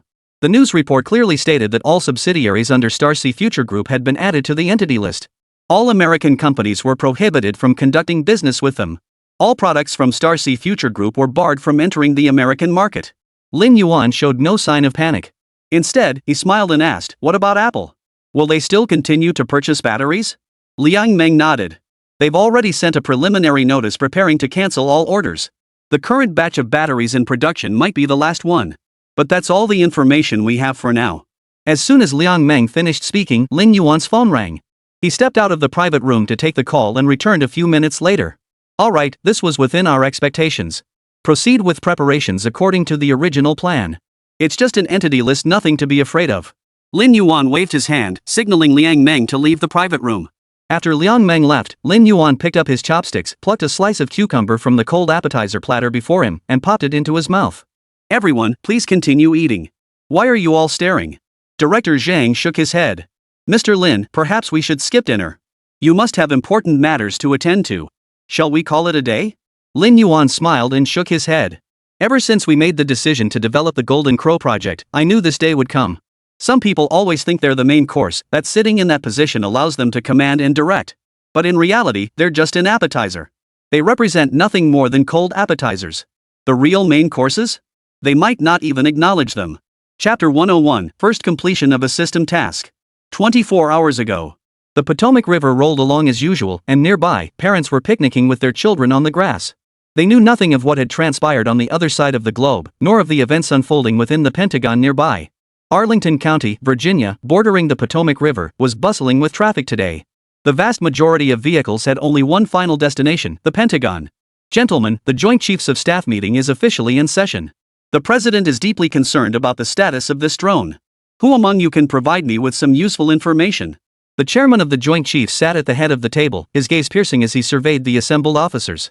Those permitted in this office included the chairman, vice chairman, chiefs of staff of the Army and Air Force, the chief of naval operations, the commandant of the Marine Corps, plus the heads of several other key departments. The National Guard Bureau chief should have been present, but unfortunately, he had not been invited to this meeting. Because this was not a war planning meeting. What did the secretary say? The vice chairman seated beside him did not answer directly, but countered with a question. The chairman shook his head dismissively.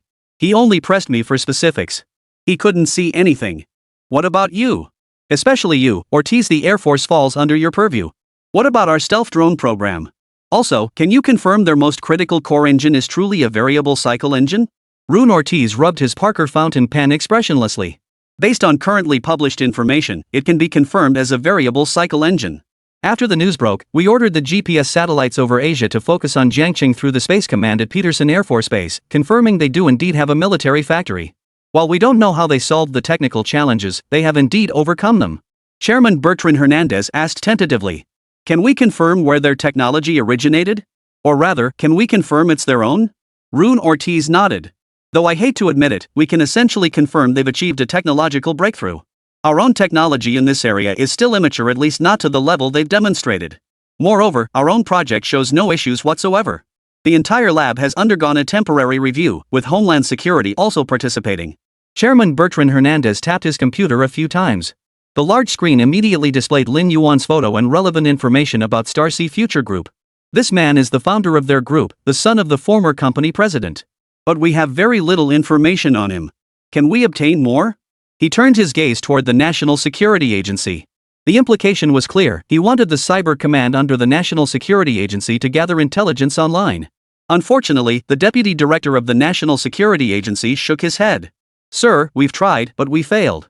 Their company's network firewall is highly unique, completely unlike anything we've encountered before. Consequently, we suspect internally that they operate an independent system. All information we've been able to uncover so far is publicly available data released by the Huagua government. We couldn't even find details on the research projects Lin Yuan worked on during his university years. It's clear his records have been encrypted by the Huagua government. We've also examined their company's official website. At least for now, there's no way around it. We've tried all conventional distributed denial of service attacks, but they've been ineffective.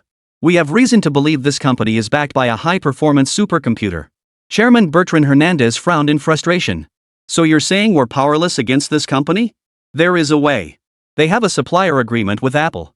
Beyond that, we have no leverage. Because they have no export business. The president's private chief of staff finally spoke up, though his words were tinged with disappointment. They have no export business, let alone ties to America, and barely any connections to the outside world. There's simply nowhere to start. As for Section 337 investigations or long-arm jurisdiction, they were useless too. The company only dealt in batteries. It's not worth much money.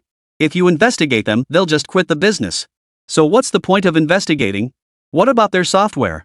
Is there any leverage with their various software products? The chairman tried to cling to hope. The chief of staff shook his head again. We've already checked. Star Ocean Future Group isn't our client, so they should have their own industrial design software. The question is whether it's their own or provided by the Huagua military. What is the president's opinion? Chairman Bertrand Hernandez looked at the chief of staff, now at a loss himself. The chief of staff sighed. Add them to the entity list first. Let's see how they react next. If there's room for negotiation, that would be preferable. The chairman could only nod in agreement. Deep down, he knew there was little room for negotiation at present. Because there was nothing to discuss between the two sides, no common ground whatsoever. How could they possibly negotiate? Ding. Legacy mission complete. Phase 1, Objective 1 completed. Current reputation, 108,135 100,000. Quest rewards, Advanced Software Development, Data Structure Algorithms, Communication Engineering, Intermediate Artificial Intelligence, Physical Optics, Introduction to Acoustics, Ultrasonics, Polymer Chemistry, Chemical Biology, Molecular Science, Energy Chemistry, Bioinformatics, Bioengineering, Biochemistry. Dear Inheritor, congratulations on completing the foundational mission. You have officially taken your first step toward deep space. Keep up the good work, the flame of civilization shall burn eternally. Ding. Successor mission Phase 2 activated. Objective, achieve 1 million reputation points. The night lights of Jiangcheng shimmered brilliantly. Lin Yuan stood before the expansive floor-to-ceiling windows of his 32nd floor office, his gaze lost in the distance. The notification of his first system task completion echoed in his mind. Along with it came a flood of profound new theoretical knowledge. Having experienced the system's knowledge inheritance once, he now understood that the knowledge imparted by this mechanical civilization inheritance system shared similarities with Earth's knowledge, yet also differed. Compared to Earth's knowledge, the inheritance system's rewards were more systematic and comprehensive. Many disciplines appeared similar to those on Earth, yet their depth and breadth far surpassed anything currently available on the planet. Though Lin Yuan wasn't entirely sure how this reputation was calculated, he understood that completing just 2 more tasks would likely coincide with Starsea Future Group's moon landing. The system had provided an overwhelming amount of knowledge. Merely completing the first mission had already granted profound knowledge in intermediate artificial intelligence, physical optics, and bioinformatics. In other words, this information alone was already sufficient for Starsea Future Group to develop high-energy weapons. After standing silently for over 2 hours, Lin Yuan finally smiled upon fully digesting all the knowledge. Entity list? Hey, you guys just wait. Give me 2 more days and watch me pull off something big. Restrictions? Restrictions are indeed coming. Just wait another 2 years and we'll see who's restricting whom. This isn't over. Chapter 102, Star Ocean Future Launch Event Mocking Aim to Her Face. 2 days later, invitations began arriving from Jiangchang, dispatched across the nation. Apple would have received an invitation, but due to the entity list issue, both parties had severed ties. Star Ocean Future Group naturally removed Apple from the guest list. Corporate press conferences of a commercial nature were, after all, a commonplace occurrence. However, upon hearing about the event, Su Qifeng, director of the Department of Science and Technology at the Ministry of Industry and Information Technology, deemed Star Ocean Future Group to be in the eye of the storm. To play it safe, he chose to report the matter. Lin Yuan received the notification that very same day. After discussing the content to be announced at the press conference with Lin Yuan, they instructed him to prepare, as journalists would be attending. Assuming it was just a routine interview, Lin Yuan paid little attention to it. Early April saw cherry blossoms blooming gently across Jiangchang. Shanghai Future Group was also bustling with crowds that day. After verifying their invitations at the entrance, all attendees were escorted into the headquarters campus. Guests were guided to different zones based on their invitation categories. Software and Systems Zone, Intelligent Data Interaction Zone, Precision Machining and Forging Zone, Optical Semiconductor Zone, New Energy Zone. And the Chemical Processing Area, which is not open to the public. Early in the morning, media outlets that had received invitations issued by the state broadcaster lined up at the main gate.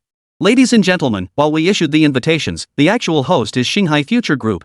You've all seen the exhibition layout and guidebook. The accessible areas are clearly marked. Shanghai Future Group is a classified entity. Opening its doors is exceptionally rare. Do not view what you should not see, do not photograph what you should not photograph, and do not ask questions you should not ask. Don't cause trouble for yourselves or your organizations. The CCTV field director cautioned the media in the waiting area. Director Yan, Shanghai Future Group is about to review our questions. I heard there will be a press conference after the launch event. Can we interview other visiting partners? The team leader from another organization raised their hand to ask. Yes, but stay on topic. Don't ask questions unrelated to this press conference or our collaboration with Star Sea Future Group. Keep your curiosity in check or you might not get an invitation next time. Director Yen glanced at the questioner and recognized his organization. I suggest you coordinate your questions beforehand. At the press conference, each organization gets one question. By sharing your questions, we can ensure coverage of topics of mutual interest. While our partners are still arriving and with 1 hour left before final submission, please make the most of your time. In joint media interviews, CCTV possesses the most extensive experience, and this approach is the most common practice. Shanghai Future Group had entrusted CCTV to distribute media invitations, effectively leveraging their expertise to screen participating outlets.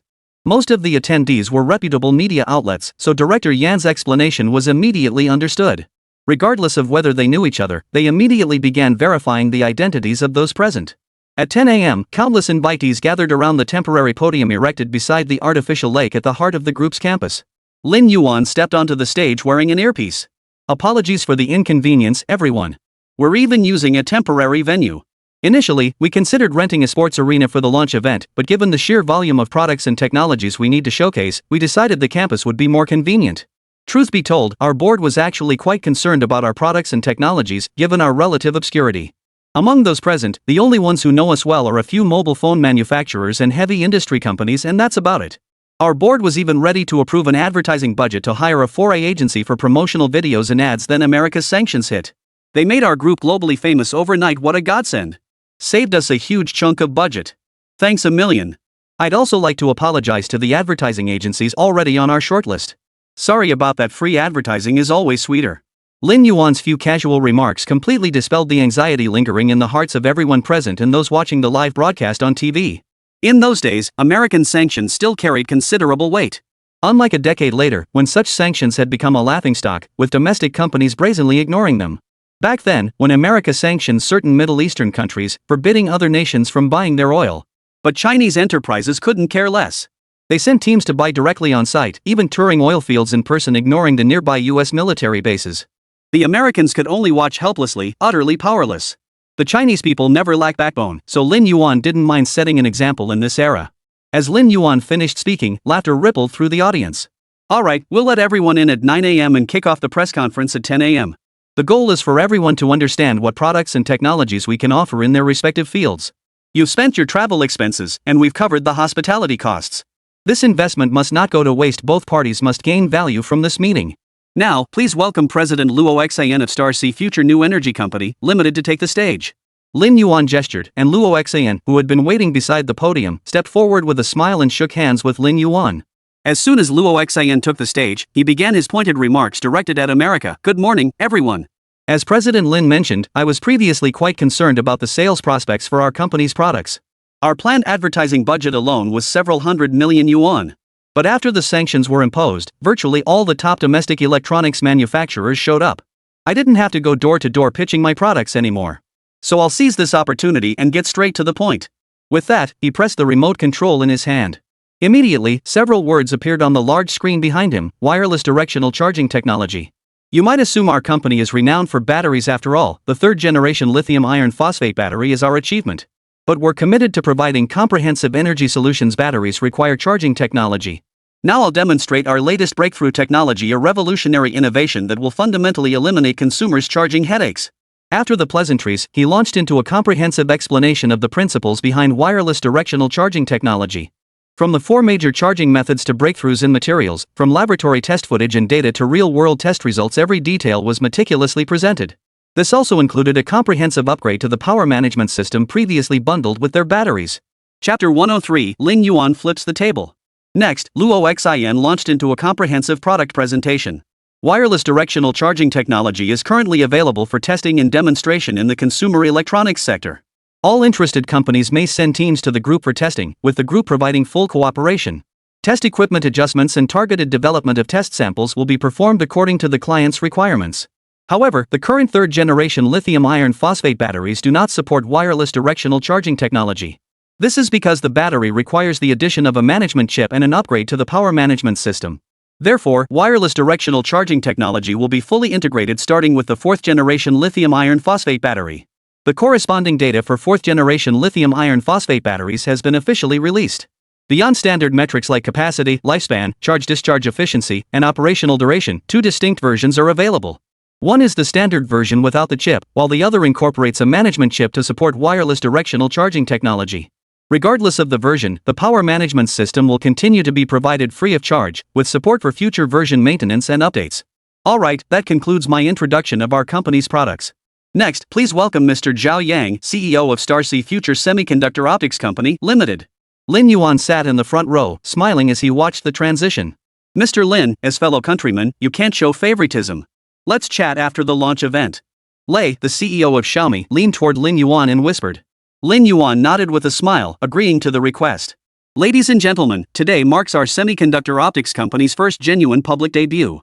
Since our company bears the name Semiconductor Optics, it naturally revolves around these two fields. President Luo set a great precedent by introducing two products, or rather, two technologies. We'll follow suit with two more. The first is a chip with fully independent intellectual property rights, built upon our in-house developed extreme ultraviolet EUV lithography system and integrated into our wafer fabrication and production framework. Currently, we offer three chip specifications: the 14nm Starlight 1, the 7nm Starlight 2, and the 5nm Starlight 3.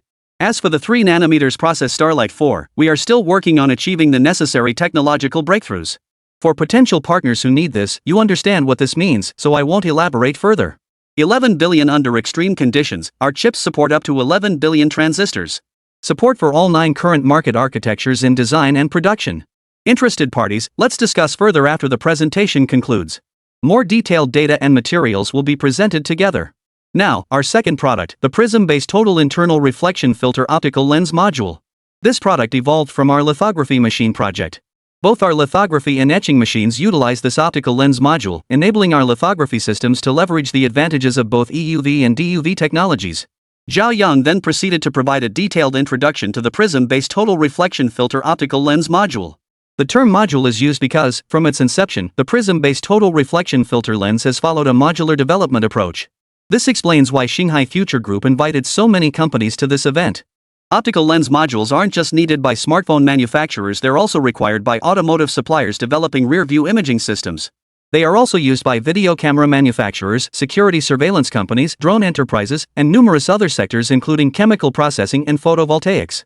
Since this optical lens module is purely a technology without restrictions on external materials, it can also be procured by specialized industries requiring high temperature resistance, acid-alkali resistance, or low thermal conductivity. As the presentation unfolded, semiconductor and optical companies in the audience began listening intently and taking notes. Before arriving, they had assumed they were merely attending for show, but upon entering the exhibition area and seeing the product displays, they immediately understood why they had received the invitation. Of course, this perception was limited to most civilian sector enterprises. Many companies with military and police contracts had already secured first-hand information through connections and entered the park for inspections much earlier. Alright, that concludes the products presented by Starcy Futures Semiconductor Optics Company, Limited. After the presentation, those interested can approach me for detailed first-hand data materials. But let me be clear up front, if you're here to buy production lines, forget it, we don't even have enough for ourselves. I'm saying this now to avoid any hard feelings. Next, please welcome Mr. Ding Qingrui, CEO of Starcy Futures Software Company, Limited. Zhao Yang finished speaking and waved toward Ding Qingrui, who was waiting on stage, completing the handover between the two. Next, subsidiaries including Starcy Future Software, Starcy Future Precision Machinery, Starcy Future Drones, and Starcy Future Chemicals took the stage in succession. Dreamstream Industrial Software Enterprise Edition, multi-axis CNC machining centers, 3-axis laser etching machines, various firefighting and environmental monitoring drones, the all-new 7th-generation photoresist, and diverse high-end industrial adhesives made their appearances. In response to America's sanctions, Star Ocean Future Group delivered the strongest possible slap in the face. Dahongmen, Imperial Capital. Several less busy members of the State Council specifically set aside time to watch the live broadcast on television. Young people have characters so different from us. We tend to be more reserved. One committee member remarked with a meaningful smile. Not only did Star Ocean Future Group unveil its next-generation battery, but it also officially announced breakthroughs in lithography machines and chip manufacturing, even revealing the severely restricted photoresist material. It was like flipping the table. The dangers of lagging lithography machines and chip manufacturing processes were widely known, but few realized that without high-end photoresist, producing advanced chips was equally impossible. Another committee member set down his teacup, shaking his head with a smile. This young man's thinking is quite different from ours. From what I understand, over the past few years, 80% of Star Ocean Future Group's revenue has been poured into R&D. And judging by their R&D pipeline and product lines, they clearly understand our weaknesses and are targeting breakthroughs precisely where we're vulnerable.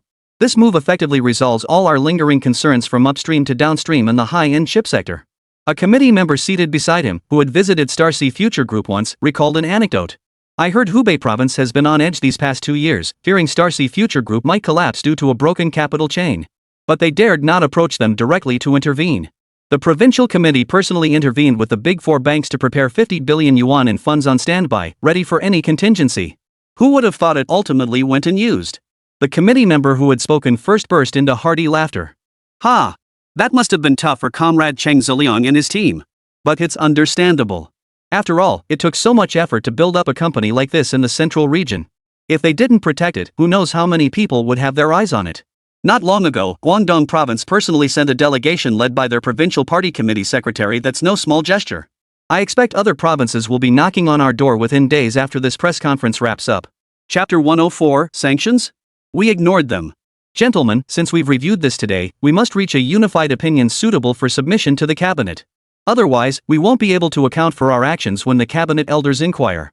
The committee member who had visited Starcy Future Group steered the conversation back to business.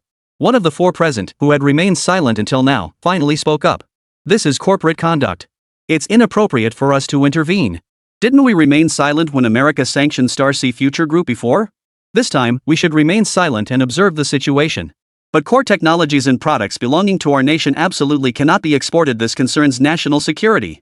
To those unaware of the inner workings, it might seem like dissatisfaction with Star Ocean Future Group. But everyone present knew that the last speaker was the one who held the highest regard for Star Ocean Future Group and offered its strongest support. Many within the State Council held high hopes for Starcy Future Group, and even more for Lin Yuan personally. Yet among all its supporters, this individual stood as the most uncompromising. When America imposed sanctions on Star Ocean Future Group, he had been the most outraged, demanding a forceful counterattack. It was only after the State Council communicated with Star Ocean Future Group through the General Office and learned of their plans that he had remained silent. They had been waiting for this very moment. I agree with old Zhang. Let's proceed this way. Especially photoresist, high-end chips, the 6 major lithography machines, and the top-tier lens module all must be restricted. Didn't our internal assessment conclude this optical module technology could be used for military applications? Ban that too. Domestic distribution is irrelevant, but overseas not even the packaging boxes can be allowed to leave. The veteran members exchanged opinions, and the decision was finalized. The absent committee members were likely of similar opinion. If a policy or measure receives overwhelming support from the majority of state council members, the cabinet would find it difficult to oppose it. After all, committee members carry their own authority. But this time was different. This concerned high-end technologies and products vital to national security. It would undoubtedly pass unanimously without a second thought. New items were about to be added to the export control list jointly formulated by the Ministry of Commerce, the Ministry of Industry and Information Technology, and the General Administration of Customs. These were items China had never possessed or mastered before. With the elders' consensus reached, the cabinet received the State Council's conclusion within minutes. Upon learning the outcome, the cabinet elders merely smiled without uttering a word, immediately issuing the export restriction order. After all, preparations had long been in place, ready for immediate implementation. As the 1.5-hour press conference concluded, the clock struck 11:30 a.m. CCTV, which had broadcast the Starcy Future Group press conference live, immediately announced the news. Simultaneously, various ministries and commissions, already prepared, initiated coordinated actions, with administrative documents being dispatched immediately. This seamless operation left netizens who had been closely following Star Ocean Future Group utterly dumbfounded. Holy cow, the export restriction list got updated the moment the press conference ended, not a second wasted.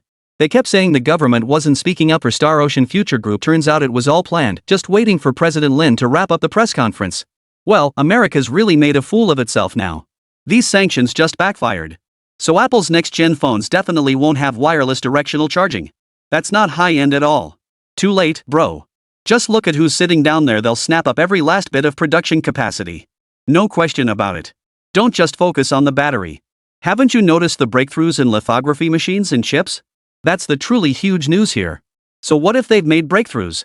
Manufacturers still need the capability to utilize them effectively. Exactly. Didn't Zhao mention during his presentation that everything from industrial design to the operating system needs reworking? All supporting semiconductors must be updated too. So I doubt phones will get it anytime soon. I guess we'll max out at 7 nanometers chips. I'm not holding my breath for 5 nanometers. That stuff's bound to be pricey. Keep it affordable so I can upgrade my phone. In stark contrast to the heated online discussions, the VIP lounges at Starcy Future Group were noticeably quieter. Many exchanged glances with their peers that held far less warmth and far more wariness. The reason was simple: everyone wanted to secure the latest products and grab as much market share as possible. Even for high-end machine tools, numerous related enterprises were eagerly awaiting the announcement. They all understood that if Lin Yuan and Star Ocean Future Group could promote this globally and secure live coverage on CCTV, it couldn't possibly be a hoax. Moreover, they had seen the latest news: all high-end machine tools were now banned from export, even second-hand ones. Some netizens even joked that this newly added export restriction list was longer than their lifespans. Because what was announced at the press conference was merely the outcome, but behind every product and technology lies an immense foundation of supporting technologies. Consequently, all these supporting technologies were also banned. The total number of technical and product categories reached over 100. Many technologies, impossible to list in detail, are simply covered by the phrase "and all related technologies." Now, authenticity is no longer an issue. Products effectively carry state endorsement, and with some prices already disclosed, they are quite reasonable. Now only one question remains: procurement quotas. Machine tools aren't something you can haul away in a single truckload. They involve numerous large and small components, supporting equipment, and even system upgrades. Therefore, initial production volumes and inventory levels simply can't be high. Securing a share becomes a technical challenge. The Shanghai Future Group media briefing is now officially underway. One question per organization. Please raise your hand to indicate if you have a question. Thank you all. Liang Meng delivered her opening remarks at the podium, offered a faint smile, then quietly stepped aside. On the podium, Lin Yuan and the heads of various subsidiaries sat in a row, awaiting questions. Mr. Lin, how do you view the recent sanctions imposed by America on your group? Is this press conference a countermeasure? A reporter from CCTV was selected to ask the question. Lin Yuan adjusted the microphone. Although you asked 2 questions, the first one holds no value. So I'll count it as just one question. Regarding my thoughts on the sanctions, to be honest, I'm actually grateful. After all, it helped raise our profile. Otherwise, we wouldn't have gotten such a turnout despite sending out over 1,000 invitations. And if the sanctions had come later, we would have spent nearly 1 billion yuan on advertising, production and promotion, a huge sum which we've now saved. As for whether this counts as retaliation, I don't think it does. We're simply proceeding according to our group's established RD schedule and business plan. We would have held this launch event regardless of the sanctions. So overall, this matter has little impact on our group. We're ignoring it anyway. Chapter 105, You're Not Going Public? Lin Yuan and Star Ocean Future Group's stance was different from what many had imagined. No heated arguments. No desperate rebuttals. They chose to ignore it outright. This was a more powerful form of resistance than protest or argument. Most companies might have assembled a legal team to sue America, but Lin Yuan knew they couldn't win. The laws were made by them, there was simply no point in fighting. Let him be strong, let him be strong. Let him bully as he will, the moon still shines over the great river. At that moment, every reporter present felt a similar realization. The editors behind the questioning journalists were already racing to draft their articles. Though they hadn't coordinated, their headlines would all convey a similar message. Mr. Lin, I notice all the products launched this time are enterprise-focused. Does this mean your roadmap won't include consumer-facing products? A reporter from a national media outlet stood up to ask. To be honest, we do have that intention. Our group is already a capital-intensive company. If we were to target consumers, it would require massive investments in sales and marketing. The costs would be too high. Moreover, our R&D costs are substantial, making our products expensive. With limited production volumes, unit prices would be prohibitively high for most consumers. Most importantly, we are an R&D-driven technology company, not a consumer-facing business. Of course, we cannot rule out the possibility of producing revolutionary products in the future if breakthroughs in technology enable us to do so. But in the foreseeable future, smartphones, computers, smart home devices, and new energy vehicles will not be areas we enter. As previously promised to CEO Yu, Star Ocean Future Group will not lightly enter the consumer electronics sector. Even if it means not profiting from consumers, we will focus on serving enterprises. But this was a press conference, best not to say such things. The partners watching the press conference from the reception room secretly breathed a sigh of relief. They had feared the referee might step onto the field to play himself. That would have been a whole different ballgame. As for the revolutionary product Lin Yuan mentioned, they weren't worried in the slightest. Not only is it not out yet, but even when it is, there will still be opportunities for collaboration. With 1.4 billion people domestically and 7 billion globally, the market is vast. One company alone couldn't possibly capture it all. Mr. Lin, I'm a reporter from CBN. Does Starcy Future Group or any of its subsidiaries have plans to go public in the future? Journalists at the event generally fell into three categories. The first type represents political media outlets like CCTV, Xinhua News Agency, or the People's Daily, which sat unasked at the center observing. Their presence signifies endorsement questions are pre-coordinated. If one outlet asks, others may opt out. The second type covers technology sectors, many of whom aren't traditional media outlets but rather representatives from various academic journals. The third category comprised economic media outlets, exemplified by the reporter who just asked a question. They focus more on the economic significance of each product, whether it impacts the industrial chain structure, the industry itself, or changes at the parent company. Currently, Shanghai Future Group is not a publicly listed company, so it is not required to disclose financial reports. As long as taxes are paid legally, reasonably, and compliantly, the company's financial status remains unknown to the outside world. But going public changes everything. Once listed, financial reports must be disclosed, making the company's finances transparent to the outside world. This is the most direct way to understand a company. This question made Lin Yuan pause for a moment. Logically, I should be painting a rosy picture for you, telling you how cutting-edge our group is, how vast our market potential is, and how brilliant our future will be. But honestly, I'm torn about whether to go public. I once asked our group's CFO, Mr. Lu Jingawei. His response was that it's possible, but many aspects of the company would need to change. If we go public, excessive R&D investment could easily lead to reduced profits or even losses. That wouldn't look good on the market cap, since investors naturally want their companies to turn a profit.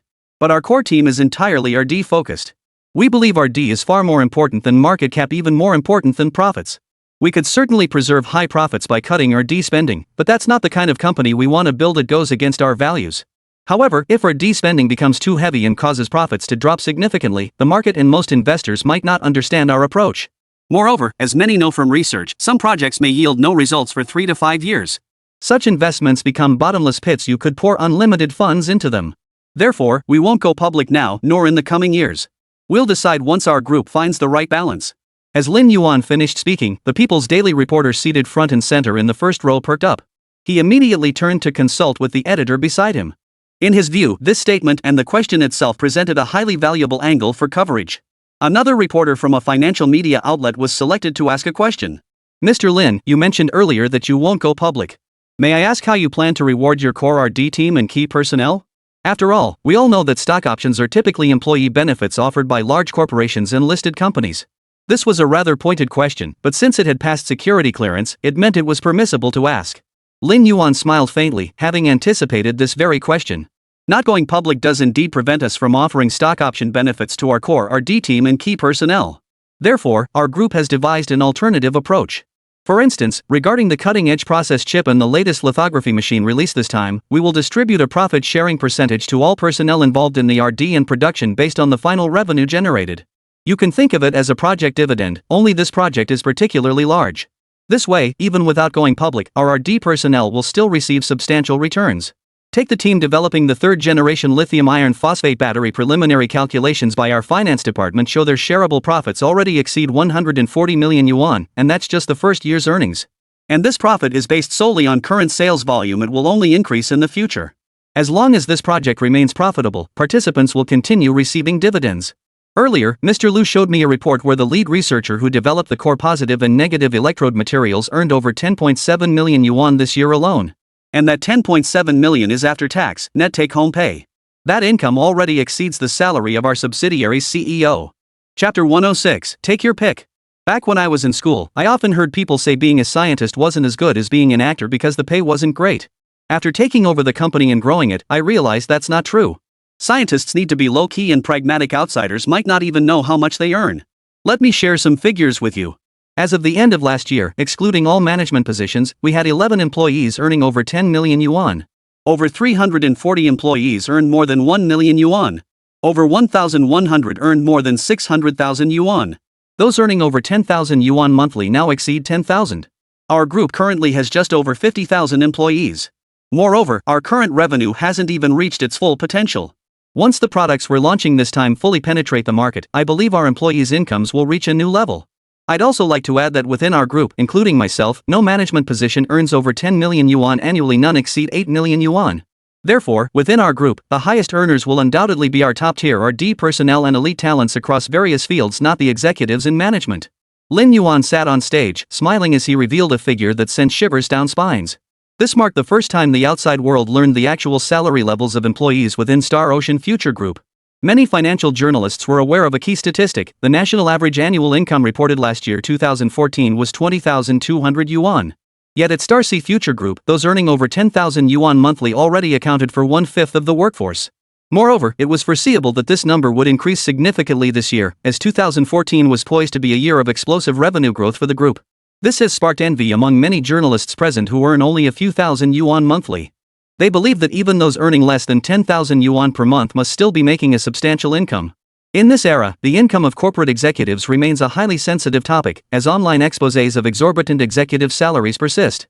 By speaking up today, Lin Yuan had essentially made a promise.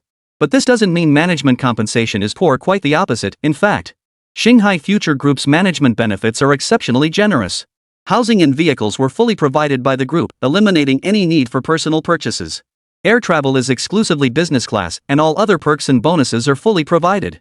Lin Yuan essentially maximizes every benefit expected of corporate executives. This approach not only builds loyalty but also offers tax deductions, truly killing multiple birds with one stone. Mr. Lin, how much is that bastard Yu Chang making per month now?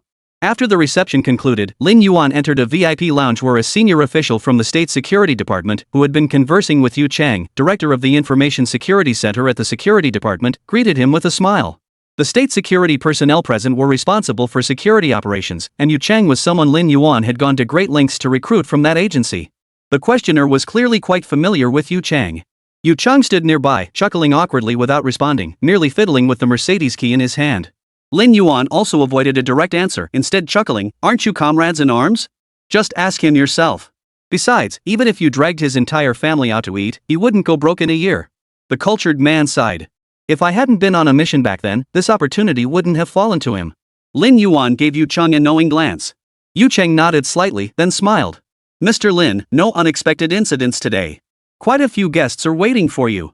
I'll have a good chat with Old Li. He'll get his chance eventually." With that, he pulled the questioner away. After leaving that hall, Lin Yuan headed straight for the VIP lounge of Star Sea Future Data Systems Company, Ltd.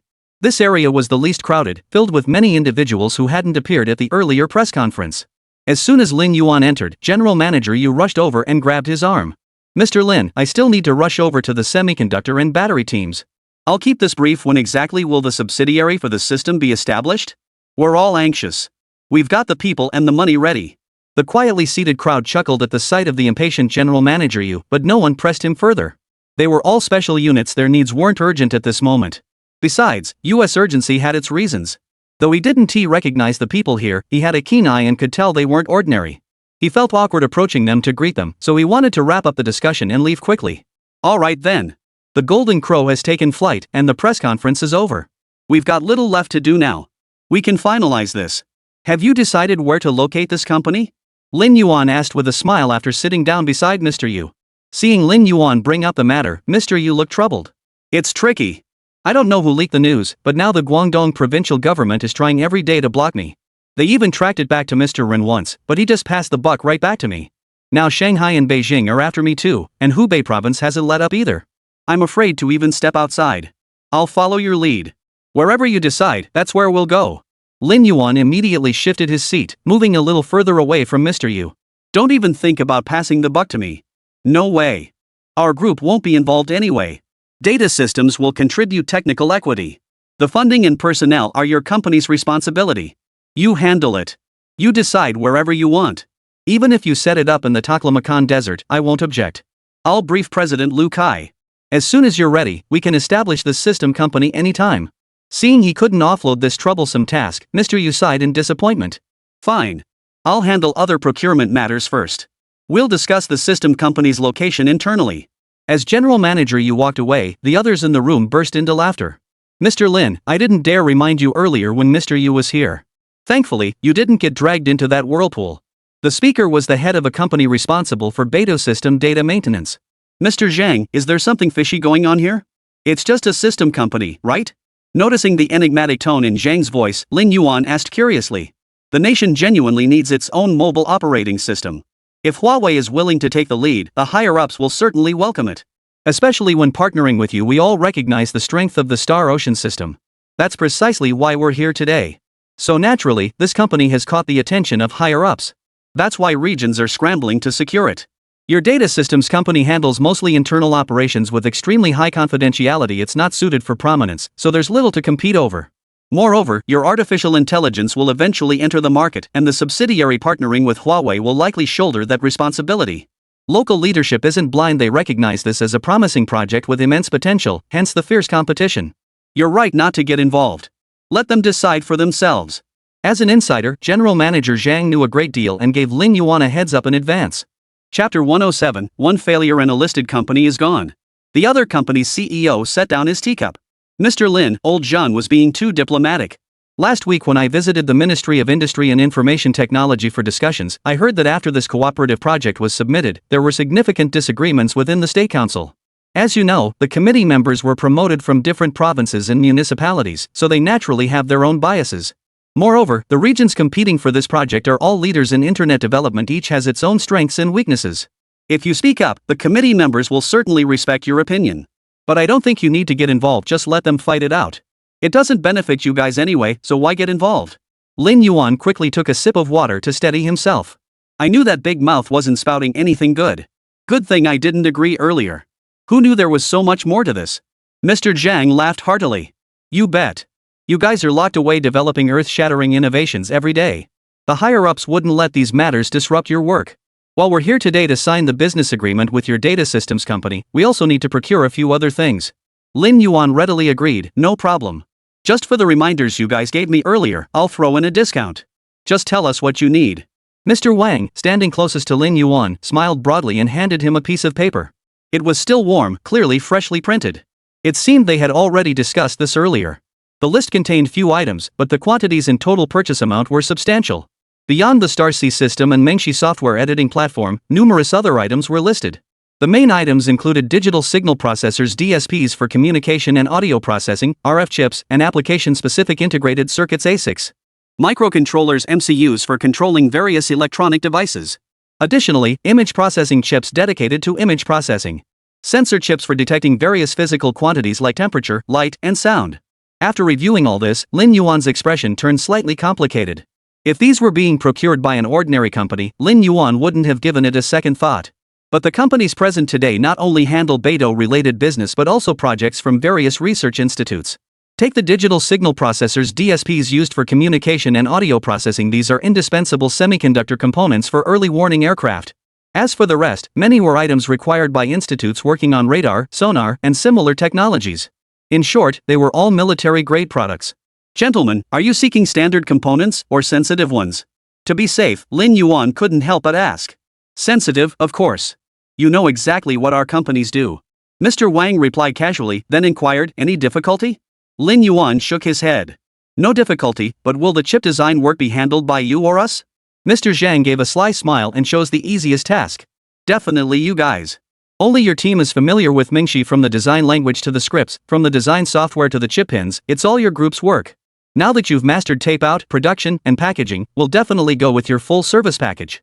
But we'll provide you with essential requirements, and we insist on dedicated production lines. Alright, it's settled. Lin Yuan agreed immediately.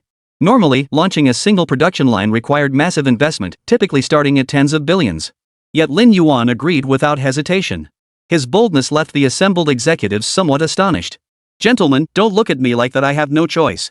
Setting up a single production line is indeed expensive, it might even exceed 100 billion, but the real cost lies in the wafer fabrication. Lin Yuan then explained the current state of the industry. For 45 nanometers processed chips, a single wafer run costs several million yuan. Calculated by area, this amounts to approximately 110,000 yuan per square millimeter. For 28 nanometers processed chips, the die tape cost per square millimeter had risen to 230,000 yuan. Shanghai Future Group had already conducted multiple test runs for the 14 nanometer Starlight 1 chip, with 3 failures recorded. Each failure resulted in losses nearing 400 million yuan. In other words, just 3 failed wafer runs cost the group 1.2 billion yuan. Forget about making a profit, many listed companies in the share market don't even have a market capitalization of 1.2 billion yuan. The current wafer fabrication cost for 14 nanometers process technology has reached approximately 1.48 million yuan per square millimeter. If we don't consolidate all military chip production onto shared lines, costs will skyrocket sooner or later. When that happens, neither we nor you will be able to bear the burden. After all, as our costs rise, your procurement prices must rise too. You'll not only bear our losses but also shoulder our profits. Lin Yuan spoke with genuine sincerity. Mr. Lin, your current wafer fabrication cost has reached 1.5 million yuan per square millimeter? Mr. Wang was stunned, this cost surge was terrifying. Lin Yuan nodded. Correct, but this is an inevitable outcome.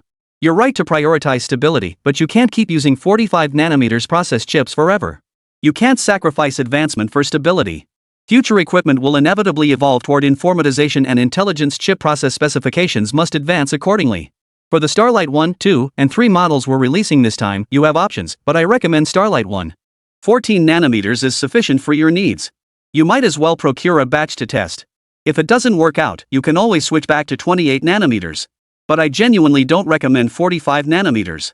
The Russians don't have the resources, they have no choice but to use 45 nanometers chips. Now that we have the capability, if you still insist on using 45 nanometers, I see no point in it. Mr. Wang turned to the assembled team. What do you all think? Let's give it a shot. Isn't that precisely why headquarters recommended us for this project? Right, let's go with 14 nanometers. If it doesn't work out, we can always switch back. All research institutes are pushing their limits now. If our hardware can't keep up, that's unacceptable. Let's do it. Let's go with it. If Golden Crow is using it and they're confident enough to deploy it themselves, ours can't be that far off. Though the others present expressed themselves differently, their sentiments were largely the same. Their confidence didn't stem from data, but from the Golden Crow that had already been launched into space. To ensure both cutting-edge technology and stability, Starsea Future's Semiconductor had been focused on this mission since acquiring its production line at inception. Even after more than half a year of production, they remained quiet, focusing solely on enhancing stability for the Golden Crow. Fortunately, with 3 Golden Crows now delivered and test data steadily flowing in, Lin Yuan could finally relax. The test data everyone received was also internal data that had been anonymized. Chapter 108, You're here to gather intelligence? The press conference lasted only 1 day, but the exhibition area remained open for 3 days. Numerous uninvited companies rushed to attend over the subsequent 2 days for inspections. During this period, Starsea Future Group signed hundreds of various intent to purchase agreements. Lin Yuan sat in his office, grinning from ear to ear as he reviewed the documents. Mr. Lin, the general office has sent a fax. You need to make a trip to the capital.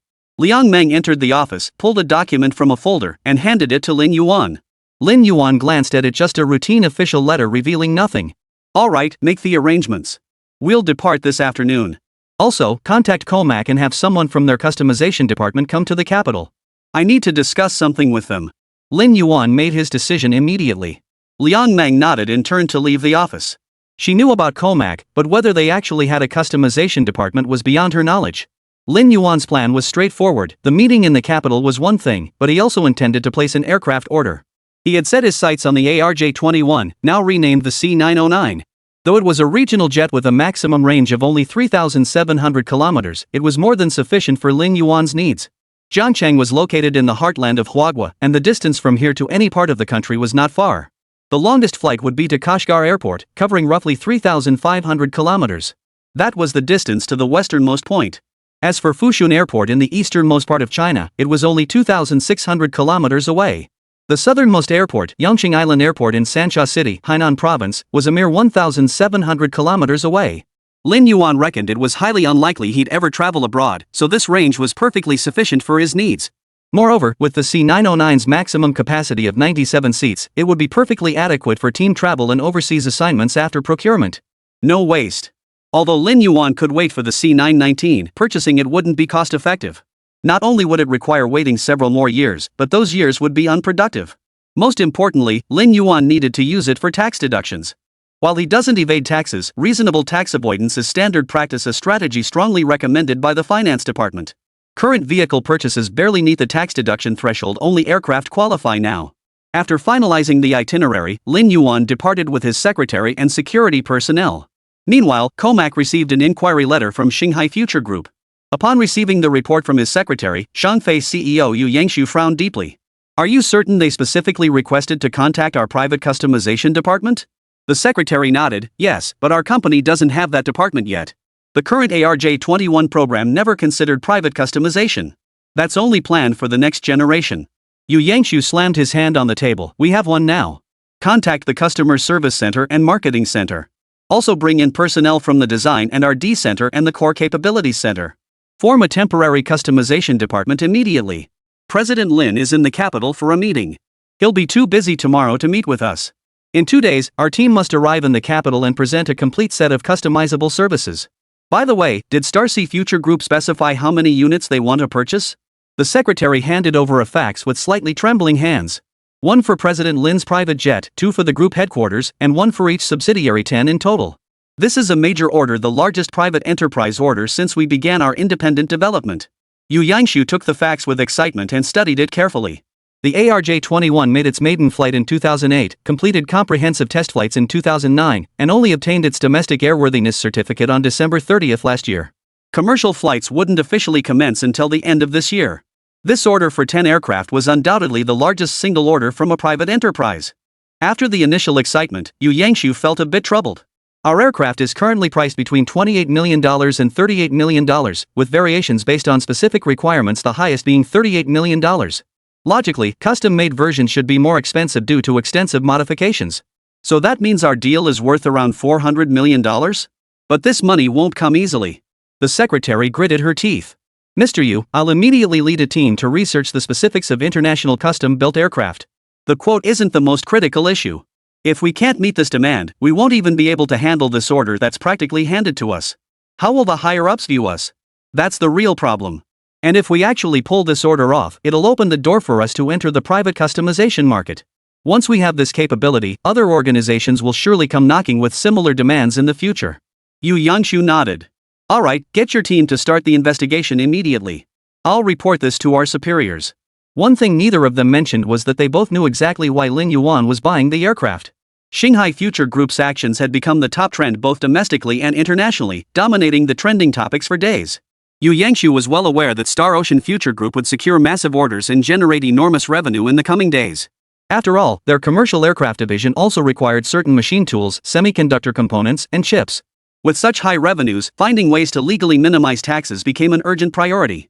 Hours later, Lin Yuan stepped off the plane. Su Qifeng, director of the Department of Science and Technology at the Ministry of Industry and Information Technology, who had been waiting for some time, smiled as he opened the car door and invited Lin Yuan to get in. "Mr. Lin, we received notification from Comac that you're preparing orders for the next 10 aircraft."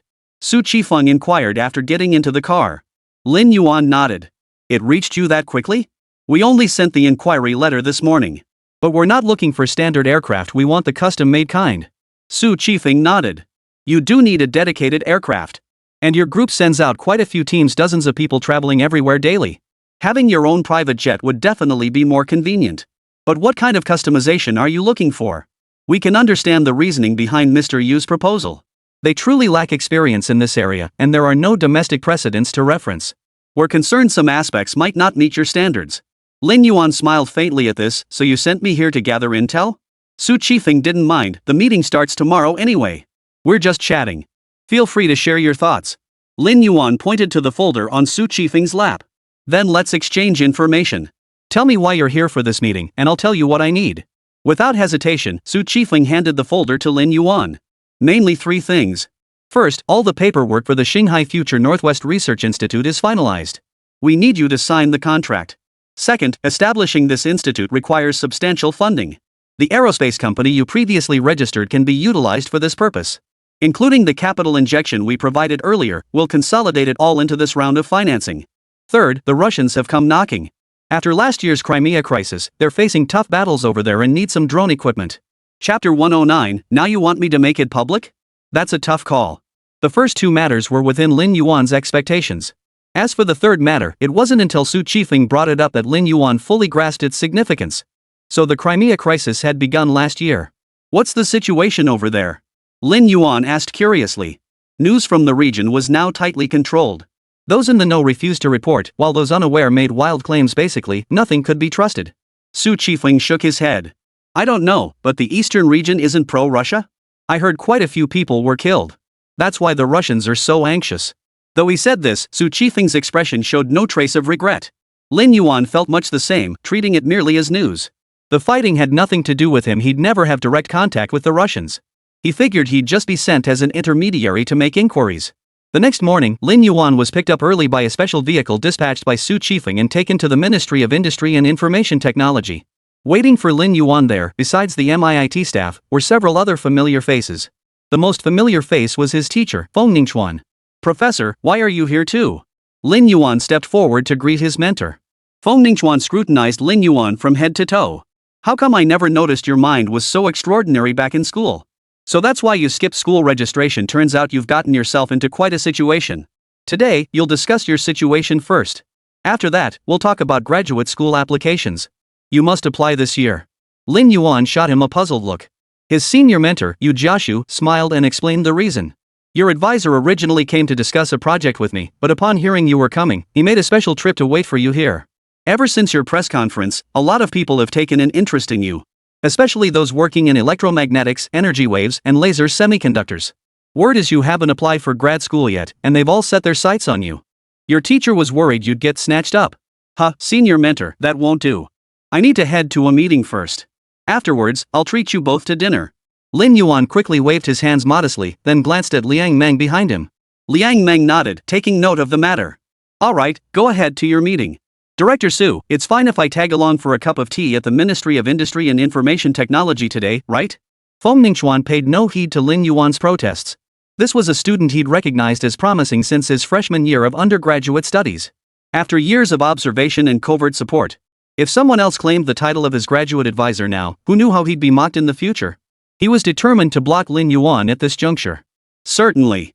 Professor Feng, Professor Yu, please proceed to the reception room to await further instructions. The spacious conference room filled to capacity once the meeting began. Some faces were familiar to Lin Yuan, while others were completely new. Mr. Lin, all procedures for your Shanghai Future Northwest Research Institute have been finalized. Regarding the land issue, you'll just need to visit Gansu province after leaving the capital to sign the agreement there. We've invited you here today to conduct a handover. The Vice Minister of Science and Technology placed several documents on the table one by one. The first set contains the official documentation and relevant qualifications for upgrading your various laboratories to national-level status.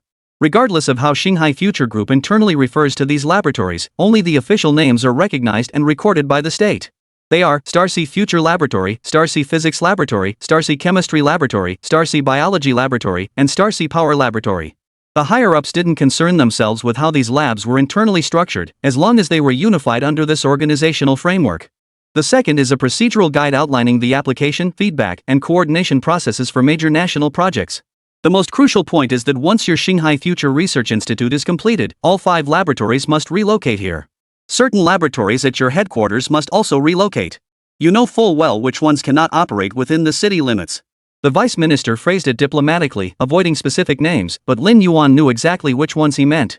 The third set comprises the relevant qualification approvals and administrative permits for undertaking national-level projects. Once you review these and sign off if everything looks good, my part of the process is complete.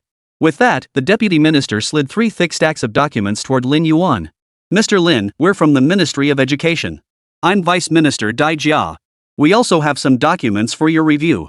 Across from him, a middle-aged man wearing glasses and looking like an academic also pulled out several documents. The Ministry of Education? Do you need me to sign some kind of agreement? Lin Yuan recalled his only prior dealings with this department were likely during his school days handling enrollment paperwork and academic records. And since they mentioned review, it likely wasn't a binding agreement requiring his signature. It's not really an agreement, Dai Jia replied politely. We mainly wish to discuss certain matters with you, Mr. Lin. Dai Jia spoke politely. Lin Yuan gestured for him to continue. Over the past 2 years, your group has achieved remarkable results in R&D. Not only have you filled many gaps in domestic technology fields, but you've also made history. Take your wireless directional charging technology, for instance. It must have broken through numerous barriers in energy wave research. Anyone familiar with the field knows that achieving this milestone requires not only a robust theoretical framework but also extensive academic research materials and publications. Now that your technology is poised for market deployment, we must begin cultivating the corresponding talent pool. But we still lack the academic materials in this area. Dai Jia voiced their unspoken concerns. So you plan to establish a related academic program? Lin Yuan didn't answer directly but countered with a question. Dai Jia shook his head. Actually, there is one domestically electromagnetic fields and wireless technology. It falls under the electronics and information engineering category within the engineering discipline, classified as an undergraduate major. But the critical issue is that the graduate level remains unexplored. Currently, there are 9 graduate research directions within this major, focusing primarily on electromagnetic field research, optical wave research, and microwave millimeter wave research. There's no in-depth research in the field of energy waves, so we aim to fill that gap. Your wireless directional charging technology is precisely the kind of breakthrough that can only emerge from deep research in the energy wave field. Lin Yuan hesitated to reject them outright, so he countered. It's a great idea, but this is our company's core technology. What if it gets leaked? Achieving breakthroughs in any field requires substantial investment in both human and material resources. To break through the current limitations in energy wave research, our company has poured countless efforts into it, not to mention the immense human, material, and financial resources. Now you're asking me to disclose it. That's a difficult position for me. Chapter 110, would you like to join our High Energy Physics Research Institute? Though she had anticipated it, Dai Jia still felt disappointed upon hearing the final answer. The others in the meeting room who hadn't spoken wore expressions that said, I knew it. Yet no one spoke up to support him. From their perspective, they too were unwilling to see Lin Yuan's policies implemented. As for the Ministry of Education's earlier claims at the joint ministerial meeting that opening up would benefit talent cultivation, they simply dismissed those words. The world had kept turning just fine without it before, and the sky hadn't fallen either. Those who could achieve breakthroughs within the existing framework did so through their own abilities. Of course, the Ministry of Education's intentions weren't misguided. They genuinely aimed to strengthen talent development mechanisms and cultivate more skilled professionals for the nation, a noble goal. But this technology is too sensitive right now. If you'd proposed it in 10 or 8 years, there wouldn't be a single problem. After all, once superior technologies emerge, opening up outdated ones poses no real issue. But knocking on their door the moment this tech emerges? Lin Yuan was already being incredibly polite and well-mannered. If someone else had said it, who knows how harshly they might have been criticized. The other man beside him patted his arm and interjected. Mr. Lin, Minister Dai is a bit emotional. After all, this is a groundbreaking discovery in academia. It's only natural he's excited. While the timing of the academic release is debatable, your group must also consider practical realities. Without a follow-up talent development program, building a future talent pipeline will be problematic. So why not approach this from a different angle? And you are? Lin Yuan asked with a smile. I'm Huang Yanghui, Deputy Director of the Physics Institute at the Chinese Academy of Sciences. The gentleman seated beside me is Tan Tianrui, Deputy Director of the Institute of High Energy Physics at the Chinese Academy of Sciences. The speaker introduced himself with a calm demeanor. Hearing the name of the institute, Lin Yuan's eyes lit up. Finally, a big shot. And not just one, but 2 at once. The Institute of Physics focuses on research in condensed matter physics, optical physics, atomic and molecular physics, plasma physics, soft matter physics, condensed matter theory, and computational physics.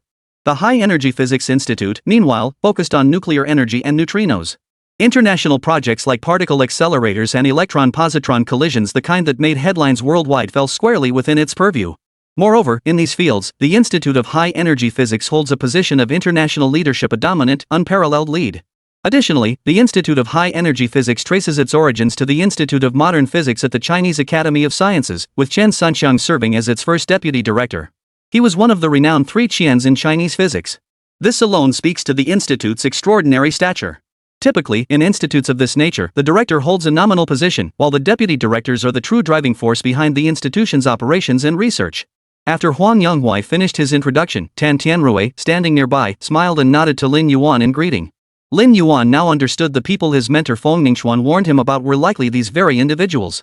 While Lin Yuan had interacted with the Jiangcheng branch of the Chinese Academy of Sciences, this was his first encounter with personnel from such a specialized research institution.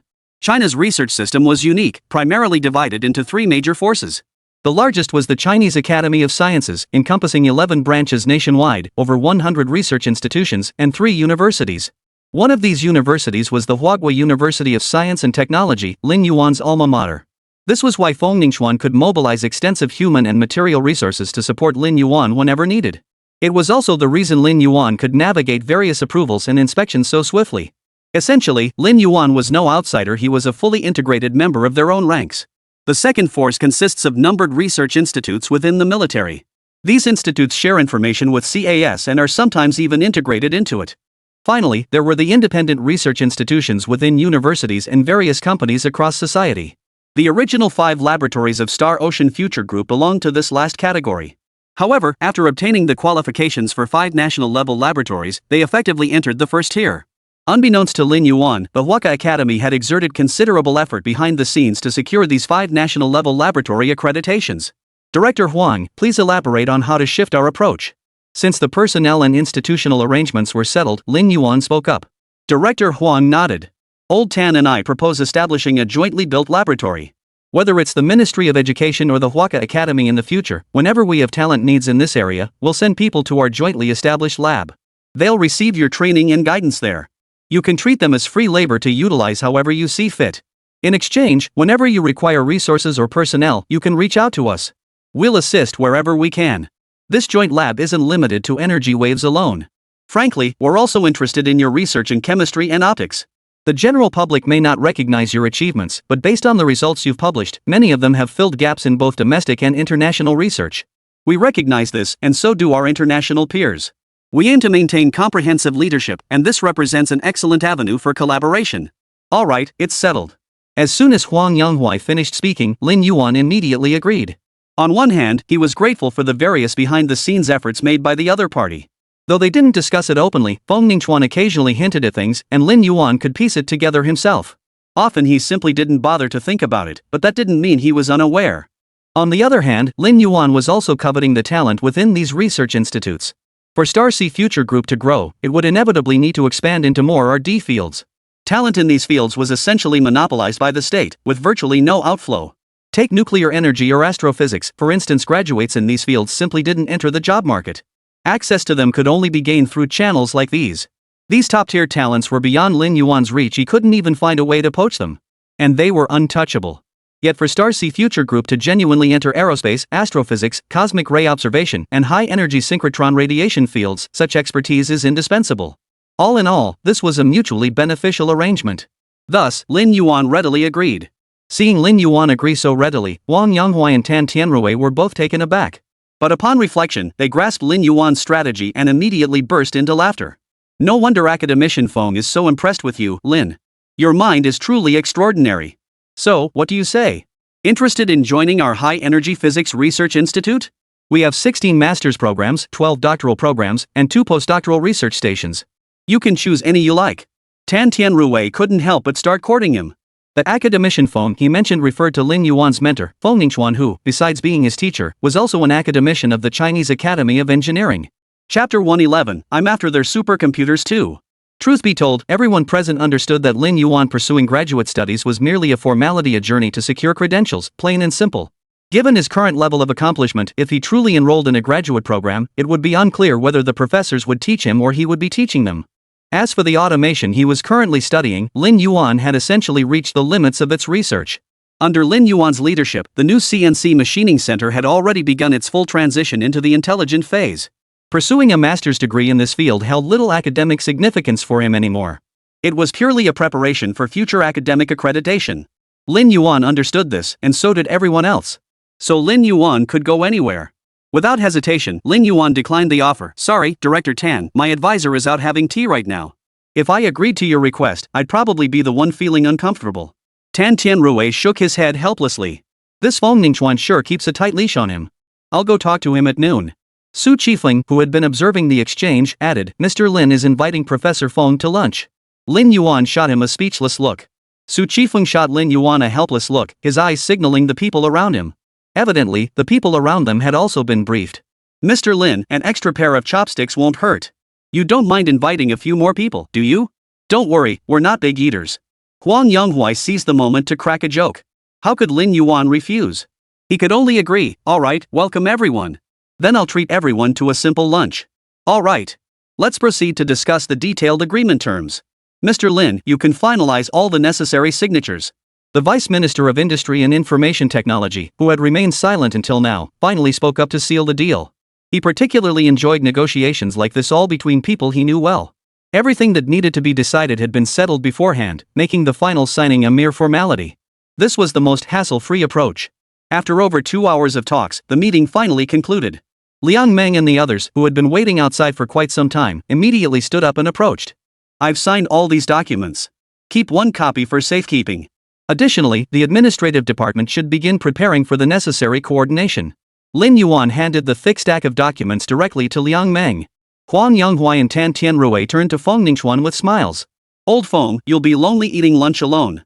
Let's join you. Feng Ningchuan glanced at Lin Yuan, who shrugged. Feng Ningchuan understood perfectly well. Grabbing Lin Yuan's arm, he pulled him toward the exit. You two have some nerve, freeloading off a junior's lunch. Aren't you ashamed to be seen doing that? Tan Tianrui, more blunt by nature, hurried over. Feng Lamy, have you no shame? As if freeloading isn't your thing. The nickname startled Lin Yuan, who glanced at his master Yu Jiashu, who was chuckling nearby. Yu Jiashu murmured softly in Lin Yuan's ear. Back in our student days, we often did research together. Once, your teacher was still discussing things with us as he went downstairs. He was so engrossed he didn't notice the stairs and twisted his ankle. Ever since then, they've stuck that nickname on your teacher. Sure enough, Feng Ningchuan's face darkened upon hearing the nickname. Crazy Tan, will you ever stop? How many years has it been? Can't you just let it go? Whoa! Another nickname, no big deal. Yu Jiashu quietly explained the background to Lin Yuan. Back then, conditions were poor and lab access was limited. So most of the time, when they wanted to do research, they'd find an empty classroom to discuss things together. Among them, Tan Tianrui was the most obsessed, often rambling on, staying up all night to work on his research. When he hit a wall, he'd grab anyone nearby to ask questions, earning him the nickname Madman.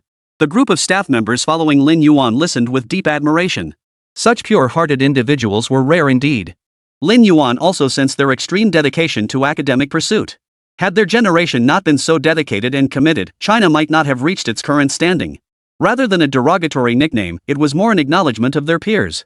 Liang Meng had a knack for choosing locations, selecting a quiet spot for their meeting.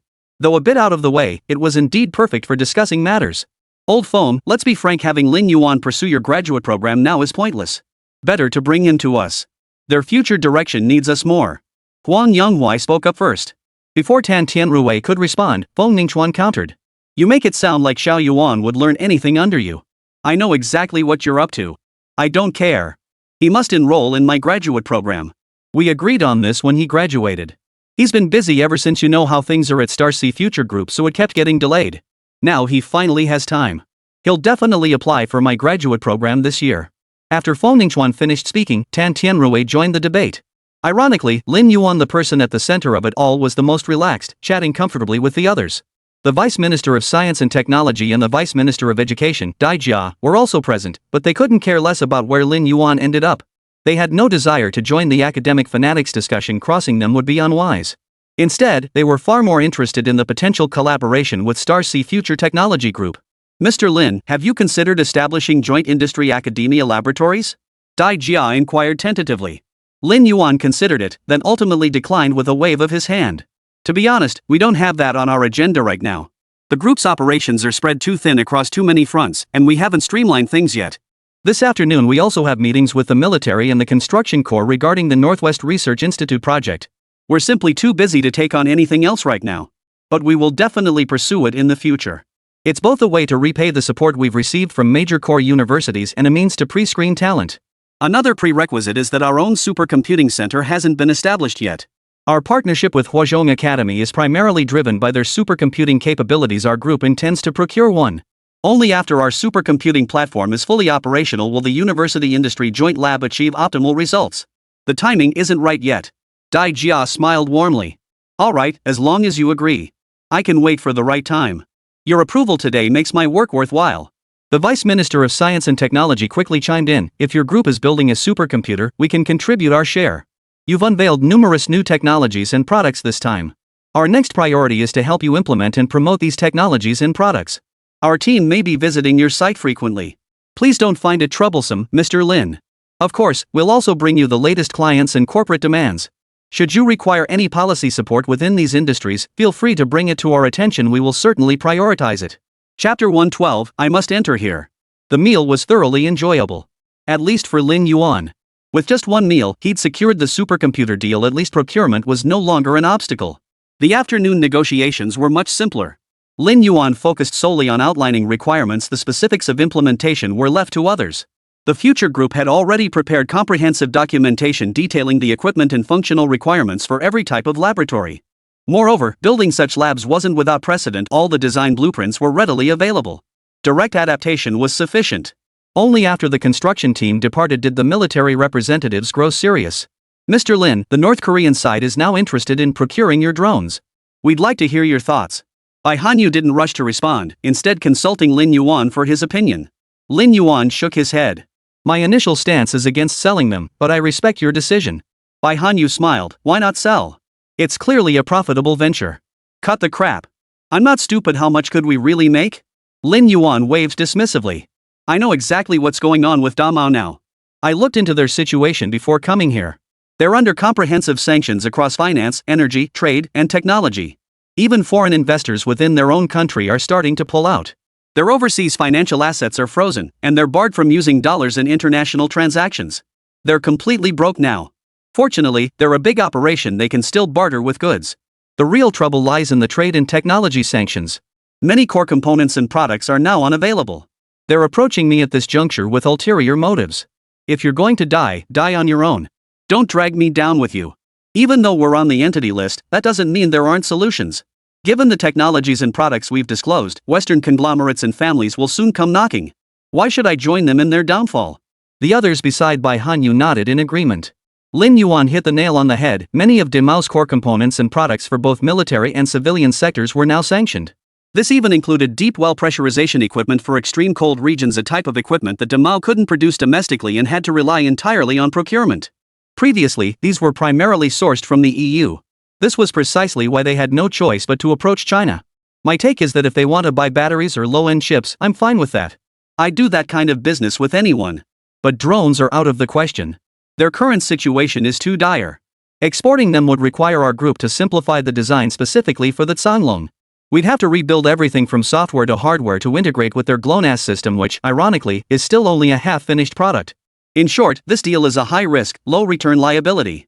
If it weren't for your mandatory arrangement, we'd have walked away. Lin Yuan, unaware of the higher-ups' intentions, spoke bluntly, voicing his thoughts. After Lin Yuan finished speaking, the director of the Eurasian Department of the Ministry of Commerce slowly replied. Our current stance is to provide support through alternative channels, avoiding direct military assistance. We sought you out partly because their recent discussions involved tentative inquiries. To be cautious, we wanted to consult your perspective first. If you also disagree, that makes things straightforward. Lin Yuan looked around and noticed a world map on the wall. He stood up and pointed to a spot on the map. Hear the Krasnoyarsk cry. I need to get into this area. The entire border region is rich in nickel, cobalt, copper, and various rare metals. That's what our group needs. Their much touted oil and gas? I couldn't care less. They're useless to me. When they're willing to grant our group access to this area, then I think we can talk. The director of the Eurasia Department at the Ministry of Commerce raised an eyebrow. Mr. Lin, if anyone ever calls you a mere researcher again, I'll be the first to object.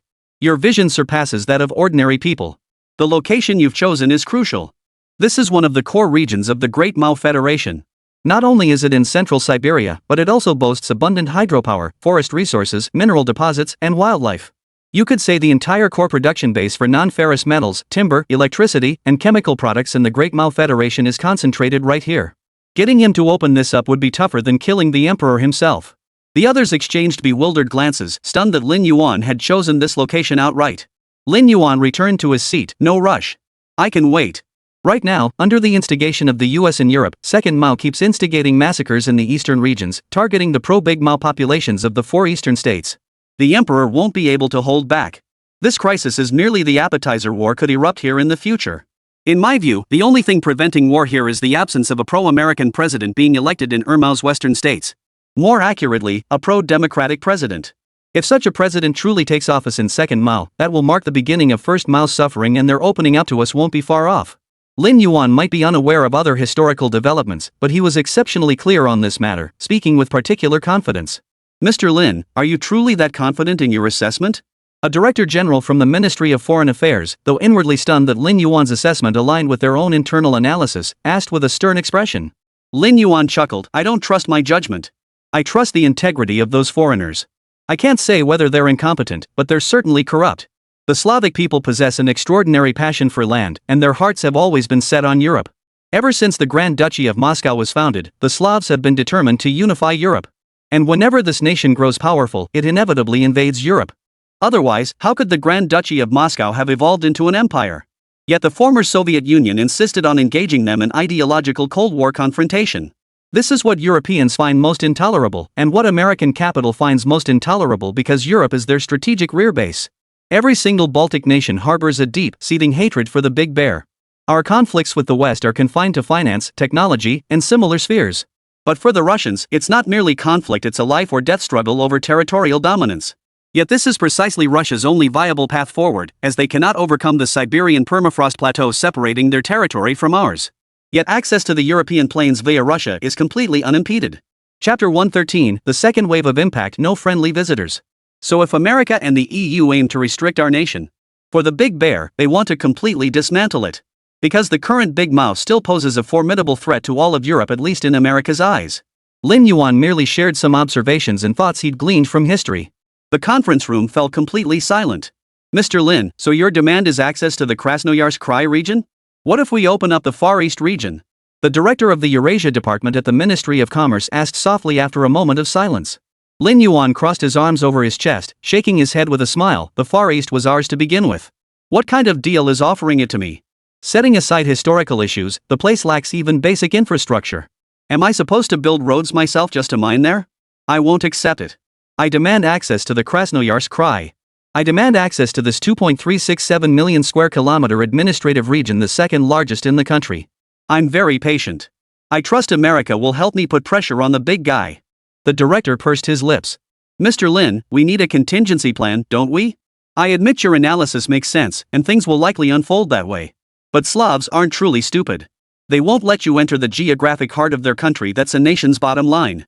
Lin Yuan glanced at the map again and remarked meaningfully, then let's go with Norilsk. That place is remote enough, right? And it's close to the Northern Sea route. The director and others shook their heads with wry smiles. Lin Yuan's foresight was truly unmatched.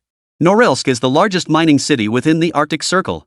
If the Krasnoyarsk Krai region was the heart of the Russian Federation's core industries and the nation's economic center, then Norilsk was the heart of its mineral resources. It stands as the most crucial non-ferrous metal industrial base not only for the Great Bear but for the entire world. If that were all, it wouldn't be so bad after all. It's just mineral resources. The real game changer lies in the Arctic Sea route mentioned in Lin Yuan's final remark. Once operational, the Arctic Sea route will enable passage from Russia to both the Pacific and Atlantic Oceans.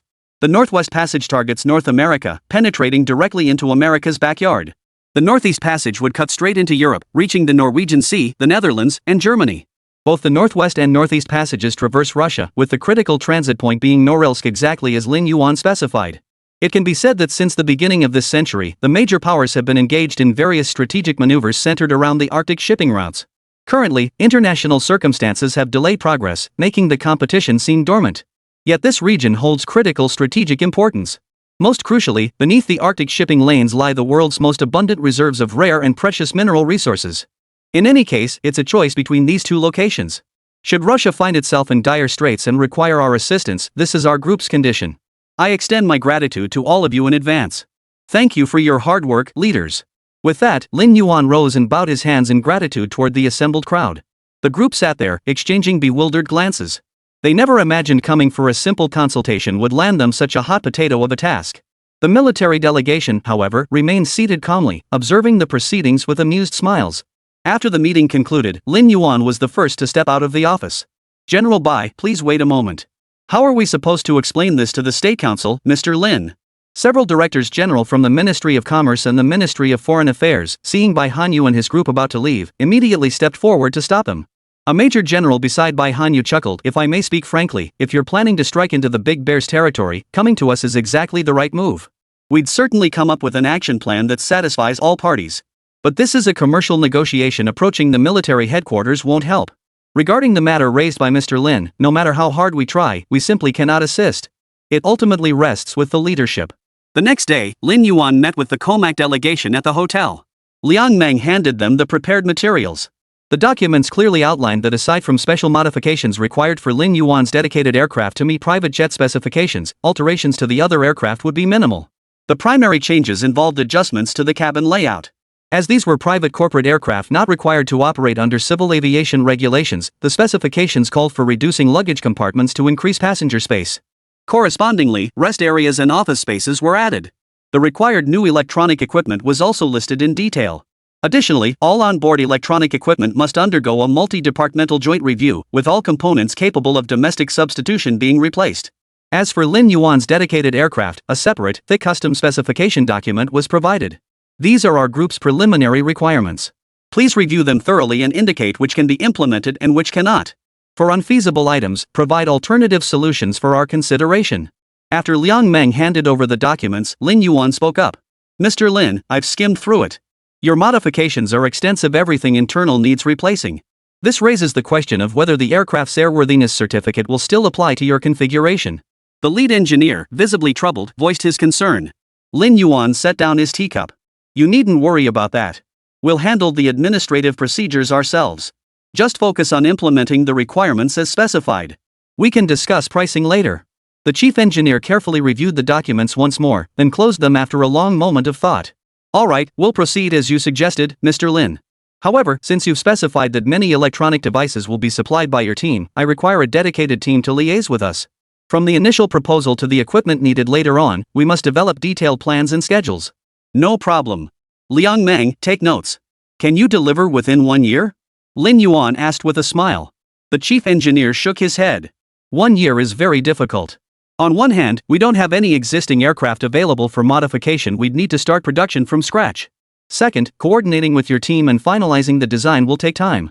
All right, then go back and prepare. It's best to finalize things as soon as possible. When you bring your proposal to our group next time, we'll sign a letter of intent and transfer the first deposit to you. Lin Yuan agreed readily. Just as Lin Yuan was about to say something else, a phone call interrupted him. He glanced at his phone. It was Min Rue. Lin Yuan motioned for Liang Meng to continue their conversation and stepped aside to answer the call. "Mr. Min, why are you calling?" "Mr. Lin, headquarters is sending someone over to discuss matters with you. It might be about wireless directional charging technology. You've already cancelled our battery procurement orders. What's there to discuss?" This time, it's Global Vice President Eddie Kue coming. He oversees technology operations and infrastructure. Headquarters is determined to secure your technology. Chapter 114, Where have you been all this time? After hanging up, Lin Yuan sat silently, deep in thought. Apple reaching out to him was expected. Both batteries and wireless directional charging technology are essential for consumer electronics. But Min Rue's call had been rather nuanced. It seemed like he'd said a lot, yet also nothing at all. He conveyed only one message: Apple was determined to acquire Star Sea Future Group's technology. This determination could be interpreted as a sincere desire for cooperation, or as a ruthless attempt to seize control by force. Given Star Sea Future Group's current treatment in America, Lin Yuan believed the latter was far more likely. Min Rue, this guy is interesting. After grasping the crux of the matter, Lin Yuan chuckled to himself. He promptly stood up, pulled out his phone, and made a call. After finishing their conversation with Liang Meng, Shang Fei and his group had intended to invite Lin Yuan to dinner. But seeing his demeanor, they didn't press him. After exchanging farewells with Liang Meng, they quietly departed. 5 days later, Lin Yuan met Eddie Kue and his delegation at the group headquarters. This time, however, they weren't granted access to his private office. Lin Yuan received them directly in the conference room. "Mr. Lin, I'm here on behalf of Apple and Mr. Cook to present you with a major order. We hope to continue our cooperation as we have in the past." After both parties took their seats, Eddie Chui broke the slightly awkward silence in the conference room. Lin Yuan looked at Eddie Chui with a smile. "Oh? But we were just added to the entity list not long ago.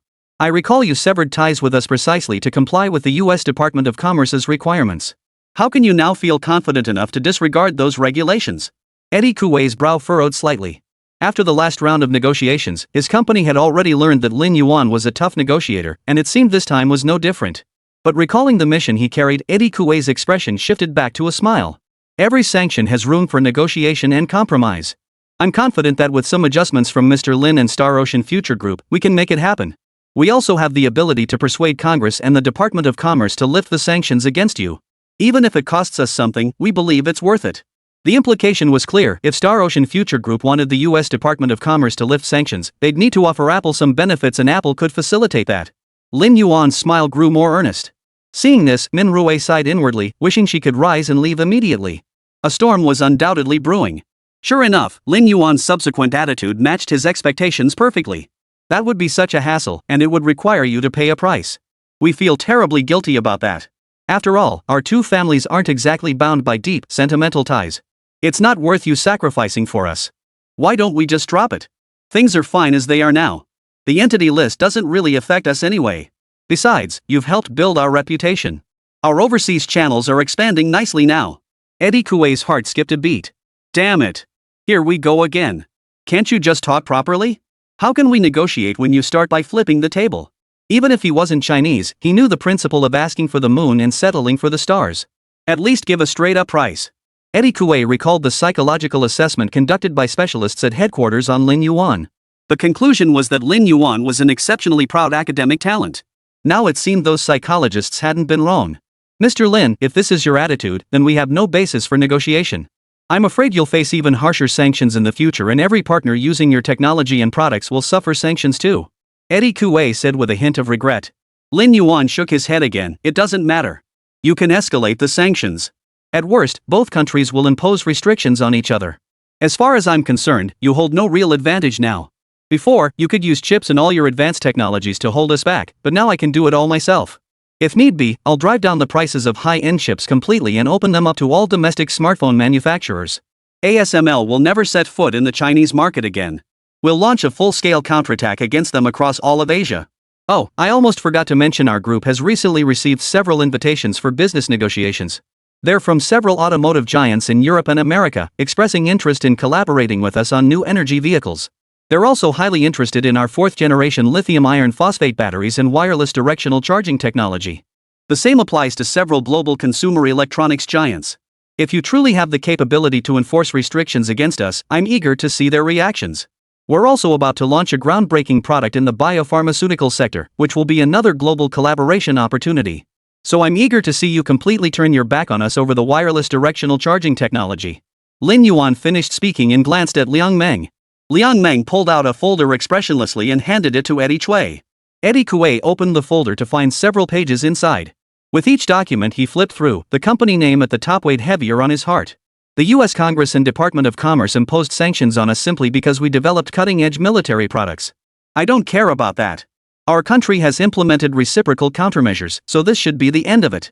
If you insist on escalating these sanctions, then your own companies developing cutting-edge military products may face sanctions as well. The first one that comes to mind is Boeing. Are you sure you want to drag them into this? Companies like Palantir and Anduril, which handle data services, would likely be dragged into this too.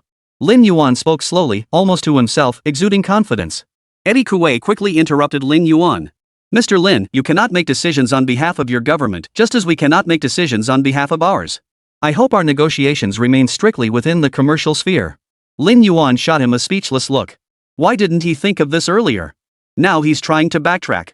Eddie Kuwei was deeply reluctant, but there was simply no other way.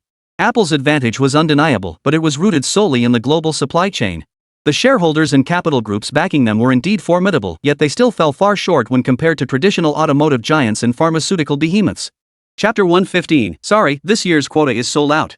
Most importantly, they currently have no effective strategy against Star Ocean Future Group. Companies like this won't allow foreign capital to enter their boards or even grant foreign investors access at all. Moreover, such conglomerates themselves possess extremely strong market independence. China's sanctioned defense contractors are no exception, yet they carry on as usual. Their operations remain globally extensive. There must be a limit to how reckless one can be. Crossing that threshold could very well trigger severe international geopolitical conflicts. America wouldn't risk it for them. Frankly, Starcy Future Group airing these sanctions is standard practice for America, but only to this extent. Take the renowned in the military sector, they've weathered numerous sanctions while continuing business as usual. Eddie Kuei's plan to bully others under America's authority had clearly backfired. Mr. Pang, please relist your power management system software. We'll renegotiate the battery procurement agreement with you. Additionally, we intend to centrally procure your newly released power management solution. Eddie Kuei, weary of the back and forth, cut straight to the chase. Lin Yuan smiled apologetically. I'm afraid all this year's allocation has already been sold out. Since you unilaterally severed our supply chain partnership and breached the contract, we didn't reserve any allocation for you in the new production plan. Besides, haven't you already secured a replacement supplier? You can come back to purchase your share during the fourth quarter supplier conference when we finalize next year's allocations. We still have 2 production facilities launching this year, so there will be ample quota available. Arguments were one thing, anger another, but Lin Yuan wouldn't turn his back on money. With tens of thousands of employees across the group needing to be fed, Lin Yuan wouldn't truly let this major client slip away. Eddie Kuei nodded. This outcome had been expected. Alright, let's discuss the specifics. By a little past 4 in the afternoon, the Apple delegation left the headquarters building, preparing to return to the capital. Lin Yuan stood on the upper floor with his hands in his pockets, watching the group below with an inexplicable look in his eyes. Mr. Lin, do you think we managed to get through this? Liang Meng stood behind Lin Yuan and asked softly. Managed? We'll never manage. As long as America remains the world's top power, we'll never get past it. Those who sit upon the throne will never willingly relinquish their position. This is only the beginning. And we've paid a hefty price to handle this wave.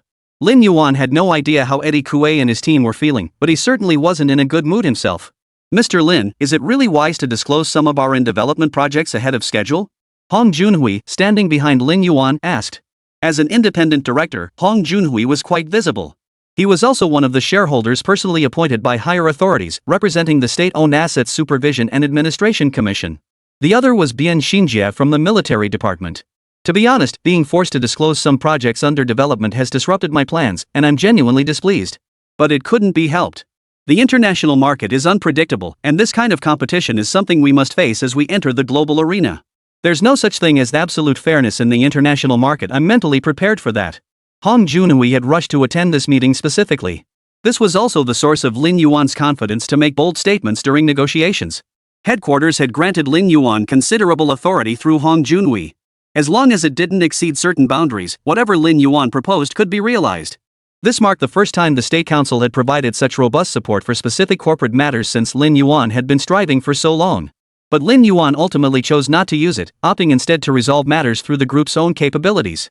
If there's nothing else, I'll take my leave, Mr. Lin. After a brief farewell to Lin Yuan, Hong Junhui departed headquarters with his team. After everyone had departed, Lin Yuan walked alone through the headquarters campus. He observed dozens of people openly and covertly surrounding the artificial lake at the center of the complex, conducting various investigations. Seeing this scene brought Lin Yuan a slight sense of relief. The team assessing the supercomputer construction site had arrived and commenced their work. Finally, they wouldn't have to rent supercomputing power anymore. After walking another 10 minutes, Lin Yuan passed through a grove of trees and entered the restricted zone within the campus. Even the group's own employees were forbidden from approaching this area. Everyone knew this area housed several laboratories, so people generally avoided coming near. The hidden observers and surveillance personnel stationed throughout the area noticed Lin Yuan approaching. They glanced at him briefly before resuming their monitoring duties. Soon, Lin Yuan entered a 5-story office building. However, upon entering the elevator, he didn't press any floor buttons. Instead, after his fingerprint was verified, the elevator began its descent.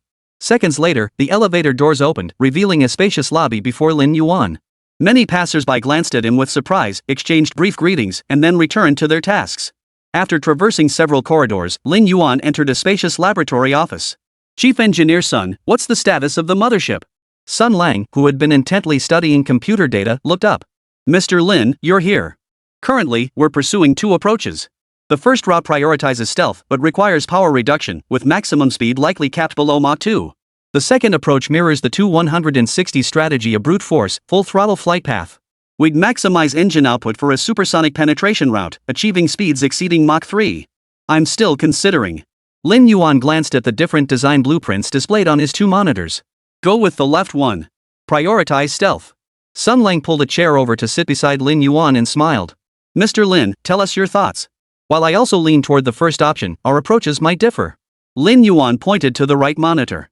This option is already out of the running. Our drone carrier needs to carry 24 Sanglong 2 drones, so its size can't be small. So what if it exceeds Mach 3? Or even Mach 5? Most modern air defense missiles already reach terminal speeds of Mach 5. The drone carrier won't outrun them. While our carrier doesn't need to approach our territory, its mission is to assist the main force in seizing air superiority. Therefore, it must operate near the battlefield. Only stealth capability can achieve this. Sun Lang smiled wryly. Director Lin, you've arrived at this conclusion by process of elimination. But my perspective differs from yours.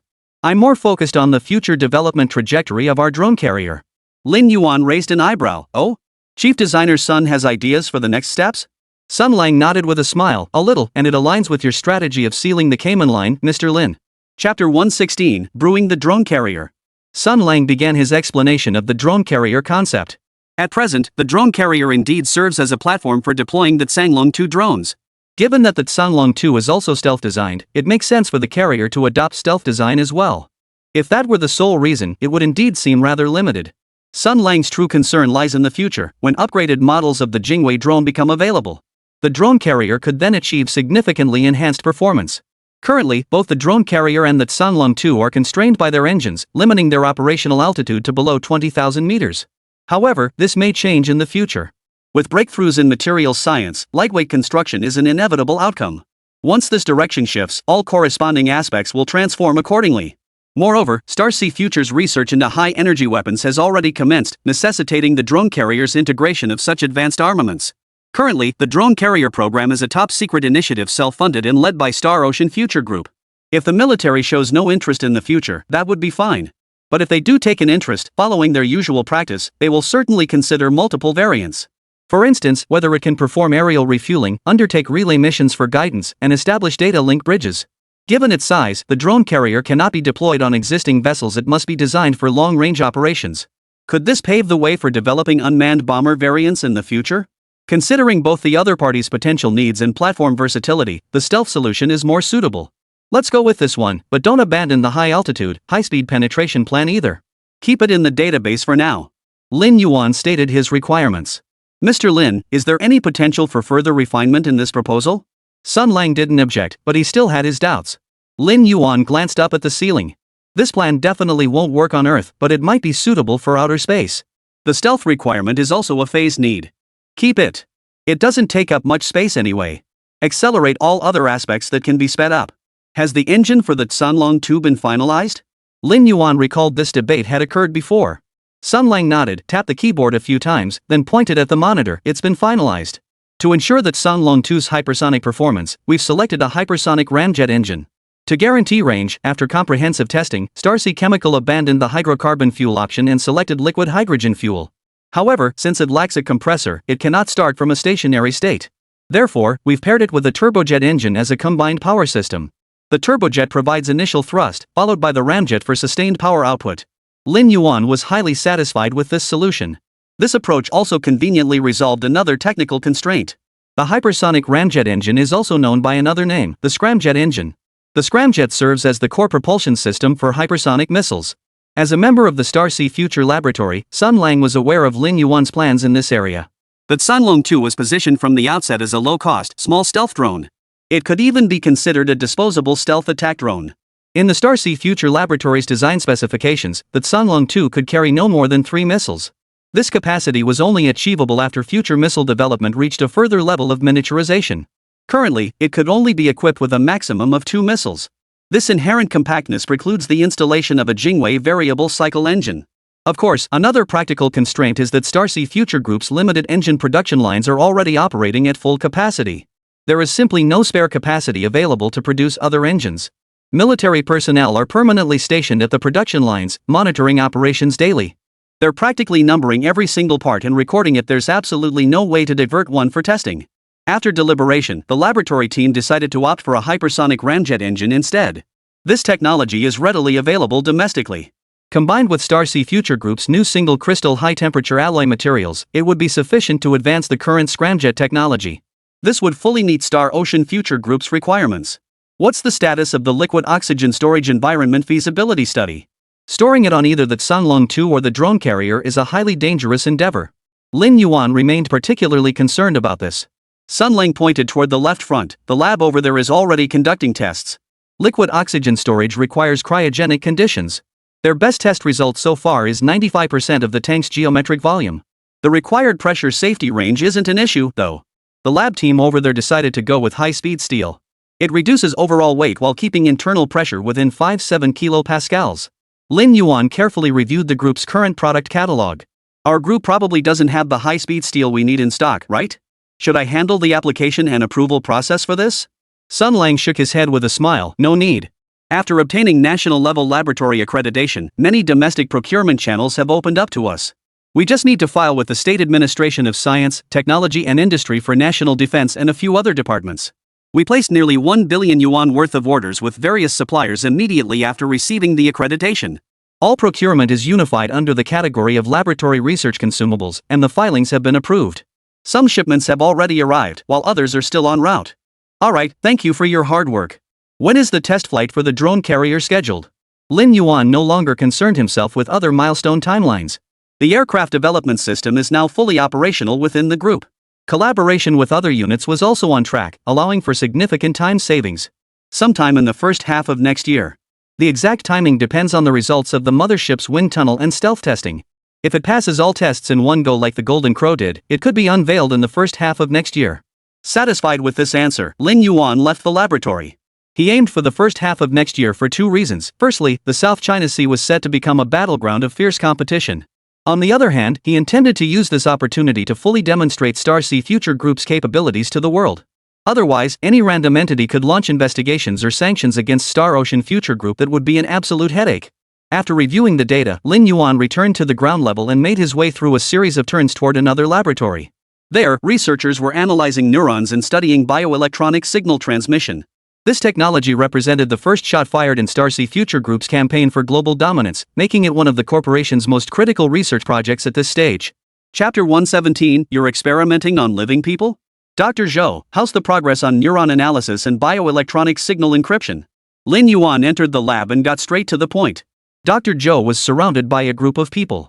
Seeing no one respond to his question, he stood behind them and peered inside. What's going on?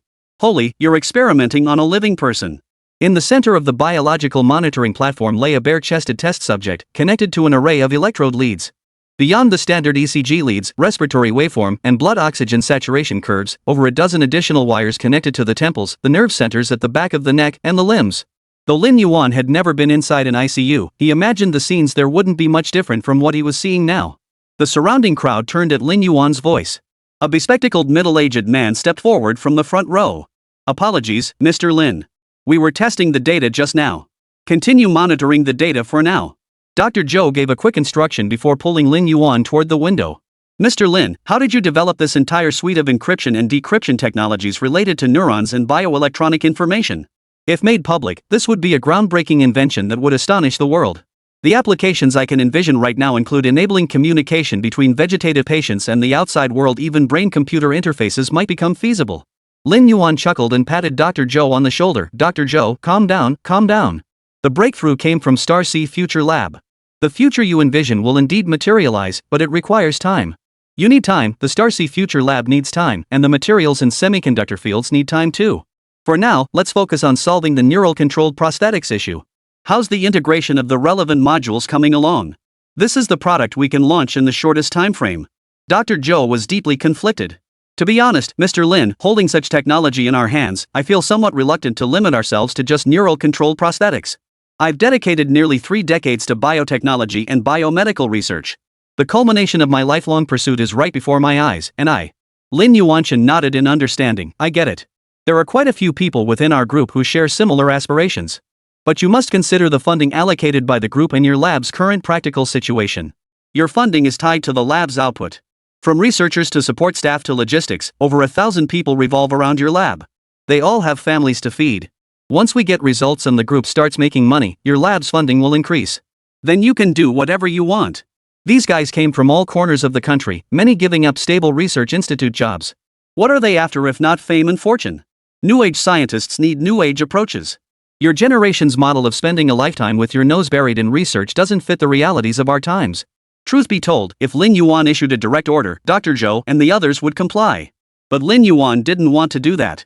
Perhaps some of Dr. Zhou's ideas might seem incomprehensible to many in this era, but Lin Yuan understood. Lin Yuan has seen many people like this. The vast majority of older generation scientists and experts were like this. Otherwise, how could tens of thousands have abandoned their identities, left their families and livelihoods behind, and gone to the deserts and Gobi to research nuclear weapons? Their spirit and integrity form an essential part of the backbone of the Republic. But Lin Yuan couldn't measure everyone in the group by this standard. It's not that people today lack spirit and backbone, but each era manifests these qualities differently. In other words, while Dr. Zhou now lived comfortably, the hundreds or thousands of brothers working alongside him in the lab did not. Lin Yuan didn't want financial hardship to breed betrayal either. Dr. Zhou listened silently to Lin Yuan's words, then nodded gratefully. Alright, we'll proceed as you suggest, Mr. Lin. We'll start by collaborating with the semiconductor lab and genetic engineering labs to get the product out first. After speaking, he smiled sheepishly. Truthfully, I'm still adjusting to our group's immense financial resources. Back at the Research Institute, our funding was limited. While the state allocated substantial funds, there were too many institutes and organizations competing for it, so our share was meager. Every penny had to be spent sparingly. Since joining the group, last year's funding alone exceeded the total from our previous 3 years combined. The result? We didn't even spend last year's budget before this year's funds arrived. In fact, this year's funding is even higher than last year's. That's why I subconsciously stopped worrying about money. That was my oversight. Lin Yuan laughed heartily, waving his hand dismissively. It's fine. The whole purpose of the group's expansion is to eliminate your concerns and let you focus on your work. You provide the ammunition for the group's global market expansion, and the group provides you with a platform to unleash your ingenuity. It's a mutual arrangement. Dr. Zhou remained silent, then joined Lin Yuan in discussing the current status of the experiment. But Lin Yuan felt his first priority was to rouse the guy lying on the biological detection platform. Though this was merely a data acquisition and analysis test, no actual surgery or invasive procedures involved. Lin Yuan was still baffled by the group's actions. If one were to ask which document within Starcy Future Group was the thickest, it certainly wasn't the employee handbook or confidentiality agreement, nor the safety operating manual for production workshops. It was undoubtedly the laboratory safety protocols. Whether in physics, chemistry, or biology, experimental mishaps could lead to catastrophic consequences. Chemistry alone presents numerous such risks. The synthesis of certain chemical elements could trigger explosions due to chemical reactions, so they all required microdose testing conducted in environments maintained at -70°C. The same applies to other fields. Having people lie directly on the workbench while a group surrounds them to record data is absolutely unacceptable. This isn't a hospital ward round with a chief physician followed by a bunch of students. If the procedure or data goes wrong, it could very well turn someone into a moron. After all, we're dealing with neural connections. Caution is paramount.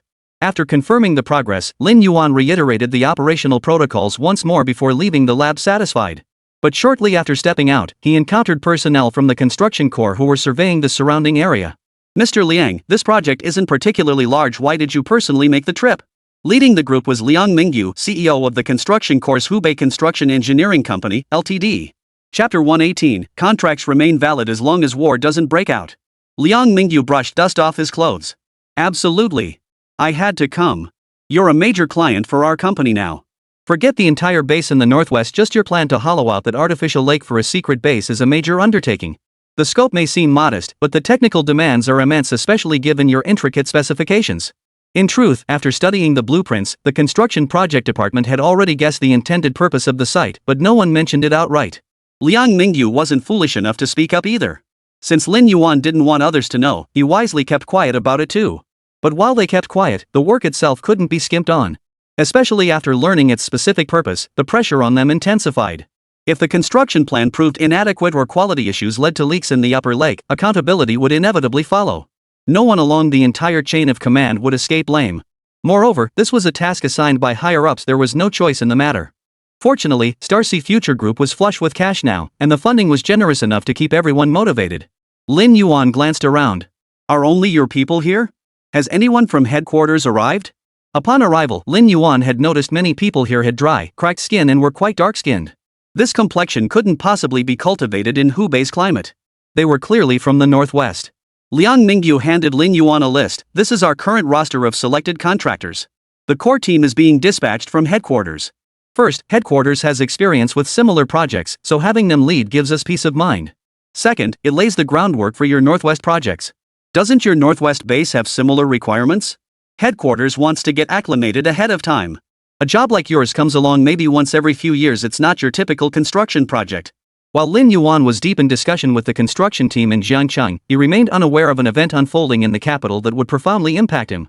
On May 2nd, while the nation was still stuck in holiday traffic jams, a bittersweet experience, a delegation from the capital's health commission and other departments was engaged in a new round of negotiations over medical insurance drug pricing.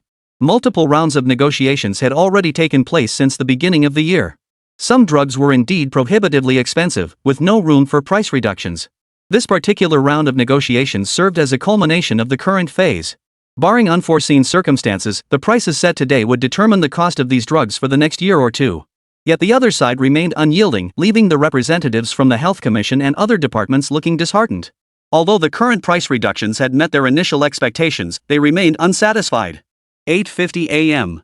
The Chinese negotiators sat upright and composed. At exactly 9 a.m., representatives from Johnson & Johnson, Roche, Merck, and other corporations entered the conference room in perfect unison. The Chinese delegation was startled by the visitors. Not a single one of them was Chinese, they were all foreigners. Moreover, leading the group was a young man. The National Health Commission representative in charge of negotiations frowned slightly. Something seemed amiss.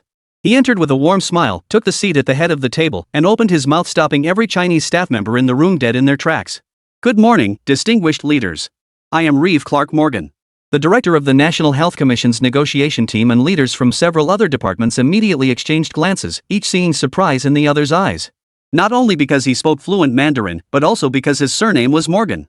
Western names typically consist of three parts: given name, middle name, and surname. Based on his stated name, his surname was Morgan, a fact that demanded closer scrutiny. The Morgan family controlled Vanguard Group, which in turn was the de facto controlling entity behind Johnson & Johnson.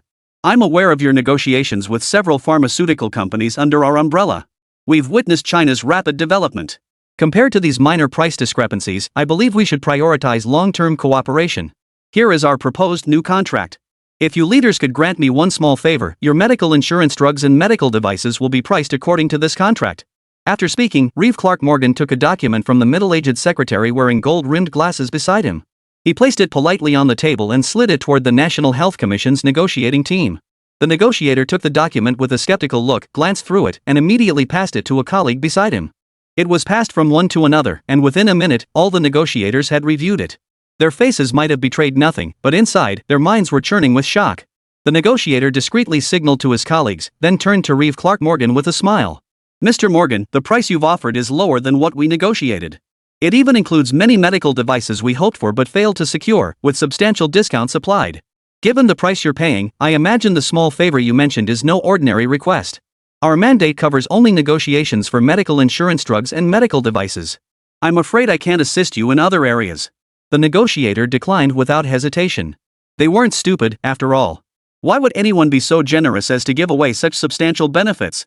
If this were a domestic company, they might have been curious to ask what this small favor entailed. But when it came to these top-tier multinational capital players, they didn't even bother asking, they turned them down flat. Reeve Clark Morgan shook his head with a smile. "Mr. Representative, my request is simple. I wish to meet with Mr. Lin Yuan. If you can arrange the introduction, this contract is yours. If you can persuade Mr. Lin Yuan to sign the technology cooperation treaty he previously presented to us, we will extend the contract's validity to 10 years. Furthermore, the Morgan family pledges that this contract remains valid regardless of how bilateral relations evolve, provided direct military conflict is avoided." Reeve Clark Morgan was shrewd. He laid his cards on the table. He knew full well that war between the two nations was impossible. Many of these drugs weren't beyond China's manufacturing capabilities, rather, it was a matter of respecting intellectual property rights and avoiding infringement. India, however, took the opposite approach. They disregarded international intellectual property rights entirely, which is why their pirated drugs were so cheap.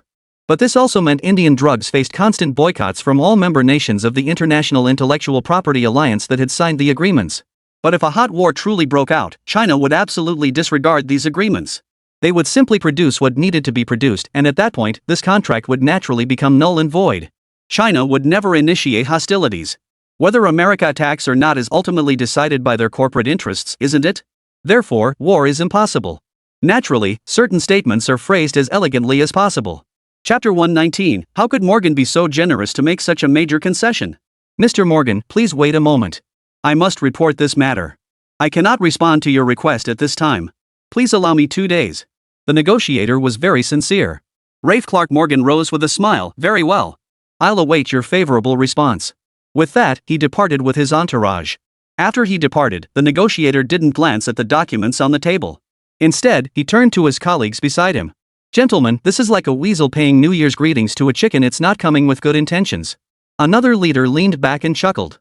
No good intentions, that's for sure. But today's deal is clearly a trade-off. The only difference is that it's not us handing over the benefits, it's Shanghai Future Group. He then turned to the female representative from the Ministry of Commerce, Director Liu. Among us here, only your Ministry of Commerce and Star Sea Future Group have any connection with President Lin. What's Mr. Lin like? Is he easy to deal with? Lu Jingwan smiled faintly. I haven't dealt with him personally, but other directors say he's quite pleasant. Though I've heard Apple got thoroughly frustrated after 2 rounds of talks with him. So Mr. Lin certainly doesn't lack youthful vigor. From what I gathered, Mr. Lin has some connection with them, probably showed them some technology. That might be why he's here.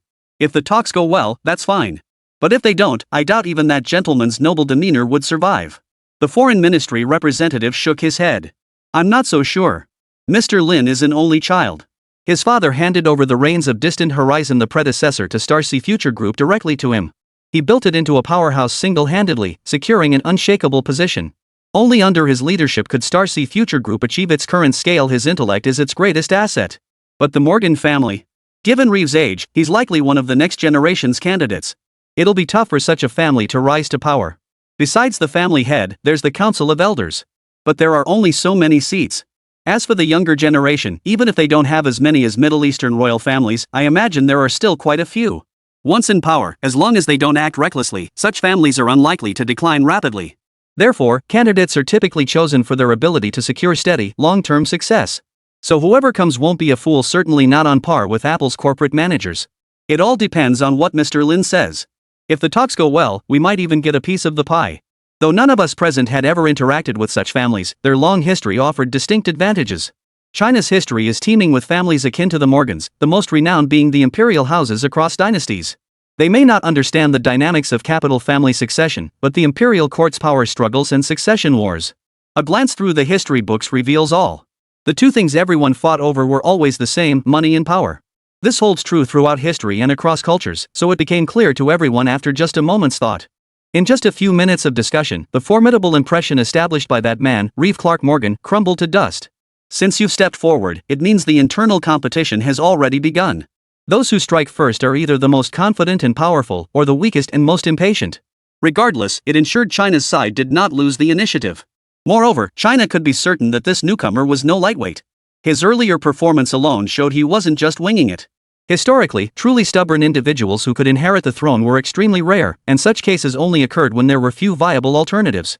But in the modern era, especially within families controlling transnational capitalist groups, such individuals would never be allowed to ascend to power. Besides, even if they were waiting for the throne, it wasn't theirs to claim. Nor would they be the ones facing liquidation after losing the competition. They could simply sit back and watch the show. Moreover, they need not only the Chinese market but also the cooperation of Star Sea Future Group, which gives China even greater leverage. The market remains firmly in place, and Star Sea Future Group's technology resides with Lin Yuan. Neither can be taken away. This negotiation is getting interesting. That very evening, Lin Yuan received a call summoning him to the capital. After hanging up, Lin Yuan felt remarkably upbeat. Although his previous business plans had been disrupted, at least this development remained within acceptable limits. The next morning, Lin Yuan arrived punctually at 2 Chang'an Street in Dongqing District as scheduled. This was the location of the Ministry of Commerce. Liang Meng followed closely behind Lin Yuan, walking cautiously, step by step. It was as if they were navigating a minefield, afraid of taking a wrong step. Lin Yuan, however, was different. Perhaps because good news was imminent, he was remarkably relaxed. He even glanced around curiously from time to time. After all, opportunities to walk into the headquarters of a major ministry were few and far between. Mr. Lin, everyone's waiting for you. If you're curious, I'll give you a proper tour after the meeting. A deputy minister, noticing Lin Yuan gazing around like a tourist, hurried over, grabbed his arm, and steered him toward the conference room. Soon, Lin Yuan was ushered into the conference room, where all relevant personnel had been waiting for quite some time. Mr. Lin, there are no outsiders here. Let's get straight to the point. How did those Morgan family people come to make such a significant concession? Did you strike some kind of deal with them? The deputy minister who had escorted him spoke up immediately after entering and settling into his seat. Lin Yuan nodded, signaling Liang Meng to begin distributing materials to everyone present. Several administrative staff following behind Liang Meng immediately began distributing the materials to each attendee upon her signal. The materials weren't extensive, yet they weren't sparse either. They detailed electronic prosthetics, Of course, these were no ordinary electronic prosthetics. They were intelligent electronic prosthetics based on neural analysis and bioelectronic encrypted signal control. By connecting to the body, the prosthesis reads and analyzes neural signals transmitted within the human body, converting them into bioelectronic digital information that is then transmitted to the prosthesis's intelligent core processor. The intelligent core processor then parses and transmits commands to the prosthetic limb, achieving perfect operability and coordination where thought becomes action. The document not only details the technical implementation of neuron-controlled prosthetics but also explores their potential applications. Currently, prosthetics primarily serve the limbs, with the most advanced models capable of replacing the entire lower body. Future development trends will focus on deepening research into intelligent organs and neural systems. Final testing is underway in the laboratory, and barring unforeseen circumstances, implementation is expected within the year. Lin Yuan had previously disclosed this project through Pioneer Navigation and the Morgan family. It was precisely because Lin Yuan was certain they needed this project that he had the confidence to tell Apple why they couldn't push Congress to impose further sanctions on Star Ocean Future Group. Because Lin Yuan is also exceptionally skilled at making friends. Chapter 120, I'm crazy giving them the technology. Numerous ministries attended today's meeting. Many attendees reacted with varying degrees of surprise upon seeing the materials. But the most delighted were actually the delegation from the National Health Commission. The breakthroughs in neural analysis and electronic signal transmission opened up boundless possibilities for them. This was far more than just an electronic prosthetic limb. It also encompassed technologies for awakening vegetative patients, replacing diseased organs, and remote control via brain-computer interfaces. Fortunately, the attendees were seasoned professionals, and none reacted inappropriately. Instead, after reviewing the materials, they were left with even more questions. How exactly were these technologies developed? Is it Lin Yuan? Or someone else? Truthfully, many people wanted to ask for clarification.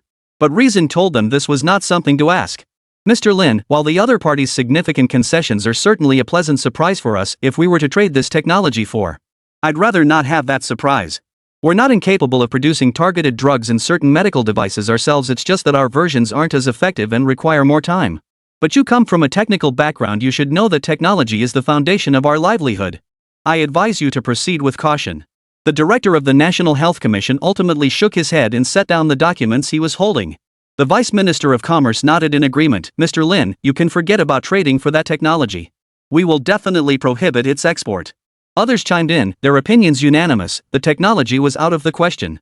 Lin Yuan waved his hand with a smile. You're overthinking it, gentlemen. Of course we won't give away the technology. I'd be crazy to hand over the technology. If it's just for exchanging those few items, I won't do it.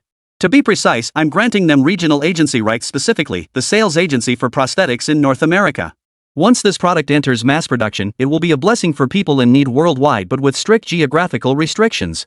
You all know the reality in America better than I do. Even if they were willing to open imports, do you really think I could sell this there? I know how chaotic things are there. Direct sales stores would never gain traction, and hospitals are controlled by these medical conglomerates. To push for congressional legislation to get it into their healthcare system, I'd have to hire a lobbying firm on K Street to influence Congress, bribing everyone from top to bottom. I'm not doing this money-losing deal. So leaving it to them is perfect. And let me be clear with everyone, North America is part of my plan to secure significant concessions from them in other areas. After all, we have many more products destined for international markets. This is laying the groundwork in advance. But I don't want Europe either. So when you leaders negotiate, feel free to trade the European market for something else in return. The Vice Minister of Foreign Affairs perked up, sitting up straight. Mr. Lin, please elaborate. Only by achieving mutual understanding can we approach negotiations with confidence. Lin Yuan nodded and began outlining his plan. Of the 5 continents worldwide, Lin Yuan proactively relinquished one, North America. This was both an offer of concessions to secure international capital backing and an unavoidable concession. North America had been infiltrated by America like a sieve, making it extremely difficult for Star Sea Future Group to conduct business there. Moreover, those nations were plagued by rampant drug trafficking and organized crime, with organ trafficking and human smuggling running rampant. It could be said that any crime imaginable could be found in that hellhole, a veritable paradise for illicit profiteering. Precisely because of this, Star Sea Future Group found it extremely difficult to truly penetrate the market, especially without cooperation from any nation. But North America? China has no interest. Or rather, no interest is putting it mildly. They're practically running as far away as possible. Thus, Lin Yuan chose to abandon the endeavor. However, his level of focus differed across the other continents. Take Asia, for instance, that was absolutely non-negotiable. It was the market most prized by Star Sea Future Group. It wasn't about Asia's wealth, but because Star Sea Future Group intended to use capital to gain complete control over Asia. After all, it was their home turf. As for Europe, Lin Yuan's attitude was one of indifference. European leaders were consistently weak, intermittently tough. While it appears to be a matter of party elections, regardless of the political party or nation, the individuals elected are all peculiar. They're clueless in foreign affairs but experts at infighting. At best, Europe maintains the facade of the EU, but in reality, it's nothing more than a loose-knit club of national-level talk shows. Both humans and ghosts put on a show, while only the people suffer. Therefore, for Star Sea Future Group, Europe can be set aside but only if substantial benefits are secured in return. Otherwise, Lin Yuan would rather not list in Europe at all, forcing Europeans to suffer for now. Regarding Oceania and South America, Lin Yuan's stance is full product coverage. Securing substantial gains for Star Ocean Future Group is non-negotiable. The only continent left unmentioned by Lin Yuan was Africa, and none of the leaders inquired about it. The consensus was that Africans wouldn't need such high-tech products. It's not that they couldn't afford it. After all, Africa has its share of wealthy individuals. The issue was affordability. The operational costs were simply too high. Never mind the need for a relatively clean operating environment and a stable power supply. The vast majority of them likely don't even know which direction their school gates face. This kind of thing simply isn't suited for Africa. When it comes to the 81 techniques of murder, African chieftains and presidents might each be more proficient and skilled than the next. But you simply cannot expect this group of people, most of whom barely finished elementary school, to understand how to perform routine maintenance and upkeep on groundbreaking products based on neural technology. Star Sea Future Group couldn't possibly establish direct operated stores in such places. So when it comes to Africa, Lin Yuan's attitude is, whatever happens, happens. If you want to buy, buy. If not, tough luck. So my plan is to distribute overseas licensing rights this way, establish corresponding subsidiaries across each continent and use the opportunity to expand the group's reach. Only by binding more people to our group can our expansion grow larger and more stable. Lin Yuan spoke with a mix of sincerity and feigned indifference. The price, that's what I care about most. I don't care about overseas pricing. If they can't afford it, let them figure it out themselves. But domestically, I don't want this product to be out of reach for ordinary people, though I can guess it won't come cheap. But is there a way we can address this? The director of the National Health Commission looked deeply concerned. How Shanghai Future Group expands overseas was completely beyond his purview. He cared only about the price. Mr. Lin, is it possible for you to set a lower price domestically and subsidize the domestic market with profits from overseas? The director of the Health Commission had a sudden flash of insight and proposed an intriguing idea. Chapter 121, Truly Treating Ordinary People Like They Don't Exist. Lin Yuan hesitated, remaining silent. The director spread his hands. Mr. Lin, I'm not playing games with you over jade. You told me to look for myself and offer whatever price I see fit. I want a straight answer. Does it hit 6 figures? This time, Lin Yuan shook his head. Not quite, but the overseas version will definitely exceed that price. The director perked up at this. Under 6 figures makes it easier to negotiate. I don't care how much you sell it overseas, those wealthy folks. Selling it for $1 million is your skill. Lin Yuan chuckled without comment. The representative from the Ministry of Foreign Affairs raised an eyebrow. Mr. Lin, are you seriously planning to sell it for $1 million overseas? Lin Yuan stroked his chin. Not impossible. We earn and spend in RMB, they earn and spend in USD. Why shouldn't I charge that much? This isn't some cheap toy or disposable item, there are alternatives out there. Lin Yuan then outlined his reasoning. Since he was offering a discount, he wasn't going to play games. He'd give up a solid chunk of profit. He planned to price the single unit around $80,000, then release a standard edition and a deluxe edition. The standard version would be as it currently stands. For the deluxe version, he'd max out the tech features: blood oxygen saturation, heart rate monitoring, vital signs detection, the whole shebang. Additionally, he would provide several dedicated call devices for family members or caregivers to monitor the user's condition at any time.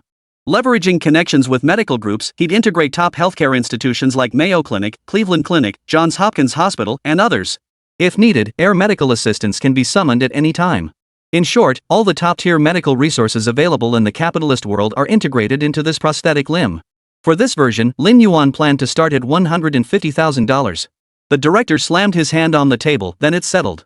For the domestic market, you absolutely cannot exceed $100,000. You must give me a 5-figure price. We'll also carefully plan and discuss how to integrate this into our healthcare and insurance systems. Outside the Ministry of Commerce, after watching the group of leaders depart, the vice minister stood beside Lin Yuan and asked in a low voice. Mr. Lin, could you give us a hint? How much does this thing you've developed cost per unit? Lin Yuan thought for a moment before revealing the details. It's hard to say exactly right now, it depends on the specific requirements. But if production exceeds 100,000 units, we can guarantee the base model will be around 60,000 yuan, not exceeding 70,000. Custom or higher-end versions would be priced separately. We can offer deluxe versions for Western markets and domestic ones too, though they'll only connect to top-tier hospitals in provincial capitals where users are located. The final price will still be in the hundreds of thousands, depending on the requirements. In any case, we will ensure the most basic users can access it. The vice minister nodded. 60 or 70,000 yuan, that's not cheap.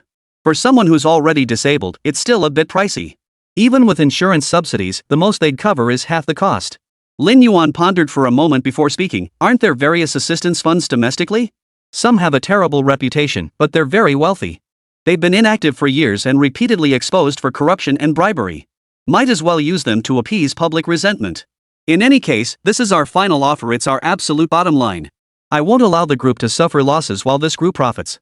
With that, Lin Yuan briskly exited the Ministry of Commerce and boarded his official vehicle.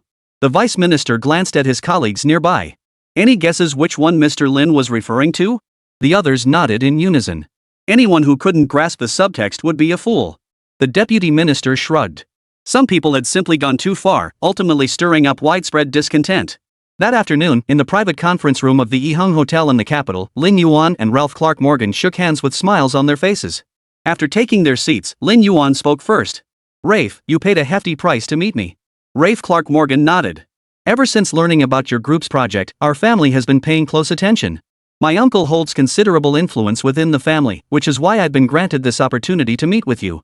Mr. Lin, you're aware of our offer. Our side has already signed the contract. How about we exchange tokens of good faith? He was straightforward with Lin Yuan, knowing the man would uncover the truth regardless. Dealing with government officials was one thing, but navigating the waters with the head of a capital group was an entirely different matter. He tapped the folder beside him with his finger. Lin Yuan nodded, took the neural-controlled prosthetic limb documents from Liang Meng, and slid them toward him. Rafe pressed the folder down with his left hand, then used his right to push his own documents toward Lin Yuan. Without even glancing at them, Lin Yuan passed them to the director of the health commission beside him. The director snatched them up and began reviewing them with his colleagues. On Reeve's side, someone immediately took the materials and began their own inspection. Their focus wasn't on authenticity, but on verifying the product's technological advancement to conduct a comprehensive evaluation and pricing assessment. A conglomerate as large as Starcy Future Group would never present counterfeit goods.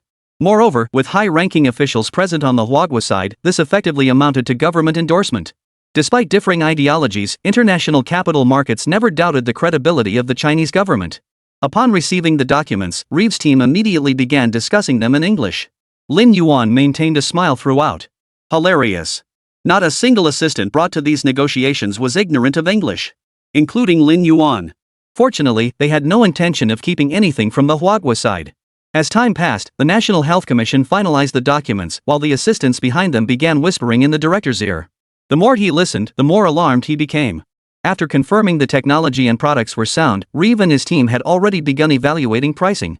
The standard version was priced at over $90,000, while the premium version was even more aggressive, starting at no less than $450,000. They were also discussing introducing an intermediate version, incorporating some of the top-tier features at a price point around $250,000. And that didn't even include the interest on medical loans. It could be said that these people had pushed the price to astronomical levels within the bounds of the law. One of their assistants even suggested lobbying Congress to push for legislation mandating that after-sales service could only be performed at designated hospitals. That's another source of revenue. The director stole a glance at Lin Yuan and noticed the faintly unnerving smile playing on his face. Clearly, Lin Yuan had gained a whole new understanding of how ruthless these people could be. They truly don't regard ordinary people as human beings. Mr. Lin, you should have understood our earlier discussion. We must ensure sufficient profit margins. And regardless of our pricing, you cannot participate in the profit sharing. Now, please submit your offer. Half an hour later, Reeve watched Lin Yuan intently. Lin Yuan swept his pen across the paper beside him, swiftly writing two figures, $65,000 and $150,000. Standard edition, $65,000. Premium edition, $150,000. These are my bottom lines. I won't interfere with your pricing, and I guarantee our overseas prices won't be less than 5% below your versions. As for the intermediate version you mentioned, we have no plans for it. That was your last-minute addition. Once you finalize your requirements, let us know and we'll provide a new quote. But from your earlier discussion, I estimate the price should be around $90,000 to $110,000. Deal. Upon hearing the figure, Reeve stood up and shook hands with Lin Yuan. Chapter 122, You've been duped. For Reeve, the price Lin Yuan offered was somewhat beyond his expectations. He hadn't expected Lin Yuan to offer such a low price. He and his team had reviewed the documentation thoroughly and knew full well this equipment couldn't possibly come cheap. Moreover, this $65,000 figure wasn't the price for a specific model, it was merely the bottom line. Above this range, they still had significant profit margins. For instance, prosthetic needs varied by severity. Some had lost only their lower legs in accidents, while others had amputations extending from the lower leg to the thigh. Some have lost more than one leg. The same logic applies to arms. How could replacing a prosthetic for a minor forearm amputation possibly cost the same as replacing an entire arm? Lin Yuan was referring to the basic model, and that's what they ordered. Because anything beyond that requires customization. But on this planet, anything labeled custom made never comes cheap. Lin Yuan's materials made it clear, to achieve optimal prosthetic performance, a full physical assessment is required. For instance, if a prosthetic is needed for the left hand, the right hand must undergo comprehensive testing. This encompassed tests of length, arm span, dimensions, strength, and nerve reaction speed, among other aspects. Reeves' team made it clear, this service comes at a cost. Free measurements? Forget about it. As for the medical equipment used in the measurements, disposable items would be used whenever possible. If non-disposable equipment was necessary, depreciation costs would be factored in and the patient would foot the bill. High-end equipment treats high-end conditions, and the doctor's services must also be high-end, this must be charged. Is this yet another fee? So the ultimate game here is this, don't be fooled by the base price of $90,000 plus for the lowest tier prosthesis. If you don't send a bill starting at $150,000 to $200,000, the shareholders won't approve. Now, consider the top tier prosthesis. Sure, Lin Yuan quoted $150,000. But when they handle it, factoring in all the service fees, it easily breaks the $1 million mark. And that's just the initial cost. What about ongoing maintenance? After all, even your car needs oil changes and servicing. As for replacing broken parts? That's practically a welcome opportunity. This document makes it crystal clear, if parts are needed, the contracting party issues the order, and Star Ocean Future Group delivers them via sea or air freight. The parts themselves aren't expensive, priced at actual cost. But Star Ocean Future Group doesn't interfere with how many you buy. Because after-sales service is where the real money lies. The individual's proposal stipulates that after-sales service must be conducted at designated locations. Unauthorized maintenance constitutes a violation, and the company will no longer assume responsibility for such repairs. Patients wishing to replace prosthetics must pay substantial fees or purchase entirely new ones. Including Reeve himself, he even considered enacting legislation requiring individuals with disabilities in certain industries to wear prosthetics in order to participate in the workforce. In short, they were determined to mobilize every resource to ensure prosthetics gained comprehensive adoption across North America. Mr. Lin, when can we sign the contract? Rafe Clark Morgan asked decisively. Time was running out for him. Once Star Sea Future Group produced the devices, they would need to pay the deposit and prepare for delivery. Corresponding domestic policies and negotiations with the honorable members of Congress would take time to finalize. Other domestic medical groups also required their efforts to integrate and coordinate in plain terms. Another round of domestic interest distribution lay ahead. Time was indeed running short. Lin Yuan waved his hand. We need to wait a bit. We're establishing a brand new biotech subsidiary to liaise with you. Also, have you selected which company will liaise with us? Is it Johnson & Johnson? Reef nodded. Yes, we've chosen Johnson & Johnson.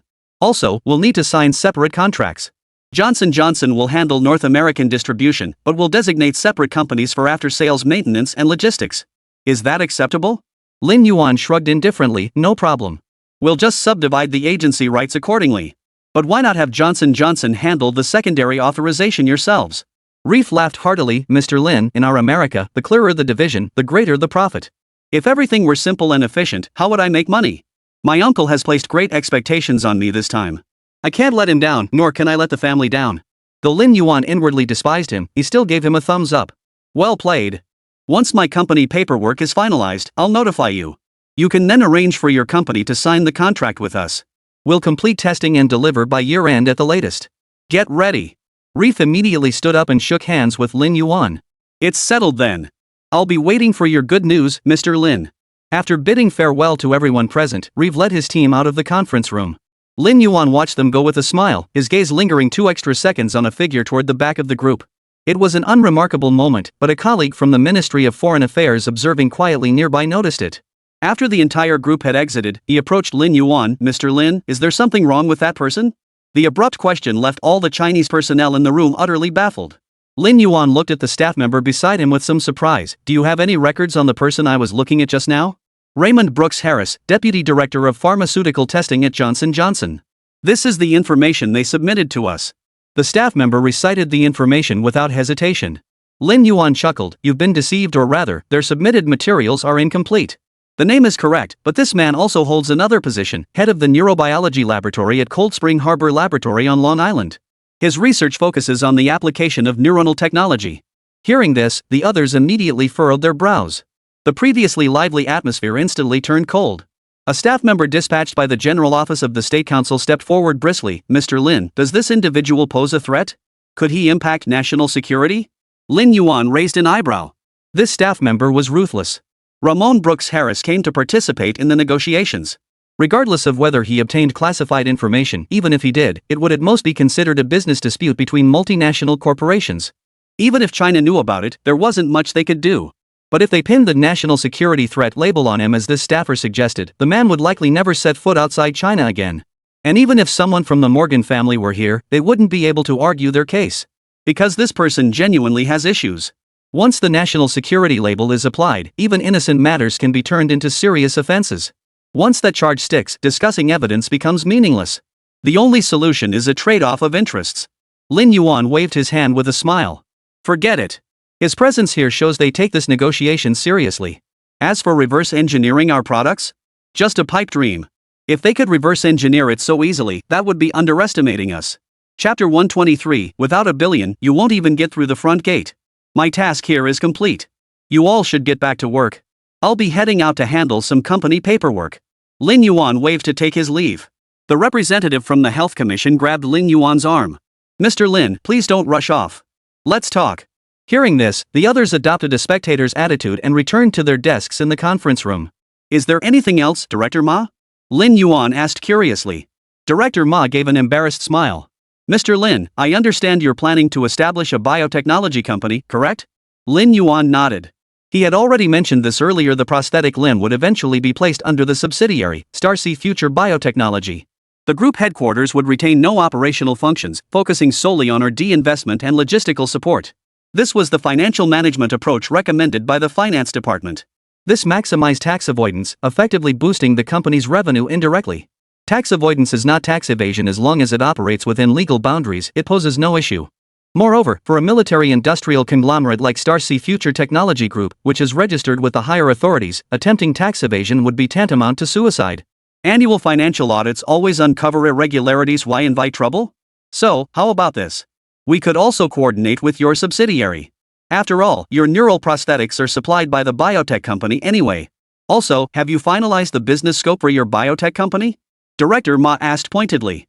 Lin Yuan sensed Director Ma had something important to discuss, so he relaxed his urgency. "Director Ma, if you have something to say, just say it." Director Ma nodded and retrieved a stack of documents from the folder held by his secretary. "These are your group's materials. I've reviewed them thoroughly. Ever since you developed the system, virtually every department has approached you except ours.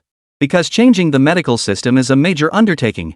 There are over 1,000 top-tier hospitals alone, affecting countless people. Much of the equipment we're already using, whether imported or domestically produced, is simply too entrenched to replace now. However, we still have gaps in many areas. Mr. Lin, are you interested?" Lin Yuan felt somewhat bewildered. He truly knew little about healthcare systems. "Perhaps you could give me an example, Director Ma? I'm unfamiliar with the healthcare system." Director Ma sighed. "There are so many, Mr. Lin. We're weak in high-end CT equipment, MRI equipment, PET CT equipment, surgical robots, and other areas. Currently, some domestic companies are just getting started in these areas. It will take time for them to grow. I see you're working on." Before Director Ma could finish, Lin Yuan waved his hand to interrupt him. "Hold on, Director Ma. We won't be participating in these areas. Because the fields you mentioned require a large pool of top-tier talent specializing in medical biology to truly develop. If domestic companies are already starting to develop them, we won't get involved. However, you could serve as intermediaries, introducing Shanghai Future Biotech and Shanghai Future Group to them. From software to hardware, from components to materials. If we can be of assistance, we can serve as their upstream suppliers, providing the essentials they require. If you want us to develop something from scratch, then forget it. We don't have the resources, and I don't want to spread ourselves too thin. Regarding the equipment you mentioned, if we achieve any new breakthroughs during our R&D process, we'll share them with you simultaneously. If you want to purchase, go ahead. If not, we'll just produce enough for our own use." Director Ma immediately leaned forward. "Is that all? What about the lab equipment? I've heard that much of your lab's equipment was custom developed to meet project needs, globally unique and absolutely outstanding. Otherwise, you wouldn't have achieved such remarkable results. For instance, with this neural prosthetic system, you must have a complete set of equipment for observation, testing, detection, and experimentation. Can we buy these? Lin Yuan shook his head with a smile. Director Ma, the equipment you just mentioned? You'd be better off selling it. The entire Neuron Control and Bioelectronic Analysis Project Group has invested over 7 billion yuan. The equipment you mentioned cost nearly 1.8 billion yuan from design to production. If you want to buy one, what price do you think would be appropriate? Furthermore, the entire control system is our internal proprietary system. Do you have personnel capable of operating it? You wouldn't be able to handle the operational costs. Director Ma looked disappointed upon hearing this. The Vice Minister of Commerce patted him on the shoulder from behind. Old Ma, just let it go. Starsea Future Group's products aren't just high-end in technology, they're high-end in price too. Don't believe me? Ask the Ministry of Industry and Information Technology. How much did they pay for a set of top-tier CNC machining centers from Shanghai Future Precision Machinery to produce qualified parts for high-speed trains? Over 100 million, approaching 200 million yuan, and that's the post-mass production price. And that's just for the machine tool itself, not including the supporting systems. Factor in the supporting systems, and the total procurement price for a complete set exceeds 300 million yuan. Do you have the kind of money that high-speed rail groups have? If you really want to buy that equipment, you won't even get past the gates of the Jiangcheng headquarters without at least 10 billion yuan. If you have that kind of money, you'd be better off investing elsewhere. There are domestic companies already developing this technology. No matter how urgent your needs are, you can't cut off their livelihood. Even if some components are exclusive to Lin's company, when you genuinely need them, just hand the project over to them. If that's not feasible, send a team to learn hands-on operations. They'll let you use their facilities and equipment freely. All you'd need to cover is meals and lodging. Lin Yuan nodded in agreement beside him. He wasn't pursuing it precisely because domestic companies were already in the game. His involvement would be inappropriate. It could easily give others the impression of overreaching and grabbing more than one share. Besides, Lin Yuan genuinely had little interest in medical equipment he didn't need himself. The Vice Minister is right, but that doesn't mean we won't release anything. Let me give you an example. We also have biological laboratories tackling issues related to genetic composition and biological gene structures. I can't disclose the specific projects they're working on, but these involve the use of genetic analyzers. Domestic technology is likely lagging in this area, right? The equipment we're currently developing in-house will undoubtedly be the most advanced globally. For equipment like this that doesn't involve project privacy or state secrets, you can simply procure it when the time comes. You mentioned thousands of top-tier hospitals nationwide. What about other level facilities? Procuring several thousand units across the country shouldn't be an issue, right? That would bring the price down significantly, wouldn't it? Chapter 124, Searching the World Over. Moreover, for gene sequencers, we can source all components domestically. The core parts are even produced in-house by our group. How much more expensive could it possibly be? If we scale up production, the price will drop even further. You mentioned surgical robots earlier. I don't quite grasp that, but they should be similar to industrial robots, right? Many of our core factories will transition to dark factories in the future, making industrial robots essential. If you need surgical robots later, we can adapt them for use. Just let us know your requirements when the time comes. So don't rush. While we don't pursue targeted R&D breakthroughs for specific products, our research often yields numerous derivative technologies which should suffice for your needs. As far as I know, domestic medical groups have already set their sights on our group's single crystal and polycrystalline high-temperature alloys. They plan to use them for medical devices. Something like bone implants or similar anyway, devices meant to be implanted in the body. They need something corrosion-resistant and lightweight, which perfectly matches their requirements. We've already signed the orders and are scheduling production capacity for them. So I think you should collaborate with the Ministry of Industry and Information Technology, the Ministry of Commerce, and other departments to find out exactly where their challenges lie. Then you can approach our group or others. We all have non-classified technologies and products we can share. We'll definitely provide support where we can, and it's a win-win for everyone. Lin Yuan offered his advice to Director Ma. While he admittedly lacked expertise in the medical device sector, he didn't believe no domestic companies were already working on such solutions. Given the ingenuity of Huagua people, discovering an untapped market would inevitably spark action. The only variables were the level of difficulty and the pace of progress. After all, foreign corporations had decades of development behind them, while China was just getting started. Falling behind was the norm. Lin Yuan's idea was to position themselves as upstream suppliers, simple to connect with, easy to arrange shipments and production. The group wouldn't need to expand its operations too broadly. It would be ideal to consolidate these operations entirely under Starsea Future Biotechnology. Director Ma pondered this for a moment. It seemed genuinely feasible. He then turned his inquiring gaze toward the Vice Minister of Commerce. The deputy minister nodded with a smile. We can cooperate, but you must take the lead after all, you are the competent authority. Moreover, regarding medical devices, both our department and the Ministry of Industry and Information Technology can only assist. The specialized work still falls to you. He hadn't minded taking on this responsibility, but seeing Lin Yuan's distant demeanor, he lost interest. If even a research professional like Lin Yuan wasn't willing to take it on, there must be something fishy going on. Whether it was technical complexity, market chaos, or other issues, he wasn't keen to take it on, especially since it wasn't his area of expertise. Director Ma readily agreed. Alright, I'll take the lead. I'll report this to the State Council, but you can't pull the rug out from under me after I've committed. The Vice Minister shook his head decisively. That won't do. With so many people here today, you're bringing them all on board.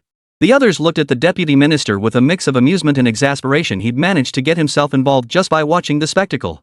Still, no one objected after all. It was a positive development.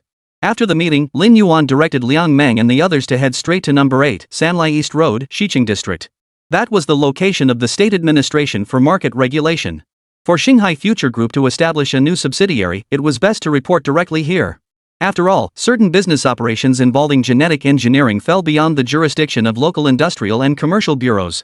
Additionally, they needed to make a detour to the Market Regulation Administration to handle paperwork for the neuron-controlled prosthetics. Lin Yuan stopped by the data systems company and met with Lu Kai. Mr. Lu, how's the progress on securing the data center here in the capital? Entering the company headquarters building, Lin Yuan noticed many core positions were vacant and inquired. Mr. Lu was organizing documents in his office. Spotting Lin Yuan, he immediately set aside his papers. It's been approved. The core database equipment has already been delivered on site. As you've seen upon arrival, many positions are vacant because our staff are at the data center debugging and integrating systems. We need to integrate with Beidou Starcom, connect with the group headquarters, and handle various other group operations. There's just too much to integrate. Ever since the launch event, the team hasn't had a moment to rest. We never imagined we'd get this many orders ourselves. The team used to joke about having too little to do, but now everyone's swamped. Lin Yuan nodded. Right now, all your equipment is being shipped from the Zhengcheng headquarters. Once the shipment is complete, the supercomputers will be delivered. The connection with Huaka Academy is already established. The supercomputers have begun shipping in batches. Your computing power issues will be resolved soon. Lu Kai visibly relaxed. Great. The sooner our own supercomputing system is up and running, the better. There's just too much to simulate.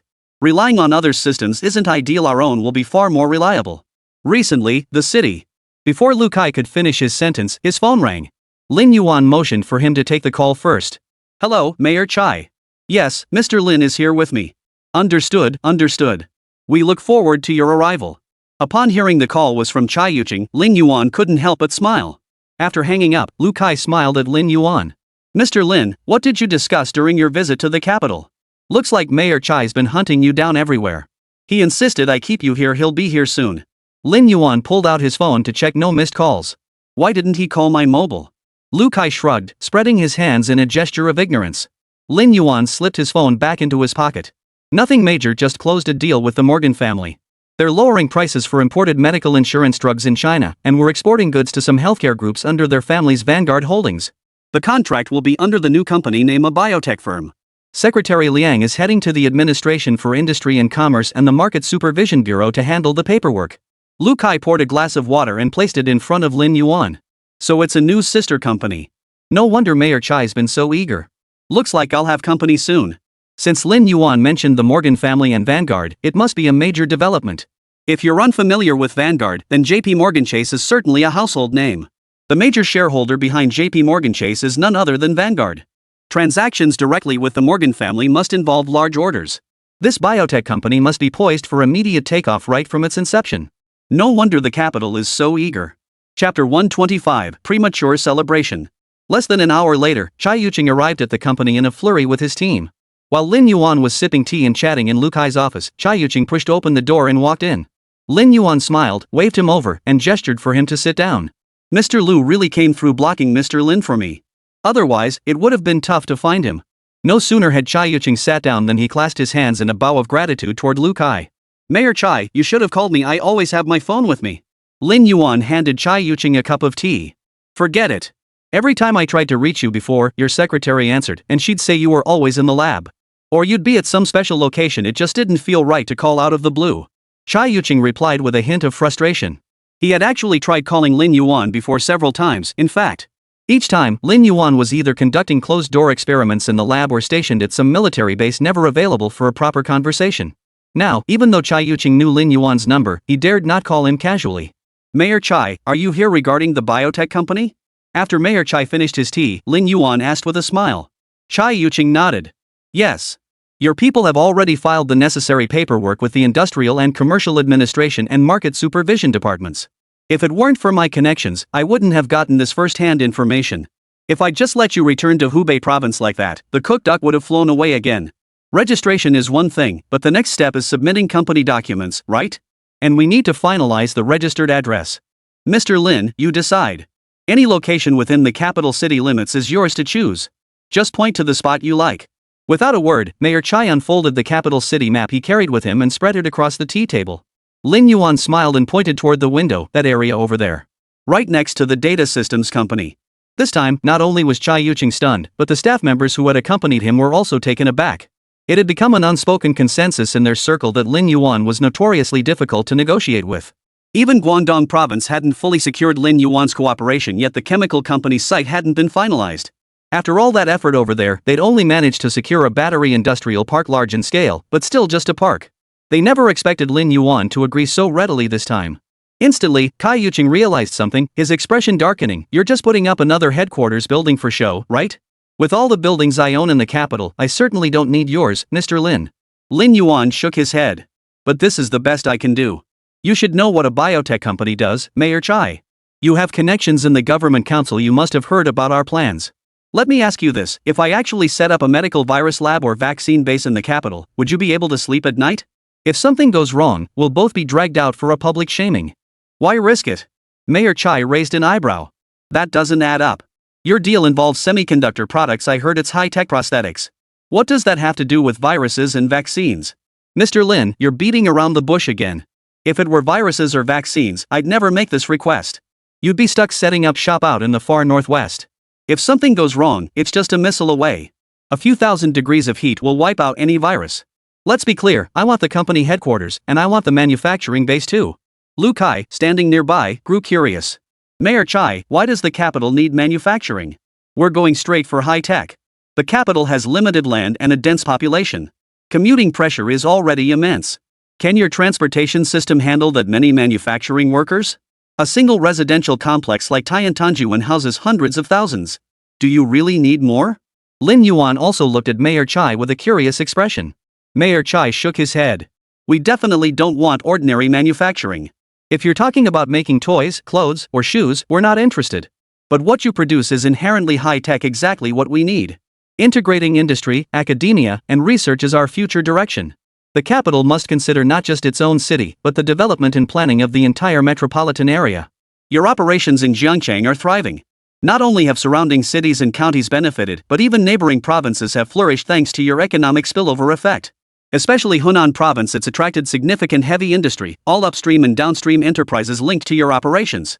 After shipping goods, they take the Mianqi-Sichuan Expressway, pass through Nanyang, go via Shiryan, and head straight to Jiangchang.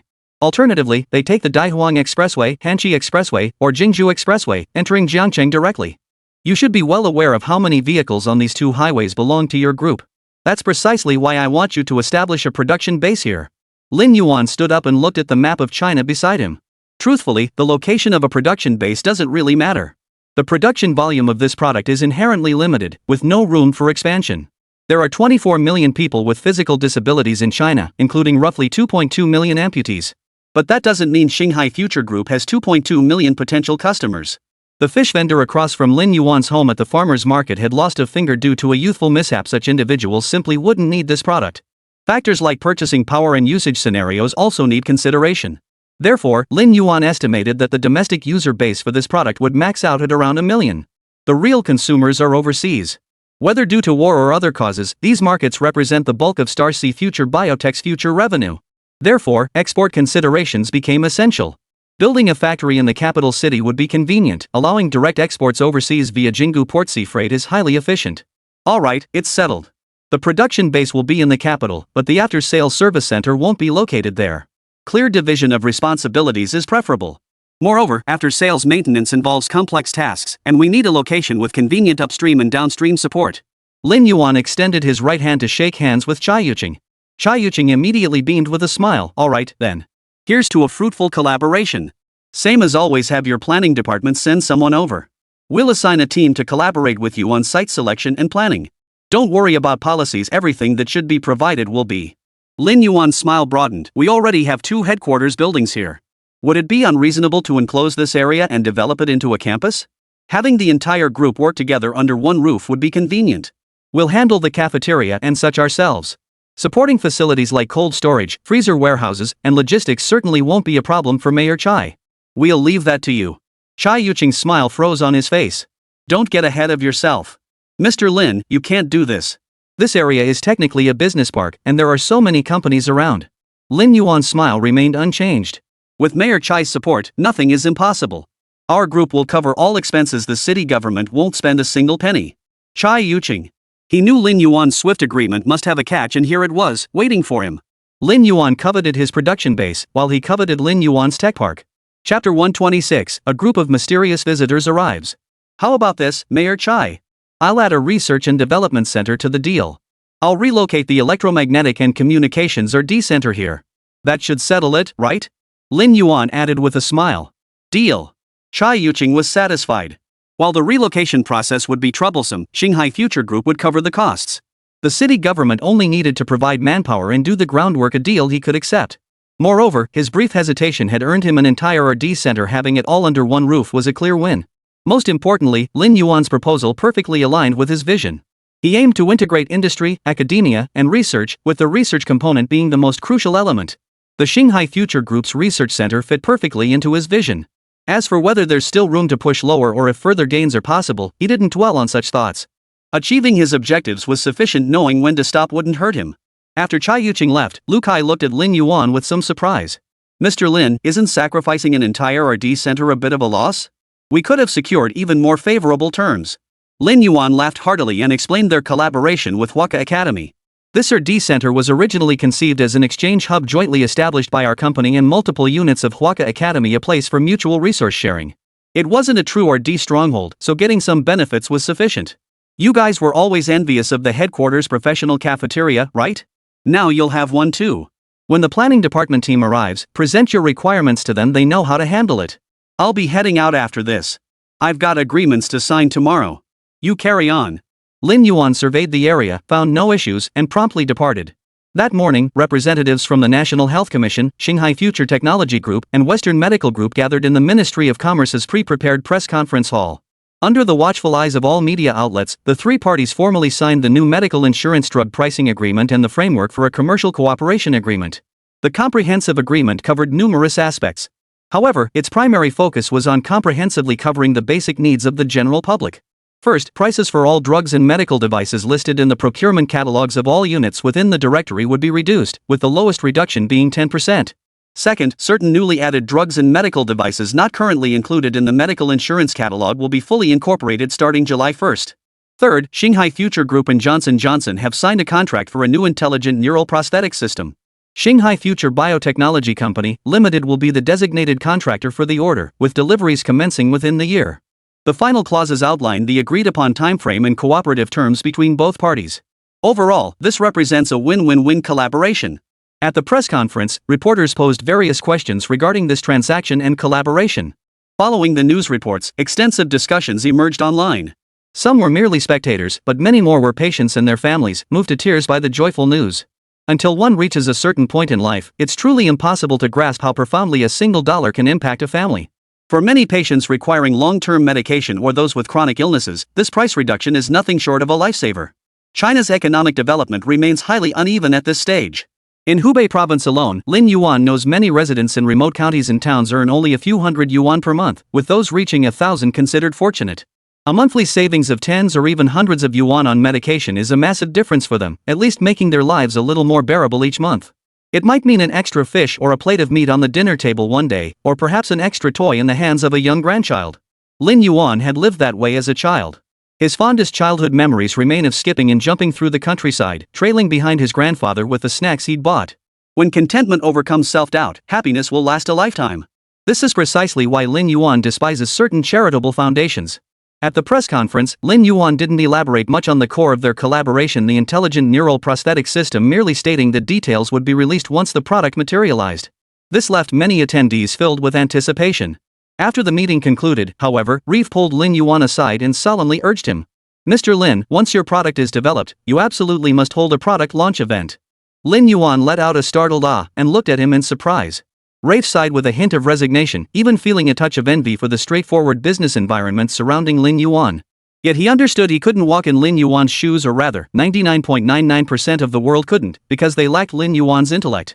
"Signing the contract with you is merely the first step for us. Once we return, there's a mountain of work ahead. Numerous companies and conglomerates will need to be involved. Even the shareholdings of numerous companies, conglomerates, and investment banks will need to be restructured. We need good news. Wall Street loves a story, and you can turn that story into reality.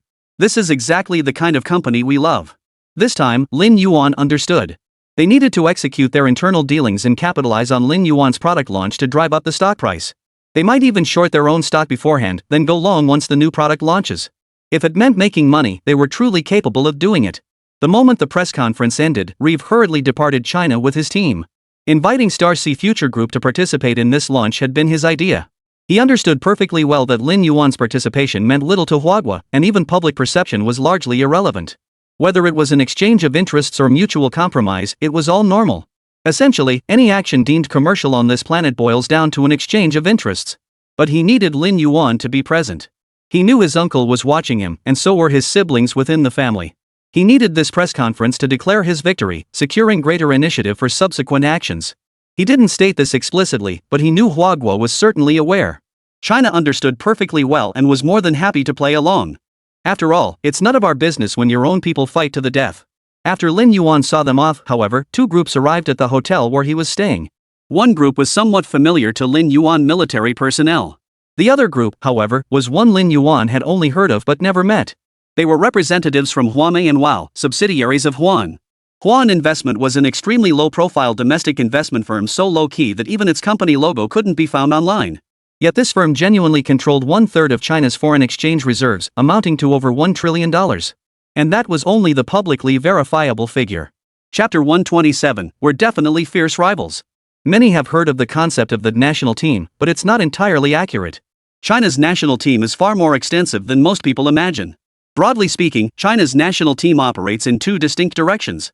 One is industrial investment, which falls under the State Council's State-Owned Assets Supervision and Administration Commission (SASAC). It controls 98 central state-owned enterprises nationwide.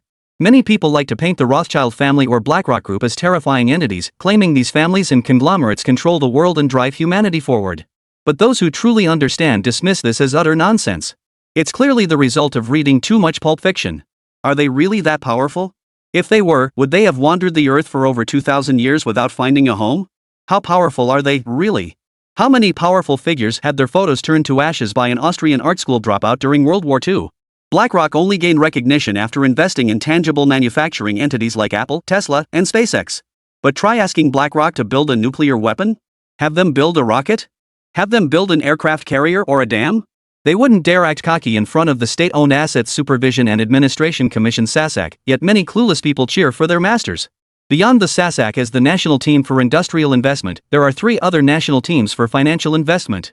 These are the Pension Fund, CIC for Domestic Foreign Exchange Management, and Huan for External Foreign Exchange Management. CIC has a subsidiary called Huijin, which is a shareholder in the four major state-owned commercial banks: Agricultural Bank of China, Industrial and Commercial Bank of China, China Construction Bank, and Bank of China. The combined assets of these four banks exceed 180 trillion yuan, and the investment they can leverage approaches 500 trillion yuan or more. And Huijin is merely one of the entities under its control. As for Huan, it is an investment company based in Hong Kong under the State Administration of Foreign Exchange. They manage over $1 trillion, 1/3 of China's foreign exchange reserves, engaging in long-term overseas investments while safeguarding China's international financial environment. The Hong Kong financial defense campaign in the latter half of 1997 was their doing. Overseas, Huan has further subdivided into three subsidiaries. Based in Singapore, Huaxin primarily targets the Asian market. Wow, based in Europe, primarily invests in European markets. Huamei, based in America, primarily invests in the American market. These three entities function like three invisible financial tentacles stretching endlessly across the sky, firmly embedded in the world's three major economic hubs. So on Wall Street, Yuan has another nickname, the Wall Street Ghost. Exactly how much capital Yuan currently controls remains a mystery. No one outside their inner circle can verify it. Shanghai Future Aerospace received investment from Yuan, but Lin Yuan and his team had little interaction with them. That investment was soon transferred to the State-Owned Asset Supervision and Administration Commission (SASAC) through an executive order. In truth, Lin Yuan didn't know these people at all. Lin Yuan had no idea what their purpose was. After all, Star Ocean Future Technology Group had no subsidiaries listed overseas, nor did it possess anything of value to them. "Gentlemen, what brings you here?" Sitting on the sofa in the hotel suite, Lin Yuan looked at the group with confusion. "Mr. Lin, we're here to confirm two matters with you. First, will your group list any subsidiaries overseas in the future, including the Hong Kong stock market? Second, does your group have any future investment intentions?" Lin Yuan paused, then after a moment's thought, answered truthfully. "That should be the case. The aerospace company you invested in earlier was preparing for an overseas listing. But as you're aware, that aerospace company is essentially a shell entity we established for fundraising purposes. It doesn't actually employ a single person. I'm the only CEO in the entire company." At this point, Lin Yuan couldn't help but laugh himself. Sometimes when the higher-ups play games, they really know how to mess with people. But the representative didn't laugh. Instead, he nodded earnestly with solemn expression. "Understood. If that's the case, it's best to consult with us before going public. We cannot relinquish our absolute controlling stake of 67%. Following Wall Street practices, they typically require the founding team or parent company to cede a majority stake. Absolute control is not permitted. This isn't just about us, it applies globally, even to their own people. But we have a way to help you achieve that." Lin Yuan had absolute faith in their capabilities. "Agreed. We'll consult with you before the IPO. We have a second investment proposal, but it's mostly domestic focused. After all our suppliers are based in China. As for partners, we are gradually expanding overseas. Today is a prime example. Regarding Asia, our investment division estimates it will become our core market in the future. Unlike your Huaxin, though, our primary focus is industrial real estate. Finance isn't our forte, our group lacks the DNA.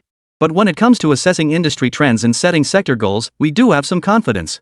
Though Lin Yuan wasn't deeply familiar with it, within the group's investment and planning departments, they held a strong belief in Asia's future growth prospects. Their rationale was straightforward. It wasn't about the exceptional growth potential of Asian nations. Rather, as our immediate neighborhood, China must keep a close watch on these regions. These regions will inevitably become the destination for relocating outdated domestic production capacity and absorbing excess capacity. These were the factors the group's internal teams were focusing on. The representative listened silently, then nodded before posing a seemingly casual question.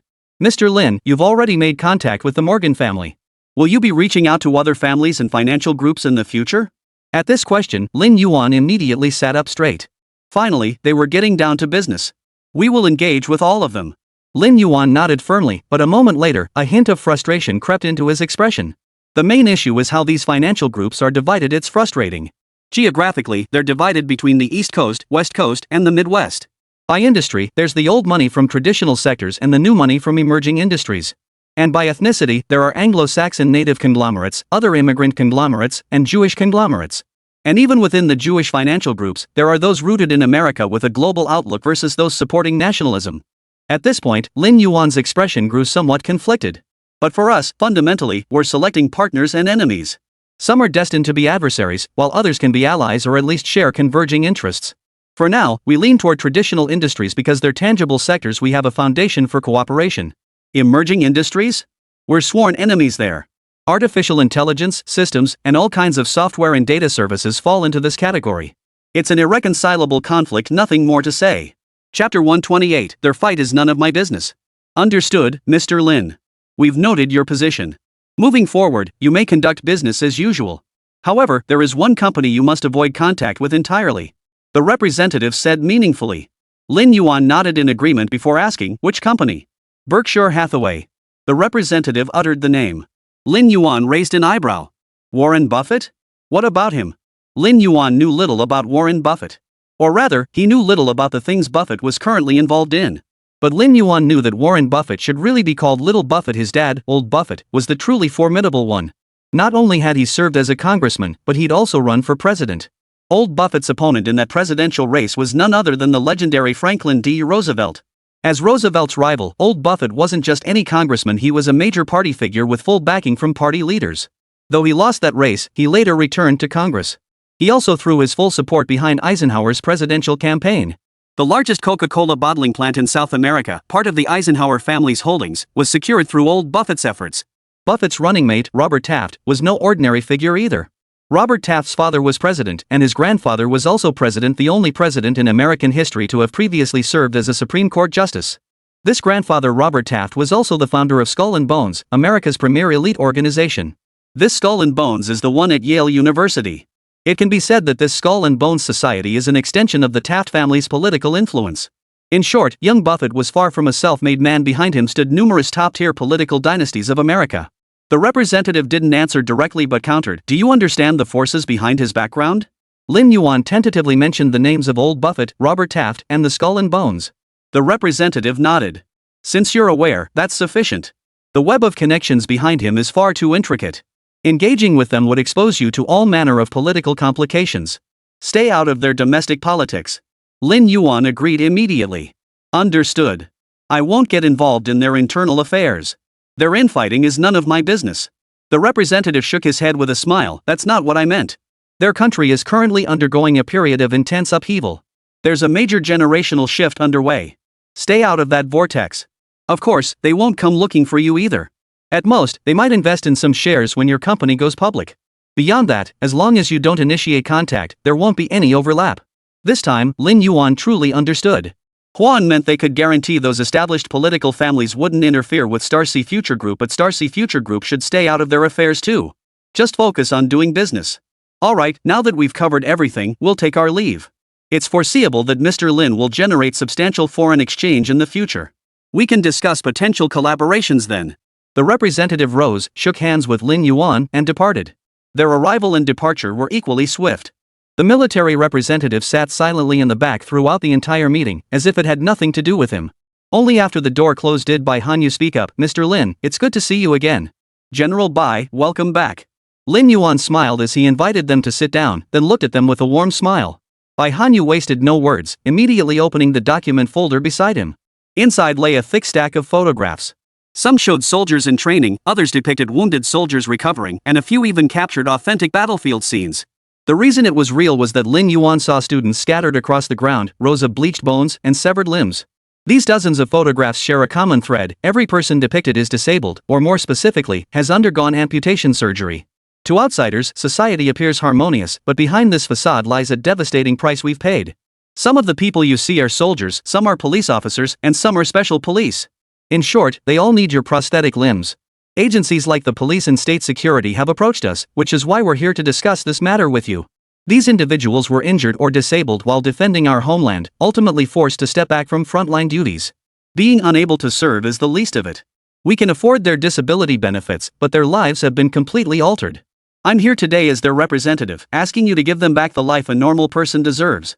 Upon finishing, Bai Hanyu stood up with the others behind him and saluted Lin Yuan. Lin Yuan quickly stood up. "Leaders, please, no need for formalities.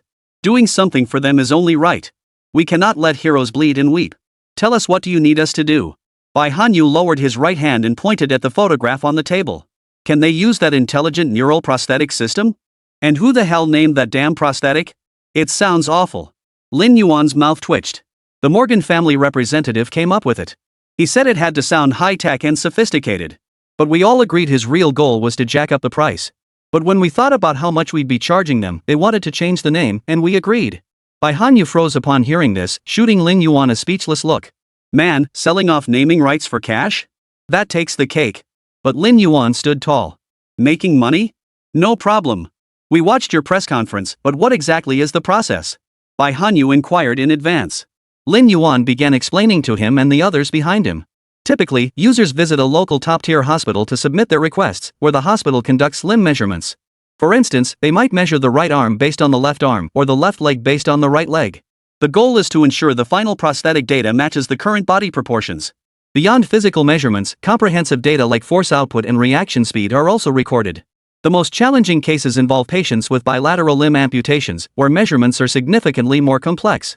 However, even these cases aren't handled by tertiary hospitals. Instead, hospitals import patient body data using software provided by Starcy Future Group, which then simulates the final data. Doctors and patients jointly confirm the final data and design specifications.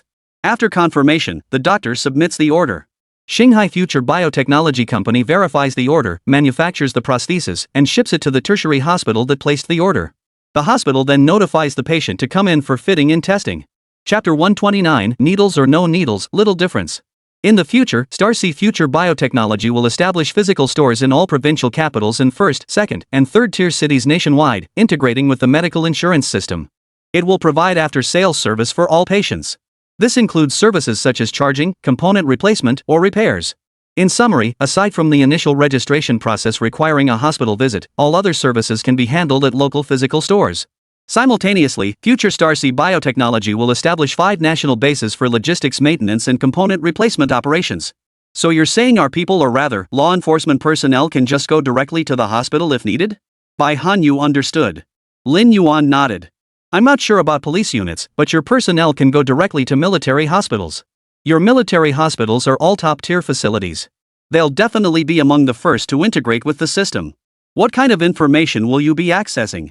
Bai Hanyu remained cautious about military personnel's private data. Many units are classified as confidential forces, or certain departments operate under such protocols. Information cannot be disclosed. Lin Yuan understood Bai Hanyu's concern and patiently explained. We only need physical data, patient medical history, and insurance information. No other details are required. We don't care where he works or how long he's been there. That information isn't relevant for custom prosthetics. However, if the military or classified unit's insurance records contain information you deem sensitive, we can encrypt it. The biotech company's database is encrypted by our data systems firm. You can trust that. Alternatively, we can store your information separately from the standard patient data uploaded by regular hospitals. Bai Hanyu chose the latter. Store them separately. At the same time, I require your data systems company to encrypt all data and store it in your group headquarters database. Do not store it in the Imperial Capital's data center. After all, you must understand that individuals capable of sustaining such injuries are not ordinary people. Regular 2-year enlistees wouldn't have access to this. Agreed. We'll implement separate storage. Lin Yuan readily agreed. It was simple, just create 2 separate databases. Shanghai Future Biotechnology will provide you with a dedicated query portal. You can check progress and status yourselves. Just confirm the unit you'll be interfacing with, and we'll grant that unit the query permissions and keys. If you have any desired features, we can incorporate them.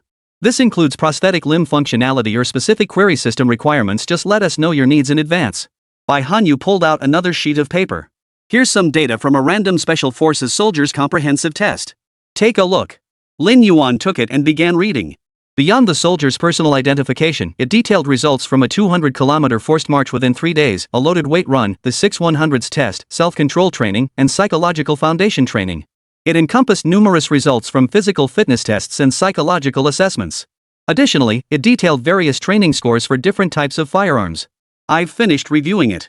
What exactly is your question? Lin Yuan returned the documents. Bai Hanyu took it and immediately asked, how much would a soldier's performance decline after wearing your smart neural prosthetic system following an amputation? This time, Lin Yuan found it difficult to answer. To be honest, I don't know, but a decline is inevitable. Because even with our neural system, the prosthetic can only strive to achieve near effortless control. It can't match the absolute coordination of a natural limb. And the reason this prosthetic is called intelligent is because it can intelligently coordinate. For example, if your left hand can bear 30 kilograms of force, the prosthetic will automatically adjust to 30 kilograms to coordinate with it. Unless there's external interference, there won't be any misalignment. But based on our design, it should at least ensure normal work in daily life. If you want to deploy it in combat, that's possible, but you'll need to charge it and carry spare batteries. Bai Hanyu nodded. He understood.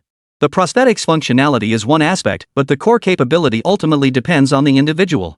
For instance, a soldier with extensive training could pull the trigger 5-7 times in a single second without aiming, firing 5 to 7 shots. This training hones both neural reflex speed and finger dexterity.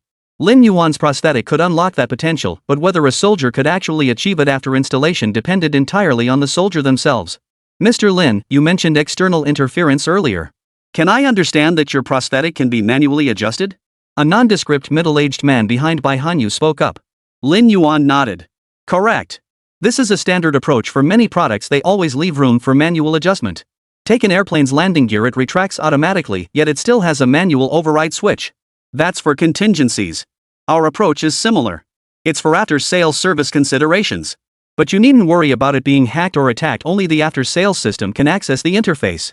The speaker then asked, do your prosthetics have military and civilian versions? Not specifically. Lin Yuan flatly denied, "We're still in the testing phase. No production molds have been finalized yet. You're welcome to participate in our testing. If you need to differentiate between military and civilian versions, we can adjust certain parameters accordingly. But this is for the domestic market. The international versions are divided into North American versions and other versions. We can't make decisions about the North American version, it's already been sold." Bai Hanyu stared into Lin Yuan's eyes, asking slowly and deliberately, "You really can't make the decision?" Lin Yuan smiled but said nothing. Some things are best left unsaid, understood only in the hearts of those involved. Seeing Lin Yuan's expression, the others understood as well. "Alright, understood. So if there are any requests, we can bring them up when we participate in the testing phase?" Bai Hanyu asked mysteriously. Lin Yuan nodded. "Sure. Full version customization. Satisfied?" By all versions, he naturally included the North American version. It would definitely be split into military and civilian versions. Although Lin Yuan wasn't sure if they would differentiate between military and civilian versions over there, similar requirements would certainly exist. Perhaps Bai Hanyu only needed to focus on the version available there. Still, Lin Yuan suspected they'd only inquire, no actual action would follow. After all, the ones who would need it are likely veterans, no need to target them specifically. In a country like America, where gun ownership is widespread, whether they target it or not makes little difference. Chapter 130, Logistics Support proves too difficult. Earlier you mentioned deploying nationwide after sales service centers. How exactly do you envision these centers operating? Bai Hanyu put away the other documents, his whole demeanor relaxing. What else could it be? Just an after-sales repair base. It doesn't need to be large, just capable of handling demand from surrounding regions. Lin Yuan hadn't given it much thought at all, he hadn't even decided how many to set up. Alright, I'll finalize it for you. We'll establish 5 after-sales service centers nationwide. Jinling, Yangcheng, Rongqing, Fengtian, and the capital. Let's settle on these 5 locations. Also, these won't just be prosthetic after-sales centers. Integrate your entire drone maintenance system into them. Include everything, both those for police and various law enforcement agencies, as well as military-grade systems. Bai Hanyu laid out his demands directly. Lin Yuan nodded in agreement. These 5 locations might not be notable now, but by next year, they would prove to be of immense significance. Because these 5 locations happen to be the headquarters of the 5 major military theater commands. Bai Hanyu didn't elaborate, and Lin Yuan didn't ask. He knew Lin Yuan was certainly aware of something. After all, they had been in contact for so long. Although the military reforms within the armed forces had not been disclosed externally, they were no secret internally. When the state announced the outcomes of the 2016 military reforms, it didn't mean the reforms began then, it meant they were completed by that time. The implementation phase began between 2014 and 2015, with the formal announcement coming at the end of 2015. Lin Yuan calculated the timeline, it seemed the deadline was approaching fast. He couldn't recall the exact date, but he remembered the transition from 7 military regions to 5 theater commands was scheduled for early next year, early 2016. No issues, right? Seeing Lin Yuan hadn't commented, Bai Hanyu tentatively asked. Lin Yuan shook his head. What's the problem? Frankly, it's just about supporting your 5 theater commands with after-sales maintenance. We can agree on that, but where exactly will it be located? Should I choose downtown or a more outlying area? Based on your requirements, the space will definitely need to be large. If we follow your regulations requiring military and civilian facilities to be separate, the space needed won't be small. Anywhere else would be manageable, but finding a suitable location in the capital city is no easy task. It's no exaggeration to say every inch of land in the capital is worth its weight in gold. Even now, the capital is still searching for a suitable site for Shanghai Future Group's prosthetics production base. Precisely because prime locations are scarce, the selection process is proving difficult. The capital isn't small, but no one wants to go to the outlying areas. Take the most remote areas, for instance. The group's planning department has conducted surveys and submitted reports to headquarters. Yet they unanimously rejected building factories there. The survey teams consisted of young men and women in their 20s and 30s, full of youthful energy. Their reports were written in lively language, often describing conditions in a humorous way. They were already reluctant about the remote factory locations due to inconvenient transportation, work, and living conditions. Then, during their site visit to assess transportation, they spotted a warning sign outside the subway exit. It read, "Wildlife Crossing. Please exercise caution." This instantly broke the young men and women from the planning department's resolve. If they really built a factory here, would they spend their days watching wild animals bare their teeth? In the end, the team leader could only sigh helplessly. Thank goodness this place is still governed by the law. Despite strong recommendations from the capital, the planning department flatly rejected the proposal. They posed a single question: who would be held responsible if wildlife caused problems or injured people? Ultimately, they had to find another location. This shows how challenging site selection can be in certain cities. Industrial land is plentiful, but factors like land classification, designated use, building regulations, and future development plans must all be considered. So while Lin Yuan wasn't worried about other locations, the capital city was truly giving him a headache. Fortunately, Bai Hanyu took full responsibility for the task. Don't worry about the site selection. We'll handle that for you. Your job is to fund and construct it. The military and local government will subsidize part of your costs, but the requirement is that it must be sufficiently large. You must consider not only current needs but also potential future aircraft models we might procure. In extreme scenarios, it may even need to serve as a partial combat readiness warehouse. Hearing this, Lin Yuan nodded silently. In his previous life, Lin Yuan had heard an interesting anecdote. The core requirement for the 5 major theater commands was the ability to independently defeat all enemies facing their sector without relying on support from other commands. Now, Lin Yuan realized there might be some truth to that anecdote. Each theater had established its own maintenance center within its jurisdiction, which also served as a combat readiness warehouse. These facilities were strategically located at the most heavily guarded headquarters within their respective theaters. Viewed this way, it actually made perfect sense. Alright, if that's the case, I have no objections. I'll await your updates. Seeing the discussion was wrapping up, Lin Yuan prepared to rise and take his leave. But Bai Hanyu, quick as a flash, grabbed Lin Yuan's arm. No rush. There's something else. Lin Yuan sat back down, looking at Bai Hanyu with confusion. A soldier behind Bai Hanyu stepped forward and handed Lin Yuan a folder. As soon as Lin Yuan opened it, another stack of photos spilled onto the table. This time, however, the photos were different. They weren't the gory crime scene shots from before, but rather satellite imagery from above and wide-angle shots taken from a distance. Lin Yuan flipped through them one by one. At first, he couldn't make out what they depicted, but as he continued, it became clear. They were images of the tense standoff that had occurred along the China-India border 2 years prior. The photos were clearly dated, starting from April 2013 and spanning over 20 days. That incident from 2 years ago made the news. Lin Yuan returned the photos to the file folder, stating the fact without bias. The soldier who had handed him the documents took the folder back, his expression grave. After that standoff, we discovered numerous problems. The most significant one is the logistical supply issue. It's extremely difficult. Transportation in high-altitude regions is inherently challenging, and the unpredictable weather makes conventional helicopter supply drops extremely difficult. We need a method to get supplies up there.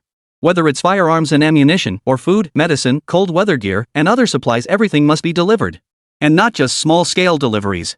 Our requirement is large-scale, organized, stable transport that operates regardless of any circumstances. At this point, Bai Hanyu's purpose in pulling Lin Yuan aside was clear. Lin Yuan tapped his right hand on the table, deep in thought. Conventional supply transport wasn't difficult. The real challenge lay in the 3 demands the soldier had just outlined. Large-scale, organized, and regardless of any circumstances. Chapter 131, Don't give it to them too wasteful. We'll take it. Large-scale operations demanded mature transport methods with replicability and scalability. Organized meant the diversity and complexity of the supplies being transported. Beyond food, medicine, and firearms ammunition, a frontline unit requires numerous spare parts and various types of munitions. This includes but is not limited to tank ammunition, rocket projectiles, self-propelled howitzer shells, and other related land combat munitions. Even the transport vehicles themselves must be fully operational and reliable. As for the final disregard for any circumstances, that's even more troublesome. This disregard extends far beyond the unpredictable winds and temperatures of the Qinghai Tibet Plateau. It also encompasses the extreme road conditions caused by year-round closures. It also means soldiers patrolling national border areas can provide immediate, essential rescue during emergencies. Even if immediate rescue isn't possible, survival supplies must be delivered, and communication with the outside world must remain uninterrupted. Are you seeking me primarily to provide solutions, or to collaborate with other units on critical technological breakthroughs? Lin Yuan needed to clarify the primary objective first. The former. A pure Jingwei-type variable cycle engine won't solve the fundamental problem. The military officer who had spoken earlier introduced himself. I'm Fan Zhe, from the Western Military Region. Lin Yuan hummed in acknowledgement. Given the request, it made sense he was from the Western Military Region. Lin Yuan then stood up, pulled a laptop from his casual briefcase, and began searching for information. The conference room fell silent, broken only by the steady rhythm of Lin Yuan's fingers dancing across the keyboard. The rapid tapping of his 10 fingers echoed not only through the room but also through their minds. For this specific need, they had already made the rounds of relevant domestic research institutes and organizations. While it wasn't entirely fruitless, the results were indeed sparse. It wasn't that solutions didn't exist domestically, but rather that numerous challenges remained to be overcome. After their extensive search, their focus ultimately landed on Star Sea Future Group. They knew Star Sea Future Group wasn't a single-purpose tech conglomerate. While renowned globally for its advanced military stealth drones, its internal research pursued a multitude of directions. They pursued all manner of research, at least in their eyes. Lin Yuan and his team had dabbled in countless bizarre and unconventional fields. If this visit yielded no results, it would mean they truly had no viable solutions in the near term. Frontline soldiers would have to endure for years before any real improvement. Perhaps 3 to 5 years, or maybe 7 to 8, even 10 years. After over 10 minutes, Lin Yuan exhaled deeply. There is a way to solve this. At his words, the attendees who had been chain-smoking throughout the meeting immediately stubbed out their cigarettes, their eyes burning with anticipation as they turned to Lin Yuan. Lin Yuan stood up and opened the window to let some air into the room. "Gentlemen, you're practically smoking me out here. No need to worry. There are 2.5 solutions now. It's up to you how you choose." Bai Hanyu patted the Western Military Region representative on the shoulder, his eyes brimming with smug satisfaction. As if to say, "See? I picked the right guy. He really does have solutions." The Western Military Region representative shot Bai Hanyu a withering look. "You were the one who took the most shots earlier. What exactly are you gloating about now? Mr. Lin, solutions come in pairs or trios. What exactly is this 2.5 business?" Ignoring the man's glare, Bai Hanyu turned directly to Lin Yuan. "The 2 solutions refer to 2 technical approaches to solve your problem. One is expensive but takes longer, possibly over a year or 2. The other is low cost and quick, but its efficiency can't match the first option. As for the half solution, it's an internal project that can partially alleviate your frontline supply issues. Which one would you like to hear about first?" Lin Yuan sat comfortably with his legs crossed, clearly in high spirits. Solving the problem not only meant extra income but also signaled the group's growing influence, which bode well for the future. "Alright, let's hear the more expensive one first. Given your group's style, a higher price must come with higher benefits. It wouldn't be that high for no reason." After a brief whispering exchange, Bai Hanyu made the decision. Lin Yuan snapped his fingers, swiveled the computer toward them, and grinned. "I knew you wouldn't be able to resist the temptation. Take a look, the unmanned transport drone proposal. We currently have an internal expansion project, a drone transport aircraft with a payload capacity of around 35 tons and a range of 11,000 kilometers. Bai Hanyu immediately pulled the laptop toward himself and began studying it. Currently, the large screen displayed only 3D diagrams of the unmanned transport aircraft, accompanied by rough preliminary specifications. The project status indicated it was marked as theoretical design completed, chief designer's beginning involvement. Seeing this line made Bai Hanyu even more delighted. Star Sea Future Group's self-proclaimed system differed from the national one they operated under their own internal rules. The completion of theoretical development signified that, from a technical standpoint, the unmanned transport aircraft was sound and could proceed to project initiation without any major technical hurdles. The subsequent note about chief designers commencing involvement signifies that the lead designers in various fields such as the chief designer, structural chief designer, and airworthiness chief designer are formally beginning their work to evaluate the aircraft's structural data. Typically, once theoretical development is approved, the work of the various chief designers proceeds smoothly. This unmanned transport aircraft is being developed for specific industries. It's an industry-specific model. For instance, civil affairs disaster relief departments, law enforcement agencies, environmental protection bureaus, and civilian organizations with transportation needs. It's even prepared for the express delivery sector. I believe it should be suitable for the scenario you just mentioned. Lin Yuan pointed to the computer screen for a brief overview. Features include Beidou satellite-based global positioning navigation, a dual control system combining manual and AI operation throughout the unmanned flight, a projected payload capacity of approximately 35 tons, and a range of 11,000 kilometers. This range ensures it can make a round trip between China's most distant points, Shuangyashan in Heilongjiang Province and Kashgar in Xinjiang Province, a straight line distance of 4,458.78 kilometers. This range also guarantees sufficient airborne endurance for disaster relief operations by civil affairs departments. Don't give it to them, it's too wasteful. We'll take it. Bai Hanyu pointed at the 3D diagram on the screen with conviction. Lin Yuan waved his hand with a smile. No rush. Keep reviewing the subsequent proposals. You can't possibly want them all. That's going to cost a pretty penny.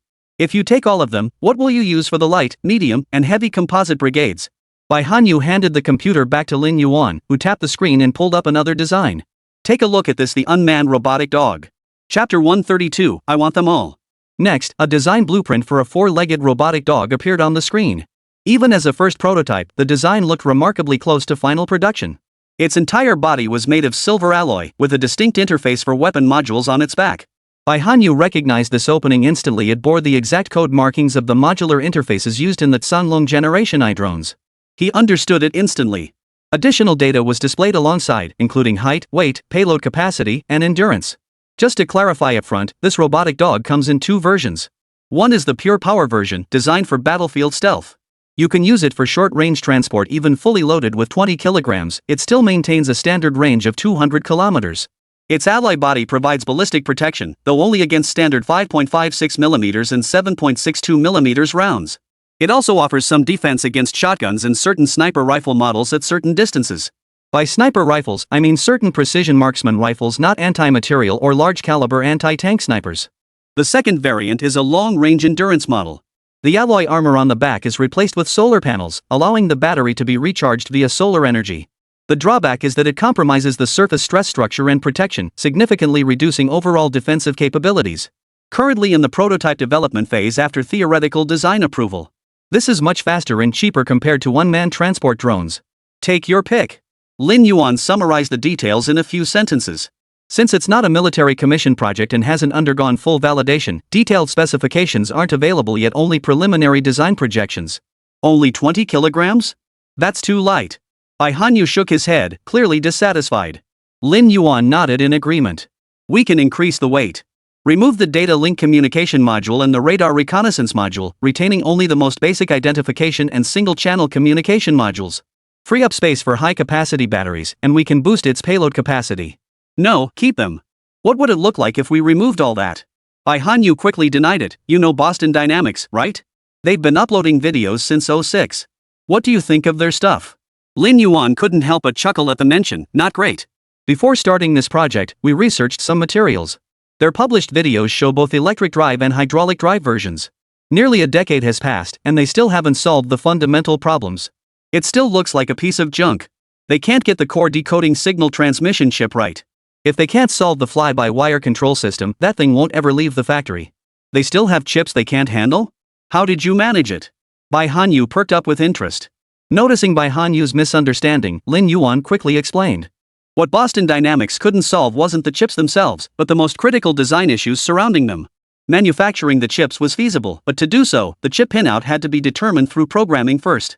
These pins serve two purposes. They act as unique identifiers for each chip designer and manufacturer, and they also align with the specific design objectives of the company. The core requirement for this robotic dog is a decoding and transmission chip that converts various digital signals into electronic signals. The robot dog's basic operational logic involves capturing external data through sensors, transmitting signals from complex terrain back to its central brain, and then having the decoding and transmission chip within the brain convert the sensor's digital signals into electronic signals. This chip then acts as a bridge, transmitting the decoded electronic signals to other components to drive the robot dog's movement. In a typical computer, the CPU handles core computational tasks, while a separate bridge chip relays signals from the CPU to other components. For example, it connects the graphics card, sound card, fans, and other components, coordinating their operations to prevent malfunctions. In computers, the bridge chip is typically soldered directly onto the motherboard, requiring no user intervention or replacement. This bridge chip functions as the nerve center, while the CPU acts as the brain. However, in a robotic dog, space constraints make it impossible to have a large motherboard or a separate location for a bridge chip. This necessitates merging the bridge chip with the core decoding and processing chip. This is precisely where Boston Dynamics currently faces a challenge.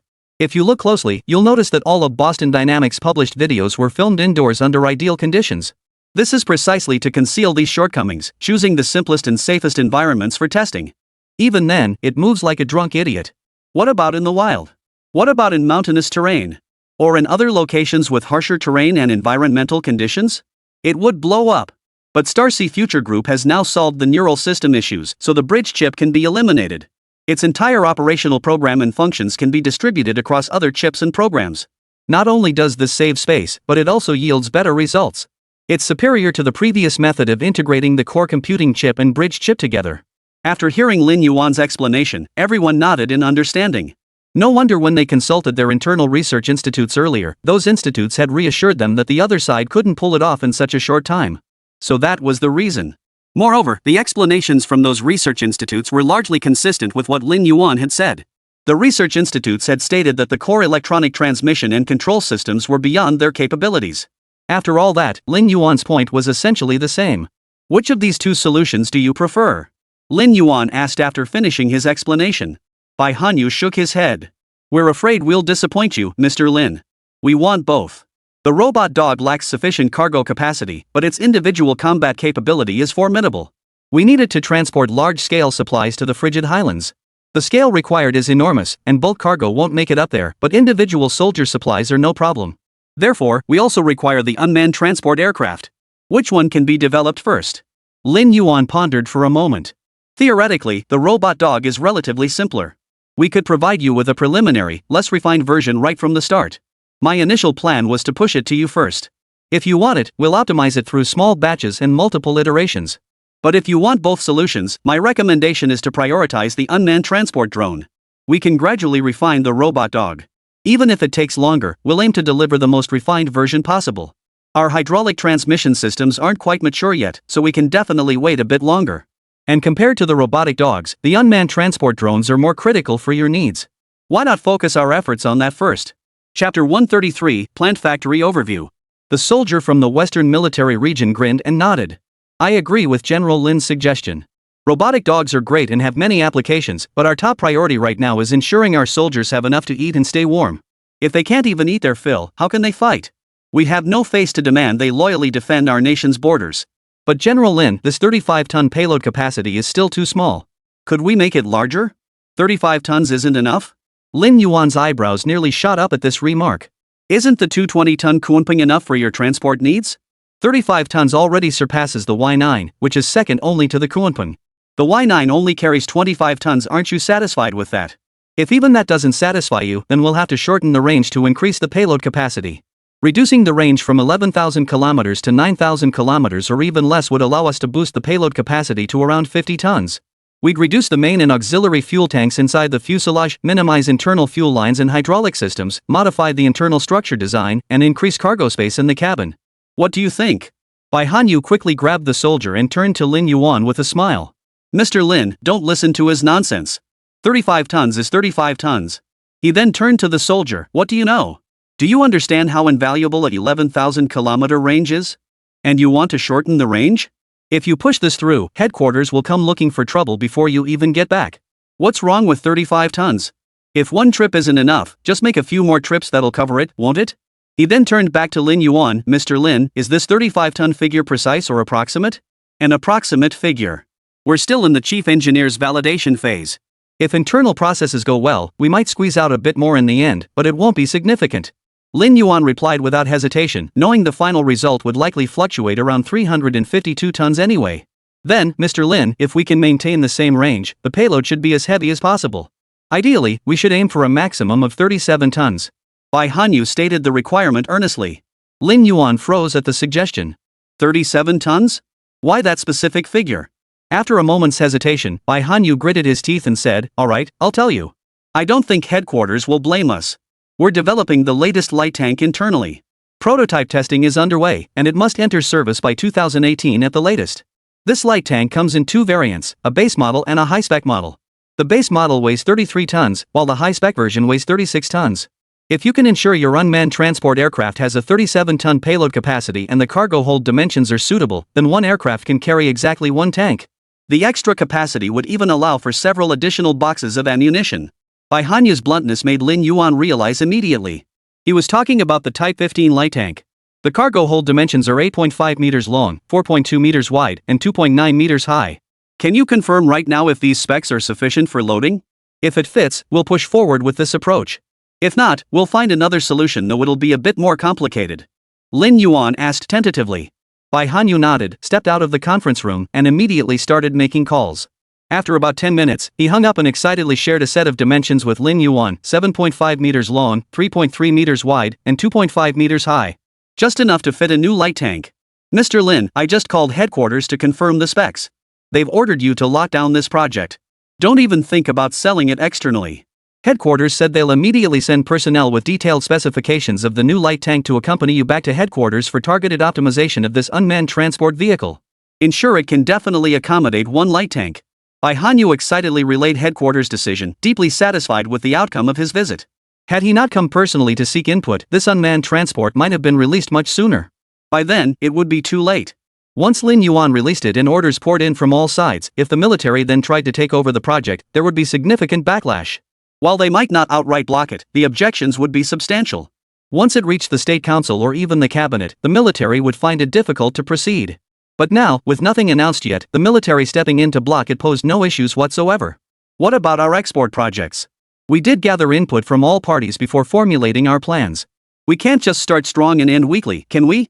Lin Yuan felt somewhat torn. Bai Hanyu lit a cigarette with deliberate care. You can do both. Keep developing the export project. 35 tons is definitely out of the question. This is military grade. Headquarters requires the civilian version to not exceed 10 tons. What other department could possibly need a single transport capacity of 10 tons? Take the Civil Affairs Department. A single 10-ton shipment would cover their needs, wouldn't it? Based on our military's daily resupply and maintenance experience, if we calculate daily consumption at around 5 gen of food and water per person, 10 tons of supplies would cover 5,000 people for one day. A single shipment of that scale is entirely sufficient. After all, we can always make multiple trips. Lin Yuan realized he had a point. Theoretically, it's feasible. But I was thinking about their needs for specialized equipment and essential rescue supplies. If that's your request, then so be it. What about law enforcement units? Could the restrictions be relaxed for them? That's acceptable. Have them contact us directly. Bai Hanyu agreed immediately this time. Also, Mr. Lin, what exactly was that half plan you mentioned? After wrapping up other matters, he recalled the uniquely positioned project Lin Yuan had mentioned last. Lin Yuan tapped his computer to display a live surveillance feed. Look, this is the output from one of the labs in the biotech facility. Our internal project name is Plant Factory. By developing a specialized plant nutrient solution and intelligently regulating UV light, illumination, and supplementation, we achieve accelerated plant growth and yield. Current test subjects include bok choy, cucumbers, tomatoes, celery, spinach, bitter melon, as well as soybeans, mung beans, and various fungi. While this project was developed for other purposes, I believe the plant factory itself could be applied to our Qinghai Tibet Plateau. I believe the real challenge in supplying fresh vegetables and fruits there, rather than grains, oils, or various meat products, is the difficulty in securing fresh produce. If there were a sufficiently scaled plant factory there, ensuring troops could eat fresh vegetables, bean products, and mushrooms daily, wouldn't life improve significantly? Chapter 134, Contribute? Not a chance. Through the real-time monitoring feed displayed on computer screens, all the soldiers could see rows of white metal racks densely planted with various vegetables.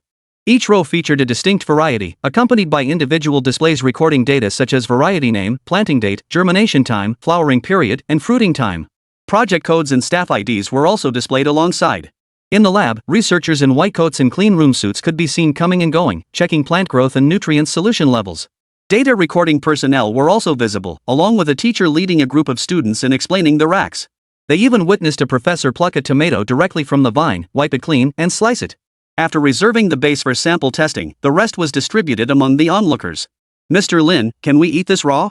A military officer exclaimed in astonishment, pointing at the computer screen. Lin Yuan nodded matter-of-factly. Of course it can be eaten directly. We didn't use pesticides or fertilizers at any stage. It's grown entirely in nutrient-rich hydroponic solution. The lab is a top-tier, dust-free, sterile environment. Not even bacteria can survive here. Why wouldn't it be safe to eat? An officer from the Western Military Region stared intently for a while before asking. Mr. Lin, how expensive is this plant factory system? Is it easy to maintain? And is the upkeep difficult? Most importantly, what's the yield? For daily rations for a company-sized unit, how large a plant factory would be needed? It's not expensive, but maintenance depends on how you handle it. Lin Yuan shook his head slowly as he explained the actual situation. What they were seeing now was a laboratory setup, where all maintenance and monitoring were directly controlled and managed by the external control center. But if deployed to military units, the plant factory would inevitably be stationed on the plateau or even at the frontline outposts to support troops, ensuring they could harvest fresh produce right outside their door. Maintenance and oversight, however, couldn't be handled at the front lines. Theoretically, all data from the plant factory, even if not classified as state secrets, would be military secrets, involving the most fundamental issues of frontline supply cycles and stockpile levels. Therefore, the control and monitoring center must be located in the rear and centrally managed by a designated unit. In this scenario, the rear can immediately calculate frontline consumption based on harvest and cultivation data from the plant factory, indirectly indicating whether conflicts or large-scale consumption issues exist at the front. Whether it's nutrient solutions or other consumable components, they can be centrally distributed. Based on my interactions with you over the past 2 years, the personnel strength of a company varies depending on the unit's organization. If you structure a company with 3 platoons, each platoon comprising 3 squads, plus platoon and company headquarters personnel, the full complement should be 112 personnel. In that case, you can choose based on your actual circumstances. Plant factory equipment for conventional crops will certainly differ from that used for soy products and fungi, and different plants also vary in size. For instance, peppers and tomatoes can share the same type of trellis because their main vines grow to similar sizes. Cucumbers, bitter melons, and loofahs can share another category, as they require climbing structures and produce extensive vines that need specialized support systems.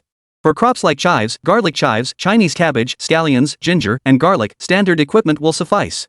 Different vegetable varieties have different planting densities, so the yield per unit calculated based on the support structure will naturally vary. You'll need to assess this yourselves. Determine which ones to plant and which ones to skip. Lin Yuan spoke very practically, while also presenting a lot of data. As he mentioned earlier, common vegetables and legumes like cowpeas and sword beans fall into the category of non-freezable, must be fresh produce. These absolutely required direct supply from the plant factory to the front lines. But others were different. For instance, corn, peas, and green beans could be blanched and flash frozen at the rear before being shipped to the front lines. There, they could be simply reheated for immediate consumption or cooking. This category allows for large-scale centralized supply, eliminating the need for frontline cultivation.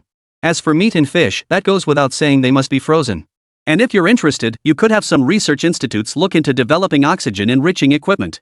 Plants perform photosynthesis absorbing carbon dioxide and releasing oxygen, so plant factories naturally maintain an oxygen-rich environment. You saw our researchers in the video without protective gear because the recirculation system maintains atmospheric oxygen levels at around 20.95%, the most comfortable state. But at high altitudes, oxygen levels are low. You can collect this oxygen for use by the troops or recirculate it to their barracks. Lin Yuan's proposal lit up the eyes of every officer present. An officer from the Western military region even slapped his thigh. So if a soldier experiences altitude sickness, wouldn't it be as simple as carrying them into the plant factory for a while? Lin Yuan nodded with a smile, absolutely. As long as you don't mind the cost. In our country's high-altitude tourist areas, supplementing 1 atmosphere of oxygen costs anywhere from a few to over 10 yuan. With a plant factory of this scale, letting it naturally cycle and release oxygen without management is equivalent to wasting thousands of yuan daily. Though I suppose you're contributing to the planet's environment. Bai Hanyu waved his hand dismissively. Counting on me to make that contribution? Not a chance. I'd rather plant more trees in the desert than waste this precious oxygen. Alright, compile a proposal for this project and send it to me. We're very interested. And regarding that oxygen enrichment equipment and oxygen utilization you mentioned, we'll explore how to implement it. If all else fails, I'll collect the oxygen and fill oxygen tanks myself. We absolutely cannot let it go to waste.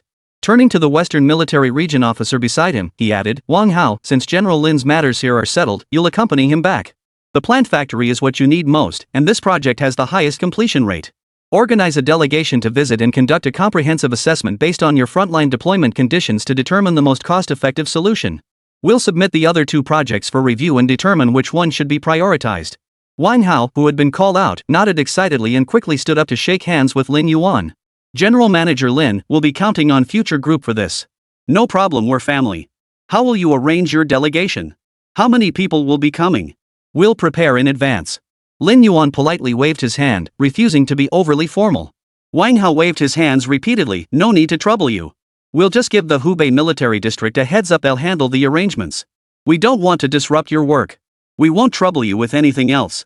Chapter 135, Level 1 Alert? What's going on? That evening, after wrapping up business in the capital, Lin Yuan returned directly to the Jiangcheng headquarters. 2 days later, under Wang Hao's expectant gaze, 2 executive coaster buses pulled into the group headquarters. Wang Hao, where's Mr. Lin? As soon as he stepped off the vehicle, a middle-aged man wearing the insignia of a lieutenant general scanned the surroundings. Not seeing Lin Yuan, he immediately asked. Wang Hao sighed helplessly. We had confirmed with Mr. Lin the day before yesterday that he would participate in the inspection. But after receiving a call yesterday, he rushed off to handle something. I have no idea where he went, and I can't get through to him on the phone. I do know he hasn't left headquarters, though. After speaking, he deliberately glanced in a certain direction. The general followed his gaze briefly, confirmed that area housed the semiconductor labs and factories, then nodded without further comment. Regarding the layout of Starsea Future Group's headquarters, the military not only possessed detailed maps but also maintained constant surveillance via various satellites orbiting overhead. What lay in each direction was crystal clear to those who cared to look. At least the visible layout held no secrets for outsiders. Alright, then let's go see the plant factory first. We'll discuss the other 2 projects en route. With that, they followed Wang Hao toward another direction. A group of soldiers silently trailed behind them. Along the way, Wang Hao recounted in detail the recent meeting with Lin Yuan. Wang Hao noticed that most of the people following their commander were unfamiliar to him, so he was fairly certain they must be brothers in arms from other theater commands. He noticed that when he mentioned the robotic dogs and unmanned transport drones, different individuals showed interest. However, when he mentioned the plant factory, only 2 others showed any interest. They merely quickened their pace. He understood why other theater commands might not need plant factories, but he suspected the two who showed interest were likely from the Navy. At least in his understanding, the only other units that might need plant factories besides their own Western Theater Command were the Naval Brothers. Thanks to prior coordination, researchers were already waiting when they arrived at the biolab area. Without unnecessary chatter, the researchers led the group directly into the experimental area, heading straight for the plant factory. Meanwhile, at the other end of headquarters, Lin Yuan and nearly 100 others had been waiting there for some time. Dozens of Starsea Future Data Systems employees had finished their tasks early and paced anxiously in the lobby before the large screen. Lin Yuan and his group stood before the large screen, staring intently at its display. The entire screen was divided into 3 distinct zones. The leftmost section displayed the entire wafer fabrication workshop. The wafer fabrication process was now complete, and the pre-arranged smoking area was packed with people. They all smoked in silence, not a single word spoken. In the center, countless lines of code scrolled endlessly. The far right section shows an enclosed underground laboratory, more precisely, a server validation center. Dozens of people stand around it, their eyes fixed on a pentagonal chip at the very center of a server. As the code scrolled rapidly across the central display, the progress bar below advanced in sync.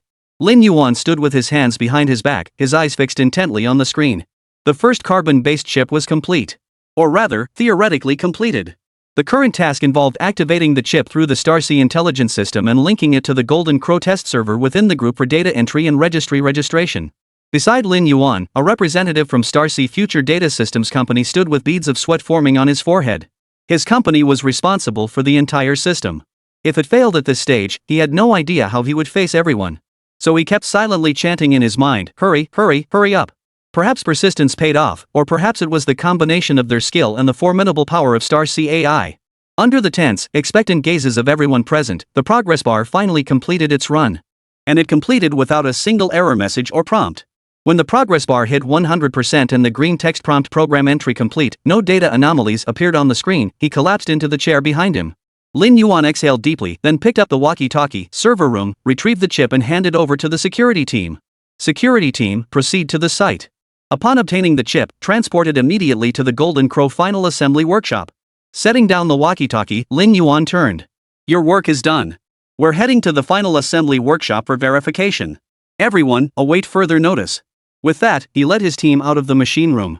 At the same time, the group of officers touring the biolab suddenly noticed the large screen nearby flashing red warning lights. "What's going on? Is there a problem?" The leading lieutenant general pointed directly at the screen and demanded. A researcher immediately stepped forward to check the details. After a dozen seconds, he turned back with a smile, "Nothing to worry about. Looks like the semiconductor team has made a breakthrough.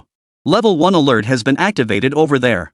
All internal security teams within the complex have been mobilized. This alert is to inform other departments that non-essential personnel should not proceed." The lieutenant general raised an eyebrow and turned to a colonel beside him. "Level 1 alert? Does that mean the troops stationed by our military region will be deployed too? Go check on the situation. Let me know if you need any assistance." The colonel saluted, then stepped aside to pull out his phone and make a call. Less than a minute later, he returned excitedly, "Comrades, something major has happened and it's great news. The semiconductor lab has successfully produced the first generation of carbon-based intelligent chips. The Level 1 alert just now mobilized all garrison troops and corporate security to seal off the entire area. Corporate security personnel are now escorting the intelligent chips to the Golden Crow final assembly workshop for verification. If everything checks out, we'll have a fully functional Golden Crow." The lieutenant general beamed upon hearing this and waved his hand decisively. "Well done. Let's go. We're heading there immediately. Notify the Hubei military district immediately to deploy additional forces for security. Changdeyu, report to Imperial Capital Headquarters immediately. Explain the situation here and determine if I need to temporarily take command. Wang Hao, report to the military district headquarters that our reconnaissance plan has changed." Without waiting for responses, he strode out. As the highest-ranking officer present, certain orders naturally fell to him to issue. The others began to stir with excitement. From their first encounter with the Golden Crow project, they knew it possessed 2 operational modes. One was the conventional drone control system operated by the ground control center through the entire Beidou satellite system. The other was the fully integrated version equipped with intelligent chips. Now that the smart chip was available, the full-fledged version naturally had to be put on the agenda. Chapter 136, Waiting for this day. As the lieutenant general led his entourage out of the biological laboratory area toward the Golden Crow's final assembly zone, the road ahead was already lined with security personnel. "Who goes there?" "Military restricted zone. Keep back." As the words fell, a row of uniformed personnel immediately raised their rifles, aiming them at the approaching group. Simultaneously, the sound of bolt actions being cycled echoed through the air. "They're your people. Go greet them." The lieutenant general decisively raised his right arm, clenching his right hand into a fist. The gesture was recognized by the opposing side, who now understood they were likely allies, though which faction remained unclear. Observing their military uniforms, the guards lowered their gun barrels slightly, though their eyes remained fixed on the group. The colonel from the Hubei military district addressed them from where he stood. "I am Tai Baoruei. Which platoon of the guard company are you?" "Sir, we're from 2nd platoon." The other side responded loudly. Tai Baoruei nodded and slowly approached them. "Have your platoon leader come forward? Also, notify your company commander, Yu Junyan, that a superior officer will be taking over security duties." The soldier acknowledged and immediately began calling via radio terminal. Soon, the corresponding platoon leader and company commander arrived. Once Tai Baoruei and his team were assembled, introductions were promptly completed. Meanwhile, the lieutenant general received a call from headquarters ordering him to take direct command of the defense and monitor the test situation at Lin Yuan's facility. On their way to the assembly workshop, they spotted a group of men dressed in black suits. At the very center of this group stood a middle-aged man carrying a briefcase, surrounded by the black-suited individuals. Outermost among them, nearly 100 armed soldiers provided security. Not far behind them, Lin Yuan was leading another group hurrying toward their location. After the two parties met, the general cut straight to the chase. "Mr. Lin, is the smart chip ready?" Lin Yuan shook his head. "Not necessarily. We need to see if the system boots up and activates after final installation, and if the database integration functions properly. Even if everything goes smoothly, you'll still need to conduct extensive air combat mode testing after we deliver it to you. Please elaborate." "Headquarters has already transferred on-site command authority to me. The relevant documents should be sent to your side shortly." Though curious, the general remained mindful of protocol. The air combat database contains all relevant data from your Air Force's 4th generation to 5th generation aircraft. However, this data is solely intended to train the Golden Crow's intelligent combat system to take off, engage in combat, and execute missions according to the protocols within the database. This data is clearly unsuitable for the Golden Crow, so it requires extensive mission execution to enable the system to learn, adapt, and modify the database data on its own. This includes, but is not limited to, data on takeoff configurations, combat posture control, cruise attitudes, and landing procedures. Only after the system has fully learned and refined this data will it be optimally suited for the Golden Crow. That is when its true performance will be fully realized by you. The duration of this process depends entirely on your training time. All Golden Crow databases are interconnected, allowing you to conduct multiple high-intensity training sessions simultaneously, which can accelerate this process. Additionally, manual control can expedite this process. Your military control teams may participate and standardize certain data points. Once we've validated the specifics, we'll provide you with a completely new operations manual for your own study. Lin Yuan delivered the briefing swiftly. In this regard, other sister units provided significant assistance to Star Sea Future Group. During the Golden Crow's development phase, some units even directly shared their own aircraft operation manuals and maintenance manuals.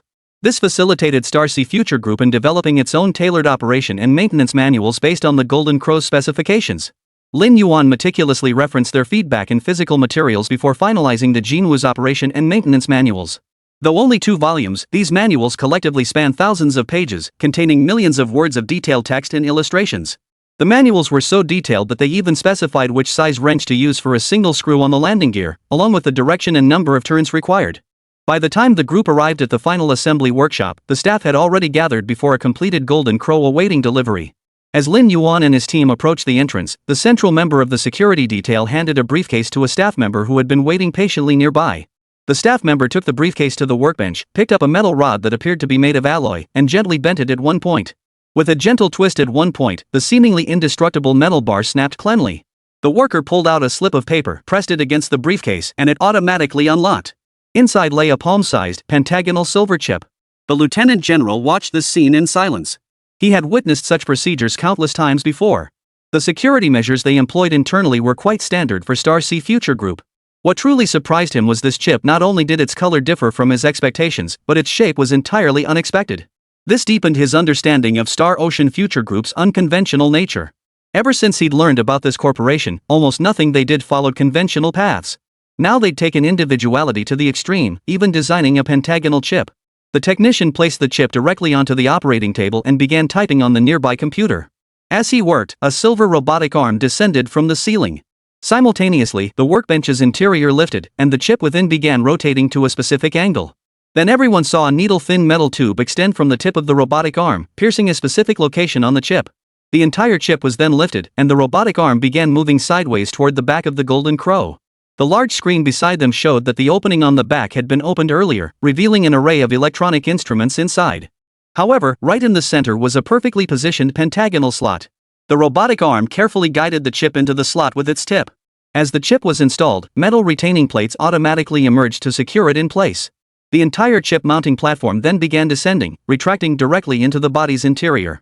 Immediately afterward, layer upon layer of alloy protective plates closed in, shielding not only the deepest seated chip within the body but also the various electronic instruments and semiconductor equipment housed inside. The final component to close was the rear casing. As the protective panels on the outer shell closed, the entire rear of the chassis once again became smooth and seamless. Only then did the observers notice this location, positioned directly behind the air intake. Even the most inexperienced among them now understood that this design harnessed the powerful airflow flowing through the intake for cooling. It turned out these plans had been prepared long ago, during the initial design phase of the entire Golden Crow. It had been waiting for this very day. Chapter 137, Loyal Wingman Combat System. Witnessing this scene, the crowd was profoundly shaken. Such foresight, precision planning, and meticulous layout not only demonstrated the design team's perfectionist mindset but also revealed their unwavering determination to master carbon-based intelligent chips. Had they not witnessed this firsthand, none present would have believed such intricate yet flawlessly precise design provisions existed within the Golden Crow's internal systems. Since the Golden Crow's inception, the military had yet to propose any follow-up modifications based on its performance, let alone suggestions for an upgraded variant. This meant that from the very first Golden Crow's production, these designs were fully completed and provisions were made. Everyone in the military command had assumed the current Golden Crow was a basic, non-intelligent combat version. They had even prepared internally to pay for an upgrade. But the scene before them now made it abundantly clear, Starsea Future Group had long been prepared, waiting only for the carbon-based AI chip to be released. With the carbon-based AI chip now available, once validated, not only would all future Golden Crow ship as fully functional units, but existing models could be retrofitted with the chip directly at the factory. After the entire drone assembly was completed, Ling Yuan stepped forward. Staff immediately stepped aside and retreated to the rear. A prompt window popped up on the computer and large screen. New hardware detected. Connection protocol verified. Hardware key ID validated. Please enter the verification key. Lin Yuan raised both hands and entered a 24-digit key. Key verification successful. Initiating database match via device key number. Database match confirmed. Preparing to load the designated database. Please enter the final confirmation key. Lin Yuan entered another 24-digit key. After completing both key inputs, Lin Yuan stepped aside. Chief Engineers, it's your turn now. With a smile, Lin Yuan returned to the group of commanders. A progress bar began moving across the large screen, occasionally popping up a key verification window. Each time a verification window appeared, a corresponding chief engineer stepped forward to input the key. Without exception, each key was 24 digits long. Once all keys were entered, the screen immediately displayed a prompt. All keys verified. Locking database and loading data. Intelligent Combat System activation initiated. Data upload commencing. A progress bar then began to slowly fill on the large screen. Alright, we're good at this point. Now we just wait for the database to finish loading. Lin Yuan exhaled deeply, smiling at the generals. The lieutenant general frowned, pointing at the screen. Mr. Lin, I counted including the 2 keys you entered, you've input a total of 8 keys. Each key is 24 bits long. This process is far too complicated. Are we really going to have to do this every single time we boot up the Golden Crow? Lin Yuan waved his hand dismissively. No need. This complexity is only required to boot both the database and the entire Golden Crow system. Moving forward, you'll only need to enter a single startup password just like your current process. Moreover, the startup password you use follows your own defined rules. The server only verifies its validity. In the future, any Golden Crow equipped with a smart chip will automatically connect to its corresponding database. Even if any adjustments are needed, we as the manufacturer will handle them before shipment, no action required from you. So there's no need for concern. Well, that's acceptable. Old Wu here has certainly learned something today. With that, the lieutenant general nodded in satisfaction and began leading his team around the Golden Crow. He examined it from every angle, even touching the Golden Crow after obtaining permission from the staff. Mr. Lin, how much extra will headquarters have to pay for this upgraded Golden Crow? After a thorough inspection, the general inquired with genuine curiosity.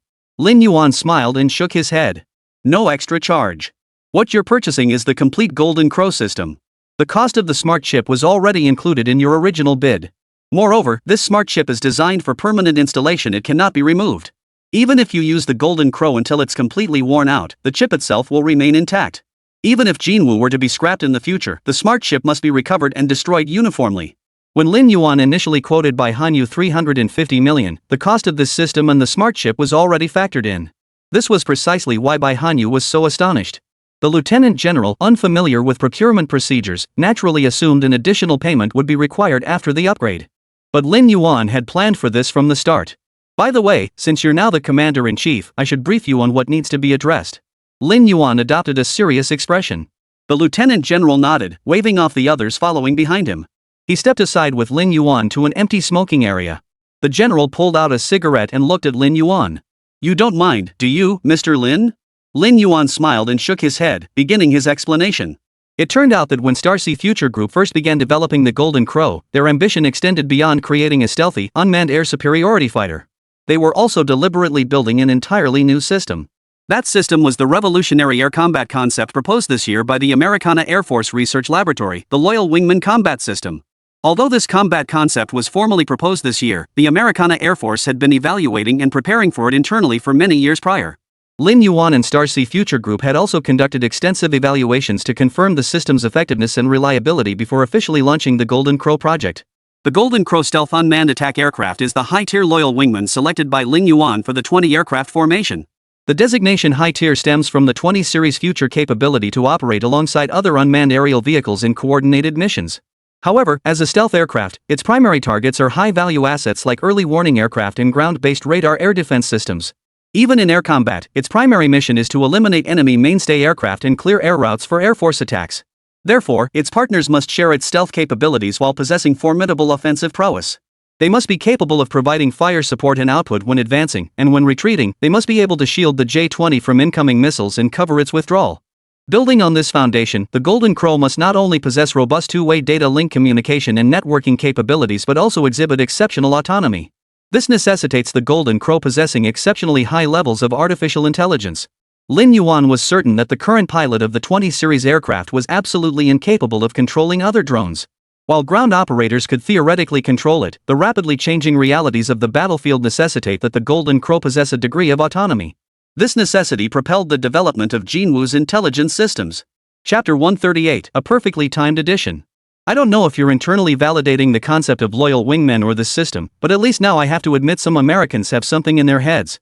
As I told our corporate executives during our meeting, we shouldn't place any hope in their ethics or character, but we absolutely must never doubt their capabilities. I can now state with certainty, if you ever validate the loyal wingman concept, it won't happen without Golden Crow. As for how you choose to utilize Golden Crow moving forward, that's entirely up to you. Whether you need an early warning aircraft for information relay or direct remote command via ground-to-air satellite communications, the current Golden Crow can meet your requirements. Lin Yuan knew much more than he let on, yet he chose to phrase certain things more diplomatically. Many are aware that America proposed the loyal wingman concept early on, but few realize that its internal validation within the Chinese military began even earlier. Our military's initial exploration of drones originated from the Air Force's self-developed unmanned target drone project in the 1980s and 1990s. Since then, research into unmanned aerial vehicles has been ongoing.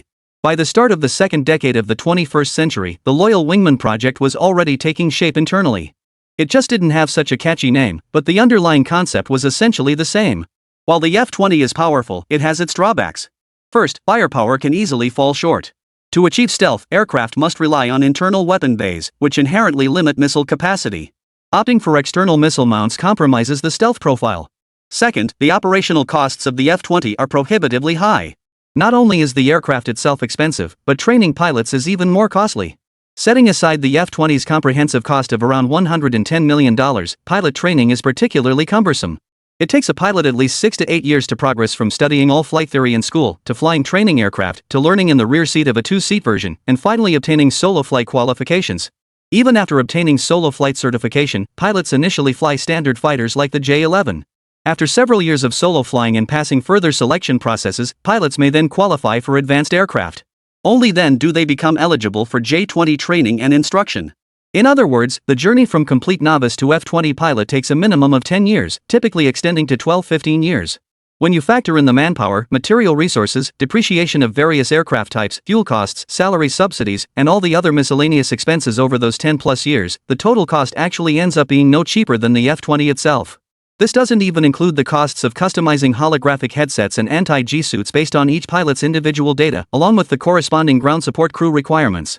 Therefore, for the nation and the military, when faced with a critical moment requiring a choice between pilots and aircraft, they will undoubtedly choose the pilots.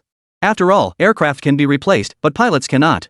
Aircraft, no matter how expensive, can be replaced whenever funds are available. It's merely a matter of waiting for new units to arrive. However, training a qualified pilot requires over a decade of persistent, systematic, and scientific cultivation. The loss of even one cannot be quickly replaced. Based on these two critical factors, the military command has already initiated research into the Loyal Wingman program. The reason higher-ups are closely monitoring the Golden Crow and supporting it at all costs is precisely because its emergence addresses both these shortcomings. The Golden Crow is cheaper than the 20 series aircraft. If an aerial combat incident occurs, the Golden Crow can be deployed to absorb fire, providing safe cover for the 20 series. Moreover, being unmanned, the Golden Crow incurs no psychological trauma or stress disorders for pilots when it sacrifices itself for cover. It only serves to further galvanize the fighting spirit of our own personnel. It was practically perfect. The general silently smoked, listening to Lin Yuan's explanation. Only after Lin Yuan finished speaking did he stub out his cigarette. Glancing around the room, he located the air purifier switch on the wall and pressed it. The only sound in the conference room was the hum of the air purifier running. After finishing his report, Lin Yuan rose and fetched 2 cups of water from the nearby water dispenser. Meanwhile, he remained deep in thought, head bowed. Frankly speaking, he had only heard rumors about their own Loyal Wingman project. He wasn't clear on the specific research progress or direction. After all, he was a frontline field commander. While he did study tactics and delve into various contingency plans, the Loyal Wingman project clearly hadn't reached a level requiring his involvement. At least in his recollection, the project was being jointly developed by the Southern Theater Command and the Eastern Theater Command. The situation there and the potential adversaries faced were better suited to this tactical approach. As a frontline commander in the Western Theater Command, his primary focus had always been high-altitude and jungle mountain warfare. Whether advancing from the Qinghai Tibet Plateau into Kashmir or pushing westward into the Middle East, the operational environments he faced were precisely those terrains. But after Lin Yuan finished speaking, countless ideas instantly surged through his mind. This tactical approach not only suited other theater commands but now appeared highly applicable to his own operations. As he was still deep in thought, his aide, Chang Diyu, approached and knocked on the glass door of the smoking area. His train of thought interrupted, he and Lin Yuan turned to look outside. Lin Yuan rose and pulled open the glass door. Before they could speak, Chang Diyu excitedly reported. "Commanders, the computer indicates the data has loaded successfully, but it requires some kind of verification. The staff said they need authorization from you, Commander Lin." Hearing this, the Lieutenant General immediately turned to Lin Yuan with hopeful eyes. Lin Yuan smiled and nodded, then led the way out. "Follow him quickly. Be ready. Once Mr. Lin confirms everything is in order, report it immediately. See how the higher-ups handle this aircraft. I'll immediately coordinate with the Hubei military district to redeploy security for the entire chip production line and base." The Lieutenant General hurried after Lin Yuan, not forgetting to instruct his aide along the way.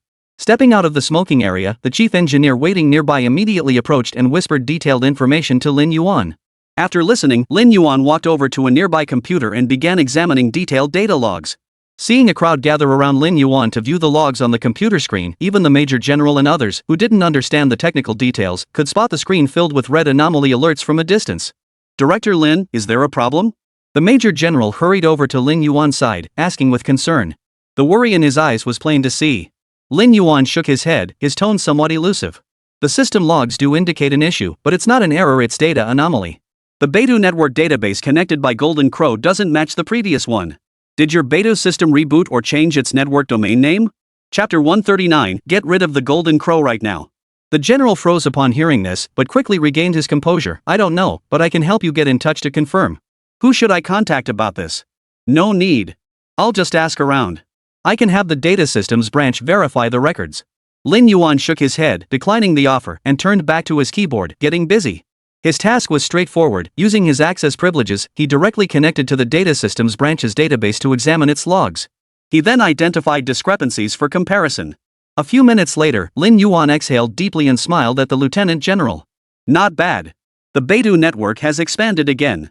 The earlier anomaly was caused by a conflict between the latest database data sent over from the data systems branch and the data already stored in the Golden Crow database. The cause of the conflict was increased data flow within the network database assigned to Golden Crow, which altered the byte verification scale parameters for encrypted data streams. I manually updated the targeted sub-database within the Golden Crow database, and it's fixed." He pointed to the computer screen. After the recheck, it passed smoothly. The green text at the bottom of the screen: program and database verification complete.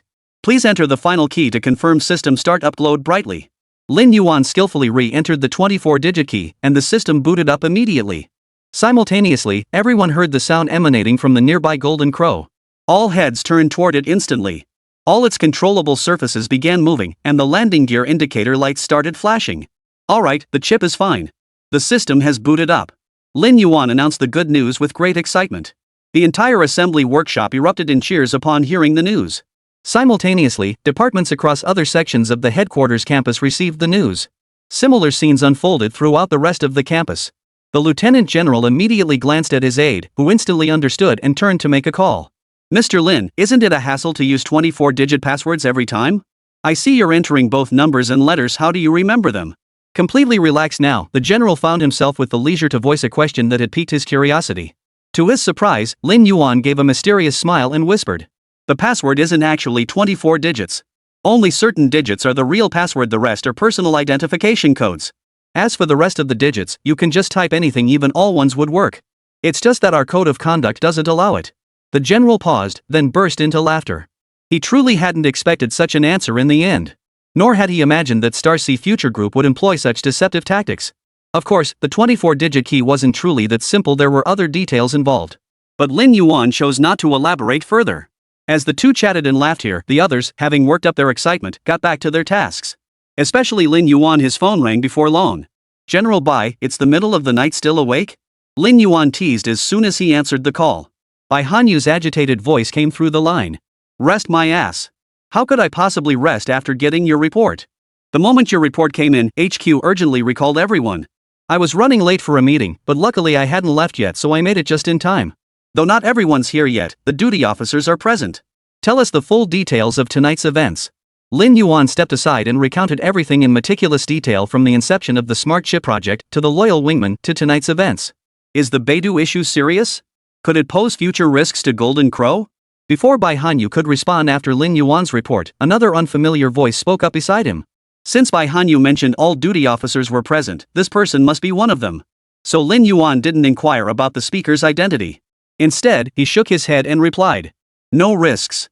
We disabled automatic updates to ensure Jinwu's system stability during this upgrade, preventing any interruptions from other update requests.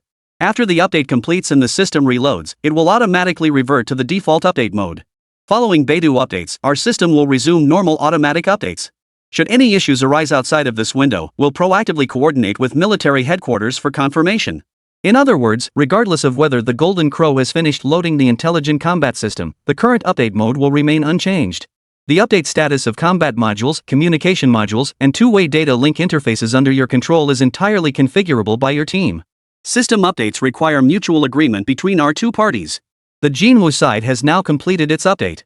You retain full discretion over whether to update the control terminals and which batch numbers, serial numbers require updating. Simply coordinate with the data systems company. The existing workflow remains unchanged. Lin Yuan clearly outlined the current situation. Sure enough, after Lin Yuan finished speaking, a satisfied thank you came from the other end, followed by silence. Mr. Lin, we've urgently notified the Hubei Military District to dispatch additional personnel to your headquarters. Since our personnel are incomplete and we haven't received a response yet after reporting to the State Council and the Cabinet, we'll first outline our preliminary requirements. First, you must ensure that not a single screw from any smart chip production line or manufacturing base is allowed to leak out. Second, all chip production must include batch numbers and corresponding hardware identifiers. These numbers must be fully entered into our supply chain system. We must guarantee absolute control over every single chip. Even if they are scrapped, it must be done under the supervision of our designated department. Bai Hanyu stated this with unwavering resolve. Lin Yuan readily nodded in agreement. After all, the military department was currently the sole customer for smart chips, so naturally, whatever they demanded would be done. I have two requests of my own. After agreeing, Lin Yuan presented his conditions. A burst of laughter came through the phone. Bai Hanyu chuckled. Mr. Lin, you don't get many chances to make demands. Go ahead. If we can agree, we'll do it immediately. First, you're currently our only client for smart chips, and you'll likely remain our sole client in the foreseeable future. But you must grant our group access for internal use. Our supercomputer is still under construction, and it will require the smart chips. Future quantum computers will also incorporate quantum intelligent computing engines developed based on the smart chips. Therefore, you cannot revoke this access. Lin Yuan presented his first demand. Agreed, but it's strictly for your internal use. If any other entities approach you for procurement, you must report it to our military headquarters for our review. Bai Hanyu agreed immediately. Lin Yuan nodded. Understood. That's acceptable. You must remove this Golden Crow aircraft as soon as possible. If the delivery address changes, it's best to confirm it during the acceptance procedures. Alright, clear the space for me. I've got 2 more Golden Crows lined up waiting for final assembly. Second requirement, if you plan to upgrade any previously delivered Golden Crows, you must communicate this in advance and await our notification. Our 2 Golden Crow final assembly workshops are currently at full capacity. If your aircraft fly in directly, we'll have to scramble to reallocate resources and reschedule. It's far too cumbersome. Chapter 140, even the US military itself doesn't know. Communicating and confirming with you in advance is no problem. After all, returning aircraft for upgrades does disrupt your delivery schedule. We can work that out. However, the upgraded Golden Crows cannot be transferred immediately. We need to discuss this internally.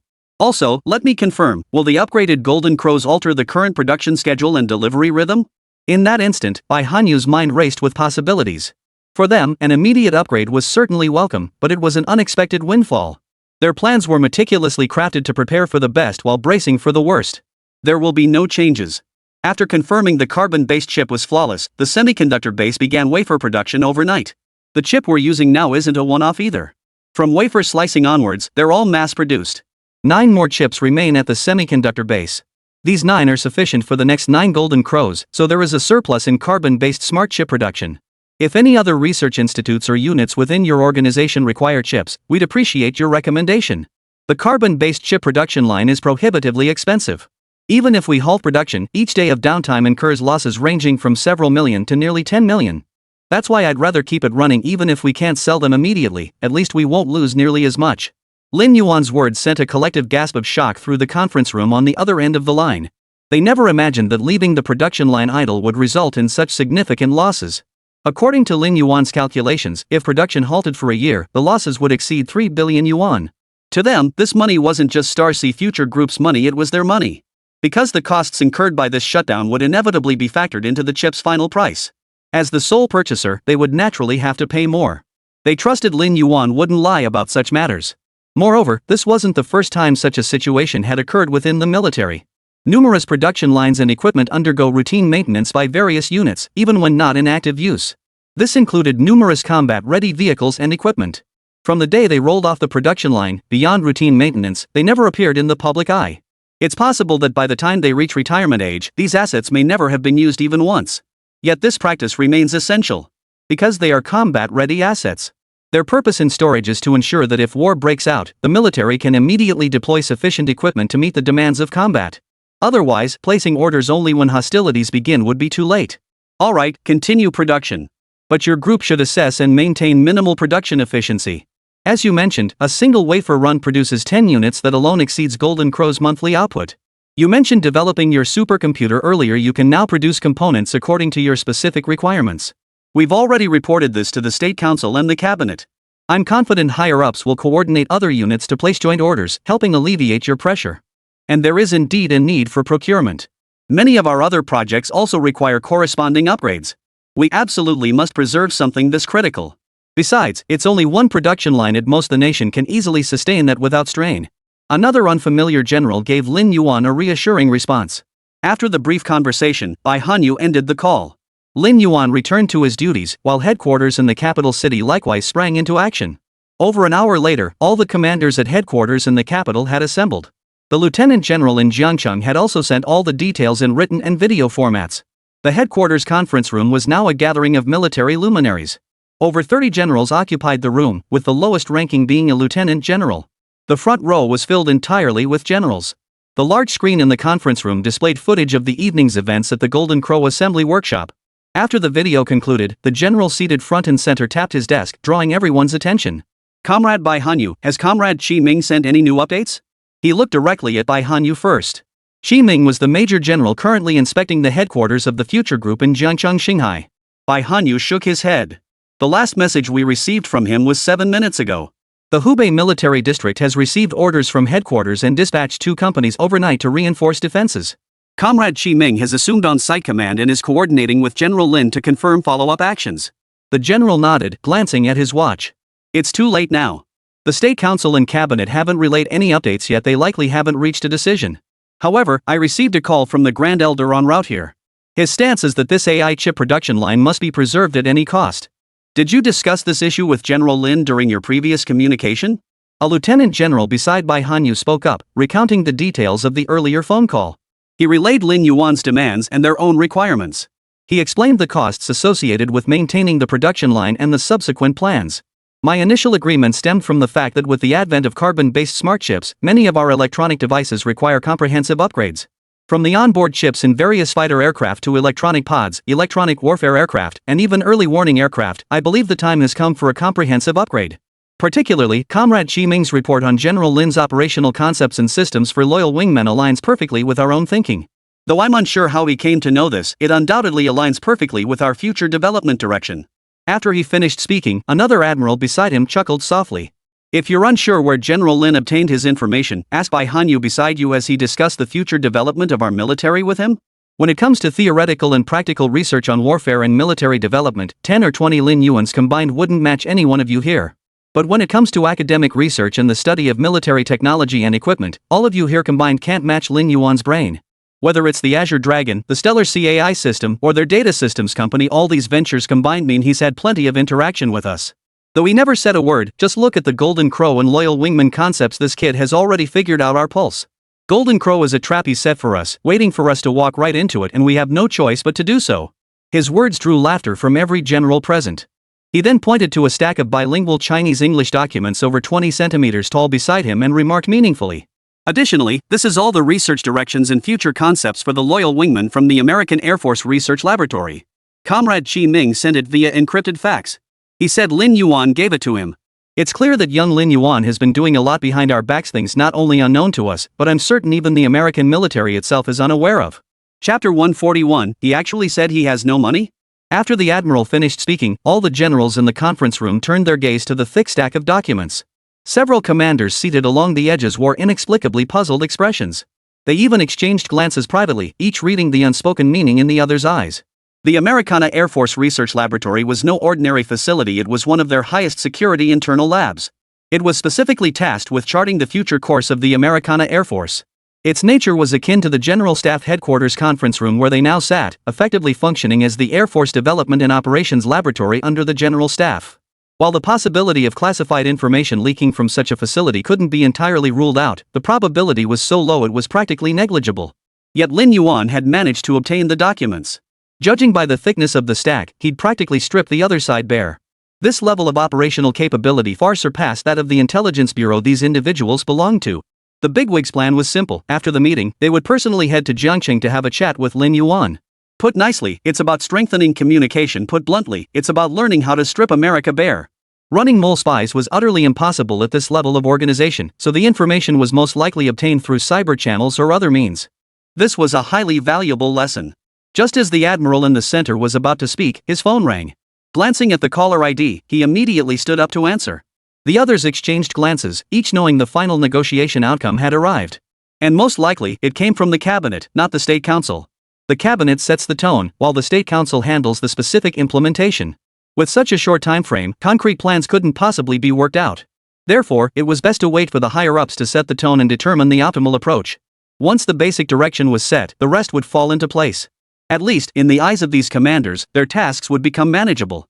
As for expanding the application of this smart chip in the future, that falls to the various research institutes, laboratories, and R&D units. For now, they only need to confirm the direction. A few minutes later, the admiral hung up and returned. The emergency meeting with the cabinet elders has concluded. Besides securing the production line, they've also approved the expanded application of the smart chip. The Ministry of Finance will allocate special funds to us under the guise of temporary reserves funds separate from the military budget, specifically for expanding research on the smart chip's military applications. The cabinet meeting yielded two outcomes. First, the Ministry of Finance will henceforth allocate us an annual special provisional reserve fund for additional temporary procurement and research. This year's Golden Crow project, the Jingwei variable cycle engine, and several other initiatives were unplanned developments, leaving us at a disadvantage during procurement. Although the Golden Crow procurement was funded through emergency special funds approved by the Ministry of Finance, we cannot remain passive indefinitely.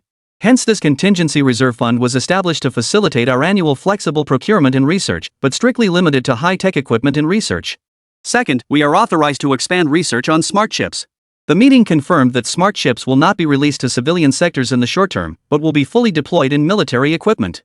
The State Council will designate specific research institutes and units to support our efforts based on our requirements. Shanghai Future Group will also receive orders to cooperate with us. Now, everyone should brainstorm which directions we should focus our investments on.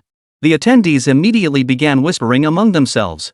But the happiest of all was Bai Hanyu, because for him, it finally meant he wouldn't have to worry about money anymore. Prior to this, if asked which unit the military supply department dreaded dealing with the most, it would undoubtedly be the Star Sea Future Technology Group. The main reason was that Star Sea Future Technology Group hadn't truly established itself yet. With insufficient corporate foundation, it was difficult for them to self-fund projects. Yet they weren't part of the established system, enjoying significant autonomy in their research. This made it hard to pin down exactly what projects they were pursuing. Yet this group possessed considerable strength, capable of developing numerous projects that left the military salivating. The military wanted to procure their technology, but annual defense budgets were fixed. Spending here meant cutting back elsewhere. This creates a dilemma. Now, with this contingency fund in place, he had nothing to fear. Crucially, through the Golden Crow deal, shipments of the Star Sea intelligence system, and the widespread adoption of their group's products, Lin Yuan now had funds at his disposal. This freedom to pursue research means the military now has far more options. At the very least, when evaluating options, they now stand tall. If they spot something promising, they can confidently submit proposals for approval. While Bai Hanyu was lost in his blissful daydreams, the generals present voiced their opinions. Based on their respective research fields and practical needs, they proposed numerous directions. Broadly speaking, these could be categorized into multiple areas: communications, real-time battlefield intelligence synchronization and processing, electronic warfare systems, and more. By the time all suggestions were compiled and submitted, it was already past 1 a.m. Comrade Bai Hanyu, contact Comrade Qi Ming and send these materials to General Lin. See if they have any compatible research underway. If they do, report it. If not, have him select at least 2 within the scope we've defined. The admiral in the center waved his hand decisively. With the emergency reserve now secured, his tone carried greater authority. Bai Hanyu nodded, stood up, and called Qi Ming, who was in Jiangcheng. He returned in less than 2 minutes. But his expression was peculiar. The quiet crowd in the meeting hall noticed this immediately. What's wrong? Is there a problem with Comrade Qi Ming? A general seated next to him asked with confusion. Bai Hanyu shook his head. There's no problem with Qi Ming. We relayed the issue to General Manager Lin, but he refused to participate. His reason? The group has no money. No money? Their group claims to have no money now? The questioning admiral paused, repeating the statement in disbelief. Others might be unaware, but many among them knew full well that Star Sea Future Group was currently flush with cash like never before. Following their recent product launch, their offerings had gained massive recognition. Orders poured in relentlessly, and the deposits collected were staggering. Then there were the deposits and initial procurement funds from the military for the first batch of Golden Crow drones and Jingwei variable cycle engines. Not to mention the various Project RD funds reimbursed by other organizations. All told, the total couldn't possibly be less than 30 billion. And now Lin Yuan claims he's broke? The admiral in the middle frowned. Call him immediately and ask if Mr. Lin is reserving funds for some major project. How could they possibly be short on funds when their group just raked in hundreds of billions? The only way to burn through that much cash in such a short time is through a major project. Chapter 142, The Drone Carrier Forced into the Spotlight. Bai Hanyu immediately agreed, turned, and went out to make another call. This time took a bit longer than before. He returned 5 minutes later. Commander, I personally called President Lin. After repeated questioning, he finally admitted they've initiated another major project alongside Golden Crow. I threatened him with mandatory task assignment before he agreed to send over the documents. Bai Hanyu entered to deliver this brief update. This piqued the curiosity of the assembled commanders. Few projects could make Lin Yuan so adamant about keeping them under wraps, especially since Lin Yuan wasn't the type to disregard the bigger picture. His refusal to relinquish it suggested he saw immense potential in the project. Now, everyone present felt a surge of anticipation. They too were eager to learn what kind of project Lin Yuan held in such high regard. Sure enough, barely 2 minutes after Bai Hanyu finished his report, the fax machine in the corner of the massive conference room began emitting a series of clicks. Clearly, new materials had arrived. The lieutenant general closest to the machine was about to rise when the admiral waved him off. I'll get it myself. I'm curious to see what kind of project Lin Yuan was willing to defy orders to protect. Worth all the effort he's putting into it. With that, he walked over. The other generals behind him rose and gathered around. The fax machine worked efficiently, and within minutes, a thick stack of documents arrived. A dozen minutes later, a report titled Future Development Trends of Drone Motherships and Air Superiority Competition Strategy unfolded before everyone. This proposal was a broad outline, It contained numerous detailed sections. The most crucial aspect was the design blueprint for the second-generation Sanglong and the first-generation drone carrier. Unlike the first-generation Sanglong used in the military's current swarm-based intelligent combat system, the second-generation Sanglong is also a stealth drone. However, it was only a small drone, and its internal bay could only carry 2 missiles from either the PL series or YJ series. The PL series targets aerial threats, while the YJ series counters naval vessels. This means that Sanglong 2 lacks ground attack capabilities. Moreover, its range is a mere 1,800 kilometers. When the generals first saw this proposal, they were all baffled. Compared to the Golden Crow, the second-generation Blue Dragon had virtually no advantages. Many generals couldn't believe their eyes at first glance. They suspected Lin Yuan had miscommunicated the data. Yet after the Sanglong 2 data transmission concluded, the fax machine didn't stop. Another document arrived. Titled, First Generation Drone Carrier Design Proposal and Development Progress. Only upon seeing the design blueprint for the first-generation drone carrier did everyone finally understand that Sanglong 2 was never intended for standalone combat. It was designed to be deployed from the first-generation drone carrier. Immediately afterward, the drone carrier specifications were projected onto the large screen. Project name, First Generation Intelligent Control Drone Carrier. Length, 14.71 meters. Wingspan, 37.23 meters. Height, 4.87 meters. Weapons carried, 24th Sanglong 2 drones, capable of launching 48 missiles. Engines, for Jingwei 2 high bypass ratio variable cycle turbofan engines. Engine thrust, 48.2 tons 4. First stage cruising speed, 0.98 Mach. Second stage cruise speed, 1.55 Mach. Maximum speed with afterburner, 2.1 Mach. Maximum fuel capacity, 75 tons. Maximum range, 11,500 kilometers. Air refueling capability, yes. Air refueling technology, hose hard pipe. When these figures appeared on the large screen, everyone was stunned by the sheer audacity of Lin Yuan and his team's vision. They hadn't anticipated such an ambitious plan existing within Star Sea Future Group. Many Air Force commanders, in particular, immediately spotted discrepancies in the data presented. First, Jingwei had developed a turbofan engine with a high bypass ratio? Lin Yuan had never mentioned this before. The Golden Crow uses a low bypass ratio engine, specifically designed for fighter aircraft. High bypass ratio turbofans are typically used in bombers, transport aircraft, tankers, and early warning aircraft. Yet the current drone carrier specifications clearly state its power source as a high bypass ratio engine. Moreover, its single-engine thrust reaches 48.2 metric tons, surpassing most people's expectations for a 35-ton thrust high bypass ratio engine. Second, the maximum fuel capacity and range are severely mismatched. Take fighter jets as an example. During cruise flight, typical fighter jets consume fuel at a rate of 2.83.5 kilograms per kilometer. For instance, the F-15 series maintains fuel consumption around 352 liters per 100 kilometers. Flying 12,000 kilometers requires approximately 36 tons of fuel. Essentially, the main fuel tank capacity of non-stealth primary combat aircraft currently in service worldwide rarely exceeds 10 tons. Moreover, many here can recite the Jingwei's low bypass ratio engine specifications by heart. The Jingwei series is remarkably fuel efficient, typically achieving 1.78 kg/km, and even at full engine power, it only reaches 2.2 kg/km. Even so, the Jinwu's fuel capacity is already non-mainstream, far exceeding the conventional 10 tons. This is because the Golden Crow integrates auxiliary fuel tanks internally, eliminating external pods entirely, all to preserve stealth performance. This is precisely why the Golden Crow boasts such an impressive range. Even with the Jingwei's new high bypass ratio variant, Lin Yuan absolutely refuses to compromise on fuel efficiency. They're confident it remains below average. Yet this drone carrier carries a staggering 75 tons of fuel, an excessive amount. It far exceeds what would be required for its maximum range. Finally, the overall data is inconsistent. For high bypass ratio turbofan engines, with a combined thrust approaching 200 tons, it looks formidable.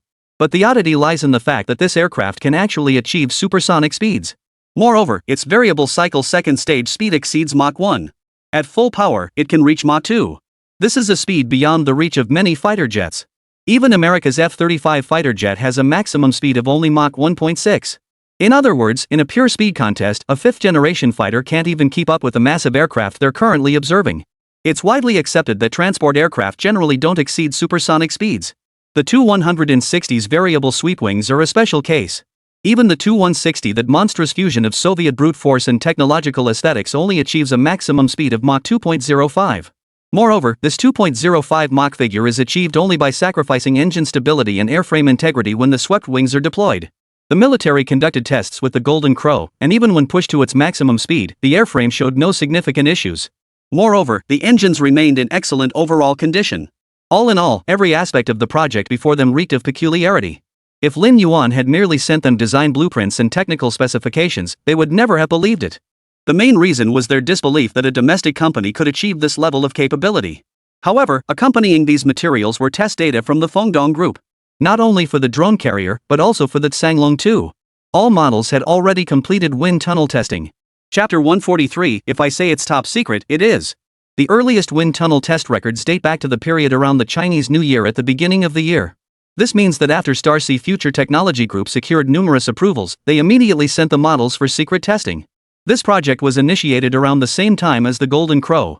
Shortly after 8 a.m., Lin Yuan, having barely slept all night, arrived in the imperial capital. The deputy chief of staff of the military personally led a team to meet Lin Yuan at the imperial capital military district base. At that moment, however, Lin Yuan was still devouring his meal with a vengeance.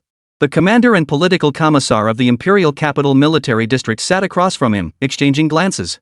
First, Lin Yuan's eating manners were utterly unbecoming of his status.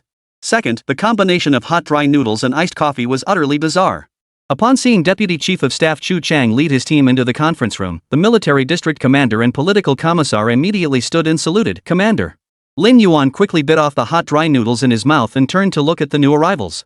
Xu Chang strode forward and placed a hand firmly on Lin Yuan's shoulder. "Commander Lin, please finish your meal first. My apologies for summoning you here overnight. Finish your meal first, then we'll talk." Lin Yuan nodded and resumed his assault on the bowl of noodles. A few minutes later, Lin Yuan set down his chopsticks, wiped his mouth, and took a deep gulp of iced coffee before sighing. "My apologies, everyone. I've been busy since yesterday afternoon, didn't even have time for dinner last night, just had some tea." Chu Chang offered an apologetic smile. "Sorry to keep you up all night, Mr. Lin. But we really have a lot of questions." Lin Yuan nodded. "What doubts? About the drone carrier or the Golden Crow?" Chu Chang pulled out documents as he explained. Originally it was about the Golden Crow, but compared to the drone carrier, the Golden Crow can take a back seat. After all, we've already received your updated operating manuals and system specifications. Even if there are issues, we can just fly it a few times ourselves to iron them out. It's just a matter of fuel costs. The main concern is the drone carrier. How did you come up with this development approach? Primarily to make money. Our drone carrier also complements the loyal wingman strategy. Sacrificing Golden Crows is simply too costly. The Tsanglong 2 seems quite suitable to us. Our future lab positions it more as a carrier and a shield. Lin Yuan began explaining the Tsanglong 2. Within the Starsea Future Lab, there had been initial disagreements about the Tsanglong 2's role. Eventually, consensus emerged: treat the Tsanglong 2 as a disposable aircraft. Though costly to produce, its stealth capabilities made it relatively affordable within its class. As a carrier, its sole purpose is to deliver the 2 missiles in its belly to the designated launch position and fire them. If recovery was possible, it would return; if not, it would crash into its target. Its core propulsion system was an advanced ramjet engine fueled by liquid hydrogen, dictated by its power requirements and speed. Only its auxiliary power comes from conventional heavy oil engines. In other words, from the outset of its development, this was a disposable aircraft. As for its role as a shield, that's straightforward. Since it was never intended for anything else anyway, using it to block missiles is putting it to good use. Originally, we planned to conduct the maiden flight in the first half of next year. If you don't want it, we'll just haul it to the Zhuhai Airshow to sell it. I could easily price this thing at $10 billion. Our target market is the Middle Eastern princes. They're not going to fight wars anyway, they run military operations like video games. Might as well give them a big toy to play with and tinker with. Lin Yuan seemed blunt, but he was still lying. This thing was actually prepared for next year's South China Sea turmoil, and it was perfectly suited for the Air Force to dominate air superiority over the first and second island chains. But some things, no matter how clear they were to Lin Yuan, simply couldn't be spoken aloud. His mind already seemed unnervingly abnormal. If he revealed any more secrets, someone might genuinely want to study him. As Lin Yuan had anticipated, the moment Chu Chang heard he planned to bring this behemoth to the Zhuhai Airshow, he flatly refused. No way. It absolutely cannot go to the airshow, and export is out of the question. This is a top-secret national project.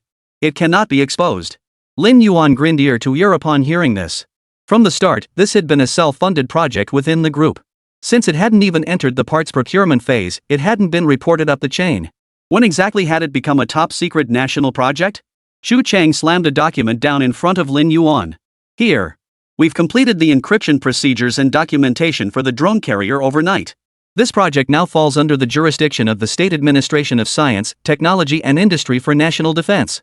If I say it's top secret, then it's top secret. Lin Yuan stared speechless at the documents before him. This efficiency, unmatched. Rest assured, we're law-abiding professionals. We won't neglect any required procedures or documentation. Chu Chang forced himself to smile as warmly as possible. The military district commander and political commissar beside him watched with twitching mouth corners. Even if they hadn't understood before, it was now crystal clear Lin Yuan must have another project getting blocked by higher-ups. You might say he doesn't follow the rules, but he still takes the initiative to process your paperwork in advance. Even in the dead of night, they'll get the paperwork done for you. But if you say he follows the rules, what kind of respectable person rushes to handle paperwork in the middle of the night to snatch up a project? So you called me over to take over the paperwork? Lin Yuan asked, then instinctively pulled the document folder toward him. He skillfully opened the folder, pulled out a pen, and immediately looked for the signature section. He knew these documents intimately, he'd signed them countless times over the years. He could locate the signature area with his eyes closed. We also have some doubts about the data, but you've provided all the materials.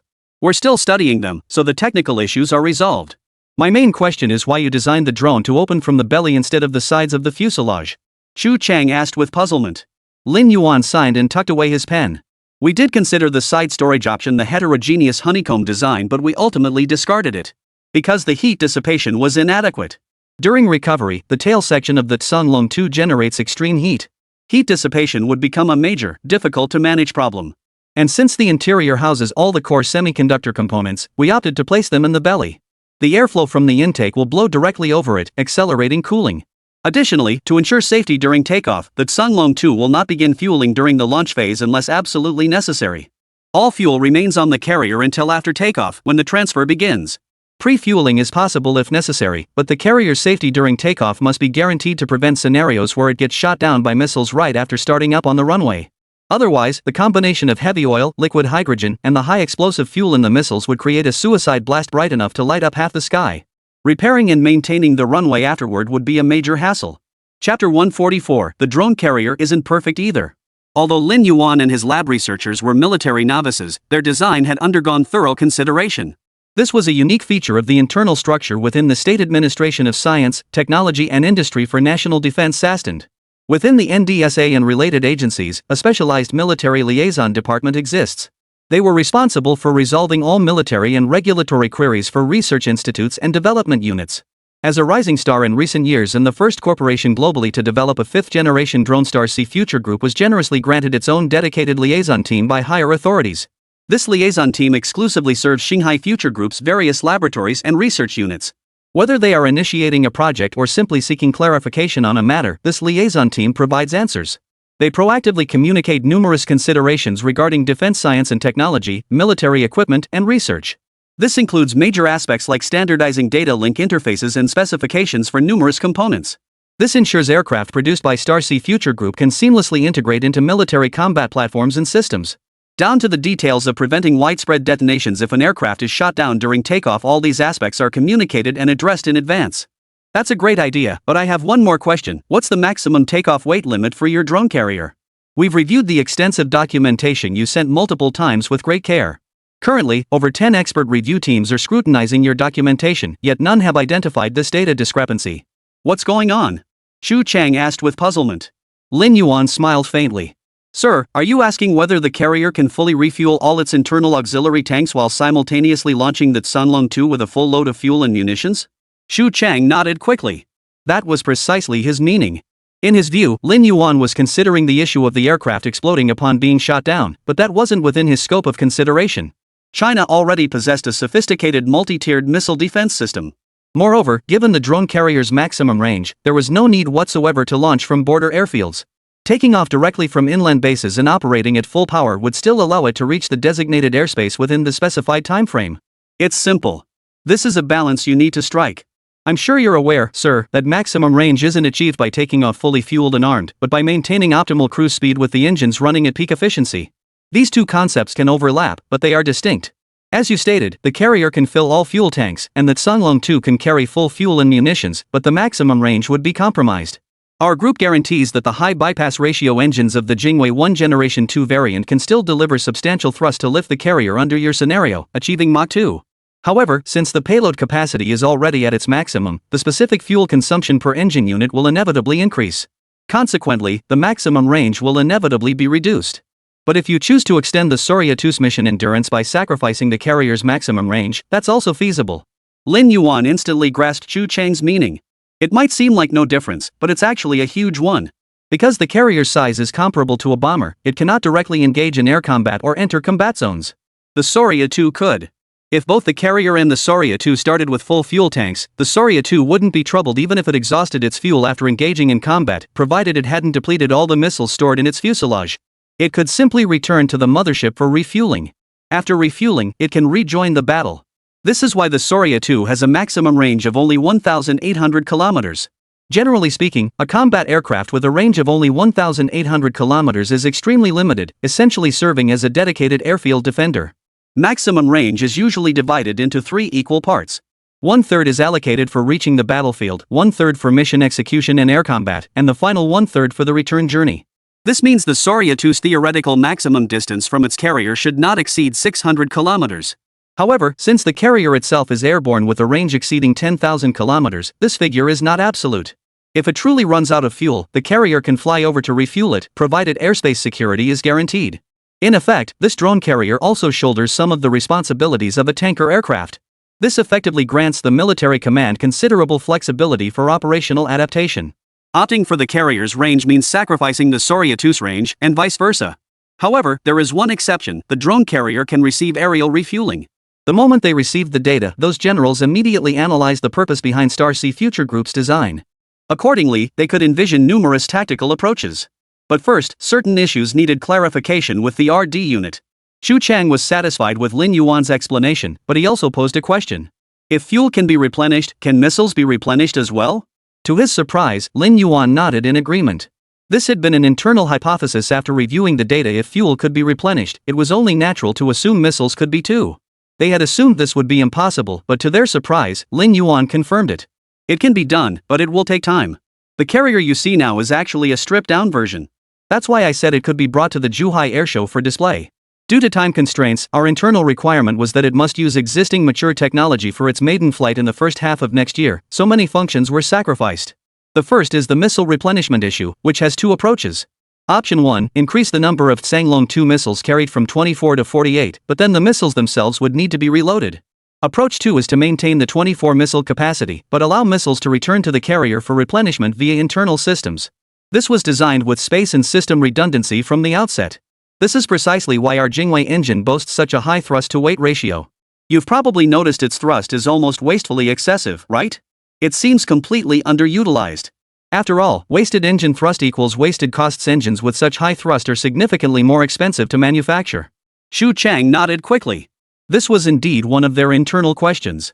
The second feature that wasn't implemented is the laser defense system. With greater engine thrust, naturally more electrical power can be generated.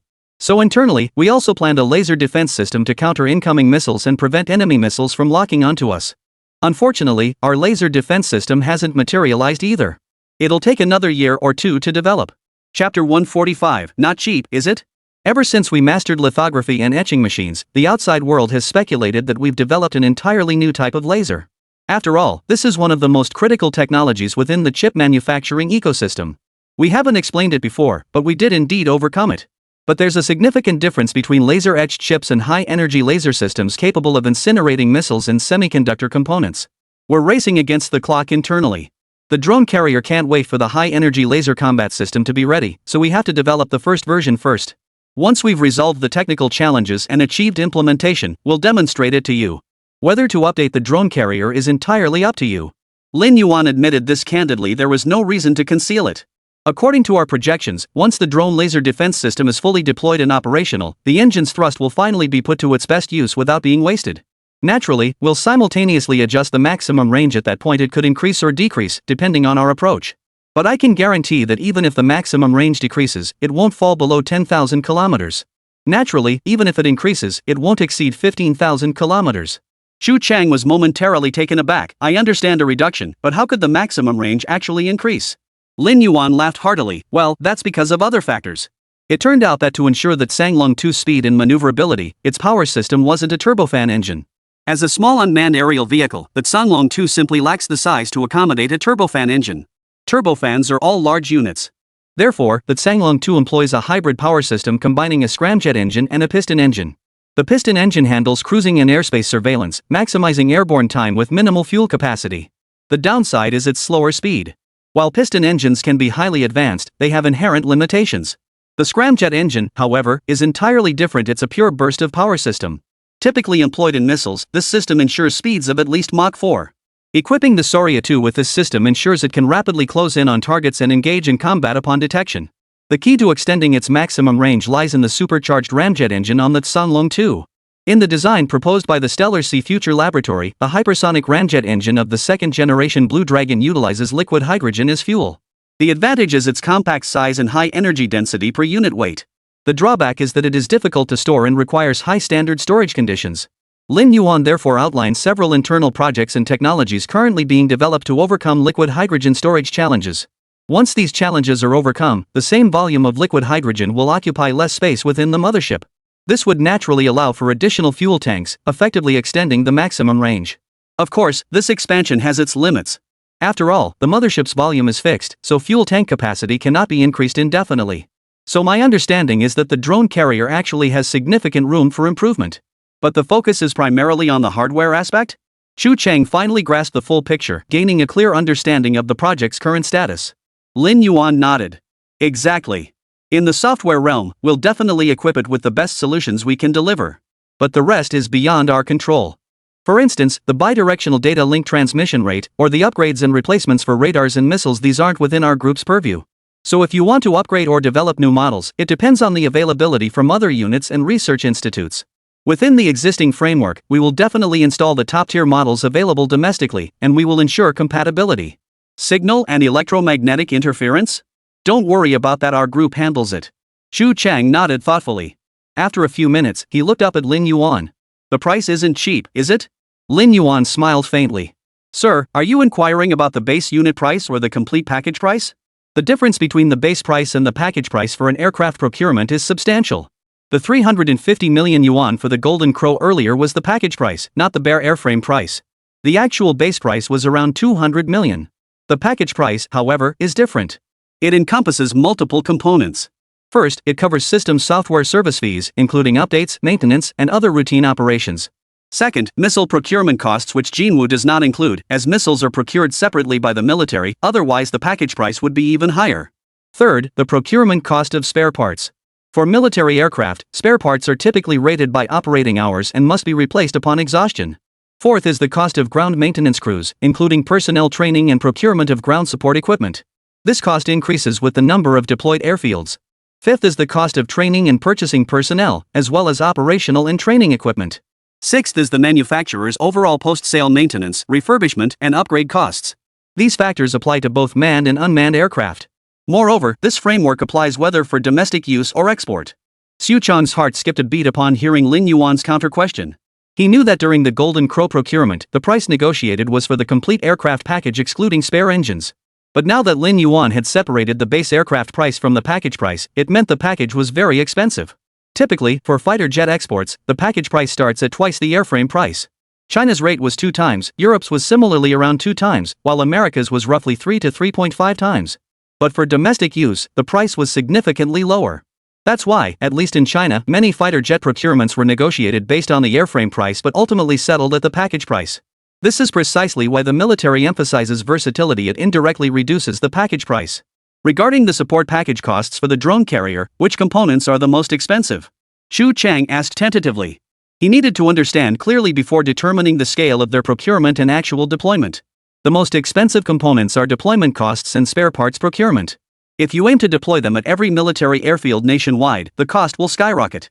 It's hard to say exactly how much right now, but you can think of it in terms of a bomber. Lin Yuan stated solemnly. Hearing Lin Yuan's words, the military district commander and political commissar, who had been silently sipping tea nearby, both flinched visibly. Bombers. Don't assume that because bombers are rarely deployed, their operational costs are low. On the contrary, the operational costs of bombers are extremely high. The highest cost is deployment. The larger the aircraft and the more complex its structure, the greater the difficulty in maintenance. This directly translates to higher training costs for ground crew, equipment procurement expenses, and spare parts procurement costs. Domestic aircraft like the Y-8 can fly daily because they're older models with highly matured technology. But the drone carrier is different. It's an entirely new concept, and many components simply cannot be standardized. Chapter 146, Lin Yuan did it on purpose. Are there ways to reduce the supporting assessments? Actually, there is. And it's a method the military prefers manufacturers to adopt by default. That is, after procuring fighter jets, deploy them across different military airfields to illuminate the entire map of all military airfields. For example, if I have 100 military airfields, purchasing 10 aircraft and deploying each to 10 different airfields without overlap would unlock the entire map. The advantage is that this aircraft type can achieve extensive deployment, potentially nationwide.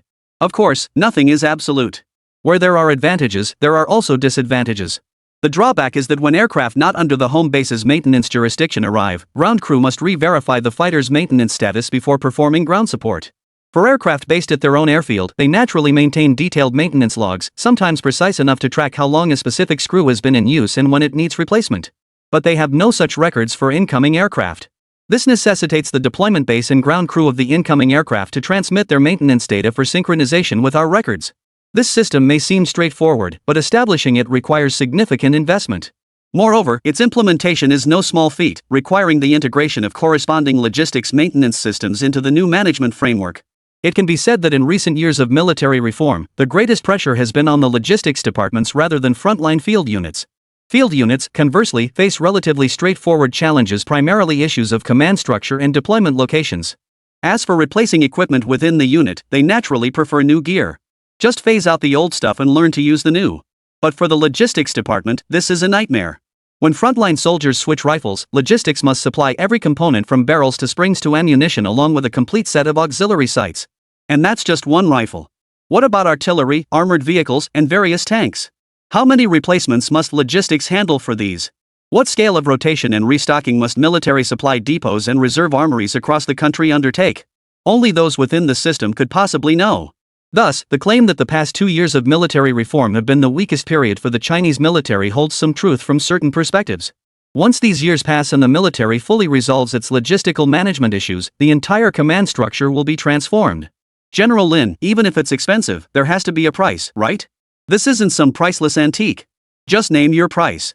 Xu Chang believed he was mentally prepared. Lin Yuan nodded and held up 2 fingers. Only 200 million yuan? Xu Chang's eyes widened in disbelief. What were you thinking?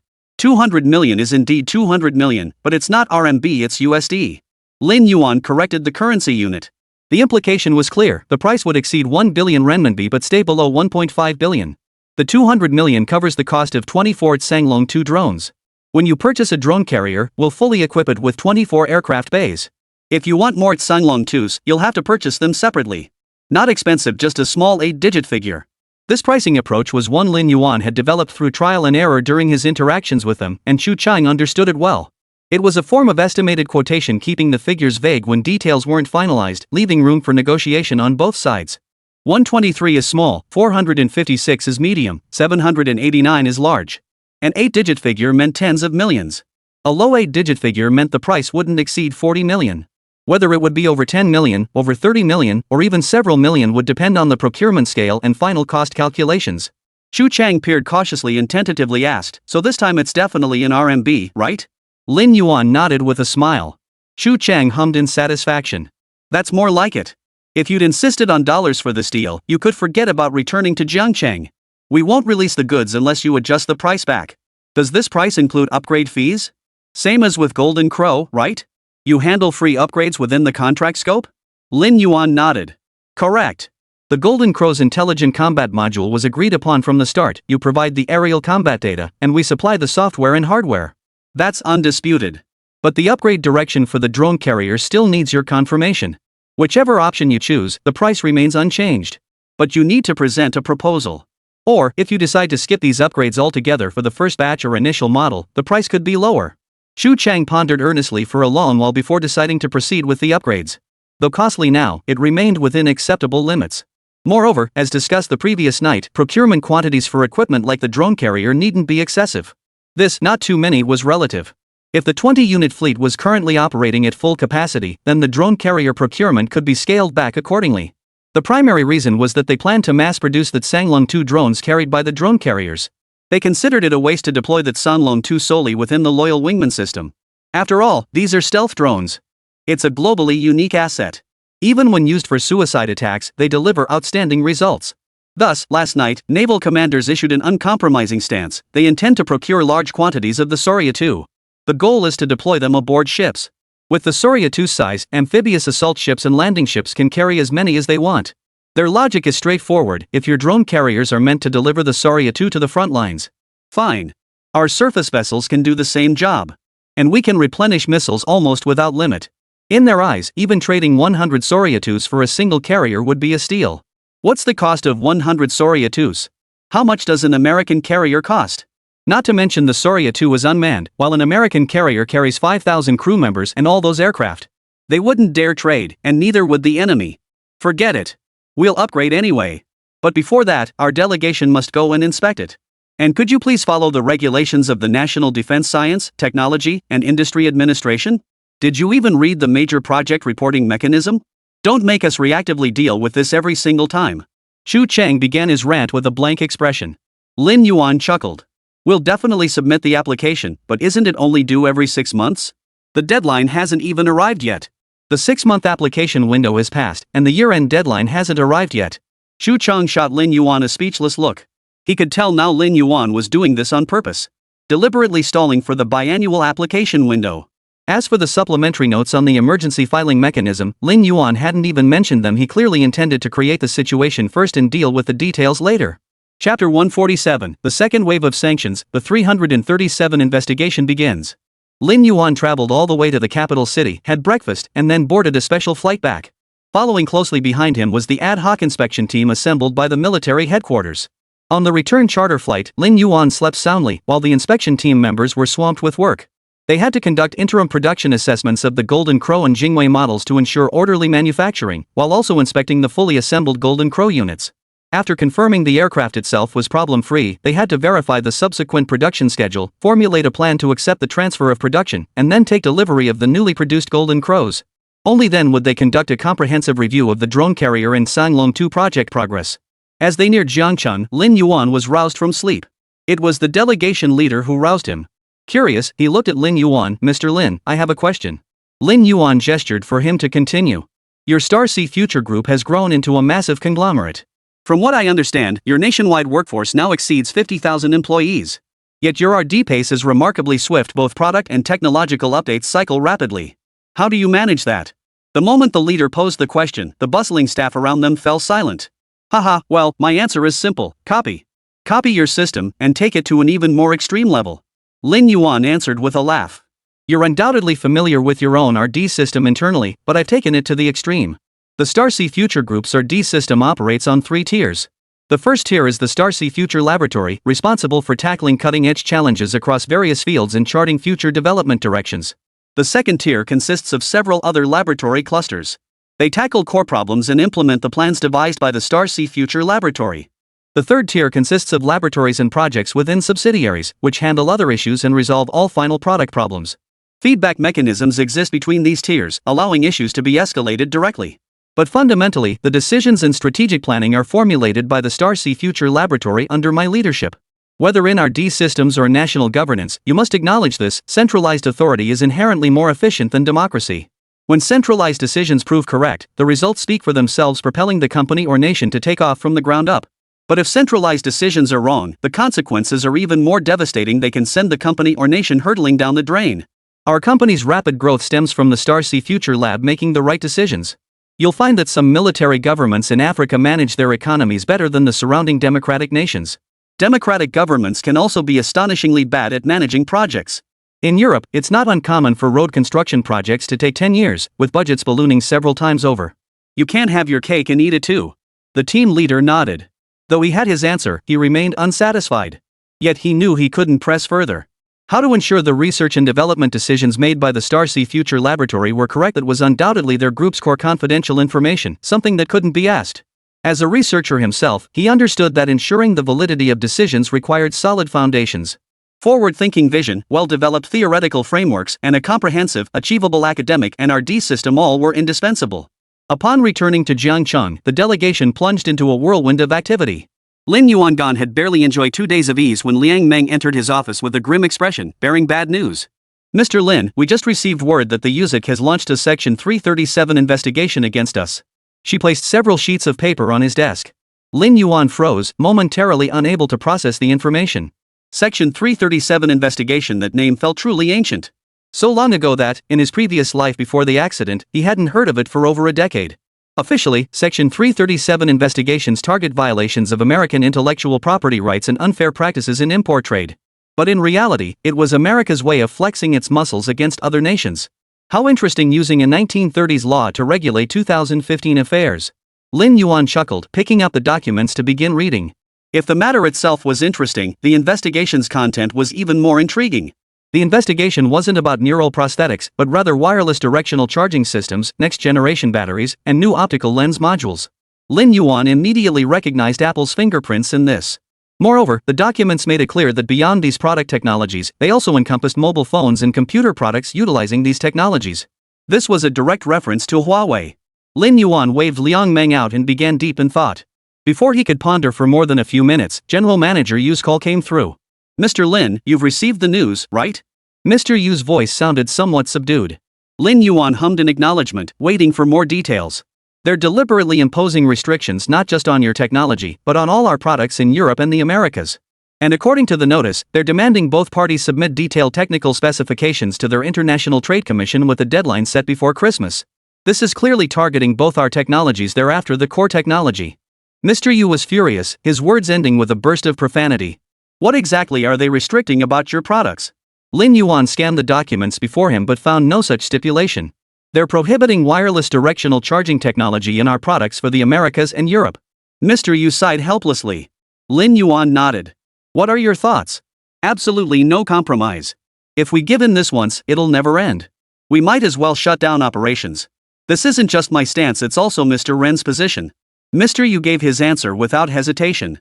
Lin Yuan chuckled darkly. So when you can't win fair and square, you resort to dirty tricks.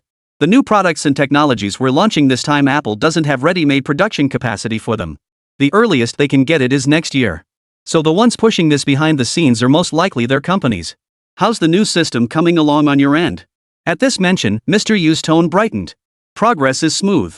Your architecture is solid, so we haven't had to put in much extra effort. Right now we're mainly working on compatibility between Android and the new system. After all, a system's success hinges on the completeness of its ecosystem. Any other issues besides that? Lin Yuan felt uneasy. Mr. Yu sighed. There's also the screen glass issue. Corning will inevitably cut off supplies and impose restrictions. Batteries have plenty of domestic alternatives. You've mastered the chips, and we source our camera modules from you. They have limited leverage over us. Screens and systems are the major hurdles. We can find domestic alternatives for everything else. Lin Yuan nodded, shifting his concern to the display situation. How's progress with BOE? What about the LED and LCD screens? Mr. Yu shook his head. Not good. Progress has been very slow. Alright, then come over. Contact BOE and have them send someone over too. Dragging this out isn't sustainable. We have some viable technology here, have them send representatives for talks. And bring in a few semiconductor manufacturers too. Let's resolve all the bottlenecks in one go. Chapter 148. Finally, we've found our opportunity. At Lin Yuan's words, Mr. Yu immediately broke into a broad smile. He knew Lin Yuan must have something else up his sleeve. Shortly after hanging up, the general office called to consult Lin Yuan's opinion. In their view, America's restrictions on Huawei were fundamentally aimed at Shanghai Future Technology Group. Moreover, their actions were carefully calibrated. They left neural prosthetics untouched, as these were covered by agreements with domestic capital groups. If the trade committee touched that, those capitalists would be the first to come after them. The chip sector remained untouched as well, since it was the foundation of China's economy. Touching that would inevitably lead to a confrontation with China. Thus, they cleverly confined their actions to a very narrow scope, targeting only a handful of companies. They even spared Mingxi Industrial Software, as Mingxi boasts a substantial user base of corporate and individual clients overseas. Lin Yuan's stance was to wait until the responsible parties from the relevant companies arrived before proceeding. But the bottom line is non-negotiable. Submitting detailed technical specifications is absolutely out of the question. Regarding wireless directional charging technology, numerous companies had already begun technical and product development after obtaining partial technology licenses. Not only could Lin Yuan not agree to this, but neither could the companies that had secured these licenses at all levels. Originally a monopoly, opening up this technology would shatter their carefully laid plans. As news reached the homeland, after a period of brewing, the perimeter of the Jiangcheng headquarters campus was swarming with media outlets, all hoping to get first-hand information. Most understood Lin Yuan would inevitably refuse. After all, Starcy Future Technology Group had military-industrial roots, and those in this field weren't pushovers. But how exactly they would counteract this was the focus of their attention. Early morning, the warm autumn sun slowly rose. A bespectacled middle-aged reporter, well-fed and rested, appeared outside the headquarters gates with his team. It was barely past 7, yet some colleagues had already staked out their spots. "Brother Lou, what took you so long? Aren't you afraid of missing something?" A young reporter from another outlet jogged over, handing out cigarettes and water to Lou and his colleagues. Brother Lou took the water, took a couple of sips, then slung his arm around the young reporter's shoulder. "Little Lee, today I'll teach you a few more lessons from experience. First, Shanghai Future Technology Group won't budge. Don't forget they're a military contractor backed by the State-Owned Assets Supervision and Administration Commission. Their backing is rock solid, they've got nothing to fear. Second, if you read America's statement carefully, you'll see that if President Lin doesn't budge, America can't do a thing to him. At worst, it'll hurt companies like Huawei more, but it won't affect Starcy Future Tech Group. They have other partners, including domestic pharmaceutical groups in America itself. If pushed to the limit and Mr. Lin retaliates, domestic mediators will emerge to resolve the situation. So refusing is a viable option, it's just a matter of how to counter and respond. I expect upstream and downstream companies will converge here soon. They'll likely arrive today, but not this early. They got the news yesterday and need time to coordinate and discuss. They have to gather everyone together. Even if they come today, the earliest they'll arrive is this morning. Gathering people from all corners of the country isn't easy, so my early arrival is pointless. If the editor hadn't been pushing so hard, I'd have come an hour later." He glanced at his watch. "Look at the time, 7:10 a.m. The group's employees probably aren't even awake yet." The media personnel who had arrived early instinctively glanced at the tightly closed gates of the compound. Aside from the patrolling security guards staring at them with puzzled expressions, as if they were fools, there wasn't a soul in sight. The guards couldn't understand it either. They could grasp the need for interviews, but at this hour, when the entire group wasn't even at work yet, who were these reporters trying to interview, blocking the entrance at dawn? Everyone present nodded in agreement. He had a point. "I can't take it anymore. My legs are numb from sitting all morning. I'm going to grab breakfast. Anyone want to join?" A reporter in the front row patted his butt and stood up, asking loudly. Another young woman seized the moment. "Brother Quan, grab me 2 buns and a soy milk while I watch your gear." The reporter who'd shouted glared at her. "Xiao Li, you're slacking off again. This is a classified facility. Who in their right mind would try stealing right outside their doors? Security guards are still patrolling, and there are so many colleagues watching." The girl who'd been called out stuck out her tongue, made a playful face, then walked over to hug the shouting reporter's camera, letting her actions speak for her. "Come on, let's go. Xiao Quan, I'm coming with you." Several reporters nearby got up and followed him. They were all in the same line of work, mostly acquainted, or at least familiar faces. So they decided to stick together. As the sun rose higher and the clock neared 8 a.m., the media crew finally spotted employees arriving for work. Autumn temperatures in Jiangcheng weren't low, it was still quite warm. Wiping sweat from their brows, the reporters rejoiced at finally seeing people arriving for work. Hope was within reach. Shortly after 8 a.m., administrative staff brought them sunshades and water, which made them feel much better. By 10 o'clock, the board reporters perked up. They spotted a large convoy entering their field of vision. They swiftly rushed to their positions to start filming and recording. At the same time, administrative staff who had been waiting in readiness emerged and handed them a visitor list. Representatives from upstream companies like BOE Display Panels, Huaxin and Modu Electronics Chips, and various semiconductor firms, as well as domestic mobile phone manufacturers from the downstream production chain, were all present. Our CEO Lin has said that the specifics of what will be discussed and how long it will take are still undetermined, so we're providing you with this information first. If you'll all be waiting here today, we'll arrange lunch. Shortly, we'll distribute temporary access passes. Mr. Lin requests that you proceed to the media area to await further notice. The External Liaison Office of the Group Administration Department delivered welcome news to the media reporters. This delighted them immensely. Finally, they wouldn't have to endure the warm autumn breeze of Jiangcheng. "Welcome to Jiangcheng, everyone." At the entrance of the headquarters administrative building, Lin Yuan stood ready to greet the guests. Mr. Yu was the first to step forward and shake hands with Lin Yuan, followed closely by the other CEOs. "Mr. Lin, we've long wanted to collaborate with you, but you never made the first move. This time, our company finally found an opportunity. Looks like I've taken advantage of America's situation." Zhang, CEO of Magic City Microelectronics, spoke first with a beaming smile. Chapter 149, who else could you pick a fight with but Lin Yuan? Lin Yuan waved his hand dismissively. "I'm already stressed enough. Please don't joke about this, Mr. Zhang. Let's go to the conference room and discuss this in detail." Soon, the spacious conference room was filled to capacity. Once everyone was seated, all eyes turned to Lin Yuan, waiting for him to speak. He turned directly to Mr. Yu. "Mr. Yu, what was the name of your subsidiary that handles systems again?" "Starlight Intelligence." Mr. Yu replied promptly. Lin Yuan nodded, then turned to Ding Qingrui, CEO of Star Ocean Future Software Company, and Lu Kai, CEO of Star Ocean Future Data Systems Company, beside him. Gentlemen, after today, send someone to that company to help them get their mobile system up and running as soon as possible. Also, integrate the first version of our intelligent assistant into the phones. Ding Qingrui and Lu Kai nodded in agreement. Mr. Yu visibly relaxed upon hearing this. But Lin Yuan turned back to him. Mr. Yu, don't get too excited yet. And Mr. Lei and the others, don't get ahead of yourselves either. Let me lay out the tough part first. We will open up the Smart Assistant platform. Any company, whether in phones or computers, can integrate with it. Customization will be possible after integration, but I have one requirement: Android-based custom system services will only be provided for 3 years. In other words, within 3 years, you must either develop your own intelligent assistant or create your own operating system. Starlight Intelligence is currently a subsidiary we established with Huawei. They're using our Star Ocean system to develop their own operating system. I'm offering you 2 options. First, I will place the Smart Assistant and all future AI applications to be opened up into this company. Huawei's stake would then be reduced to below 10% because this holds immense value. Then each of your companies can invest in this entity. Whether you choose to customize your own operating systems or intelligent assistants in the future, you'll utilize this company's technology. The 3-year restriction will no longer apply.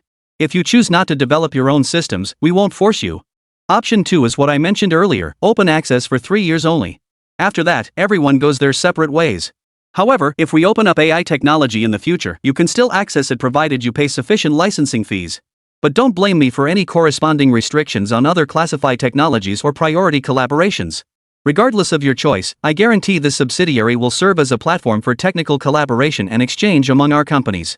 It will not go public nor accept external funding. Similarly, if you raise capital, your shares cannot be pledged or sold to external parties. You may pledge shares to companies owned by other shareholders, even banks or state-owned entities, but pledging to foreign capital is strictly prohibited. The same principle applies to sales.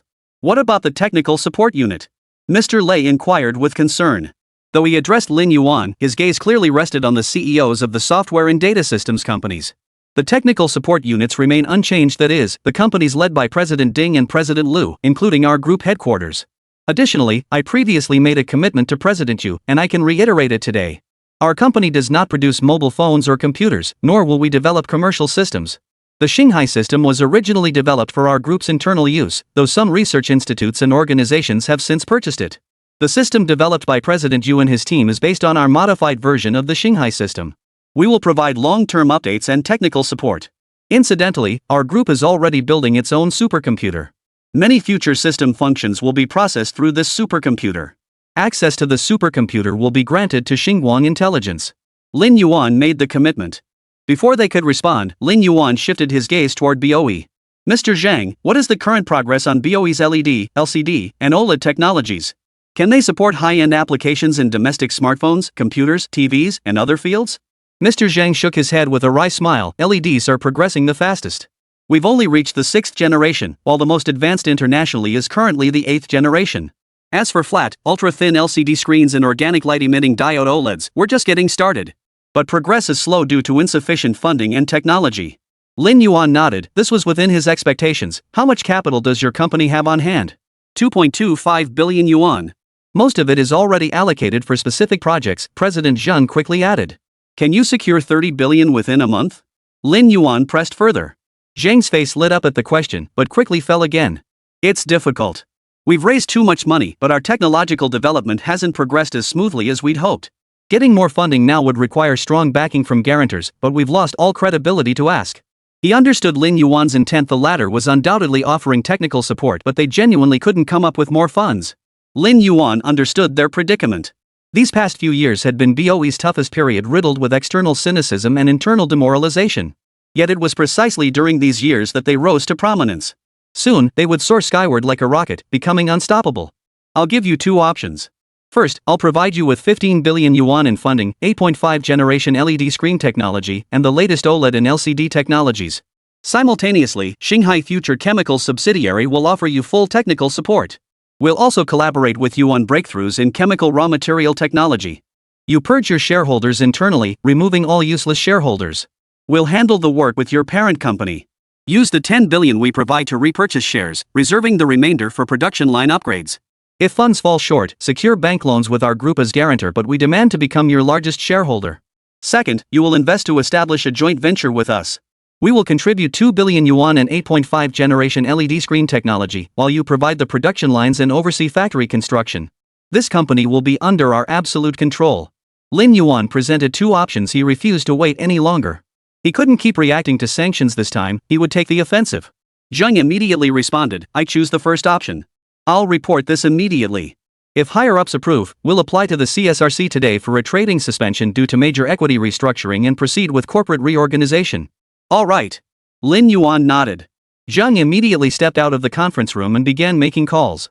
Lin Yuan glanced at Liang Meng. Liang Meng nodded and also stepped out to report to her superiors. Lin Yuan's decisive and ruthless approach to business left everyone present deeply impressed. Meanwhile, executives from other companies couldn't help but silently mourn for America. Why did they have to provoke Lin Yuan? They built their businesses on technology. Well, now look at this mess. The market's best was the 8th generation, but he just pulled out 8.5 generation tech to crash the party and simultaneously release two other brand new technologies.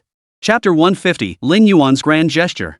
Even now, as BOE clears out some of its former shareholders, the assembled executives see no issue.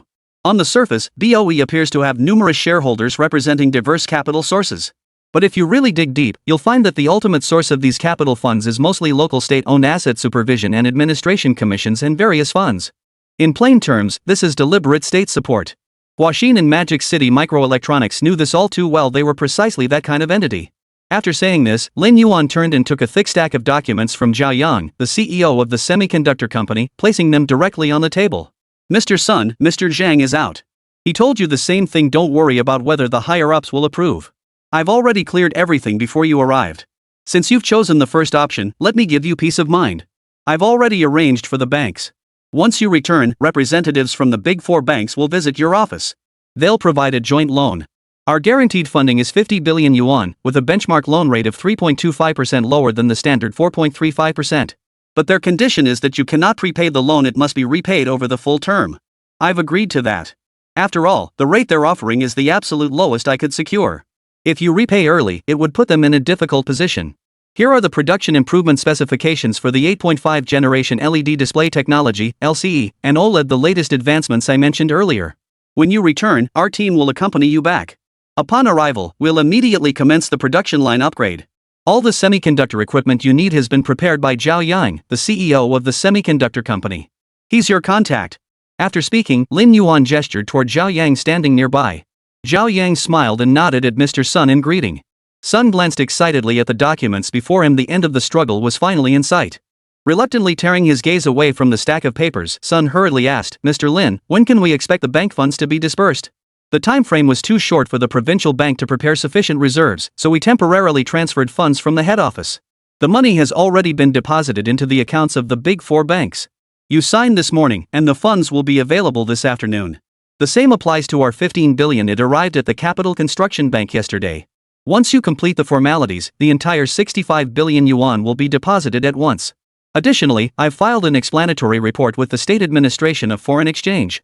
We've prepared $10 billion in foreign exchange reserves for you to facilitate overseas raw material procurement.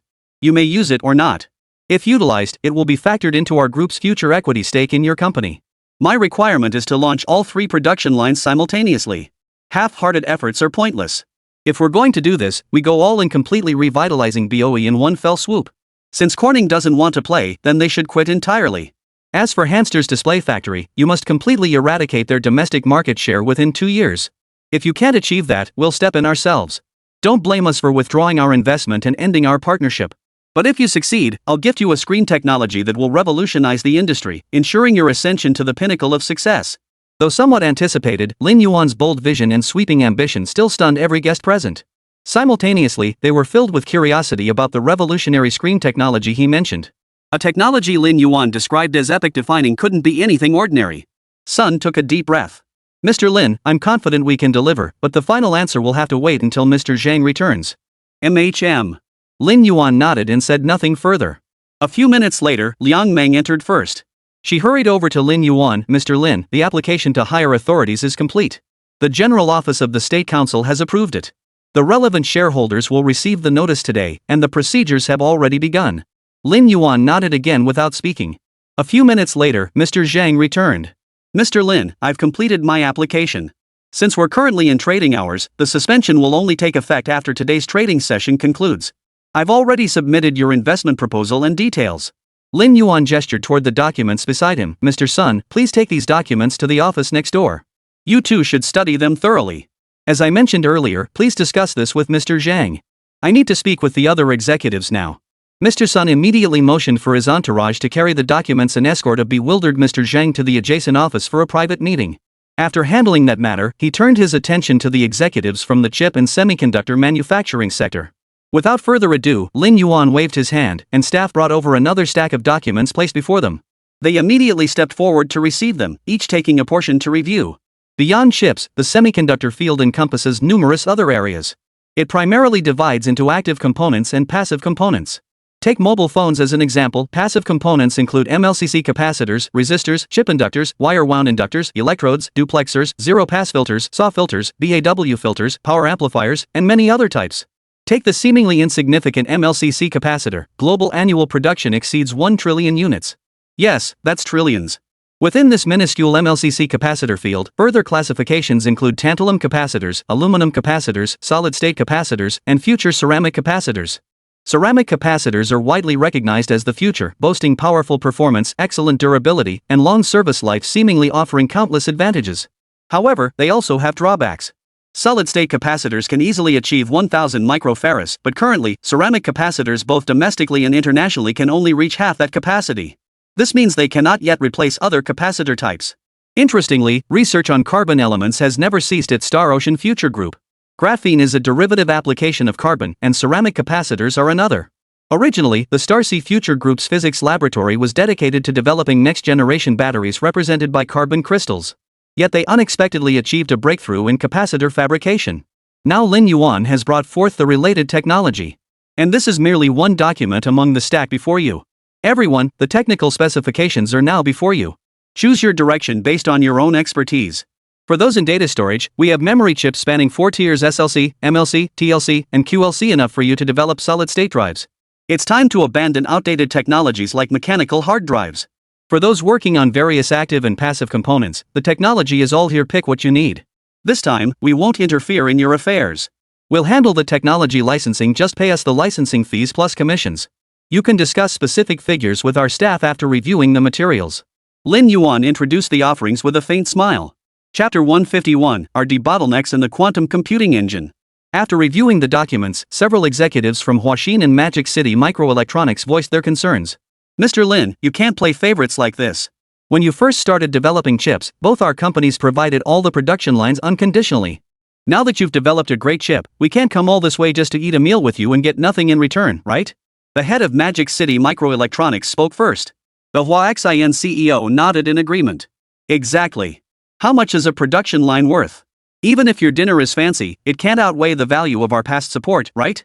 Lin Yuan laughed heartily, waving his hand at them. No rush. Let's wait until these semiconductor component peers have finished looking around. Our business is the biggest, we'll discuss it last. Hearing this, the two CEOs instantly lit up with delight.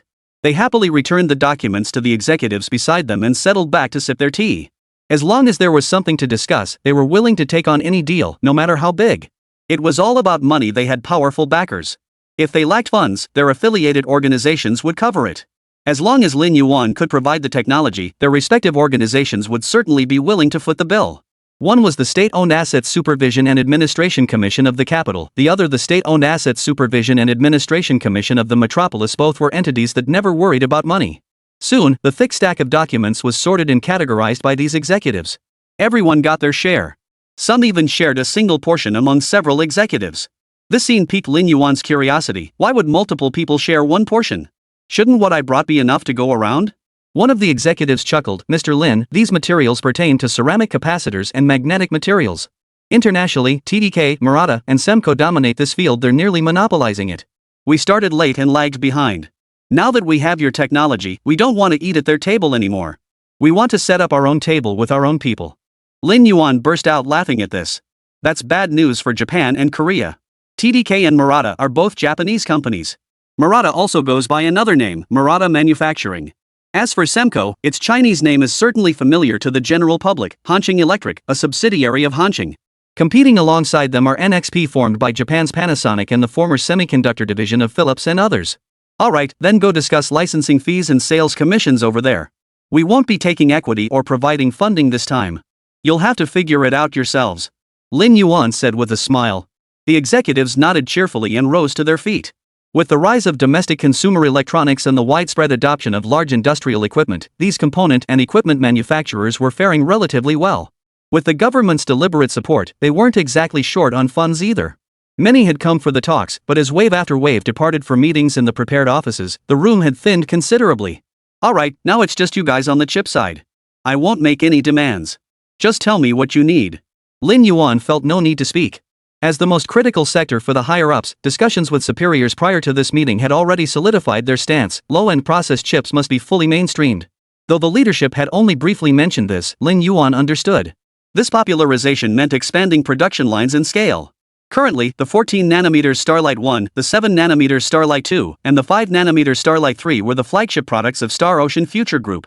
Yet domestically, even the 28nm node remains unmastered. Moreover, the higher-ups' mention of popularizing low-end process chips was quite intriguing. What exactly constitutes a low-end process? Previously, China's 28nm process was certainly not considered low-end, as it was preceded by even more advanced specifications. But now, after Star Ocean Future Group has conquered 14nm, 7nm, and 5nm, this classification becomes quite interesting. In any case, the current market classification treats 7nm and all its derivatives as low-end. Mr. Feng of Huaxin chuckled. We'll buy the 28nm and 14nm technology and production lines. Zhang, CEO of Magic City Microelectronics, quickly added, and the technical standards and operating procedures for tapeouts. Feng nodded vigorously. Exactly. President Zhang is right, we need the tape-out technology too. I've heard that each failed tape-out costs you billions. We don't have your deep pockets, we'll save wherever we can. Shun, CEO of Yanjing Microelectronics, smiled modestly. Well then, I won't compete with you too. I'll take the 7nm production line.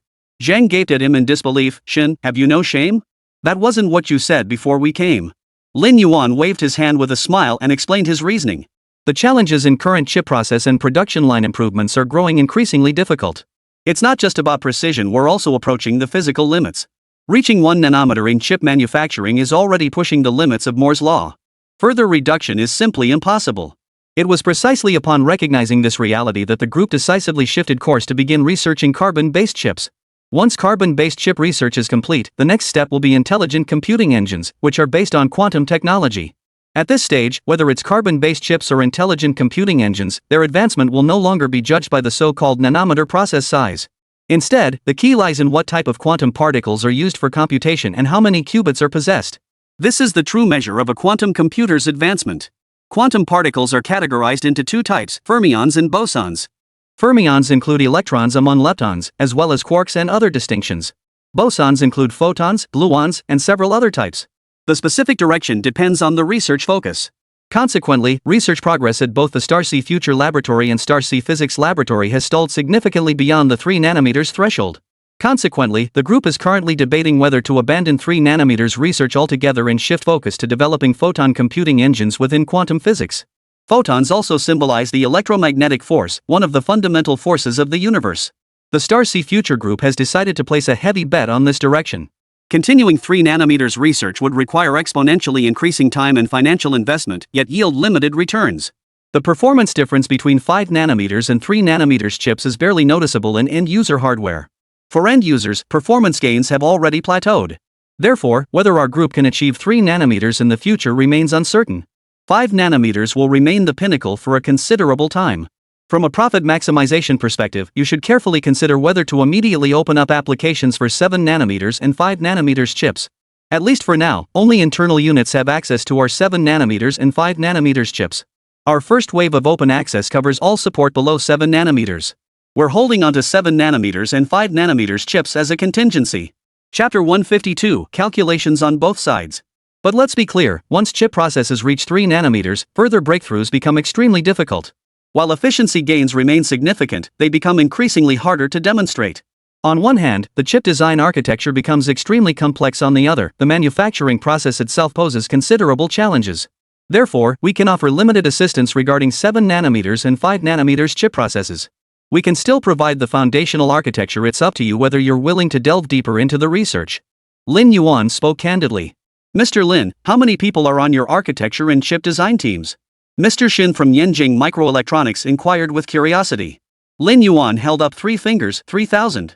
Chip architecture design and low-level code development are among the few projects the entire group has been engaged in since its inception. We've invested tens of billions in this project over the years. So if you're serious about pushing the limits of Moore's law, you'll need to put in the hard work in this area.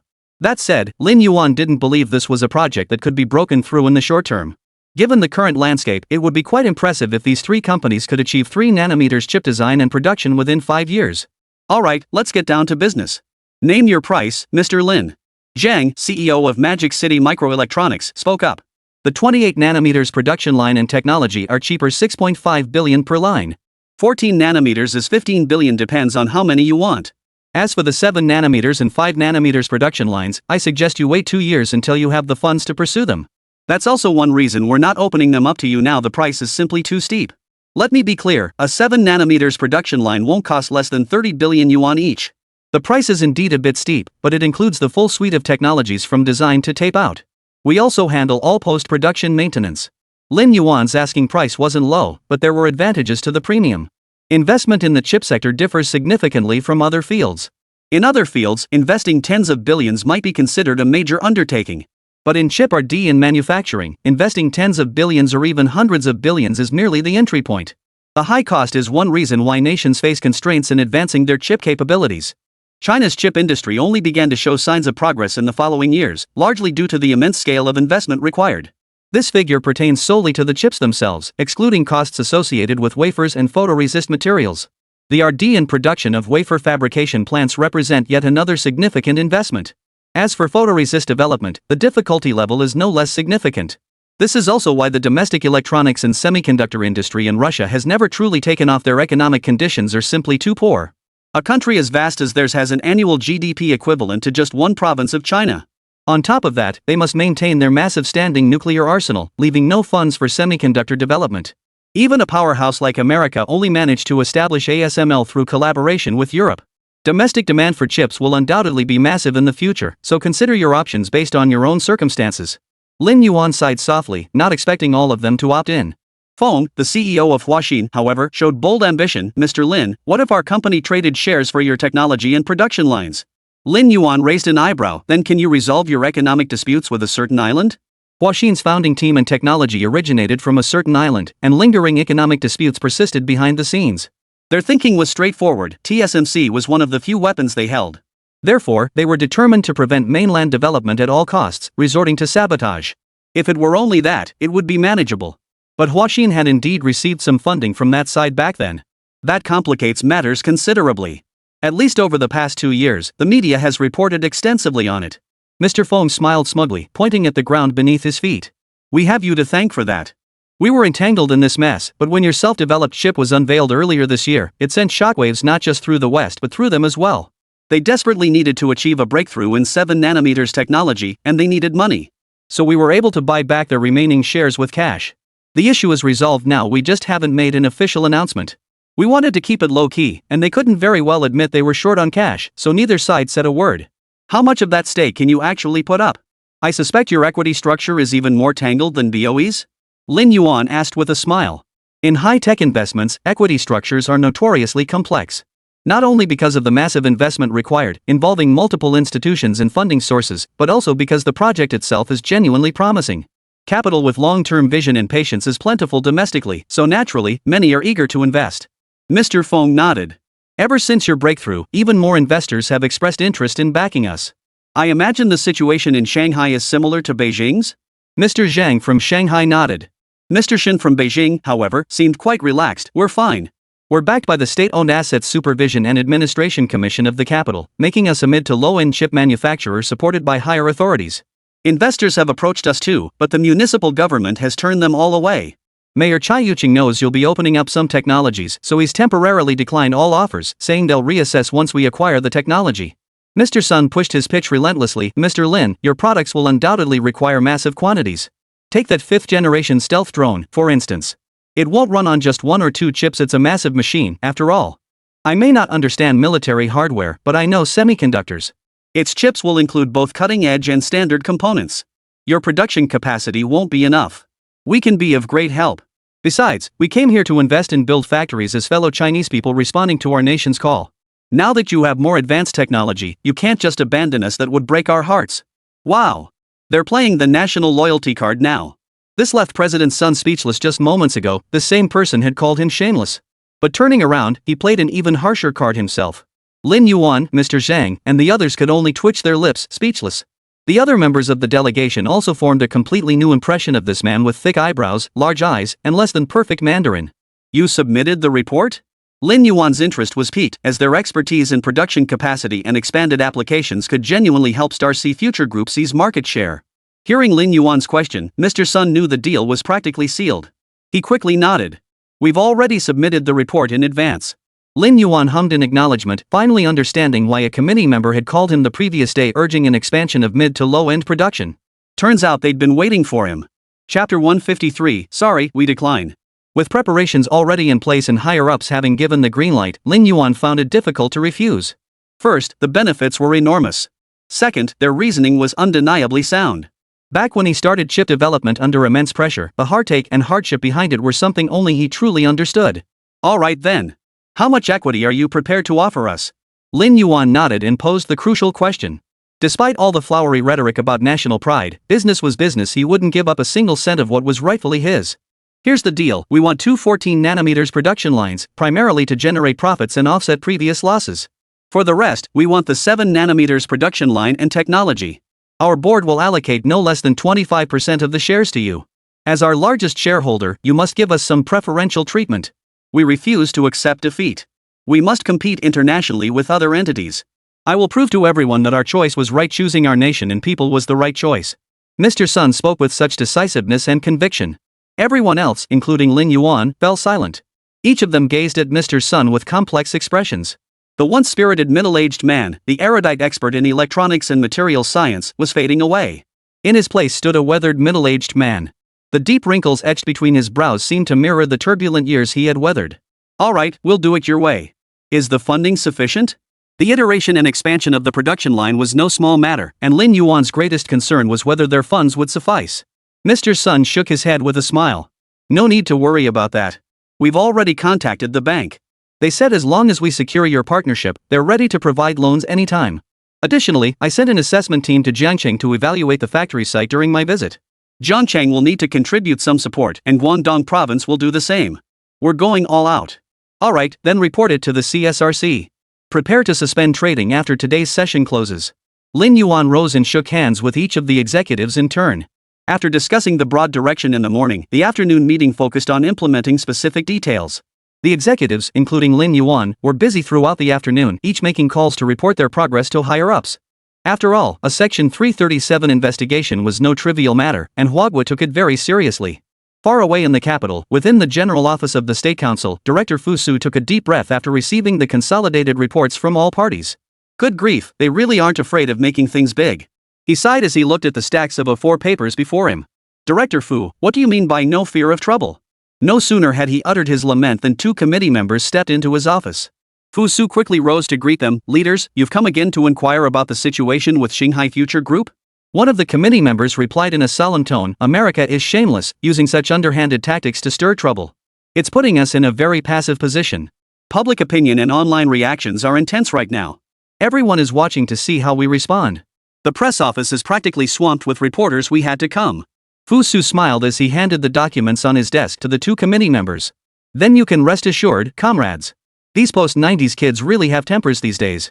They're always threatening to flip the table. Even I don't know how to respond to that. Oh?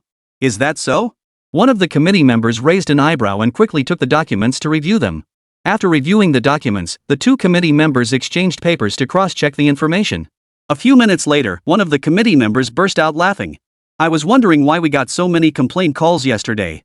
Turns out they all had something up their sleeves. These folks seem so honest and upright normally, but it turns out every last one of them is as empty as a hollow straw full of tricks. I bet they're the ones most thrilled about this America's Section 337 investigation, right? Another committee member chuckled along. I think we should take the time to really dig into what that kid Lin Yuan's got up his sleeve. If it weren't for America pushing them, we probably wouldn't even know they had these gems up their sleeves. That plant factory project and the other one reported by the military, haven't we heard about them before? And it's all happening right here in Jiangcheng, practically under our noses. Once their base in the Northwest Research Institute is up and running, who knows what they'll be scheming in the desert. As the crossroads of 9 provinces and a transportation hub for central China, Hubei province has always been a focal point for high-level leadership. Whether politically, militarily, or economically, the entire central China region holds pivotal significance. For the western and southern regions, central China serves as their vital rear base, destined to provide robust support. Yet for the north and west, central China must radiate its industrial chains and influence outward, gradually driving their development. The decision to locate Shanghai Future Group's Research Institute in the Northwest also stems from this strategic consideration. Thus, it's no exaggeration to say these 2 committee members are watching them closely. Many members of the State Council are now keeping a close eye on Shanghai Future Group. Very well. Since they've made their decision, Director Fu may proceed to report to the cabinet. As for the press release, you'll likely need to review it as well. We must give the public an explanation by the end of the day, show the foreigners our backbone. The 2 committee members set down their documents, gave a few final instructions, and then turned to leave. For them, understanding the current state of affairs meant it was time to consider the next steps. Particularly, the expansion plans submitted by certain enterprises and the implementation plans for numerous high-tech factories required their careful evaluation to determine appropriate policy support. At 4:30 p.m., Shanghai Future Group hastily prepared an academic lecture hall as the venue for the press conference. All the journalists and media representatives had arrived early and were waiting. Lin Yuan and his team entered the venue punctually and took their seats on the podium. As familiar and unfamiliar faces appeared on the podium, a chorus of camera shutters erupted from the audience below. After Liang Meng announced the official commencement of the conference, Lin Yuan spoke first. You've all waited a day, undoubtedly seeking an outcome. Now I'm giving you that result. Upon receiving the other party's investigation notice, our immediate response was to refuse. As for their demand that we provide detailed technical documentation before Christmas, that's even less likely. We absolutely will not comply. The reason you've had to wait so long today is primarily because we've finalized new collaborations with some partners and established relationships with new ones. Liang Meng then began reading the announcement, outlining the specifics discussed today. Chapter 154, Unveiling Artificial Intelligence, Defensive Counterattack to Steal the Base. As Liang Meng announced each new partnership scope, Lin Yuan exchanged letters of intent with one or several CEOs for signing.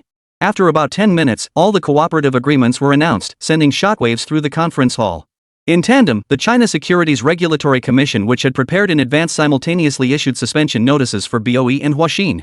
Though the announcements were deliberately vague, offering no specific timeline for resuming trading and stating that further notice would be provided, major institutions and countless retail investors were thrown into a frenzy. Both institutions and individual investors had purchased shares of Huaxin and BOE. On one hand, they were optimistic about the long-term growth of technology stocks. On the other, they hoped China's tech sector would eventually achieve a breakthrough. Now, events unfolded exactly as they had hoped. The moment had arrived. Meanwhile, BOE, Huaxin, and other related companies have successively released relevant announcements. Of course, certain institutions were the most delighted. Upon learning today that the CEOs of these companies had traveled to Jiangcheng, they immediately sensed something was afoot and began aggressively buying up shares in the market. Though uncertain of the exact gains these companies might secure from their visit to Shanghai Future Group, they knew any positive news would drive up the company's stock prices. Yet they never imagined this positive news would be so substantial. In an instant, the negative impact of the Section 337 investigation was completely overshadowed. Instead, news outlets across the board were now flooded with reports detailing and popularizing the technologies unveiled by Star Sea Future Group. As the press conference in Jiangcheng concluded, the official briefing at the imperial capital's government office commenced. The spokesperson stepped forward and smiled. I trust you've all seen the news reports, so I won't repeat what's already been covered. I believe your colleagues or industry peers can provide clearer answers than I can.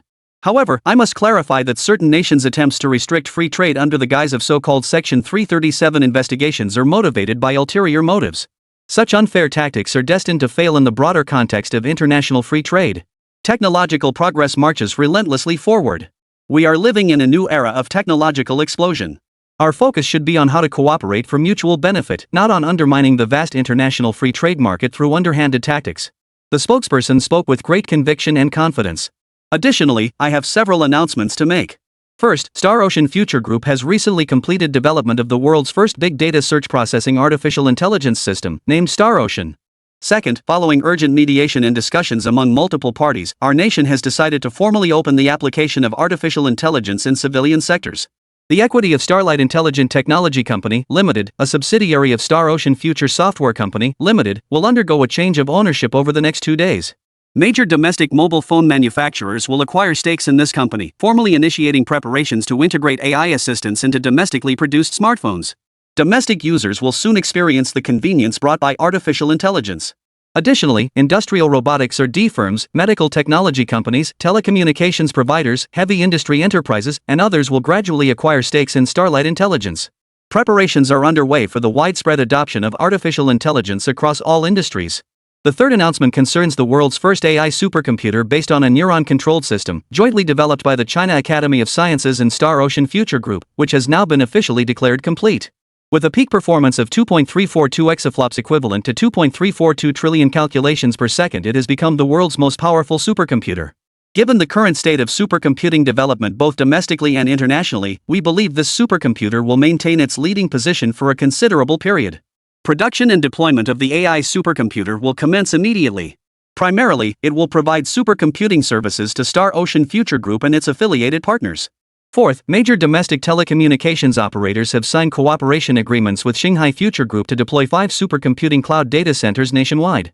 This initiative is dedicated to enabling domestic users to experience the fastest, most stable, and most intelligent information services in the AI era. Furthermore, Starsea Future Software Company, Limited and Starsea Future Data Systems Company, Limited will jointly upgrade Mengxi China's first industrial software platform with fully independent intellectual property rights.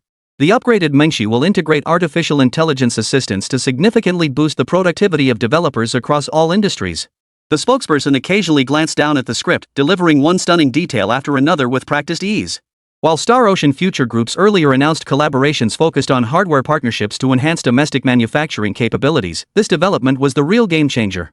While hardware advancements are certainly welcome, everyone understands they require time and resources. Previous media releases had also covered this aspect extensively.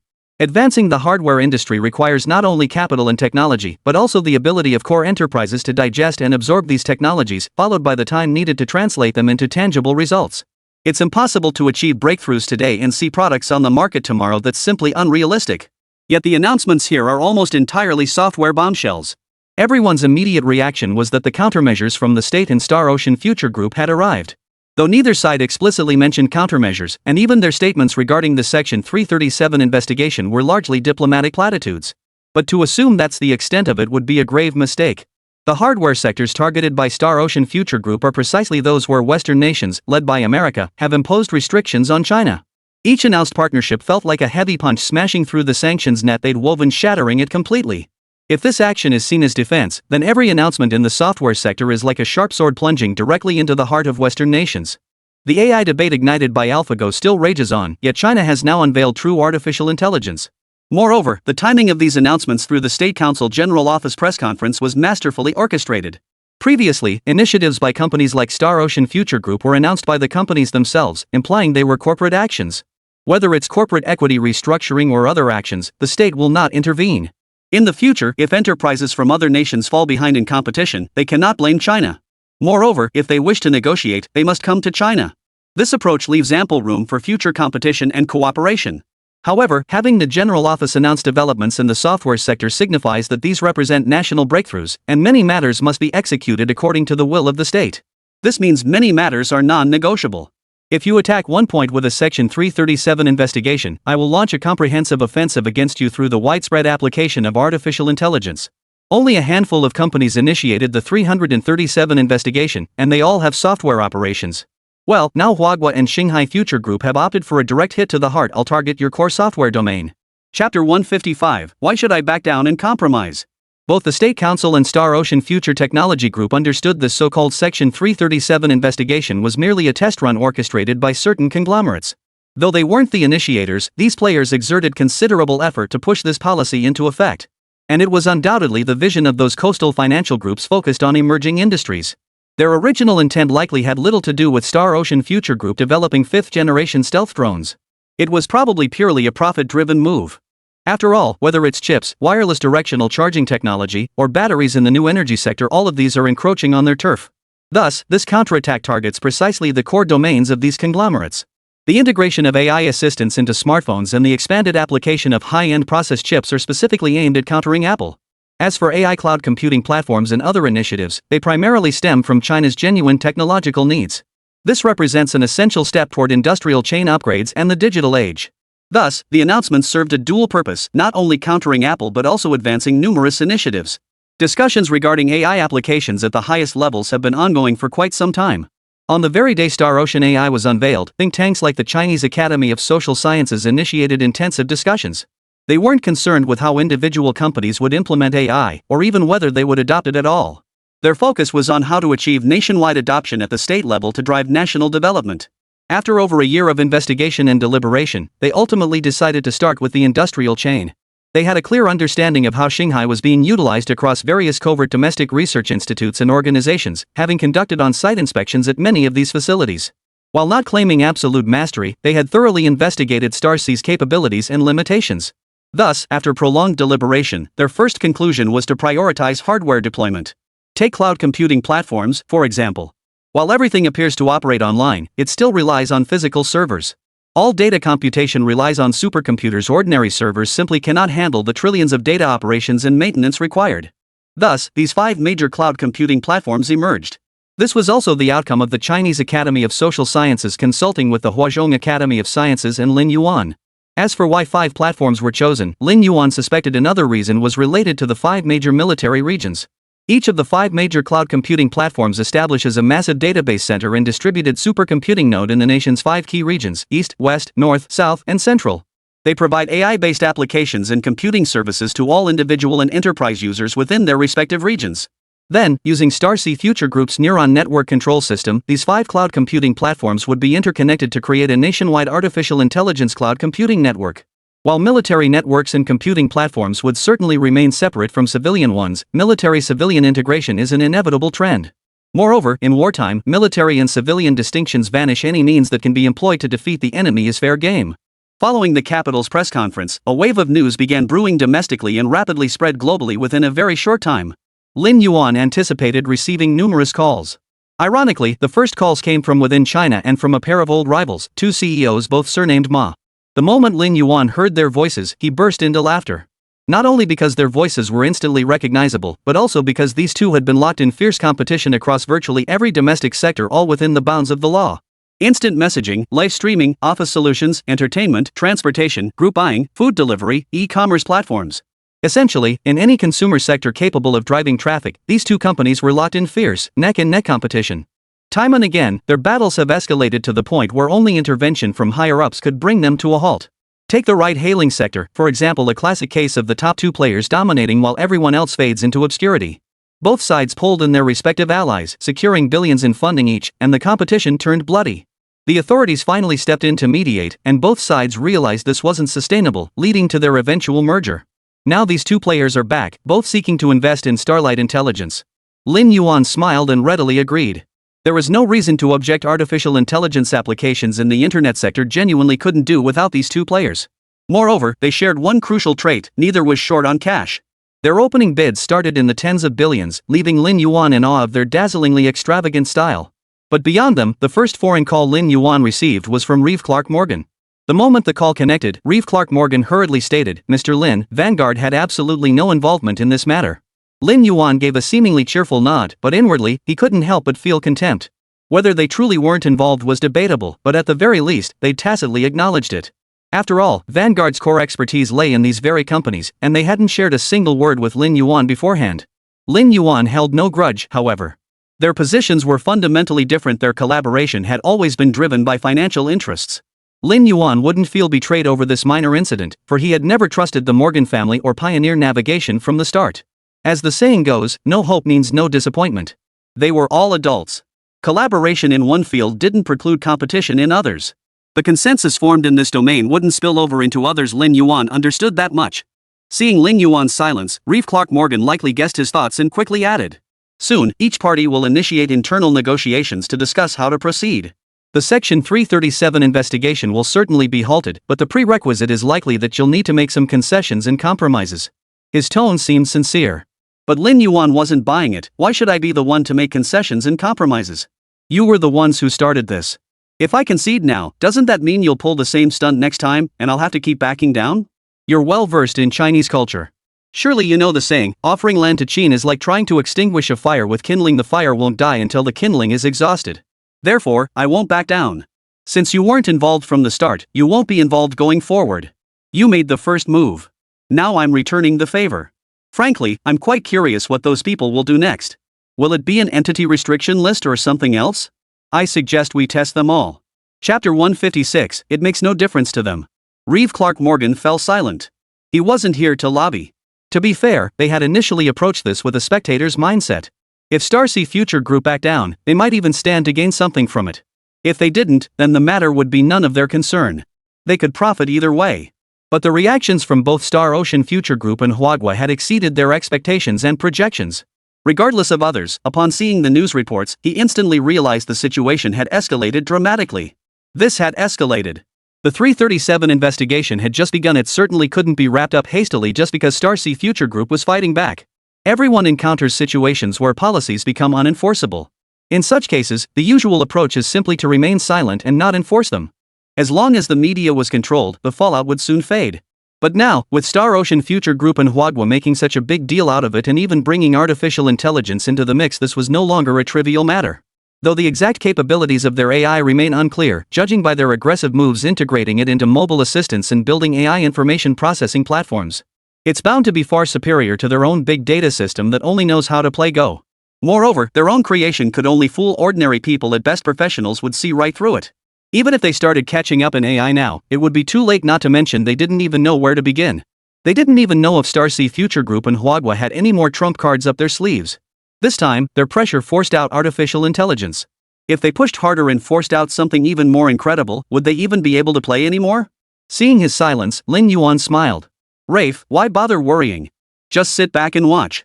Rafe Clark Morgan sighed. Mr. Lin, with your impeccable English, you must be familiar with a Western proverb. A single tree does not make a forest.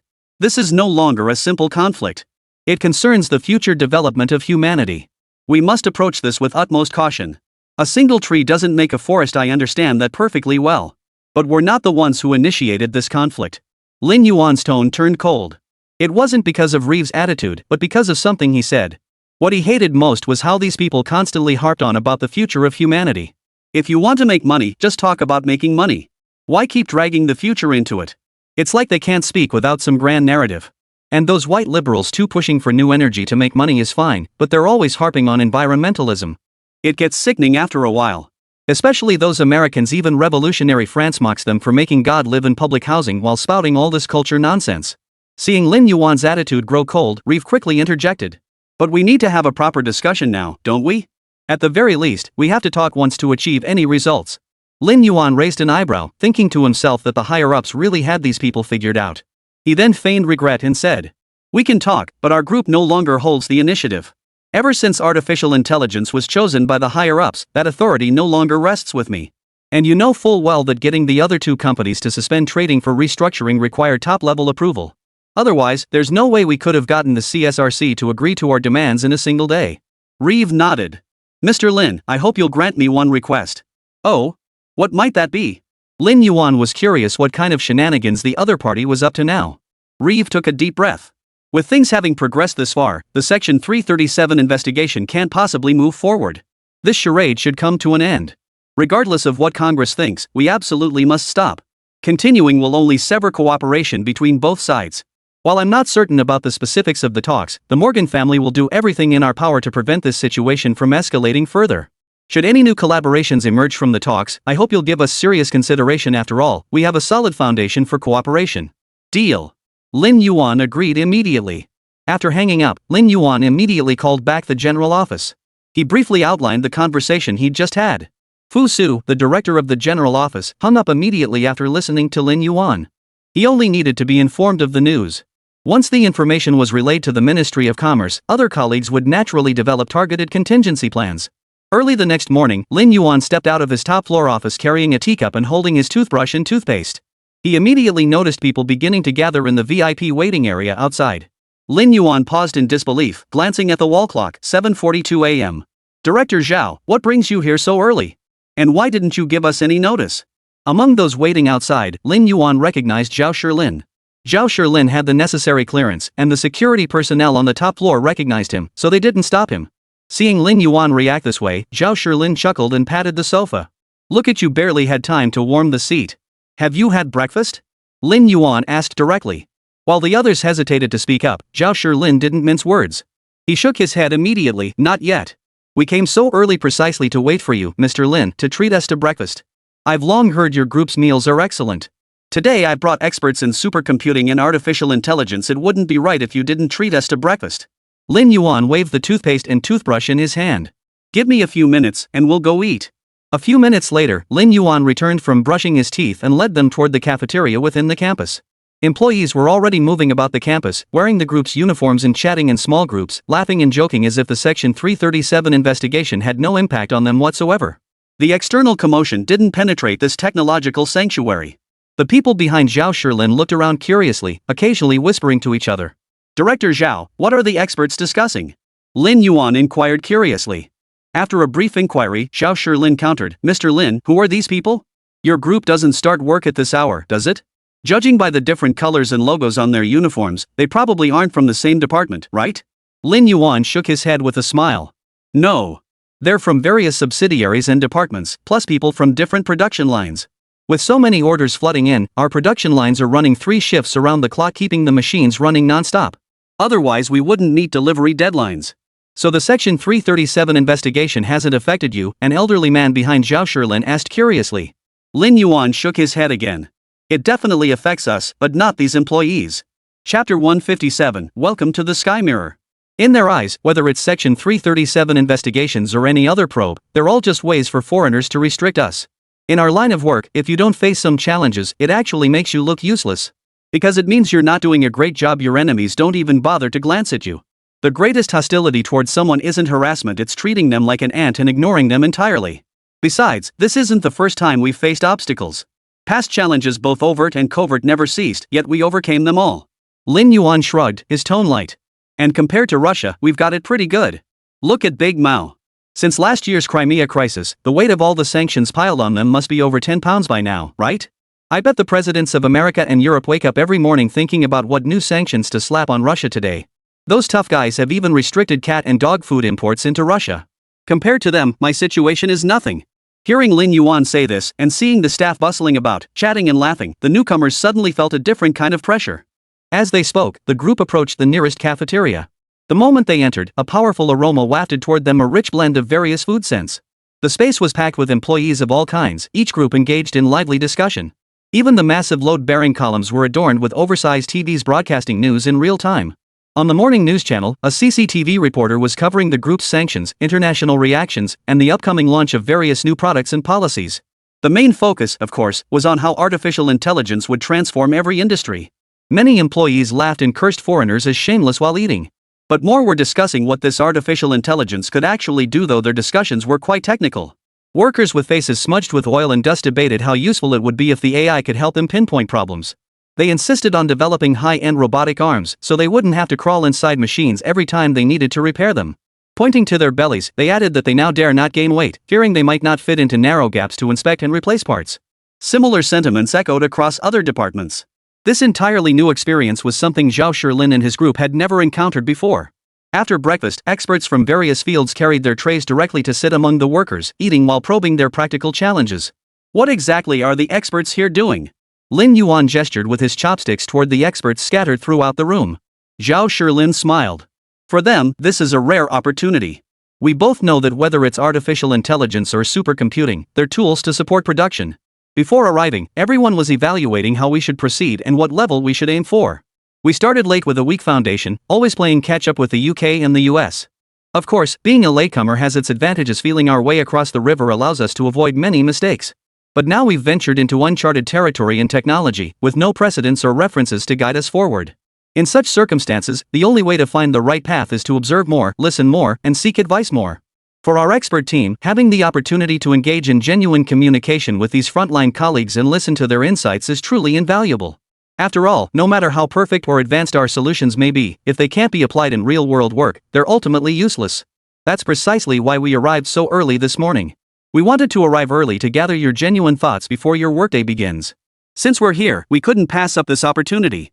Lin Yuan asked with keen interest, aren't you afraid of being misled by all kinds of rumors? Zhao Shilin shook his head, glancing in a certain direction. That guy covered in grease earlier? He must be from the maintenance or repair department. His point was spot on. In my view, it's about using big data to coordinate production metrics with historical failure rates, calculating where problems are most likely to occur. Then the smart robotic arms handle the rapid replacement. They might not articulate highly technical solutions or methods, but what they describe are real problems they encounter in their daily work. Breakfast stretched on for over an hour.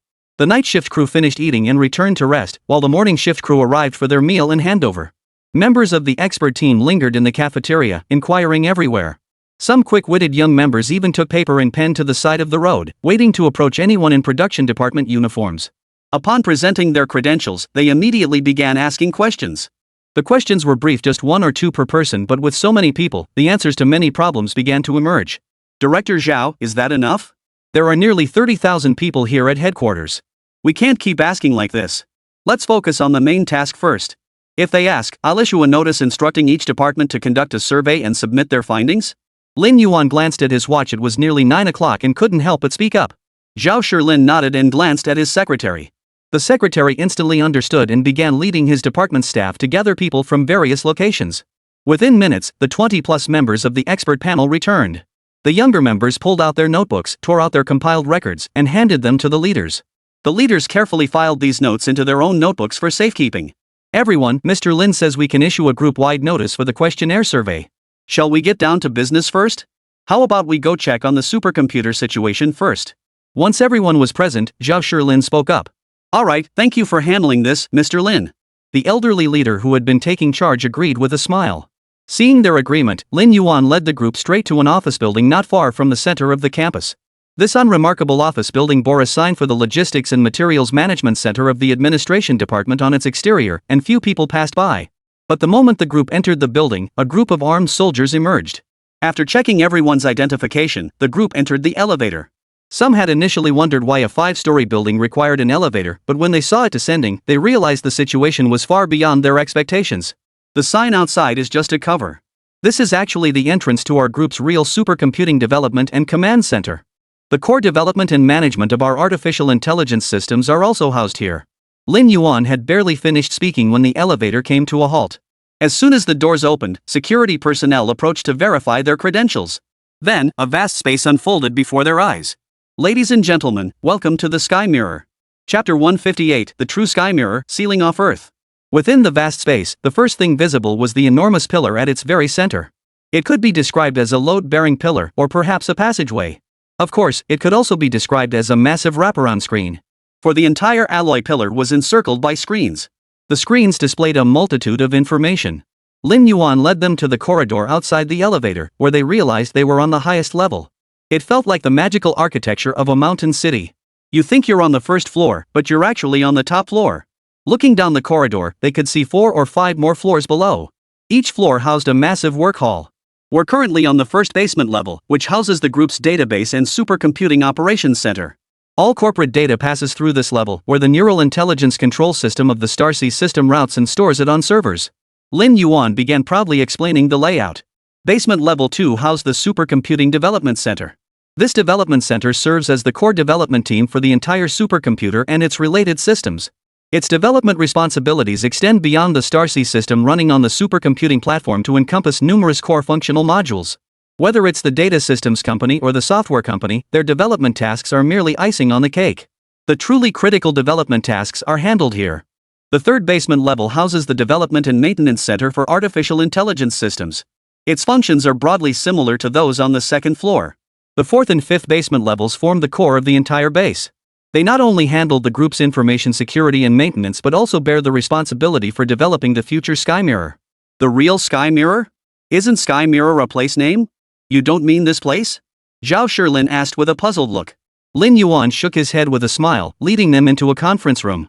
After activating the projector, Lin Yuan immediately stated, Stellar C, display the simulation data for the Sky Mirror system. Yes, Master.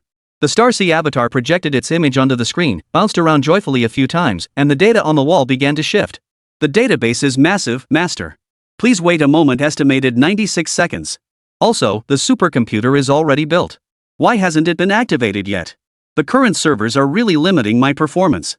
After speaking, it turned its gaze directly toward an elderly man seated in the front row of the conference room. I recognize you. Your records are in my database. Academician Yang, have you come to announce the supercomputer is ready for launch? The elderly man addressed stared in astonishment at the tiny figure projected in the air. Is this our nation's artificial intelligence? Not just a simple big data analytics platform? Others gazed at Shanghai with a mix of excitement, thrill, and astonishment. Though Zhao Shilin had long heard of Starsea's wonders, witnessing this scene still made his pupils contract. His hands clasped tightly together as he struggled to steady his emotions. Shanghai leapt into the air, spinning once mid-flight. Of course it is. What you're describing is merely an information processing module for artificial intelligence. At least in my view, it doesn't qualify as true artificial intelligence. If AlphaGo continues along its current trajectory, it might reach the level you described in about 10 years. But for me, this is fundamental. Master, the data has been located. With that, its form vanished from the air, and the entire wall projected the data. The projection displayed an image of Earth, encircled by 3 layers of chain-like structures. It appeared as though the entire planet was sealed within an unknown chain. This is the true sky mirror we envisioned. Its full name is the Sky Mirror Intelligence Satellite Navigation and Communication System. The entire system encompasses multiple functions. First, it shoulders all responsibilities of conventional satellite navigation and communication systems. Nothing to say about that. Our Beidou system is performing quite well now. Second, it leverages intelligent computing and operational platforms enabled by advancements in smart chip technology. Regarding breakthroughs in artificial intelligence, you've just witnessed it yourselves, and the news has already covered it extensively. No need for me to elaborate further. Following our counterattack, there has been widespread speculation about whether our group holds any other hidden cards. The answer, of course, is affirmative. After several years of development, our group now employs over 70,000 people nationwide. Our annual R&D investment exceeds the market capitalization of many listed companies. If we didn't have something substantial, why would I bother? One such innovation is our AI chip developed from carbon-based technology. I won't delve into the differences between carbon-based and silicon-based chips. You're all professionals, and I won't waste your time. The crux lies in this issue of intelligent computing. Lin Yuan began a detailed explanation of this topic. Generally speaking, satellites perform duties such as communication, navigation, and data transmission by directly relaying received information, acting as intermediaries. However, Lin Yuan and Star Ocean Future Group believe this is far from sufficient. Therefore, the group has partnered with the China Aerospace Science and Industry Corporation and the China Aerospace Science and Technology Corporation to jointly develop this intelligent satellite platform. Each satellite will be equipped with a new computer built on artificial intelligence chips and intelligent computing engines. This platform will function as an intelligent computing hub in space. The primary limitation of current satellite navigation systems is their lack of data processing capability. For instance, capturing a single image or transmitting a large data set requires significant time. This can range from tens of minutes to several days. For instance, the Hubble Space Telescope requires nearly a month to transmit a single cosmic image. Therefore, the plan of these 3 groups is to launch over 3,000 satellites, transforming the entire satellite constellation into an intelligent computing center orbiting the Earth. This is essentially like launching a supercomputer into space. A single satellite, constrained by factors like power systems and size, cannot possess immense computing power. But what if 3,000 satellites are combined? What would that even mean? What level of computing power could be achieved? The entire plan is divided into 3 tiers, represented by the 3 interlocking chains in the projection. Each tier features crisscrossing chains that form bidirectional data links. The lowest tier encompasses orbits ranging from low Earth orbit LEO to medium Earth orbit MEO, spanning altitudes from 160 km to 35,000 km. The middle layer is the geostationary Earth orbit GEO, precisely positioned at 35,786 km. The top layer encompasses specialized orbits including geostationary orbit GEO, sun-synchronous orbit SSO, and inclined geostationary orbit IGSO. These orbits vary in altitude and serve distinct functions. Beyond standard navigation and communication satellites, these orbits host diverse spacecraft including the Gaofen series of remote sensing satellites, meteorological and environmental monitoring satellites, and ocean observation satellites. The entire satellite operation system includes not only pro-Earth rotation satellites that align with Earth's rotation but also retrograde satellites that orbit in the opposite direction of Earth's rotation. This enables global monitoring, global guidance, and global information processing and transmission. Chapter 159, the true supercomputer, the only one of its kind globally. We have a similar internal plan. It seems the Aerospace Technology Corporation has been in communication with you. However, our internal plan isn't on this scale or as comprehensive. Based on what you've said, Director Lin, are we now ready to proceed with implementation? Academician Chen, leading the group, asked curiously.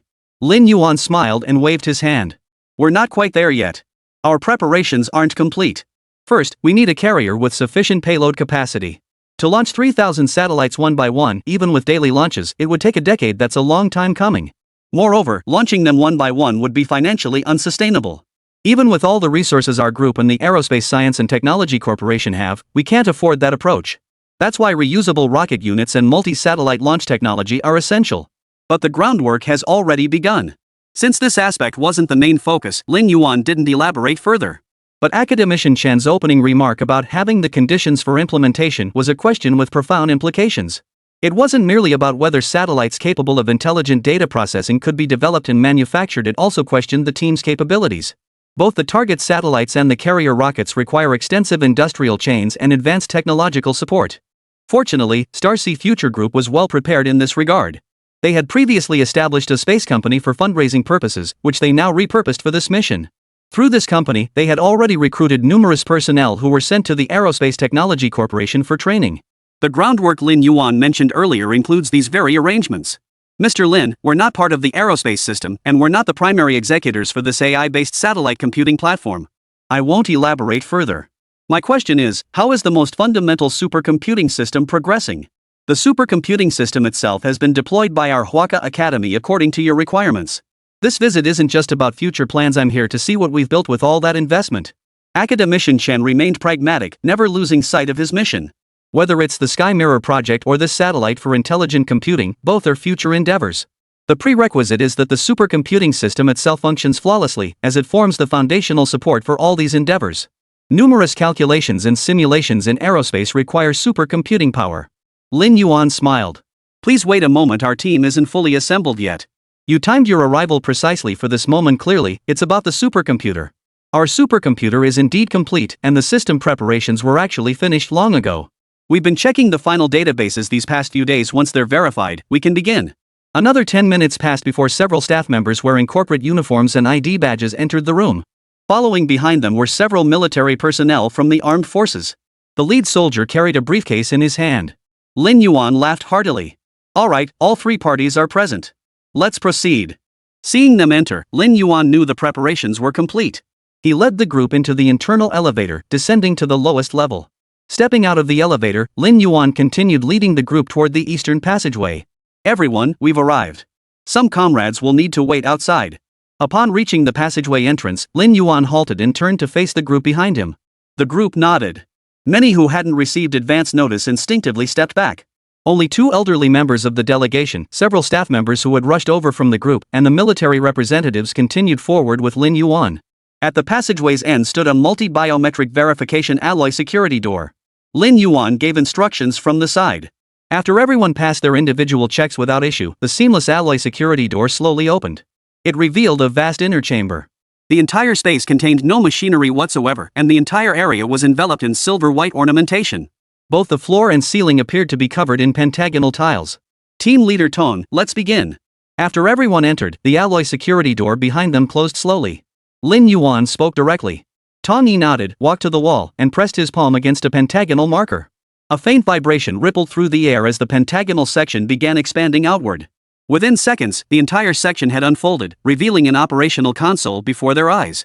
Tong Yi immediately began operating the keyboard, entering a series of keys before pulling a thin card from his pocket and inserting it. Academician Chen, it's your turn. After he finished his operations and stepped back a few paces, Lin Yuan spoke up. Seeing this, Academician Chen instantly understood why he had been given a key and a card before arriving.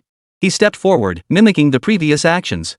The prompt "Please enter verification key" was clearly displayed on the monitor. Academician Chen began typing directly on the keyboard. He then located the card slot in the lower right corner of the console and inserted his team's card. He then stepped back a few paces and looked toward the military representative. Clearly, it was their turn now. The military representative immediately opened the password box, retrieved a card, and walked to the console to perform the same operation. After everyone completed their actions, the quiet space was suddenly filled with the prompt from the Starsea AI. Tripartite key verification confirmed. All levels of authorization data entered and verified. Proceed with final authorization to confirm activation of the Sky Mirror supercomputer.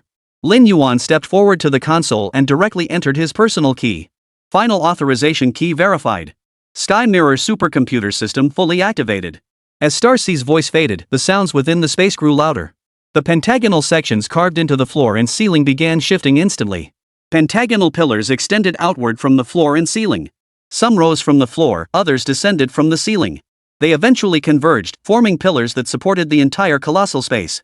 Scanning the vast space, thousands of such pillars were scattered throughout, each at least 2 meters in diameter.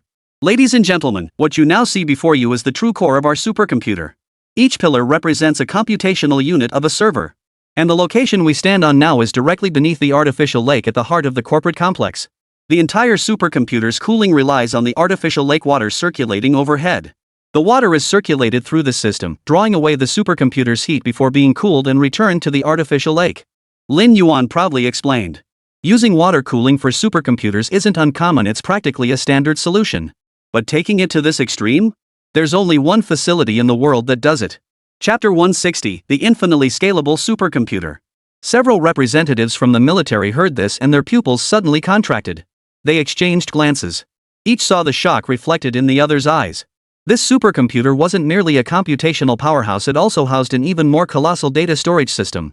It handled and preserved the group's most critical data. These data encompass not only the group's own information but also numerous top-secret military projects. In theory, such a supercomputing center should be top secret. Or rather, its importance could never be overstated. If it were in the military, they'd likely hide it away in some remote mountain valley and surround it with a base. Yet they never imagined Lin Yuan would place such a supercomputing center so openly in plain sight for the entire world to see. Everyone knew there was an artificial lake within the Starsea Future Group headquarters complex.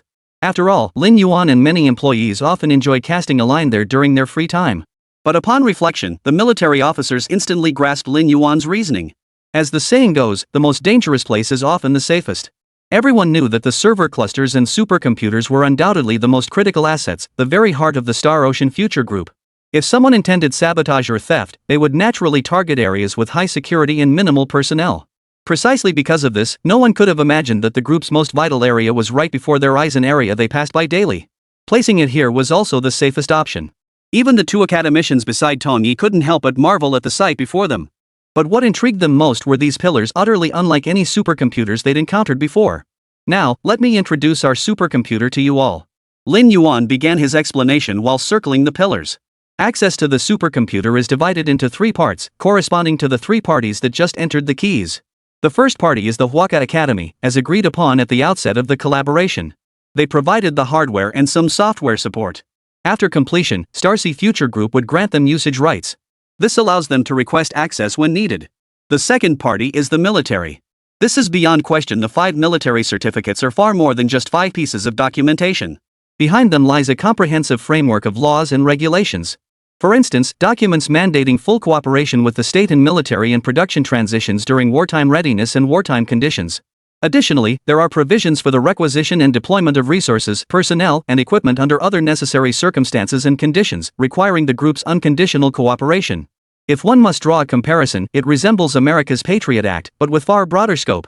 In critical situations, Star Ocean Future Group even possesses the authority to directly access the military's logistics systems to procure all necessary supplies. In return, Star Ocean Future Group must construct dozens of overt and covert material reserve centers across all regions as required. All of these centers must be integrated into the national defense system. In short, regardless of the specific regulations, the sole purpose is to guarantee that when war breaks out, the state and military provide Star Ocean Future Group with absolute security and boundless support of all kinds. In return, the Starsea Future Group must unconditionally cooperate with the state to produce all required materials and equipment. All preparations are made for war, for victory. Therefore, once this supercomputer is operational, the entire internal system of the corporation must be restructured, and the military must be granted access rights. The final party involved is myself. The outside world knows we have 5 laboratories, but they've only ever heard of 4. The remaining one is the Starsea Future Laboratory. Allow me to introduce the person beside you. Tong Yi, one of the leads at the Starsea Future Laboratory's Network Information Engineering Development Lab, specializing in the digital development of neural systems. The individuals behind him are his assistants. In the future, their laboratory will be responsible for the entire Starsea artificial intelligence system of the supercomputer. Lin Yuan smiled warmly as he introduced everyone present. After being formally introduced by Lin Yuan, Tong Yi stepped forward to shake hands with everyone in turn. Good morning, everyone. I'm Tong Yi. Should you have any questions regarding the supercomputer, feel free to reach out to me. Now, let me introduce our supercomputer. Our supercomputer system needs no introduction, it's the Starsea system, which I'm sure you're all familiar with. After all, both of your organizations are clients of our group's systems. But as you all know, a single core system cannot maintain a supercomputer, nor can it sustain the operations of a conglomerate as large as ours. Therefore, in addition to the main system, the entire Sky Mirror supercomputing system is supported by two auxiliary systems. At this point, he turned to address the military representatives. The first auxiliary system is the Neural Intelligence Control System, an upgrade of the swarm-based Intelligent Array Control System. You are most familiar with the Sunlong Generation I. Its swarm-based Intelligent Array Control System was developed by Mr. Lin and subsequently refined by our laboratory. You should be well aware of its specific performance capabilities, right? The military representatives nodded quickly. They knew all too well not only had the system delivered outstanding results in the field, but frontline units had also responded extremely positively. Internally, they had even conducted tests attempting to hack the system to achieve interference and take over objectives. For every spear, there must be a shield, an age-old military principle. Yet in all the years it had been in use, their hacking and interference attempts had never succeeded, not once. Having used it, you should understand the formidable power of the Swarm Intelligence Array Control System. The Neural Intelligence Control System is its upgraded version. It boasts superior performance and enhanced security. The second auxiliary system is the entire Intelligent Management System born from the AI Star C. This Intelligent Management System isn't a single entity, but rather a library of systems. It comprises thousands of diverse system modules and countless functional modules. The Star C system ensures the supercomputer's normal operation, while the Intelligent Management System endows it with intelligence, fully unleashing the capabilities of the artificial intelligence Star C. As for the Neural Intelligent Control System, it endows the supercomputer with infinite scalability. Infinite scalability? Team Leader Tong, please elaborate. Another academician beside academician Chen finally couldn't contain his curiosity. Tong nodded with a smile. By infinite scalability, I mean bidirectional expansion of both software and hardware. The three systems I mentioned earlier are not isolated entities, they are intertwined like strands of a braid, mutually reinforcing each other. Should our supercomputing capacity prove insufficient in the future, or should we require external expansion, we can achieve this directly through the Neural Intelligent Control System. Simply put, all you need to provide is a supercomputer or a server cluster, and we can directly control it through the Neural Intelligent Control System. Think of it like the auxiliary fuel tanks on a fighter jet or the backup generators and battery packs always ready in a laboratory.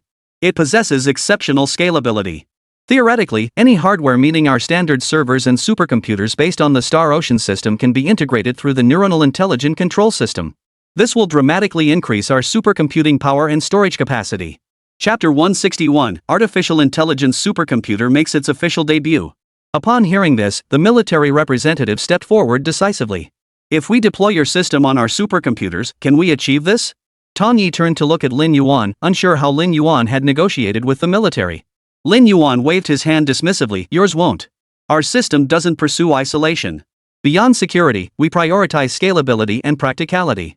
For security, we have AI monitoring the supercomputer's operations, plus over 2,000 personnel across 5 teams in our data systems and software divisions working around the clock to safeguard and refine the system. Plus, over 1,000 personnel at the corporate headquarters monitor it every second of every day. Your military requirements differ from ours. You demand absolute security, stability, and isolation no external data can ever enter. Sometimes, to test new protective measures, we even deliberately open a hole in the firewall to let attackers in for testing. So even if you deploy our system, you'll still make numerous additions, deletions, and modifications according to your own requirements. Lin Yuan saw through it all clearly, and he didn't believe the military would actually deploy their system at this stage. After all, the military has its own supercomputers and independent systems that have been running and refined for years. It would be impossible to abruptly switch to another system. At most, they might replace servers and server systems. As for the associated security protection systems, the underlying architecture of the bidirectional data link, and the most critical information communication command and attack systems, those simply couldn't be swapped out easily. After explaining this, Lin Yuan gestured for Tong Yi to continue the demonstration. Tong Yi nodded and finally pointed to the console. Everyone, remember to take your identification cards with you when you leave. These ID cards aren't just credentials for this authorized access, they're also your credentials for future entry here. I don't know if you plan to return in the future, but this is practically the only way. For future maintenance and updates, we'll access through other channels. There are alternative control consoles available for operation. However, the console you just used is the highest privileged one. Only by entering through this channel can it be operated. As for the detailed layout inside, he didn't know much either. He merely shared what he knew. Academician Chen from the Huaka Academy furrowed his brow slightly. So that means our 2 departments only have these 2 access cards, right? Correct. More would be unnecessary and insecure. Lin Yuan continued, moreover, if you don't need to access this area in the future, these access cards will become useless to you. Should any changes to your access privileges be required in the future, they can be handled directly through our command center. The purpose of the ID cards is to grant you the highest possible access level. This authorization requires the card to be activated and cannot be controlled through the system. It must be said that having a wide network of connections has its advantages. The supercomputer's core hardware and infrastructure were provided by the Huaka Academy, while base construction was handled by the Construction Corps. The entire physical security system, however, was custom designed by a special military department specifically for Star Sea Future Group's requirements. In fact, much of the hardware equipment was procured by the military on their behalf. Numerous security protection designs were assisted by state security agencies. In short, this underwater space has drawn the attention of multiple parties. So while Star Sea Future Group holds the ownership and the ultimate core control lies with Lin Yuan, he couldn't explain the reasoning behind many of the design details and key points. Fortunately, others didn't dwell on these matters either. Academician Chen simply waved it off. We'll leave our card with you. If we need anything, we'll come find you. Now he understood why his superiors hadn't suggested taking the card back. Rather than carrying them around daily with constant worry, it was better to leave them here. In contrast to Academician Chen's cautious approach, the military representative was brimming with confidence. He stepped forward and took his card directly from the control console. Soon, everyone returned to the Sky Mirror Command Center. With the supercomputer officially activated, the migration of systems and data commenced at that very moment. Lin Yuan and the others watched quietly from the rear observation area. Seeing the 100+ personnel in the command center spring into action at the command, Academician Chen asked with concern. Mr. Lin, are you proceeding directly with system installation and data migration? No protective measures needed? Lin Yuan chuckled at the question. The military representative beside him explained with a smile, Academician Chen, you're overthinking it. Both their organization and ours are special units with unique requirements. When necessary, we must be able to activate defensive measures instantly and complete data migration without disrupting normal external operations to ensure security. So it's perfectly normal for Mr. Lin and his team to handle it this way. Lin Yuan nodded in agreement. The so-called protective measures essentially involved creating mirror backups first. But the sheer volume of data held by Star Sea Future Group was beyond description. If they were to create a mirror backup, the backup process alone could take a week. Any unexpected incident during such a lengthy period would be too late to address. Therefore, their approach was to initiate the mirror backup immediately, encrypting the data as it was being copied. With every bit of data backed up, the mirrored data was immediately transferred to new servers. The mirrored data is then compared against the original data. If confirmed error-free, the original data is permanently formatted. The encryption applies to all data not yet mirrored.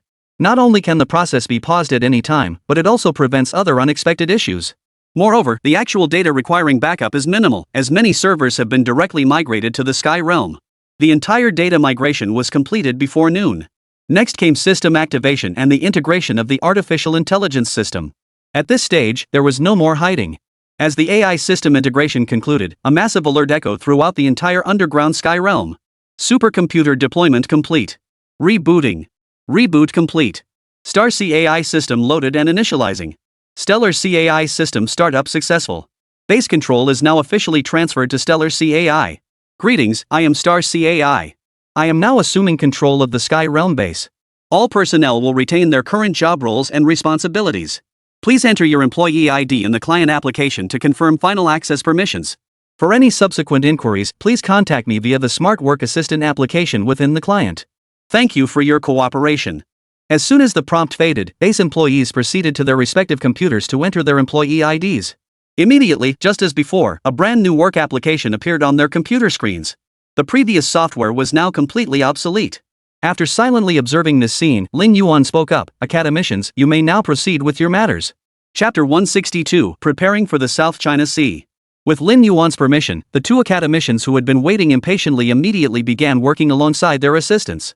They had numerous issues to address concerning supercomputing and artificial intelligence. They couldn't remain here indefinitely. Lin Yuan gestured to the military representatives and led them out through another passageway. By the time everyone emerged from the passageway, they found Lin Yuan had already led them to a specific floor beneath the group's office building. They took the elevator directly to the top floor and entered Lin Yuan's office. Gentlemen, are there any other matters for this visit? After both parties took their seats, Lin Yuan spoke up. He didn't believe they had come merely to deliver an ID card. Moreover, he was certain they weren't here regarding the Section 337 investigation. Though it dominated headlines and sparked heated debate both domestically and internationally, it had no bearing whatsoever on the military headquarters. Mr. Lin, I've been dispatched by higher authorities with two matters to discuss. First, following your report on the drone carrier project, we have dispatched a team of experts to evaluate the initiative. We have reached a conclusion regarding the future development direction of the drone carrier. It must incorporate a laser defense system, and future upgrades should focus on expanding the carrier's capacity to transport more Tsanglong 2 drones. Lin Yuan nodded. He had previously proposed two solutions. One was to double the current capacity of 24 Tsanglong 2 drones to 48. Second, maintain the current carrying capacity but add automated ammunition replenishment modules similar to the vertical launch systems on large destroyers. These two approaches corresponded to distinct operational philosophies. The first option, increasing the number of missiles carried, was essentially a one-wave strategy, leveraging sheer numerical superiority to overwhelm the enemy in a single decisive strike. This elimination includes the enemy's carrier fleet. The second approach, with automatic ammunition replenishment, adopts a protracted warfare strategy. Its primary focus is seizing air superiority and extending air dominance duration. The military chose option 1 not because they deemed air superiority unimportant, but because they possess alternative means. After all, the country possesses 5th-generation stealth fighters and a significant number of long-endurance drones. Thus, Lin Yuan could understand why this choice was made. Alright, I got that. What's the second thing? Since there was a first, there had to be a second. Lin Yuan couldn't help but feel curious. The second thing is, how many drone carriers can you produce by next July? And how many Tsanglong 2s can you produce? The representative posed the second question. This question made Lin Yuan's expression turn completely serious. In July 2016, only one event captured the world's attention. That was the farce in the South China Sea. A farce orchestrated by America, with the Philippines as the sole performer. Compared to this farce, the South China Sea conflict was what truly concerned Lin Yuan. This was precisely why he had decided to deploy the drone carrier ahead of schedule. Though he knew China would prevail, he sought a more resounding victory. Only then could he lay the groundwork for his group's future expansion into international markets. 3 drone carriers can be produced before June, with a minimum of 144 Tsanglong 2 submarines. Beyond fully equipping the drone carriers, each vessel will carry an additional base complement of spare units. The production line for the second-generation Tsanglong has already been secretly activated. Should I arrange for direct delivery to the Southern Theater Command? Though Lin Yuan wasn't certain how the military would respond, the Southern Theater Command's proximity offered clear geographical advantages. Advanced delivery of spare units for replenishment was undoubtedly prudent. The representative wasn't surprised by Lin Yuan's suggestion. He simply nodded and handed Lin Yuan an official document. This is the requisition order. When you need to transport them, just submit a report. Someone will naturally take over the transport mission. Lin Yuan took it and gave it only a cursory glance. Knowing it existed was sufficient for now. It wasn't time to dwell on it. Finally, the year-end large-scale military exercises are about to commence. There will be an Air Force exercise in the Northwest, and the military headquarters has invited you, General Manager Lin, to observe. The representative said with a smile. Air Force? Have you trained the Golden Crows properly? Lin Yuan perked up. Witnessing the exercises firsthand from the ground level would be an unparalleled experience. The invitation to observe must be closely tied to him and Star Sea Future Group, otherwise, his presence would be pointless. He wasn't involved in military tactics or theoretical research. At most, he could observe the Air Force's development and planning to prepare for future drone development. But that wouldn't require attending an exercise. Instantly, Lin Yuan thought of the Golden Crows. The representative nodded. Training isn't quite the right word, it's more that they've adapted sufficiently. This test will activate the AI combat system to compare performance between autonomous flight and operator control. This also pertains to certain operations we'll undertake next year. We've already conducted several exercises with ground operators, so we have a clear understanding of the situation. Understood. I'll await further notice. Lin Yuan agreed readily. After seeing off the delegation, Lin Yuan boarded a flight to the capital that same day. By the time he arrived in the capital, evening had already fallen. Without pausing, Lin Yuan headed straight to the data systems company. During the journey, Lu Kai began briefing Lin Yuan. Mr. Lin, there's an issue with the Starlight Intelligence subsidiary. Should we relocate the company after taking it over? Starlight Intelligence's current leased office space is insufficient. New clients have nowhere to go and are all coming to our company. Lin Yuan pondered thoughtfully and asked, which organizations have transferred over?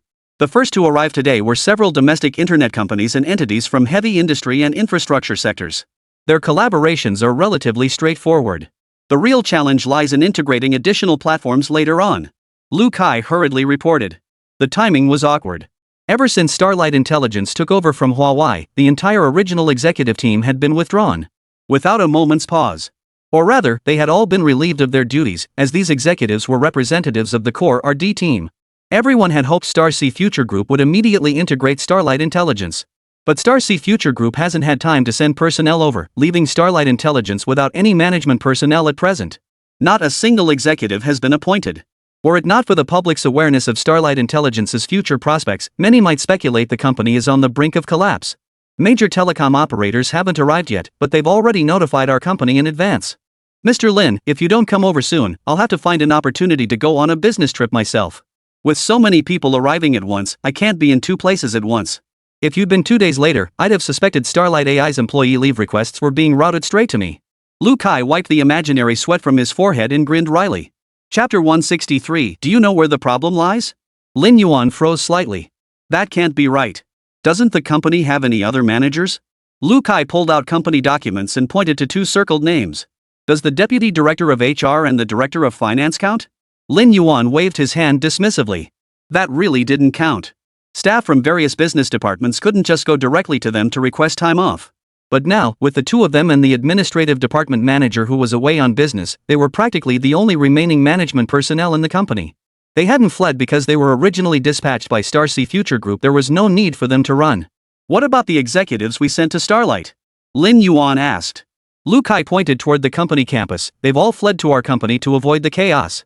Starlight is practically in a state of strike right now. HR and finance have requested paid leave for employees.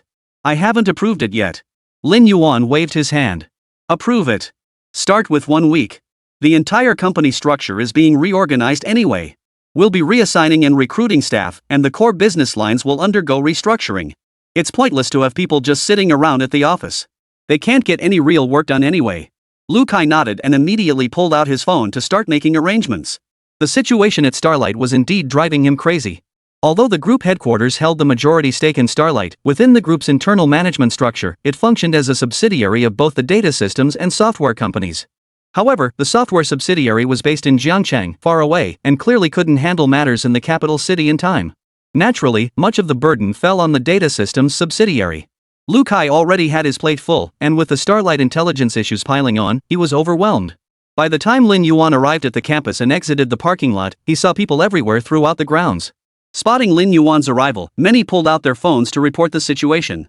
There you go, this is the current situation. Be prepared, Mr. Lin. Lu Kai gestured toward the crowd by the roadside making calls. Just the ground floor was this crowded, the upper floors must be even more packed. As Lin Yuan and Lu Kai entered the lobby, those who had been seated below rose to greet him. However, Lin Yuan recognized almost none of them. When Lin Yuan pushed open the conference room door and stepped inside, he was startled. The conference room, which could accommodate over 100 people, was now completely filled. Lu Kai spoke first. Everyone, I've brought Lin Yuan back. We had a chat on the way. Starlight Intelligence is currently nearly paralyzed due to the unreliable actions of certain entities, so the integration will have to wait a bit longer. As he spoke, Lu Kai deliberately glanced in the direction of the leadership from the Software Institute of Huawei 2012 laboratory. He was clearly accusing them of moving too fast. But the Huawei side pretended not to notice, appearing perfectly at ease. The other companies watched the scene with smiles, none of them blaming Huawei for moving too fast. For them, the sooner the company arrangements are finalized and the sooner they can begin formal work, the sooner their handover process can commence. Starting tomorrow, Starlight will be entering administrative leave. It's expected to last about a week. During this time, we need to vacate another office building within the campus and complete the relocation. Lin Yuan then spoke up. We can discuss your proposed collaborations with us first. Although Starlight won't officially start operations for a few days, the integration platform and processes are already in place, and the SDK integration is pre-prepared. The original setup was prepared for Huawei, but we can adapt it for everyone's integration. However, integration requires activating Mengxi Enterprise Edition. We will provide this edition free of charge to all partner companies, though familiarization may take some time. Though Lin Yuan was still unclear about these individual specific demands, the foundational integration steps were non-negotiable. As for which modules and features to integrate, that would depend on the scope of each partnership. After explaining this, Lin Yuan briefly categorized the requests and began one-on-one discussions with representatives from various industries, prioritizing easier tasks first. The meetings stretched into the evening. While the earlier sessions went smoothly, the final group internet companies proved the most challenging. The earlier companies were all in physical manufacturing. Often, when they presented an idea, Lin Yuan could immediately grasp their needs. After all, Star Sea Future Group had built its foundation on manufacturing, creating a strong common ground in this sector. Many were even existing clients or partners of other Star Sea Future subsidiaries, making communication smooth since they'd collaborated before. But when it came to the internet companies, the difficulty level shot up considerably. The two companies present today were internet industry giants. Their business operations spanned an enormous range, covering virtually every industry. They brought not only their own company's requirements but also those of other companies they had invested in. From my perspective, your requirements are quite similar. We can provide customized module integration services. We can even develop new features based on your requirements, though the specific integration process would be quite complex. You have not only your own corporate departments, but also subsidiaries and various invested companies. So how do you plan to handle this? Lin Yuan smiled warmly at the two groups before him. Although today's attendees were all key figures, neither of the two Ma CEOs had shown up. Lin Yuan suspected this was to avoid awkwardness, though both had separately called him en route to apologize. Present now were the senior vice presidents of both groups. Our company intends to acquire a stake. I understand you're open to this, right, Mr. Lin? Deng Zhenghong, the vice president from the Penguin side, asked. Lin Yuan nodded. We are indeed open to investment. You should be aware of our requirements, correct? I heard from Huawei that it can't be pledged to foreign investors, correct? Shang Jinfeng, vice president of Ali, inquired. Lin Yuan nodded. Deng Zhenghong appeared confident. Their company had the funds, and Lin Yuan's restrictions on Starlight Intelligence shares were practically meaningless to them. They wouldn't pledge it anyway, and they were actually quite interested in acquiring shares from other companies. As for the qualifications to invest, his company had them in spades, and he was confident the application would be approved. But the situation across from him was a different story. Because that person's words and actions had already crossed some red lines and was currently facing investigations. Although Deng Zhenghong didn't believe higher-ups would block them from entering the new era of artificial intelligence, for internet companies, even a year or two of delay could be fatal. Though his face remained expressionless, he was nearly laughing out loud inside. Shang Jinfeng nodded. We can accept that. But the equity application requires approval from multiple ministries. You've surely heard about our company's recent situation, Mr. Lin? Lin Yuan desperately wanted to feign ignorance, but pretending otherwise would be insulting. Finally, he nodded helplessly. I know. But the question is, do you know where the problem lies? Shang Jinfeng's face twisted into a pained expression as he hesitated, then after a long pause, only a low sigh escaped him. Chapter 164, Interception Midway. There is no perfect system in this world, nor is there a perfect individual. Every nation's system is essentially an exploration. An exploration that balances development with tolerance for error. And this exploration is shaped by a nation's unique circumstances, its culture, ethnicity, people, history, and more. You can't see things clearly unless you've been in that position. If someone expresses what they believe to be correct opinions without clarity, especially if that person wields significant influence, problems can easily arise. If that person also has ulterior motives, the consequences are even more severe. Haiti's political system mirrors America's. They even copied American laws directly, yet Haiti is utterly rotten to the core. Liberia is the same. But what that country is like you should go see for yourself sometime. Lin Yuan paused, then shared his thoughts. But he emphasized that this was merely his personal opinion on the matter. Moreover, by voicing it, he effectively closed the door on Shang Jinfeng's attempt to ask him to intercede. I'll push for the investment. Regardless, the company's growth, the industry's progress, and national development must always come first. But regarding the situation your colleague faces, I'm afraid I can't help with that. Our cooperation with the government is strictly limited to commercial and technological matters. I've always been close to the government but distant from politics. Lin Yuan felt no need to hide his stance. After all this time, the higher-ups had seen through it. Being close to the government meant Lin Yuan, Star Sea Future Group, and all levels of local government maintained excellent relations. Wherever cooperation was possible, both sides would strive to make it happen.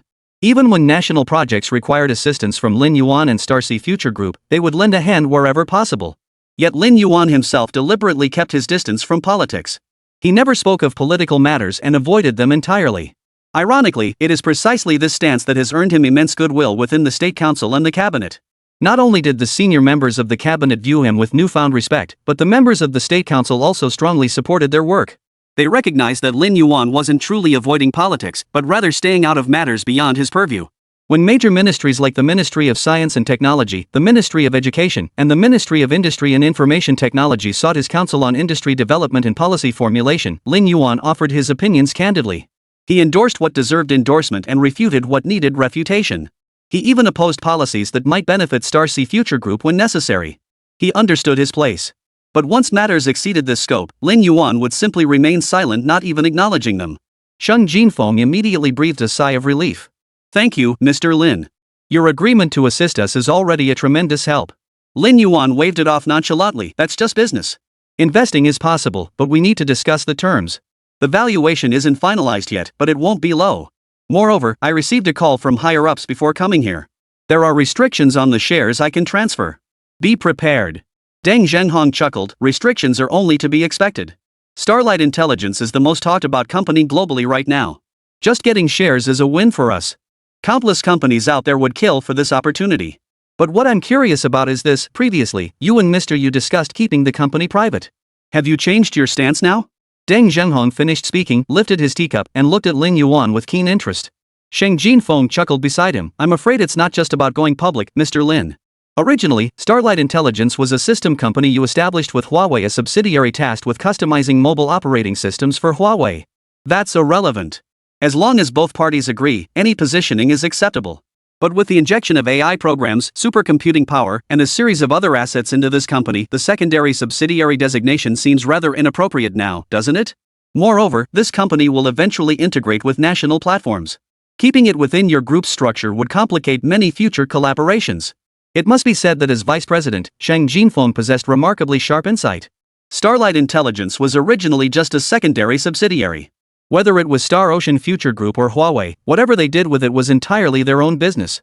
Whether it's supercomputing or artificial intelligence programs, in a sense, they are state-owned assets. These are assets that China absolutely will not allow to be lost. Domestically, it could reside in any company, provided it is utilized effectively and supports the development and cooperation of all parties. The state would have no objection. But precisely because of this special nature, Starlight Intelligence is unsuitable for integration into the existing structure of Star Ocean Future Group. To establish a national-level platform partnership, state-backed capital must inevitably be injected. Not to mention the myriad administrative handover and coordination issues routing everything through the group headquarters would severely compromise efficiency and autonomy. Therefore, Shang Jinfeng's argument holds considerable merit. Supervisory authorities must inevitably spin off Starlight as an independent entity. It must achieve full independence in administration, finance, management, and legal affairs. While Star Ocean Future Group retains its shareholding, the company itself must operate autonomously. Many management systems can no longer be centralized within the group. Lin Yuan poured tea for both men. Exactly. That's precisely why I rushed over this time. Both you and President Deng are correct, Mr. Shang. The main issue is that there are numerous matters to address. Your company's collaborations and integrations are temporary. Whether it's 1 year or 2, there will always be a completion point. But many government project platforms have no such endpoint.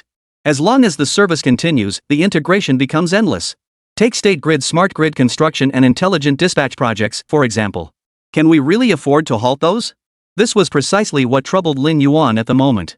Deng Zhenghong set down his teacup, took a document from his assistant, and handed it to Lin Yuan. This is the letter of intent we signed before your arrival, Mr. Lin. We'll await your confirmation on the specific cooperation details. Sheng Jinfeng promptly produced his own copy of the agreement and handed it to Lin Yuan. Early the next morning, Lin Yuan had barely stepped out of the hotel when he was intercepted by someone approaching from across the street. Mr. Lin, your destination has changed. Before the person could approach, Lin Yuan's security detail immediately surrounded him. The man presented his military ID, then handed Lin Yuan a document. Mr. Lin, let's go. We're heading to a new location. We'll discuss it on the way. Lin Yuan nodded, followed the man out of the hotel without a word, and boarded a vehicle heading straight for their destination. On the way, Lin Yuan opened the documents in his hand and was utterly amazed by the groundbreaking ideas and designs within. Chapter 165, The Unmanned Bomber Feasibility Study. Typically, any project undergoes a feasibility study phase before development begins. Participants in the demonstration included various military departments, RD units, and upstream and downstream supply chain companies. The military provided requirements such as operational specifications, environmental conditions, and strategic objectives. Research and development units then determine their own design requirements based on these specifications and assess the status of technical challenges.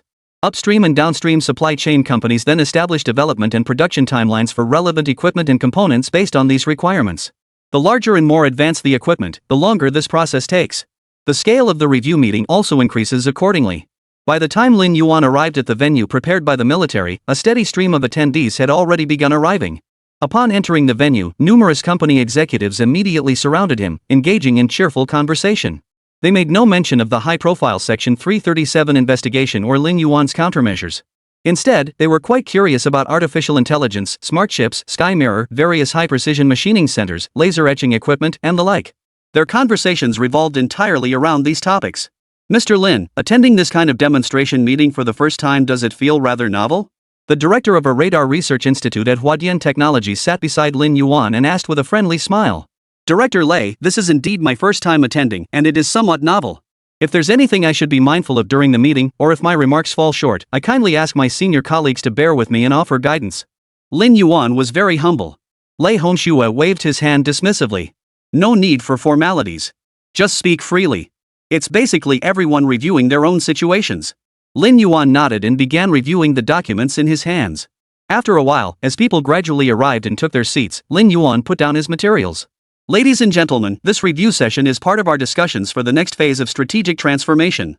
Today's focus is on the Air Force's bombers, unmanned aerial vehicles, and radar optical systems. Let's start with the bombers. The leader finished speaking and immediately projected a document onto the large screen.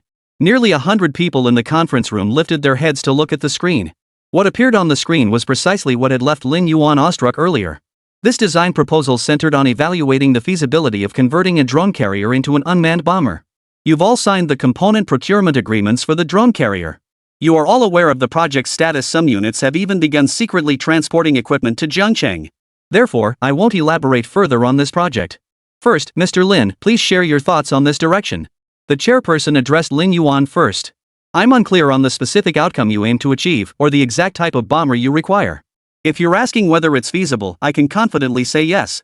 My concerns lie in two areas: positioning and design. Regarding positioning, what kind of bomber does the military actually want from this unmanned bomber? If it's simply a matter of needing an unmanned bomber, that's manageable, we can cobble one together somehow. But if the goal is a high-payload intercontinental bomber, that's a different story. Taking the 6 Grandmaster as a benchmark, its maximum payload is 15 tons, potentially reduced to 9 tons for specialized missions. Does our unmanned bomber need to be below or above that? Second, regarding design, do we require stealth capabilities? If stealth isn't required, partial stealth modifications will definitely be implemented, along with applying stealth radar absorbing coatings. If stealth is required, there's a difference between omnidirectional stealth and full-spectrum stealth. It depends on what the military wants. What I can confirm is that the drone carrier platform has sufficient redundancy at the platform level, providing ample room for modification and flexibility. You can modify it however you want. Attending such a meeting for the first time, Lin Yuan took it very seriously, choosing a cautious approach in his remarks. Since they were discussing the drone carrier, its underlying architecture and core technologies would undoubtedly be based on this concept. Lin Yuan understood the military's reasoning. The drone carrier's range was ample, and its engine thrust was sufficient. In certain respects, deploying the Sanlong 2 drones was no different from launching missiles. Both deliver weapons to designated airspace. From this perspective, at least in terms of non-weapon system configurations, the differences between the two were minimal, or rather, they shared certain commonalities. The project lead was quite pleased with Lin Yuan's response. Then we'll stick to our usual practice. Everything will be done to the highest standards. Full spectrum stealth, 12,000 km intercontinental range, and a standard payload capacity of 2. Standard main bay capacity, 18 tons. Maximum payload, 27 tons. How does this standard sound? Lin Yuan paused for a few seconds after hearing this, not responding immediately. Instead, he looked around. Where's the paper and pen? The officer in charge quickly interjected. Someone, prepare paper and pen. A soldier standing in the back row promptly placed paper, pen, and drafting tools like a technical ruler before Lin Yuan. Lin Yuan took them and immediately began working. The supervisor, hands clasped behind his back, strolled leisurely to stand behind Lin Yuan, watching intently as he drew. He drew for over 10 minutes.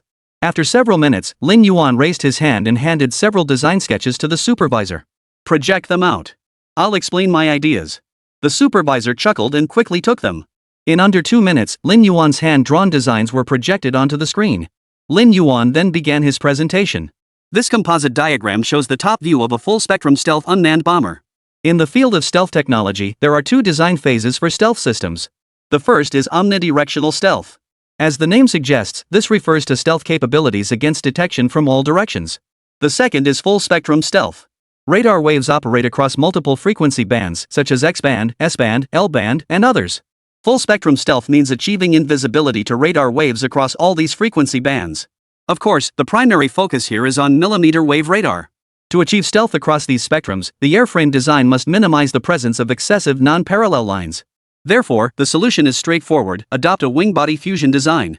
This gives the entire aircraft a flying wing-like appearance. Yet internally, there are significant differences. Another design sketch shows the belly of the unmanned bomber, clearly featuring an internal weapons bay.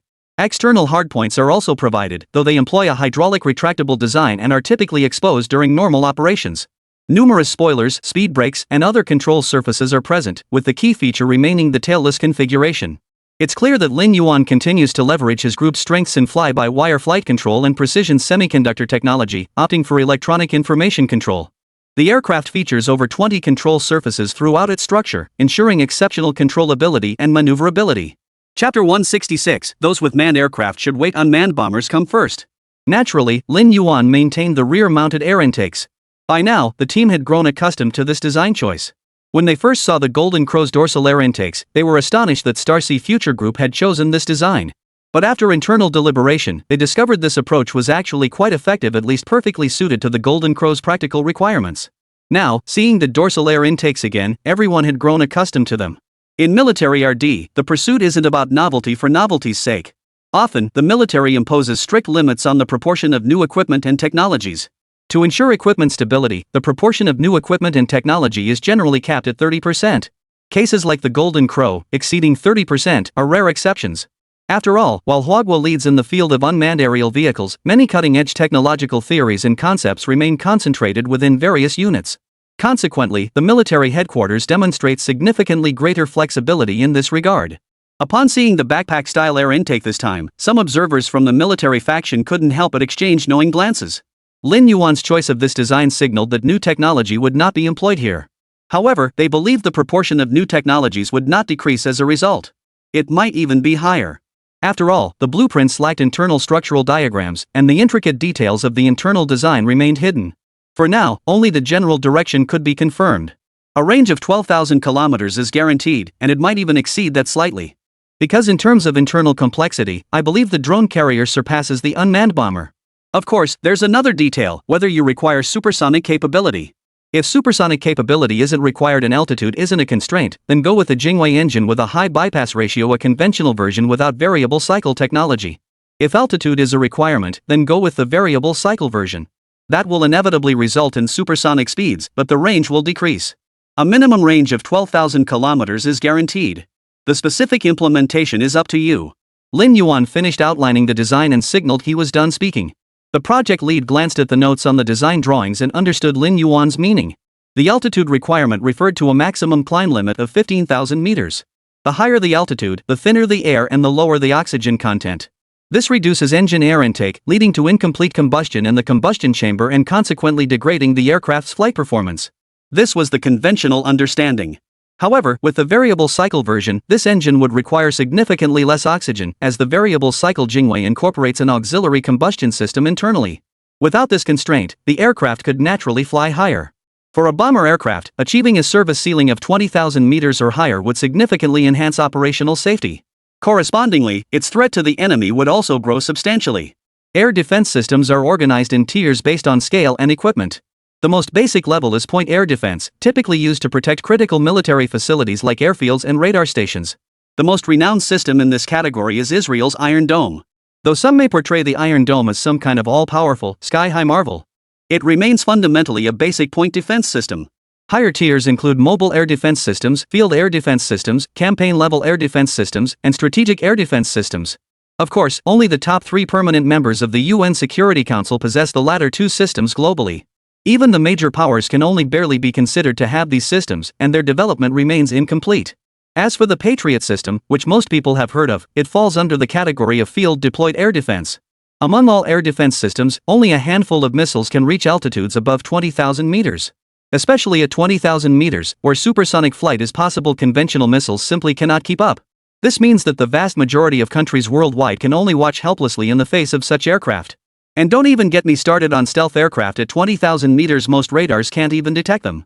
If we can achieve the best, we will certainly pursue the best. The project lead waved his hand decisively, sealing the decision. Lin Yuan nodded, then asked with a hint of confusion, "What about the H-20? What are your plans for that? It should be ready by now, shouldn't it?" Seeing Lin Yuan bring up this project, the manager smiled faintly. "No rush. Let's wait a bit longer. Previously, our urgent demand for a new bomber stemmed from our critical need for airborne strategic nuclear deterrence and long-range firepower projection capabilities. But now that we have more options, we're less pressed for time. Whether the strategic bomber arrives a day earlier or later doesn't affect our nuclear deterrence capabilities. No one would dare start a nuclear war anyway. Of course, the main reason is that so many new technologies have emerged, forcing us to scrap our original bomber design. Take your rear-mounted air intake design and new engine, for instance. They offer significant benefits for our bomber design. Your Golden Crow design just passed internal validation, and our bomber team immediately took a liking to it, especially the high bypass ratio engine. Beyond that, there are new alloy materials, an entirely new fly-by-wire control system, gallium nitride radar components, and so on. Truthfully, if we absolutely must proceed, the new bomber could be developed. But it's unnecessary. We don't want it to be obsolete the moment it's released. Fighters can undergo iterative improvements through multiple batches and high production volumes, but bombers are too costly to produce in large quantities. Iteration under these conditions would be prohibitively expensive. Of course, we do need a bomber to counter external threats, at least to deter certain nations from reckless actions, so we plan to prioritize the unmanned bomber project. To buy more time for the manned bomber. Lin Yuan paused slightly upon hearing this. Wait a minute. This rhythm feels so familiar. Isn't this the same story as Third Brother's Glorious Fighter and the Arjun tank? Both projects dragged on for decades, only to end up as complete oddities. Apart from being prohibitively expensive and utterly useless, they had nothing but flaws. But then Lin Yuan thought again there was a difference. China clearly prioritizes the latest technology, not because it can't produce it. India, on the other hand, seems to blindly chase the newest tech without regard for reality, fixated solely on specs. China's technological development has now outpaced its planned trajectory. Therefore, it would rather halt and replan than proceed blindly. Alright, we have no issues with that. Lin Yuan agreed immediately.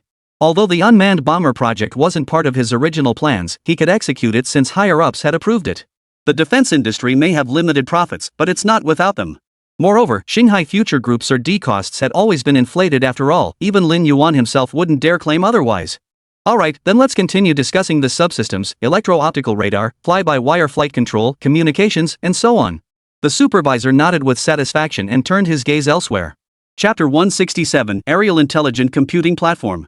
As the discussion moved into the radar, optoelectronics, electronics, and weapons systems segments, there was little left for Lin Yuan to contribute.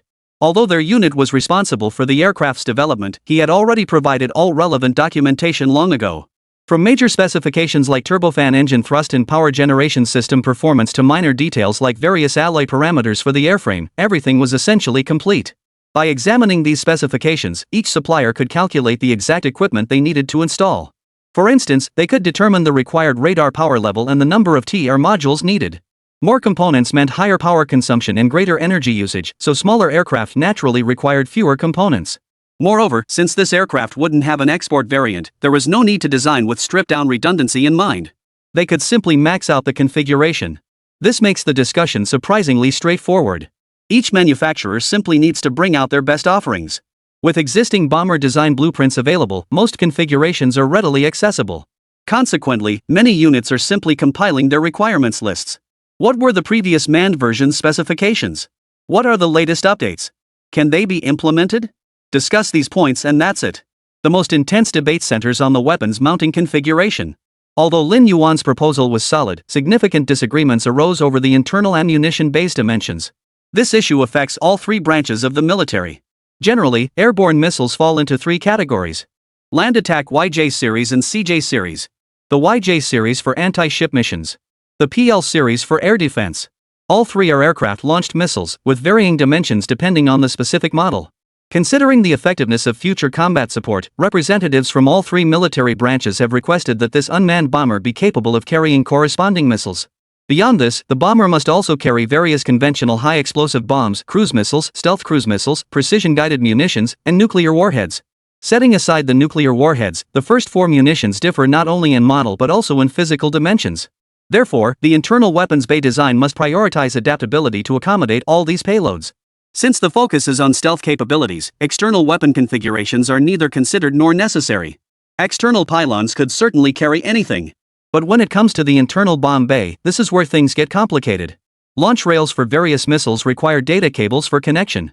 The unmanned bomber must receive data via a two-way data link system, then transmit the data to the missile through the cable connecting the airframe to the missile on the pylon. Only then can the missile lock onto its target after launch. But conventional bombs don't require this, so the pylons are designed differently. Yet, to accommodate missiles, standard bombs cannot be used, which is problematic. Conventional bombs remain the most cost-effective operational solution and the optimal method for conducting fire support. This capability must not be abandoned. Thus, representatives from the three military branches engaged in a heated debate over the internal base dimensions and bomb types. After 10 minutes of heated debate with no resolution in sight, the representative from the general staff turned to Lin Yuan. "General Lin, put down your teacup. The show's nearly over, it's time to share your thoughts. You've heard our requirements clearly enough. Don't tell me you have no solution." Lin Yuan chuckled softly, setting down his teacup before replying. "There is a solution. We can adopt a modular design, incorporating a detachable mechanism for the internal magazine's mounting bracket. But there's one prerequisite: you must tell me the largest dimensions of the weapons you intend to carry, including nuclear warheads. Regardless of yield or size, we need millimeter-level precision. Additionally, the data interface locations for all missile models to be mounted must also be precise to the millimeter. Then we'll create the detachable modular design based on the data you provide. The inconvenience for you will be needing to swap out the pylons before missions. This won't be super quick, but we should be able to keep it under 15 minutes. Does this meet your requirements?" The representative paused, then turned to the representatives of the three services. "What do you think?" The Army representative spoke first. "I have no objections. Due to the nature of warfare, the Army is either the first to engage or calls in bombers for fire support. They have ample time to prepare. The other two branches faced a higher likelihood of sudden emergencies, leaving them less preparation time. If the Army had no issues, the other branches certainly wouldn't either. Conventional bombs are designed for ground targets, primarily used by the Army. If they're ready, the other branches won't be an issue either. Moreover, once unmanned bomber production ramps up, some can be specifically allocated to the Army for ground attack missions, eliminating the need to rush into changing weapon pylons. As long as they meet the general requirements." With the first design discussion largely concluded, the second design discussion commenced. Lin Yuan's remark about their concept being mind-blowing stemmed primarily from this design.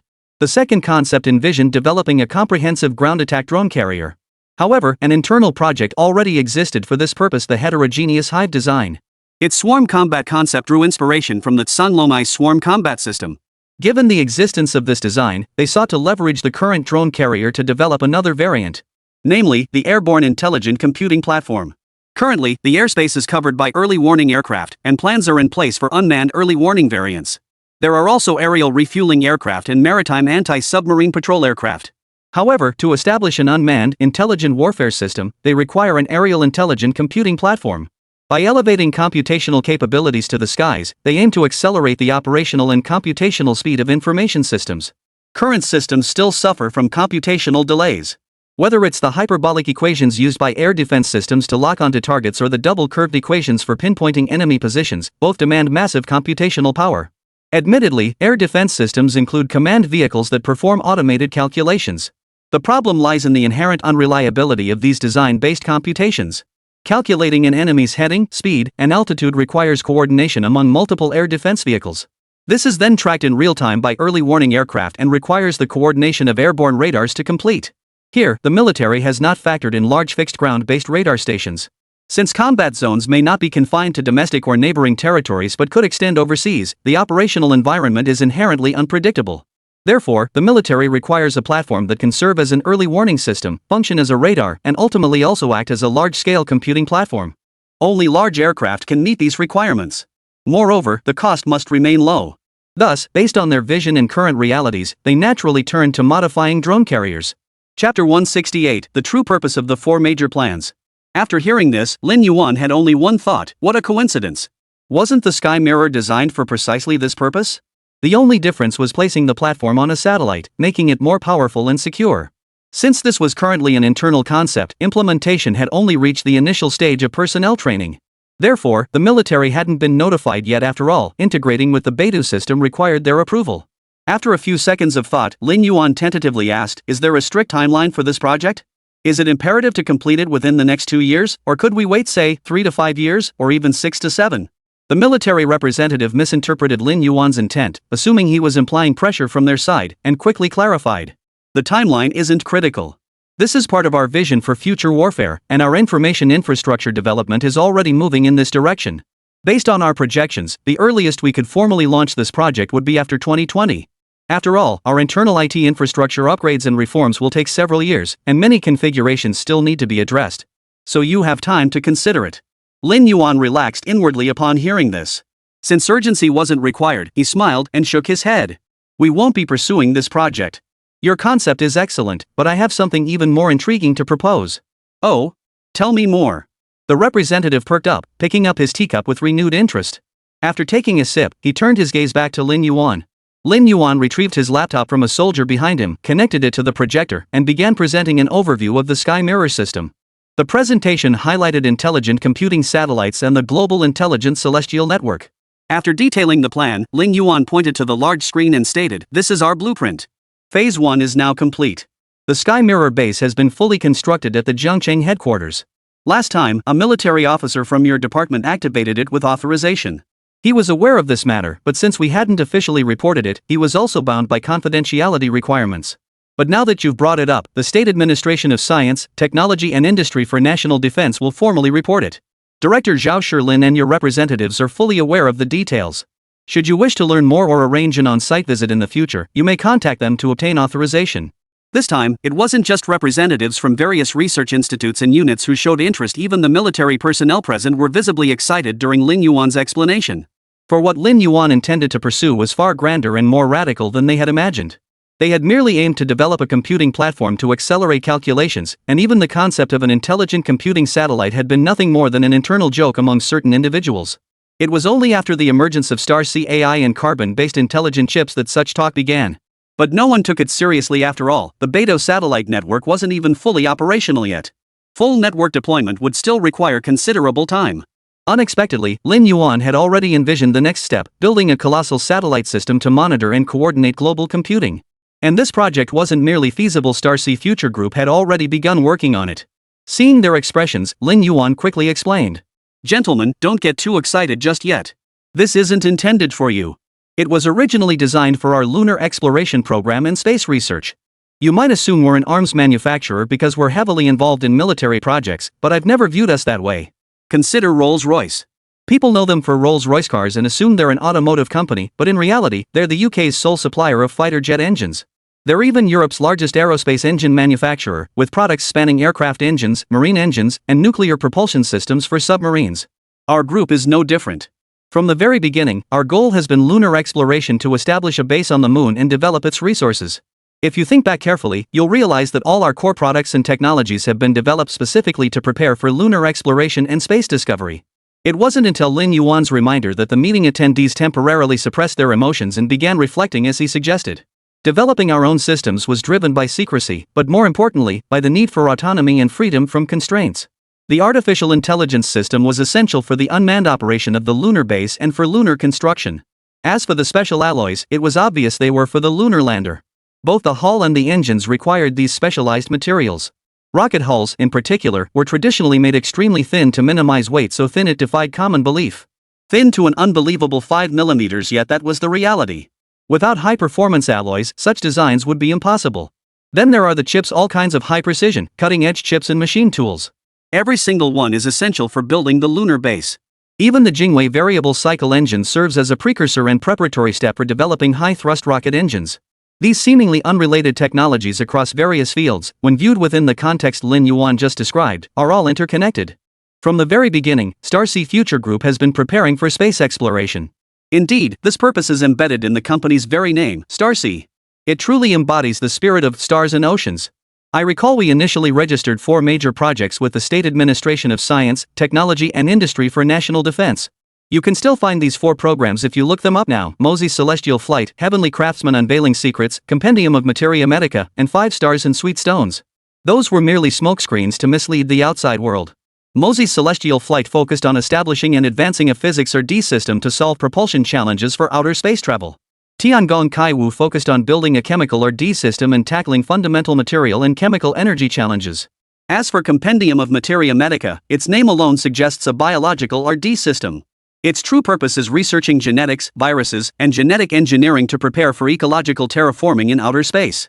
The 5 Stars and Gonshur project, meanwhile, concerns the construction of an outer space exploration or D system. The Sky Mirror is a product of this initiative. Initially, we intended to name them Mechanical Ascension, Energy Storm, Life Oasis, and Space City. But because the names were too revealing and could have caused significant repercussions, we changed them. But while the names changed, the objectives remained entirely unchanged. Otherwise, why did we name the shell company we established for fundraising Star-C Future Aerospace Technology Company, Limited? Chapter 169, These are the talents Lin Yuan aims for. Mr. Lin, you're being too formal. Let's say the cost of launching one satellite is 1 billion yuan. To launch 3,000 satellites, you'd need 300 billion yuan. And that's just to keep the aerospace company operational. If we follow your logic, you'd need your own launch sites and rockets too. The entire setup would easily cost over 500 billion. Setting other factors aside, wouldn't it be extremely challenging for your company alone to shoulder that 500 billion yuan cost? How much does your group earn annually? How many years would it take you to achieve this goal? But if we help shoulder the burden and everyone here chips in a little, pooling our resources could make it feasible. The representative spoke with unwavering confidence. Given the scale Lin Yuan described, it was clearly beyond the capacity of any single group to handle alone. It would require leveraging collective strength and mobilizing the entire nation to achieve this objective. Therefore, the military had no objection to securing the largest share of the benefits. After all, Lin Yuan and his group sought a communication and positioning system, while the military required surveillance and computational capabilities. Their interests didn't overlap. Moreover, the attendees weren't fools. Lin Yuan was doing this precisely to bring all parties on board, otherwise, he wouldn't need to build this satellite computing platform. They could simply develop their own satellites and launch them into space. With so many satellite research institutes domestically, adding Star Sea Future Group wouldn't make them any fewer. And companies launching commercial satellites aren't exactly rare. One more player is perfectly normal. Lin Yuan nodded frankly, admitting, right, this was prepared for you all. We have no interest in the secrets of various countries' militaries. Even where their aircraft fly holds no significance for me. Bringing you all on board is purely to achieve greater success. The representative hummed in acknowledgement. So what's the current status? Are there any specific issues with the progress? Lin Yuan considered this. Actually, there is an issue. The company is already preparing. Many people have begun recruitment and covert training. But regarding our base, while progress is on schedule, it'll be tricky if you need it sooner. The Northwest Research Institute is the secret base we prepared. It will also serve as our future space launch center. But the base construction is currently under your engineering corps' responsibility. You should be well aware of the actual progress there. When it becomes operational depends entirely on your construction timeline. After that, Lin Yuan said no more. In truth, construction at the Northwest Research Institute had always proceeded normally, with no delays whatsoever. He wasn't particularly concerned either. According to the original plan, the facility wasn't scheduled for handover until the end of 2016. That meant there was still a full year left, which perfectly aligned with the group's expansion requirements in terms of scale. However, if the military urgently needed certain projects completed, then naturally more manpower and resources would have to be allocated to the construction. The representative didn't elaborate further. Their priority now is certainly not to pressure the construction corps to accelerate the pace, but to obtain all documentation for the Sky Mirror project at the earliest opportunity. They also needed to confirm progress issues with the Aerospace Technology Group. Only after these matters were settled could they discuss the base construction schedule. 2 days after the symposium concluded, Lin Yuan arrived at the Ministry of Commerce as originally planned. Director Lu Jingwan had been waiting for him in the lobby since early morning. As Lin Yuan entered, Lu Jingwan promptly stepped forward to shake his hand. I've been waiting for quite some time, Mr. Lin. I must say, you're in high demand. The moment you arrived in the capital, everyone started competing for your attention. Lin Yuan laughed it off, choosing not to dwell on the matter. Instead, he inquired about the current situation. The Section 337 investigation has been suspended since our countermeasures. But I've received word from the Morgan family that they intend to negotiate with us. While we won't back down, I'm still unclear on their specific negotiation terms. Have you received any updates yet? Lu Jingwan nodded. We've received updates from the European and American divisions. Let's go in and discuss. Upon entering the conference room, Lu Jingwan placed a document before Lin Yuan. This compiles the latest developments from all parties and some media perspectives we've gathered so far. Based on the current consensus of all parties, their stance appears to be quite firm. The focus is primarily on new energy, biopharmaceuticals, semiconductors, and other sectors. Lin Yuan raised an eyebrow. No mention of artificial intelligence. Looks like they're still afraid after all. Lu Jingwan wasn't as optimistic as Lin Yuan. They'll definitely target your recent efforts in areas where they hold the advantage. Our primary concern now is potential conflicts arising from your activities in these areas. Such a scenario could negatively impact your global expansion. Their influence is particularly strong in Europe, which could also impact our nation's diplomatic relations. Lin Yuan nodded in agreement outwardly, but inwardly he couldn't help but chuckle. What does impact our diplomatic relations even mean? It clearly refers to potential obstacles in expanding our international influence and sphere of power. So what changes do we need to make? Or should we engage in negotiations with them? Despite his suspicions, his attitude remained sincere. After all, he wasn't particularly knowledgeable in this area. Unlike major ministries, which had teams of experts analyzing the situation behind the scenes. Lu Jingwan shook her head. No changes are needed, but negotiations are definitely required. Our original intent wasn't to provoke conflict, but to cooperate. Replacing conflict and confrontation with cooperation. Put simply, we must show our sincerity, and they must show theirs. The current situation favors us. With each passing day, our strength grows, and the shifts in the commercial landscape expand further. They can't afford to wait. By comparison, Huawei is indeed firmly in the driver's seat. Breakthroughs in core domestic technologies can now support numerous related industrial chains. Achievements in fields like artificial intelligence, high-precision machine tools, and semiconductors can drive progress from individual points to interconnected lines and then across broader areas, though scaling up requires time. Moreover, every department is aware that a major battle lies ahead next year. Only after overcoming the hurdle of next July can many issues be fully resolved and numerous plans formally initiated. But that time hasn't come yet. Lin Yuan nodded, having only shared his thoughts with Lu Jingwan. So-called cooperation is nothing more than a mutual exchange of interests. I share my meat with you, but you must let me have a taste of the meat in your bowl.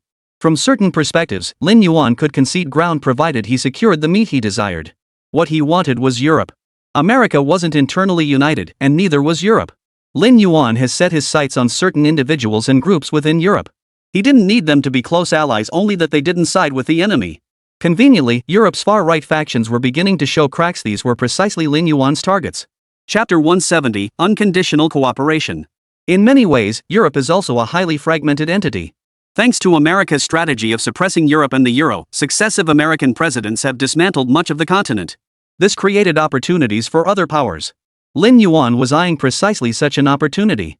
He didn't harbor any illusions about the relationship between the two sides being particularly harmonious. That was simply impossible. But as long as business could proceed normally, that was sufficient. After concluding discussions with the Ministry of Commerce, news arrived from the military headquarters. The head of the construction core building company arrived. The moment he saw Lin Yuan, he pulled out a thick stack of documents and began flipping through them, explaining the project's progress. Lin Yuan paid little attention, mostly nodding in agreement.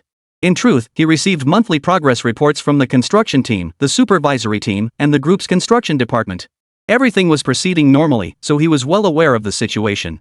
The construction company representative knew this too. He was essentially briefing the generals present at the military headquarters. The military had summoned him specifically to get a clear update on the timeline. Previously, the military headquarters hadn't been in a hurry, but now something must be coming up on the agenda. Judging by the construction status of the Northwest Research Institute, the above-ground structures were secondary. The main focus was on the extensive underground facilities.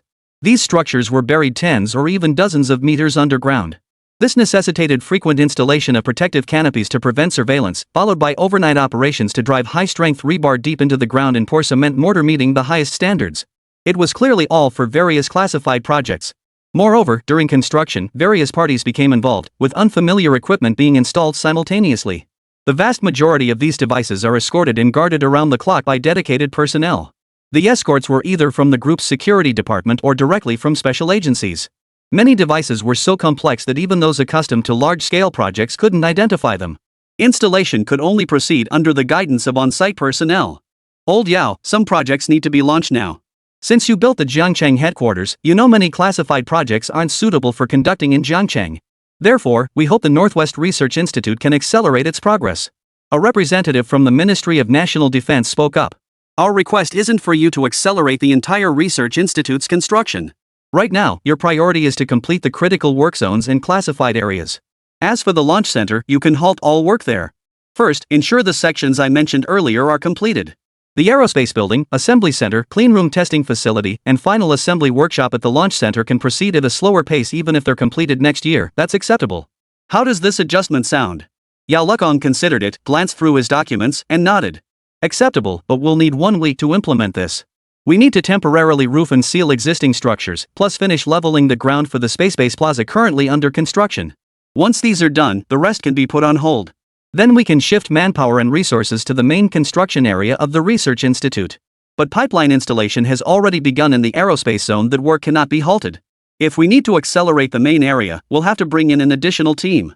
The main construction challenge isn't in the building itself, but in installing all the equipment. While we've participated in numerous large and medium-scale domestic projects and encountered many types of equipment, this situation is particularly challenging. We've never encountered many of the equipment units from Shanghai Future Group before. The suppliers haven't even provided names or model numbers. We're entirely reliant on their personnel for guidance and our own trial and error approach. The critical issue is that this equipment appears highly sophisticated, and our construction precision often demands accuracy down to the centimeter and millimeter level. Regarding the construction challenges, Yao Lukong was straightforward. He neither exaggerated nor deliberately concealed anything, presenting the facts as they were. The Ministry of Defense officials turned to Lin Yuan, their eyes seeking confirmation. Lin Yuan nodded. Mr. Yao's description is accurate.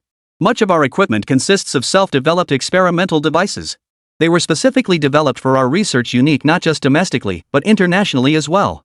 Take the neuron-controlled prosthetic limbs you previously ordered from us. The internal neuron testing systems and related equipment are entirely self-developed. Globally, we are the only ones working in this field, so naturally, there are only a few sets of such equipment. In fact, many of these devices exist only at our Jiangcheng headquarters and our Northwest facility. Even the equipment installed there was temporarily manufactured at our headquarters and shipped out. It's safe to say that if the equipment there malfunctions, we wouldn't even have a backup unit available. We'd either have to haul it back for repairs or produce a new set on short notice. The catch is production requires scheduling, and manufacturing these devices is highly complex. Lin Yuan didn't mention production costs or pricing. But given his tone, everyone present understood the price tag would likely run into the hundreds of millions. Hearing this, the representatives from the Ministry of National Defense began to feel the weight of the situation. The State Council and Cabinet were well aware of the critical importance and scarcity of these Star-C Future Group devices. During publicity campaigns, the domestic narrative deliberately downplayed or even omitted the existence of these systems. But only those who had conducted research understood that a company capable of developing such high-end technology and products must possess top-tier production and research equipment. Moreover, given that their technology and products were globally unique, the related equipment would undoubtedly be equally exceptional. Consequently, many domestic research institutes had their procurement requests denied by higher authorities. Not only were the prices exorbitant, but acquiring them wouldn't guarantee immediate results, a drain on experimental budgets. It's better to focus on their own projects for now. Those interested in researching this field can collaborate with Star Ocean Future Group. So now these research institutes and organizations are also waiting for the completion of the Northwest Research Institute. It's safe to say that aside from Lin Yuan, everyone else is already anxiously awaiting this research institute. Ultimately, the Vice Minister spoke up. Proceed as planned. Do you need to transfer personnel from other departments, or should the Ministry of National Defense bring in a team? Yao Lukong shook his head. We'll reassign personnel internally from other locations.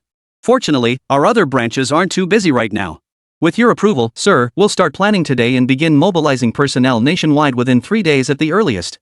But the budget will likely need to be increased. Lin Yuan waved his hand generously. Just focus on mobilizing the personnel. Money is no issue. Additionally, I'll dispatch 2 more teams to assist with equipment installation and debugging. You'll have full authority for on-site command and coordination.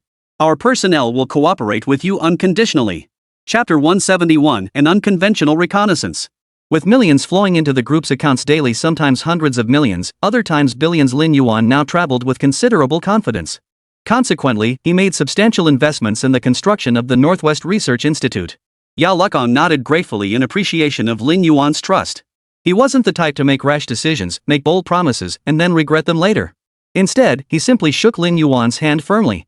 After Yao Lukong and his team departed, the Ministry of Defense representative turned to Lin Yuan. Mr. Lin, have you finished handling your urgent matters? Lin Yuan paused, slightly confused. Mostly done. If there's nothing else, I'll be heading back to Jiangcheng. The representative reached out to stop him. Remember what we discussed earlier about the exercise? It's about to commence. Since the exercise zone is in the northwest, you should come with me. You can take a look at your research institute while you're at it. You really are bold, investing tens of billions in a base and not even bothering to visit it. The local officials are practically waiting with bated breath for you. Lin Yuan shrugged indifferently. I don't want to meet them. I wouldn't know what to say anyway. My dad's better at handling them. Next time they want to meet, just send him. The representative chuckled. Don't put old Lin in a tough spot. I hear he's got his hands full with the Ministry of Industry and Information Technology and the North-South Railway merger, trying to sort out the high-speed rail issues. He doesn't have time to run around elsewhere. But progress over there seems pretty slow. Why not have your labs help them tackle some of the problems? Actually, we have several labs dedicated to that project. It's just that semiconductor advancements aren't very noticeable in high-speed trains. Their core control systems don't have high demands on chip manufacturing processes or the performance of active and passive components. The core lies in the overall system's sophistication and stability. Right now, the software and data systems teams are integrating. Given the current state of high-speed rail, we can only proceed gradually. Without room temperature superconducting materials, breakthroughs won't happen overnight. Lin Yuan's assessment was quite fair. This was also why he didn't want to focus too much attention on the mechanical company. High-speed train speeds aren't solely determined by the train itself, they also depend on the scheduling system, command structures at all levels, and the railway infrastructure itself. Take current high-speed rail, for example. While theoretical speeds have long surpassed 400 km per hour, normal operations are maintained around 350 km per hour. This is the primary reason. Coordination and scheduling across all upstream and downstream departments must gradually improve. This cannot be achieved overnight. However, upon hearing the term room temperature superconducting materials, the representative perked up. Have you researched room temperature superconducting materials? What's the current progress? Lin Yuan shot the delegate a disbelieving look. Sir, you've got to be kidding me. Are you serious or just messing around? Room temperature superconducting materials are the foundational technology for controlled nuclear fusion. Solving this would mean controlled nuclear fusion is completely resolved. Then I'd have gone into nuclear energy long ago instead of messing around in the new energy sector. Lin Yuan spoke casually, but the delegate took it to heart. Based solely on Lin Yuan's words, he was convinced the matter was far more complex than Lin Yuan made it sound. At the very least, they had undoubtedly researched it. At this stage, very few people outside the field could even articulate that room temperature superconductors were a prerequisite for controlled nuclear fusion. Mr. Lin, if you say so, then research must have been done. I'm not familiar with the specifics, could you enlighten me? The representative's tone was sincere. Lin Yuan couldn't quite tell if he was genuinely unaware or trying to draw information out of him. But logically speaking, as a member of the Ministry of National Defense, he should be well informed about controlled nuclear fusion. After all, the Ministry of National Defense oversees military logistics, scientific research, personnel salaries, and other critical functions. This was precisely why they were tasked with coordinating the construction phase at the Northwest Research Institute. It fell under their purview of scientific research. Lin Yuan didn't dwell on it and provided a general explanation. Controlled nuclear fusion sounded sophisticated, but from a certain perspective, it wasn't much different from current nuclear reactors, both essentially boiled water. Essentially, it harnesses the heat generated by nuclear fission or fusion reactions within a reactor using highly enriched uranium. This heat is then transferred to water, causing it to boil through a heat transfer phase change process to generate electricity. Specifically for aircraft carrier reactors, the heat generated powers boilers to produce steam. This steam drives gas turbines, which in turn propel the carrier forward. Controlled fusion reactors, however, incorporate a component absent in conventional nuclear reactors, the magnetohydrodynamic generator. Controlled nuclear reactors generate conductive gases at high temperatures, which interact with the magnetic field produced by the magnetohydrodynamic generator to induce electrical currents. This achieves the goal of electricity generation. The term controlled essentially refers to the management of the magnetohydrodynamic power generation system and the internal reaction control system. Controlling temperature, time, and magnetic field scale enables the controllable generation of electricity. While temperature and time control are relatively straightforward, the challenge lies in managing the magnetohydrodynamic generator and its associated systems. The reason is that the magnetohydrodynamic generator itself is highly complex. All current attempts rely on cooling the magnetohydrodynamic generator with large volumes of water and other methods. The water and even electricity required for cooling every second are enormous. Sometimes, the electricity generated is insufficient to cool the magnetohydrodynamic power generation system, which is why the entire field of controlled nuclear fusion technology is currently stalled at this point. The core principle of magnetohydrodynamic power generation involves heating magnetic flux loops within the magnetohydrodynamic fluid to generate heat, thereby creating magnetic fields that confine the thermal energy and radiation particle beams within the reactor. However, the advent of room temperature superconducting materials could enable the complete redesign of the entire magnetohydrodynamic power generation system. As the name suggests, room temperature superconductors achieve superconductivity without requiring high temperatures. They function at ambient temperatures. This would resolve the most significant challenge in controlled nuclear fusion. Indeed, the mere emergence of this material could spark an entirely new industrial revolution. The representative listened attentively, then turned to the people behind him. Did everyone hear that clearly? Write down every single word. Also, make a clear note, Star Sea Future Group has initiated research into room temperature superconducting materials and intends to enter the field of controlled nuclear fusion. Lin Yuan rolled his eyes in exasperation. The representative stood up, patted Lin Yuan's shoulder with a smile, and said, "Please forgive me, Mr. Lin. Your group is now classified as a top-secret facility. Don't even get me started, even the minister needs approval to visit your group. Superiors have instructed me to probe your capabilities as thoroughly as possible, so I have no choice but to seize every available opportunity. Come on, let's not dwell on this trifle. The military jet is already waiting. We're heading straight to the northwest." Chapter 172, Discussing the Variable Sweep Wing Design. Often, when the military mentions the northwest, it's merely a directional term rather than a specific location. It's often just a placeholder. Take this situation, for instance. Lin Yuan knew only that the destination was roughly in the northwest, but he had no idea of the exact location. After all, the northwest encompasses 5 provinces of China, spanning 3.04 million square kilometers, nearly 1/3 of the nation's total area. The number of bases scattered throughout this vast area was simply staggering. Lin Yuan was aware of a base near his research institute, but its exact location remained unknown to him. Moreover, the experience aboard military transport aircraft was far from pleasant. The others, however, seemed to relish it. Lin Yuan glanced curiously at the people around the cabin. The representative smiled broadly and patted the seat. "Mr. Lin, we're different from you. We're just happy to have a dedicated aircraft. Back in the day, our own transport planes were a rare luxury. Our circumstances can't compare to yours as entrepreneurs. Just looking at your office makes me envious." Another one teasing him about his office. The cabin was filled with a deafening roar, making sleep impossible. Bored out of his mind, Lin Yuan pulled out his laptop and began working. The representative and others habitually closed their eyes to rest. After an unknown amount of time, the plane jolted violently, nearly sending the laptop on Lin Yuan's lap tumbling to the floor. "Are we almost there?" Seeing everyone around him open their eyes, Lin Yuan asked curiously. The representative nodded. "Yes. Pack up your things." Lin Yuan quietly slipped his notebook into his briefcase. After a few minutes and a slight bump, the plane touched down and began to slow to a stop. When Lin Yuan stepped out of the airport, he saw the roadways lined with people. Especially the Golden Crow and Azure Dragon generation teams dispatched by his own group to assist with training. They immediately surrounded him, greeting him enthusiastically. "Mr. Lin, you're finally here. Good afternoon, Mr. Lin. Good afternoon, Mr. Lin." The greetings came in waves, one after another. Lin Yuan shook hands with each of them, studying every face intently. "Xiao Chang, why are you so tanned? You're getting married next March. How are you going to take your wedding photos looking like that?"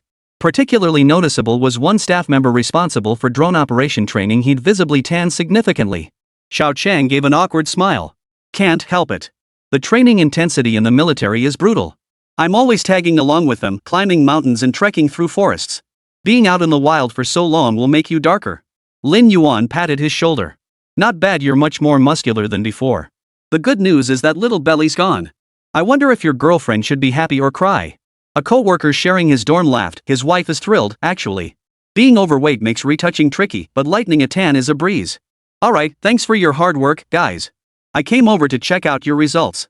If everything looks good, you'll be coming back with me this time. Once back, you'll get 2 weeks of paid leave. Spend quality time with your families." Lin Yuan made the promise decisively. As per the contract requirements, the first phase of training covering drone operation and accompanying maintenance was nearing completion. It was almost time to bring the team back. Representative Xia stepped off the plane, observing Lin Yuan and his colleagues chatting cheerfully. He glanced at the base commander and beckoned him over. Once the base commander jogged over, he demanded sternly, "Xiao Wenhan, what the hell are you doing? You trained the personnel sent by headquarters into this state? You nearly turned the groom to be into a lump of coal?" Xiao Wenhan shot an admiring glance toward Lin Yuan and the others bantering in the distance, then replied with a complex tone. "Commander, it really wasn't our training. They insisted on joining us. Even if I had the guts, I'd never dare to push these valuable technical talents that hard. They insisted on joining every field exercise, saying they could provide immediate guidance whenever we encountered problems. It's far more effective than having them sit in the base command center. For the past half year, they've joined every mission we've undertaken. Except for 2 early instances where they were too sick to get up, they haven't missed a single one." The delegate's heart sank upon hearing this. Sick and unable to get up? Are they okay? Xiao Wenhan shook his head. "Nothing serious. Just the extreme day-night temperature swings in the northwest gave them fevers and left them weak. A little medicine fixed it. Actually, after running with us so often, their bodies got stronger. These brothers are truly beyond reproach. When we climb mountains or cross rivers during the day, they follow without hesitation. At night when we train late, they'd push through and wait for our post-training debrief, sitting with us to review data and learn from our experiences. To be honest, we've procured foreign engines and radars before, and we've worked with their experts too. Compared to those white folks, our own people are more reliable. But after this experience, I never imagined a private enterprise could perform so well." The representative glanced at the group, dark-skinned yet animated and cheerful, and nodded silently. This was precisely why they placed such importance on their own R&D capabilities in units, because they were dependable. Not only were they trustworthy in character, but they also gave their all. Outside of work, they might have different personalities and temperaments, but when it came to their jobs, they never cut corners. Today, training at the base had been suspended due to Lin Yuan and his team's visit, granting them a rare respite. After speaking with the field staff, Lin Yuan was summoned by the representative. Xiao Wenhan and the others accompanied him. Additionally, convoys and helicopters arrived at the base intermittently, clearly carrying personnel from other departments. As the Golden Crow's first live fire exercise, it naturally drew attention from all corners of the military. Some representatives attended in person, while others, though unable to be present, monitored the exercise closely through internal systems once it commenced. Mr. Lin, I called you over regarding an issue. Earlier, we were discussing the evolution and future direction of modern air combat, and the topic of variable sweep wings came up. We discussed Russia's Tu-160 and America's F-14, both of which feature variable sweep wings. We previously had an internal project for the Chang 6, the successor to the Chang 5, but it was abandoned after extensive review. We'd like to hear your perspective on variable sweep wing aircraft. A major general from the Air Force, upon seeing Lin Yuan approach, eagerly engaged him in conversation. Lin Yuan didn't offer his opinion immediately, but smiled and said, "No rush for opinions. How about I guess why the Chang 6 was ultimately scrapped?" The surrounding generals nodded with smiles. Lin Yuan began listing his points on his fingers. First, the variable sweep wing design is complex. The hydraulic system is not only bulky but also heavy, severely crowding the internal fuel tanks behind the fighter's wings. Apart from the Russians' Tu-160, all other variable sweep wing designs including America's F-14 and F-111, and Russia's Su-24 are all short-legged. Chapter 173, the exercise begins.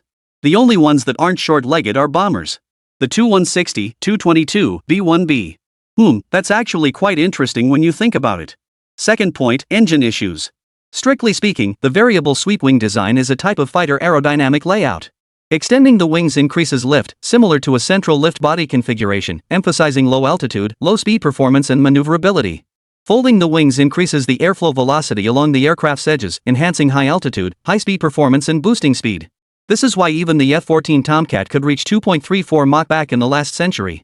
But implementing a variable sweep wing design hinges on one critical prerequisite: the engine must be exceptional. Our J6 project was initiated well before the 1990s. Back then, China's aviation engine sector faced immense challenges. We simply couldn't produce engines capable of supporting a variable sweep wing design. So it was only natural that the project was scrapped. At this point, Lin Yuan smiled strangely. If you ask my opinion, I'd say we made the right call scrapping it. By sheer coincidence, it spared us from falling into a massive pit a few years back. In my view, the variable sweep wing concept, much like the F-35B's vertical takeoff and landing system, is a pitfall. The pit lies in their high hardware demands coupled with extremely low overall cost effectiveness. Not only do they turn aircraft into short-legged creatures, but their logistical maintenance is a massive nightmare. These components are either flawless or require major overhauls. When they fail, minor fixes simply can't keep up with such high maintenance parts. The assembled generals were astonished that Lin Yuan, an outsider to the military, could grasp the issues with such clarity. Both the hydraulic pivot system for the variable sweep wings and the massive lift-generating turbofan engine for VTOL required disassembling the entire aircraft for maintenance. One was located at the wing fuselage junction, the other directly behind the cockpit in the aircraft's core section. It was precisely these factors that had consistently kept the operational readiness and combat availability rates of the corresponding aircraft models low. Both the United States and Russia had been severely hampered in this regard. That's why Lin Yuan said this unexpected missed opportunity was actually a blessing, sparing China from suffering the same fate. Well, Mr. Lin, you've rejected even the VTOL concept. Looks like you'll surely reject our Golden Crow modification proposal too. One of the naval officers chuckled. Though he spoke words of regret, his smile was genuinely happy, not a trace of regret in sight. Clearly, while certain things were said this way, internally they had long reached a consensus. Lin Yuan glanced at the speaking naval commander. I know we have units internally working on the VTOL solution. You can just wait for their proposal. They approached us earlier regarding core aircraft validation. Their design is excellent. Our group has verified it's fully functional. If the Navy requires a rapid deployment and rapid mobilization solution, Golden Crow can develop a carrier-based version. If you're open to it, how about that Sanlong 2? It could instantly transform your amphibious assault ships into drone carriers. The second-generation Sorry was a bit small, but it's quite effective for emergency situations. The naval commander waved his hand dismissively. No thanks. I want the Golden Crow carrier-based version. The Air Force should procure more Sanlong 2 units. We'll carry them for contingencies, but this isn't our long-term development plan. After all, the Sorya 2 specs are too low. I can't stand it. With a range of 1,500 kilometers and an operational radius of just 500 kilometers, it wouldn't even cover my carrier's air defense identification zone. That thing's practically useless. The Defense Ministry representative listened silently before breaking into a smile. You Navy guys used to clamor for fifth-generation carrier-based fighters. Now that you have them, you find fault with everything. If you'd asked a few years ago, I guarantee you'd have snapped up the entire production run of the second-generation Sanlong. The Navy Rear Admiral laughed heartily. Sir, it's just that we've learned our lesson from tough times. We've got the means now. If something's good, we want the best. Besides, though we've endured tough times, we're not stupid, we can still tell the difference between good and bad. If our goal is regional denial, the Sorya II would indeed be useful. But our goal is to become a blue water navy, a distant sea navy to develop into a world-class naval force. In that case, the second-generation Sorya simply can't match the performance of the Golden Crow carrier-based variant. At this remark, the assembled generals all chuckled in agreement. As he said, the Sorya II isn't bad. Quite the contrary, in the realm of small unmanned aerial vehicles, the Sorya II ranks among the absolute elite globally. The crux, however, lay in the operational environment and conditions. After a quick lunch at the base, Lin Yuan joined the others in the operations lab to begin formulating the plan. As a drill, there were naturally red and blue sides. However, to comprehensively test the Golden Crow's combat performance, the exercise plan was deliberately simplified. So simple it was almost non-existent. The blue team, consisting of Lin Yuan's base, played the attacking force, commanding the Golden Crow into battle. The red team, meanwhile, played the role of terrorists who had established an arms base deep within the deserts of China's northwest. Not only that, they had seized control of a radar command center in Hua Nation, enabling them to command and monitor radar stations in various radar vehicles within a range of nearly 1,000 kilometers. Red Force even possessed 2 fully operational squadrons. Of course, to balance the exercise, their squadrons were equipped solely with J-10 fighters, without any auxiliary aircraft types. The mission requires operations to commence after 6 p.m., concluding by 6 a.m. If the blue side completely destroys the red side's radar command center and weapons depot, it counts as a blue victory. Conversely, red wins. Exceeding the time limit also counted as a red victory.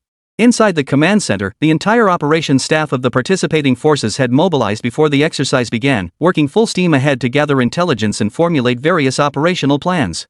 Per protocol, Lin Yuan and the other observers were prohibited from offering any guidance, so they mostly watched. Mr. Lin, what are your thoughts on this exercise? A general from the Air Force whispered the question into Lin Yuan's ear. Lin Yuan shook his head. 5th-generation fighters against 4th-generation fighters, with both sides assumed to have fully operational reconnaissance and early warning systems, this battle is straightforward. The key lies in how to win. If the losses are too heavy, then even a victory in this exercise would be a defeat. I suspect that's precisely what troubles them. Others nodded in agreement upon hearing Lin Yuan's words. That was precisely what they had come to observe. If 5th-generation fighters can't outperform 4th-generation fighters under identical conditions, the problem lies either with the aircraft or the pilots. The aircraft had undergone multiple rounds of verification by various units during its development and manufacturing. There was no issue there. The crux lay with the pilots. Everyone waited patiently. This wait stretched past 1 a.m. Logically, the early hours past 3 a.m. should be when human physiology is at its most fatigued and neural responses slowest. Just as Lin Yuan thought they'd have to wait longer, the entire command center suddenly sprang into action. The exercise had begun. Chapter 174, Problems Discovered Right from the Start. Order, Operation Sunrise officially commences. At the commander's command, everyone in the command center sprang into action. Early warning aircraft began taking off, while active and passive radar detection vehicles advanced in formation. They raced across the desert in the dead of night, trailing billowing plumes of smoke. Since this exercise was purely to test the performance of the Golden Crow, it was relatively straightforward.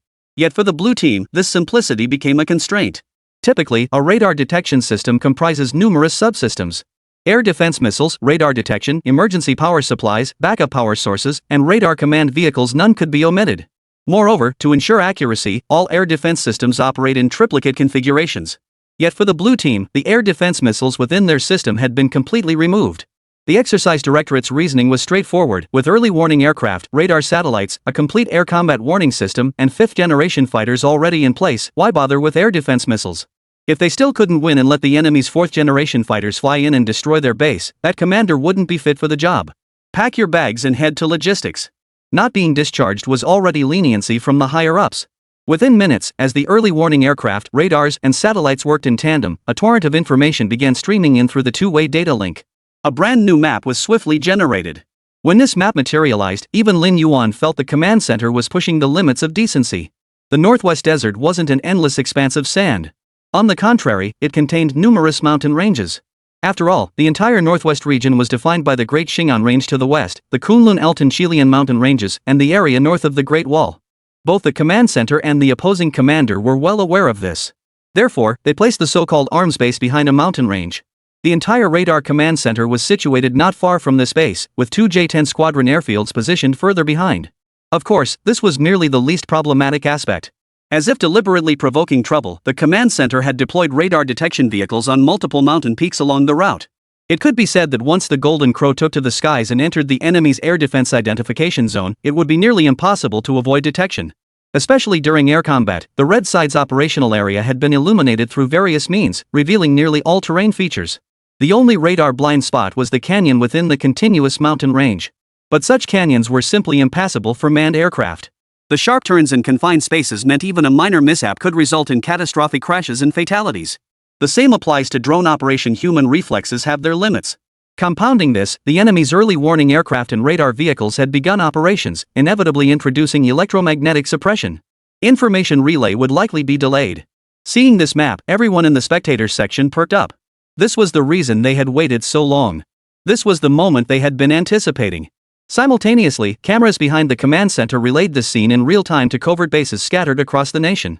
On this seemingly ordinary night, countless commanders and generals fixed their gaze upon this place that did not exist on any map. Reporting, all data has been transmitted to the Golden Crow Operations Command Center. The operational plan has been automatically generated. The head of the Golden Crow control team in the front row immediately stood to report. The offensive situation map then appeared on the large screen.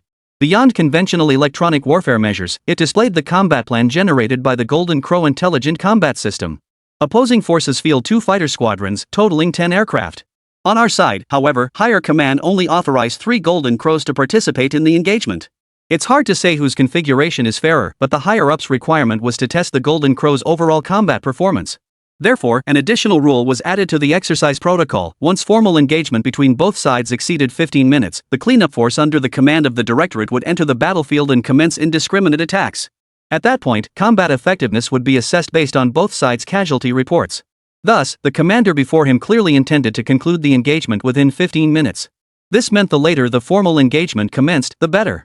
Given this requirement, taking this narrow mountain gorge is undoubtedly the only option.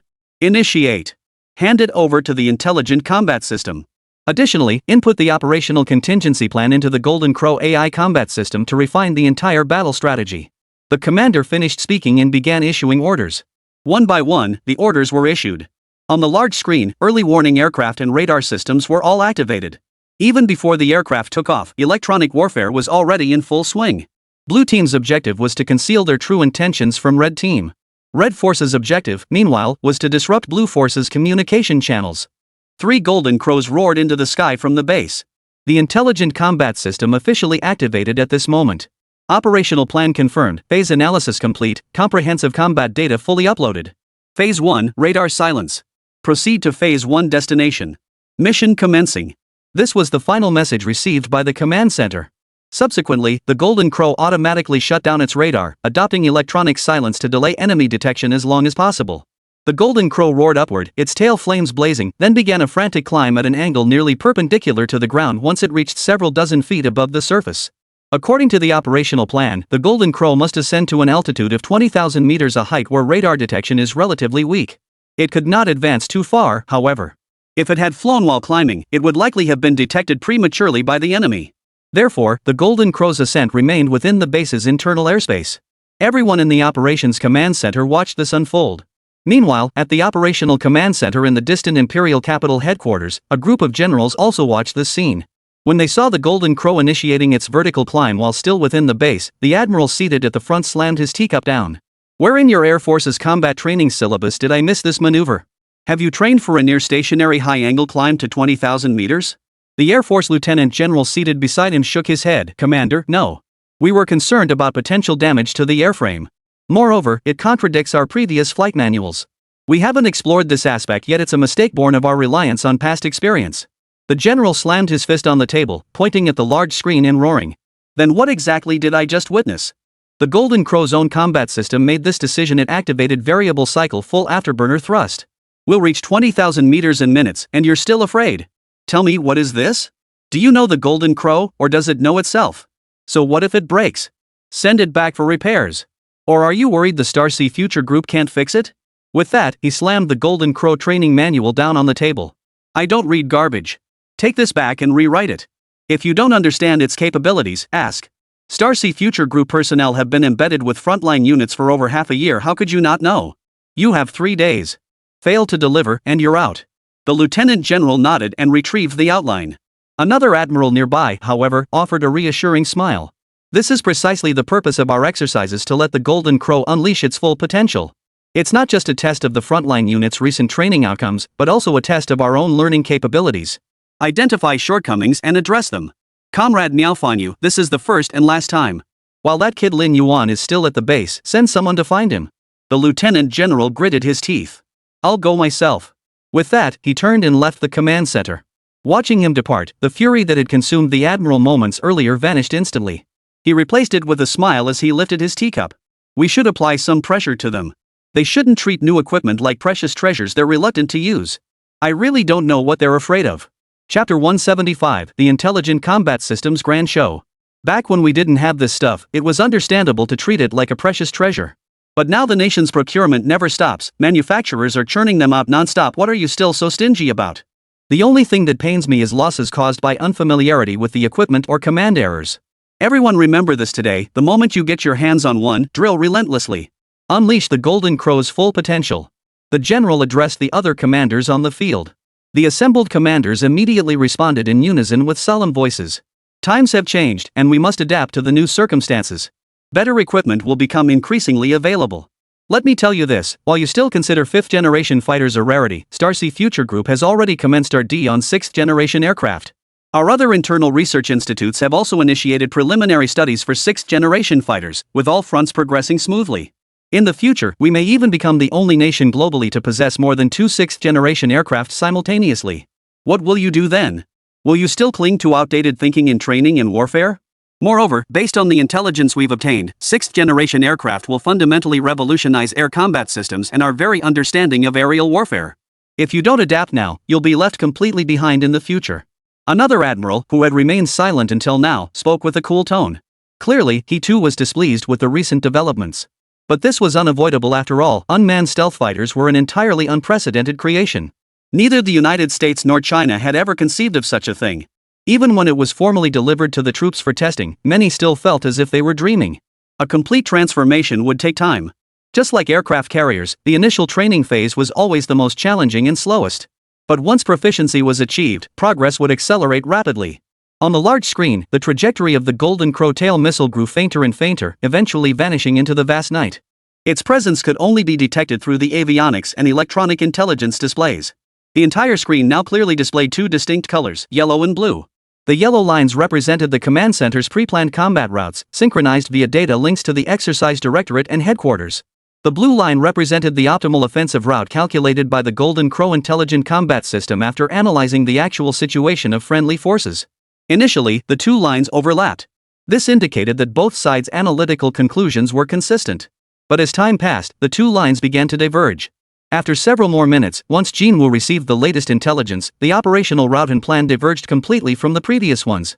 Compared to the various active and passive radar detection vehicles and air defense systems positioned on several hilltops, the command center's operational plan leveraged the stealth advantage of 5th-generation fighters to maintain distance, executing a high-speed, high-altitude surprise attack from another direction. After all, even at full throttle, Jinwoo's speed was beyond the reach of most conventional air defense missiles. However, the Golden Crow chose to fly low through the mountain canyons, just as it had initially planned. This approach was unimaginable to both manned aircraft pilots and drone operators. First, the Golden Crow's low-altitude, low-speed performance was subpar. It was fundamentally an air superiority fighter, not an interceptor, a crucial distinction. Second, such a series of sharp turns through the canyon was considered a death trap by manned aircraft pilots and flight instructors. It tested not only the aircraft but also the pilot's skills. Typically, training in such terrain is reserved for Army aviation and certain helicopter squadrons. Even for them, such training is conducted only when weather and visibility conditions permit. But in the vast northwest now, as winter approaches, the night winds are exceptionally fierce. Moreover, due to the extremely low temperatures, the wings are likely to ice up. While the icing is possible, it will have a certain impact on handling and maneuverability. As for visibility, it was past 1 a.m., pitch black out in the wilderness, couldn't see a thing. Under these conditions, the Golden Crow's combat plan selected what everyone considered the least feasible option. Within the Imperial Capital's command headquarters, the admirals in the front row sat bolt upright. Meanwhile, behind them, the generals from the Air Force and Army factions broke out in cold sweat. One admiral glanced back at them and chuckled. "No need to panic. We won't force you into this kind of training. This combat environment exceeds human imagination and practical operational limits. A key principle of modern aerial combat is abandoning the dogfighting mentality. The fact that the 20 series lacks cannons, and the Golden Crow lacks cannons, already proves this point. Certain tasks are best handled autonomously by drones. But open your eyes wide and observe carefully. The fact that the Golden Crow's AI combat system devised this plan means it can execute it autonomously. Its true potential may well surpass all our expectations. Clearly, that last remark wasn't just for them, it was for himself too. Minutes later, the Golden Crow's flaps, tail surfaces, and other components began synchronized transformations. Its entire aerodynamic profile shifted. The Golden Crow then plunged headfirst toward the ground at a near vertical angle, its engines gradually decelerating. Yet its overall speed once again shattered the limits, even surpassing the theoretical maximum Lin Yuan had previously calculated. But it made sense, given the added boost from gravitational acceleration. 18,500 meters. 15,000 meters. 11,500 meters. 8,000 meters. The Golden Crow's altitude plummeted. Everyone present held their breath. When the altitude dropped to 2,400 meters, its posture shifted again. The steep descent abruptly halted, and the engines, which had been nearly stalled, suddenly surged to full thrust. It skipped multiple stages, activated variable cycle mode, and pulled the thrust to maximum. This made the Golden Crow appear to hover in mid-air for an instant before erupting into a sonic boom, streaking forward and leaving only a faint crimson trail in its wake. After this acceleration, the Golden Crow prepared to formally enter the mountain range. A cascade of data streams followed. It detailed the power distribution and electronic control schemes for the entire transit. Moreover, this data set wasn't initiated by the Golden Crow itself. Judging by the operational permissions, it originated from Lin Yuan's account. The Admiral raised an eyebrow and smiled. "Gentlemen, it seems Mr. Lin is dissatisfied with our training and has come to give us a lesson. By sending us this operational data directly, the implication is clear: we are authorized to perform such extreme maneuvers." After speaking, he glanced toward the rear and gave a cold snort. Clearly, he was blaming his subordinates for their incompetence. On the large screen, the Golden Crow officially began weaving through the towering mountain ranges. According to radar positioning data, at its narrowest point, the Jinwu's wing was barely over 2 meters from the nearest mountain wall. For an aircraft, this was an extremely narrow margin. With the fly-by-wire system's high sensitivity, the slightest lapse could easily result in a collision. Chapter 176, Spicing Up the Exercise. Beyond the Imperial Capital's operational command center, tension was equally palpable within the Western Theater Command headquarters. After all, the exercise directorate was stationed here. Should any mishap occur during the exercise, the directorate would be the first to bear the brunt of the blame. Yet despite their concerns, not a single person demanded the exercise be halted. They knew that previous training in the operation of the intelligent combat system were mere warm-ups. This exercise, however, was the real test. If they passed, they'd celebrate with a banquet and then review lessons learned. But then, brace yourselves for criticism, and it would come down the chain of command, level by level. The mountain ranges stretching across the map appeared surprisingly short in distance. The Golden Crow crossed these canyons in under 3 minutes. Yet during those 3 minutes, everyone held their breath in anxiety. Only when the 3 Golden Crows, flying in formation with identical data and following the exact same route, burst out of the valley did everyone finally relax. Data team, immediately collect all flight data from the 3 Golden Crows and feed every piece into the system. This data is invaluable. Test the extreme conditions immediately. A Major General Deputy Director in the command center issued the order directly. Regardless of the subsequent results, at least one of their objectives had been achieved upon obtaining this data. While operations here continued uninterrupted, the Northwest Base also commenced its next phase of actions. After flying out between the mountain ranges, the Golden Crow soared once more to an altitude exceeding 10,000 meters. Only then did the phased array radar atop the mountain detect the Golden Crow's presence. Had it not been for the activation of variable cycle acceleration causing changes in the exhaust nozzle, which momentarily disrupted its stealth configuration, these radars might not have detected it at all. But by the time they did, it was already too late. By traversing the mountain range, the Golden Crow had effectively taken a shortcut and was rapidly approaching the heart of the target area. The Red forces, already on high alert, immediately scrambled fighter jets to intercept. Unfortunately, it was already too late. The Golden Crow formation was streaking forward at Mach 3, covering a kilometer every second. Faced with this ferocious pace, the 2 fighter squadrons at the Red side's airfield seemed inadequate. They followed standard operating procedures. First, the radar base relayed the alert to the command center, which then notified the airfield duty flight crew. Upon receiving the notification, the flight crew rushed to the hangar. Some aircraft were parked directly on the runway and could take off immediately. Others were slower, requiring aircraft parked in hangars to taxi out before takeoff. Although the participating squadron was elite, it still took over 3 minutes from receiving orders to the first aircraft taking off. This meant that during this interval, the Golden Crow formation had advanced approximately 200 kilometers. They had already entered the strike range of the Golden Crow. The exercise's objective was to destroy the enemy's munitions depot and command center. The red team naturally assumed their position was the blue team's primary target.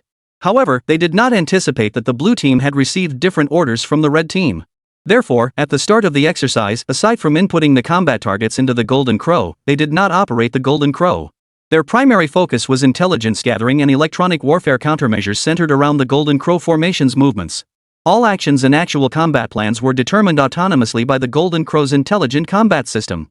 The result was that upon entering the attack range, the Golden Crows did not immediately target the command center.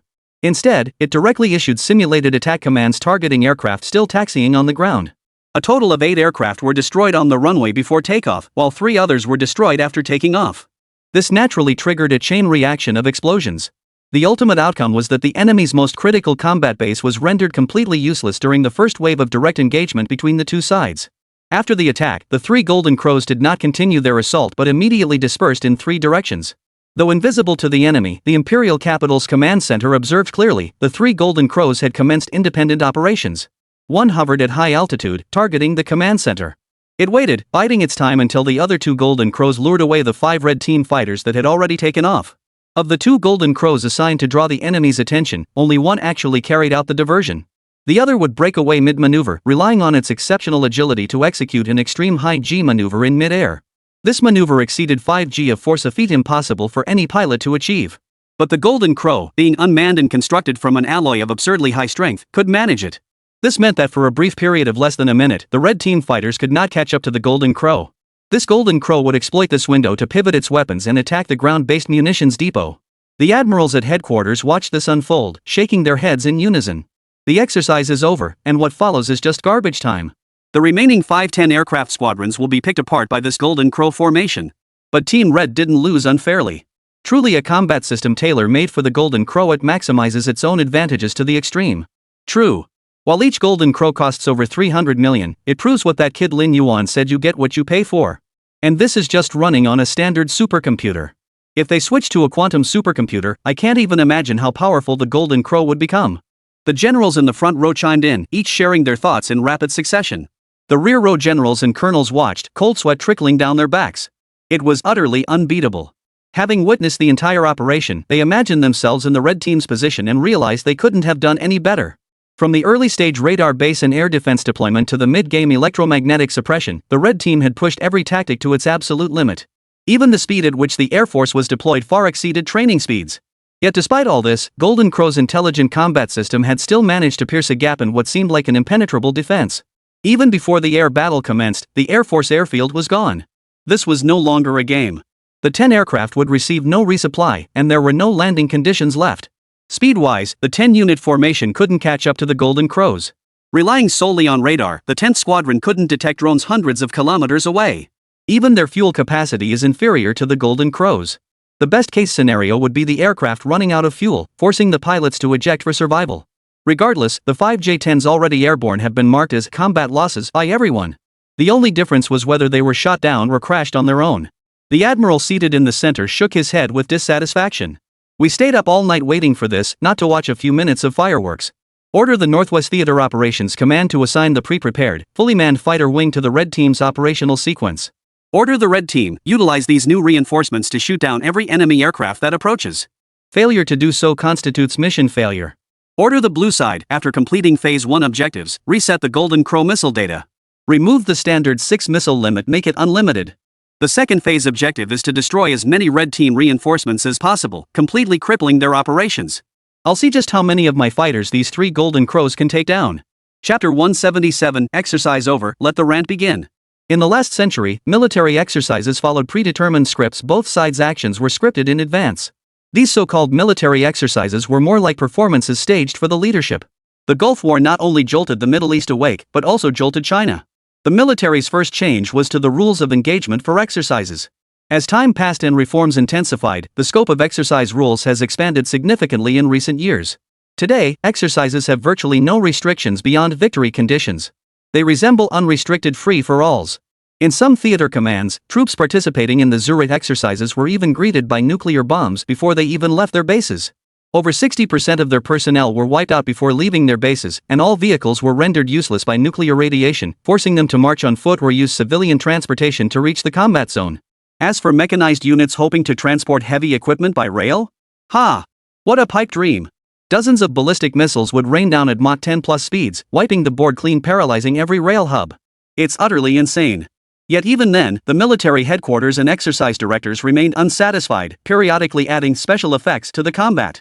Either the weaker side suddenly gets reinforcements, or the stronger side's satellite suddenly goes down and becomes unusable. They often torment both sides of the exercise to the point of agony. By now, every unit that's participated in these exercises knows one ironclad rule. The only constant in these exercises is constant change. Just like the latest orders received by the red and blue forces at this very moment, the commanders' and staff officers' expressions shifted slightly. They knew the higher-ups were playing tricks on them again. Fortunately, with this order, both sides' air combat systems were fully unlocked. This meant both sides were now formally preparing to engage in a new era beyond visual range air combat. But upon seeing this, Lin Yuan prepared to rise and leave. What followed held no further significance. Victory was assured for the Golden Crow. It was merely a matter of securing a decisive margin. "Where are you headed, Mr. Lin?" Seeing Lin Yuan about to leave, the Ministry of Defense representative beside him quickly asked. Lin Yuan glanced at the large screen. "What follows is just garbage time. You've surely conducted plenty of internal air combat drills pitting 5th-generation fighters against 4th-generation ones. The outcome is clear to everyone. I have complete confidence in what I designed myself. So why not use this time to grab something to eat? We'll definitely be pulling an all-nighter later to write up the summary, so I'll fill my stomach ahead of time." The representative waved him off. "Stay seated. Once we're here, there's no way I'd let you lift a finger. I'll see to it immediately." He glanced at his aide. The aide instantly understood and turned to leave, making the arrangements. Lin Yuan sighed softly, realizing his chance to step outside for some fresh air was gone. With no other choice, he remained seated to watch. Beyond visual range dogfights, to be honest, just aren't as thrilling as close-range dogfights. Otherwise, why would Hollywood air combat scenes abandon realism to film dogfights? It's all about the thrill and spectacle. What does beyond visual range combat rely on? Satellites, early warning aircraft, detection radars, jamming radars, electronic warfare planes. Plus two-way data links and missiles. Nowadays, both sides operate on identical foundations. The only difference lies in the aircraft serving as missile carriers. Everything else is identical, even the missiles themselves are the same. Yet precisely because of this difference, even when both sides launch identical missiles, the outcomes vary. Different aircraft speeds impart different initial velocities to the missiles.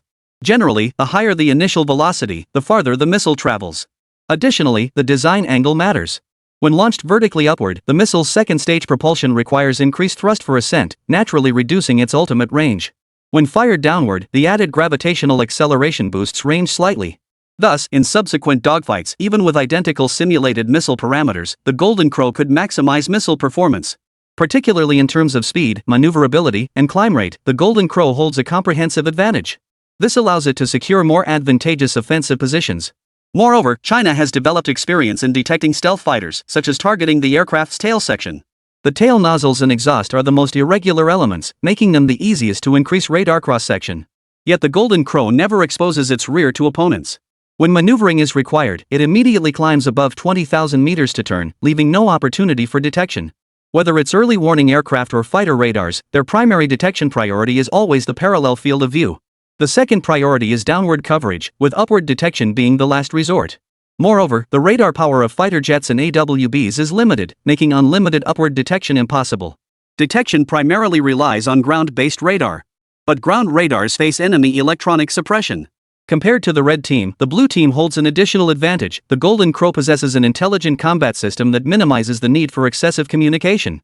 Thus, after the dogfight commenced, all three Golden Crows went radio silent, while the blue side adopted a all-sink or swim-together approach, implementing full-spectrum jamming. If we don't use communications, neither should the enemy. This made things extremely difficult for the red side. While the Golden Crows didn't need communication, the 10 aircraft did. They required two-way data link interaction. Blue team's tactics completely blacked out the enemy's radar. As the red commander cursed under his breath and pilots trembled in fear, the three Golden Crows executed intricate aerial maneuvers, systematically picking off targets one by one. The entire fully equipped flight regiment of 32 fighters was wiped out in under 15 minutes. Lin Yuan watched the whole scene unfold while shoveling down his meal with a tray in hand. Quite appetizing. When the Golden Crow officially began its return flight, the command center's large screen switched its feed. It switched directly to a live feed from the Imperial Capital Headquarters Operations Command Center. Simultaneously, the screens displayed feeds from the Red Forces Command Center and the Western Theater Command's Operations Center on either side. Thus, nearly 100 generals, officers, and other high-ranking military personnel witnessed Lin Yuan gnawing on a spare rib. Lin Yuan. At that moment, Lin Yuan wished he could swallow the plate whole. It was utterly humiliating. The admiral seated centrally, sitting upright and composed, glanced at Lin Yuan. A faint, almost imperceptible smile flickered at the corner of his mouth before his face darkened and he began to berate him. Seizing the moment, Lin Yuan quietly set down his tray and wiped his mouth with an extremely discreet gesture. From Lin Yuan's perspective, the exercise had been a resounding success. Not only had the performance of the Golden Crow been thoroughly tested, but the opposing side had also gained valuable experience in countering advanced drones and fifth-generation fighters. But headquarters remained unsatisfied. The generals took turns speaking. They elaborated at length, listing over 20 perceived shortcomings. Now I have a few questions. When was the Golden Crow delivered to you? Did you formulate the operational plan yourselves? Did you formulate the training syllabus yourselves? Did Starsea Future Technology Group ever show the slightest lack of cooperation throughout the entire process? Did you conduct any simulated air combat drills beforehand to familiarize yourselves with its performance? Who can answer me? The admiral's fury nearly spilled off the screen, his eyebrows practically standing on end. Seeing no one speak up, the admiral slammed his fist on the table. What? Can't answer? If none of you will answer, how am I supposed to make excuses for this tie exercise? How am I supposed to convince myself you tried your hardest? Chapter 178, Stay 3 more days. The entire Operations Command Center fell silent, broken only by the admiral's furious roar from the other end of the microphone. Lin Yuan now regretted not going out for lunch earlier.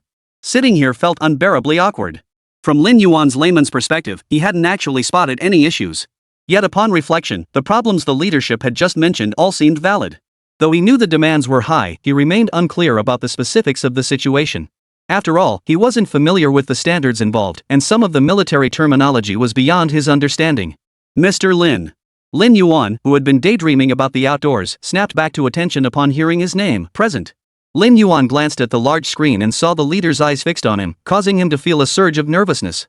Mr. Lin, we identified numerous issues during the exercise.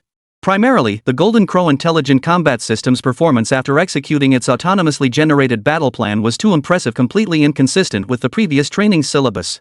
The Admiral paused here, shooting them a disapproving glare. Forget everything else, didn't they master the Golden Crow's fire control system spectrum during their private training? If radar can't detect it, wouldn't they check the fire control system's spectrum? How is this any different from submarines gathering hydrographic data or tanks collecting electromagnetic signature characteristics? How can they fight on land and at sea, yet lose their ability in the air? Seeing Lin Yuan about to speak, the admiral knew it would likely be an indirect attempt at consolation, so he waved him off. The admiral continued, regardless, their lack of training certainly played a part. Of course, there's the objective reality that the Golden Crow is an entirely new aircraft. Even its airframe structure and alloy materials are unprecedented. We simply lack sufficient data. We've continuously gathered paper data and conducted lab tests, even investing massive resources into applied research, but that's not hands-on practice. When it comes to actual training, our frontline officers and soldiers still have some reservations. The Blue Dragon Eye is cheap and ruggedly reliable. Even if damaged, our frontline soldiers can tinker with it themselves. But the Golden Crow is different. It's worth hundreds of millions, and replacing it if damaged would be incredibly difficult. That's why we're asking you to stay 3 more days and help them draft a completely new training syllabus. Previously, they took the lead, learning as they went, while we maintained a wait-and-see approach. The results show they were far too conservative. Your mission is to lead the development of this training syllabus. You must unlock the Golden Crow's full potential. Especially that vertical climb and descent maneuver during the exercise that left us all speechless. If it weren't for the Golden Crow achieving this, we wouldn't have believed our own fighters could reach such heights. We'll be counting on you from here on out. Lin Yuan readily agreed. It wasn't a difficult request. Having witnessed the exercise, he had already prepared himself for the possibility of being unable to return home for several days. Historically, manufacturers have always accompanied the initial training and exercises for new aircraft models. On one hand, it allowed them to observe closely for any non-compliant operations. On the other hand, it helped the military quickly grasp the characteristics of the modified aircraft and the correct methods for its operation. This period was typically measured in years. Seeing Lin Yuan agree immediately, the general finally smiled. All right, personnel from headquarters are already en route and should arrive in the morning. I've gone out on a limb to keep General Lin here for you. This is the first and last time. If something like this happens again, you'll all be out on your asses. Don't just sit on the toilet without taking a dump. Remember, you have 3 days. With that, the signal on the large screen cut off. Lin Yuan couldn't help but chuckle inwardly. Despite his harsh words, he was clearly worried. Because after the signal on the big screen went dark, a steady stream of messages poured in from headquarters. These were problem corrections sent by the joint operations staff of multiple military branches based on this exercise. They included not only annotations on all the data, but even specific remarks on the air combat footage. More than suggestions, they felt like nitpicking. From an observer's perspective, they had pinpointed numerous issues. Of course, alongside the shortcomings, there were undoubtedly strengths. Particularly when the Red Team, in a sudden flash of inspiration, deployed their remaining fighters to form a space radar search network and initiated a full-spectrum information sweep. This move earned high praise from headquarters. By this point, the Golden Crow had already retreated hundreds of kilometers away, observing from an altitude of 10,000 meters. Back when China hadn't even deployed its 10th-generation fighters, civilian military enthusiasts made the grim calculation that it would take 8 J-8 fighters to take down a single American F-22. Similarly, the Navy proposed suicide attacks using Type 022 missile boats employing Wolfpack tactics against enemy carrier fleets. Behind this unyielding courage lies the tragic toll of human lives. The Air Force's operational plan in this exercise follows the same logic. They exhausted every possible method and means, but never once considered retreat or surrender. While this spirit is commendable, Lin Yuan could tell they didn't encourage such an approach. Numerous other similar aerial combat videos followed, all drawn from actual combat orders, suggestions, and attempts made by both sides during engagements. Lin Yuan saw much at a glance. In fact, during their engagement, combat command centers at numerous bases across the country were monitoring the situation here. Simultaneously, they were running various simulations.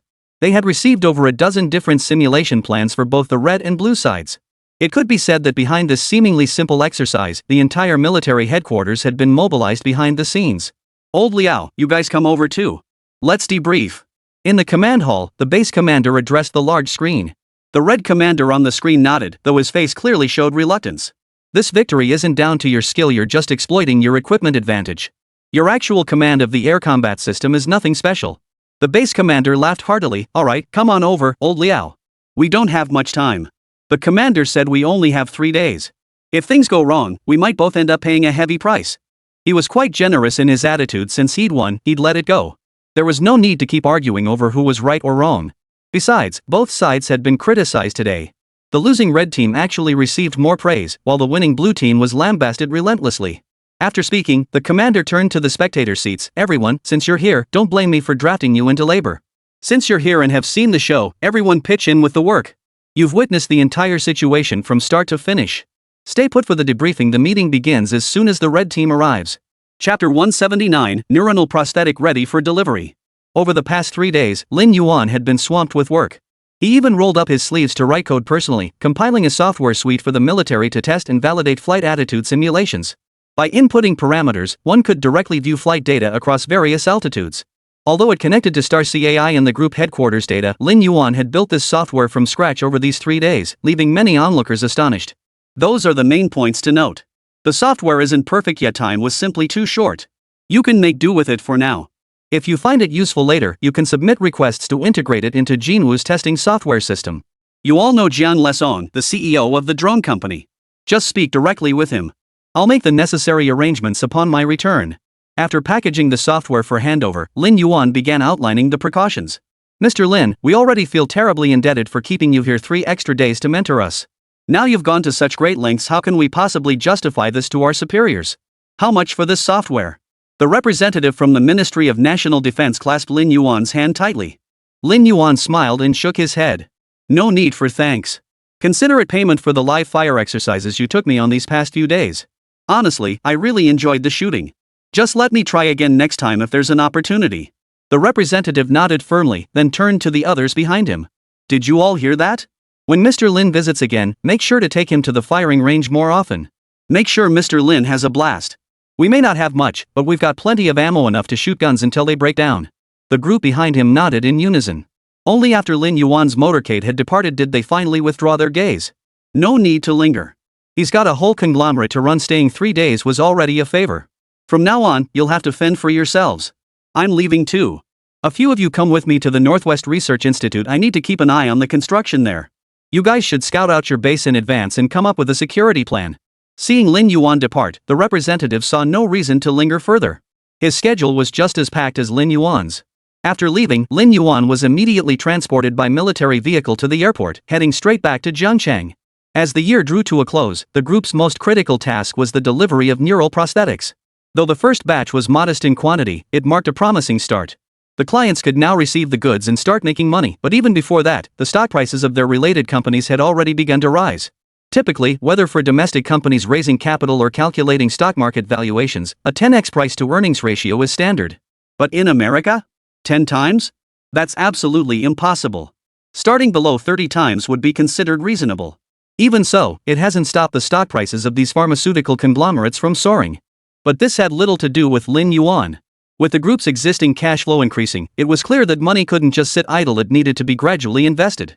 After comprehensive evaluations by the finance department and the asset management and investment department, the decision was made to invest in industrial assets.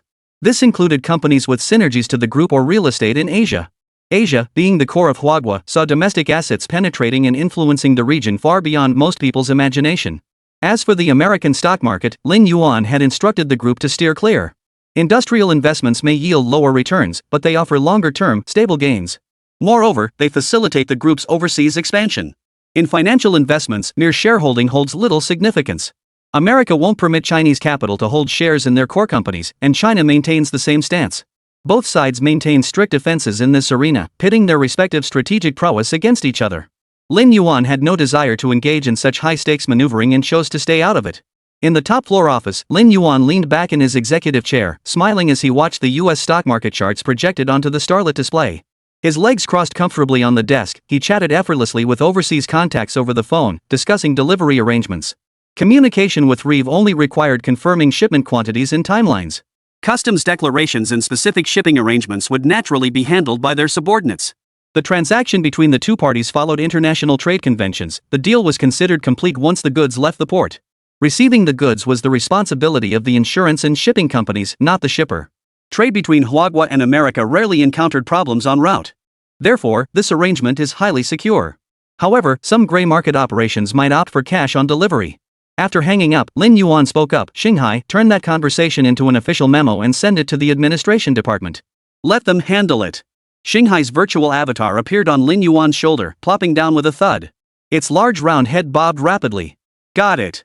Which shipping company should we designate? All the top 10 domestic shipping groups have partnerships with us and have signed long-term cooperation agreements. That includes Huayuan Shipping Group, China Merchants Shipping, Shandong Shipping, Anton Holdings, China Foreign Trade Shipping, and Haifeng International, among others. After speaking, Xinghai projected a long list into the air. Lin Yuan skimmed through it. Prices were largely comparable. In today's shipping industry, pricing is largely transparent. Have the administrative department handle it? Proceed with the cooperation agreements as is. I have no specific requirements. Ship according to the established schedule. Use whichever carrier has available vessels and accepts reservations.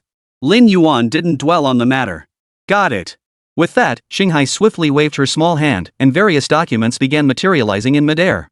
At that moment, Liang Meng knocked on the office door and entered. Mr. Lin, your guest has arrived. The group following Liang Meng stepped into the office just in time to witness Xinghai in full action. Voice recordings were converted into text, automatically opening the group's internal office software and logging into their accounts to process documents. Even when authorization from Lin Yuan was required, it handled it independently. Lin Yuan quickly stood up, but before he could say anything, the Xinghai figure flew straight to Liang Meng. Secretary Liang, the boss, and that Reeve from the Morgan family just finalized the delivery schedule and initial quantity for the neural prosthetics. I've already sent the email. Just confirm with the administration department that everything is in order, and you can proceed. Liang Meng smiled and nodded at Xinghai. Alright, Xinghai, you're amazing. Got it. I'll handle it right away.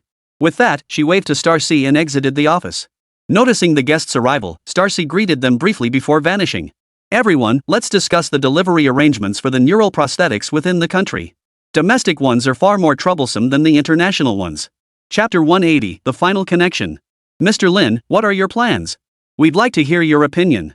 After everyone took their seats, Ji Zanyu, the representative from the general office, spoke first. Lin Yuan shook his head. I don't really have any thoughts on the matter. The main issue is that we can't intervene in your healthcare system integration matters.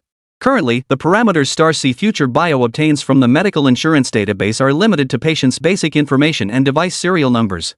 This means patients can come to our stores for after-sales service after receiving devices from hospitals, but we can't access any other information beyond that. To address the launch, sales, and after-sales support for neural prosthetics, the group established a dedicated biotech pharmaceutical company after deliberation. Starcy Future Biotechnology Company, Limited. The company's business scope encompasses the research, development, and sales of biomedical equipment, genetic research, advanced virus research and development management, and vaccine research, development, and manufacturing. However, the core function of any pharmaceutical company, drug R&D and manufacturing, is notably absent from its scope. It wasn't that higher authorities wouldn't approve it, but rather that Lin Yuan didn't want it. The company was founded to support future ecological transformation and space biology research, not to actually produce or sell pharmaceuticals. The gaps between biological sciences, biomaterials science, vaccinology and virology, and pharmacology and pharmaceutical science are vast. Clearly, Starseed Future Biotechnology Company, Limited is not a company focused on pharmaceuticals. Therefore, when interfacing with regulatory bodies like the Drug Administration, the focus remains squarely on the neuronal intelligent prosthesis product itself. Currently, while the biotech company's website has prepared relevant query portals, these are limited to patient and device information transmitted directly from tertiary hospitals to the biotech company. Beyond that, no additional data is available. The purpose is solely to facilitate user after-sales service and maintenance. On one hand, assigning responsibility to the biotech company, precision machinery manufacturer, and software company is more appropriate, as the prosthetic is their collective achievement. On the other hand, this approach alleviates pressure on tertiary hospitals themselves. In terms of patient care and treatment, these tertiary hospitals are constantly overwhelmed. Adding after-sales responsibilities would be unsustainable. Moreover, issues with such equipment are beyond the hospital's capacity to resolve. Ultimately, the widespread adoption and use of such devices inherently requires physical retail support. Shanghai Future Technology Group's decision to open direct-operated stores in major cities is itself a form of public service. Everyone understands these stores inevitably operate at a loss, with daily expenses including rent, utilities, and personnel costs. Yet revenue isn't guaranteed daily. Those who need and can afford prosthetics constitute a small segment of the population. It's only within China's massive population of over 1 billion that this becomes a significant issue. This group faces immense challenges in daily life and society. Consequently, in the after-sales maintenance system jointly developed by both parties, many components are provided free of charge. For the few components that require payment, medical insurance and drug regulatory agencies wield their formidable bargaining power, driving Shanghai Future Technology Group staff to numbness with each successive price cut. Moreover, Shanghai Future Technology Group has investment from the State-Owned Assets Supervision and Administration Commission (SASAC), which holds shares in the company. Consequently, the government treats them as an insider. Negotiations with them proved even tougher than those with foreign investors, with every price reduction meticulously calculated down to the last cent. Consequently, higher-ups were confident that these flagship stores would inevitably operate at a loss. But the higher-ups wouldn't let Lin Yuan take the hit. They changed the subsidy method instead. They reduced the tax rate for the biotech subsidiary, increased tax incentives, and allocated a portion of export tax rebates. This effectively meant a substantial increase in tax benefits for Starseed Future Bio's overseas prosthetics revenue. The authorities chose this indirect subsidy method, which proved more effective than direct cash handouts. Only then could the hundreds of directly operated stores nationwide continue operating smoothly. After discussions among our various units, we've decided against adopting a centralized management approach. You know the real hardships faced by people with disabilities. Asking them to register on a single website or at a single location would be extremely inconvenient for them. Therefore, we propose that your department handles centralized management. Prosthesis users can directly visit their corresponding hospitals for examinations and acquisition. We will grant your medical insurance system and database greater access permissions. Essentially, we'll transfer some hospital data to your centralized management system. All users will still receive maintenance services at your local direct-operated stores. Then send any changes to our medical insurance database. Hospitals can retrieve the information from our database when needed. This outlines our proposal and proposed interface permission changes. Please review it. Ji Zanyu pulled out a document and handed it to Lin Yuan. Lin Yuan accepted it without reading, immediately instructing the Starseed AI to initiate a scan. Hundreds of program interface data changes and over a dozen database integration category modifications were simultaneously scanned and identified. Shanghai, is this a significant change? Lin Yuan asked only after Shanghai had finished scanning all the files. Shanghai waved its hand. Hold on. I'm accessing Biocorp's backend data and platform now to compare the discrepancies. A new website materialized in the office airspace, immediately transitioning to the login screen. Shanghai's operation bypassed the need to enter credentials, directly accessing the central database and platform backend for comparison. After a dozen seconds, Shanghai turned to the group with a smile. No major issues. I've marked all the areas requiring modification, but haven't pushed the changes yet. If the changes are confirmed, it should take about an hour and a half to complete everything once the data systems and software division staff are back at work tomorrow. Lin Yuan nodded. Push it. Also inform them that all final testing and joint debugging must be completed by tomorrow morning. After deployment, restart the servers and deploy this architecture to the supercomputing center and core data center at the group headquarters for independent management. Got it. I'll open the channel and set permissions now. Xinghai nodded before vanishing from the air once more. Turning to Ji Zanyu and the others, he asked, any other modifications besides this? Ji Zanyu glanced blankly at the documents spread out before Lin Yuan, then at the spot where Xinghai had just appeared. Mr. Lin, is that all? Lin Yuan nodded. Yes, there weren't many changes needed anyway. We have over 10 teams from both companies working with you. Each team has anywhere from 20 to 30 people, and some nearly 100. With so few requirements, shouldn't this be done quickly? Sure, they're juggling multiple projects, but our management system is top-notch. Haven't you forgotten our company's first fortune came from systems? Chapter 181, New Year's Day, Prosthetic Services Launch. Then there's no problem. These are the final modifications needed. Since you can finish so quickly, we won't need to adjust our timeline. We'll officially open on New Year's Day. Will your flagship store also be open that day? Ji Zanyu put away the documents. Lin Yuan sighed, yes, the schedule can stay the same. But we won't be doing any grand opening events. Our target audience is already a struggling crowd. Any more festive celebrations would be too ironic. They can be happy, but we absolutely cannot. When it came to gauging the appropriate tone, Lin Yuan knew exactly where to draw the line. Alright, it's settled then. Ji Zanyu nodded, glancing at the people behind him. Then we'll need you to arrange accommodations for us, Mr. Lin. We'll conduct the final system integration adjustments first thing tomorrow morning and aim to wrap everything up by then. With New Year's just days away, it's time to announce the news. Alright, no problem. Just let us know when you're ready. By the way, have you guys eaten yet? Lin Yuan glanced at the wall clock. It was already past 9. Ji Zanyu quickly waved his hands. We've eaten. We ate on the plane. Lin Yuan waved dismissively, then stood up and opened the door. Liang Meng, notify the first dining hall to prepare a table for 13 people, using the highest grade meal standards. Then have the guesthouse prepare all the rooms. Hearing Lin Yuan request the highest catering standard, Ji Zanyu quickly pulled him aside. Mr. Lin, please don't, that's far too extravagant. If word gets out, we'll be in a tough spot. Lin Yuan laughed heartily. Director Ji, you misunderstand. Our meal standards are based on the internal position levels of management personnel within the group. The so-called highest standard simply means following my own criteria. Rest assured, there won't be any shark fin or sea cucumber. Hubei is rich in fish and river delicacies, and the mountains yield plenty of wild mushrooms. I guarantee you'll be enjoying authentic, wild-caught ingredients you rarely get to taste. Our logistics department partners with local townships for designated sourcing. Eat with confidence. Based on internal raw material procurement costs, the per-person meal allowance won't exceed 100 yuan. Liang Meng smiled as she stepped forward to lead the way. Rest assured, comrades. Our internal cafeteria prices are practically public knowledge online. While we might not match the bulk purchasing power of the military, our value for money is remarkably close. Our internal pricing isn't like that of external restaurants or hotels. Every dish in the staff cafeteria is priced based on our actual procurement costs. Ji Zanyu smiled sheepishly. Alright, then thank you for your hospitality, General Manager Lin. Airplane meals really aren't much. But let me make one thing clear up front, absolutely no alcohol. Lin Yuan laughed heartily. Funny enough, I'm allergic to alcohol. Just a drop and my whole body breaks out in red spots, whether it's baijiu, beer, spirits, or red wine, it doesn't matter.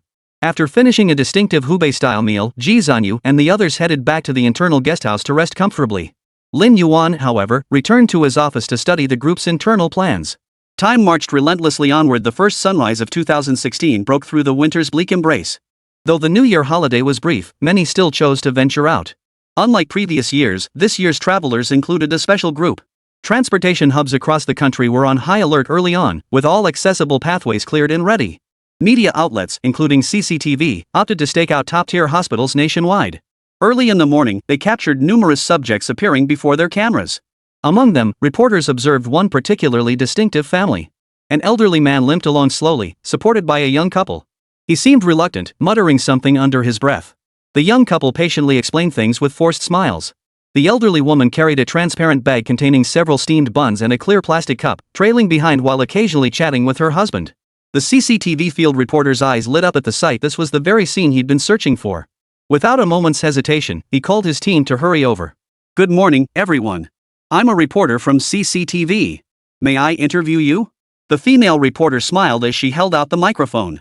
The elderly couple looked somewhat bewildered, unsure of the situation unfolding before them. Yet beneath their bewilderment, a hint of embarrassment and evasiveness flickered. The wife of the young couple, however, was more astute. She quickly nodded in agreement, then tugged at her husband's sleeve. The reporter noticed this subtly and extended the microphone toward the man. "Hello, I'm a reporter from CCTV. May I interview you and your family?" The man nodded quickly, "Sure, sure." The reporter continued, "Are you here to have a neural prosthetic installed for a family member?" The man thought for a moment, then smiled sheepishly. "Sorry, actually. I don't really know what it's called exactly, but it should be what you mentioned. A village official came to our house and said my dad qualified for a national program to get checked at a top-tier hospital in the city. At first we thought it would be expensive, but then the cadre ran the numbers for us. With all the subsidies, they said it wouldn't be costly. We discussed it and decided to come. If there's a chance, we'd love for my dad to walk like a normal person." Just then, the old man behind him started muttering again. "My little granddaughter is still young. There'll be plenty of times we'll need money in the future. Besides, I've been like this for decades. Not only would it be money down the drain, but something so precious if it got knocked over or damaged, how could I ever afford to replace it? It'd also keep me from working the fields. If we really bring it home, will it take care of me, or will I be taking care of it? Dad, I've seen the official ads. They say it can work in the fields, it's waterproof and dustproof, and if it breaks, they'll fix it for free. They even say it's made of alloy, you couldn't break it if you tried." The young wife quickly interjected. Her husband chimed in, "You're just stubborn, old man. If the kids want to get you this, just accept it. If it really isn't too expensive, we'll get one. It's better than you going out to tend the cattle in the rain and worrying me. If it's expensive, we won't get it. Let's just treat this as a trip to the city. I haven't been here in years, and there's not much work at home anyway." The reporter took the opportunity to step in and offer some reassurance. Fortunately, the family had done most of the groundwork before arriving. So even though the old man kept grumbling, he still walked step by step toward the hospital. Inside, the reporter had already spotted the dedicated. He quickly guided the elderly man and his family toward the special for registration and examination. The young man pulled out the old man's ID and rural medical insurance card to register him. Chapter 182, is that it? Compared to the bustle in other areas, the examination for the neuron-based smart prosthesis was surprisingly quiet. Some curious patients and family members even glanced over from nearby. After registration, the waiting nurse promptly guided them to the designated floor for the examination. Unlike other departments and doctors' offices, the room they entered resembled a routine physical examination area. The doctor was already waiting there with 2 male and 2 female nurses. As the group entered, the nurse first had everyone take a seat before the doctor immediately began playing a 3D virtual animation. The animation immediately began explaining how the examination would proceed, how the equipment would be fitted, and what types of prosthetics were required for different disabilities. Simultaneously, the large screen outside the office began displaying the same content. After the animation concluded, the doctor turned to the elderly man. "Sir, do you have any questions after watching this?" The elderly man nervously wiped his thigh with his hand, casting a slightly pleading glance at his son and daughter-in-law, clearly still unaccustomed to this situation. The doctor merely smiled at this, saying nothing further. Instead, he turned to the young man. "Young man, how is the elderly gentleman related to you?" The young man quickly replied, "He's my father. We understand everything, no questions here. But the main concerns are the cost and how to use it." The doctor didn't seem surprised. He tapped a few keys on the computer and another animation began playing, detailing the total cost and the price after various subsidies. It also included several important precautions. After the presentation ended, the doctor glanced at the elderly man's left leg. "Sir, could you lift your pant leg so I can take a look?" The old man promptly rolled up his left pant leg, revealing a simple prosthetic limb. The doctor examined it and said, "Don't worry, everyone. This is a lower leg amputation, which is significantly less expensive than a full left leg amputation. It falls under the lowest tier shown in the earlier video.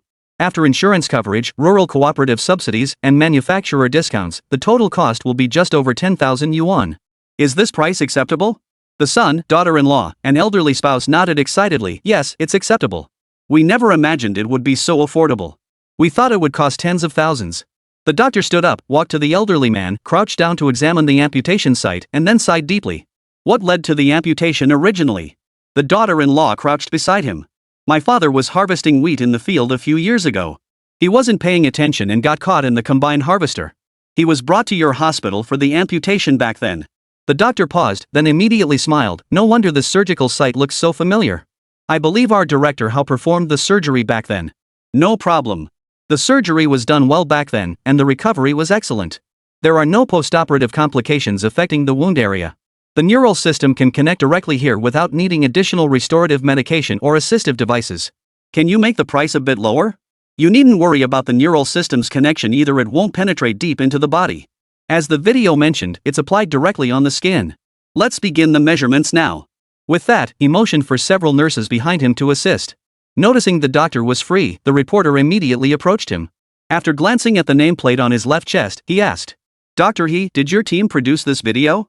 The presentation seems very detailed and professional." The doctor had noticed the reporter earlier and wasn't surprised by her inquiry. It was provided by Shanghai Future Biotech. It was commissioned by the Health Commission. After all, we can't explain everything to every single patient who comes in. It's exhausting and wastes everyone's time. So we play the video directly. There's also a large screen outside, allowing all patients and family members waiting in line to familiarize themselves with the information beforehand. The entire measurement equipment and system here are theirs. If you're interested, you can watch me operate the system behind me later. During testing, we found their system extremely user-friendly, truly befitting a major corporation. The reporter seemed eager to try. Is that okay? Would it cause any issues? Doctor He shook his head. No impact at all. It's just measuring and simulating body data to help patients and their families visualize the final results. With that, the doctor led the reporter to his workstation and began demonstrating the computer display. The reporter immediately waved to the cameraman beside him, who promptly aimed the camera at the computer screen. On the screen, the elderly gentleman's three-dimensional body data had been fully scanned by the adjacent equipment. Beyond height and weight, it included limb lengths, circumferences and diameters of key body parts, and more.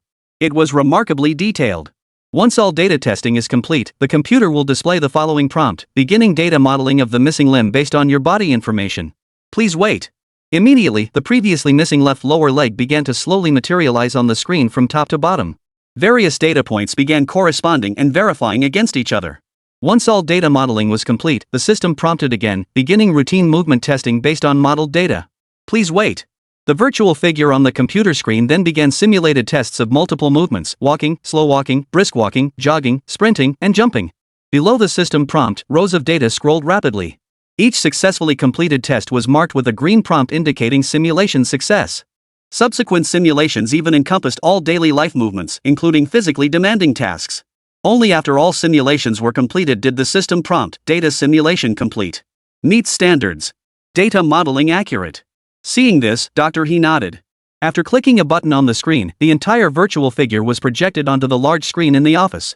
Everyone, please observe these calf measurements derived from the elderly patient's physical data. The system has confirmed their validity during the simulation. It's sufficient for your daily needs, but heavy labor is not recommended. This isn't because the prosthesis can't handle it, but because it could lead to uneven force distribution between the legs. Dr. He then explained the principle using simple language. The left leg is made of alloy. It wouldn't deform even under a vehicle weighing several tons. But the right leg is flesh, not metal. As everyone knows, human power generation originates from both legs. This replacement means the muscles and nerves throughout the body must gradually adapt to the new power distribution. In short, normal daily activities are possible in the short term, but strenuous work should be avoided. A minimum 3-month adjustment period is required. It wasn't until over 10 minutes later that the family finally emerged from the office. The reporter followed them the entire time. Not just the patient and family, but even she felt somewhat unsettled. Is that it? The reporter gazed into the camera lens, eyes brimming with admiration. Chapter 183, A Little Unexpected Delight. The young man took the checklist from his wife's hands. Besides detailed specifications for the neural prosthesis, it included equipment serial numbers, price lists, and other relevant information. Glancing at the list, the reporter had a sudden idea. Everyone, why don't I take you to Starcy Future Bio's physical store? You can familiarize yourselves with the location, and we can also check when the items will arrive. We have a car, we can take you there. The man's wife was quick-witted and promptly stepped forward to nod her thanks. Seeing their agreement, the reporter cheerfully invited everyone into the car. Soon, several cars arrived in the city center. From the prime location, they spotted a shop in the distance, its entire structure clad in fiberglass and an unidentified silver material. It exuded a distinctly sci-fi aesthetic. The shop sign bore no text at its center, only the iconic logo of Starcy Future Technology Group, a miniature map of the Milky Way galaxy. Only a line of small text appeared in the lower right corner. Starcy Future Biotechnology Company directly operated store number 000317. The storefront doors had opened early, drawing a crowd outside. Beyond the onlookers and a few media photographers snapping pictures, few had actually entered. A sign was posted on the glass exterior wall: public service personnel including police, road maintenance, urban management, and delivery workers are welcome to enter the store at any time to rest. Air conditioning, hot cold water, and restrooms are provided free of charge. The reporter spotted this and immediately glanced back at his accompanying cameraman. The cameraman instantly got the message and rushed forward with his camera. Upon seeing the CCTV logo, the onlookers parted to make way. The reporter entered the store with his family. A staff member wearing the Shanghai Future Technology Group uniform promptly approached. "Hello, how may I assist you?" The female reporter pointed to the examination list the man had obtained from the hospital and said, "Hello, we just finished our examination at the hospital and are here to inquire about next steps." The store manager, also a woman, smiled as she looked at the family beside her. "May we see the examination list you received from the hospital? Please take a seat in the reception area. I'll look into it." The wife immediately handed over the documents. They had intended to sit down, but upon glancing back at the sofa behind them and then at the various large screens and display cases throughout the store, they felt a bit awkward about taking a seat. A nearby staff member noticed and promptly guided them to the lounge area. "Please wait a moment, everyone. Have some hot tea. We'll have it sorted out shortly." With that, she stepped forward to assist the elderly gentleman to the sofa in the reception area. Just as the family sat down and took their first sip of tea, the store manager approached with a tablet, smiling warmly. "Please take a look, everyone. This is your order data. Your order request has already reached the production plant in the capital city and is currently in production. It is expected to be completed and ready for shipment tomorrow afternoon. It will arrive in our Guizhou province within 3 days at the latest, meaning you can schedule the final installation at the hospital anytime within 4 days." As she spoke, she displayed the detailed order information on the tablet for everyone to see. From the time the order was received to the start of production, the factory release date, and the final delivery time, every detail was clearly laid out. Even the user's information was included. It was the old man's details. The reporter quickly interjected. "The old gentleman has a minor leg issue, but he's in excellent health and still works the fields regularly. Is this prosthetic suitable for him?" The store manager smiled and shook his head. "There won't be any issues whatsoever. For the exterior, we've incorporated the latest technology from our group, including the newest synthetic leather.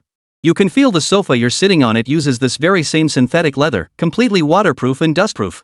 Internally, we've implemented 5-level coupling technology to ensure no water or dust can penetrate. We considered this from the very beginning of the product design, so there won't be any issues.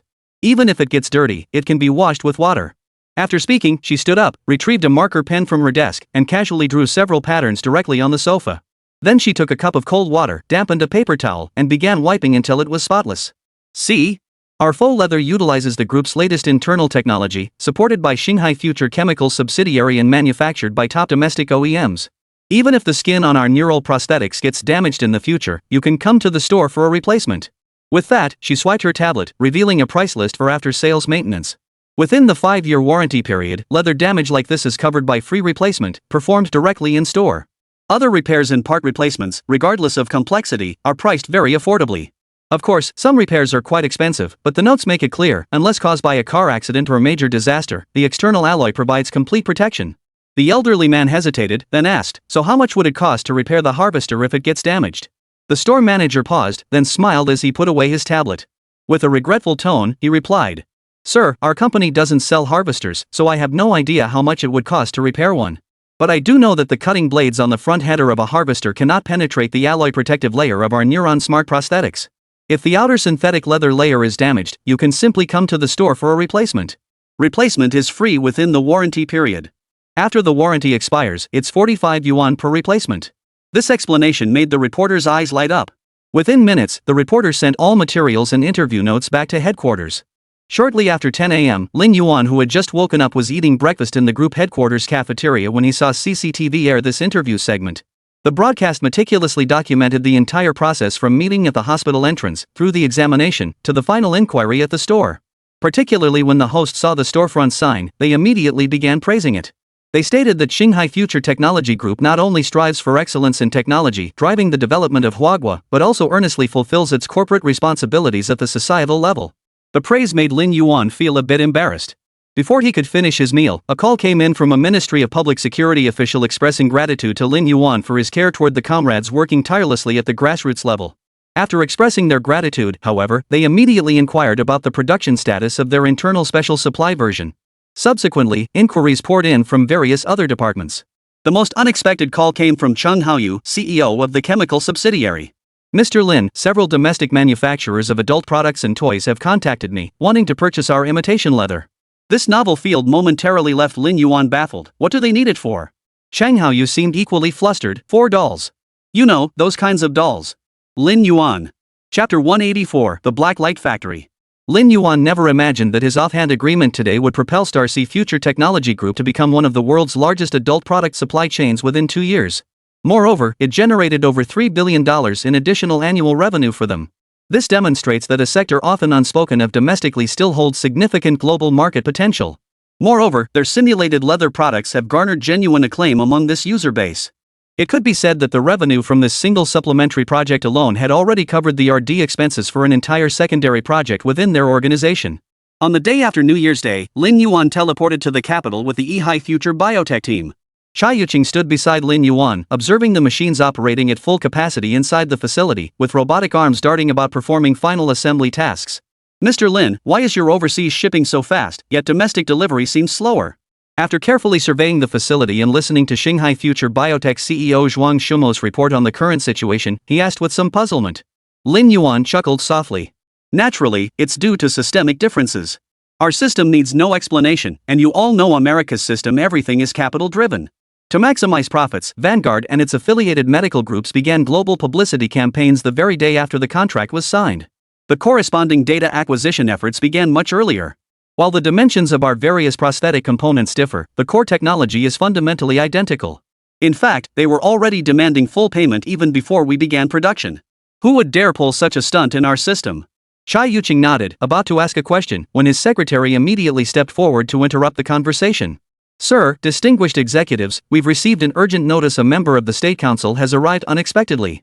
Lin Yuan, who had been relaxing in the winter sunshine, instantly perked up. Chai Yuqing quickly asked, which committee member is here?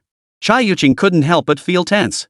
Although he was the mayor of the capital city, holding the same rank as provincial governors as a full ministerial level executive. But members of the State Council were all deputy state-level officials. The seemingly single rank difference represented an abyss between heaven and earth. The secretary shot Lin Yuan a meaningful glance and replied with a smile, it's member Song Guolong. Chai Yuqing instantly relaxed. Mr. Lin, Commissioner Song is your strongest supporter. He's likely here specifically for you. I'll just be the escort today. Let's go wait at the factory entrance. Typically, when committee members travel, unless it's a pre-announced secret trip, reporters always accompany them. Lin Yuan had long heard of this staunch supporter but had never met him in person. So getting to meet him today was quite good. After arriving at the production park entrance and waiting for a while, a convoy slowly came into view. A few minutes later, the convoy came to a gentle halt. Reporters were the first to disembark, swarming around to take photos. The committee member stepped out and immediately made his way toward the group. However, following protocol, he first engaged in conversation with Chai Yuqing. Mayor Chai, you're here quite early. Chai Yuqing nodded. Leader, I had to come early. I pulled every string to get Mr. Lin to establish the first production base here in our capital. If output doesn't meet expectations, I'll be a criminal in the eyes of the entire nation. Yesterday alone, I received calls from numerous provinces, all demanding I ensure production is guaranteed. That's why I came to check today, otherwise, I wouldn't feel at ease. The committee member shook his hand again. You're absolutely right. Matters like this demand our utmost attention. Any minor issue, when multiplied by 1.4 billion people, becomes a colossal problem. We must ensure that people with disabilities and vulnerable groups also benefit from the dividends of technological progress in this new era. The benefits of technological progress must radiate and impact every single person in our country, not one left behind. Chai Yuqing nodded emphatically. After speaking, the committee member turned to Lin Yuan beside him. Mr. Lin, to be honest, I've reviewed your materials many times. Each time leaves me in awe. You're so young, it's incredible. Yet meeting you in person today, I find you quite different from what I expected.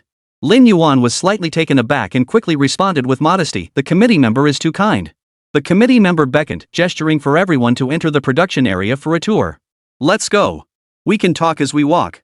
Today, you give me a different impression again. Some people have told me you have a unique mind, and I believe it. To take Yuan Fang from a simple machining company to where it stands today, that undoubtedly requires an extraordinary mind.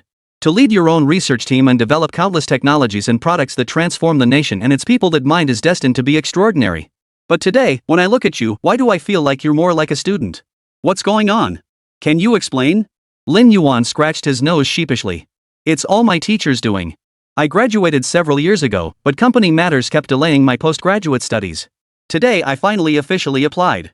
The graduate entrance exams just wrapped up not too long ago, and lately I've been focused on various research projects. Maybe spending so much time with the lab project team gave you that impression. The committee member chuckled upon hearing this. He looked at Lin Yuan with interest. Still applying to USTC? Yes.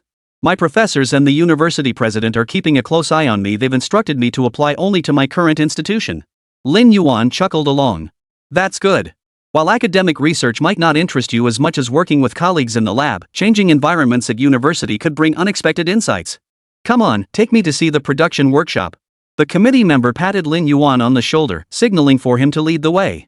Lin Yuan began guiding the group through the entire production base. Zhuang Shumo, CEO of Starcy Future Biotech, primarily explained the construction, engineering, and post-production processes of the facility. One concept he mentioned, the lights-out factory, piqued the committee members' interest. A dark factory? I recall seeing that concept in Guangdong Province's annual work report. Are you also pursuing this initiative? The committee member inquired with a smile.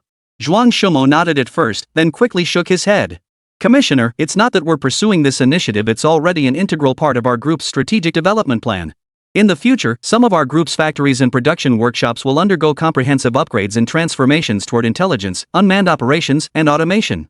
We aim to push artificial intelligence and mechanical automation to their ultimate limits. Starting from the raw material feeding stage, everything will be handled autonomously by programs and industrial robots. In the future, the most critical element of our entire production workshop may not be the workshop itself, but the central control and dispatch center. That is where the entire factory's production will be monitored, the sole brain of the entire facility. Chapter 185, The Potential of Star Ocean Future Technology Group. Lin Yuan hesitated to add more, glancing at the surrounding journalists and media. The committee member clearly knew this well and glanced at the accompanying secretary. The secretary nodded and stepped forward to inform the media that the next agenda item would be interviews with factory management. The CCTV journalists who had accompanied them understood the protocol. They knew a closed-door meeting was next. Certain topics were simply unsuitable for public broadcast. Once the media had dispersed, Zhuang Shumo led everyone to the factory conference room. Inside, Lin Yuan began detailing the black-level factory concept his group intended to implement. The black-level factory model that Starcy Future Group sought to implement was not merely a fundamental management of the factory production system, but rather a comprehensive management of the company itself. It represents a fully intelligent management system integrating transportation, logistics, contract manufacturing, production deployment, packaging, storage, and distribution. The entire management system operates under an AI-driven intelligent scheduling and management framework. Externally, it touts numerous advantages: increased production efficiency, reduced production consumption, lower costs, and more. But in Lin Yuan's view, the greatest benefit was confidentiality. The production facility for neural prosthetics alone is manageable, as it targets global sales and will inevitably be reverse-engineered by various parties. Therefore, Starcy Future Group had long implemented anti-disassembly and self-destruct mechanisms. But for other products, the group maintains extremely high internal security and safety protocols. Even the slightest leak of information could allow outsiders to analyze and extract valuable insights. Regardless of whether the information was accurate or not, Lin Yuan simply didn't want it to be leaked. That was the very reason he had implemented this system. Next, they planned to significantly increase their stake in Starcy Future Precision Machinery Processing subsidiary. This company's primary business currently serves the national high-speed rail strategy. Secondarily, it produces various high-precision machine tools and machining centers. In the future, this company will become the world's most renowned robotics production and manufacturing enterprise. All confidential factories within the group would adopt robotic machining. Moreover, following the highly successful outcome of the group's recent anniversary technology conference, internal plans are underway to establish it as a regular annual event. It will be held annually going forward. At the 16th conference, the Smart Factory system will be one of the comprehensive products they plan to launch. However, this approach has both advantages and disadvantages. Domestically, for enterprises and capital, this is undoubtedly a positive development, and they will certainly be eager to procure these solutions. As domestic enterprises, adopting Starcy Future Technology Group's production system poses no burden for them. The problem lies in the potential significant reduction in workforce scale, especially given the already complex domestic employment situation. That's why Lin Yuan is still wrestling with this dilemma. As for overseas markets, Lin Yuan is determined to pursue large-scale promotion. First, expanding the system's reach globally would increase the group's and China's influence on the international stage. Second, Lin Yuan couldn't care less about overseas employment rates. Even if those factories laid off their entire workforce, he wouldn't give a damn. Whether you live or die is none of my damn business. And this is precisely why foreign capitalists aren't worried either, they only care about profits. So the current issue is that while this project is confirmed for next year's Science and Technology exhibition, whether to roll it out domestically on a large scale remains a question mark. After a long silence, the committee member finally spoke. No wonder some comrades say every meeting with you brings new surprises. Now I've experienced it myself. This proves I didn't misjudge you. Your mind consistently comes up with useful innovations. Will this Smart Factory project be included in your group's annual report and next year's plans? Lin Yuan nodded firmly. It will. The Ministry of Industry and Information Technology requires us to submit projects slated for next year's launch earlier than usual, so this year's report will include next year's plans. Once you submit it, we can study it thoroughly. The committee member nodded firmly. But I still think you should promote it. Moreover, I think you should reverse your priorities, focus domestically first, and even put international expansion on hold for now. Our nation's true strength lies in possessing projects across every industrial category. That's our true trump card as an industrialized nation, not being confined to any single high-tech field. At least until truly cutting-edge technologies achieve large-scale adoption, sheer scale and production volume remain the decisive factors. So I believe you should focus on domestic promotion. The committee member then cited several sets of data he had reviewed. Contrary to Lin Yuan's concerns about unemployment resulting from smart factory implementation, he believed the scale of new job creation would be even greater. Thanks to the expansion of Star Sea Future Technology Group, the emergence of numerous new industrial chains, and the development of some traditional industries, the reality is that this year's new job creation has significantly exceeded previous levels. Moreover, the Chinese Academy of Social Sciences, having maintained long-term contact with Shanghai Future Group, had even conducted an in-depth investigation into the company. Their conclusion was that the group currently suffers from a problematic personnel structure, a severe top-heavy imbalance. This means the group possesses formidable strength in core R&D and production, yet its foundational infrastructure remains inadequate. Put simply, there is a severe shortage of frontline and operational staff. Despite continuous recruitment efforts over the past 2 years, the group's workforce remains under 80,000 employees. Based on current development in the final blueprint they obtained, the entire group must maintain a workforce of at least 500,000 to sustain this vast technological empire. Including subsidiaries like Star Sea Future Biotech, Starlight Intelligence, and Aerospace, the group now operates 10 subsidiaries. However, for a massive conglomerate focused on technology and manufacturing, having only 80,000 employees across 10 subsidiaries is fundamentally insufficient. Moreover, this figure includes over 40,000 personnel dedicated to R&D and research. This means that fewer than 40,000 employees are actually responsible for production. Yet it is precisely this manufacturing workforce of 40,000 that underpins Star Ocean Future Group's staggering 2015 revenue exceeding 300 billion yuan and nearly $30 billion in foreign exchange earnings. For the Academy of Social Sciences, the State Council, and the Cabinet, their focus isn't on the productivity per employee, but on the group's immense potential. This potential extends beyond the group's own output to encompass the vast network of upstream and downstream industrial chains and economies it can stimulate. Therefore, the urgent hope of the higher-ups is for Star Ocean Future Technology Group to continue expanding its scale. Fully develop all its subsidiaries. Currently, these subsidiaries lack neither capital nor technology, they even have sufficient clientele. What they truly lack is time. Chapter 186, Lin Yuan's Long-Term Strategy. I'm pleased you've considered the impact of new technologies on employment rates. The State Council is equally gratified by your sense of responsibility. But you've overlooked one crucial point: the qualitative changes brought about by scaling up will trigger quantitative shifts of earth-shattering magnitude. As I've said before, any minor issue multiplied by 1.4 billion becomes a colossal problem. Likewise, any small improvement multiplied by 1.4 billion becomes a monumental advancement. Therefore, my recommendation is to continue expanding your group's scale and further strengthen our nation's advantage as a fully industrialized country across all sectors. Expanding abroad to arm other enterprises is not a good option for us at this time. You worry about domestic employment rates, but you must consider that the new jobs created by an industry's development will far exceed the impact you fear. After presenting the data he had observed, the committee member began explaining to Lin Yuan. Although the nation has proposed the Made in China 2025 initiative, countries worldwide are also developing entirely new manufacturing strategies. Germany, for instance, has introduced its own Industry 4.0 initiative. Frankly, Lin Yuan found this Industry 4.0 concept somewhat laughable. Germany's vision was commendable, but the moment the Great Mao and Second Mao's conflict in Ningxia erupted, Europe's cheap energy supply vanished entirely. To make matters worse, they foolishly abandoned Huawei's 5G technology. This effectively severed both the energy supply and data management arteries essential for the growth of new era industries, both arteries cut by their own hands. The result? A promising Industry 4.0 turned into Industry 0.4, then Industry 4.04, becoming a laughingstock in global capital markets. Moreover, this industrial decline is terrifying and irreversible. Just look at the Rust Belt around the Great Lakes in North America.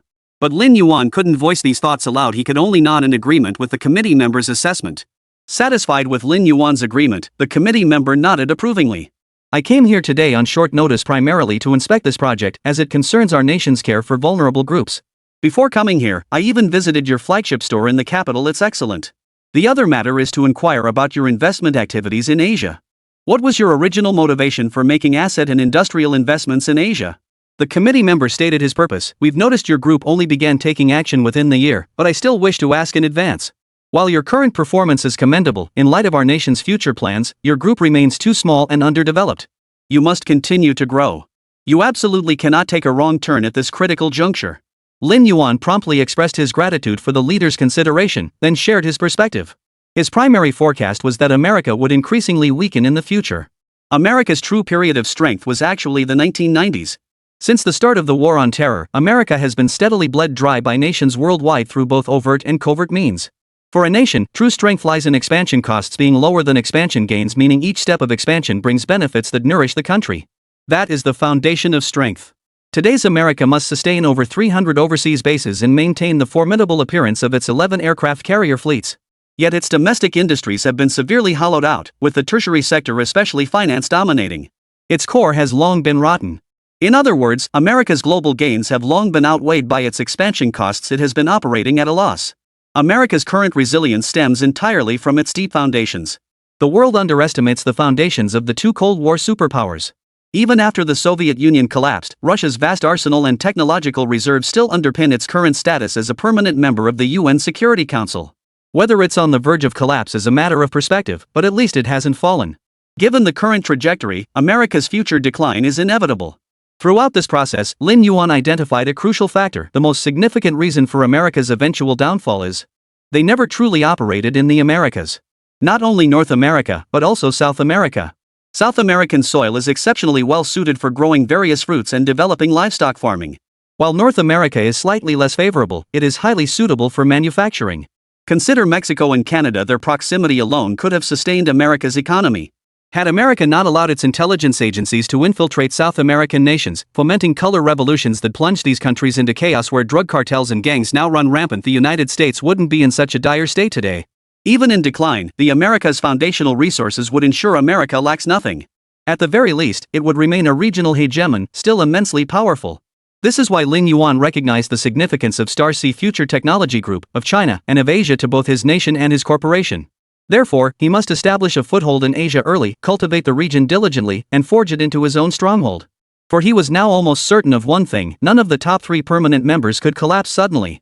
Moreover, the other 2 powers would never permit such a collapse. The transition of power, territory, and international order requires many years. It cannot be accomplished overnight. Unless World War III erupted. Most crucially, present-day America cannot withstand a third world war. Should one erupt, the world would see its true colors. Then Europe, which has endured years of bullying, along with the 2 Asian watchdogs and other nations whose resources America has relentlessly exploited, would be the first to tear it apart. In international relations, never trust treaties or agreements. They're worthless scraps of paper, too stiff even to wipe your ass with. Only interests are real. Once that point is reached, even retreating to North America would be difficult for it. It would be lucky to avoid being dismembered. After all, its domestic structure is federal, much like Russia's a collection of federated states and provinces. They certainly won't follow America to its grave. Based on this logic, Lin Yuan believed that while conflict might erupt, World War III was virtually impossible. Under these circumstances, Lin Yuan prioritized securing his core interests over victory or defeat, ensuring his own invincibility. Therefore, Asia was absolutely essential. After hearing Lin Yuan's explanation, Chai Yuqing and the committee members all looked at him with astonished expressions. Chai Yuqing's expression conveyed pure astonishment and surprise, while the committee members' gazes held more delight than shock. He hadn't anticipated Lin Yuan seeing this far ahead. This was also why the nation had gradually shifted its outdated production capacity to Southeast Asia in recent years. The objective was to strategically position itself for future operations in Asia. America's decline would inevitably begin with relinquishing its hold on Asia, and China was poised to fill the resulting power and influence vacuum in the region. Excellent. Truly excellent. I never imagined you, Mr. Lin, would foresee this development. Some national policies and moves might be hard for ordinary people to grasp, but smart folks get it. I never thought someone like you, buried in research, would see it too. The committee member beside him clapped enthusiastically for Lin Yuan. This trip was well worth it. Your insight will allow your future strategies to complement the nation's perfectly. Chapter 187, Future Surprises. Count the truly sovereign nations in this world on one hand. Many nations appear sovereign on the surface, yet internally, they've been infiltrated beyond recognition. Southeast Asian nations are no exception. But now, as the prelude to intense confrontation between China and America unfolds, these nations find themselves wavering. Small nations have their own survival strategies, and great powers have theirs. Why do Asian nations simultaneously embrace and oppose China? The reasons are complex. Historical factors play a role, as do current international geopolitical conflicts. The renowned Wang Bo is known to all, one of the four great poets of the early Tang dynasty and author of the Teng Wang Pavilion sequence. Yet few may know his father, Wang Fuji. The elder Wang led a life worthy of legend.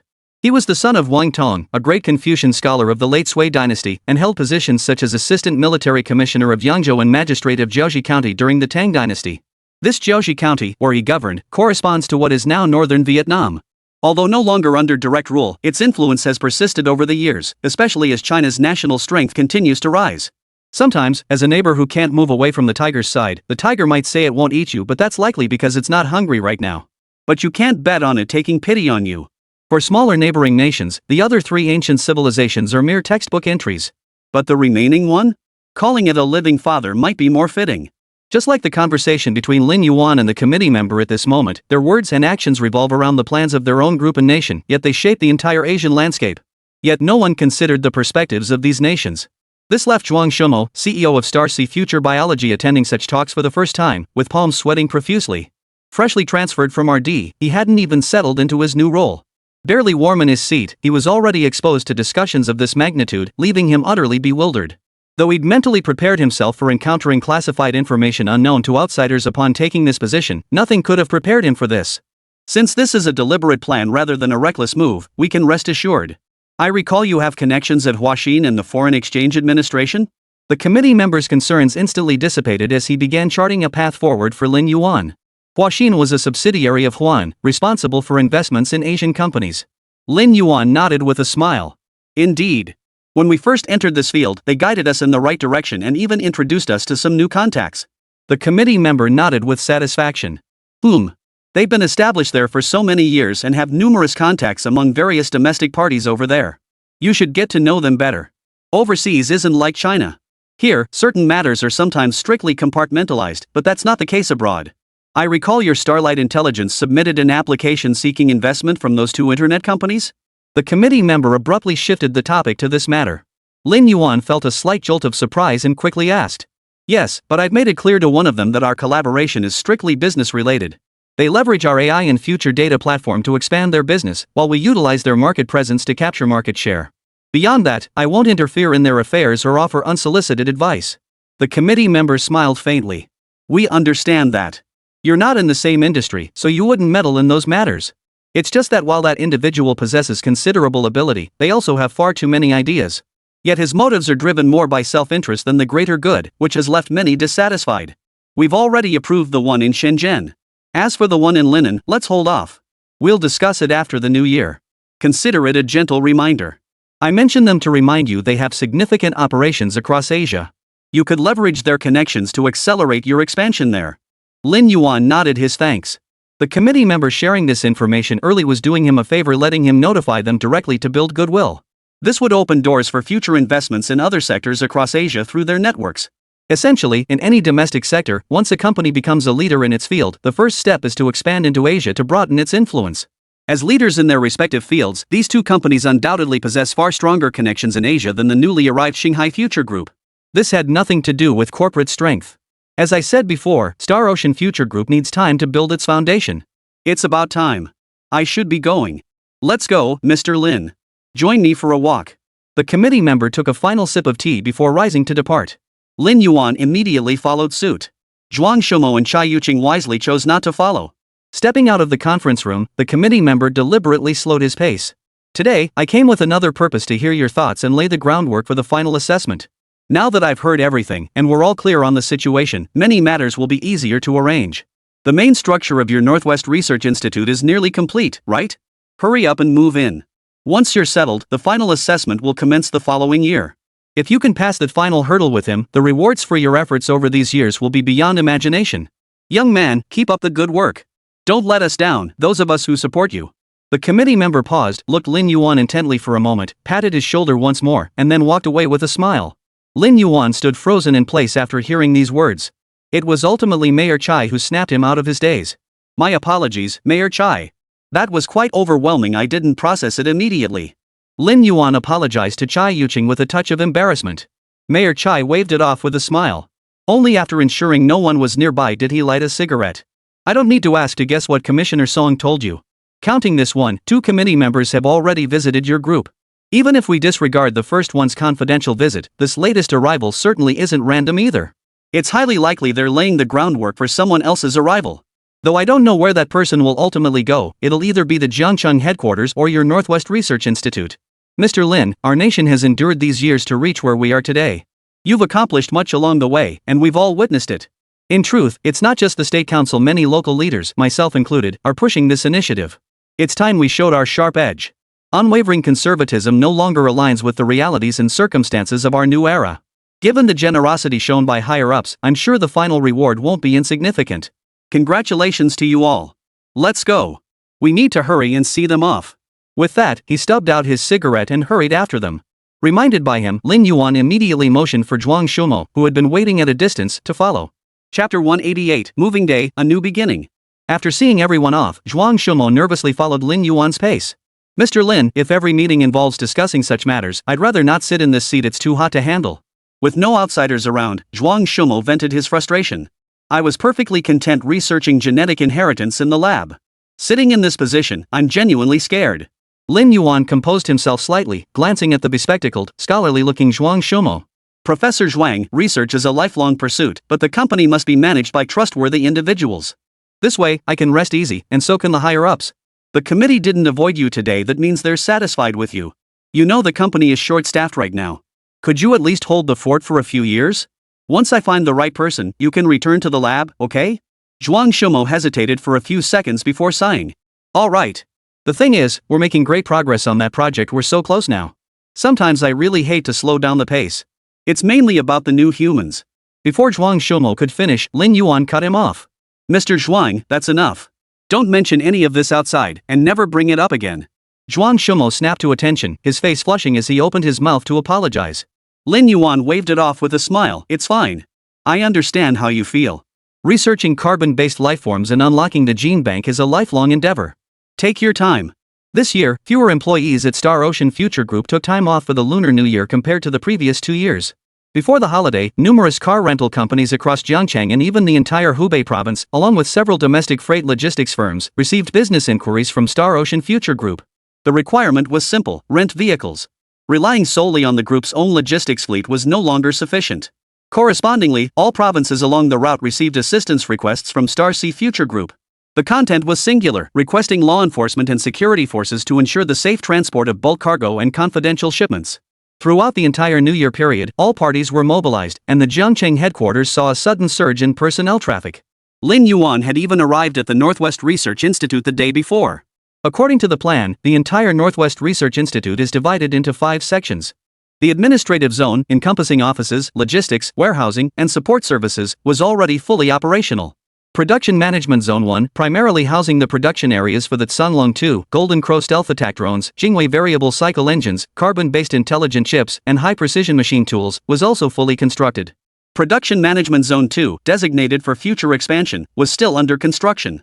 The Laboratory Zone, encompassing the experimental areas for the 5 major laboratory clusters Starsea Future, Starsea Physics, Starsea Chemistry, Starsea Power, and Starsea Biology along with other research areas, has also been completed. Finally, the Space Launch Center remains. This section is currently sealed off and will only be activated once all other areas are fully constructed. This relocation primarily involves moving the headquarters and laboratories from other research institutes nationwide to Production Management Zone 1 and the laboratory area. Certain administrative functions will also relocate here. Of course, this represents far less than the entirety of the Northwest Research Institute. The currently planned areas constitute less than 1/3 of the total approved by higher authorities. According to the overall plan, construction at this base may continue for many years. Gansu Governor Shi Qiyu, smiling broadly, followed closely behind Lin Yuan with his entourage. Mr. Lin, weren't we told it would take another 6 months? Why did you come ahead of schedule? Though pleased, the provincial committee had been puzzled when they received the sudden notice from Shanghai Future Group in the general office just before the new year. They had even feared something had happened in Jiangcheng, but inquiries there revealed no such issues. Standing before the main gate of the research institute, Lin Yuan gazed at the newly planted rows of poplar trees flanking the 6-lane road and replied with a smile. Nothing much. The Jiangcheng headquarters just couldn't accommodate further expansion. If the group doesn't scale up now, future orders will backlog for 3 years. So we had to relocate some production lines early and expand others. Shi Qiyu, however, looked skeptical. I saw the New Year's Day news. The committee members inspected the site, right? Did I mention that to you? Lin Yuan nodded at him with a warm smile. A flicker of joy crossed Shi Chiyu's eyes before he nodded firmly, saying nothing more. They were all intelligent people, certain matters were easily inferred. At Shi Chiyu's level, he could easily interpret the moves of senior leadership. Mr. Zhang, how are preparations for the logistics company coming along? Lin Yuan turned to look at Zhang Jingrong beside him. Zhang Jingrong tucked her wind-tossed bangs behind her ear. All the paperwork is done. Some offices will be located within the research institute, while the external operations will be based in Lanzhou. Additionally, all 27 warehousing and logistics centers across the province have been incorporated under our company's jurisdiction. We worked overtime throughout the entire holiday period and have now completed debugging all management systems. Lin Yuan nodded. No major issues encountered? Zhang Jingrong smiled and shook her head. Not a single one. Governor Shi and the provincial committee have been tremendously helpful in developing our logistics personnel housing complex and selecting the site for the auto parts repair center. As the logistics supply hub for the Northwest Research Institute, Gansu Province naturally required comprehensive supporting infrastructure. This includes residential complexes for drivers and staff to rest and live. The massive fleet required for logistics transportation naturally needed a dedicated maintenance center. Shi Chiyu's smile stretched almost to the back of his neck, but he politely waved his hand. This is simply our duty. Having you establish operations here is a blessing beyond what many sister provinces could ever dream of. We must seize this opportunity. Shi Chiyu's delight stemmed not only from the construction of these facilities but also from the fact that most of the workforce was locally recruited. While Lin Yuan and others were discussing matters in the northwest, Jiangqing's Yanghan district was already nearly swamped by various large vehicles before dawn. Since the early hours, countless freight trucks, police vehicles, and corporate security personnel had been patrolling the area. Of course, many precision production lines and equipment couldn't be transported by civilian vehicles and were instead handled exclusively by military trucks. Therefore, dismantling and loading operations had commenced days earlier, with some classified equipment already transported away in secret. At 8 a.m., as preparations concluded, a ceremonial cannon blast sounded. A lead convoy of several security and observation vehicles slowly commenced its departure from the main gate of the industrial park. Following it, one after another, massive sealed cargo trucks painted silver white and emblazoned with the miniature Milky Way logo began to move. Each vehicle displayed a banner reading Shanghai Future Group Major Cargo Transport. Hundreds of trucks formed a convoy, entering the highway from Yanghan District and heading northwest. The winding convoy stretched over 10 kilometers, appearing from afar like a dragon formed by hundreds of vehicles of various sizes advancing along the highway. The relocation of Star Ocean Future Group has officially commenced. Chapter 189, Development of Permanent Magnet Vector Motors. All expressway toll gates along the route had received advance notice, with every entrance fully opened. For enhanced driving and transport safety, some highway on-ramps along the route were even temporarily closed. Typically, such major cargo shipments and confidential transports are not permitted to cut in line. Thus, the entire convoy was escorted by countless patrol vehicles from the group's security department and local police forces. Except for a few interview vehicles from the central television station that obtained special authorization, all other civilian vehicles could only follow behind or overtake from the acceleration lane. No back-and-forth filming was permitted. The entire transport convoy operated on arrest the crew, not the vehicle's principal, with no unscheduled stops permitted. Consequently, many media outlets chose to set up their cameras in advance at the next toll gate or rest area. Although the support convoy accompanying the convoy would stop at rest areas for refueling and supplies, no opportunities for interviews were available. Media outlets covering the journey continuously provided various introductions, though the cargo itself was only vaguely described as advanced production and manufacturing equipment. Yet everyone speculated that the cargo must include fifth-generation fighter jets and high-end chip manufacturing equipment. Even during routine rest and refueling stops, the convoy was constantly patrolled by numerous individuals in suits wearing earpieces, all members of the group's internal security. Even armed SWAT officers stood guard. The sheer presence was enough to deter anyone. Due to the sheer size of the convoy, it required frequent stops and detours along the route, wasting considerable time. The 1,700-kilometer journey took over 2 full days. By the time they finally reached the Northwest Research Institute at the edge of the desert, it was already the afternoon of the 3rd day. However, media outlets had arrived ahead of the convoy. Unfortunately, they still couldn't get close. From afar, they could see a 6-lane highway branching off the main road, shaded by 2 rows of green trees. But what stood out even more prominently was a sign at the very front of the road: no loitering or photography in the vicinity of military-restricted areas. Upon seeing this, the media convoy immediately halted and began setting up camera positions nearby. Going any further would be inappropriate. Their decision proved wise. Shortly after they stopped, the sound of footsteps and the roar of engines echoed from deep within the roadway. As the sounds drew nearer, they grew louder. Just as everyone was wondering what was happening, armored vehicles began charging out from the end of the road. Hundreds of soldiers, fully armed and ready for action, followed in their wake. The journalists exchanged glances and instinctively began shielding their cameras. Upon entering the main thoroughfare, the soldiers formed orderly lines, dispersing to guard positions along both sides of the road, with one soldier stationed every 100 meters. Just as the journalists stood frozen in confusion, a lieutenant colonel approached them. "Gentlemen, from this moment on, do not enter the main thoroughfare. We will be completely sealing off the main road. Unauthorized entry onto the main thoroughfare will be prosecuted as theft of state secrets and deliberate obstruction of military operations. Please conduct interviews and filming outside the main road. Thank you for your cooperation." With that, he saluted and ran forward. Hearing these two almost unheard of charges, the journalists immediately raised their cameras and retreated. The interview vehicles promptly pulled off the highway and parked on the adjacent desert. Even if they hadn't heard these specific crimes before, they could still understand the written characters. They had anticipated that the Northwest Research Institute would be heavily guarded. Today, however, they had only glimpsed the most superficial layer, and that was enough to extinguish their curiosity entirely. Less than half an hour later, the convoy slowly came into view. Leading the way was the support convoy at the front of the procession. The personnel on board immediately disembarked to direct traffic. One by one, the trucks passed through security checks and drove into the compound, disappearing from view. Only after the entire convoy had vanished did someone from the administrative department arrive to guide them to their accommodations. The entire relocation process took nearly a week. By the 15th day of the first lunar month, after the New Year's celebrations concluded, the relocation was finally complete. Immediately following this came the process of relocating and setting up all the laboratories. Lin Yuan remained on site throughout this period. In the spring of March, Xu Tao, head of the physics group at the Starsea Future Laboratory, along with Shi Yong, head of the physics laboratory, and others formed a small team to seek out Lin Yuan. Busy in his office, Lin Yuan paused when he saw them enter. "Have you encountered a problem?" Xu Tao nodded and pulled out a checklist. "Director Lin, according to the RD plan you established, to solve the new clean energy problem, the first step is to address the motor issue. Based on your requirements for new clean energy generation equipment, we've conducted research on the development of China's motor industry. Here is our industry development report based on our findings." Lin Yuan took the document without glancing at it, instead placing it on the desk with a smile. "Well? Surprised?" Xu Tao smiled calmly. "Indeed, it truly exceeded our expectations.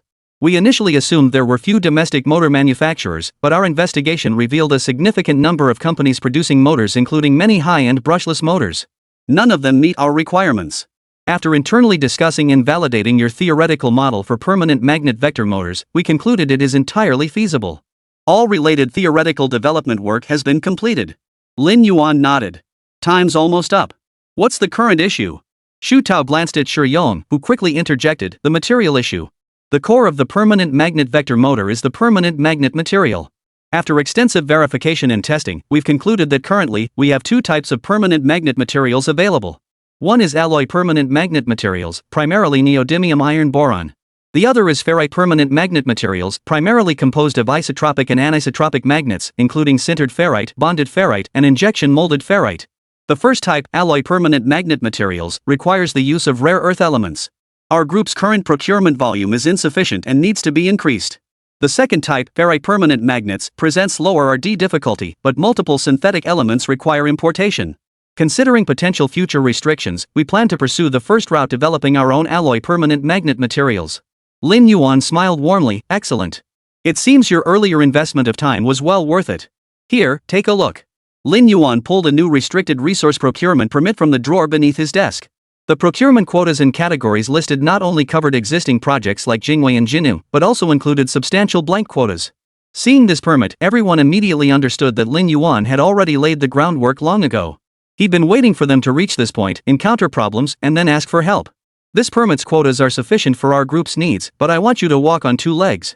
Of course, I'm not asking you to research ferrite permanent magnet materials. That material has little remaining potential for use. Today's motors are brushless, the next generation will be permanent magnet vector motors. I want you to conduct preliminary research for the post-next generation ultrasonic motors." Chapter 190, Ultrasonic Motors, a Crazy Idea. They were clearly accustomed to Lin Yuan's demands for preliminary research. They offered no objection to Lin Yuan's request, merely nodding in agreement as if it were the most natural thing in the world. With the main issue resolved, Xu Tao turned his attention to practical matters. "So, Mr. Lin, which field should we tackle first?" Motors are essential across all industries, from massive nuclear power plants and hydroelectric stations down to mobile phones, computers, and even children's toys. Lin Yuan pointed out the window without hesitation. "Let's tackle industrial production first. Our robotic arms still lack sufficient flexibility. I recall during our recent competition with America, the neon lights seemed quite vibrant. Industrial robots and robotic arms are one of their core pillar industries, right? Sure Yang nodded. Then shall we target Fanuc and Kawasaki Heavy Industries? Lin Yuan snapped his fingers. Exactly. And while we're at it, take down Yaskawa Electric too. I recall their servo motors are top-notch. Motoman robots excel at precision tasks like arc welding and palletizing, right? Just those three. As for Switzerland's ABB and Germany's Kaka, among others, it wouldn't be wise to take down all four major players. Take it slow. Let's clean up Asia first. Sure Yang was puzzled. Should we hold off on the automotive motors then? New energy vehicles are booming right now, especially Tesla's asynchronous AC motors. They're quite impressive. Based on their current trajectory, the next step will be three-phase asynchronous AC motors. Any data? Lin Yuan inquired. Sure Yang nodded and handed Lin Yuan a document. Motor name, asynchronous AC motor. Type, induction motor.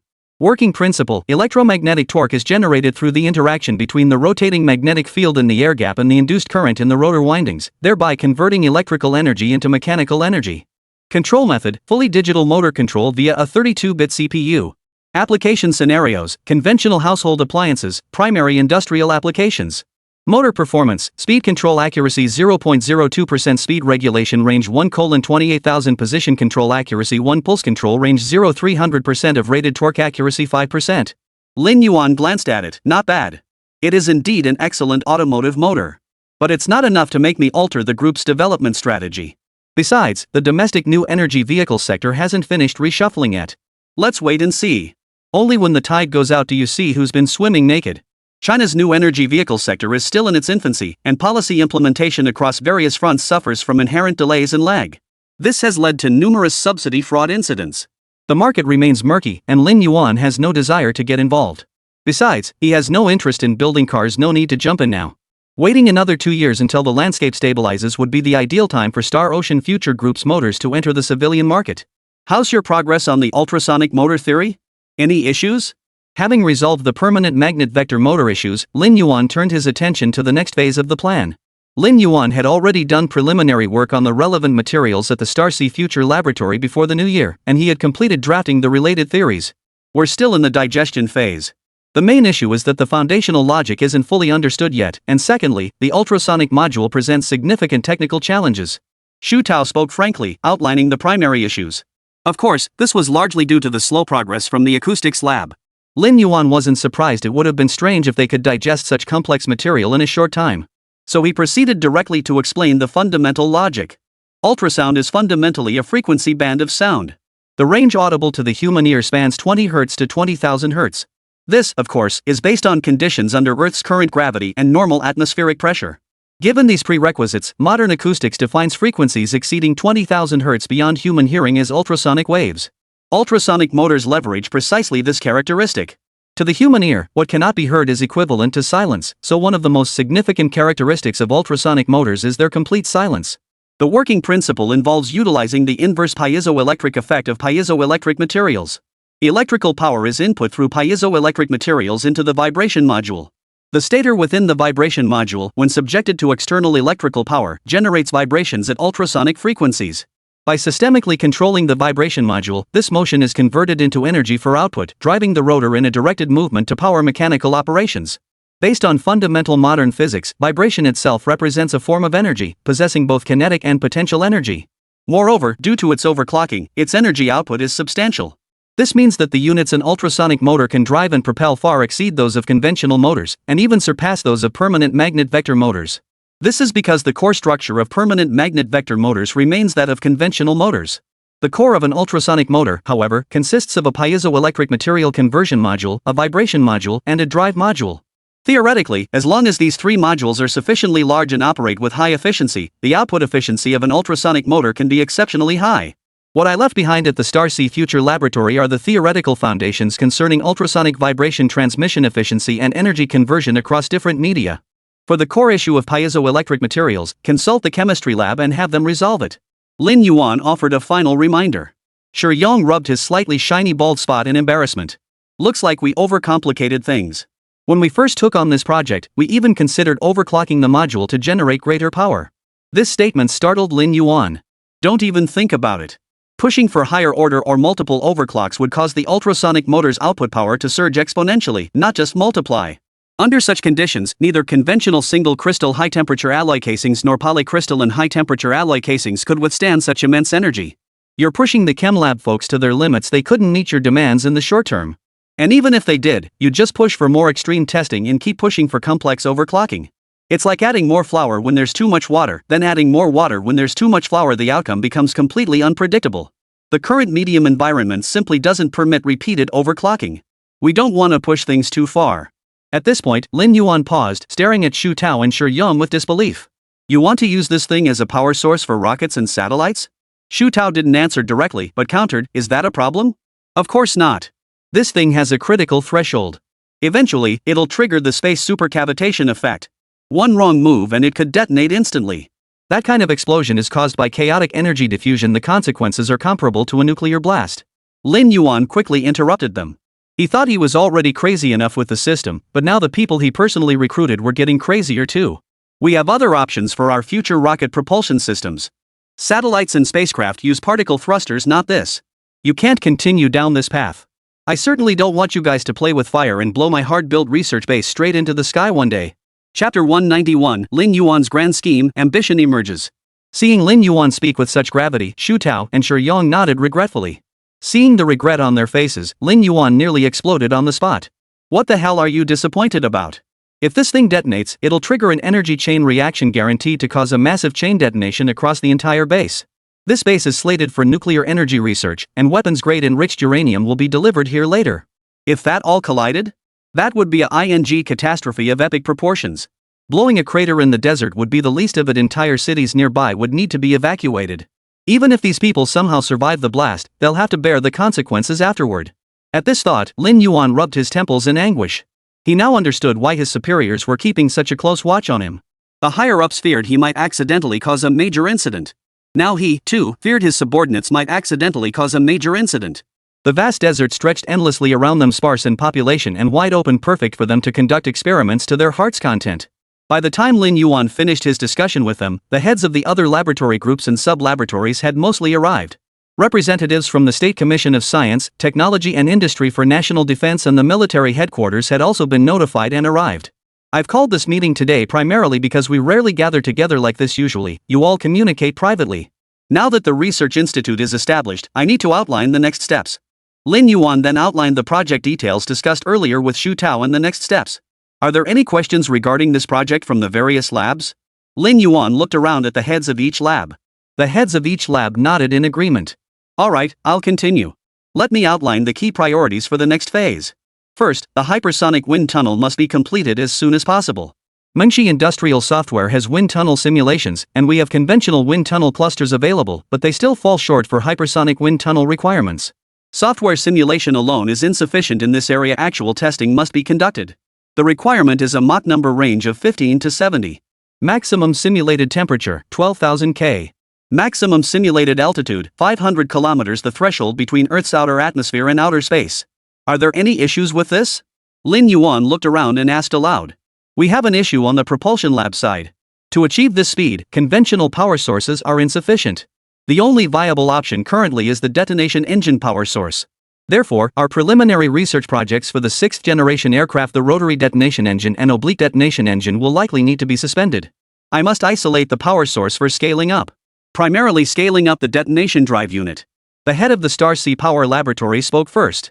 Lin Yuan nodded. Approved. Next speaker. Next, the head of the Energy Laboratory spoke. Director Lin, we lack sufficient energy. I just ran the numbers. Achieving this effect requires over 100 million watts of instantaneous power. Currently, only the Three Gorges Dam's daily output of 540 million kilowatt-hours could sustain it. If we were to build our own, based on the Three Gorges Dam's total installed capacity of 34 units at 22.5 million kilowatts, we would need 15 units.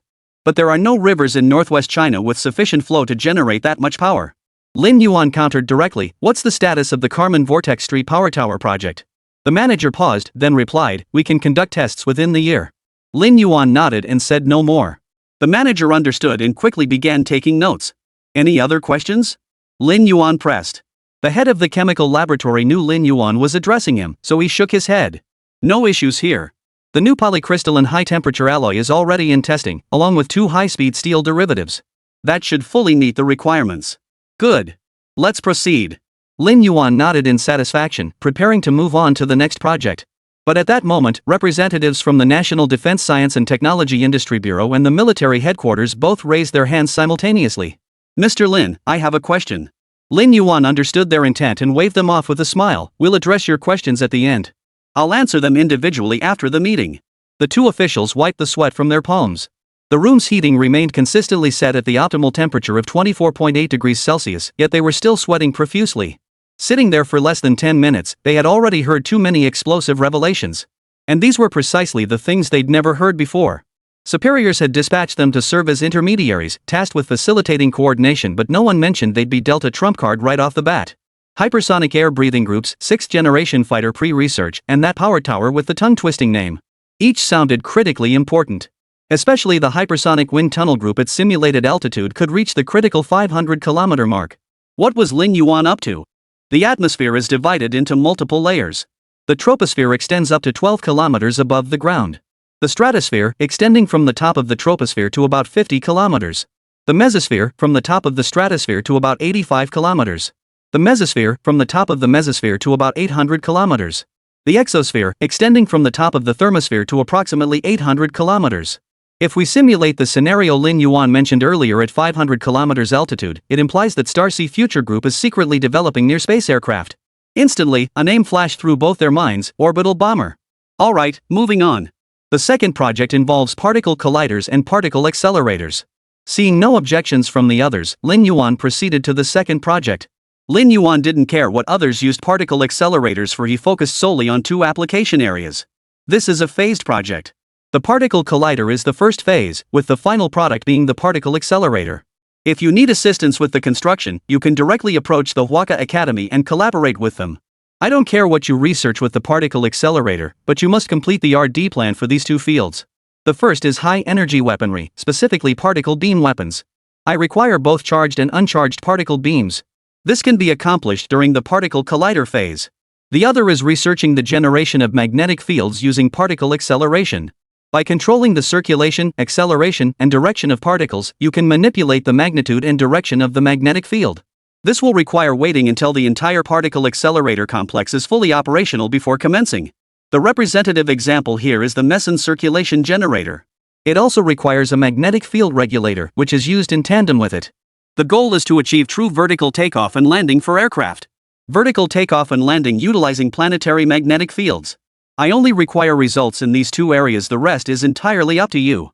The group will also provide ample R&D funding for your unrestricted research. After all, that was the promise I made when I invited you all here. Now I'm beginning to deliver on that promise. Chapter 192, Classification and Future of Rotating Shock Engines. Hearing Lin Yuan's words, a gleam of excitement flashed in the eyes of many present. Others were filled with anticipation. When Lin Yuan had invited them initially, he had used the depth of the project and the breadth of the platform as attractions. As for personal compensation, it hadn't changed much. At their current stage, the group provided for their basic needs: food, clothing, housing, and transportation, even covering their children's tuition. Pure monetary incentives held little sway over them anymore. What truly captivated them was Lin Yuan's promise of an annual allocation for independent research funding. This funding, separate from group plan projects and research, allowed them, as project leaders, to freely allocate scientific research funds. Additionally, they gained the authority to mobilize the vast majority of the group's research resources beyond mere funding. That was the ultimate reason they came. The facility complex is now complete, and previous projects have proven Lin Yuan isn't just making empty promises, he genuinely offers cutting-edge projects for them to participate in. They had also gained exposure to many previously unexplored fields. The new projects now underway, including the world's most advanced particle accelerator, hold immense appeal for many present.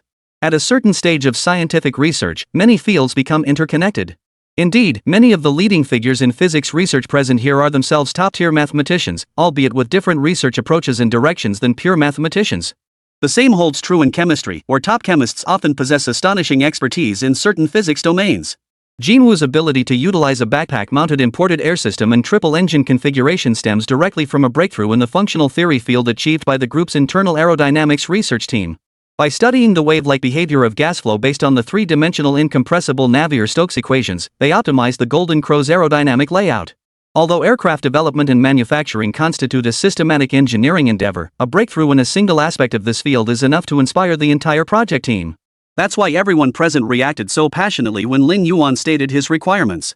For Lin Yuan had uttered the words they most loved to hear. Beyond the project he requested, they were free to pursue any other research they desired. This would benefit not only quantum mechanics researchers but also numerous fields like chemistry and biology. Does anyone else have any questions? Lin Yuan scanned the room. Everyone shook their heads. Alright, then proceed according to the established plan. If any issues arise, message me. I'll be here for the next few months. I'll have Shanghai send you all the relevant materials shortly. Same as always, those needing academic paper support can reach out to Shanghai. Lin Yuan clapped his hands, and the group began to rise and depart. Once everyone had departed, representatives from the National Defense Science and Technology Industry Bureau and the military headquarters immediately approached Lin Yuan with their respective teams. Mr. Lin, please elaborate what exactly is going on. Lin Yuan paused slightly. Wasn't I clear? Didn't I explicitly state the research content and direction? The representative from the National Defense Science and Technology Industry Bureau was left speechless, a mix of exasperation and amusement. Mr. Lin, I'm in administration, not one of your researchers.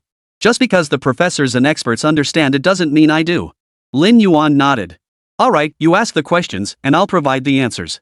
The two representatives exchanged glances and pointed to the first item on their notebook. Tell us about the rotary detonation engine. This is for the 6th generation fighter, right? Lin Yuan hummed in acknowledgement and began explaining his plans. Generally speaking, according to current international classification, 4th and 5th generation aircraft use turbofan engines, while 6th generation aircraft employ variable cycle engines. As for rotary detonation engines, that's a matter for the future. But this isn't set in stone. The prevailing classification and consensus primarily stemmed from the difficulty of development. Yet Starsea Future Group has already developed the first generation of variable cycle engines, which have now been widely adopted in 5th generation aircraft. Therefore, within Star Ocean Future Group, there is a desire to solidify a distinct competitive edge for the corporation. This involves relentlessly advancing variable cycle engine research while outsourcing certain projects. The group itself will concentrate its superior resources to tackle the challenge of developing the rotary detonation engine. The projects being outsourced are the Navy's new gas turbine project and the development of a new turboshaft engine. These two projects have now been taken over by the corresponding research institutes and companies. The group itself retains only the core projects involving various bypass ratios. The rotary detonation engine, to be precise, is not a single project but multiple projects. Specifically, it encompasses both the rotary detonation engine and the ramp detonation engine. The rotary detonation engine is suitable for aircraft operating at speeds below Mach 6, with the potential for modifications to support speeds up to Mach 10. While the ramp detonation engine is suitable for aircraft operating between Mach 10 and Mach 17. Originally, both engines fall under the category of rocket engines. However, their miniaturization for aircraft application is theoretically feasible. Starsea Future Technology Group is currently tackling the challenges in this area. In a rotary detonation engine, fuel and oxidizer mix within a circular combustion chamber, generating a high-speed detonation wave that rotates backward around the exhaust nozzle, propelling the aircraft. It continuously draws in fresh fuel-oxygen mixtures to sustain combustion, enabling prolonged operation. The oblique shock engine operates differently, relying on high-speed airflow colliding with an inclined block within the combustion chamber to generate a diagonally propagating shock wave, enabling supersonic flight. Due to its high-speed combustion stability, the engine itself generates significantly greater thrust. At this point, the military representative raised his hand to ask, Director Lin, based on your explanation, these two engines are fundamentally different. They're clearly designed for two distinct categories of aircraft. I may not understand the science, but I know that a flight speed of Mach 6 and one exceeding Mach 10 are entirely different concepts. Lin Yuan nodded matter-of-factly. Exactly. I never claimed they were designed for the same aircraft. Didn't I also request the development of a hypersonic wind tunnel simulating an altitude of 500 kilometers? It's obvious I designed the RAM detonator engine for orbital bombers and spaceplanes. While our company focuses on drone development, I'll admit that the 6th generation aircraft must still be primarily manned. Whether it will be the final generation of manned aircraft is still up for debate. As for orbital bombers and spaceplanes, those will all be unmanned. That's where our expertise truly lies. The military representative pressed eagerly, Mr. Lin, do you have a preliminary research plan for your 6th generation fighter yet? Lin Yuan smiled warmly at him, offering no reply. Instead, he pointed to the temporary access badge hanging from the man's neck, signaling his insufficient clearance. Chapter 193, The Indestructible Particle Beam Weapon. The representative from the State Administration of Science, Technology and Industry for National Defense quickly interjected, Mr. Lin, let's discuss your particle accelerator project instead. Let me share my own understanding first. After all, we've conducted internal research and I've reviewed some materials. After I finish, you can add your insights. Lin Yuan nodded, signaling him to begin. The representative closed his documents, briefly recalled the materials he had reviewed and understood, and began his explanation slowly. Applications in the field of high-energy lasers actually began quite early, both domestically and internationally. For instance, laser etching machines and the light sources used in lithography equipment both fall under high-energy applications. However, compared to weapon-grade high-energy weapons, these applications remain relatively basic. Within the realm of high-energy weapons, lasers are also categorized by tier. The first tier encompasses laser guns and laser cannons. Within this category, there are numerous sub-applications. For instance, China has already commenced research on conventional laser weapons designed to counter drones. With the spear comes the shield. This has always been China's approach. Another example is space-based applications, with laser scanning satellites being one such example.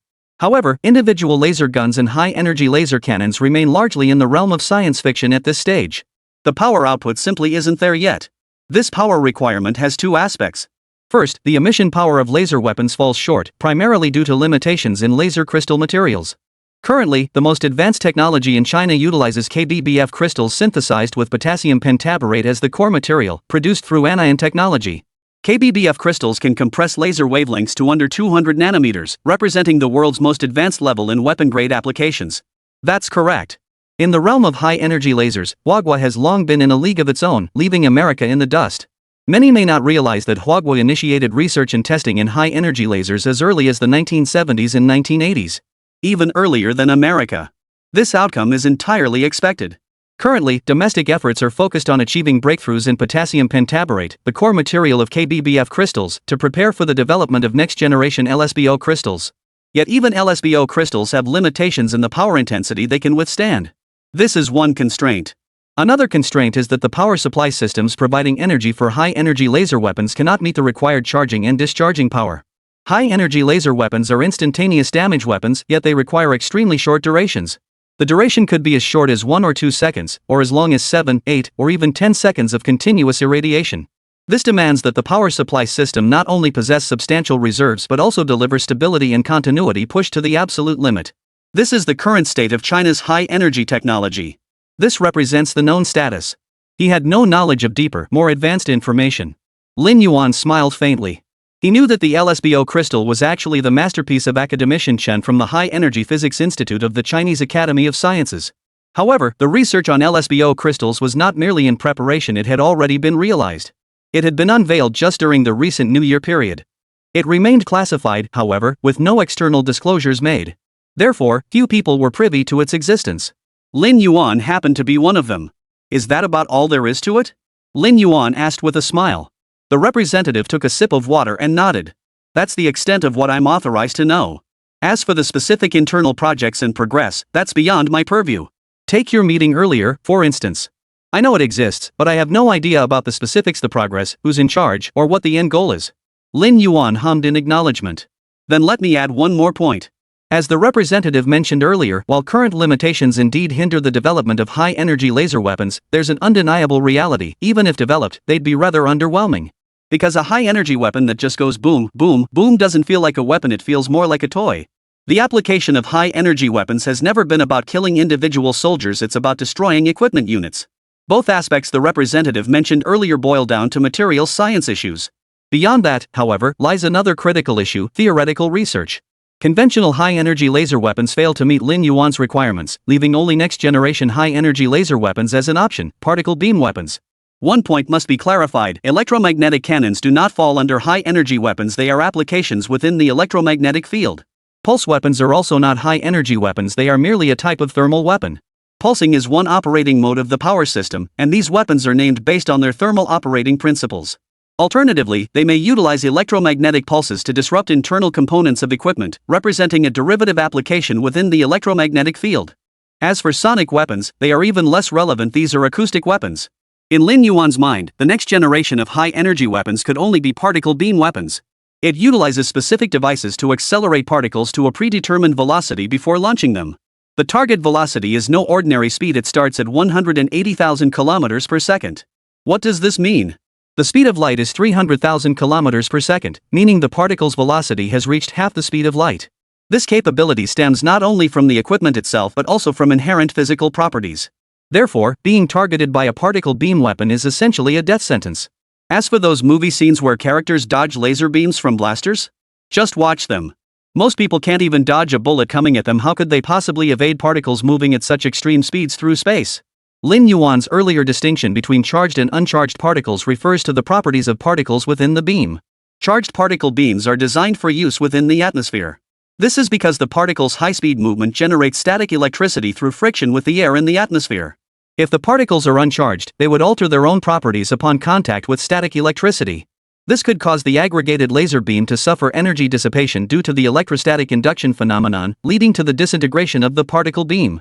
However, if the coherent particle beam fired within the atmosphere consists of charged particles, the particles themselves carry electric ions.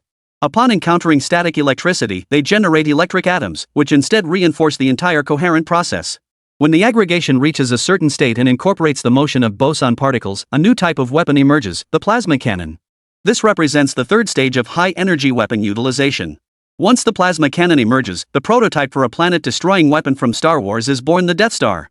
Returning to the present, having discussed charged particle beams, the uncharged particle beams are naturally intended for outer space applications. This type of particle beam is also known as a neutral particle beam. In the vacuum of space, dense ion clusters are not a concern, making neutral particle beams viable. The principle of particle beam weapons is to accelerate particles, then project them to collide one particle cluster with another. A single particle or a few particles colliding at low speeds would cause no harm, like tapping a table with your hand.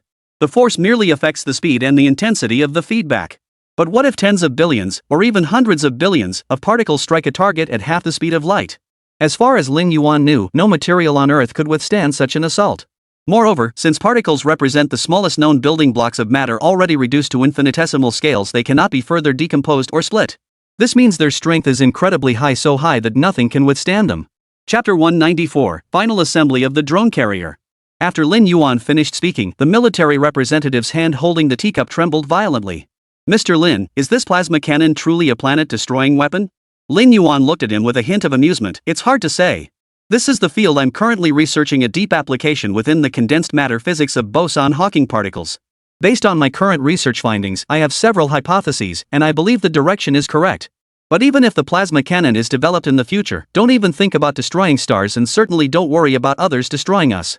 To achieve star-destroying power, the total energy required would be astronomical. You could think of it this way: to destroy Earth, you'd need a nuclear fusion reactor with the same mass as Earth to generate the power. Even the Soviet Union's Tsar Bomba hydrogen bomb, with a yield of 50 megatons of TNT, had negligible impact on Earth. Triggering an energy cataclysm in the Earth's core and mantle would require energy levels trillions of times greater than Tsar Bomba. Given that humanity's current nuclear capabilities are still limited to boiling water, the best we could hope for is punching a hole in an aircraft carrier. Boiling water is fine, boiling water is safe. As long as it can sink an aircraft carrier. The military representative beamed with relief upon hearing this. Mr. Lin, you may not be aware, but over the years, the 5 permanent members have been secretly pursuing a mission, globally hunting down organizations and forces that might acquire dirty bombs. It's not because dirty bombs are powerful.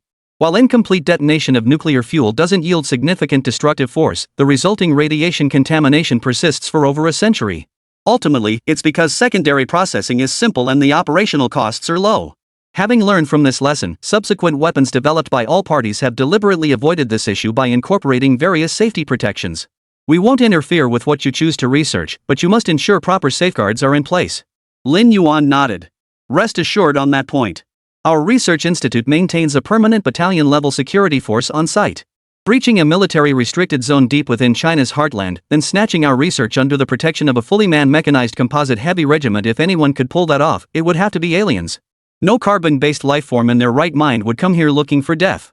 If you ultimately procure it and it's in your hands, no one will be able to take it away. With that, Lin Yuan pulled 2 security-locked briefcases from beneath his desk. These contain our project reports and procurement requests for specialized components. You may take these back for your reports. Then he pulled out 2 envelopes. The verification cards are here. Are the 2 of you departing in separate groups, or how is it arranged? The military representative accepted the envelopes and briefcases with a smile. No need for such trouble. We'll simply take the special aircraft back. Now that your airport is complete, headquarters has arranged a dedicated aircraft for us. Since General Manager Lin has made the arrangements, we'll take our leave. Lin Yuan nodded with a smile and rose to see them off. After they departed, Lin Yuan plunged into a building within the base's production zone and got to work. The external commotion had little bearing on Lin Yuan. Yet for the people of the Northwest region, they witnessed firsthand the gradual unfolding of many changes. First, with the establishment of the Northwest Research Institute, security measures in the surrounding area gradually tightened. By late April, police patrols had even begun on the roads. When inquired about, the response was that these were routine patrols with no specific targets. Sometimes, even when encountering drunk drivers, they wouldn't handle it directly but instead called in traffic police. Another noticeable change was the growing vitality of the once quiet desert town. Countless large trucks now came and went daily. They first delivered goods to logistics transfer centers on the city outskirts, then were routed by dispatch centers to various warehouses. Beyond that, the desert once ignored by all has now become the focal point of countless eyes. Though ordinary people may not understand the situation, everyone senses something significant is unfolding. On the morning of Labor Day, a massive convoy led by several military vehicles entered the research institute. Lin Yuan, meanwhile, was squatting at the intersection eating a bowl of noodles and broth. Why does this stuff make me hungrier the more I eat? After a few bites, Lin Yuan turned to look at Liang Meng standing nearby. Liang Meng glanced at her watch with resignation. Mr. Lin, hurry up. The leaders have already entered. You're being a bit too casual, aren't you? Lin Yuan shrugged it off with a dismissive shake of his head. Hey, we're just here to check out the project. Why are you so tense? They know me well enough. It's not like they're strangers. With that, he went back to eating in silence. A few minutes later, the convoy stopped at the entrance to the production area, and everyone stepped inside. Lin Yuan looked up as they entered, just finishing the last bite of noodles in his bowl. He stood up and tossed the disposable bowl into the nearby trash can. He accepted the tissue Liang Meng handed him, wiped his mouth, and grinned triumphantly. See? Don't underestimate my math skills, it was perfect. Seeing some members of the delegation already grinning, Liang Meng sighed, you really are precise. Mr. Lin, just finishing breakfast? A deputy general manager from Huachang Industries in the delegation was the first to greet Lin Yuan. Lin Yuan nodded. Yes. The campus cafeteria invited a chef from Northwest China. His tangy noodles are truly excellent, very distinctive. Everyone will get to enjoy it at lunchtime. The vice president glanced at the heavily guarded final assembly workshop behind Lin Yuan and chuckled. We can always eat later, missing a meal isn't a big deal. We'd much rather feast our eyes. Bai Hanyu, more impatient, cut straight to the point. Mr. Lin, lead the way. Lin Yuan nodded and led the group straight to the final assembly workshop. The workshop doors were tightly shut, offering no glimpse of the interior from outside. But upon entering through a side door, the vast workshop unfolded before them. At the very center of the workshop, two massive silver wing-body fusion aircraft stood side by side, one in front of the other. Beneath their bellies, 12 Sanglong II fighters had been delivered earlier. Beside each fighter stood a launch rack holding two air-to-air missiles. Everyone, this is the drone carrier scheduled for its maiden flight tomorrow. Final inspections are currently underway. Feel free to take a look around. Our team will complete the final assembly today. Upon entering the hall, Lin Yuan began his introduction, simultaneously taking gloves from a nearby staff member and distributing them to the group. Among the visitors, 5 or 6 unassuming individuals lit up the moment they entered the hall. They snatched the gloves from Lin Yuan's hands, slipped them on, and immediately began inspecting the vessel without hesitation. Chapter 195, This sacrifice is worth it. The group had already seen the drone carrier's silver paint job once before. Yet one expert remained curious. Several members of the Huachang Group delegation also noticed this detail. The silver finish of Star Ocean Future Technology Group, along with the initial yellow paint scheme of their group's fighter jets, were both test flight finishes. Conventional airframe structures are complex, incorporating aluminum alloys, steel, and various non-metallic materials. Without protection, aluminum alloys and steel would accelerate structural wear due to prolonged exposure to corrosion and stress cycles in metal components. Non-metallic components, meanwhile, rapidly deteriorate due to moisture absorption and UV exposure, leading to reduced structural integrity. Therefore, the silver primer used by Star Ocean Future Technology Group and the yellow primer used by Huachang Group both serve a protective purpose. However, primer selection is not arbitrary.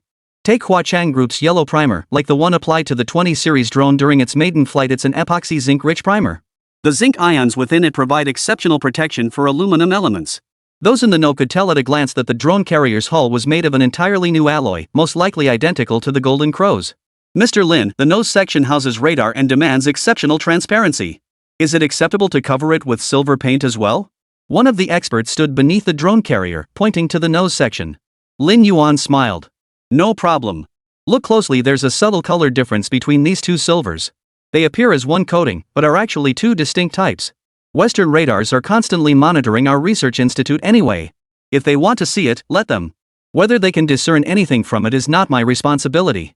Bai Hanyu laughed heartily. Radar can't distinguish this kind of color difference. Let them guess. What's the plan for the test flight? Will it return after the flight? Or will it stay at your base for follow-up testing?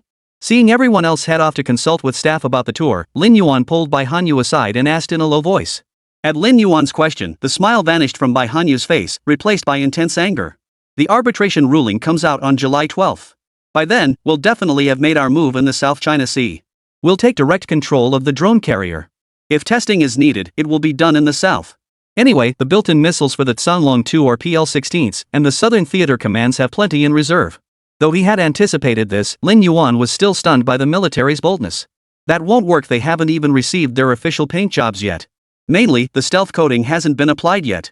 The stealth coating, nose radar transparent coating, and final paint scheme, all 3 layers take just a day and a half to cure. Can't you spare that day and a half? How about this, the first one flies for testing, and the second one gets its final paint job today after assembly. Then we send it straight to your southern base for testing? Bai Hanyu considered this, then replied without immediate confirmation, hold on, let me make a call to confirm. We originally thought coating and curing would take several days. If it's only a day and a half, it might be feasible. With that, he turned and made the call. Lin Yuan watched with narrowed eyes as the expert team and staff consulted and chatted. Although the drone carrier was a model Lin Yuan had prepared in advance to address the South China Sea conflict several months later, and the actual development time appeared to be just over a year. The engine preparations had actually commenced the very day the physics laboratory complex was established. The military headquarters had already briefed Lin Yuan on the relevant details days prior. Covert troop movements across various regions had already commenced. The rocket force was already mapping out covert deployment routes, while the Navy's submarine fleet had completed full-scale overhauls. The best outcome would be a stalemate without escalation to war. The next best scenario would be a limited engagement in the South China Sea. Although today's China cannot match the China of a decade or two, hence capable of chasing U.S. aircraft carrier fleets across the globe in the South China Sea, it is not incapable of fighting now. At this stage, however, the primary reliance is on the Air Force. The relentless mass production of the Golden Crow drones is precisely to address this immediate challenge, as is the development of drone carriers. Lin Yuan even suspects that nuclear war plans have been finalized. Or rather, the nuclear war plan was likely formulated long ago, identical to the nuclear war scenarios for the 3 major powers. Should any nation launch a nuclear missile, all nuclear warheads from the other nations would be unleashed in retaliation. Beyond targeting the other permanent members, all major global powers are potential targets. The reason is simple: to ensure that after a nuclear war, their own technological development would not be surpassed, and their civilization would not be replaced by other nations. So, all that could be said to other nations was, sorry, but you'll be wiped out too. Of course, everyone knew things would never escalate to that point, but preparations must still be made. As Lin Yuan's thoughts drifted far away, Bai Hanyu's footsteps snapped him back to reality. Headquarters confirmed, after the maiden flight, return for final paint application. Then, fully fueled and armed, both aircraft will depart immediately for the south. Starting now, we have 70 days until July 10th. How many can your production line crank out at full capacity? Bai Hanyu asked sternly, still covering his phone with his hand. Clearly the call was still active. We currently have 2 production lines ready. The first batch of 2 aircraft is right before your eyes. Over the next 70 days, we can complete 4 production cycles, meaning 8 aircraft. We guarantee delivery of 10 aircraft before July 10th. The Tsanlong 2 is a small aircraft with a monthly production capacity of around 500 units. If needed, I can fly over. Bai Hanyu's expression brightened. He nodded excitedly before stepping aside to report. A few minutes later, Bai Hanyu returned to Lin Yuan's side. Superiors are revising the delivery schedule. We can have them to you by the day after tomorrow at the latest. Should we send the ground crew maintenance team and operations team over in advance? Lin Yuan inquired. However, our personnel will arrive tomorrow.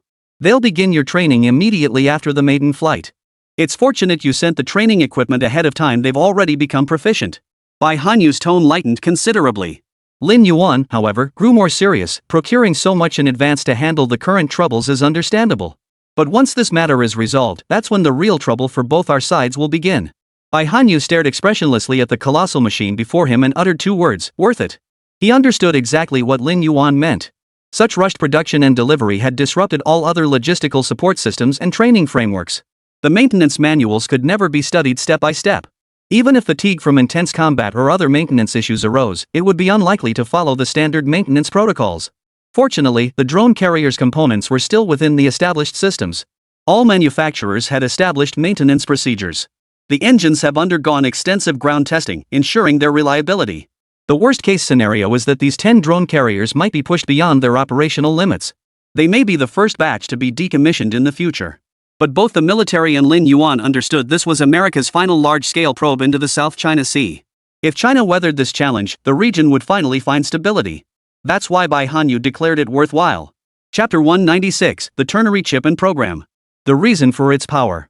The next morning, a steady stream of people arrived at the final assembly workshop. Representatives from numerous partner organizations and institutions that had previously arrived at the Northwest Research Institute were present. Some had already begun waiting on the runway, but the majority headed straight for the UAV Combat Command Center. Come here to see the final preparations. The system is undergoing final checks, and ground crew are performing the last walk-around inspection. Mr. Lin, you shouldn't be watching here. Please step outside. Bai Hanyu gestured toward the doorway. The location director is waiting outside. They absolutely need to capture this scene. Whether it's for future news broadcasts or documentaries, it's essential. Lin Yuan looked around at the gathered crew. Everyone, would you like to come take a look? An elderly veteran with snow-white hair chuckled. This is your young people's business. We old folks won't meddle. I'll stay here watching. Not only can I see clearly, but I've got the air conditioning too. The other elders nodded with smiles. Others who preferred not to appear on camera also waved politely in refusal. Others who wanted to witness the most authentic performance rose and followed Lin Yuan outside. Mr. Lin, all the drones you'll be manufacturing going forward will be equipped with the Intelligent Combat System, correct?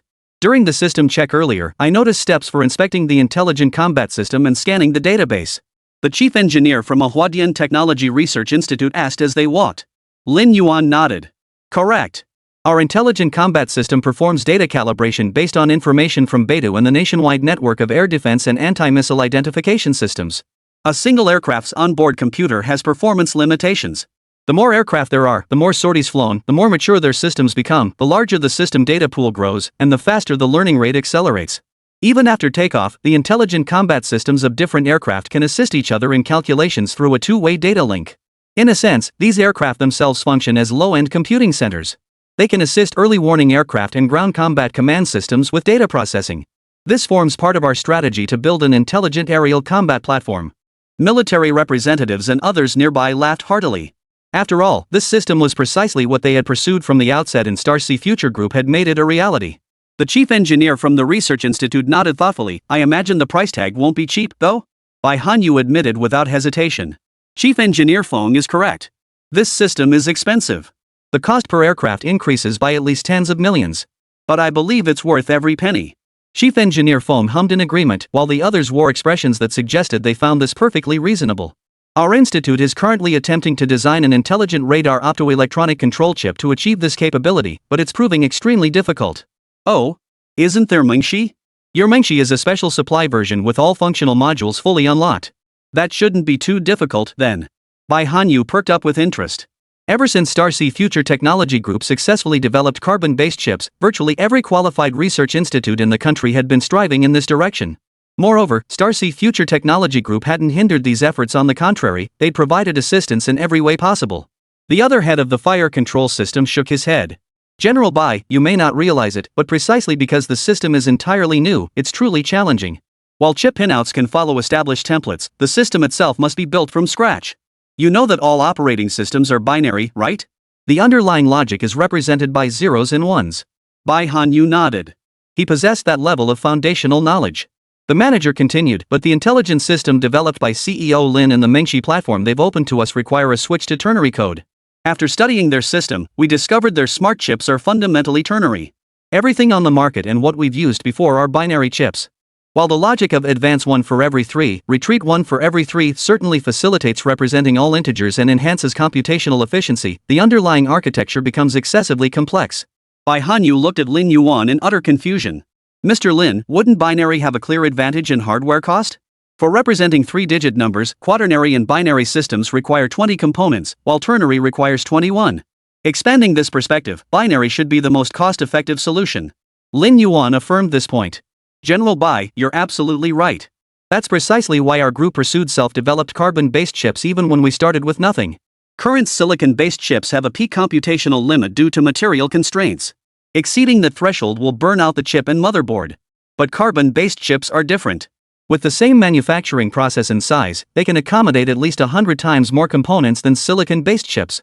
At this scale, is that slight increase in component count really an issue? Of course, the real significance lies in ternary logic being far more suited for artificial intelligence. Binary logic only supports Boolean operations, essentially yes or no state judgments. But ternary supports three-state logic, yes, no, and unknown. Don't underestimate that extra unknown state. It's precisely this state that forms the essential computational foundation for the underlying architecture of AI learning modules. All of you are partners who purchased our Star Ocean system. Those who upgraded to the Artificial Intelligence Management System will notice the underlying architecture has also been enhanced. The former Soviet Union's failure in developing ternary computers stemmed from their semiconductor technology lagging behind the world from the outset. But we're different. If you purchase our smart chips separately now, I can offer you a price below 5 million. How much do your conventional airborne combat chips cost? Is saving that little extra money worth sacrificing an intelligent combat system? Is it worth it? Observing the expressions around him, Bai Hanyu understood. No wonder this group was so determined to adopt the ternary system despite the difficulties. It was simply too advanced. And the hardware issue of excessive components had already been resolved by Star Sea Future Group. In other words, their biggest hurdle was gone. All that remained was a shift in mindset and rebuilding the architecture. Even if pure programming posed challenges, it was merely a matter of time. There were no insurmountable technical hurdles. Spending a few million more to obtain an intelligent program? Everyone knew which choice to make.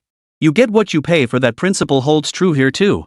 Chapter 197, Codename, Bifong, First Flight Commences. After hearing this, Bai Hanyu turned to the other soldier beside him. The soldier nodded and simply replied, "We're upgrading too." Bai Hanyu stroked his chin, contemplating whether he should study ternary systems. Although he oversaw the entire project's acceptance and negotiations during procurement, and had a dedicated team handling the software systems, he couldn't afford to remain completely ignorant. The earlier conversation among the group made him realize he shouldn't focus solely on hardware and data. Upgrading at the system level might be where Huagua's true strength lay in the future. The command building was a considerable distance from the airport. As they walked and chatted, Bai Hanyu remained deep in thought. Only when a colleague tapped his shoulder did he realize they had arrived at the airport. The airport runway was now surrounded by a large crowd. The drone carrier's silver paintwork gleamed brilliantly under the sunlight. Journalists and camera crews who had arrived early were now frantically taking photos and recording footage. They were reporting and filming from every possible angle. One reporter even repeated the same script multiple times, varying only the phrasing slightly. For instance, recently, not long ago, a few months ago, and so on.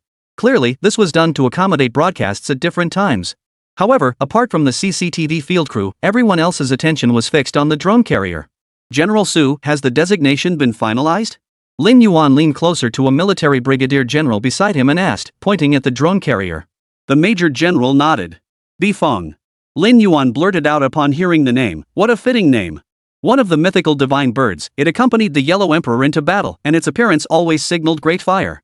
It suited the drone carrier's true nature perfectly. When it truly appeared on the battlefield, it would inevitably unleash boundless fury and conflagration." The major general smiled. "The commander saw how much you all love naming things after mythical beasts, so he specially chose this name. The commander said the title of Phoenix, King of all birds, is still reserved for you. He hopes you'll keep up the good work, so that one day, when the phoenix cries out over Mount Qi, the world will be at peace." Bai Hanyu interjected at the right moment. The mandate of heaven dimmed for King Tang of Shang, signaling his loss of the realm. The phoenix cried upon Mount Qi, proclaiming the Zhou dynasty's sage ruler. Heaven's will was settled, the course of destiny decreed. What do you think? Isn't it perfectly fitting? We thought so too, but the phoenix. I still don't know what kind of aircraft could live up to such a name. Lin Yuan shook his head with a smile. He suspected that unless he developed a space battleship, his superiors wouldn't dare name it Phoenix. The major general's eyebrows twitched slightly. He noted Lin Yuan had said flying machine rather than aircraft, clearly indicating other projects were underway internally. He immediately turned to look at Bai Hanyu. Bai Hanyu nodded with a smile, acknowledging the implication. The rear admiral cast an imperceptibly brief glance toward a group of unremarkable figures standing among the crowd. The drone carrier Bifong was the achievement of their team. At this moment, even he was curious what other projects Lin Yuan and his team had in store. As the clock neared 10 o'clock, the media team wrapped up their final recording right on schedule. They then scattered to check the final camera angles. Fortunately, all relevant positions had been calculated in advance, ensuring clear views of Bifong's takeoff while minimizing information leaks and avoiding capturing classified personnel in the footage. At exactly 10 o'clock, the Bifong, which had been quietly resting on the runway, suddenly came to life. Yellow collision warning lights began flashing around its fuselage. Immediately after, the nozzles of its four massive high-thrust variable cycle engines began oscillating. Clearly, the final pre-takeoff checks had commenced. Oldly, looks like our prediction was spot on. The maximum deflection angle really does reach 37.5 degrees. This scene caught the attention of some keen observers on the field, who immediately began discussing it. Yeah, I saw it. And it's most likely 4-axis thrust vectoring nozzles, otherwise, how else would they maintain that level of maneuverability? It lacks a vertical tail fin, relying solely on its wing flaps and rear control surfaces. That alone wouldn't sustain high-altitude maneuverability. I knew they wouldn't overlook high-altitude, high-speed performance. Its range must be substantial, at least 8,000 kilometers. Otherwise, the onboard control systems wouldn't need to be this complex. If the range were short, the internal fuel tanks would be smaller and the hydraulic transmission system wouldn't need this layout. It just wouldn't make sense. Old Lee's eyes brimmed with excitement, not just because his predictions had proven correct, but also because, in certain fields, Starsea Future Technology Group had once again taken the lead. Though they remained unaware of Bifang's internal layout, this single maneuver alone sparked numerous speculations. To their eyes, the Bifang seemed almost transparent, its inner workings laid bare. Of course, achieving this level of insight required decades of experience and profound expertise. Gentlemen, please restrain yourselves. The others nearby quickly whispered as a warning. You know it in your heart, why must you voice it and invite trouble? Even if you're excited, you have to consider the situation. But their discussion went unnoticed by the others, whose attention was entirely focused on Bifang. After a brief test to confirm everything was functioning properly, the nozzles of all 4 engines expanded slightly outward, unleashing a torrent of scorching heat. The intense heat distorted the scene behind the engines, its initial intensity already surpassing many people's expectations. A roar of engines followed. Simultaneously, some flaps on the wings began to lower. The control surfaces on the fuselage also showed a slight upward trend. Bifang began a slow taxi. Simultaneously, the engine's power output began to surge rapidly. Not only did the engine's roar grow louder, but the color of the tail nozzles also began to change. The taxiing speed increased visibly, and after traveling about 200 meters, the Bifang slowly lifted off the ground. Many present were astonished. Don't underestimate those 200 meters, their significance was immense. China's new generation of transport aircraft requires a maximum taxi distance of 800 meters, meaning the airport runway must be at least 800 meters long for takeoff and landing. Otherwise, takeoff and landing would be impossible. Although it possesses the capability to take off and land on unpaved surfaces, it still requires a minimum runway length of 800 meters. In wartime, many safe landing sites may not meet this requirement. But with just over 200 to 300 meters, the implications are entirely different. Many islands in the South China Sea can now support takeoffs and landings. This also indirectly indicates that its high bypass ratio turbofan engines are exceptionally powerful. After all, this test involved the Bifang operating at full fuel and weapons capacity. Within mere minutes, Bifang roared into the sky. The silver-white stealth fighter officially began soaring through the skies, showcasing its own brilliance. Chapter 198, First Flight Test, Sanglong 2 emerges. As Bifang's silhouette appeared above the facility, everyone witnessed the moment. Even drivers passing by noticed the spectacle. Some curiously pulled out their phones to take pictures, while others pointed and chattered about the massive object in the sky. Yet everyone knew it must be some new creation from Starsea Future Group, though exactly what it was remained a mystery. News quickly spread online, sparking heated discussions. Even those unfamiliar with military matters could tell this thing wasn't stealth, at least not fully stealth. Some speculated it was a transport aircraft, given its massive size and 4 engines. Those with a bit of military knowledge could tell from the tail nozzles that these were high-thrust engines. Unfortunately, before they could discuss it for even a few seconds, all images vanished from the internet. Subsequent attempts to post them were blocked. Witnessing this, everyone shared a knowing smile, yet speculation across forums continued unabated. Can't we speculate just because images are banned? Of course not. The earth shook violently in the northwest, so many locals witnessed it. Surely that couldn't be fake. Online theories kept spreading, but the Northwest researchers clearly weren't bothered. After watching Bifang soar into the sky, they naturally gathered in a circle to discuss. Mr. Lin, your current RD model is quite unusual. What stage is this? A CEO from another aircraft manufacturer asked curiously. He hit the nail on the head. Generally speaking, outside of India, aircraft development follows a similar process across most countries. First comes the initial theoretical framework, supply chain coordination, and preliminary RD based on requirements. The outcome of this phase is the prototype flight test. Up to this point, everyone could consider Bifang to have reached this stage. But what follows is actually modifying and validating the prototype, which marks the true beginning of the development phase. This involves testing numerous aspects such as power systems, flight controls, radar performance, fire control systems, communication and navigation, electronic warfare capabilities, and even live fire testing. This process can span many years. For example, our own J-20 fighter first flew in 2011 but remains not yet operational. Only after all these tests are successful and meet military requirements will the military conduct final evaluations. Only after the military completes its testing without issues does the aircraft enter service. India's process, however, differs from all other nations. They first initiate projects with the goal of indigenous development, then abandon that approach. Next comes the assembly phase. They source components from whichever supplier offers the best parts. Then comes the assembly phase, where these purchased systems and components are pieced together. Finally, the assembled indigenous aircraft emerges. Take the Tejas fighter jet, for example. From small items like assault rifles to large ones like aircraft carriers, this approach has remained unchanged for decades. But the Golden Crow is different. After its prototype's maiden flight, it was immediately delivered to the military for testing. If no issues were found, it would be declared operational and enter mass production. This departure sparked numerous interpretations abroad, and even many within China found it perplexing. The prevailing explanation was that the aircraft was exceptional and Starsea Future Technology Group possessed formidable capabilities, drastically shortening the RD phase. But now, with the Bifang following the same approach, it has left many perplexed. It can be said that although China urgently needs fifth-generation fighters now, and the J-20 is still in the final testing phase, not yet ready for full-scale service, it is not far off. Moreover, a large number of Golden Crows are now being manufactured continuously, ensuring that nearly every theater of operations has at least its own top-tier fighter aircraft ready for any contingency. Given this context, the rapid maiden flight of this drone carrier leaves everyone uncertain about what testing or procedures will follow next. Lin Yuan chuckled. The process remains unchanged, only the timeline has been compressed. Our group possesses considerable expertise in drone RD in manufacturing. The components all come from various other units, and we've been collaborating for quite some time. Many steps can be skipped. Come on, enough talk. Let's go see the maiden flight. With that, Lin Yuan led them to a multimedia conference room that had been prepared nearby. Seeing Lin Yuan take the lead, the others stopped hesitating and followed him into the conference room. The large screen in the room had already been synchronized with the command center feed.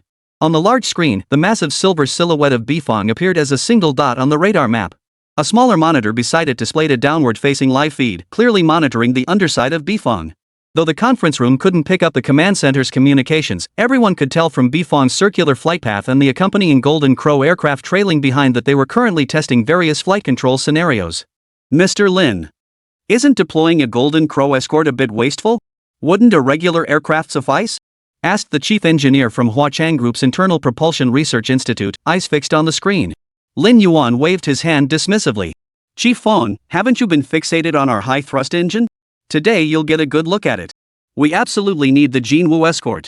The Bifang is equipped with 4 new Jingwei engines, achieving a sustained cruise speed of Mach 0.98 in the first stage and Mach 1.55 in the second stage.